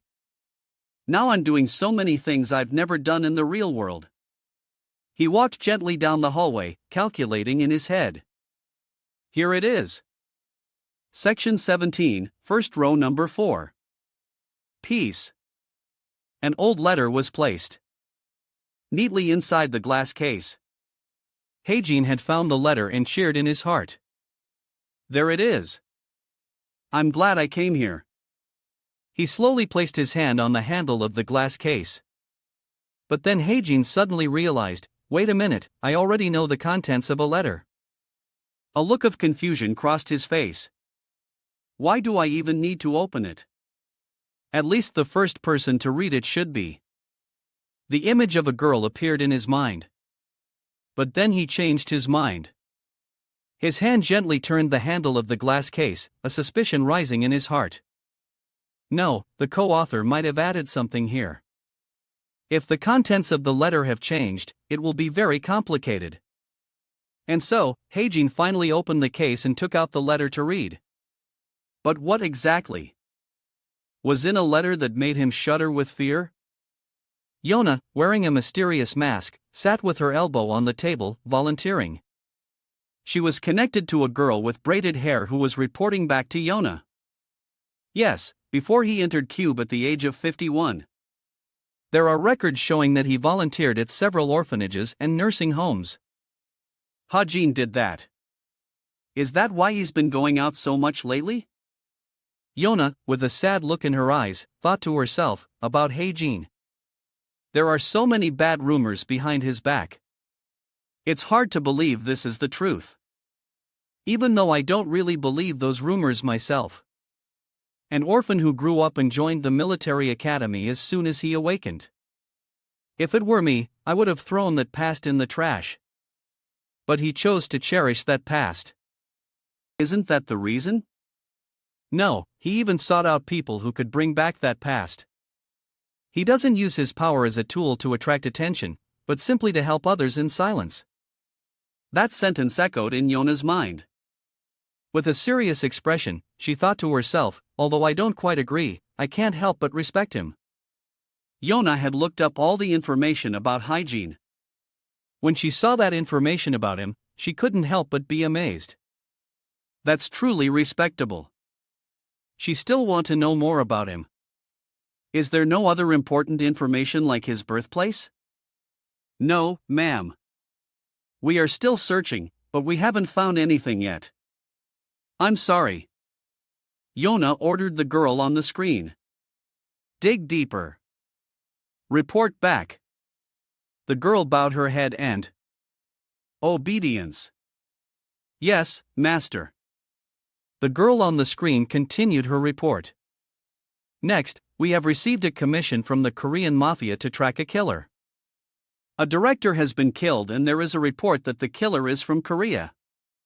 Yona tapped something on the screen, thinking to herself, Korea Mafia. I was planning on approaching them about smuggling holy relics. She propped her chin on her hands, seemingly thinking, maybe I can add a condition that benefits my side. Then she asked for some more information. So, can we track down that killer? The person on the other side of the screen reported back, there's a new recruit named Kim Hosup who joined recently. He's quite useful. Let me send you an information file. All the information about the person named Hosup appeared on the screen. Kim Hosup, 17 years old, 168 to 78 cm student at the Military Talent Academy. Talent high-speed network possesses outstanding information searching and tracking abilities by connecting his computer to his brain. The faster the computer and network, the faster the search speed. Back to Haejin's side, he was still engrossed in reading the contents of the letter. He used his smartwatch to translate the language to Korean. Language Korean. Nothing's changed.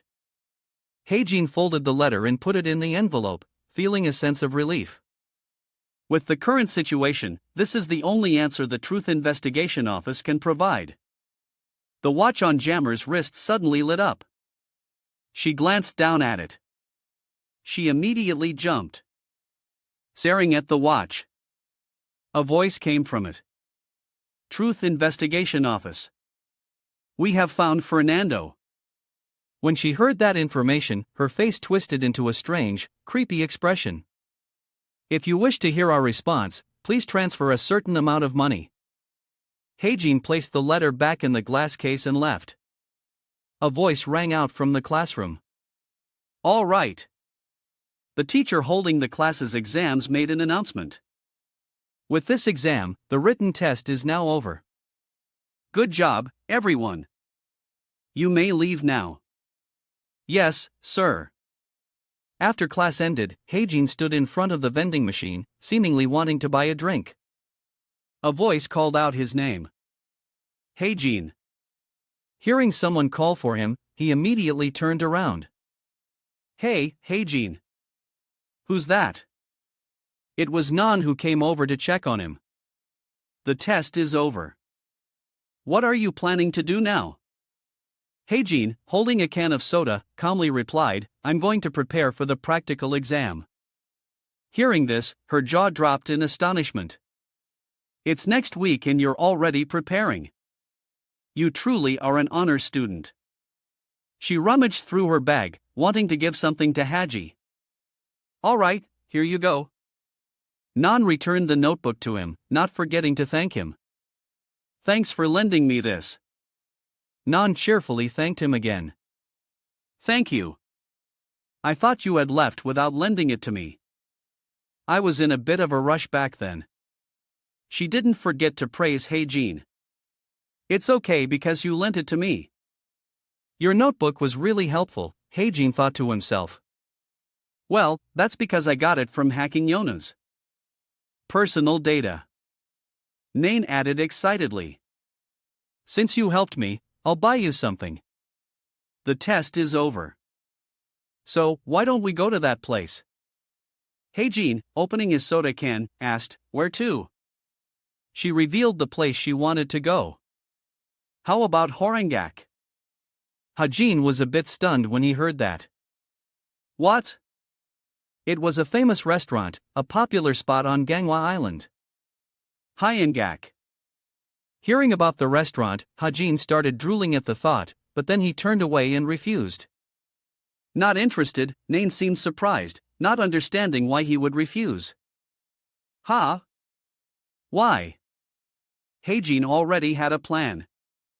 I need to prepare for that event after the practical exam. He took a sip of his cola and made an excuse. I'm just busy. Haejin suggested Nain go with someone else. If you want to go, you should go with Kim Suho.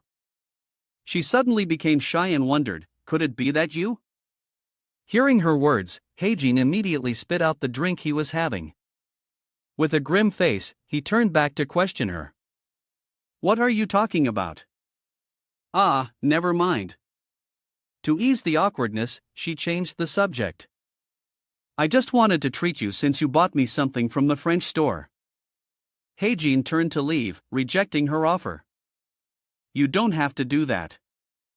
Nain tried to entice him again with food. Are you sure? Even if it's a grand feast. Heijin continued walking without looking back. She called after him, hey. Helpless, she exclaimed, oh my god. Nain clutched her bag, her face blushing. It can't just be the two of us.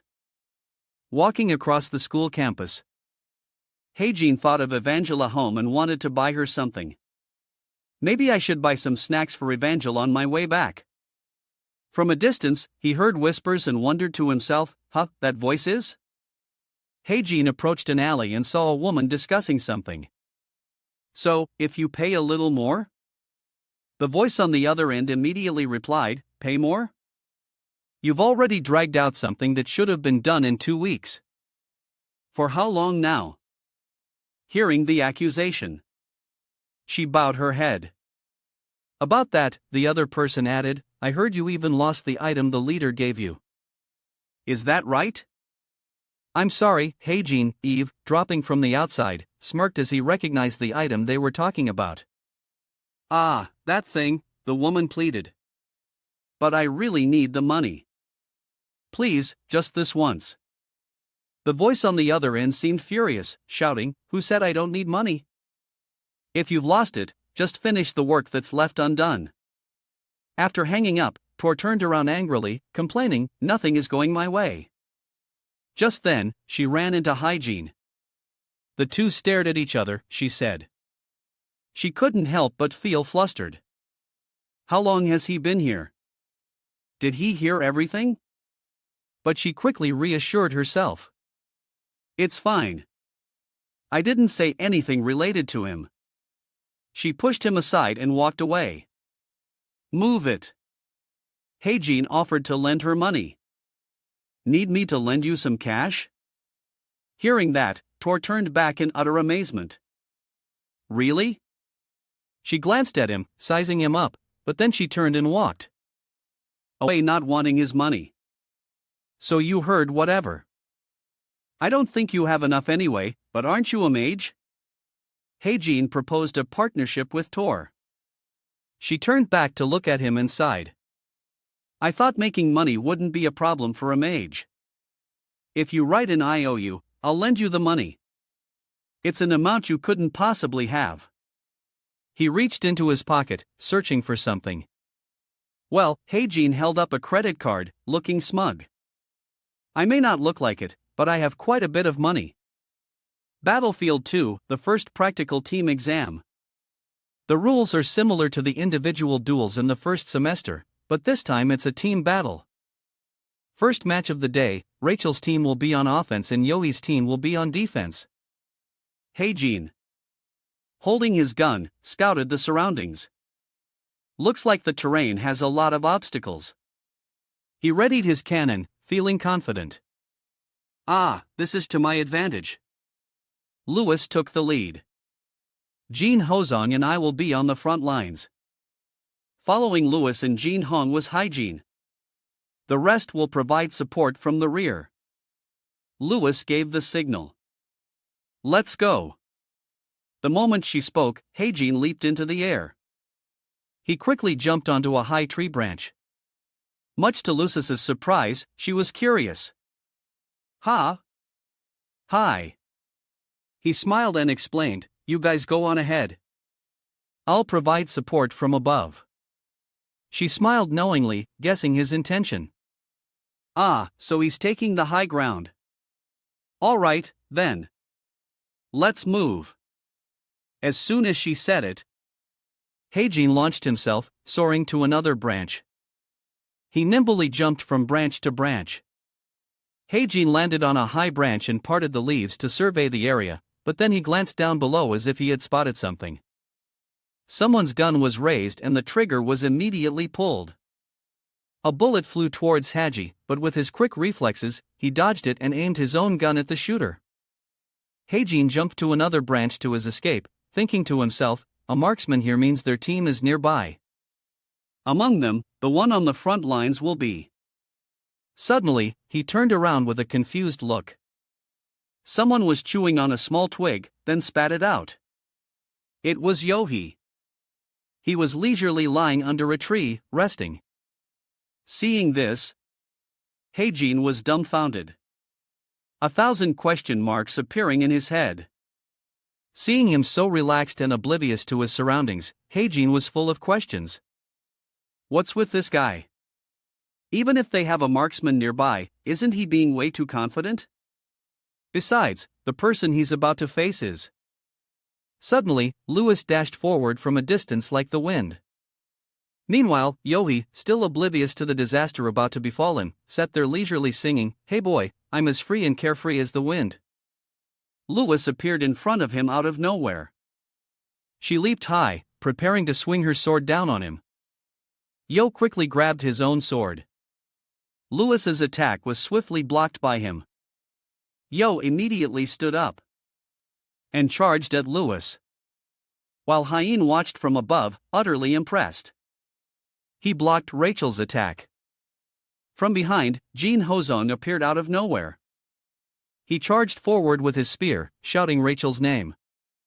Jin Hozon's powerful attack struck directly at Yua. The thrust was so powerful it could have blown up the sky. Heijin was also affected by the blow. He felt a bit of regret. Almost got him. Now the two of them teamed up against Yohi. After observing for a while, Heijin came to a conclusion. Even though they're attacking together, he's not being pushed back much. Heijin's eyes widened in disbelief.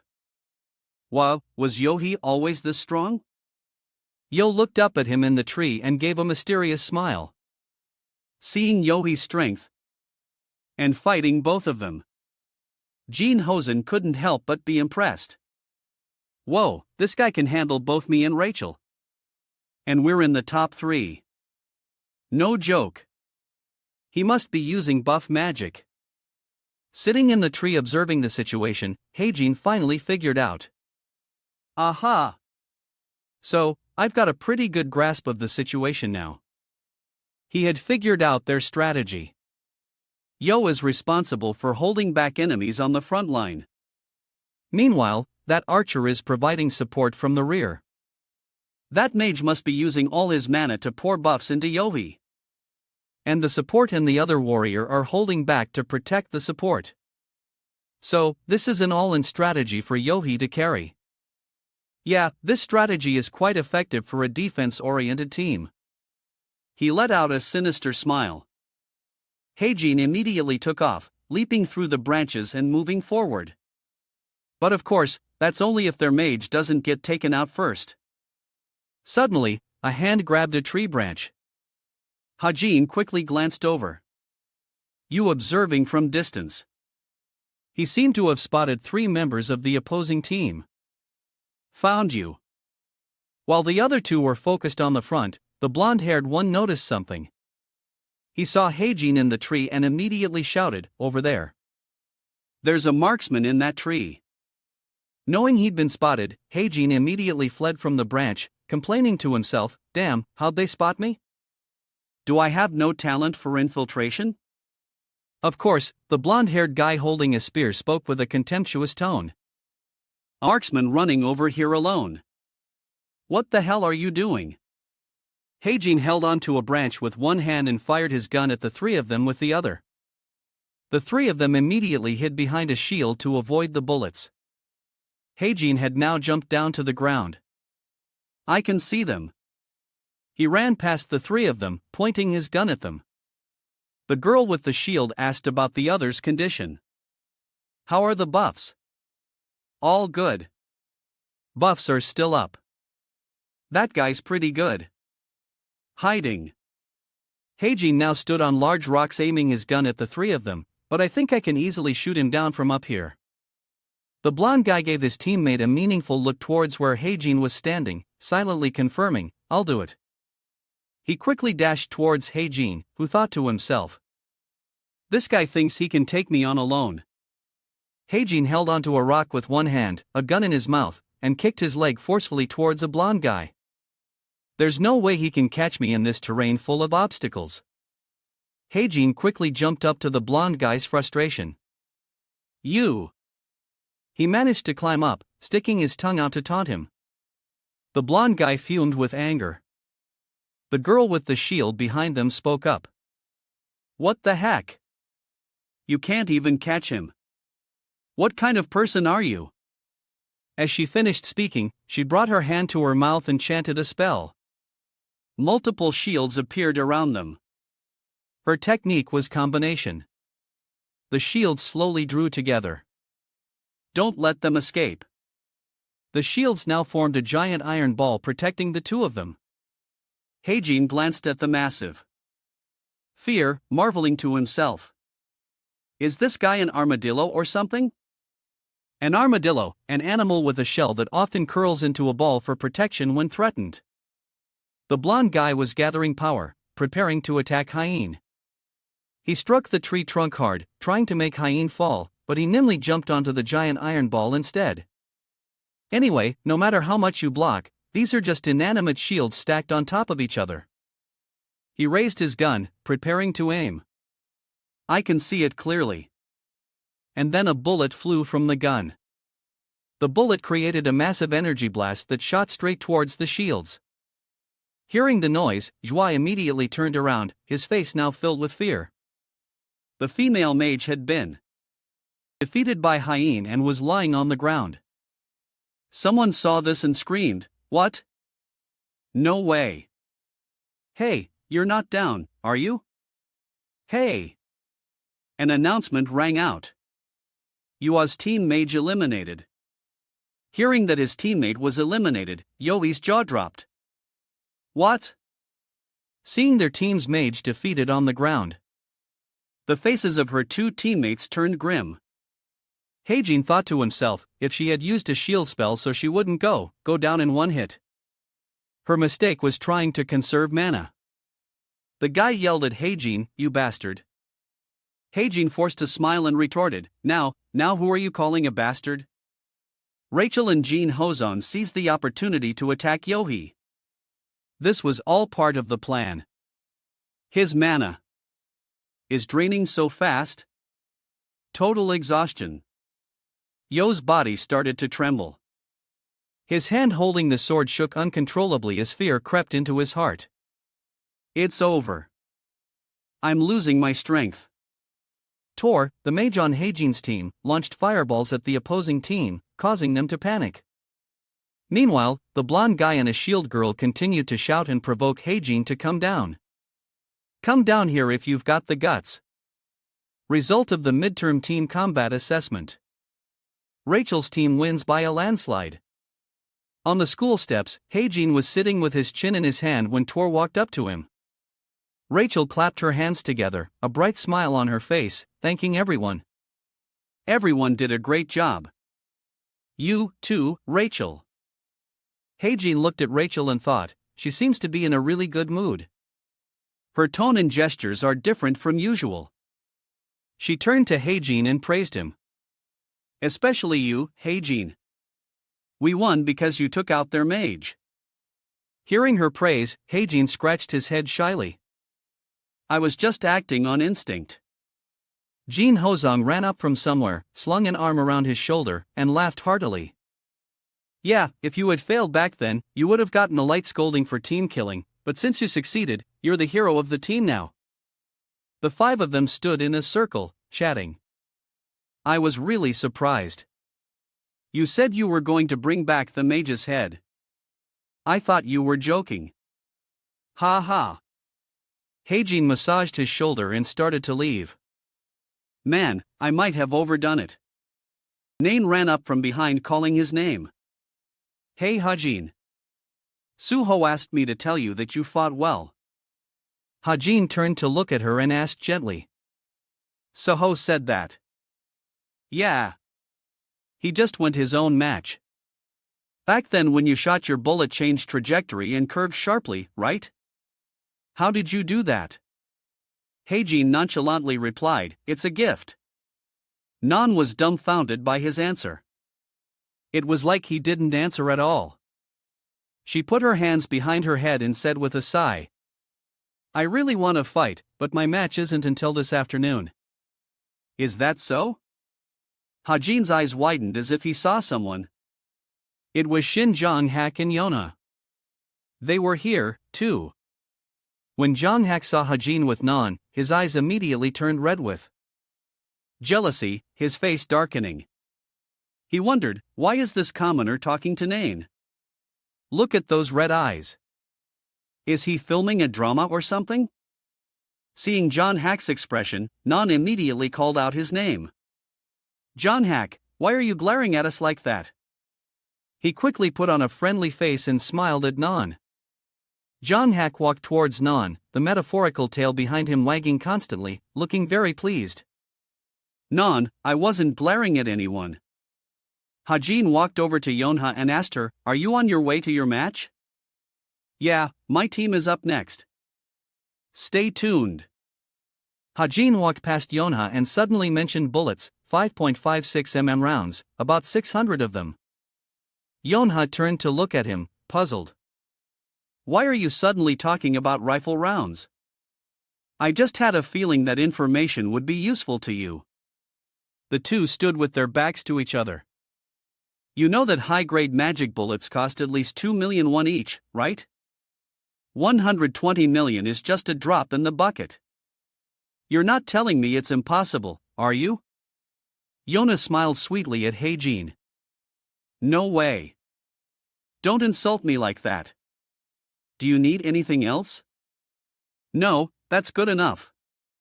I just need you. Just then, Yona suddenly mentioned Mount Yuri. Oh, about Mount Yuri. I think the analysis will be complete in the next 2 weeks. Oh, really? Yeah, but Yona stroked her chin, looking thoughtful. Don't you want to know if I'll add more? I think I'll test the market a bit. Hajin also put his hand to his mouth, calculating. I can't guarantee I'll take more. But if I do, I'll trade them for shares in your pharmaceutical company. Deal. Hearing Haji wanted to invest in her company, Yonha immediately became excited. Great, that works, too. She smiled brightly. Then I'll count you in. Over here, Jong-hak was talking to Nan, looking obviously jealous. Nan, why are you so friendly with him? Hearing him say that, Nan felt a pang of guilt and immediately denied it. What are you talking about? Have you forgotten? You're the one who said you didn't like him. That was just a misunderstanding. Over here, Heijin and Yonha had overheard their conversation. Just ignore it. Jong-hak doesn't know you well. Hajin didn't care. He turned to leave, waving goodbye to her. I don't care about him. Don't worry. I've said what I needed to say. I'm off. Honestly, I don't feel good about this, but this is the kind of story that has to continue. Jong-hak and Nan were still arguing. Nan was very annoyed. Look, you clearly said Jong-hak is a descendant of a loyal subject who stood by the king for a long time. He is also the grandson of Shin Mang-chun, the great hero who saved Korea during the famine after the war. It's only natural that he feels a hidden power in his bloodline. Heijin opened the door and called out, I'm home, Evangel. Anyway, hearing Heijin's call, the little girl Evangel immediately ran to him, calling out, Heijin, Heijin, is everything okay?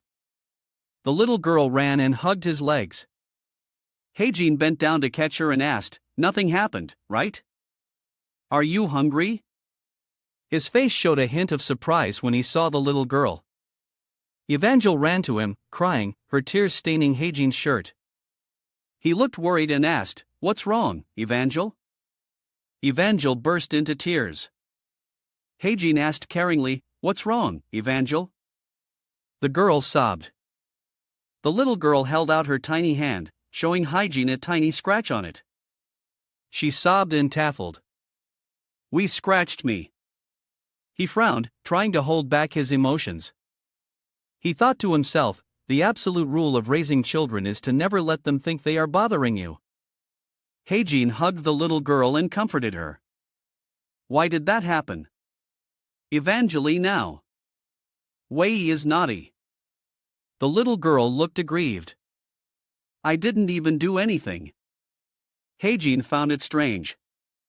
Wei scratched her even though she didn't touch it. He suddenly remembered being amazed when he learned about Wei's gift. Wei has a level 4 gift from magical power. Animals with high magical gifts recover faster, live longer, and are more intelligent than normal species. This makes Wei an intelligent animal. Such a creature wouldn't attack its owner without reason. Looking at Wei lying obediently on the sofa, he immediately became suspicious. "Cat food. I told Evangel to only feed the cat once a day." Immediately, Hygiene questioned the little girl. "Evangel, why are there so many empty cat food wrappers here?" Evangel didn't answer and Hygiene immediately realized, "Don't tell me you." He was extremely alarmed and turned to ask, "Did you eat them all?" Evangel stammered, unable to deny it. The little girl, could only find an excuse to justify herself. "I just want to know what it tasted like, that Wei liked it so much. So I tried a little."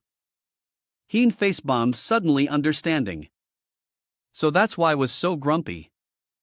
Don't do that again." "Okay." Suddenly the bracelet on his wrist notified him of a message from Rachel. Hygiene opened it and was very surprised by the message. "Rachel." "Hygiene. Happy birthday." Rachel thoughtfully sent a cake set as a gift with a message. "This is a present for you. Thank you for doing your best in today's test. Let's go sing karaoke together when this exam period is over." Hygiene only just noticed when the system sent a congratulatory message. "Kim Hygiene, September 8th. Today is your birthday." He was surprised. "Oh, today is my birthday." At that moment, Nan was leisurely scrolling through social media. A status update caught her attention. She said in surprise, "She's suddenly active on social media just because we finished a test." Yona posted a picture with her group that got 4,593 likes with a caption. "The test was quite tough, but luckily we all got good results. A big thank you to all the members of the group." Nain couldn't hide her jealousy. She wished that Yona was close with her group members. "I want to celebrate with my group like that, too." Actually, never mind. The presentation was already a mess. What's there to celebrate? I'm still so annoyed with them. When she saw Yona's picture, she felt a little guilty. Come to think of it, I haven't spoken to Yona since then. It was actually my fault. I really want to make up with her. Nain tossed and turned, feeling very frustrated and awkward. Oh God, what should I say to her? Looking at the smart device in her hand, an idea struck her. After much hesitation, she decided to like Yona's post. I like her post first. Then there was John Hack's post posing super cool with the caption, "A light flex. 3 wins." Nain commented on him. Look at the way he poses for pictures. What is he, a gangster? I wonder when he'll ever grow up. Next was a post of Soho and Hodge, together with Hajin's post. Sniper Hygiene cubes only marksman. Nain thought to herself, is Suho doing this on purpose? I have to compare the two of them. She also noticed that Sunny had commented on the post. It's great to see your sunny smile. I watched the upper class match on video. Hajin and Suho, you guys did great. Nan was surprised. What is Sun doing here? She's so blatant. After scrolling through social media for a while, Nan felt bored. I'm starting to get bored. She decided to check her notifications one last time so she wouldn't miss anything. Any unread messages? Suddenly, a notification caught her eye. Today is Hygiene's birthday.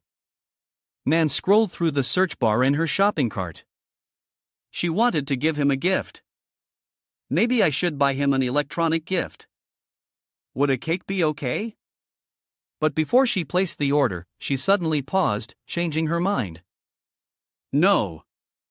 If I'm going to give him something, I should give it to him directly, right? Immediately, Nan sat up. But the thought alone made her embarrassed, her face flushing. Give it to him directly.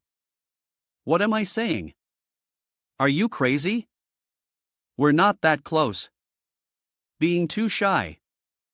Nan just settled for a simple wish. No need for gifts. A birthday message is enough. Hey Jean. Ha ha. It's your birthday today. Ha. But fate had other plans. A minute passed since she sent the message. Then 3 minutes, then 5, and still no reply. She had to resend the message twice. Jean. Ha ha. It's your birthday today. Ha ha. Hey Jean. Ha ha. It's your birthday today. Ha ha. But the result was the same, leaving her quite disappointed. Why isn't he replying? Just as Nan was about to feel embarrassed, Heijin replied with a short sentence. Thanks, Nan. She was still a little disappointed. Is that all?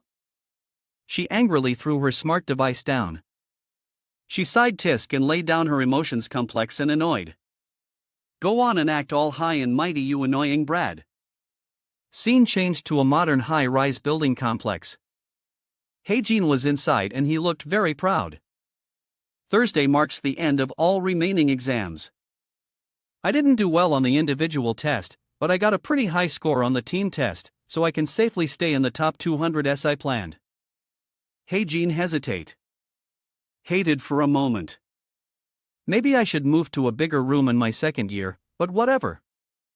That's not what I should be concerned about right now. He had his supplies and food ready, but he was still a little worried. I wonder if this will be enough. Probably afraid of missing something, Heijin decided to go all out and put everything he saw into his bag. But the bag was like a magic pouch capable of holding the world. It was a high-grade magic bag with a capacity of up to 200 kg. Suddenly, his smart device notified him of a new message. The message read, K will be on break next week. When you use your cadet card abroad, you could get a 70% discount on usage fees. The field trip next Thursday, organized by the Gene Foundation, will be limited to first-year students. Registration is first come first served. He thought to himself, good thing there are no classes next week. It's all for the outdoor investigation. He reasoned logically. Even a detective couldn't find anything. However, the demon who infiltrated Cube must be hiding somewhere during this time. The important part is the latter half of this message. With Heijin's intelligence, he quickly realized the crucial information. When you use your cadet card abroad, you can get a 70% discount on usage fees. The field trip next Thursday, organized by the Gene Foundation, is limited to first-year students. First come, first served. The field trip is organized by the Gene Song Foundation. That's the main plot. Since Heijin had grasped the situation, he decided to make a detailed plan. On this field trip, the main characters will be captured by ghosts from the past. This is an important item that will bring about significant growth for everyone. I need to make a comprehensive plan. Suddenly, little Evangel cried out loudly, calling for him, Heijin, Ouija ate my chicken. Heijin calmly replied to the little girl. It's okay. Wage will be fine. It's a special kind of cat. Evangel wed. That's not what I mean. The little girl cried even louder in frustration. That was my last piece of fried chicken. Heijin finally understood. Ah, so that's what it was. Scene change. Yona generously handed Hajin a case. Here, the bullets you needed. The magazine can hold up to 45 rounds. So, I put 900 rounds in here for you. Heijin took the bulletcase looking surprised. Oh, thank you. That was faster than I thought. Yona pulled an item from her sleeve and handed it to him, saying, and this, too. Hajin was quite surprised to receive this gift. A wrist guard, Yonha explained. I heard the wrist is the most vulnerable part when holding a pistol. She then made a plausible excuse. Your birthday was on Monday, right? I was going to give it to you on your birthday, but you know, I was too busy with exams. Hajim politely said, thanks a lot. After giving the gift, Yona said, goodbye to Heijin. See you later. He replied, okay, thanks. See you. Heijin's eyes followed her, feeling a little moved. That's surprising. Yona's graceful figure slowly disappeared into the distance. I never thought I'd get a gift from Yona. Hajin looked up at the clock and was horrified to realize, crap, it's late. I'm going to be late for my appointment. Jinhaz looked pleased when Heijin arrived. Oh, Haji, you're here.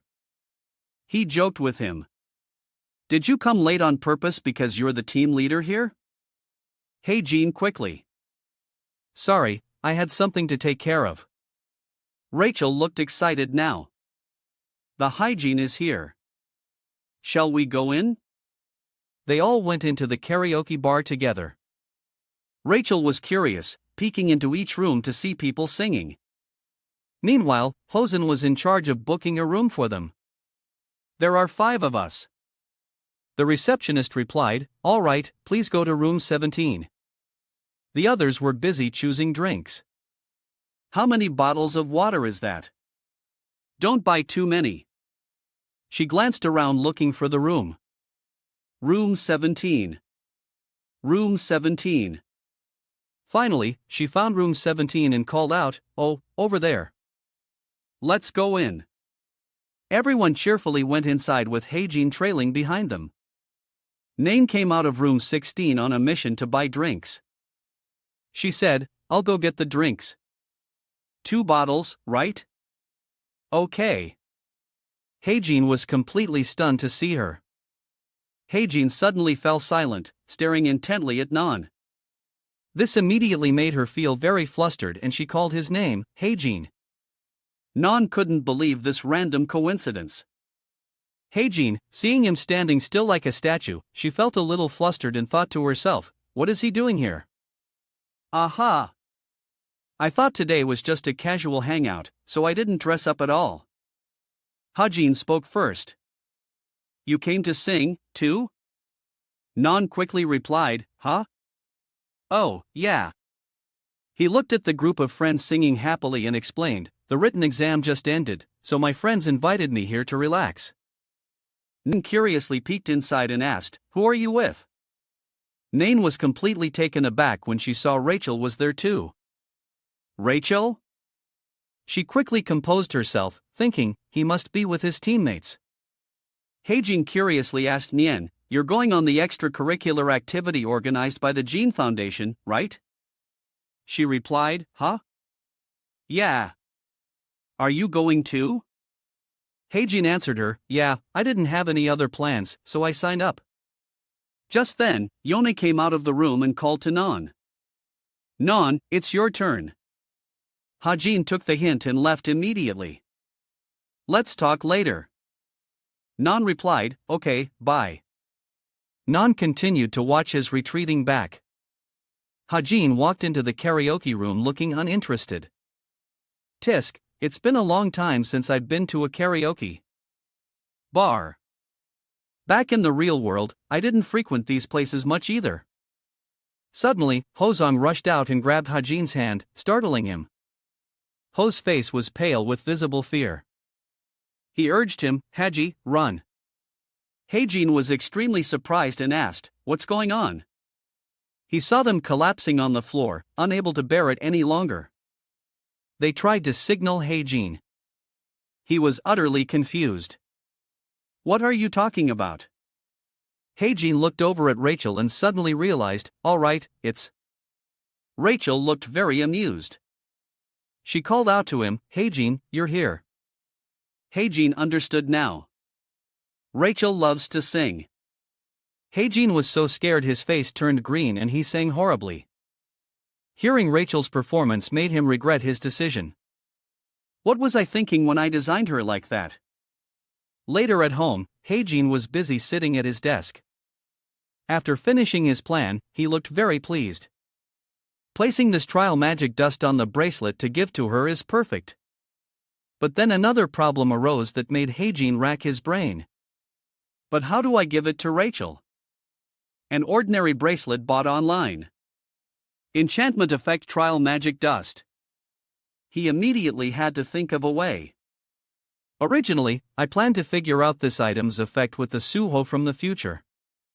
But if I want to avoid creating a gap between this storyline and the original one, I should give it to her soon." Hajin had to think hard in this situation. He thought, "But no matter how I give it to her, just wearing this bracelet alone won't have any effect." His smart device notified him. "You just received a message from Rachel." Heijin was very curious. "Why is she messaging me?"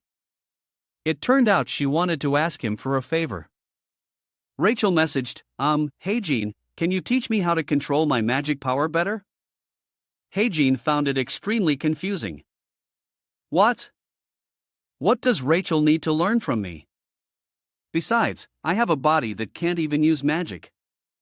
But Heijin suddenly realized this was a good opportunity. But this situation is also quite useful. Scene changed to a night outside a high-rise building. Heijin had been waiting for a long time with a bracelet. He was happy to see Rachel arrive. She called out Heijin. He replied, "Rachel." Rachel seemed quite surprised that he had arrived earlier than expected. "You're here. There's still some time before our appointment." She expressed her gratitude for his consideration in coming. "Thank you for coming out even though it was a bit sudden." Heijin calmly replied, "It's no problem," but in his heart, he was secretly pleased. "I'm the one who should be thanking her." Heijin scratched his head awkwardly. "What can I possibly teach you?" Rachel comforted him. "Don't say that." Rachel honestly expressed her thoughts. "I rewatched a match from that day and realized there are many areas I need to improve. If it weren't for you, we wouldn't have achieved such a good result." She pressed her hands together, finding it difficult to speak. "So, I wanted to ask for your help." Rachel struggled to get the words out. She closed her eyes and shouted, "Please teach me how I can become as strong as you." Heijin quickly guessed her thoughts. He said, "It seems you mean you want to try my training regimen." Heijin immediately became serious. "It will be very harsh. Can you endure it?" Rachel was also very determined. Yes, I can do it." Heijin moved on to the first exercise, testing her. "Okay, can you sit like me?" But Rachel was wearing a skirt, which made her too shy to do it. Heijin had to take back his words. "If it's too difficult, you can sit in any comfortable position." But Rachel insisted, "It's okay. I can do it." But in the end, she chose to sit another way. Heijin thought to himself, she failed. Rachel asked, "Is this okay?" "Yeah, that's fine." Next, Heijin requested, "Can you hold out your hand?" "For me." She did as he asked like this. But his next action made Rachel fall silent. Heijin successfully placed a bracelet on Rachel's wrist. He continued, "This is just a gift. Nothing special. It will help you." Rachel looked flustered. "You already had a training plan for me? Is it okay for me to accept a gift like this?" Heijin smiled and said, "It's just a normal bracelet, so don't worry." "Thank you." Heijin began to instruct her. Alright, I want you to sit up straight. Maintain that posture. Imagine someone is pushing your head up. Keep breathing evenly. Rachel followed the instructions while Heijin continued to guide her diligently. In that state, I want you to focus on the flow of your magic. It must run evenly from your fingertips to your toes. She felt that this was more difficult than usual. Heijin praised her. Is that so? That means you're doing well. But in his mind, he thought otherwise. Actually, this is just a meditation method I saw on YouTube at the last minute. If she can feel the effect, then that's all that matters. I guess I've set the bait enough. Heijin continued to instruct Rachel. Now, let's start with your left hand. Do you think you can circulate your magic? She replied, from this bracelet. Rachel touched her bracelet, describing the sensation. I feel a surge of energy from the bracelet flowing into my body. She slowly closed her eyes and felt it more clearly circulating throughout her entire body. Rachel slowly opened her eyes, thinking to herself, this is a very familiar feeling but much stronger. Like Rachel saw the plants around her glowing. She felt a clearer perception of everything around her. It's like nature is communicating with me. She suddenly realized and exclaimed, spirits. She could see spheres of sparkling light. Heijin cheerfully announced, congratulations, Rachel. You've become a spirit summoner. Rachel was also extremely surprised, exclaiming, I can't believe it. Heijin asked her curiously, have you ever been tested to see if you could bond with spirits? Rachel replied, I did when I was a child and got very good results, but I gave up because I couldn't find an effective training method to control them. Audin watched her play with the spirits and thought to himself, Rachel's personality and talent are perfect for controlling spirits. But because the current methods for developing spirit control aren't advanced enough, it was quite difficult for her to grasp this ability on her own. Heijin witnessed this and was overjoyed for her. The magic dust of the butterfly spirit has seeped into Rachel's body, becoming the link that connects Rachel and the spirits. She called out to him, Heijin. Rachel was extremely satisfied and grateful to him. Thank you so much for helping me. Heijin smiled politely. I didn't do much. In his heart, he was overjoyed. Good. From now on, Rachel will become stronger and stronger without facing too many obstacles. Suddenly, he froze. Rachel suddenly drew her sword and struck. Heijin was horrified when he saw it. From the forest, a bright light flashed, illuminating the entire area. Heijin stepped back in fear. Rachel! Rachel stood up and warned him. Be careful, Heijin. Someone over there is targeting us. Heijin was extremely suspicious. What? That's not right. How could so many people be following me? He recognized the fleeting shadow of the man. His target wasn't me. Lancaster was discovered. He let out a smile. Ha! Lancaster stepped out and said to Rachel. Even though you launched such an attack, seeing that you don't recognize me, I guess the spirits must have told you of my presence. Rachel seemed to recognize the person by their voice. Lancaster. He took off his hood and mocked Rachel. You still can't do anything on your own. And he warned Hyen as well. You'd better be careful. His words were like a condemnation of Rachel, leaving her flustered and scared. The feelings you have for her will one day turn into a sword that stabs you in the back. While Rachel was scared, Heijin stepped in front of her, shielding her with his body. Heijin scolded Lancaster. This is none of your business. Rachel was a little moved by his attitude. Hodge dared to challenge him. If all you wanted was to ambush us, you should have just attacked when we were defenseless. Why are you here insulting Rachel like this? Lancaster looked at Haji coldly, but he continued to curse. What the hell are you? Rachel stood behind Heijin. She explained to him, Heijin. He has a grudge against me. Lancaster let out a faint laugh. Next, he said something that immediately made Rachel flustered. Princess, do you really think I'm doing this just because I have a grudge against you? She looked up, her expression surprised. What? Lancaster calmly replied, You're too arrogant. To be honest, you're not worthy of being the target of my revenge. He didn't hold back, speaking bluntly.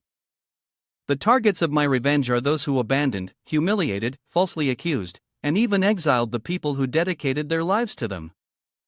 Lancaster emphasized clearly, none other than the royal family. You are merely a tool to help me achieve my goal. Rachel gripped her sword tightly. Lancaster continued, but you are the one. With a warrior's pride greater than anyone else's. Rachel immediately questioned him, do you really have to go this far? Lancaster asked coldly, you don't know. The events of the past flashed through Lancaster's mind. Rachel probably sensed what I did for that person and how things ended for me. Rachel closed her eyes, but she couldn't help but see a past that was too cruel to him. Lancaster was just feeling a bit down. He had no intention of harming them. I just came here today to say a few words. No need to worry. Lancaster threw a body down from midair. He said, This is my farewell gift to you. It was a bloody corpse, its body deformed and twisted. Both Rachel and Heijin were completely stunned. He exclaimed, What the hell? His arm was twisted to one side, looking extremely pathetic.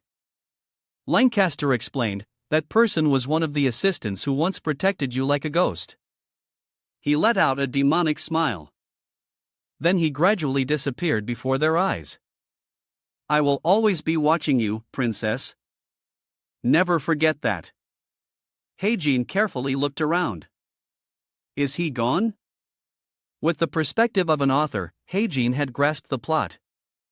I knew Lancaster would approach Rachel soon, but he only sent a few assassins and retreated when they were defeated by Rachel's awakening. I never expected him to assassinate someone else like that.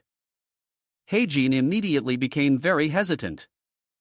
He thought, I'll report this to Cube, but the higher-ups at Cube are already rotten to the core and are cooperating with the demons. They'll surely bury this quietly. Looking over at Rachel. She must be in a lot of pain. When she returned home, Rachel contacted her manager. After hearing her story, he understood.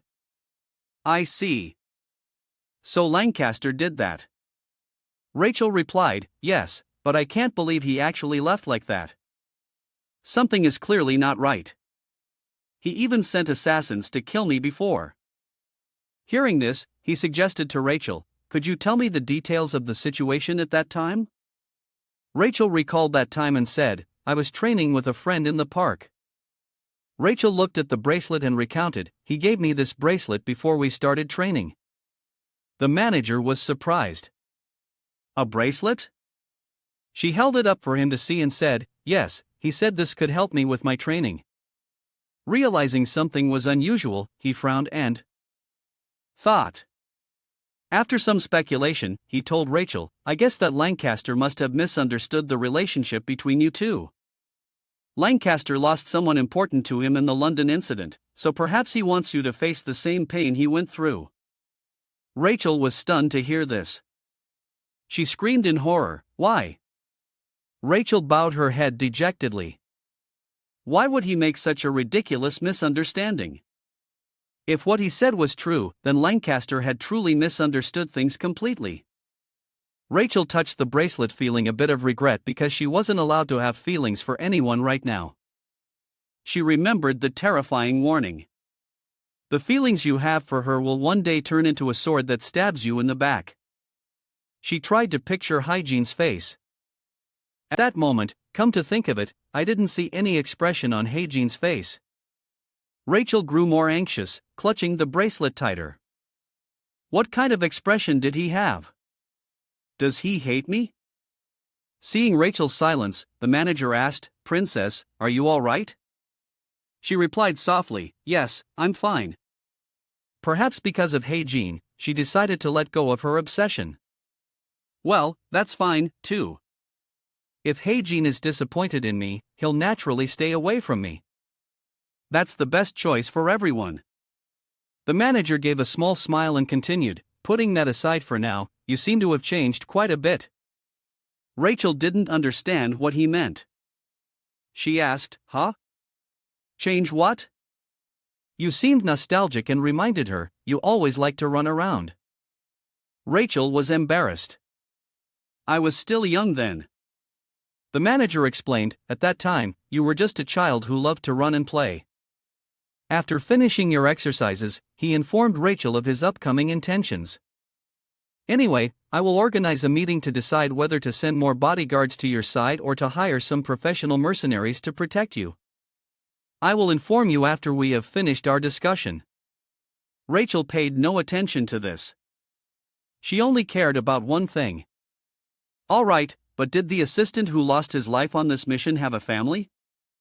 The manager replied, no, he didn't. Rachel felt a pang of sadness.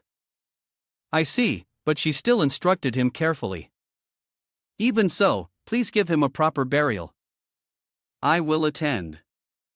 Rachel tossed and turned in bed, blaming herself a little. Another person died because of me. Thinking of her family, she felt very confused. How many more times does this have to happen? Rachel promised herself. I have to get stronger quickly.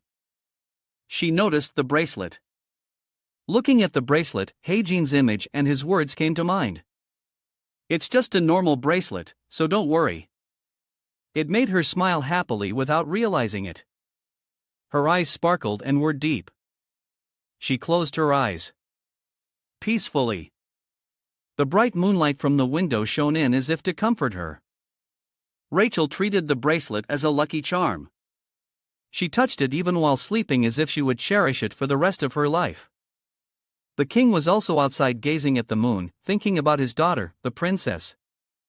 The journeys he witnessed as his daughter grew up every day made him want to tell her his feelings. It's not something you can avoid just because you don't want to give it to anyone. After some time preparing for the extracurricular activity, the sunlight seemed to signal good news. We're finally getting close to the main plot. Soho was happy when Hajin appeared. Oh, Hajin. Jong Hak on the other hand angrily scolded him. How dare you be late? You're starting to get a little arrogant. You trash. Heijin still bowed and apologized politely. I'm sorry. I'm only 2 minutes late. Heijin got on the bus, gradually piecing together the plot. Besides me, the rest of the people participating in the extracurricular activity are the same as in the original story. Our destination is Panyin Mountain located on the outskirts of Seoul and 800 m above sea level. As he boarded the bus, Soho politely offered him a snack. Hajin want some jelly? Hajin refused. No thanks. Non sitting next to him eagerly piped up. Me have. Heijin pictured the mountains shrouded in thick fog. He thought to himself, this is the summary of this main plot. Everyone, including Kim Soho, will be captured by a ghost from the past on Punjan Mountain. And that ghost will take everyone back to the 1970s when the event occurred. He thought intently. Theoretically, it's a magical dimension meant to recreate a part of history. Non next to him was excited. Hey, what are we going to do there? Jean Hack recounted with great interest and knowledge, there's a lot we can do. My family owns this mountain. 50 years ago, a magic explosion occurred. So, the magic density there is very high. He boasted to them. We will meditate on the mountaintop and practice sparring. Non was intrigued. Oh, that sounds interesting. Yona noticed Heijin and gave a slight smile. I don't know if it will be interesting, but a lot of things are definitely going to happen. Meanwhile, unaware of what was to come, everyone was cheerfully laughing and talking. Nain was the same. Heijin thought to himself, although the characters in the novel went through a very difficult time, Heijin clutched his collar proudly. But this time, they'll probably be fine because I'm here. He struck his most handsome pose, feeling proud. You guys should be grateful for my saving your lives. Seeing Hajin's delusional state, Yonha immediately froze. Upon reaching the foot of the mountain, Heijin couldn't remember. At that time, I had forgotten a few things. One of them noticed something unusual and said in fear, "Hey, something strange." We were climbing the mountain, but now everyone stopped. They all realized, since when did this place become flat ground? His mind urged him on, no one can be sure. Soho turned around in surprise and asked everyone. Everyone was eerily silent. They realized a member of the group was missing. Has anyone seen Hygiene? The car slowly came to a stop. Yonha got out of the car and looked around the mountain forest, murmuring in admiration. In front of her was a very ancient-looking gate. So this is Punjan mountain chain Hatton. She smiled so wide her eyes disappeared. This feels great. It's like we're going camping together. Don't you think so? Kim Hyman beside her was just as cheerful. Yeah, it really does. Hearing his indifferent reply, China Yun flared up. What kind of reaction is that? Did Shin Jong-hak do something to you again? Kim Heen was startled. Ha? No, not at all. His flustered reaction made her chuckle. The person whose name was mentioned was bewildered, with question marks floating above his head. The driver who brought them smiled and introduced the place. There's a house prepared for us on the mountaintop. The master invited by Jean's son will arrive a little late tonight. China Yun's eyes lit up. A master? She curiously turned to Shin Jong-hak and asked, "Who is it?" He crossed his arms and looked down his nose. You'll definitely be shocked when you see him. The group got out of the car and walked straight through the gate. We have to get up there by 3:00 p.m. at the latest, so let's hurry up and climb. Chon was the most enthusiastic. She led the way. Okay, let's go. They climbed the mountain together, occasionally getting sidetracked. China Yun's eyes wouldn't stop sparkling when she encountered rare insects like beetles. Yu Yonha and Shin Jong-hak were always cheerfully discussing one thing or another.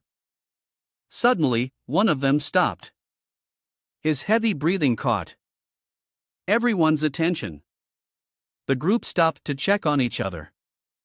How long have we been walking? China Yun also stammered. Jong-hak. Does it really take this long to climb up here? He looked around, assessing the forest, then scratched his head. I think we might be lost. Suddenly, Yu Yona noticed something else. Hey, something strange. He broke out in a cold sweat. We were climbing a mountain, but now the whole team looked around as he spoke. Since when did this place become flat ground?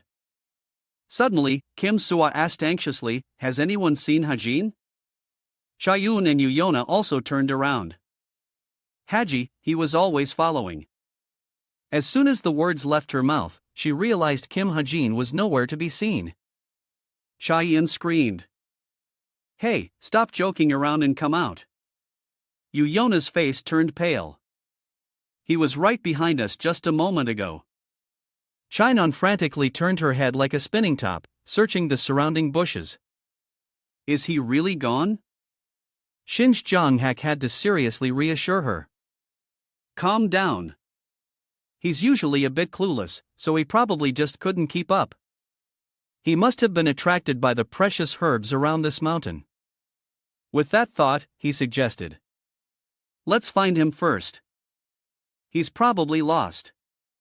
But as soon as he finished his sentence, the ground beneath them began to tremble. The group panicked, unable to keep their balance.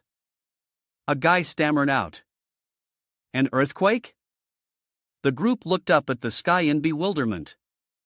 What's happening? Her voice trembled. The sun. Large trees around them also fell with each tremor. Someone quickly shouted, "Watch your step, you guys." A wind blew, sending the blades of grass flying. In a blink of an eye, the grass had grown waist high. A moment later, the surrounding grass and trees had reached their chests, and the tremors from the ground began to subside.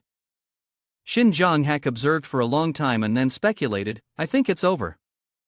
Yu Yonha looked around in frustration. Is this because of the magical disruption? The weeds have grown as tall as us. She suddenly felt a chill while Punkia Mountain has such a high density of magic. Suddenly, Shin Jong-hak and Kim So-ho spun around facing one direction with full alert. Wait a minute.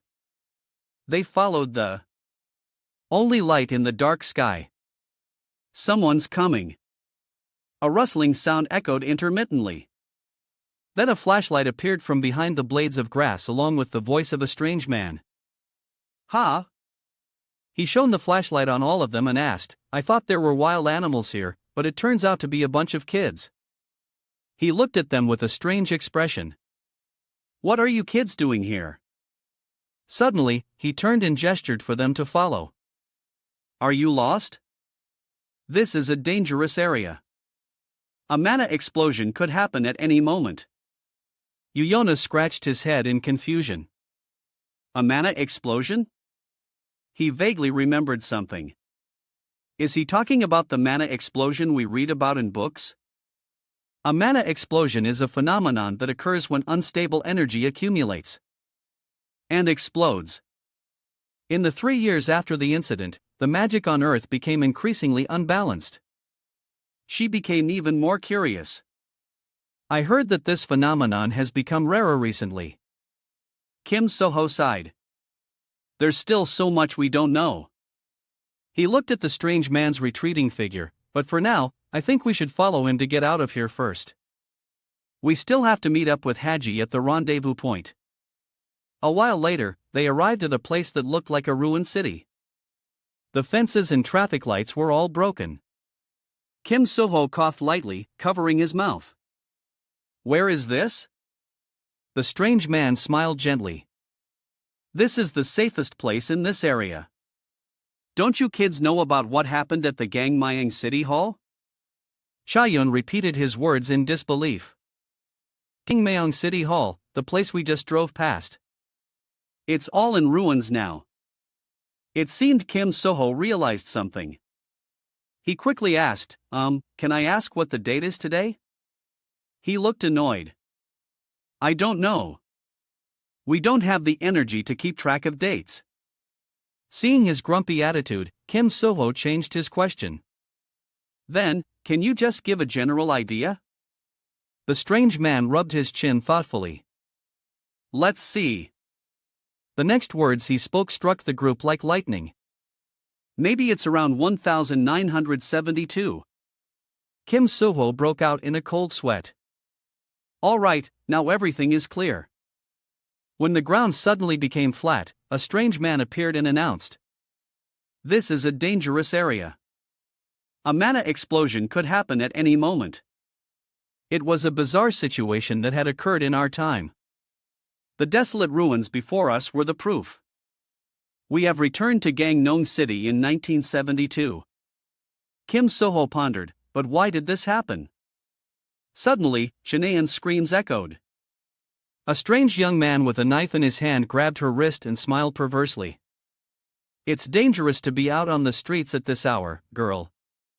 Chan struggled and shouted, What are you doing? Let me go. Before he could say more, his collars pulled back. Shin Jong-hak glared at the man and cursed, You bastard. Let her go now.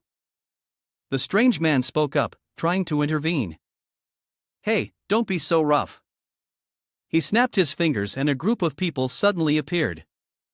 He smiled strangely. We're not bad people. You know, Kim So-ho quickly grabbed a tree branch to use as a makeshift sword. A thought echoed in his mind.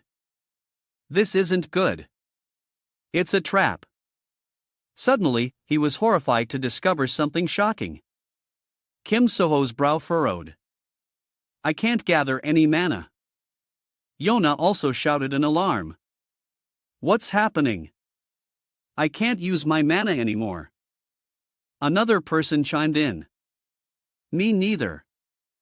Another man snuck up behind you. Yonha. You kids should just listen to us quietly. None of them had a friendly look on their faces. The group of 5 was surrounded by a group of people armed with sharp weapons, leaving no escape. Kim Soho looked straight at the strange man and asked, "Why are you doing this?" He laughed heartily, waving the knife in his hand. Who knows? Maybe because you could become a threat to us. Suddenly, a loud bang echoed from somewhere. The group of strange evil men fell, some hit by bullets, others shouting warnings. An ambush? Could it be? Seeing a motorcycle parked nearby with someone using it to prop up a gun, the men screamed in terror. He's here again. The man-eating monster. The double-barreled shotgun in his hand gleamed in straight at all of them. The strange man clutched his injured shoulder and roared, "Damn it, don't just stand there. Charge!" On this side, he had already loaded his gun and was waiting. The man's tone immediately changed. "We have to report back to Azure quickly," but before the words could even leave his mouth with each gunshot, one by one, they fell like sandbags. A gruesome liquid splattered on the surrounding objects. In a flash, all the bad guys surrounding Kim Suo's group were taken down. He looked towards a newcomer. That person, because the person was wearing a full-face helmet, he wondered, who is he? Even after being asked, he didn't intend to take off his helmet and reveal his face. Shin Jong-hak frowned, raised his spear, and charged forward. "If you're not going to reveal your identity, then let me unmask you." Kim Soho only had time to shout, "Jong-hak." The newcomer suddenly reached out his hand to stop him, saying something that was either inaudible or unclear. With lightning speed, Shin Jong-hak's spear knocked off his helmet. The helmet flew through the air in a loop, and then it landed quite a distance away from him. He rubbed his throbbing chin and let out a soft groan. Then he looked up at Shin Jong-hak. "Can I say something before you deal with me?" Kim Hae-jin suddenly appeared with long hair and smiled at him. "Long time no see." Remembering the climb up the mountain, Kim Hae-jin thought to himself, "I was mistaken. Just because we were in the same time and space, I thought we would also return to the same point in time." Just for a moment of surprise when Kim Hae-jin turned to look at the frog at his feet. When he turned back, he was stunned by the strange ruined landscape and no one was in front of him.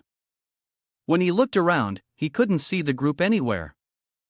In that brief moment of carelessness, the place I set foot in the past, those ruins were gang my own. But from long before Kim Soho and the others arrived. A warning bell rang in Kim Hae-jin's mind. "This is 5 weeks ago," he recounted. "At first, I was completely desperate, but the situation gradually became better than I thought." He had been sitting in the rain for a long time, lost in thought. "I reconsidered that only 5 people were sent back to the past in the original novel. The current situation is the correct version." A hint of sadness flickered in Kim Hae-jin's eyes. "The demons ruling this place have suddenly become much stronger. I have a lot of work to do before Kim Soho and the others get here." He pulled everything out his back. "I set up a base at a sufficient distance to observe the enemies and I took the initiative to attack to prevent them from getting stronger." The sound of gunfire echoed incessantly. "Just like that, for 40 days, I fed myself, shot enemies, became stronger on my own, and hit on my own. Finally, I was reunited with everyone." After walking deep into the bushes for a while, Yona curiously asked Hae-jin, "Is this place?" He immediately answered their question. "Yes, this is Gangmyeong in 1972. The expressions on Shin Jong-hak's back and Yona's faces grew even more terrified. A living hell where the last signals sent out were from 1 year and 3 months ago.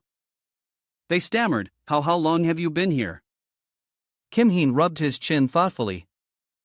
"I'm not sure either about." He hesitated for a moment before giving a sh. 1 year, the atmosphere fell silent. Everyone's jaw dropped in horror. Kim Heen scratched his head and chuckled. "Just kidding. It's been about 5 weeks seeing everyone pale and speechless except for Shin Jong-hak, who was just staring wide-eyed. Kim Heen had to clarify. I'm serious. I've lived a pretty full life here. My hair has grown this long because of the dense manna here. After listening to the story for a while, Shin Jong-hak was only concerned with one thing. Have you found the cause of this phenomenon yet? Kim Heen quickly replied, pretty much. Then he led them to another part of the ruined area. Let's go to my base first, then we'll talk. Shin Jong-hak kicked at the rubble under his feet. This is a base? Even my horse wouldn't live here. Kim Soho looked at Kim Haejin with teary eyes. Haejin, did you really live here for a whole year? He corrected him in annoyance. I said 5 weeks. Why won't you believe me? Yu Yonha paid as she looked up and down. But there's really nothing here. Chain chimed in. That's right. Suddenly, she spotted something and cried out, there's something over there. After seeing a cockroach, she screamed, cockroach. Followed by a series of terrified shrieks.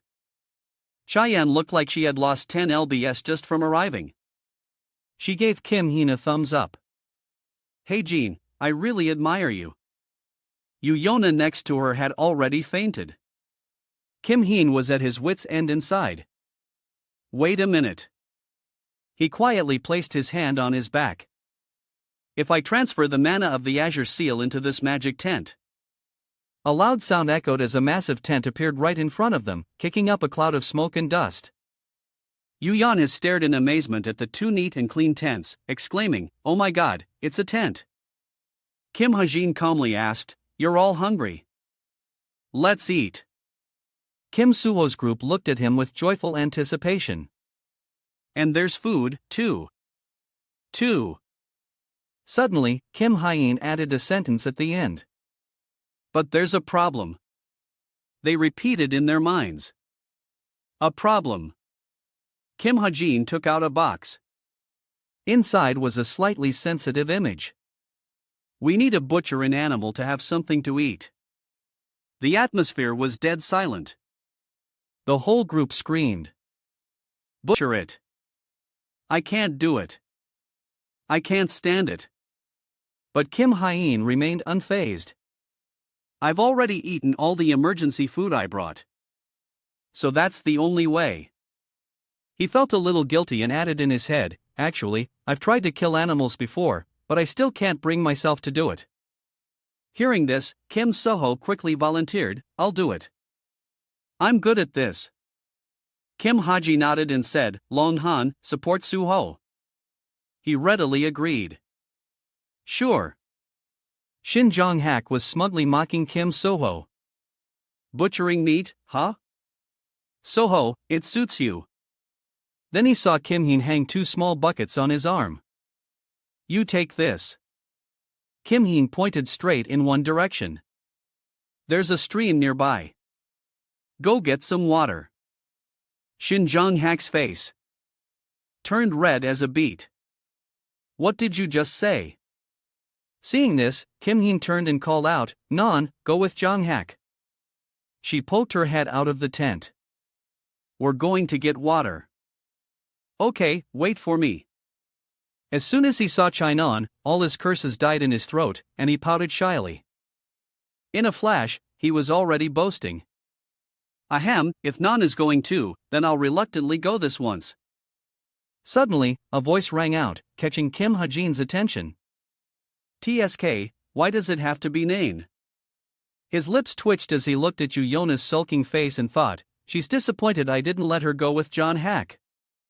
As if remembering something, Kim Heen added, oh, right.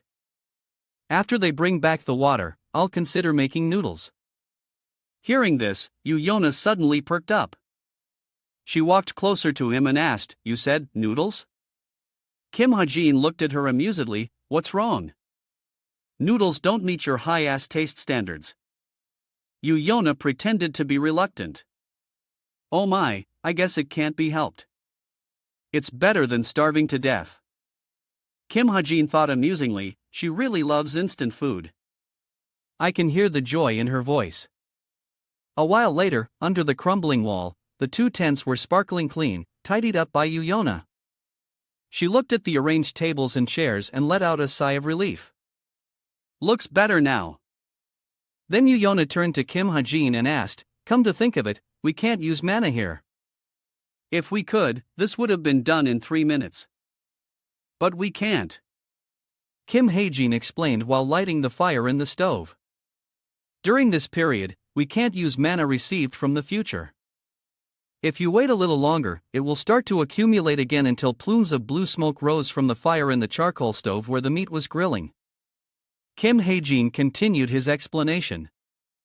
The mana density here is higher and more abundant because of the current external signals, but it's rough air and much harder to control. It'll take about a week of hard work for you to get used to it. So the faces of Shin Jong-hak and China Yun had turned pale when they heard Kim Ha-jin add, you young masters, stop being picky and eat up. Kim Soo-ho and Lee Yong-han beside them were eating like they were starving. You have to eat a lot to recover your mana quickly.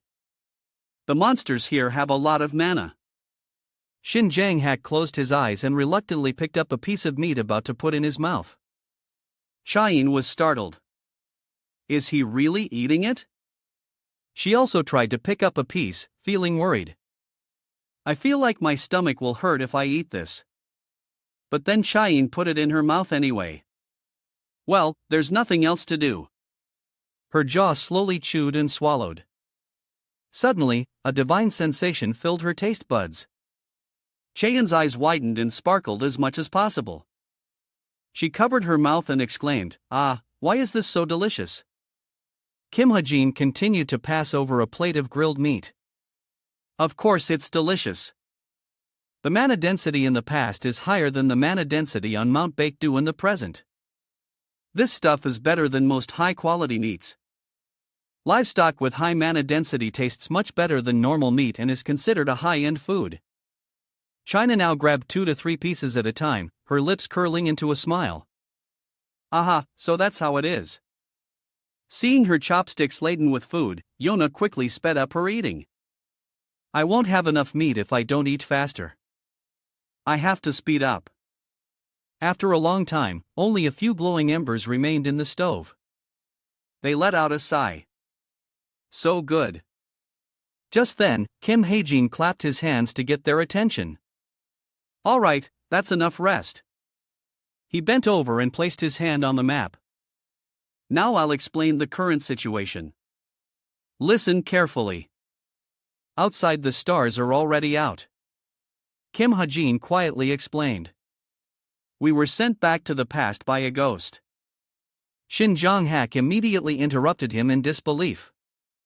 That's ridiculous. Isn't time travel the ultimate magic? How can a mere ghost send people back to the past? Kim Ha-jin nodded in agreement. Yes. Normally a ghost wouldn't be able to perform such a feat. Jong-hak frowned, thinking deeply. Through the time tower on Pungsia Mountain, right? Shin Jong-hak's expression turned serious. That's right. My grandfather took it over in the 2000s. A mana tower filled with chaotic energy. At the time the tower was invaded, an unimaginable amount of mana was condensed and left behind in the present world. This is Clancy Island. It was like a place they knew, similar to the floating crystals of Greeny Island in the form of magic crystals. Kim Ha-jin pulled out a bright purple crystal fragment. That's right. So, what that ghost used was the remnants of the tower. Purple mana flowed along the small stone fragments. The mana that the tower couldn't condense and had leaked out gradually became crystals. Kim Heen held out the stone. That ghost used that power and brought us to a predetermined world. Kim Soo-ho broke out in a cold sweat. A predetermined world. He remembered the ruins outside and continued to explain. To put it simply, it means we've returned to the past. He described a figure wearing a skull mask. We are in a magical space that recreates the past of this region, including the leader of the monsters. And in this place, there is a demon who was captured by ghosts just like us. She calls herself Azura, and she has used the mana from the crystals to become stronger. Yuna raised her hand with a question. I have a question. The method of using mana from crystals was only developed in the 2000s. How could she use it to become stronger in the past? Kim Heen stated flatly. She ate them. Yuna exclaimed in astonishment. What? She started to feel nauseous. But isn't that life-threatening? Kim Heen wasn't surprised to hear her say that. Usually that's true, but it seems she has the ability to digest them without any side effects. He voiced his speculation. She must have made a deal with the ghost to acquire some special powers. Yona asked tentatively. So she's not dangerous. After showing them the stone, Kim Ha-jin secretly assured himself. Actually, there's nothing to worry about with Azura, even though she's really stronger than in the novel. I'm sure we have an advantage in terms of our abilities. Suddenly, he felt annoyed thinking about how he had named the demon Azura. But that kid, I gave her such a beautiful name and she dared to give herself another nickname. What's wrong with the name I gave her? Kim Ha-jin took the stone back from Kim So-ho. Now I'll tell you how we can get back. He placed it on a location on the map. This is the crystal. The ruins of the tower are the medium used to maintain this space. Demons have been dispatched everywhere, including the city hall, to place these crystals there. Without these things, they won't be able to recreate the past anymore. Shin Jong-ha got straight to the point. So, we just need to go get them, right? Kim Ha-ji nodded. Yes. Chain hesitated and observed. If that's the case, Kim Suho continued, what we need to do is clear. Kim Heen let out a small smile. That's right. He continued to point at locations around the market spot. There are a total of 6 locations including the city hall. Along with these crystals, Azura and her minions are guarding these places. The group looked at Kim Ha-jin with serious eyes. We will go and defeat them and seize the ruins of the tower. The next day, the sky outside was beginning to brighten. Kim Ha-jin yawned and went out where he met Chainan. She was sitting on his motorcycle and asked in surprise, "You're up early." Kim Heen just made up a random reason. Yeah, I wanted to see if you're keeping a proper watch. Chayun was annoyed. Huh? Who do you think I am? Kim Heen scratched his head helplessly. Just kidding. Actually, I've gotten used to sleeping less after 5 weeks here.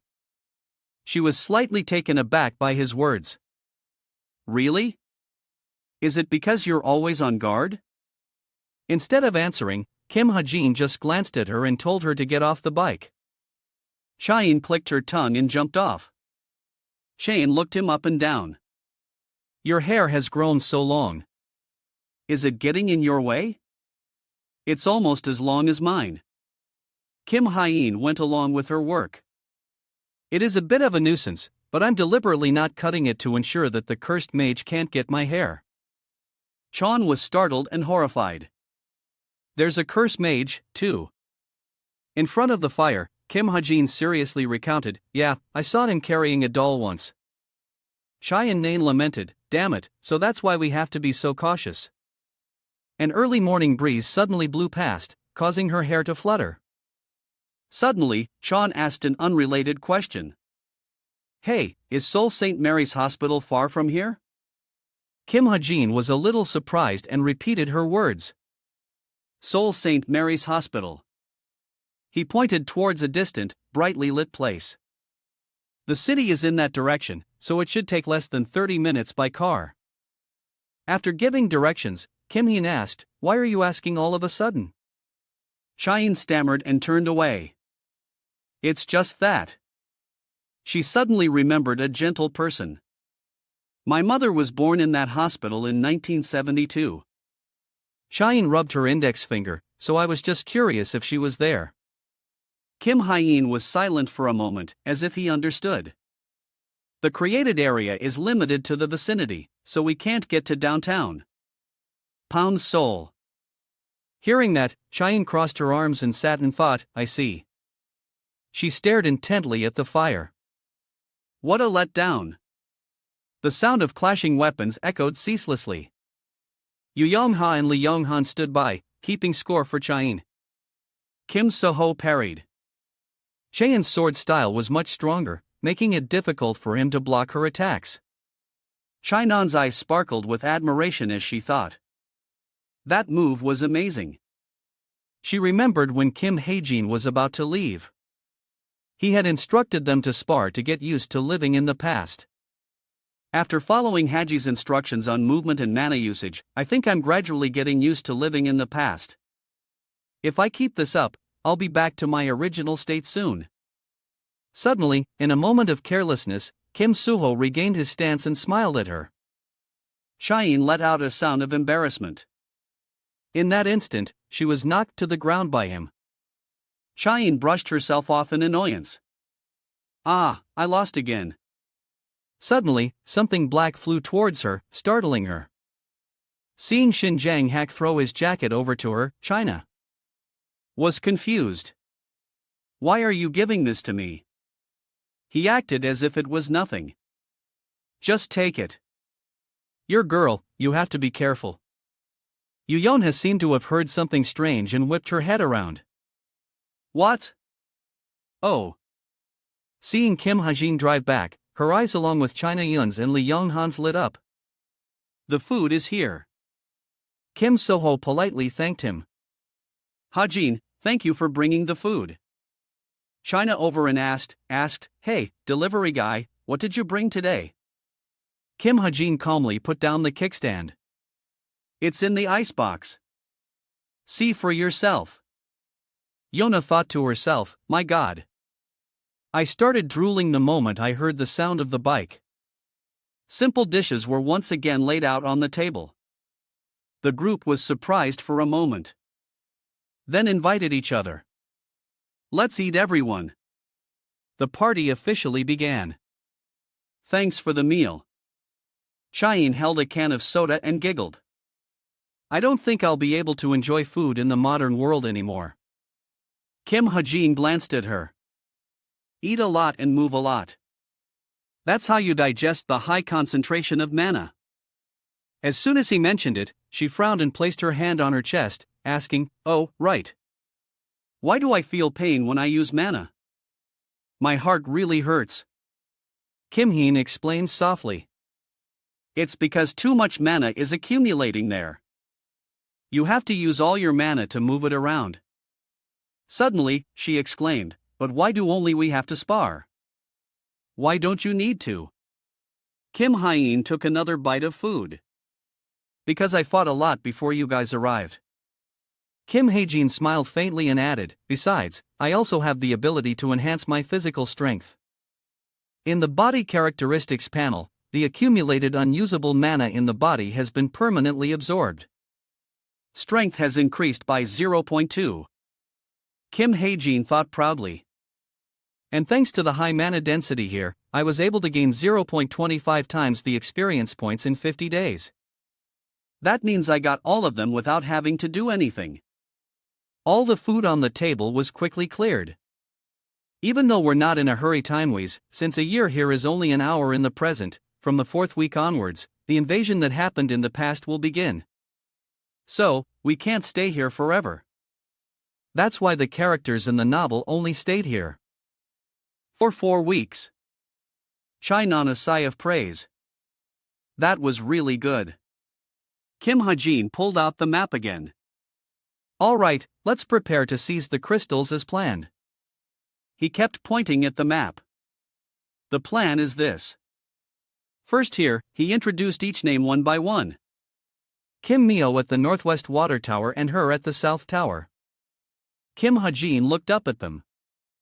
First, we will attack these 2 areas which have the weakest fighting forces. We will move in 3 days. He looked at Shin Jong-hak and Kim Soo-ho. The 2 groups will be led by Soo-ho and Jong-hak. You will follow this route at night and ambush them. The two nodded in agreement. 3 days later, a terrified scream rang out. Have you all lost your minds? Shin Jong-hak furiously pointed at Kim Heen. Why do I have to be in a group with him?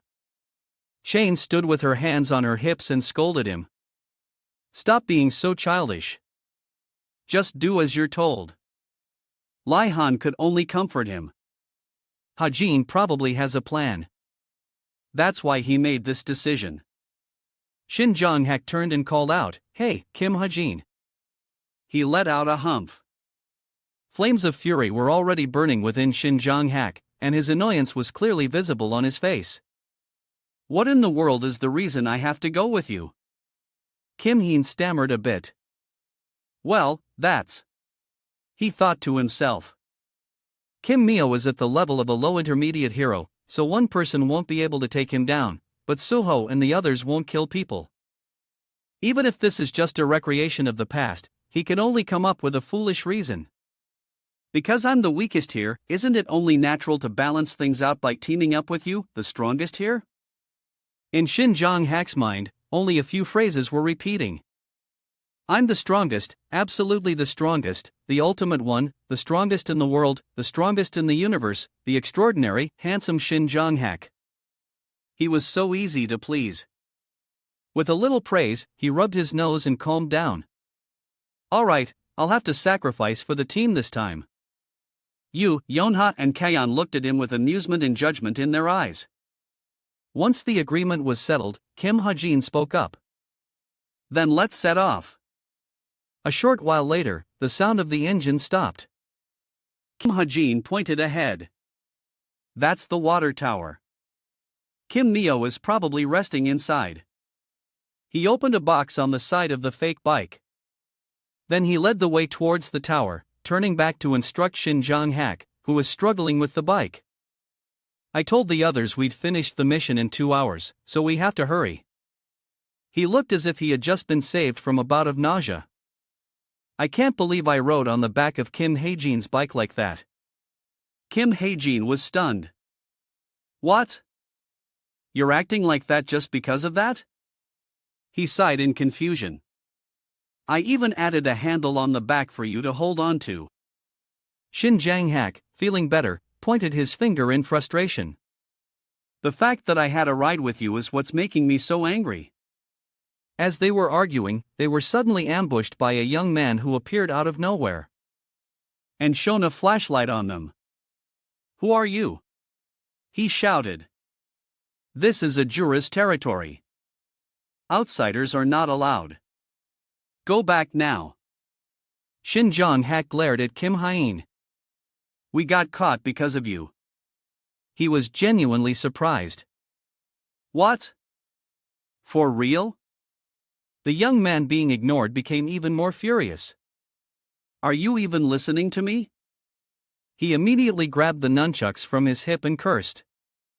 You bastard have never tasted the bitterness of this world. His hands expertly twirled the 2 nunchucks and he looked at them smugly. Then let me show you. Watching the nunchucks spin dizzily, Shin Jong-hak gritted his teeth and praised this bastard. A few seconds later, the young man was knocked out cold by a rock to the head. Kim Heen crouched down and placed his bag down to discuss their plan. I think there are about 20 guards around this water tower. I'll handle the ones outside. You wait here. Shin Jong-hak retorted angrily. What? Who are you to give me orders like that? Kim Heen quickly pulled out a series of bullets. I have to take out the small fry. He raised his machine gun and smiled at him. So, the strong can fight in peace, right? Nearby, 2 other young men were sitting with their guns, dozing off by a tree. One was yawning when his comrade across from him was shot in the head. Seeing his comrade fall motionless, he panicked and screamed, What? What's happening? Before he could even finish his question, he too was sent into oblivion with a single shot. A plume of white smoke rose from the muzzle. Kim Ha-jin, hiding in a high tree branch nearby, counted himself. That's the 5th one. Watching the red liquid spread, Kim Ha-jin couldn't help but reassure himself. I know they're not really alive, but it's still taking a toll on my mind. The sniper rifle in his hand was scorching hot. Kim Ha-jin's eyes were sad. I can't get used to this. He sighed softly and looked towards the southern tower. I wonder. A figure with purple hair appeared in his mind. I wonder if the others are doing well. Everyone became confused and wondered, what should we do next? Soho turned to Yona. Do you have any ideas? She sighed. Een observed the giant tower in front of her, thinking, the power pole is enchanted. My whip will have a hard time bringing it down. She overheard that there were about 40 enemies. Probably around the level of cube cadets. There are only 4 of us, she pondered. Is it really possible? There's a difference in rank among heroes. Meaning, a person of a higher rank can take on up to 10 people one rank below them. Yona thought for a moment, then looked at Suho. She thought to herself, but I don't think the skill gap between us is that big, except for one person, Kim Soho. Then she spoke to him. Soho, you draw as much attention as you can. A few will stay behind to maintain security, but most will chase after you. Yona sketched out a diagram and plan for everyone to visualize. While Soho buys time, we'll take down the remaining ones, then we'll regroup to handle the rest. Een felt a little uneasy. But that'll put Suho in danger. Suho smiled and replied, it's okay. I think Yonha's plan is the best. As soon as he finished speaking, he immediately took action. Then I'll start. In a flash, Suho dashed forward like a rocket. He teleported to the combat zone. Suho's pursuit stirred up the atmosphere. Everyone was alarmed. There's an enemy. We're under attack. The enemy is over there. Over here? Yonha had observed Suho's actions. It worked, she thought. Een exclaimed, awesome. Yanhan was also ready, shouting with courage, let's go. After a long struggle, they restored peace to the area. Een smiled brightly. We're done here. Yanhan was excited as he restrained a man, exclaiming, over here, too. Meanwhile, Yonha was observing the man at her feet. Then Een said, Yanhan, you handle the power pole. Yanha and I will go help Suho. Yanhan agreed. Okay. Een was ready to go. She turned back and called the Yonha. Yona, let's go. Yonha was intently observing the man when she froze. Okay. Then Yonha ran off with Een while the man behind her slowly got up, but with his many special abilities. Yona had seen through the man's scheme. Unfortunately, he managed to cut off a few strands of Yona's hair. She turned back to look at him with a very annoyed expression, shouting in his face, you psycho. Do you know how long it takes for my hair to grow this long? Then she thought to herself, should I just crush his head? He's not a real person anyway, just an illusion of the past. Yonha considered wrapping her whip tightly around his head. But after some thought, in the end, she released the whip from his head, causing him to stumble and fall to the ground. Yonha looked at him and said, I'm only letting you go because I don't want to feel bad later. Suddenly, a familiar voice rang out. It was Yanhan's desperate cry for help from the top of the giant pole. Guys, I think I need help more than Soho does. I'm up here. Help! 2 hours later, the 3 of them raised their glasses and cheered in unison. Cheers to our victory. The team was celebrating their victory. Yonghan exclaimed, smooth as silk. Heijin was resting in a corner when Yanhan bothered him. Heijin. Don't you want to eat more? Heijin gestured and replied, I'm full. Johan looked at the feast and saw Suho and Een enjoying themselves immensely. He remarked, they have a healthy appetite. Seeing this, Heijin thought, it's like they've been starved for over 3 days. Then Heijin spoke up, attracting everyone's attention. Everyone did a great job. Let's continue and protect each crystal one by one. Suddenly, Yona choked. Eugene asked with concern, Yonha, what's wrong? Yonha clutched her chest, her face looking unwell. She said, my chest feels tight. Did I eat too fast? Hajin looked at Yona's appearance and couldn't help but feel suspicious. He thought to himself, she's having trouble breathing.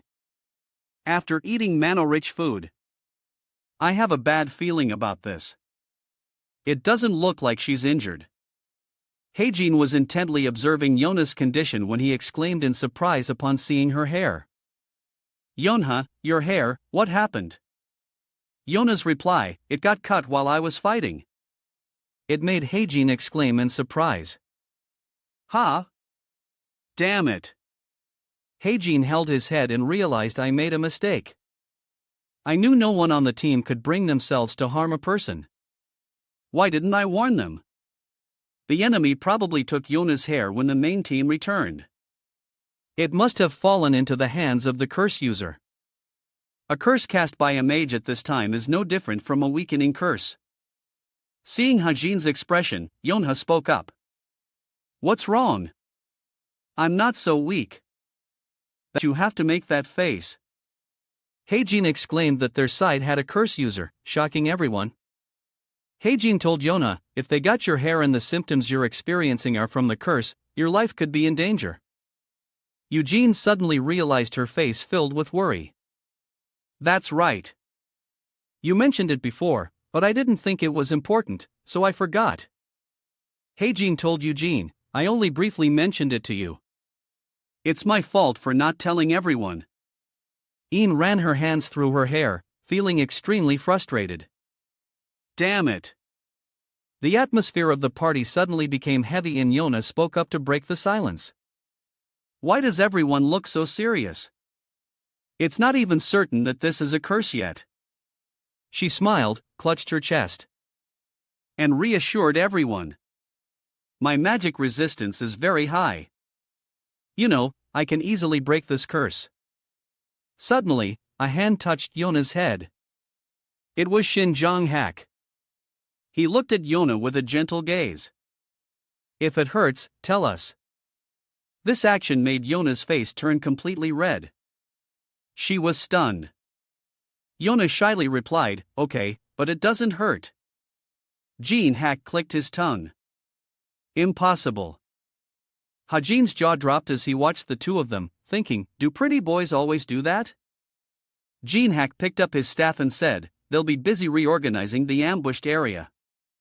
We'd better destroy the remaining places before dawn. Everyone's attention was focused on Jong-hak. He asked if anyone objected. At this point, Hyen spoke up. Jong-hak is right. If it's really a weakening curse, we don't have time to relax. Hearing this, Zhu-ho agreed with Hyen. All right, let's set off immediately.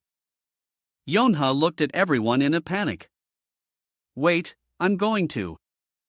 Een called back. Yonha, you rest here. Yonha was still reluctant, but Hajin turned back and told her, if only we go, things will be faster. And Jong-hak has a trait that makes his physical strength increase the angrier he gets. It's time for that ability of his to shine.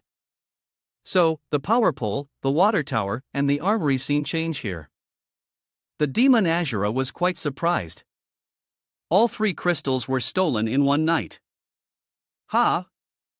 A demon in front of her stammered. I'm sorry, boss. He sighed and replied, forget it. I already know who the culprits are. Ajura thought to himself and then smiled smugly. There's Kim Sua and Shin Jang-hak. Having 2 promising cube cadets here is a surprisingly big catch. If I sacrifice their 2 heads, the day I become the leader of the demons of destruction will not be far off. He ordered the other one to gather the remaining crystals and bring them to the city hall. He was a little confused. Ha! He thought about the plan to use Yonha. If we get the crystals back, the people from the past will be weakened. But since our side has a curse user, this is the best solution we have. There's no way those kids would let their friend die. She revealed her cunning nature, wanting to take over everything, she exclaimed. Poor little kids. Emotions are what will get in the way of your plans. With that, she walked out. On the first day, after the weakening curse was activated, as expected, Yuyona's body began to weaken. When we started collecting the remaining crystals, Azura had already taken all of them and returned to the city hall. On the second day, the life had drained from Yuyona's eyes. On the third day, Hajin asked Suwa, "Have you seen any activity at the city hall?" Suwa nodded. "It seems like they're holed up in the city hall." She couldn't even stand up. And after a week, Eugene was shocked to see Yona's current state and exclaimed with worry, "Yona, you can't even eat porridge." Seeing Yona's haggard appearance made Ian extremely worried. Everyone came to visit and asked after Yona. Suwa exclaimed in alarm that her life could really be in danger. "We were unsuccessful again today." Heijin reflected that no one had left the city hall. "I didn't expect Azura to use a different strategy from the original story. Because we know she's dying, he's waiting for us to find him if we don't want her to die." Zhang Hak gritted his teeth in pain and spoke up. "We have no choice but to do what they want." Yang Han felt confused. "Wait, so we're going to attack the city hall? Just the four of us against that whole crowd?" Heijin spoke up with a suggestion. "We don't necessarily have to worry about that. If all the crystals are gathered in one place, the past will become unstable. The people here will also weaken because they're just byproducts of the past. So only about 100 to 200 people can fight, and among them only about 10 people including Azura are the ones we need to be wary of." Heijin was confident that if you guys and I team up, there's really nothing we can't fight against. If that's the case, then Eugene gritted her teeth and exclaimed 200. "We can take them all." Her determination seemed to have reached its peak. "I feel like I can kill them all." Soho was a little worried, but the real problem is Ian looked at Soho. "That's right. We can't leave Yonha alone here. There's a chance she'll be attacked, and we can't bring her with us. What should we do now?" "What?" It seemed Hien. "Figure something out." He exclaimed, "Wait, the mana crystals we mixed, if we use them," then Heijin stated firmly, "I will protect both the crystal and you, Yonha." But Yan Han had a reservation. Who knows how many of them will attack you?" Hajin answered Yan Han's concern. "It's fine. I have a bike. If something happens, I'll run away with you, Yonha, on the bike." Hearing this, John Hack immediately bristled. Soho spoke calmly. "I think this is the best plan we have. What do you all think?" "Yeah, I think this is our only option." Yen took a deep breath and stepped outside. "Phew. All right. All right. I'm going down. We're going right." Gene Hack instructed everyone. "Everyone get a good rest and prepare." Jang Hack picked up his staff. With a look of utter determination. "Azura, I will tear you into 100 pieces." Scene change at the city hall. The 4 members of the team were here. Eugene observed the surrounding life and realized that all the grass and trees had withered. So, this is what he meant by the past weakening. Suwa also noticed that we're right in front of the city hall and there's still no one here. Suho was very curious. "They should have detected our presence by now, right?" Yona commented that this looks just like a trap. Suddenly, a pair of giant legs appeared and a voice boomed from above. "Hey!" A group of people stood on the building looking down at the group. One man spoke up. "This is no place for kids." He looked at the group with a contemptuous expression. "What are you kids doing here?" Seeing his appearance, everyone suddenly realized, so that's Ajura's right-hand man that Hajin told us about. "You Jong Hook." Jong Hak pointed at his face. "Get lost, you bastard." Where's Ajura? He was surprised. Hey, what's with the attitude? The sight of you, Jang Hu in front of him made Zhang Hak's blood boil. He held his staff, ready for battle. I won't ask nicely again. His attention was caught by the mana aura emanating from Zhang Hak, making him look extremely surprised. Ha! You're man of blood. Zhang Hak challenged. Come on, Azura. Zhang Hak had just thrown a few light moves and it made him gasp. Ah, Yu Zhanghook came down to talk to Zhang Hak. To be honest, the boss really isn't here. Zhang Hak was extremely annoyed. Don't lie. If he's not here, then where is he? Suddenly he realized something, his face turning pale as he exclaimed, Don't tell me. You, John Hyuk, smiled smugly at him. You left the crystal behind, didn't you? You even left a wounded member behind. What makes you so confident that this will succeed? Everyone in the group was now in a panic, each one anxious. We assumed they would attack the hideout, but we didn't expect Azura to go himself. Yonghan said to everyone in a panic, We have to hurry. Just as Yonghan finished his sentence and was about to leave, he was blocked by a blade. Everyone was furious at falling into their trap. Damn it, we're surrounded. Zhang Hak looked around and gritted his teeth. Eugene couldn't help but worry, thinking, what should we do? If we don't get back soon, Yonha and Kim Heen will. Suddenly, Suho spoke up, laughing, breaking the suffocating atmosphere. He hif. Seeing Soho's reaction, Eugene became worried and thought to herself, what has Kim Soho gone crazy? Yu Jong-hu was also amazed to witness this scene. Have you lost your mind? Why are you suddenly laughing like that? Suho was silent for a moment and then smiled. So, you're saying your boss personally went there? Scene change. Heijin was already waiting for the enemy. I've set up traps and I'm waiting. Waiting for Azura, who's targeting the mana crystal. As expected, he came. Ajura appeared with a smug smile. Hi, Hith. Yonha was now exhausted.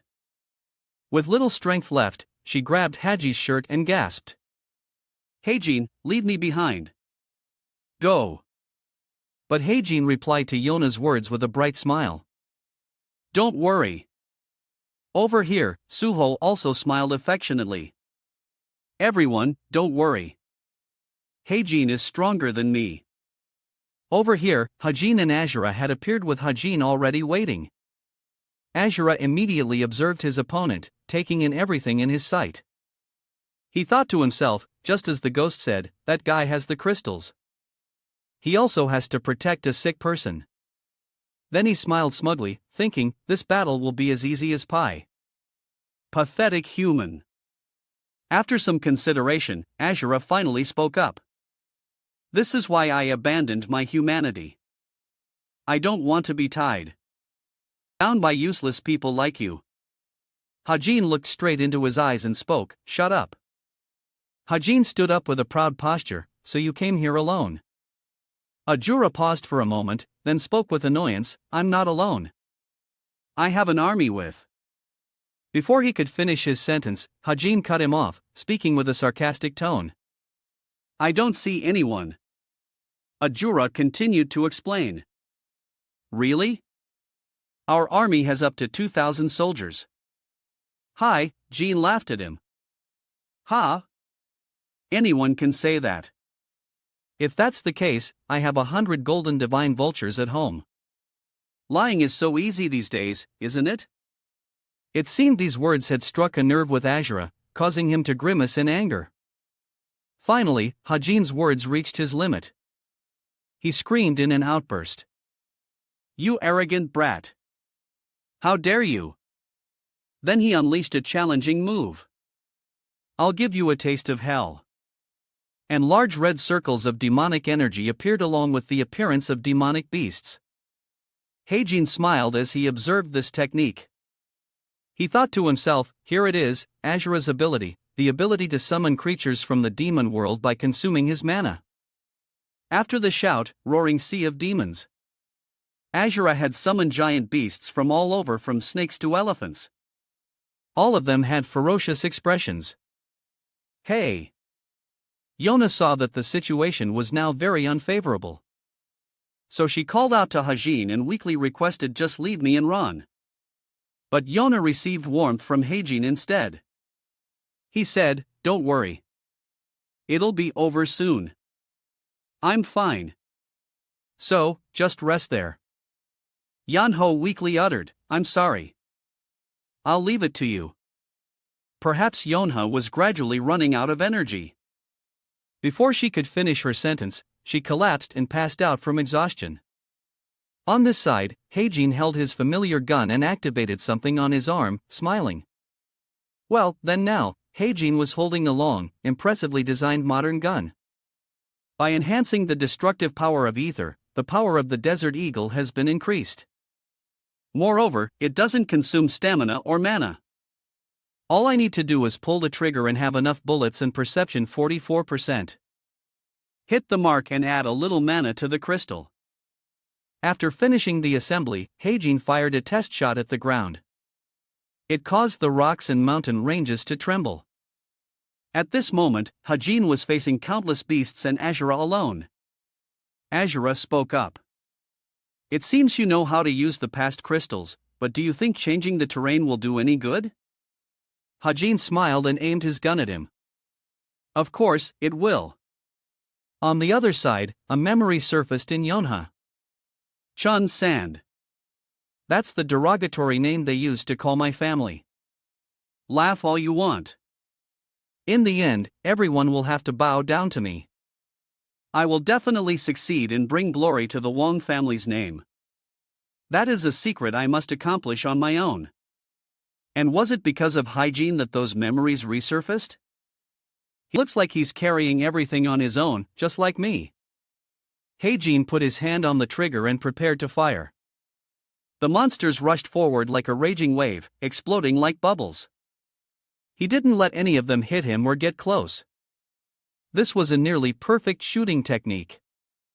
Yonha wondered herself. I wonder why I feel so strangely at ease. Yonha observed Heijin's heroic and imposing figure from behind and realized.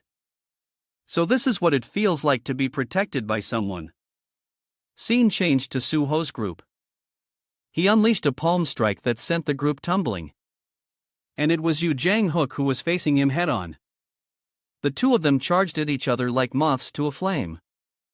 Suddenly, Yu Jang-hook spoke up. Hey, is that true? It made Suho surprised. He wondered, is the person who stayed behind much stronger than you? Zuho smiled and replied, I don't like to lie. While fighting, the two still communicated as if it were just a friendly chat. Yu Jang-hook was impressed. Oh, it seems you fought him many times. Suho replied, only once. This surprised him, and he exclaimed, what? Suddenly, something strange appeared, attracting the attention of the two. Shin Jong-hak shouted, everyone move. Yu Jang-hook looked at Suho and wondered, is he as strong as you? But Suho just laughed loudly. Ha! He thought to himself, if this brat is already this strong, what about the one over there? But he said to Suho, your strategy has completely collapsed. Suho continued his words. It's not too late yet. We don't have to fight. Everyone is being used by an evil ghost. That doesn't matter. In this era, strength is justice. Suho brandished the water in his hand and thought, so, this can't be resolved with words?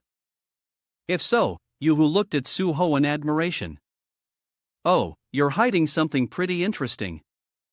Then Yu Jang-hook spoke up. All right. And began to use his true power. And revealed his true form, saying, then I will match your spirit. Suho was also amazed by this transformation. Hajin raised his gun, smugly aiming at the enemy. So far, I haven't felt anything significant from him. With each shot, they fell. He's just like a teenager struggling desperately when cornered. Even the monsters were easily defeated by him. That's what I thought. But there's a question. Why then? The monster remained aggressive and unharmed. Hajin activated the gun's barrel and approached the monster's vital point and opened fire with a continuous barrage. Azure. Impossible. Impossible. The monstrous creatures with terrifying power advanced. Why? Even after summoning such a large army of demonic beasts. Hajin advanced forcefully and yet he hasn't suffered a single injury. He still doesn't have a single wound. What kind of monstrous strength and reaction speed is this? Hajin uses gun to blast everything away. I can't believe it. Even when he's reloading, he still doesn't show any openings. Azura was now starting to feel anxious. If this continues, I'll run out of demonic beasts. There are too many. Hajin held his gun with one hand, his mind filled with questions. Is it because he possesses the ghost? What does he really want? Is it revenge or is he after money and fame? He raised his gun. Most importantly, right now, whatever the answer is, it's fine. Azura unleashed hundreds of top-tier monsters. He pulled the trigger, preparing. It doesn't affect me at all. Hajin calmly aimed and fired. He froze for a moment. A bullet flew out of the gun. He quickly checked again. Hajin removed the magazine. He muttered, "Even so, I don't hate you. Azura behind the monsters, I understand." He probably had no other choice to make himself stronger. The reason Azure no Chuanhua became a demon was very simple. She let out a sly smile. You bastard. I was wondering why you were talking so much.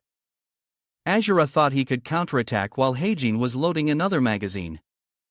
You're out of bullets. That's because I created him that way. He knows very well that the person named Ajura has no past. He is just a tool to promote the growth of the main character. Hajin said slowly. There's still a few rounds left. Hajin spoke as if in farewell. Azura, no matter what kind of life you've lived until now, this is the end of your story. The man laughed like a maniac. You really will do anything to buy time on cue? Hajin gently loaded the magazine into the gun. What can you do with a magazine that doesn't fit the gun? Azura ordered the monsters. I will tear you to pieces. The man was aggressive, wanting to win. Someone wondered if he could be called villain, but before him was only a scene of bloodshed, nothing else. No, it's over. Haji aimed straight at the target and fired. He's just a side character. That's how this story works. Maybe I felt sorry for him for a moment. Jane screamed in panic and hurry. Hajin, are you still alive? Before he could finish, Hajin waved and walked over. Is Jonas safe? His comrades arrived to help. Azura turned around in surprise. Ajura wondered, what are they doing here? Yu Jonghook's eyes widened in disbelief. What the hell? Did Ajura really lose? They questioned the great Azura. He was so angry he was trembling. Damn it! They dared to betray me. Ajura had lost so badly he didn't even have a piece of armor left. He asked himself, how much time AMA did I waste just to deal with this oddball? So Azura wanted to go all out. There's no chance of winning anymore. Suddenly something pierced through him. Ajura screamed as Hajin shot him. No, I can still. A monstrous power erupted from within him. It looked like a skull, frightening them. Someone stared and asked, Is that a ghost? Hajin shouted, don't worry. The ghost can't do anything on its own. Meanwhile, Soho cheerfully held a branch of mistletoe, which could become stronger by gathering souls. Waved it at the red energy. In an instant, that branch bestowed a blessing, dispelling all misfortune. That soul will now stay by Kim Soho's side, forever inside the mistletoe. Hajin suddenly sat down on the ground, completely exhausted. I don't know how Soho managed to persuade these people from the past, but the end of this story is somewhat similar to the main story. At his most exhausted, Hajin opened his watch. My mind is completely drained. The system bombarded him with reward notifications. You have successfully slaughtered a large number of enemies. Master Marksman has gained a significant amount of proficiency. You have successfully hit the critical points of a large number of enemies. The proficiency level of Master Marksman has increased to level 5. Luck has been activated because you have killed thousands of demonic beasts with the darkness attribute. A new understanding of the darkness attribute has been added to your space. What he liked had arrived. You have received 330 SP. Heijin was overjoyed at getting the points. Here it is. He nodded in approval. Master Marksman level 5 is really amazing. Then came the next reward notification. Luck has been activated. Because you have killed thousands of demonic beasts with the darkness attribute, a new understanding of the darkness attribute has been added to the space. Heijin analyzed, but the newly added understanding attribute will probably affect her. At this point, he could be somewhat satisfied. Its own power might not be as strong as being invested in and injected with SP. But Heijin opened his eyes, surprised that Non was staring at him. What? What's with that look? She exclaimed. You see? She told Heijin to look around a bit. The surroundings were a mess of blood and gore. Is there anything normal about this situation? Heijin seemed quite calm. Oh, this stuff. It'll disappear soon since their magical energy has already dissipated. Nain jumped up. That's not what I meant. She sighed and turned away shyly. Worrying about you unnecessarily like that makes me feel a little embarrassed. Heijin didn't know what to say to this girl. Heijin held his head and said, I told you that this is just a power thanks to the handgun. I mean, Heijin raised the superior gun. It's all thanks to this. Nain was surprised. What is it? Is something wrong? He introduced it to everyone a little.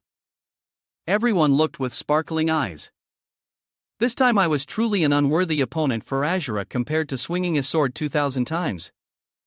Of course, killing a large number of weak enemies by shooting 2,000 times is completely easier and more effective. They were all fascinated by the weapon in Haji's hand. He took the opportunity to ask Suho. By the way, Soho, did you bring back the crystals? He reached into his pocket to hand them over. Yes. The sparkling crystals fell into his hand. Ear? Johann asked cheerfully. So, can we go home now? Hajin replied gently. Not yet. He still had one more thing to do. We have to return these crystals to their right full places. He was startled. What? Soho couldn't help but wonder, why do we have to do that? Heijin wanted to save a little because it would be a waste otherwise. He added about the lush green basin. Did you forget that this place is actually a gift from nature, untouched by time and reality? We can also train very effectively here. At this moment, Nan's eyes sparkled like stars. Let's stay here for another 2 days. Heijin turned his head, his face bright. And there are still many people we can compete with, right? The group of them scratched their heads. They stood in front of an abandoned building. A person pushed a very large red bag towards Hien. Here, take it. Nan's eyes sparkled with delight. It's rice and meat. The man from the village represented the gift givers to show their gratitude. This is a small token of our appreciation for driving away Azura. Suo was surprised and didn't know what to do. We can really accept this much. He answered enthusiastically. The villagers next to them strongly agreed. Of course, it's because of you kids that we were able to escape Azure's control. The man recounted the extremely difficult experiences the villagers had to endure. He even talked about the mana crystals and made us suffer through that. Anyway, thank you kids. We won't let you down, Soho said. Then we'll gratefully accept. A while later, a woman from the village invited them to eat. The food is all ready. Come eat with us. The two of them were very grateful. Really? Thank you. Pork belly sizzled on a hot fire. Young-han carried the freshly grilled meat plates and told him, Haji, you go eat with the others. Heijin, while flipping a piece of meat, said, I already ate while I was grilling. Just as he put a piece of meat in his mouth, he heard laughter. Of course, I know. Hajin's friends were sitting and chatting happily with the villagers. We've heard a lot about Seoul. They say that Gangnam is being divided by Shini, Yongchun and Chojechuan. Naeem listened with great interest. Really? Jonghak curiously asked about this person's background. What kind of person is Shimong Chan? The villagers cheerfully answered, of course, he's a good person. They greatly admired him. Jonghak crossed his arms proudly. He's the one who brought peace to the Guanik area. The villagers added, he's still. The next sentence made his face freeze. Out there saving people. Everyone was still cheerful, but John Hack's face had darkened. There aren't many good people like that in the world anymore. Are there? Yes, you're right. He felt like an outcast in the crowd. I've seen him fight before. It was amazing. On the contrary, Nan was very interested in the story. John Hack stood up and walked away. What about Cho Duji? The villagers said that person is not to be trusted. The man immediately showed his attitude. I know because I lived in Seoul for a while, but there's something strange about him. He feels like a snake. Nain just laughed it off. Really? Hajin was grilling meat and suddenly noticed that something was wrong. He wondered as he watched. Jonghak walked into the forest. Why did he react like that when they talked about Shin Myung-shan? In the story, the character Shin Jonghak was supposed to respect Shin Myung-chun, right? Haji was extremely worried. Is there a problem with the plot? Hajin left his work unfinished and chased after him. Can you grill this for me? Ha? Oh, all right. Janghak went alone deep into the forest, consumed by a heart-wrenching sadness. Jinhak was annoyed when he noticed Heijin hiding behind a tree. Why are you following me? He scratched his head, not knowing what to do. What should I do? I can't just say I'm trying to protect the main plot. Janghak suddenly became annoyed. I'm asking you. So, Hajin came up with a ridiculous excuse.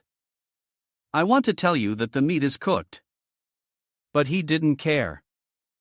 Just replying, okay, he let out a sigh of relief. Not expecting to get away with it.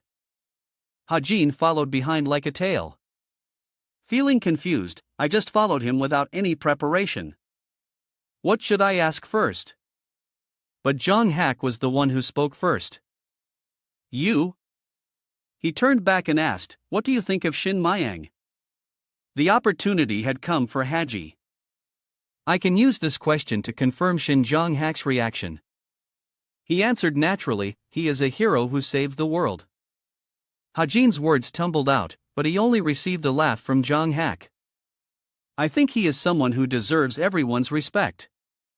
He looked up, looking displeased. I knew a lowly person like you would think that. Hajim became worried at this attitude. Another negative reaction. From what I know, Shin Myung-chun hates the class discrimination in this world. A sudden burst of power erupted. Jonghak furiously landed a punch on him. The system helped Haji identify it through his eye. So, he was able to dodge this dangerous blow. Heijin took a step back. It was so powerful that it created a hole in the ground. If that punch had hit me, my bones would definitely have been broken. Heijin slowly stood up. That's Shin Jang-hak's special ability. The angrier he gets, the greater his physical strength becomes. Jang-hak became increasingly furious like a wild beast, a berserker. Heijin had to dodge his attacks quite a bit. This speed means he's reached the limit of his anger. Jang-hak launched another attack. Why does he react like this when Shin Myung-chan is mentioned? Is there a reason? I don't know. Haji frantically dodged the attack. Wait, calm down, he yelled. People like you are the real trouble. Jang-hak's eyes were filled with hatred. If you weren't so weak. He thought of his grandfather a lot. My grandfather didn't have to sacrifice himself. Jang-hak loved his grandfather very much. If he hadn't done that, he could have been with us. Then he threw another punch. This time, Heijin used both hands to defend. This blow sent him tumbling to the ground. The two of them were panting heavily, even though they were dozens of meters apart. Heijin slowly stood up. Even so, I don't think Shin Myung-chan regrets his decision. Jang-hak was so angry, he grabbed his shirt. You dare talk about that again? What the hell do you know? Heijin calmly replied, was he able to protect his family? The words that just came out made him think. Isn't that the reason you respect him? Jang-hak wanted to say something. Then he pushed Heijin's hand away. You really don't know when to stop causing trouble. He let out a sigh of relief. Thinking he was about to die, Jang-hak called out, hey. He warned him, don't you dare think you can get away with it if you reveal what happened. Heijin was a little scared after hearing that. Is there anything to reveal? Jang-hak continued walking with a better mood. I know, but I still wanted to warn you in case you dare to say anything. Perhaps he had been able to resolve the knot in his heart. Heijin thought there shouldn't be any more problems. What surprised me was that I didn't expect him to miss his grandfather that much. Anyway, he wasn't a villain in the first place. Heijin still had a hint of sadness on his face. Even though I was the one who created his character, but there are still many things I don't understand. Suddenly, the watch vibrated. What's going on? The system cautiously reminded him. You do not have permission to view the plot changes of the character Shin Myung-chan. Heijin was completely stunned after reading it. What? He felt skeptical. There's a plot change with Shin Myung-chan. He's a key character in this world. He asked himself, what the hell? This is extremely serious. What the hell is going on? Yangon handed him a bowl of porridge. Heijin, take it. Heijin took it, not quite understanding. What is it? He also handed him a spoon for Yonha. She probably hasn't fully recovered her energy yet. Heijin wondered, so why are you giving it to me? He glanced over at the gossiping group. Those guys are still busy with their own stuff, you see. At this moment, Yonha was mumbling. Jang-hak, Heijin, he brought the bowl of porridge to her face. Here's your food. Heijin said playfully, you're just pretending to be sick. Aren't you? Yeonheo was annoyed, rubbing her chest. Who says I don't even have the strength to lift a spoon? Heijin shoved a spoonful of hot porridge straight into her mouth. Yonha was so angry she started speaking gibberish. What are you doing?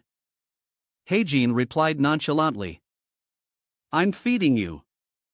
You don't have the strength to lift the spoon, do you?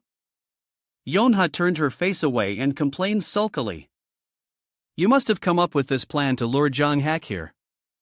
And then he pretended so bland.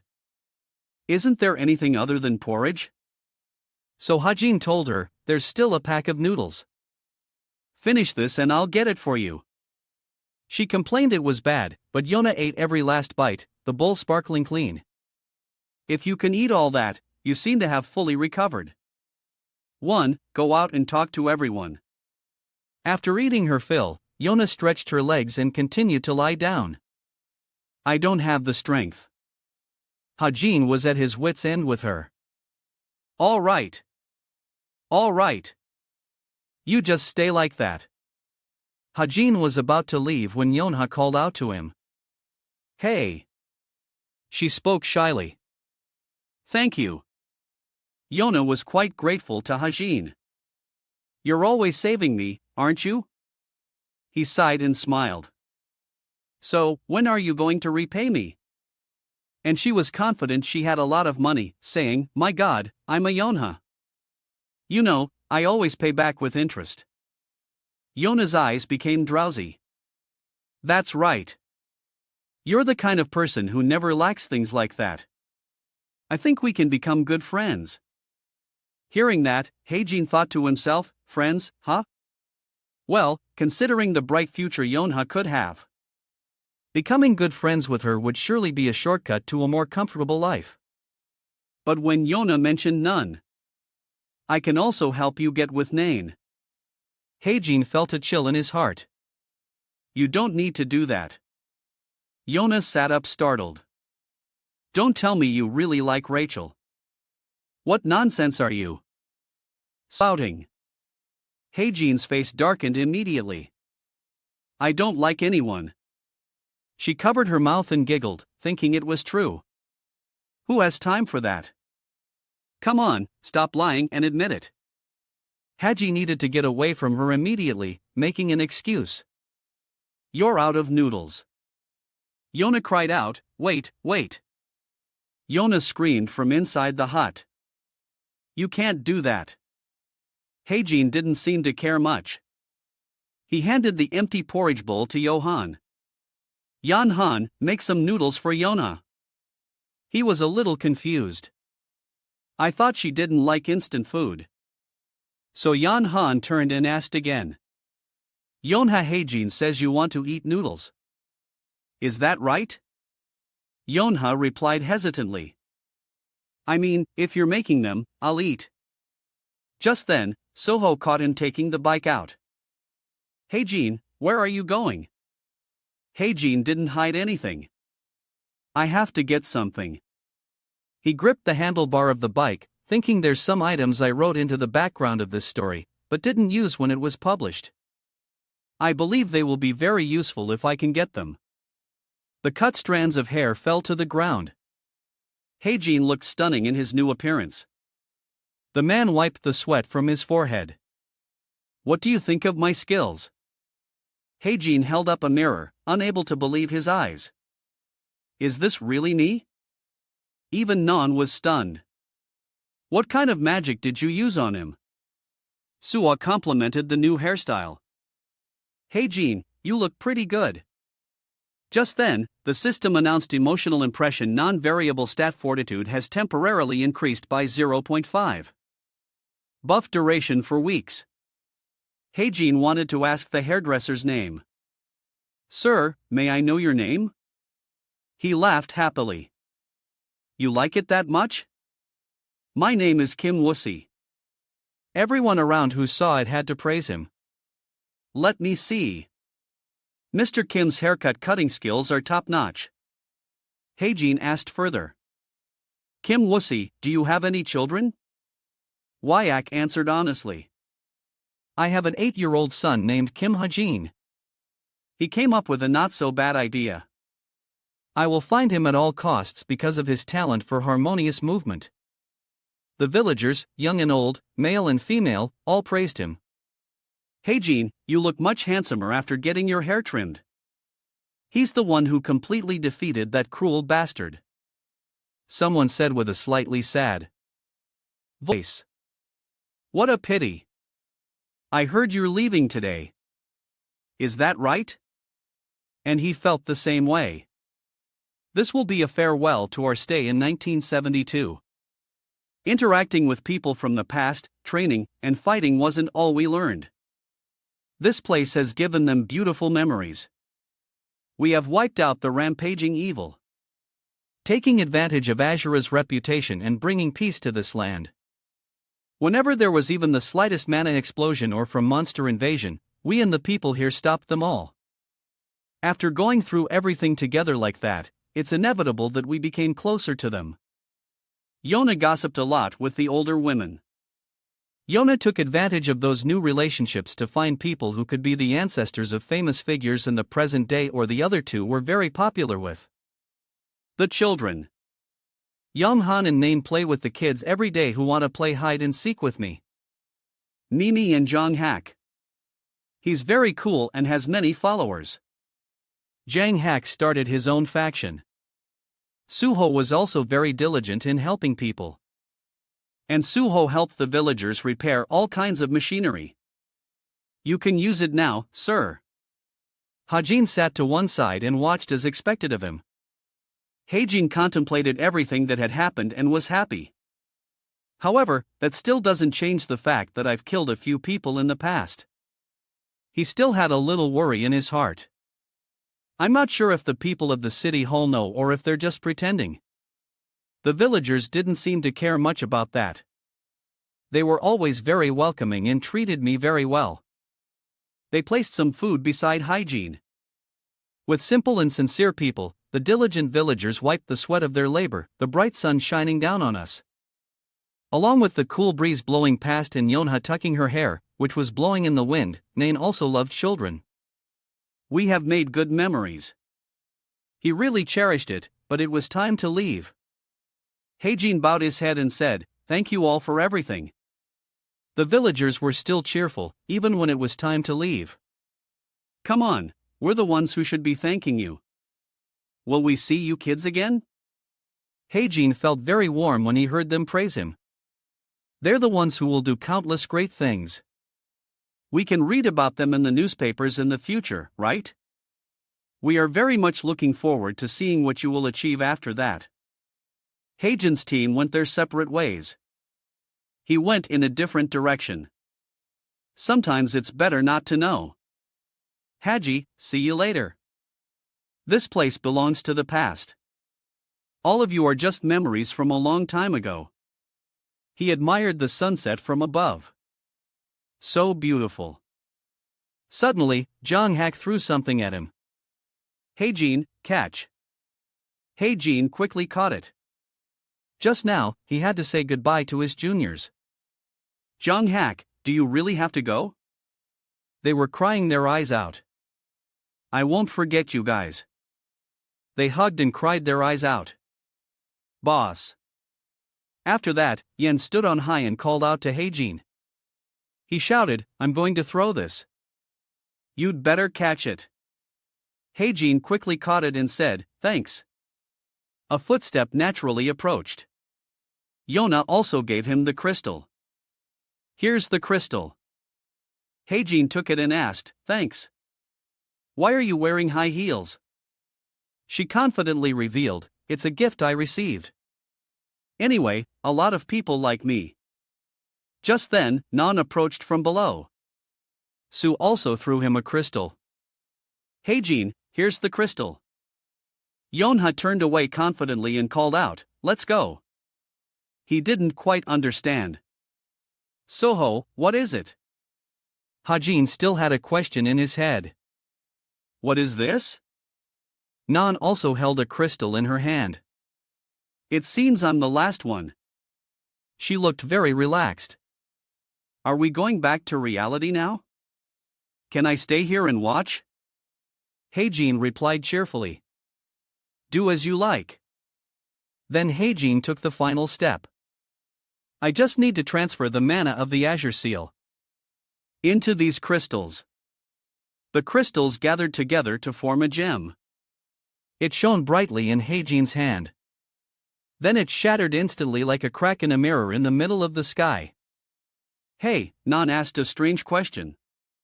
Do you think we'll forget everything? Hajin was also confused. What are you thinking about all of a sudden? She expressed.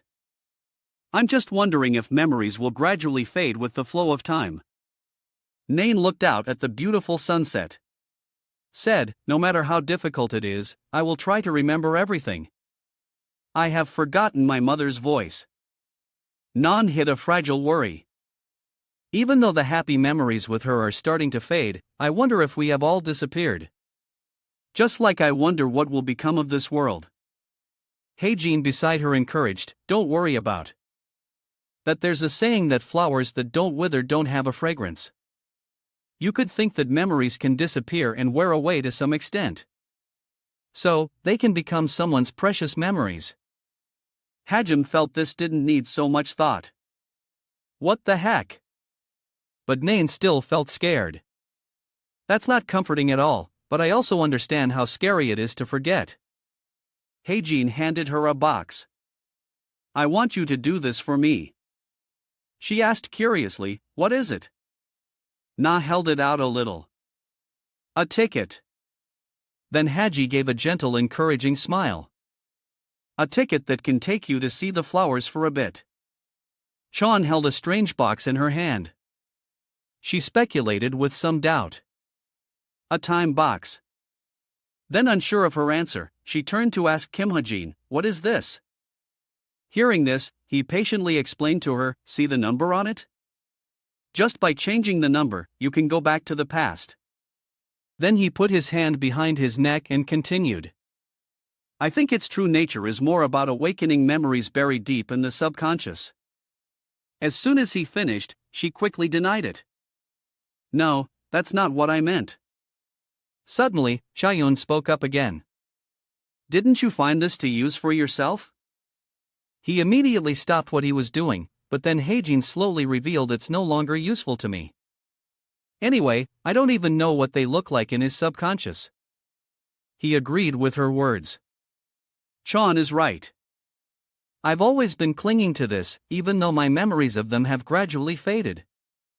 As Heijin turned the steering wheel, he thought, I've written a lot of items in the world-building book on this past timeline, but they were useless in my novel. He continued with his thoughts. However, since my current body is Kim Chwandong's, I'm not sure if it will be effective if I use it. So, it's better for Nan to use it than for it to consume my mana. Then, Nan spoke softly. If that's the case, she looked at the time box in her hand and frankly revealed, I won't use it either. This made Haji stunned, not believing what she had just said. What? What? In response, he was met with her sharp reasoning. If one of us doesn't use it, the other shouldn't either. That's a very loyal act. Heijin, with a blank look, clearly confused, thought, why are you suddenly talking about loyalty? Then Heijin pushed the time box towards her and said, just use it or you'll regret it later. Even so, Nain tried to speak up again, but before she could finish her sentence, she received his firm answer, it won't break. Then Heijin slowly said, because it will always be carefully buried deep in your heart. After that was his encouragement, so don't worry about anything. Just use it. Seeing her remain silent, Heijin had to ask softly, what time period do you want to travel back to? Nain lowered her head slightly and stammered, I. She blushed a little as she shared that she wanted to go back to March 13th, 2012. With that, she adjusted the time on the time box. Scene changed to that time. Gift boxes were piled high, along with balloons and a cake with the words, Happy Birthday, Non. Right now, Sha-yun was in a form of a child. She couldn't help but be amazed by this miracle. I've really gone back in time. Looking at the beautifully decorated cake made especially for her made her extremely happy. My birthday cake. Nain tasted the cake and then commented, even the taste is exactly the same. Suddenly, someone appeared. Quite questioning in a deep voice, Non, are you eating the cake? Why don't you wait for everyone to eat together? Hearing that voice, Non immediately turned around. He smiled faintly at her. Then he spoke in a gentle voice, Happy birthday, little sister. As soon as she heard this, her mind immediately registered. Brother Nyan clutched her dress and told herself, I must not cry. She quickly regained her composure and smiled brightly, Big brother, you're here. Inside, she was silently telling herself, I won't cry on such a happy day. From a distance, 2 more men approached for today. He carried a large gift box and held it in front of Nain. She quickly accepted the gift and smiled brightly. Is the day my whole family gathered for my birthday? Another footstep approached. Oh, has it started already? In her hand was a large gift box, and her voice held a hint of apology. Sorry for being late. I was too busy wrapping presents. Nan's eyes welled up with tears when she saw her. She gently whispered, Nan. Happy birthday, my child. As soon as she finished speaking, she immediately moved forward. Then Nan threw herself into her mother's arms. She couldn't hold back her emotions and cried like a child. Mom! She calmly and slowly asked, Nan, are you okay? What's wrong? The 2 men spoke up one after another. Were you worried that your mother wouldn't come? I think it's understandable, she's still young. Without waiting for Nan's answer, she hugged her and gently reassured her. I must have scared little Nan. It's okay. Everything is fine now. The tears still lingering in the corners of Nan's eyes gently rolled down. Mom will always be by your side. She wiped away her tears and began to blend into the happy atmosphere. Then a voice spoke up. All right. In her arms was Nan, surrounded by her family. She slowly said, It's time to blow out the candles on the cake. Isn't it? She continued, If you close your eyes and make a wish before blowing out the candles, your wish will come true. Nain was now a little lost in thought. My wish. The candle was still not extinguished before her train of thought. My wish has already come true because I got to see you again, Mom. But if she was allowed to be a little greedy, she took a breath and blew out the candle. Please let me be able to remember this moment forever. The flame on the candle began to flicker out. Then she cast a sad glance at her brother and he smiled gently along with Nan's small wish. Let me see my brother again. Scene changed to Hajin's. He asked himself, Am I back yet? He thought. When I opened my eyes again, I was already at the mountain. Suddenly, from the bushes, Nan's figure appeared. She was waving at him. Hey, Kim Hajin. Hearing her voice, he immediately turned around. It seems everyone has returned safely. Nain pointed at the time box. The time box didn't disappear even after Chinain used it, but for some reason, a request to reach charge. Its mana appeared. When I checked with my watch, I needed about 1500 mana. But because I had to use so much mana at once, I decided to give it to Chainan. He thought to himself, flashy on the outside, empty on the inside. Then Nan looked around a little curious. I wonder where the others are. Suddenly, the watch on Hyen's wrist beeped. She propped her hands on her hips and looked down, thinking, there must be somewhere nearby. Nan was confused to see him walking in the opposite direction. Where are you going? That's the way down, you know. Hajin nonchalantly replied, I know. I'm going home now. His words surprised her. Going home? What about training? Hajin's face turned pale, and he spoke in a low voice, I'm too tired. Seeing this, her voice trembled slightly. Ah, that's true. Then he gently instructed, tell the others for me, please. She quickly agreed. All right. Before Hajin left, Nain called out to him again. All right, Kim. Hajin. Her eyes sparkled as she gently expressed, thank you for today. I'll treat you to something delicious next time. Hajin smiled slightly in response to her gratitude. Deal. Seeing Nan's expression, he thought to himself, she looks so happy. He wondered, I wonder what her past happiness was like. Hajin went deeper inside, raised his hand, and looked around to check one more time before speaking with confidence. All right, he announced. It's time to end this. Just then, 2 system panels appeared. Tor, this is my bank account. Please send me the agreed upon amount. I will pay you back as soon as possible.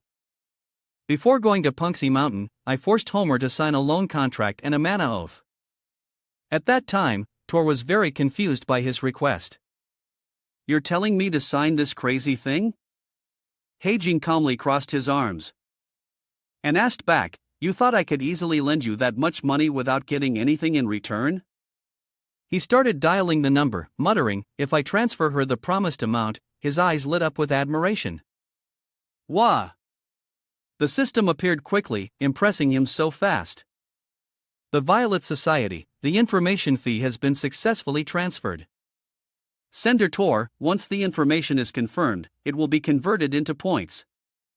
Then he started a plan. I'll change the name Fernandez Jesus to the fake name August Benjamin. Suddenly, the sound of footsteps echoed from behind.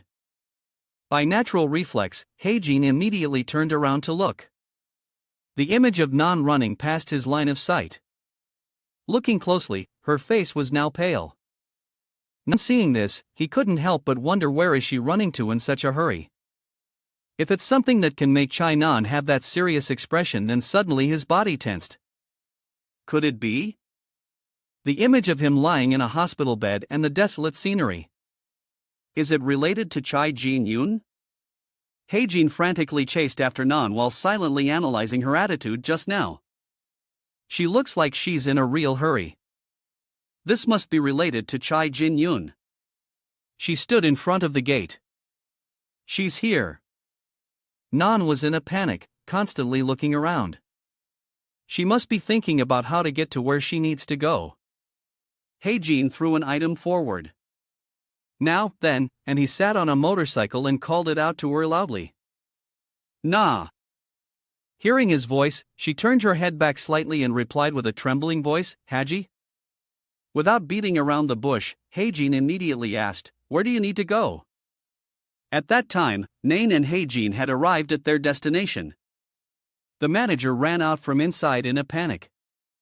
We've been waiting for you, Miss Nain. She ran quickly towards him, followed by Hajin. Manager, what's Jingan's condition? His voice was breathless as he said, come with me to the hospital room first. Suddenly, hands blocked him from entering. One of them slowly said, sorry, but only family members are allowed in the hospital room. These words left Nain speechless. She stopped and looked at him, thinking, but he brought me all the way here. Suddenly, Heijin spoke up again. Reminding her, don't just stand there, Nan. Don't just stand there. He urged calmly, hurry up and go inside. She hesitated for a moment, but then she quickly ran inside, not forgetting to turn back and express her thanks. Thank you. Nan entered the hospital room with the others. Right now, Hajin's face was dark. He clenched his fists tightly. Fist? From behind came a voice calling, Heijin, who? It was I who called? Called you, said Yona. She was slowly walking towards him. Heijin's hand gradually relaxed. He spoke slowly. You're here sooner than I thought. Hearing that, she also said, because the youth family must always be present at important events of the Chai family. As soon as I got down from the mountain, I immediately booked a helicopter to come here. When I heard the news. Then Yonha continued, the others will probably be late because I was in a bit of a hurry to get here, but suddenly she asked a question that Heijin couldn't answer. Why do you have that look on your face or sweat slowly rolling down his cheek? The information I received from the Book of Truth said that the exposed seed would germinate in about a month. The system's content is now at 89%. It's only October, so there's still some time. But there's one thing I've inadvertently overlooked. Immediately after, Hajin guessed that the possibility of him regaining consciousness before the seed germinates. He was now clenching his fists so tightly they were shaking. If he wakes up, then I'll have to. He didn't respond to her. And he was sweating profusely, which made Yonha confused. My God, look at all your cold sweat. Are you that worried? Tell me the truth. With that, she held up a piece of paper to wipe the sweat from his head. Then Yonha gently revealed he hasn't been able to regain consciousness. There have been a few small but significant changes. The scene is now heavily guarded by many bodyguards. Actually, the situation doesn't look very promising, but it's not so bad that we have to make such a fuss about it. Hearing that, Heijin silently prayed. I see. I hope he doesn't wake up now. Suddenly, Yona's voice rang out again, but maybe Nan thinks differently. It'll be very difficult for her to keep calm, even if her brother only shows very small signs. Then she softly expressed, you brought her here, right? Thank you for your help. Then Yonha placed the paper she had just held in Heijin's hand. You keep this handkerchief. He quickly reached out to take it. Okay, thank you. Taking the paper, Heijin immediately left, much to her surprise. I'm leaving now. At his decisive action, she froze and turned towards him, asking softly, are you leaving already? Aren't you going to wait for Na to come out and say goodbye? She was met with Heijin's silence to not let this atmosphere get too suffocating. It wasn't that he had to, but he spoke in a low voice. I just think I shouldn't be here. Don't worry. Yonha was confused by his words. Heijin kept walking, leaving her wondering. What do you mean? Nan had now stepped out of the hospital room. Suddenly, a voice called out her name. Nan. Nan's tired face immediately transformed into a joyful one when she saw her here. Without many words, she rushed forward to hug her. Yeah. The two sat on a stone bench to chat. Yona slowly asked, how's the situation? Nain shared with a bit of tension and stammering. I don't know either. I saw a lot of situations on the chart. Her cheeks were slightly flushed with a hint of embarrassment. It looks a little different than usual. Her eyes were fixed on Nan as she slowly asked, anyway, that's a good sign, right? She looked at her pale hands and confirmed, yes, they said something similar has happened in other cases before. And most of those patients woke up within 3 months. Nan slowly revealed he needs to rest now. So they kicked me out. Hearing that, Yonha encouraged her. I see. Let's wait patiently for him together. Nain quickly agreed. Okay. Her whole body suddenly trembled as she put her hand on her heart. But my heart is beating so fast. I don't think I can hold on much longer. Suddenly, her hand caught strange drops of water. The drops were Nan's tears streaming down. So embarrassing, crying again. Then she raised her hand to cover one side of her face as if refusing Yona's concern. So weird. I'm so happy. I should be laughing when I hear good news. But now, at this point, Nan couldn't hold back her emotions and cried like a child. But my tears just keep falling. Then she buried her face and cried while Yona, next to her, didn't know what to do but stay by her side at that moment. She thought to herself, I understand how you feel. It would be very arrogant of me to say that. After all, I've never lost a loved one in a tragedy like that. The image of Jin Yun falling into a coma on the hospital bed. She had waited for 5 long years for her brother, who had no hope left.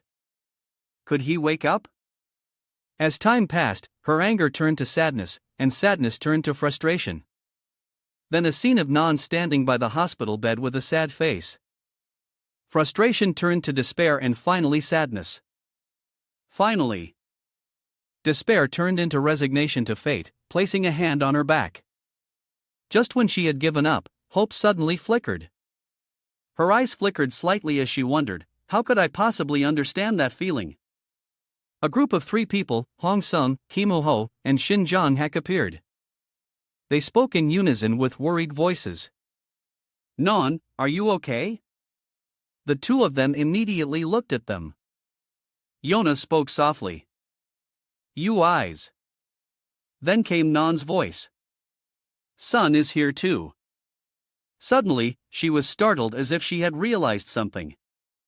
Non frantically looked around. Wait, where's Hygiene? He brought me here. Seeing Non's actions, she could only sigh helplessly. He went back.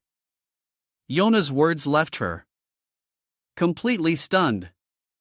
Huh? Why? But at this completely clueless question, she just sighed and said, I have no idea either. Then Yonha glanced away and thought to herself. If he was really worried about Non, he should have waited a little longer until she came out.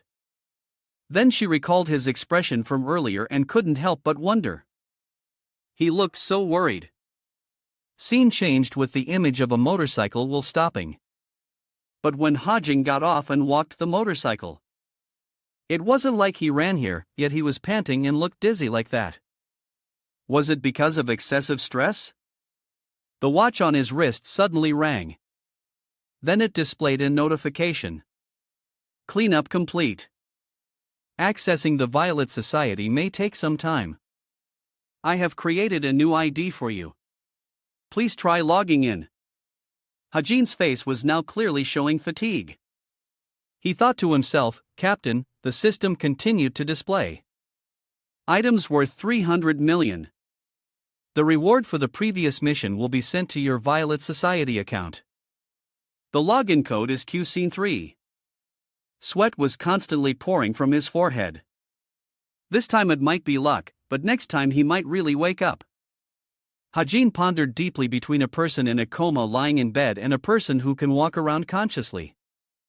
It's already very clear who is easier to kill. That really makes me think.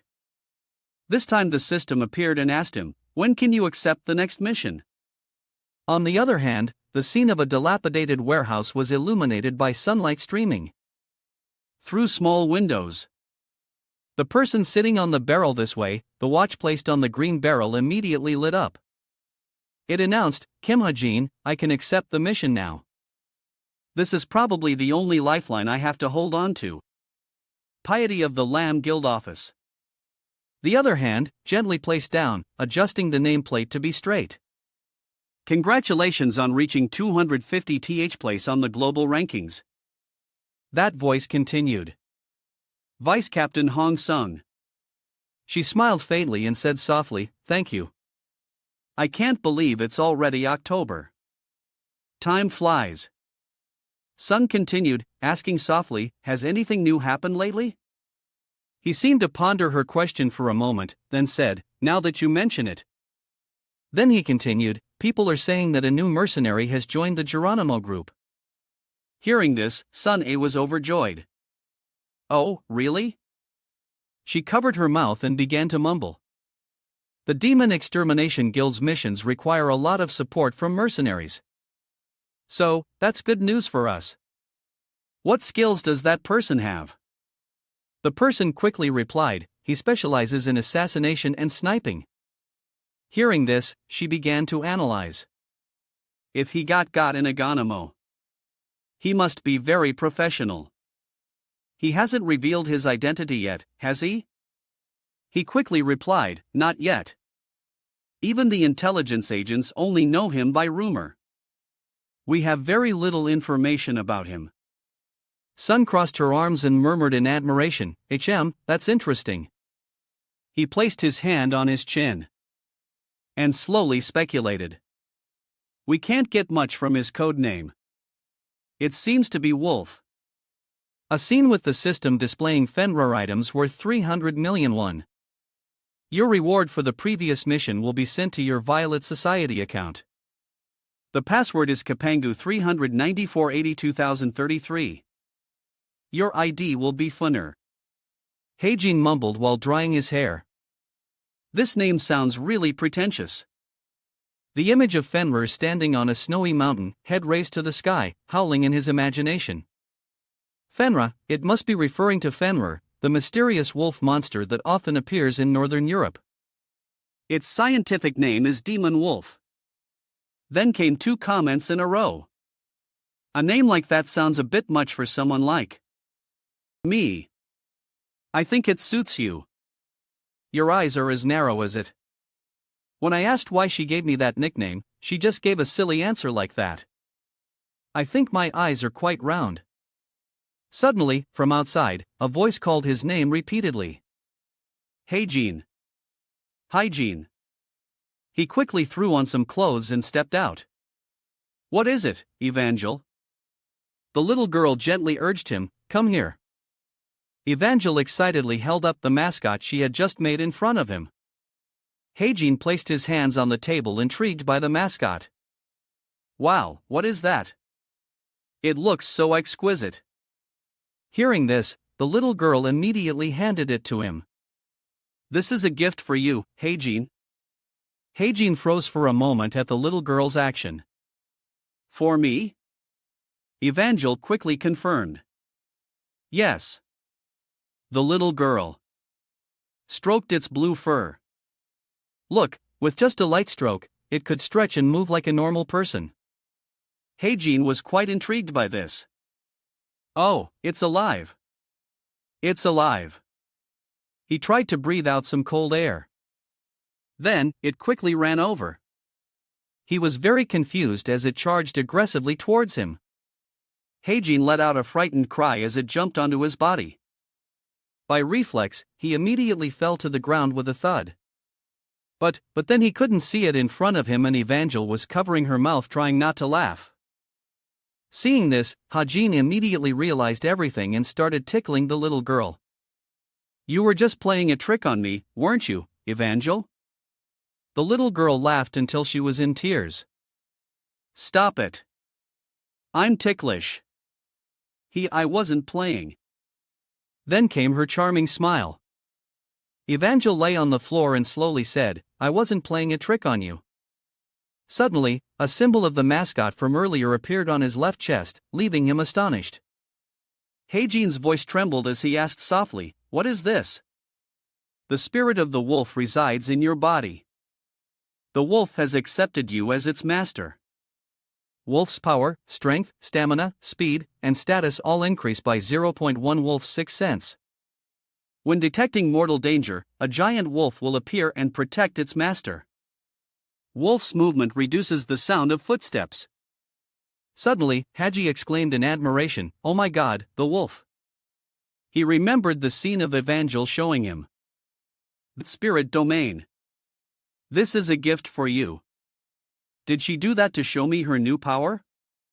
Oh my god, what does that mean? After hearing that, he immediately hugged the little girl. You're so adorable. I'm sorry.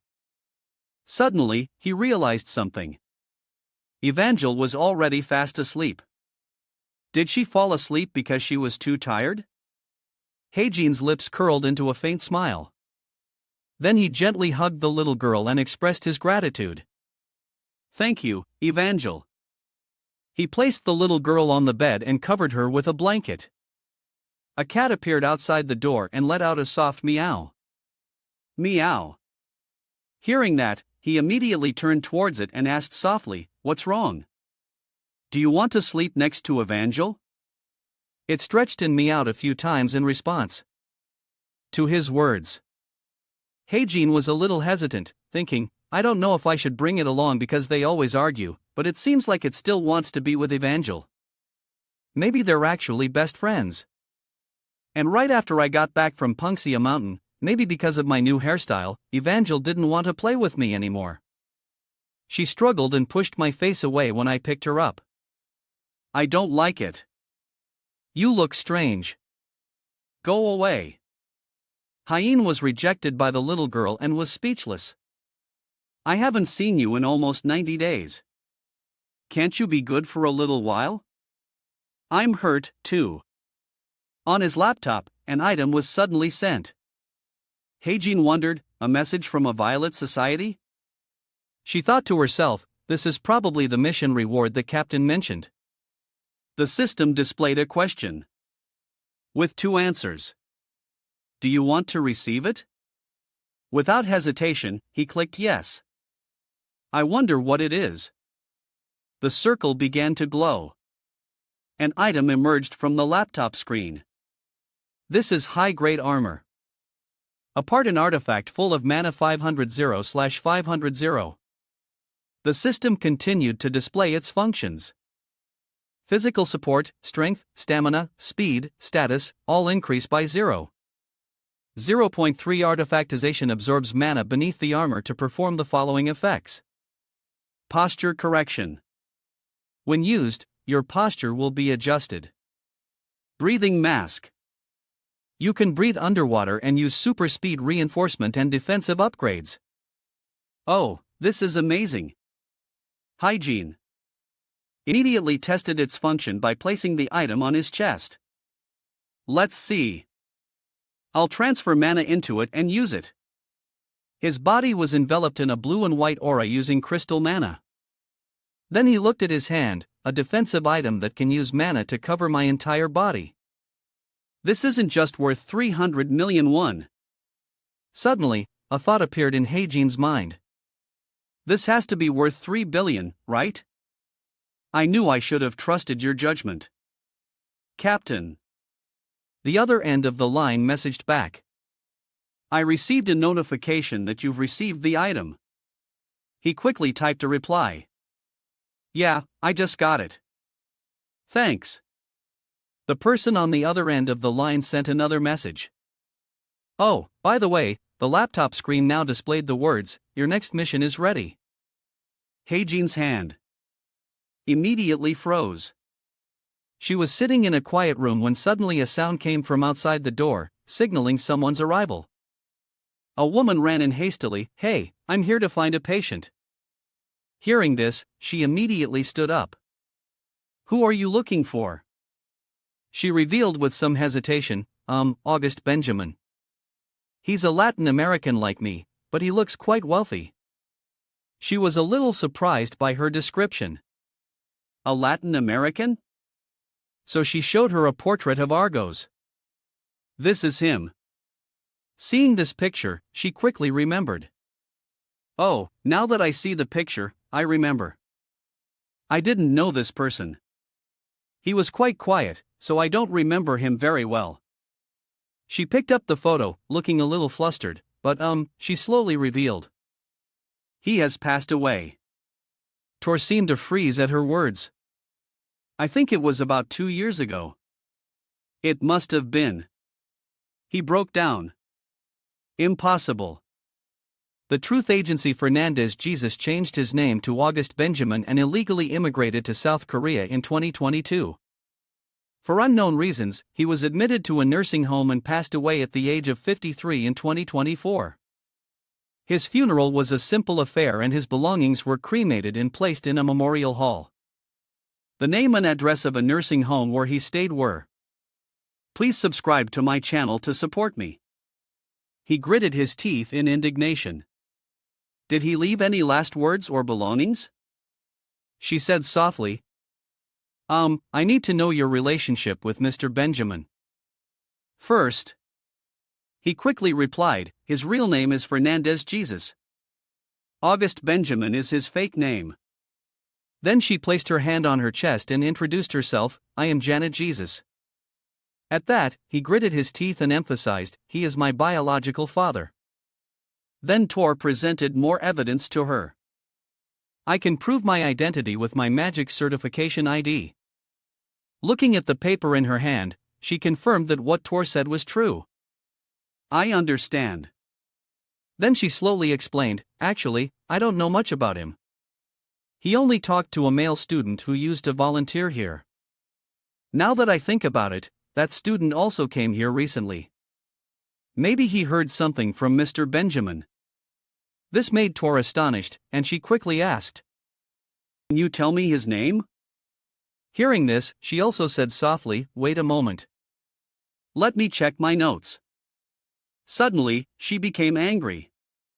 Her mood was already bad and the system kept popping up. Tor, the mission deadline has arrived. Return immediately. The disciplinary committee will review the delay of this mission. Congratulations on your upcoming demotion. Tors, you're right. That'll teach you to be so arrogant. Ha ha. She took off her watch, told her, "You guys, I have nothing to do with that group anymore. I've achieved my goal." She fiddled with it for a while and then announced, "Oh, I see it now. Let's see. His name is Kim Ha-jin." The watch she had just taken off immediately fell to the ground. Tor was stunned by her words. He's a cadet, he now thought to himself. Kim Ha-jin. His image immediately appeared with a question. Is it the Kim Ha-jin I know? In the distance, a romantic couple was being affectionate with each other. On this side, there was also a very sweet couple of friends. How beautiful is autumn! He even thought to himself, everyone must have put in a lot of effort to maintain the beautiful scenery here. And the manna, too. But ironically, this no dating zone has become the most popular dating spot in the school. If it's like this in autumn, I can't imagine what it will be like when the flowers bloom in spring.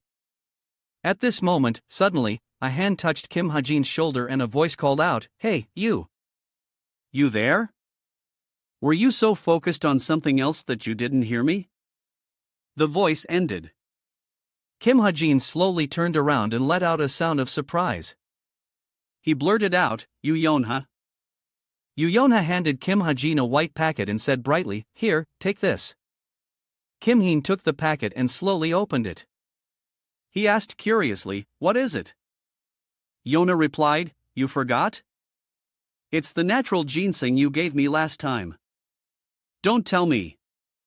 I've refined half of that ginseng into medicine." After hearing that, Kim Ha-jin let out a sound of understanding. Of course, he realized something and exclaimed in shock, "Wait, half of it?" Yonha continued, "I plan to use the other half for further research. In return, we'll share a portion to compensate you. If it's okay, we'll also give you an extra portion of the medicine, so don't worry." But despite Yonha's cheerfulness, Kim Heen could only think with resignation. She spins so freely and is still so calm. Yonha was still cheerfully explaining. "We need to improve this industry to make the process smoother. That's the best way." Kim Heen stared at Yonha and continued his thoughts. "Whatever. It's not that important. Yona isn't the type to backstab me. If anyone gets backstabbed, it should be her. Right now, Yona seems too trusting of those she considers close. It's understandable since she's only 17, but the internal struggles she has to face are the real battlefield. Now that I think about it, that incident happened during the second winter break, the second largest guild in the world, the core of both sides. It related to a serious abuse of power. The one who holds the real power. Yona's abuse of power scandal also erupted from that incident. At this moment, Yona suddenly spoke up. "Anyway, you should only take one pill a day." Kim Heen was a little startled to hear her voice. Yonha continued, "One pill costs 1,000,000,000 won." Kim Heen repeated, "Ah, 1,000,000,000 per pill." It seemed he was only now realizing the issue. He shouted in utter astonishment. 8 billion for one pill. Yona replied with utmost calm. "Yes, it's made from concentrated mana crystals and ginseng." Ha-jin's face went blank. He asked Yona again, "Is it really worth that much?" Yonha immediately replied cheerfully, "No, but that's how marketing works. The amount of ingredients to make 20 pills is enough to make another 300 to 400 pills of a different kind. So, if we don't sell at a high price, we'll really lose money." At this moment, Kim Ha-jin thought to himself, 20 doses is 20 billion. Suddenly, the system appeared. Natural ginseng pill, high intermediate, consumable, made from a solution of neutralized mana crystals and ginseng. The dedication and careful craftsmanship of the creator are evident. Upon consumption, strength, stamina, and mana will permanently increase by 0.1 to 0.2 after 24 hours. If your luck is high, the effect will be reduced. Probability of side effects. Power deviation is 0.5%. Probability increases exponentially if too much is consumed within 24 hours. After reading the information, Kim Hae-jin thought the stats are higher than I expected. As long as I adjust the recovery ability, this thing is quite useful. In that case, I should also reciprocate her gift. Meaning then Kim Hae-jin took out another packet and handed it to Yonha. Take this. Yona took it curiously. What is it? When she opened the package, Yonha was completely stunned. Natural ginseng. Yona was very excited. She exclaimed in surprise. Oh my god, you have more. Where did you get it? But Kim Hae-jin. Dodge your question. She scratched her head shyly from Pungsia Mountain. Something like that. Hearing this, Yonha was amazed and let out a loud wah. Kim Heen continued, so, in principle, I should also return it to the owner of Pungsian Mountain, Xinjiang Hak, right? Yona immediately said, wait a minute. Now that I think about it, John Hack forgot my birthday, so this can be considered compensation, right, Kimma? Kimma just laughed and said, do as you please. It was time to say goodbye. Yona promised Kim Ha-jin, I'll contact you if there's any progress. Kim Ha-jin quickly replied, okay, thanks. All right. Kim Heen, as if suddenly remembering something, opened his watch and tapped the contact screen. The message thread between Kim Heen and Tor was still there. Hello, it's Jana. Your account name has changed. Have you moved? Kim Heen said indifferently. She hasn't replied yet. Based on the current situation, it seems she has gone to the nursing home. She must have a lot on her mind right now. Maybe I should wait until she's had time to think things through.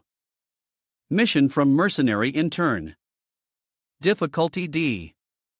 Reward 400 million won, or an item of equivalent value. Mission Summary. Ambush the human trafficking truck of the Death God Demon Society. After reading the mission, Kim Heen was a little stunned and said, rescue the hostages. The location is in China. When class ends tomorrow, I'll use a gate to teleport to Beijing. On this map, there's a lawless area between the Mongolian border.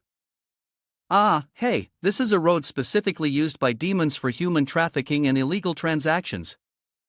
It's their hideout, a chaotic area where the law is not respected, where heinous crimes often occur. Even in movies, you can find heinous crimes. This entire lawless region has its own social structure and laws for the demons. The demons call this place the Demon Face Palace, also known as the Land of Demons. On this dry, barren land, faint footprints and tire tracks were imprinted on the dusty ground north of Beijing, the bridge area. Kim Haji had arrived here with his cool motorcycle. Kim Haji pulled down his mask and looked at place mid-low-level danger zone. This feels creepy. 1 second of development. Today's targets are the demons. Those who have thrown away their humanity and become dogs in demons' clothing. Kim Hae-jin remembered when the captain had messaged him. Before you undertake the mission, I have something to tell you. There may be many monsters in the mission, but not all demons are the same. Demons are created from the exaggerated emotions of contracts. The weaker they are, the more easily they fall into despair and commit brutal crimes without thinking of the consequences. They express evil by projecting their feelings of failure and self-importance onto those around them. Which means I won't feel too guilty about killing them. Should I be happy? As he was wondering this, a plume of white smoke appeared in front of Kim Hae-jin right in the middle of the road. 2 large trucks and several other cars were speeding straight towards him. They're here, Kim Hae-jin said and immediately took out his gun, maintaining his composure for the fight. The gun was fully loaded, his eyes fixed on the bright sight. The first truck, Kim Hae-jin, aimed at the man who was driving with one hand and drinking with the other. Very quickly, he pulled the trigger, firing the first shot straight at his intended target. The bullet pierced through the truck from front to back, hitting him. The truck veered off to one side and came to a stop right there. A man driving a car saw this and asked, "What was that? What the hell happened to that guy?" At this moment, Kim Hae-jin Aimed his sights again, gun straight. One more. The bullet immediately flew through the windshield and into this driver's head. Blood splattered everywhere. With blood-covered hands, he held the steering wheel in vain.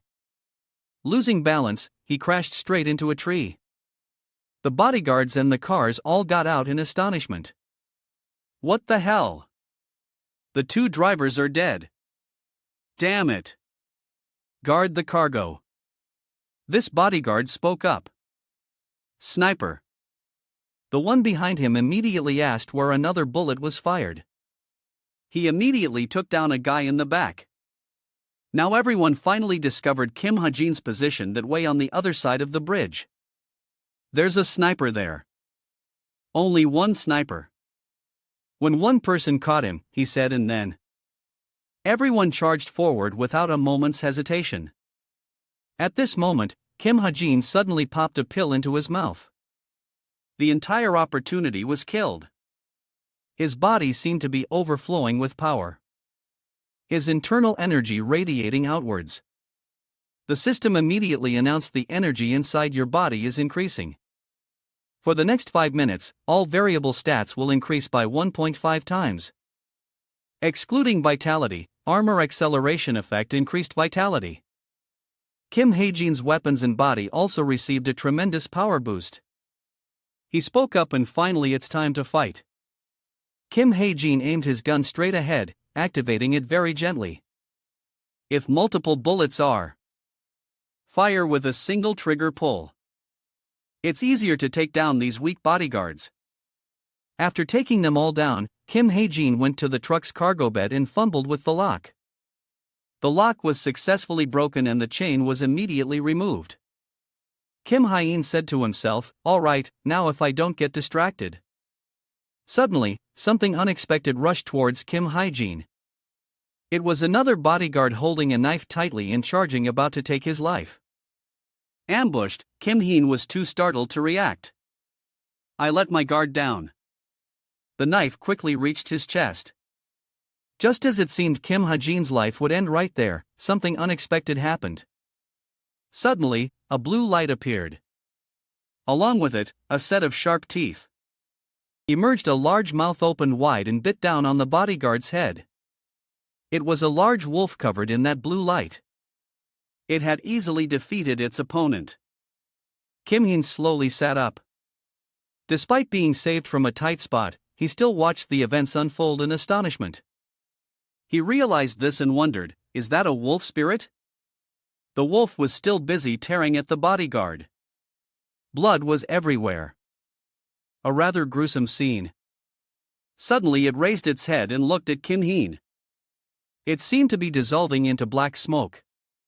Kim Ha-jin asked himself again, did that thing just come out of my body? At this moment, the system appeared. Wolf's sixth sense. When detecting mortal danger, a giant wolf will appear and protect its master after death. After reading it, Kim Ha-jin let out a sigh of relief. Oh, so that's what it was.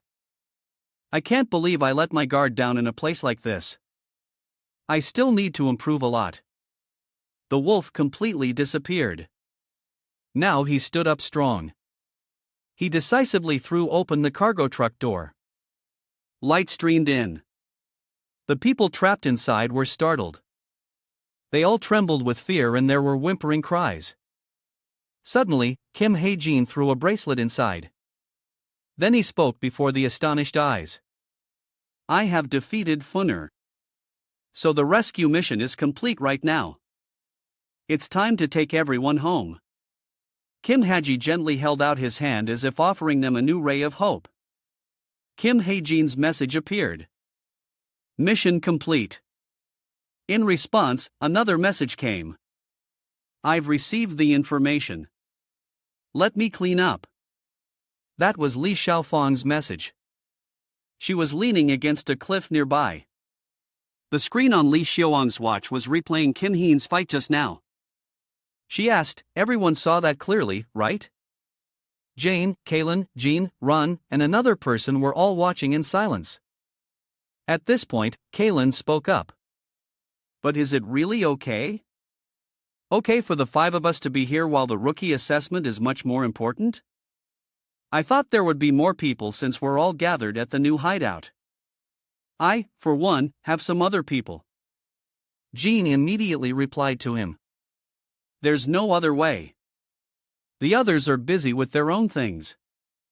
Kalen continued, he killed 20 people in just 21 seconds.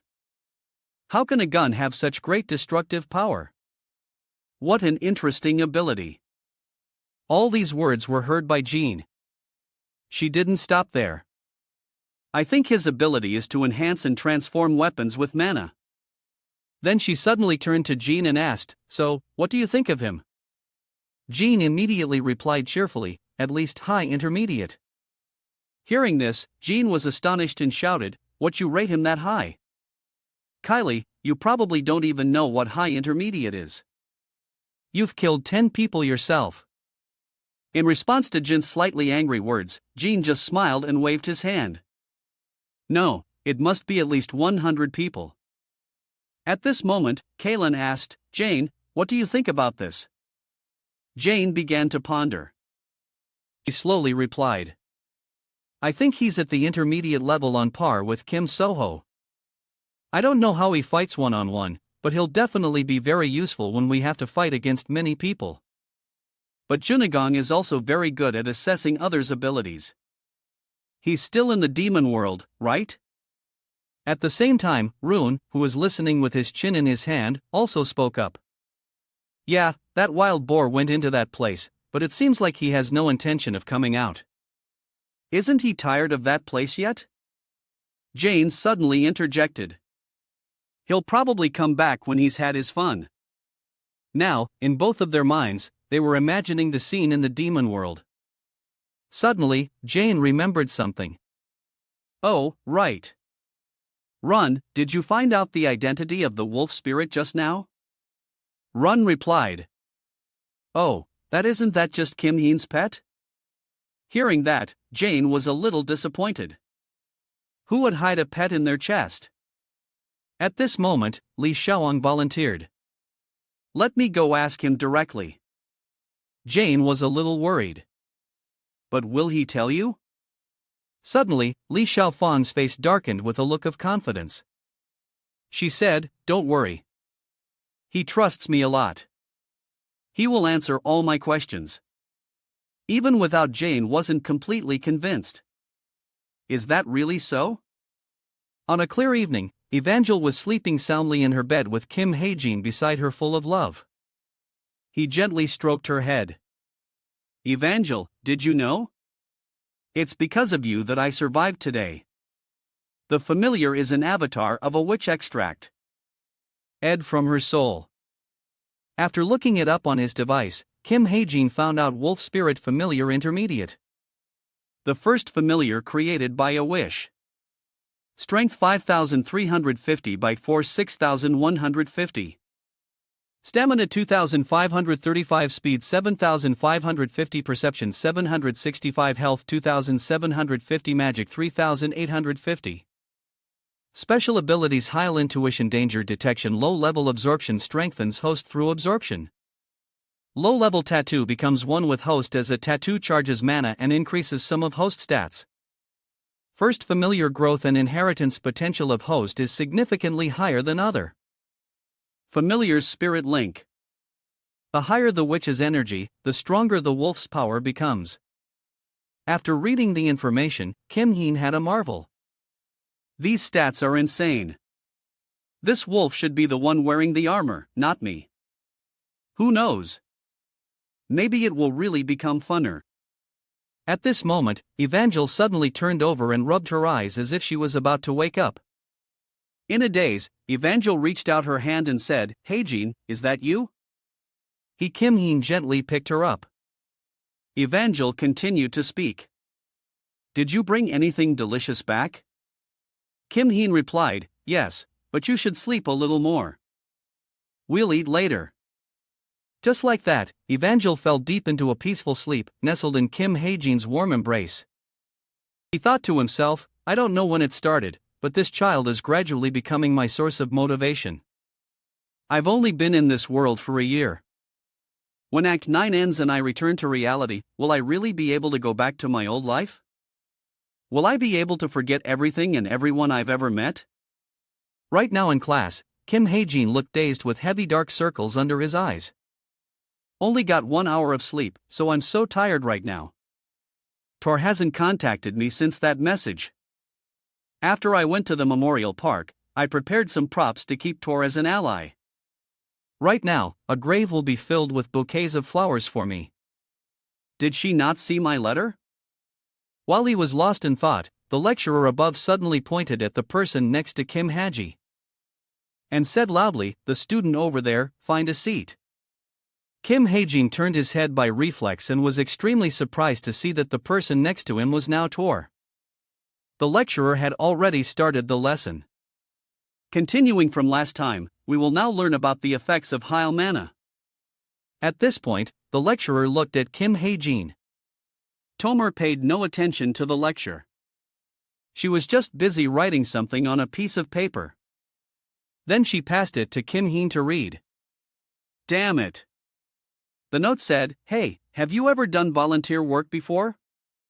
Reading these words, Kim Heen was a little surprised. He chose to reply by writing on the note, "Yeah, why do you ask?"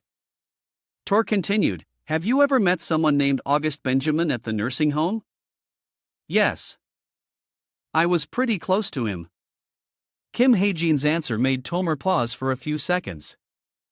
Then she continued to write, though with some hesitation. "What kind of person was he?" The lecturer's words continued to echo. The clearest example of controlling something with mana in the body without using tricks is now Kim Hae-jin wasn't paying attention to the lecture either. He was focused on talking to Tor. "What kind of person was he?" He seemed quite lonely." Tor was very curious. "How did you two become so close?" "I heard he never opened up to the nurses there." Kim Heen replied, I think it's because we're quite similar. I don't have a family anymore either." While chatting with Tor, Kim Heen guessed himself. She probably already knew that when she looked in my family background. In Kim Hae-jin's last reply, he also asked, "But why are you asking?" Tor was a little embarrassed, her face darkening.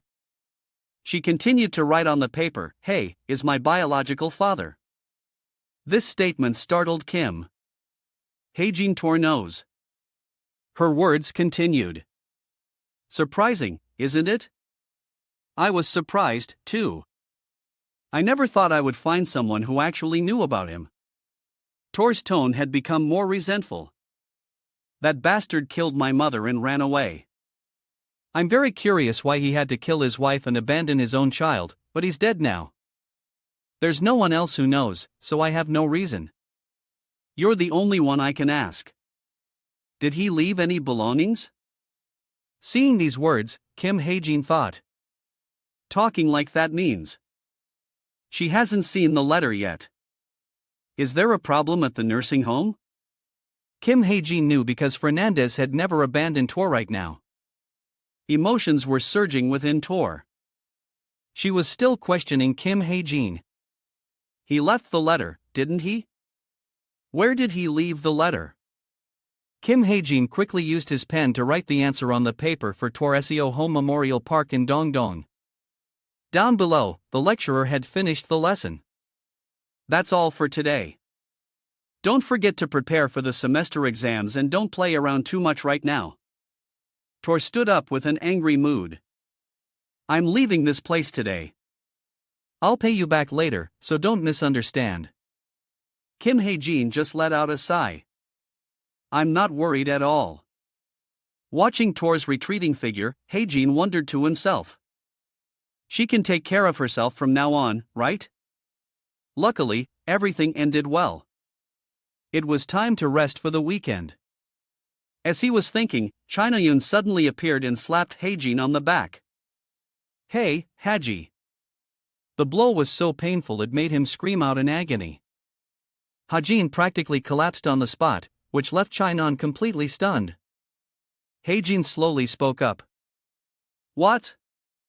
What is it now? Chon replied with a bright smile. You haven't forgotten about tomorrow, have you? Don't be late. Kim Ha-jin's entire face turned grim and sullen.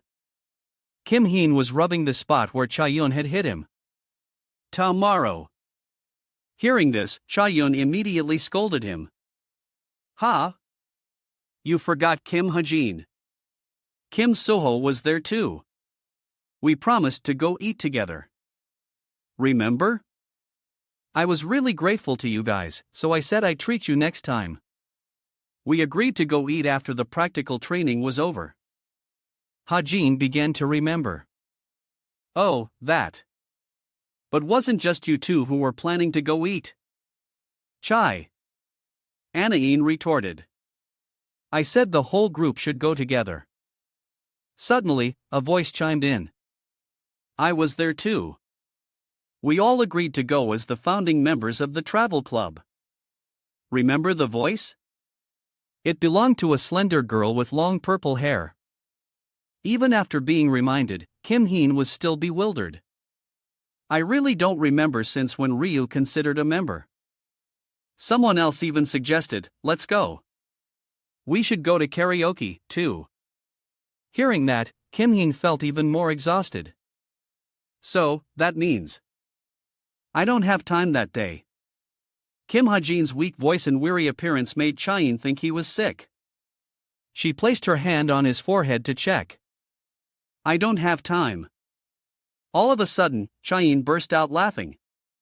Seeing this, Kim Heen was a little scared. What's with you? She gave him a mischievous smile and said, you have to go that day. If you don't, I'll add you to the group chat. Faced with this ultimatum, Kim Heen could no longer escape. A gloomy afternoon paired with his long sigh made the scene feel incredibly bleak. The sound of hurried footsteps echoed. It was Tor. She was frantically searching for something by herself. Damn it! Where is it? The infirmary ward. Column 7, column 1, row 4. Muttering to herself. As her eyes scanned the area, Tor finally found what she was looking for. Suddenly, Tor fell silent for a moment, her entire body frozen in place. She saw a tombstone surrounded by countless flowers. Tomer's lips parted, a gasp escaping her, her eyes filled with curiosity. She wondered, but why are there so many flowers here? Picking up a flower, she found a small card from the sender. Tor was clearly surprised. Kim Ha-jin, has he been visiting all these years after he died? He even infused mana into these flowers so they wouldn't rot. He died in a pretty cozy place. And yet, he's still cherished like this, even after he killed my mother and ran away. These thoughts sent Tor into a blind rage. Age. She clenched her teeth, her heart no longer free. She threw all the flowers from the tombstone onto the ground. A place once pristine and beautiful was now a mess due to Tomer's fury. She clenched her fists, hung her head low, and screamed in despair and pain. Tor's heart was choked with emotion. Until now, I would have been trying so hard for all this time. Back then, I knew I could do it. Just then, Tor collapsed to her knees before the tombstone, looking utterly miserable. Now she remembered something. Tor looked up. All right, there's still the letter right before her eyes. The words on a piece of paper appeared clearly to my daughter. As I write this letter, my heart is wrestling with indescribable emotions. On one hand, I hope you never read this letter, but on the other, I hope you do, and I wish I knew how you feel right now. No words can heal the wounds in your heart, but as your father, I don't want you to live the rest of your life without knowing the truth. At this part, Tor's hand began to grip the letter tighter. The words continued, my wife, your mother, sold her soul to a devil. At that moment, memories of the past flooded back. A loud voice called out, Tomer. Hearing the call, a younger Tor quickly turned around, her face beaming. Oh, Dad. Aost was in a hurry, panting heavily and drenched in sweat. Seeing Aost, Tor was excited. Dad, Mom wants to take me to the amusement park. Hearing this, Aost seemed surprised. The amusement park really did Mom say that? One would think Aost would easily agree. But no, Tor, let's go home first. Hearing Ao's words, Tor was quite upset. Why, Dad? Aos replied with difficulty. Mom and Dad need to talk about something. At that moment, Tor's mother looked very calm. A loud panicked shout came from Aost. Honey, are you insane? You want to sell our child's soul to a devil? Faced with this accusation, Tor's mother wasn't fazed at all. So what? This answer seemed to leave Ago stunned. What do you mean, so what? If it means I can become stronger, I do even worse things. The child will understand me eventually. Every word she uttered shocked Dagost even more. You're insane. Then Tor's mother pushed Aost aside. If you're done talking, get out of my way. Don't block a busy person like me. She called out loudly. Tor, let's go. August stood frozen. No. No. Not her child. Never. With that thought, Aos suddenly grabbed Tor's mother, catching her by surprise. It caused her to stumble, lose her footing, and fall down. Her head hit the edge of the nearby wall. In the end, Tor's mother lay motionless on the floor to Aos's utter shock. It all happened in a flash. Unfortunately, Tor appeared at that very moment. With a curious tone, she asked, Dad, where's Mom? Facing his daughter, Agos thought to himself, if it gets out that my wife became a devil's servant, this crime will be linked to Tomer. She'll be in danger. After thinking it over, Agos immediately held his daughter's shoulders tightly. And said in a worried voice, Tomer, listen to me. Go outside quickly and ask for help. Tor asked why. Aost gritted his teeth, forcing out each word. It was me. I hit Mom. Returning to the present, Tor was starting to understand. Her eyes filled with tears which streamed down her cheeks. The letter continued, I wanted you to live a stable life in Korea. So, I gave all my assets to a friend, and asked him to take care of you. But years later, when I returned to Korea, you were gone. I tried my best to find you, but I couldn't find you or that friend. Reading this, Tor's hand started to tremble, clutching the paper tighter. Lies. She was filled with resentment. After everything I've been through, you want me to believe this? Ridiculous story. Then Tor angrily crumpled the letter. Suddenly, there was the sound of something shattering. It made her pause. Tor seemed to remember something. The memories flooded back. Dad! A small adorable Tor called out to Aost. She then held out a wristwatch. Happy birthday!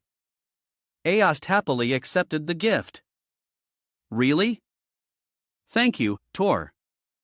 Tor then asked, do you like it? It's the same color as the hair you gave me for my birthday. That same watch, after all these years, now had its glass shattered. It looked a bit old. The watch had been tucked inside the letter. Tor had accidentally taken it out and realized it was her gift from all those years ago. The full moon was nestled among the clouds in the dark night with starlight peeking through everywhere. Kim Hae-jin looked very warm. Good night, Evandel. She thanked him and cheerfully waved goodbye. Just as Hae-jin slammed the door shut, an alert suddenly sounded from his watch. A message had been delivered. Thank you. Kim Hae-in smiled. Looks like she made it there safely. After that message, Tor completely disappeared. She said she would repay all the money no matter what it took. And because that man contract still exists, the link between us hasn't been completely severed. Even so, I still have a feeling that Tor will become a good ally in the future. The scene shifts to a restaurant with various dishes laid out on the table. Kim Heen wore a satisfied smile. This is even better than I imagined. Suddenly, a voice called from the side. Hey. Chaeyun sat across from him, looking at his happy face. The food here is really good. Just you wait. Kim Heen was stunned for a moment, then replied, okay. He was skeptical of her current liveless. What's with her? Her attitude seems different somehow. Sean sitting opposite him was delighted. Gathering like this reminds me of our time back in Gangwon-do. She reminisced about the past. Thanks to the training back then, I got a lot stronger. After coming back here, I feel almost invincible. Yuyona, who was enjoying her meal, also stopped to listen. Oh, really? She looked towards Shai Nayun and teased her. But you lost to Rachel, didn't you? She clenched her fists in anger. It was a draw. Shin Jong-hak, who had been sitting next to Kaeon all this time, also spoke up, hey, Soo. He crossed his arms and asked, are you prepared for the final exams? Kim Soho calmly replied, yeah, pretty much. What about you? Hearing that, Shin Jong-hak replied confidently, have you ever seen me prepare for some tests? I'm different from you. His face was full of smug self-praise. This is what it means to be born with a high-grade bloodline. People who can only make up for it with diligence could never understand. Kim Soho could only laugh it off. Kim Haejin sitting opposite them and chewing his food was also eavesdropping. What's this? Those two seem friendlier than I thought. Does he know? He enjoyed his food while recalling the original story. According to the original plot, those two should be at each other's throats right now, shouldn't they? Kim Haejin gently put food in his mouth, secretly worried. It feels like everything is gradually straying from the original plot. As the food entered his mouth, the aroma of the ingredients shot straight up his nose, making him praise it endlessly. This is so good. Because it was so delicious, Kim Haejin kept putting pieces of beef into his mouth. The meat seemed to melt the moment he bit into it. Suddenly, a brand new plate of beef was placed right in front of him, startling him. Chaeyin placed the dish in front of him, flirting. This lovely girl right here has bestowed this dish upon you. Ha-jin showed a look of disgust. What is this now? You. He looked at the girl in front of him thinking her behavior is different from before too. Something has definitely changed. Is it because I gave her that time machine? Sean, not paying him any mind, turned to chat with others.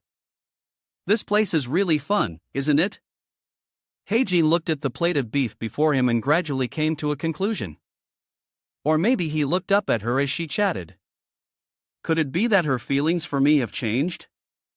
Noticed something and turned to him. Seeing him staring blankly, she asked, what's wrong? Do you want to order more? Kim Heen bluntly refused, huh? No. Damn it. Chaeyin ignored his answer and turned to call out, too late, sir. Kim Heen helplessly repeated, no, I really don't need it. She ignored his words. And ordered more. 2 more servings of grilled ribs, please. Kim Haejin sighed internally and let it go. That can't be it. She's probably just grateful for the time machine. After the meal, the group moved to a karaoke bar. Chainan held the mic, confidently singing along to the music, making the audience extremely excited. Non is so cute. She's a great singer, too. Next up was Kim Soo-ah, who is no less impressive. Shin Jong-hak was overly confident but still received enthusiastic support from everyone. Jong-hak is a pretty good singer too. Ha, don't exaggerate. It's just okay. And the last person picked up the mic, ready to perform their song. As Kim Haejin sang, he was showered with praise from the audience. He's so good. Our hero's allowed to sing this well. He ate and left no crumbs. Not a single crumb. He sings even better than the professionals out there. Sean sitting next to him was also listening intently to his song. Yuyona sitting beside her observed her satisfied expression. Is she still lost in the emotions of Heijin's song? She also silently praised him. He really is a good singer. Suddenly, a ding came from Yuyona's smartwatch. A message was delivered. Come out for a bit. I need to talk to you. She looked at the message slightly confused. The scene changes to outside the karaoke bar. The sound of everyone singing could still be heard from outside. Kim-heen stepped out of the bar and greeted her. Hey bro. Yuyona was silent for a long moment, then looked at him with a puzzled expression. Why are you suddenly speaking English? Kim Ha-jin quickly explained. You don't know, bro is what friends call each other. She crossed her arms, her tone a bit sharp. You think I don't know that? Stop kidding around. Get straight to the point. Kim-heen gave a wry smile. All right. All right. He took an envelope from his pocket. I need some bullets made. Fiona took the envelope and asked, What's this? An envelope. Kim-heen stated his request. Take what's in that envelope and put it inside a bullet for me. Can you do it? She opened the envelope with a confident tone. Ha? Are you serious? As she spoke, she saw what was inside the envelope and was astonished. We have advanced mana compression technology capable of transferring mana into bullets smaller than a finger. There's nothing we can't do. Seeing the item inside, Yona couldn't help but ask in surprise. A leaf? Her face showed clear helplessness as she pointed at the envelope. I'm guessing you won't tell me what it is even if I ask, right? Kim-heen gave a hearty laugh. You get it? Yuyona carefully tucked the envelope into her pocket. Well, I understand anyway. I'll do it. He took the opportunity. Thanks. Kim-heen turned, raising his hand to wave goodbye. Oh, also, can you tell everyone I'm leaving first? Yuyona, seeing his haste, asked, You're leaving already? Kim-heen recalled the scene from earlier. Here. Ever since I finished singing, the way Shin Jong-hak has been looking at me has gotten really scary. The image of him scowling at Haji appeared in his mind. Yuyona slowly understood. Ah, he wants to compete again. Under the evening sunset, Kim Hae-jin said his goodbyes. See you later then. Yuyona replied. All right, take care. After the farewell, her smartwatch suddenly chimed, catching her attention. She looked at the information on the screen and broke into a cold sweat. Master, I have an urgent matter to report. While investigating Kim Ha-jin, we discovered a suspicious incident. Guanggo. In the year Kim Heen was born, an incident called the Guanggo incident occurred. For some reason, all documents related to it have been concealed.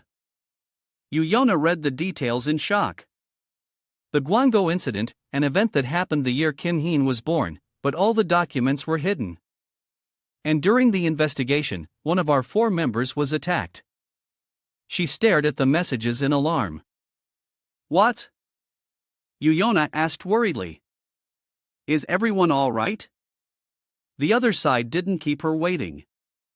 Yes. Fortunately, they recovered without any major issues. Yuyona let out a sigh of relief. Phew, that's a relief. She continued typing on the screen, notifying everyone. First, send me all the information you've gathered. Then, immediately suspend the investigation. The safety of our members is far more important than information. Understood, Master. Yuyona was absorbed in the information. Guanggo, why does that sound so familiar? Suddenly, she realized something. Ha! Now that you mention it, Yuyona's mind drifted to the past when she was a child, staring intently at a book on the table. I saw something similar in my father's diary years ago. She recalled a few lines from the diary. The text was faint with only a few words visible. Back then, I couldn't read Hanja. So I couldn't understand the content, but I clearly remember my father scolding me for reading his diary that day. Yuyona clenched her fist. If Heijin is really connected to that incident, she smiled grimly with determination. Then this time I can truly repay him as a real friend. Yuyona turned and walked away calculating. Luckily, Dad is on a business trip. I'll check the diary at home. Suddenly, she ran into Chon, who was stepping out the door. Huh, Yona? She replied timidly. Since you two hadn't come back yet. Chayun carefully glanced around, but a voice cut her off. You already left? Chayun was astonished. Huh, really? A barrage of questions from her left Yuyona stunned. Huh? Why? What did you two talk about? Where did he go? Did he go home? Faced with this, Yuyona let out a chuckle. She stepped forward and teased her. Oh my god, China. She panicked and tried to dodge. What's wrong? What's with you? Yuyona gave a bright smile and complimented her. You look really cute when you're not being honest. China was a little embarrassed, her hands defensively covering her body. What? What nonsense are you talking about? The scene shifts to a mansion in another country. A call made the butler turn his head. Hello. Oh, Miss Yona. Wearing her casual uniform, she walked over to greet him. Butler, are you well? The butler approached, speaking with a gentle heart. You finally returned. Unfortunately, the master and madam are not home at the moment. Yuyona smiled brightly and replied, It's all right. Don't mind me. She revealed her true intention today. I need to take a look at something. The image of a plain black diary appeared. A book about my father's research. Yuyona entered the room her father often used. It's been a while since I've been in Dad's study. Her eyes were drawn to a corner of the desk covered by a translucent white cloth. I think it's under the desk. Yuyona walked over and pulled back the white cloth. Revealed inside was a locked safe. What's this now? It has a password-protected safe. She was a bit bewildered. What should I do? This safe wasn't here 10 years ago.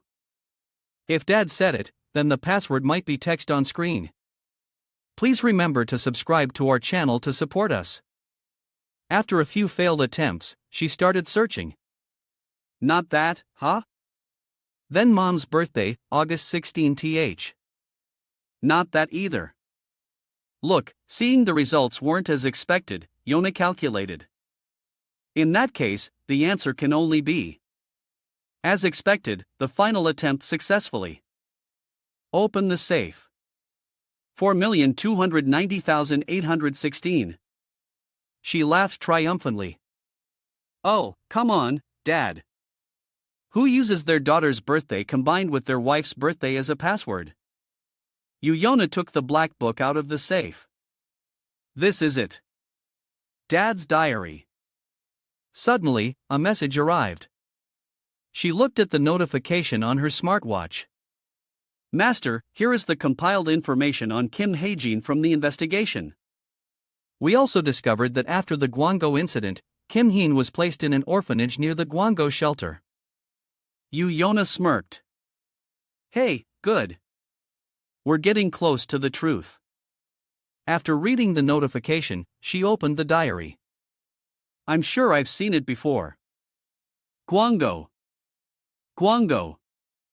After searching for a moment, the information Yona. When it caught her eye. I found it. She focused on reading every line in the diary. An image of her father gritting his teeth to write appeared in her mind. September 9th, 2008. Today, I created a file on Gwango. I thought I would never forget. He meticulously wrote every detail he knew into the diary, everything that had happened. Yuyona sat reading, her face grim and motionless in Guangzhou on that day for the rest of my life. The scene shifts to a TV showing a children's cartoon. Carrot Monster, take this. Even Dell and Little White watched with excitement. Kim Heen stood behind them with a strange smile. These two are really focused. He looked at Little White, who was engrossed in the show. Forget. Even Dell, Little White is watching as if it understands everything, though I know it doesn't. This kid's intelligence seems pretty decent. Kim Heen remembered something and took an item from his pocket. Wait a minute. Now that I think about it, this ring information about the ring gradually appeared. Pigeon's ring artifact identified increases intelligence. The wearer's intelligence will increase by 0.1 times every 24 hours. Can increase up to 0.365. Pile magic enhancement. It doesn't say anywhere that only humans can wear it. Heijin sat on the sofa and started researching on his laptop. Let's check. However, it can only be used for a specific subject if non-human species wear it. Their intelligence will increase by 0.1 every 12 hours up to a maximum of 0.365. He looked at the information and calculated price 40 SP. It takes about 18 days to reach the maximum value for 40 SP. M seems more profitable than I thought. The info he wanted appeared. For a first-time human wearer, the intelligence level will be doubled. Kim Hae-jin looked at the price and clicked his tongue. Price 250 SP. I guess you can't compare humans and animals. Even Dell smiled and called out, "Ha, look, Little White." He looked at the little girl playing with Little White and smiled gently. Hae-jin quietly watched the girl and the cat. It might not be useful for me, but it will help. Of even Dell loaf. The ring was placed on Little White's paw. Let's see just how smart this little one can get. The scene shifts to a dark area. Inside the room, a trembling voice spoke. This is Yona's face was extremely grave as she turned the pages of the diary. What is this? The page read. And after hiring assassins, he entrusted the massacre plan to me. She panicked. What the hell is this? A dark image of her father, writing the diary, appeared. Jin-sun was an upright man respected by many, a righteous person who always fought against injustice. The president of South Korea in 2019, President Choi Ji-chul, who saw Jin Sean as a thorn in his side, framed him as the source of devils. He was probably just afraid his corruption would be exposed. The real problem was that Choi Ji-chul also wanted Jin Sean dead. He agreed with the false accusation that he was a devil. And to avoid suspicion for the assassination, he ordered the complete eradication of Jin Kan's followers. He hired many assassins and entrusted the assassination plan to me. September 8th, an urgent message from Jin Kan arrived. A desperate scream on the other end of the line. A Guangzhou monster requesting backup. But since I was the one who orchestrated the attack, I ordered an immediate rescue mobilization and the killing of all monsters. Jin Kan and his comrades tried to protect the people at the Guangzhou shelter, but around 8:00 p.m. an assassin infiltrated. Everyone there was massacred. His entire organization was slaughtered. Yona's body seemed to be sinking into darkness. She stammered. What am I? Yona's hand trembled uncontrollably as she looked at the diary in her hand, reading. Her heart was filled with anxiety. Dad participated in that assassination. The page read, I try to bury this in my heart. Yona looked at the next line and grew even more frightened. But the next day, I received information that one of Jin Kan's female subordinates was in her final month of pregnancy. A woman in her final month of pregnancy. Yona's hand trembled as she turned to the next page. No, it can't be. She turned the page with a heart full of fear. These people, who knows if they were Haji's parents or not? As the page turned, a shocking piece of information made the air in the dark room even more suffocating. The report included very surprising information. There were signs that the woman had gone into labor. Yuyona read the words, her entire body freezing, but no infant's body was found. Under extreme stress, she pieced together the information. Right after the Guangzhou incident, the child was sent to an orphanage near the Guangzhou shelter. When I asked the assassin Chai Juchel hired, he said he didn't kill the child, but left it alone. Yuyona read on in horror. But that child's fate was to die that day. So I searched for the child to kill it with my own hands.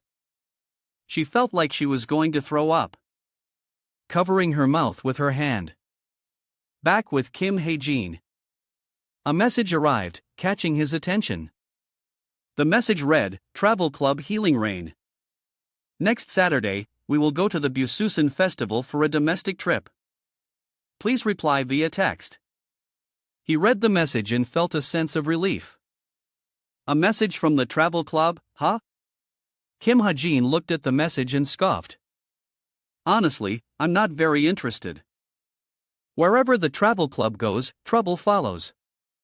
After some hesitation, he decided even so, it was clearly stated in the original novel. So, I guess I'll take a short break. I will participate. Suddenly, he remembered something. Wait a minute. If it's from next Saturday, Hae-jin called out, making the little girl turn her head. Even Del, want to go out next Friday? The little girl cheered and ran into Kim Ha-jin's arms. Go out. Where are we going? He happily caught her jump. The Busan Festival. I might be free that day. It'll be fun. The two hugged happily. Continuing the previous story, the scene shifts to an area full of roses. At that moment, I suddenly remembered a little girl born in April. He held a tiny creature in his arms standing before the flower garden. A mysterious creature unable to do anything on its own except make me happy with its mere existence. My daughter Yona, I thought it over carefully and omitted the detail about that baby. Even so, what is recorded is that I abandoned the child to die and killed its parents. I have lived my whole life cowering and cowardice. This little bit of filth is nothing. And yet, perhaps the reason I'm writing this diary is the last threat of my conscience. Or is it to justify my own cowardice? Or maybe it's a small fraction of the crimes that Jel has committed. I don't know either. Back to you, Yona. She was sitting motionless in front of her father's diary. After reading that passage, her hand went limp and the book slipped from her grasp. Yona remembered the word she had once heard, aren't we friends? She remembered how Kim Hae-jin had stood up for her. He risked his life for me. She thought back to the scene where they talked in front of the karaoke bar. Don't you think so? The meaning of friendship. Yona remembered those things. And her heart filled with guilt. He called me his friend. Overwhelmed, she couldn't help but tremble. Yona seemed to break down, her body going limp as she slowly collapsed to the floor. Unable to bear it any longer, she collapsed and let out a loud cry. Act. The scene shifts to a high-rise building, Bususan's top hotel, the Lotus Market Hall. Kim Heen was sipping a glass of wine, looking inside. Wow. Even Del looked at the photos on the table. This one is both Little White and me. A few days passed and Friday arrived before they knew it. In one of the photos, even Del was standing near the railing pointing at the fireworks. The second photo showed her building a sandcastle. After my class ended, I went to Bususan for festival. There was also a picture of even Del with her cheeks puffed out from stuffing too much food in her mouth. Caption: This is the best picture I took. Kim Hae-jin looked around the room. Usually, it's pretty hard to book a suite like this, even for someone with money. It was lucky that someone cancelled their reservation at the last minute. He turned around. A beautiful display of fireworks appeared before Kim Ha-jin. Being lucky is pretty convenient. The night view is beautiful. Suddenly, he looked down, noticing something. Kim Ha-jin looked at a black-haired man and a blue-haired girl strolling below. He used his skill, eyes of observation, on the man. That person looks a bit strange. Unexpectedly, the man turned his head and looked right at Kim Ha-jin. Standing on the balcony, Ha-jin was startled. The man looked up at the tall building without saying a word. He definitely knows. He flashed a cunning smile.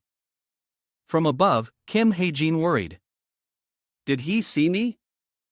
From that distance, he broke into a cold sweat and forced a smile in return. What is this? I have a bad feeling. Ha-jin gripped the railing, thinking, could it be that the original author instincts are screaming inside me? An otherworldly being similar to Kim Soho, a villain shaped by the loss of his family, but who faced countless betrayals to become the complete opposite of Kim Soho. Ha-jin focused completely on the dark aura emanating from a man, contemplating the typical. The black-haired man waved at him with an incredibly gentle smile. Isn't that right? Why is that smile so carefree? That's not his original character. He turned to speak with his companion. The blue-haired girl turned her head as he pointed. Up above, Kim Ha-jin was still criticizing internally. It's completely different. Unless the co-author messed everything up and rewrote it. The blue-haired girl looked up, revealing in crimson eyes and a cold expression. Suddenly, her pupils dilated and her entire body radiated killing intent towards him. Kim Ha-jin broke out in a sweat, using his eyes of observation to check the two of them again. Why the sudden change? Why are they staring at me like they want to eat me alive? Hearing that voice, Kim Ha-jin forced a laugh. What? A crappy co-author like that has gone a bit too far. You know, he thought of Kim Soho. That's right. He has the personality, ideals, and beliefs of a final boss. His existence should be a complete contrast to Kim Soho's. Then he looked back at the girl below. And you dare to change their gender? Are you insane? Kim Ha-jin's face darkened and he gave a forced smile. Knock. He used his skill and listened to their conversation. The person we were looking at just now, who do you think it is? Kim Ha-jin silently predicted. 1. Someone on the same level as Kim Soho. 2. Someone with potential even greater than his who develops rapidly, destined to become the greatest. Threat in the final act. Hearing his question, Jin Sayuk replied, probably just some nobody. Kim Ha-jin slowly brought the glass to his lips. If only I had a bullet containing a mistletoe leaf right now. I'd burn all my SP to corner her. An image of an angry Jin Sayuk appeared in his mind. I never imagined she would appear like this while I was alone. What the hell? He looked at the black-haired man, worried if that girl is Jin Sayuk. Then who is that guy? The man leaned in and requested, Sayuk, please enhance your observation skill. He explained, if he was able to see us from that height and didn't hesitate to look us in the eye, then he's got enough guts to fight you. That also proves he's no ordinary person. He turned and criticized her. And you stop staring at people like that. Are you that eager for a fight? Jin Suk retorted angrily. He started it. The black-haired man teased. Hey, what if he likes you? Why not try winking at him? She sneered. A wink before death. I'll take him down with one mana blast. Witnessing the conversation, Kim Ha-jin broke out in a sweat. They're insane. The black-haired man ergon, oh, I'm not answering anymore. Let's get out of here. Jin Suk scowled. Don't push me. Suddenly, he looked up, startling Ha-jin. Ha-jin jumped. The two of them walked away, gradually disappearing into the crowd. Seeing that they had left, Kim Ha-jin sat down and sighed. I think I just lost 10 years of my life. He replayed everything in his mind and calculated. Luckily, I was able to identify Jin Sayuk. But who is that man and why is he on her side? Or is it a different kind of relationship? In the original work, Jin Suk only had subordinates. Suddenly, even Del ran over, startling him. "Hey Jin, can I go swimming with Little White?" He replied gently. "Oh, of course. But do you know how to swim?" Even Del smiled brightly. Of course. Of course, Little White knows how to." Behind them, Little White was relaxing in a bathtub. The little girl changed into a cute swimsuit.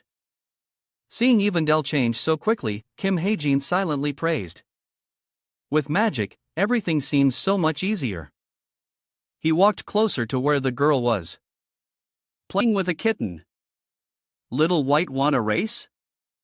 Kim Hae-jin looked back wondering, but if the ending has changed this much, what's the point of the original story? Anyway, I'll meet Jin Syak again soon. I'll find out the truth little by little. The scene shifts to the front of a house. Kim Heen is leaning against a wall waiting for someone. Oh, walking down the street recognized him. He walked over and initiated a conversation. "Hey Jin, you're early for school." He shyly raised his hand, scratched his head. "Well, sometimes I have to be early. We returned to Seoul on Saturday morning and instead of going to the Cube, I went to the apartment in Kucho district. Honestly, I couldn't bear to leave Evendel alone in a strange place like this. But with Little White there, she should be fine." Before leaving, Kim Heen explained, "A villa? In short, it's a second home." Evendel was excited. Wow, the little girl cheerfully waved goodbye. "Come back soon." She looked so happy, which made yesterday feel all the more worthwhile. Back in the present, Kim Soo-ho walked up from behind. "Hey, oh Han Hyen, turn around." "Oh, Soho, you're here, too." He walked up to Kim Heen. "Hey Jin, why are you so early?" He shyly turned his face away. "Oh, I was just too excited. Everyone keeps asking." Oh Hyen checked his messages. "The others aren't here yet." Chayin walked over to inform him. "Hey, Yona isn't feeling well today, so she'll be late." Kim Heen looked over in surprise. He asked worriedly, "Yona is sick?" Kim Soo-ah standing beside him explained, "Yes, she even had to be hospitalized." A man in the group also looked concerned. "Is it stress-induced gastritis?" "She's a bit sensitive to stress." Chain pouted. "Yeah, I stayed up all night taking care of her." She described Yona's current condition. "She's been looking unwell all week, but every time I asked, she wouldn't answer." The other man was shocked. "Really?" Hae-jin recalled the times Yona had brushed past him. "Now that I think about it, I haven't run into Yona at all this week. I didn't realize it was because she was sick." Shin-in looked at him reassuringly. "She's much better now. She said she'll join us." Kim Ha-jin replied nonchalantly. "Well, that's good then." He slowly walked through the door, pushing the matter aside. "Well, she's a foodie anyway. She probably just ate something bad and got a stomachache." The scene shifts to a tourist area with a clear blue beach. Everyone looked around excitedly. "Anyway, today we're going to eat street food. Busan has a lot of shops, clothes, food, weapons, even artifacts. You can find everything here." Oh, Han Hyen spoke energetically. "This is also my hometown, so everyone can trust me to lead the way." Kim Heen looked around the shops, silently calculating. "Maybe I should check out the artifact shop. With my luck, finding a rare item should be easy." Suddenly, a hand placed a hat on his head, making him lean back. "Hey, try this on." Kim Heen straightened up and said loudly, "Why did you suddenly do that?" Chan ignored him and complimented, "Oh, it looks good on you. Let me buy it for you." Kim Heen took off the hat and refused. "No need. Seeing this, she pouted. Hey, don't take it off. I already paid for it. He looked at the price tag in shock. 3,500,000 won. Why is this thing so expensive? He had no choice but to accept and walk away. In the end, I'm still wearing the hat. Cheyenne held a hot dog in front of him invitingly. Hey Jean, try this. You should try this. While chewing, he asked, why aren't you eating? Chai insult. If I eat street food like this, I'll get stomachache. She smiled brightly, so, I'll give it all to you.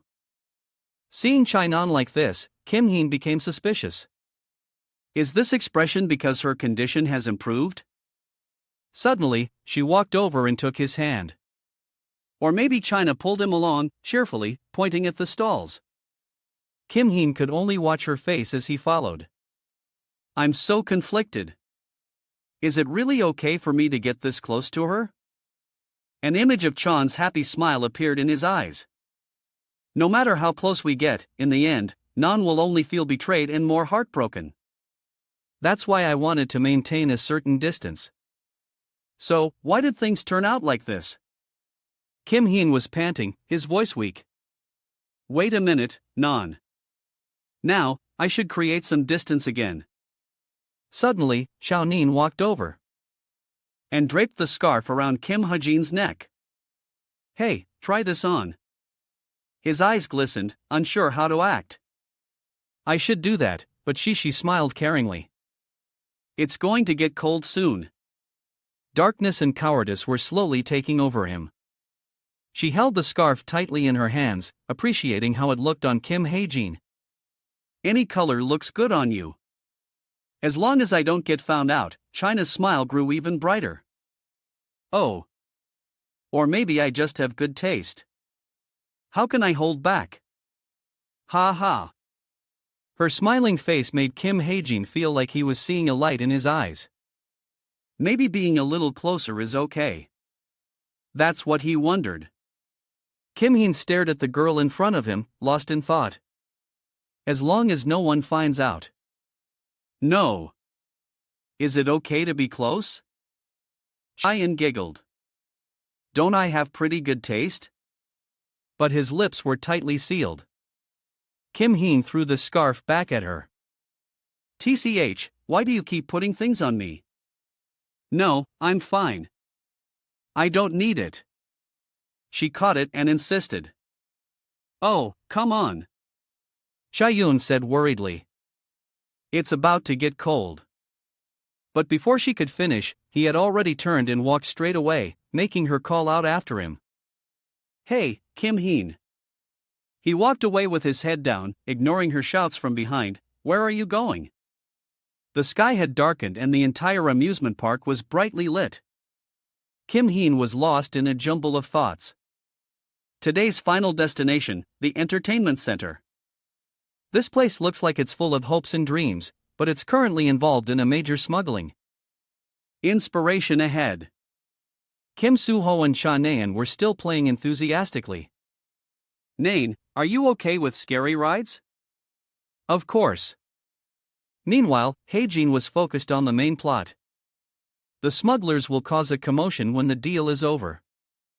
And when Kim Soho handles the chaos, Jin Sayuk will make her move. Chayin suddenly received a notification and looked around for someone. Oh, they said Yona is coming. Very quickly, she found her. There she is. Text on screen. Remember to subscribe to the channel to get notified about new information. Shane hurried over to ask, Yona, are you feeling better? The other girl replied softly, yeah. When buying tickets, the staff member cheerfully announced. Everyone, we will be handing out wristbands, so please line up. The whole group was excited, except for you, Yona, who remained silent. Kim Heen immediately noticed her strange expression. He asked with concern. You're here. Were you really sick?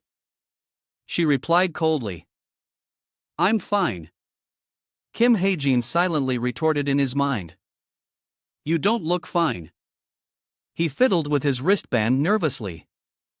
Did she have severe food poisoning? The staff member confirmed. Has everyone received their wristband? In the park, we'll be moving in pairs. The moment the employee finished speaking, Yuyona grabbed Kim Ha-jin's wrist and pulled him away, coldly declaring, "You're with me." Chaein was left dumbfounded behind them. What? What the Yona? What's wrong with you? He was also confused. Why is she suddenly acting like this? After observing for a while, he pondered. Her expression is also very tense. Do they have something they want to talk about? Just the two of them. The vibrant amusement park against the night sky sparkled like a dream. The Ferris wheel turned slowly. Heijin and Yuyona sat opposite each other in silence inside the cabin. He was still bewildered. That's what I thought. But she hasn't said anything this whole time, just staring at me. She continued to look at him and sigh, her hands clutching the hem of her skirt tighter and tighter. Memories flashed by and suddenly she wants to ride the Ferris wheel. He wondered after she made the request with me. Thinking back, he was certain she definitely didn't drag me here just for a date. Finally, he had to speak up. So, what's the reason? Kim Heen guessed randomly. Oh, is there a problem with the bullet manufacturing I requested? Yuyona stammered. No, it'll be done next month. It's that. He smiled. It's not just an ordinary leaf, is it? He continued. If there's any left after manufacturing, you can keep it for research. She stopped short. For research? Kim Ha-jin said firmly, that's right. We have to make the pharmaceutical business a success. We're partners, aren't we? Hearing this, Yuyona flinched, startled. She repeated tremblingly, partners? Seeing this, he rested his chin on his hand and mused, or am I just an investor in your pharmaceutical venture? Yuyona immediately cut him off. Hey, back then. After a long pause, she gathered all her courage and stammered. I have something to tell you. You could see the desperation in her eyes. Kim Ha-jin couldn't help but be confused. What is it? Just say it. Suddenly, the Ferris wheel cabin shook violently. There was a short circuit somewhere sparking with flames. Kim Ha-jin took one look and was horrified. The Ferris wheel has stopped. Suddenly, he realized what was happening below. He lost his cool even more. It's starting. Jin Sok stood with her hands on her hips, looking arrogantly at Kim Suwa. You're quite famous around here, aren't you? She glared. That's how I recognized you immediately. Kim Suho was so startled he stammered. You? Why are you here? She laughed coldly. Oh, so you recognize me, too? I mean, it's just the two of us. So, it'd be foolish if you didn't. You asked why I'm here? She growled each word. Did you think you were the only special one in that situation? Though he bit his lip tightly, she continued to nag. Don't think so highly of yourself. His expression darkened, his tone not as gentle as usual. Just tell me why you're here. China Yun behind him was also alarmed. What is this? I've never seen Kim Soho this angry. She was utterly confused. Who is that person? Jin Sayuk just shrugged nonchalantly.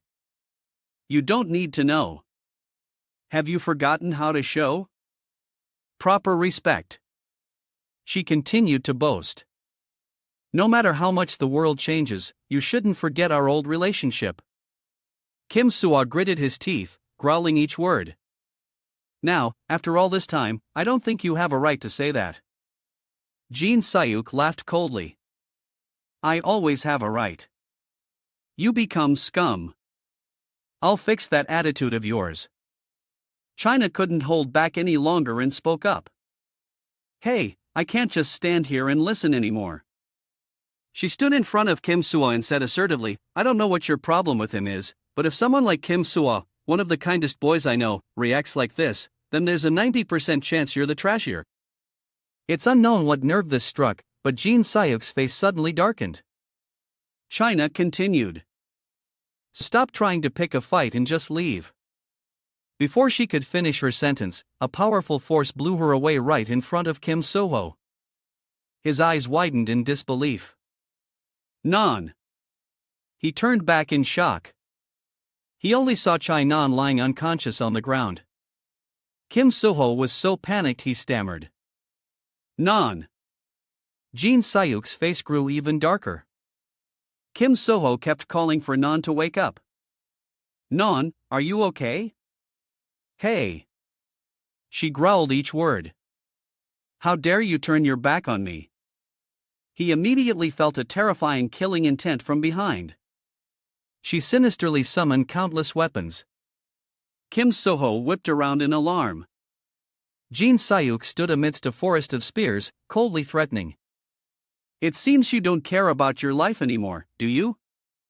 From above, Kim Ha-jin witnessed everything and couldn't help but think to himself, damn, no matter how strong Jin Suk is, knocking out Chai Non in a single blow, this is too dangerous.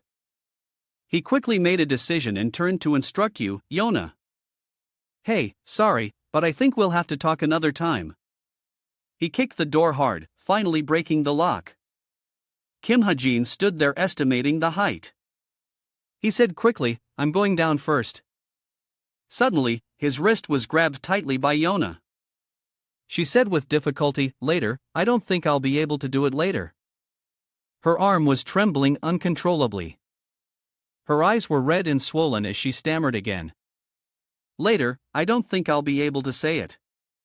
Kim Ha-jin couldn't help but wonder what had happened to make you Yona act like this.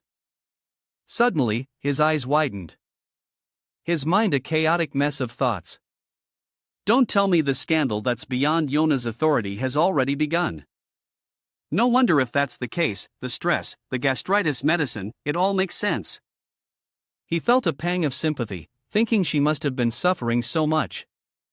But Kim Ha-jin smiled and pushed Yona back inside.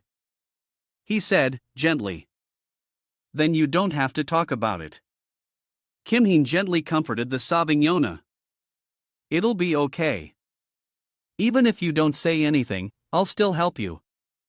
Kim Heen let himself fall. Even as Yona still tried to reach out and grab him. Seeing her stay obediently in the cabin, he gently reassured her.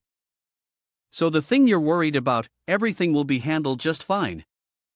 After leaving Yai and Yona alone in the cable car and jumping down into the conflict below, he rushed towards Chainayun. Seeing Chon lying unconscious ahead, he urgently called out, Chillin. Rushing to her side, Kim Ha-jin could hear Chon's faint moans of pain. He did a quick check and thought, it seems she's not seriously injured, but there must be internal damage. I have to get her behind those trees. Then Kim Ha-jin gently shook Chon to wake her up. Hey, wake up. Her pretty face was now scraped and bruised. Chinayan slowly opened her eyes. Ugh. Kim Ha-jin.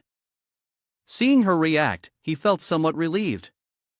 Kim Ha-jin took a vial of some medicine from his pocket, intending to have Chain drink it, but it seemed Kim Ha-jin had never given medicine to anyone before. He stuck the entire vial into Chayan's mouth. She nearly choked while drinking. After she finished, Kim Heen gave a few instructions. The medicine is healing your internal injuries, so it might hurt a bit. You'll be fine in a moment. As for the conflict between Kim Suo and Jin Sayuk, Kim Soho was distracted by Jin Sayuk not Chinon away. He called out worriedly, Non. Jin Sayuk coldly said, I told you to just ignore them. Hearing her words, Kim Soho's brow furrowed in anger. You, why have you changed so much? Jin Suk didn't care. She just replied indifferently. I already told you. Unexpectedly, the amount of mana around Jin Sayuk suddenly increased, transforming into various weapons. She darkened her face and warned, Don't raise your voice at me. Jin Sayuk's anger was no longer just anger. It had exploded like a dam breaking. With the situation looking grim, Kim Soo-ho had to find something to use as a weapon. He chose a nearby iron bar. In an instant, a series of sharp weapons launched by Jin Sayuk flew towards Kim Soo-ho. He swung the iron bar in his hand while dodging the weapons' trajectories. After clearing away the blades, Kim Soo-ho asked angrily, "Do you really have to do this? Fighting doesn't mean anything." Ignoring his complaint, she gathered even more mana. That's not something you get to decide. Besides, suddenly, the amount of mana surged even higher than before. Jin Suk sneered. "Did you think that was all?" Suddenly, a new weapon appeared above Kim Soo-ho's head. It shot down so fast that by the time he noticed it, it was almost impossible to dodge. Kim Soo-ho had to immediately swing the iron bar to deflect the net of blades from above. Just as he finished clearing away the weapons Sayuk had thrown, she launched a spear straight at him. Luckily, Kim Soo-ho dodged in time. Jin Sayuk's power at this moment made Kim Hyen a little worried. Seeing her crazed expression, he couldn't help but be suspicious. Observing Jin Sayuk from head to toe, she's strangely strong. The inherent power. That blue mana was created to be Kim Soo-ho's third antithesis. It also means she doesn't need to use weapons to attack because compressed mana becomes her weapon. Based on how things were unfolding, Kim Soo-ho's current abilities couldn't defeat her. He was still struggling against the rain of blades. The iron bar in Kim Soo-ho's hand couldn't take it anymore. Pierced by a man blade, it shattered and broke in two. Kim Hae-jin thought, "Damn it, Kim Soo-ho doesn't have a missile tying yet." At that moment, a mana blade pierced through the iron bar and aimed straight for Kim Soo-ho's chest. He had no chance to dodge or move. Seeing the scene before her, Jin Sayuk seemed to enjoy it. Laughing loudly, she channeled her mana even more. Fiercely. That mana blade pierced directly into Kim Soo-ho. However, it wasn't just one. Jin Sayuk had summoned many other mana swords that pierced through his body from behind. And finally, a powerful finishing blow descended from the sky. Kim Soo-ho was beaten to a pulp, his bruised and bleeding face lying on the ground. Feeling the situation was dire, Kim Hae-jin had to step in to save Kim Soo-ho. "No. Oh, if I leave him like this, something much worse will happen." At the same time, Jin Sayuk was slowly approaching Kim Soo-ho. She was about to channel more mana for the final blow to send Kim Soo-ho straight to heaven. Unexpectedly, a figure appeared. Kim Hae-jin stood detectively in front of Kim Soo-ho. "Don't you think that's enough?" Having his fun fight interrupted made Jin Sayuk very unhappy. She growled in annoyance. "What now? Huh?" Seeing his face, Jin Sayuk remembered their previous encounter. "You're that guy from yesterday." Her words made him freeze. "She remembers my face." Jin Sayuk tilted her head disdainfully and asked, "Are you these kids' teacher or something?" He stammered. "Teacher? No way." Without any respect or hesitation, a man blade shot towards Kim Hae-jin. He barely dodged by an inch, feeling completely shocked. 2 or 3 more blades flew at him. Kim Hae-jin dodged every single one. Jin Sayuk was extremely displeased. As for Kim Hae-jin, cold sweat drenched his clothes and his body. He had to use the bullet time system to be able to dodge that spear just now. It pierced straight through the wall behind him, making Kim Hae-jin's face go pale, completely drained of blood. Jin Sayuk was slightly intrigued. Oh, not bad. But Kim Heen could only clutch his heart. It was pounding like it was about to give out. Pretending to be calm, Kim Hae-jin requested, "Let's call a truce." "We're both unarmed," he continued. "Isn't this enough?" Jin Sayuk cut him off directly. "Wait, you're really not their teacher?" Her glare made him freeze on the spot, stiff as a board. He put on an emotionless face and replied, "No, I'm their friend." "Why would you think I'm a teacher?" Jean saw you. Cursed under a breath. Damn you. What? Then you'd be wise to get the hell out of here. Oh. As the author of this novel, I understand the character I created best. No matter how you look at it, she won't back down here. There's no other way. Plus, from observing her actions, Jean Sayuk has always been both arrogant and reckless. So, provoking her will work. Having reached this conclusion, Kim Hae-jin confidently took out a glowing pellet from his pocket. His attitude infuriated Jean Sayuk. She cursed. "Ha? Didn't you say you were unarmed? Why are you pulling that out now? You're a real hypocrite. Bring it on, you bastard." Ignoring her words, Kim Hae-jin forced a confident smile. Holding the coin in his hand, he focused his Stigma's mana, activating the item's effect. A pill appeared. Jinsun pill. It focused the released mana and enhanced its power. After swallowing it, Kim Hae-jin threw the coin at her with all his might. And finally, random consolidation system. He didn't hesitate, his face full of determination. 40% except the coin shot out and hit Jean Sayuk right between the eyes. She froze. Pace and time seemed to slow down. The coin fell, rolling gently. Jean Sayuk covered her forehead with her hand. She was silent, the calm before a massive storm. Suddenly, Jean Sayuk's eyes changed. Rage consumed her. That hurt like hell. Kim Heen's face also turned pale, but he tried to stand firm, reassuring himself, just as I thought. Even using all my power, I couldn't take her down instantly. But that's fine. He could also guess Jin Suk's next move. She was channeling an uncontrollable amount of mana. Having done that, he's going to that son of a bitch. Suddenly, an arm reached out and grabbed Jean Sayuk's wrist tightly. He gently reminded her, "That's enough. Let's go." His words only made her curse even more. "Where the hell did you come from? Let go. I'm not done."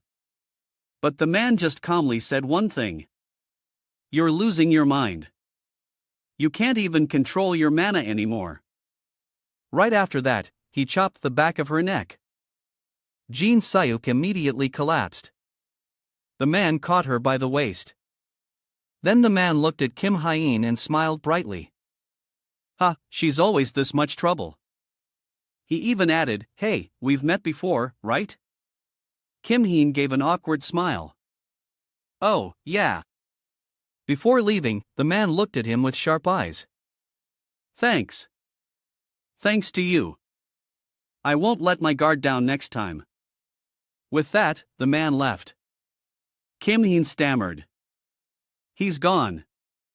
Then he slumped down in utter fear, managing to force a few laughs. Ha! Bạn nào mà đã đọc cái câu chuyện này rồi ấy thì các bạn có thể để lại những cái phần bình luận mang tính cá nhân của mình ở bên dưới nhé.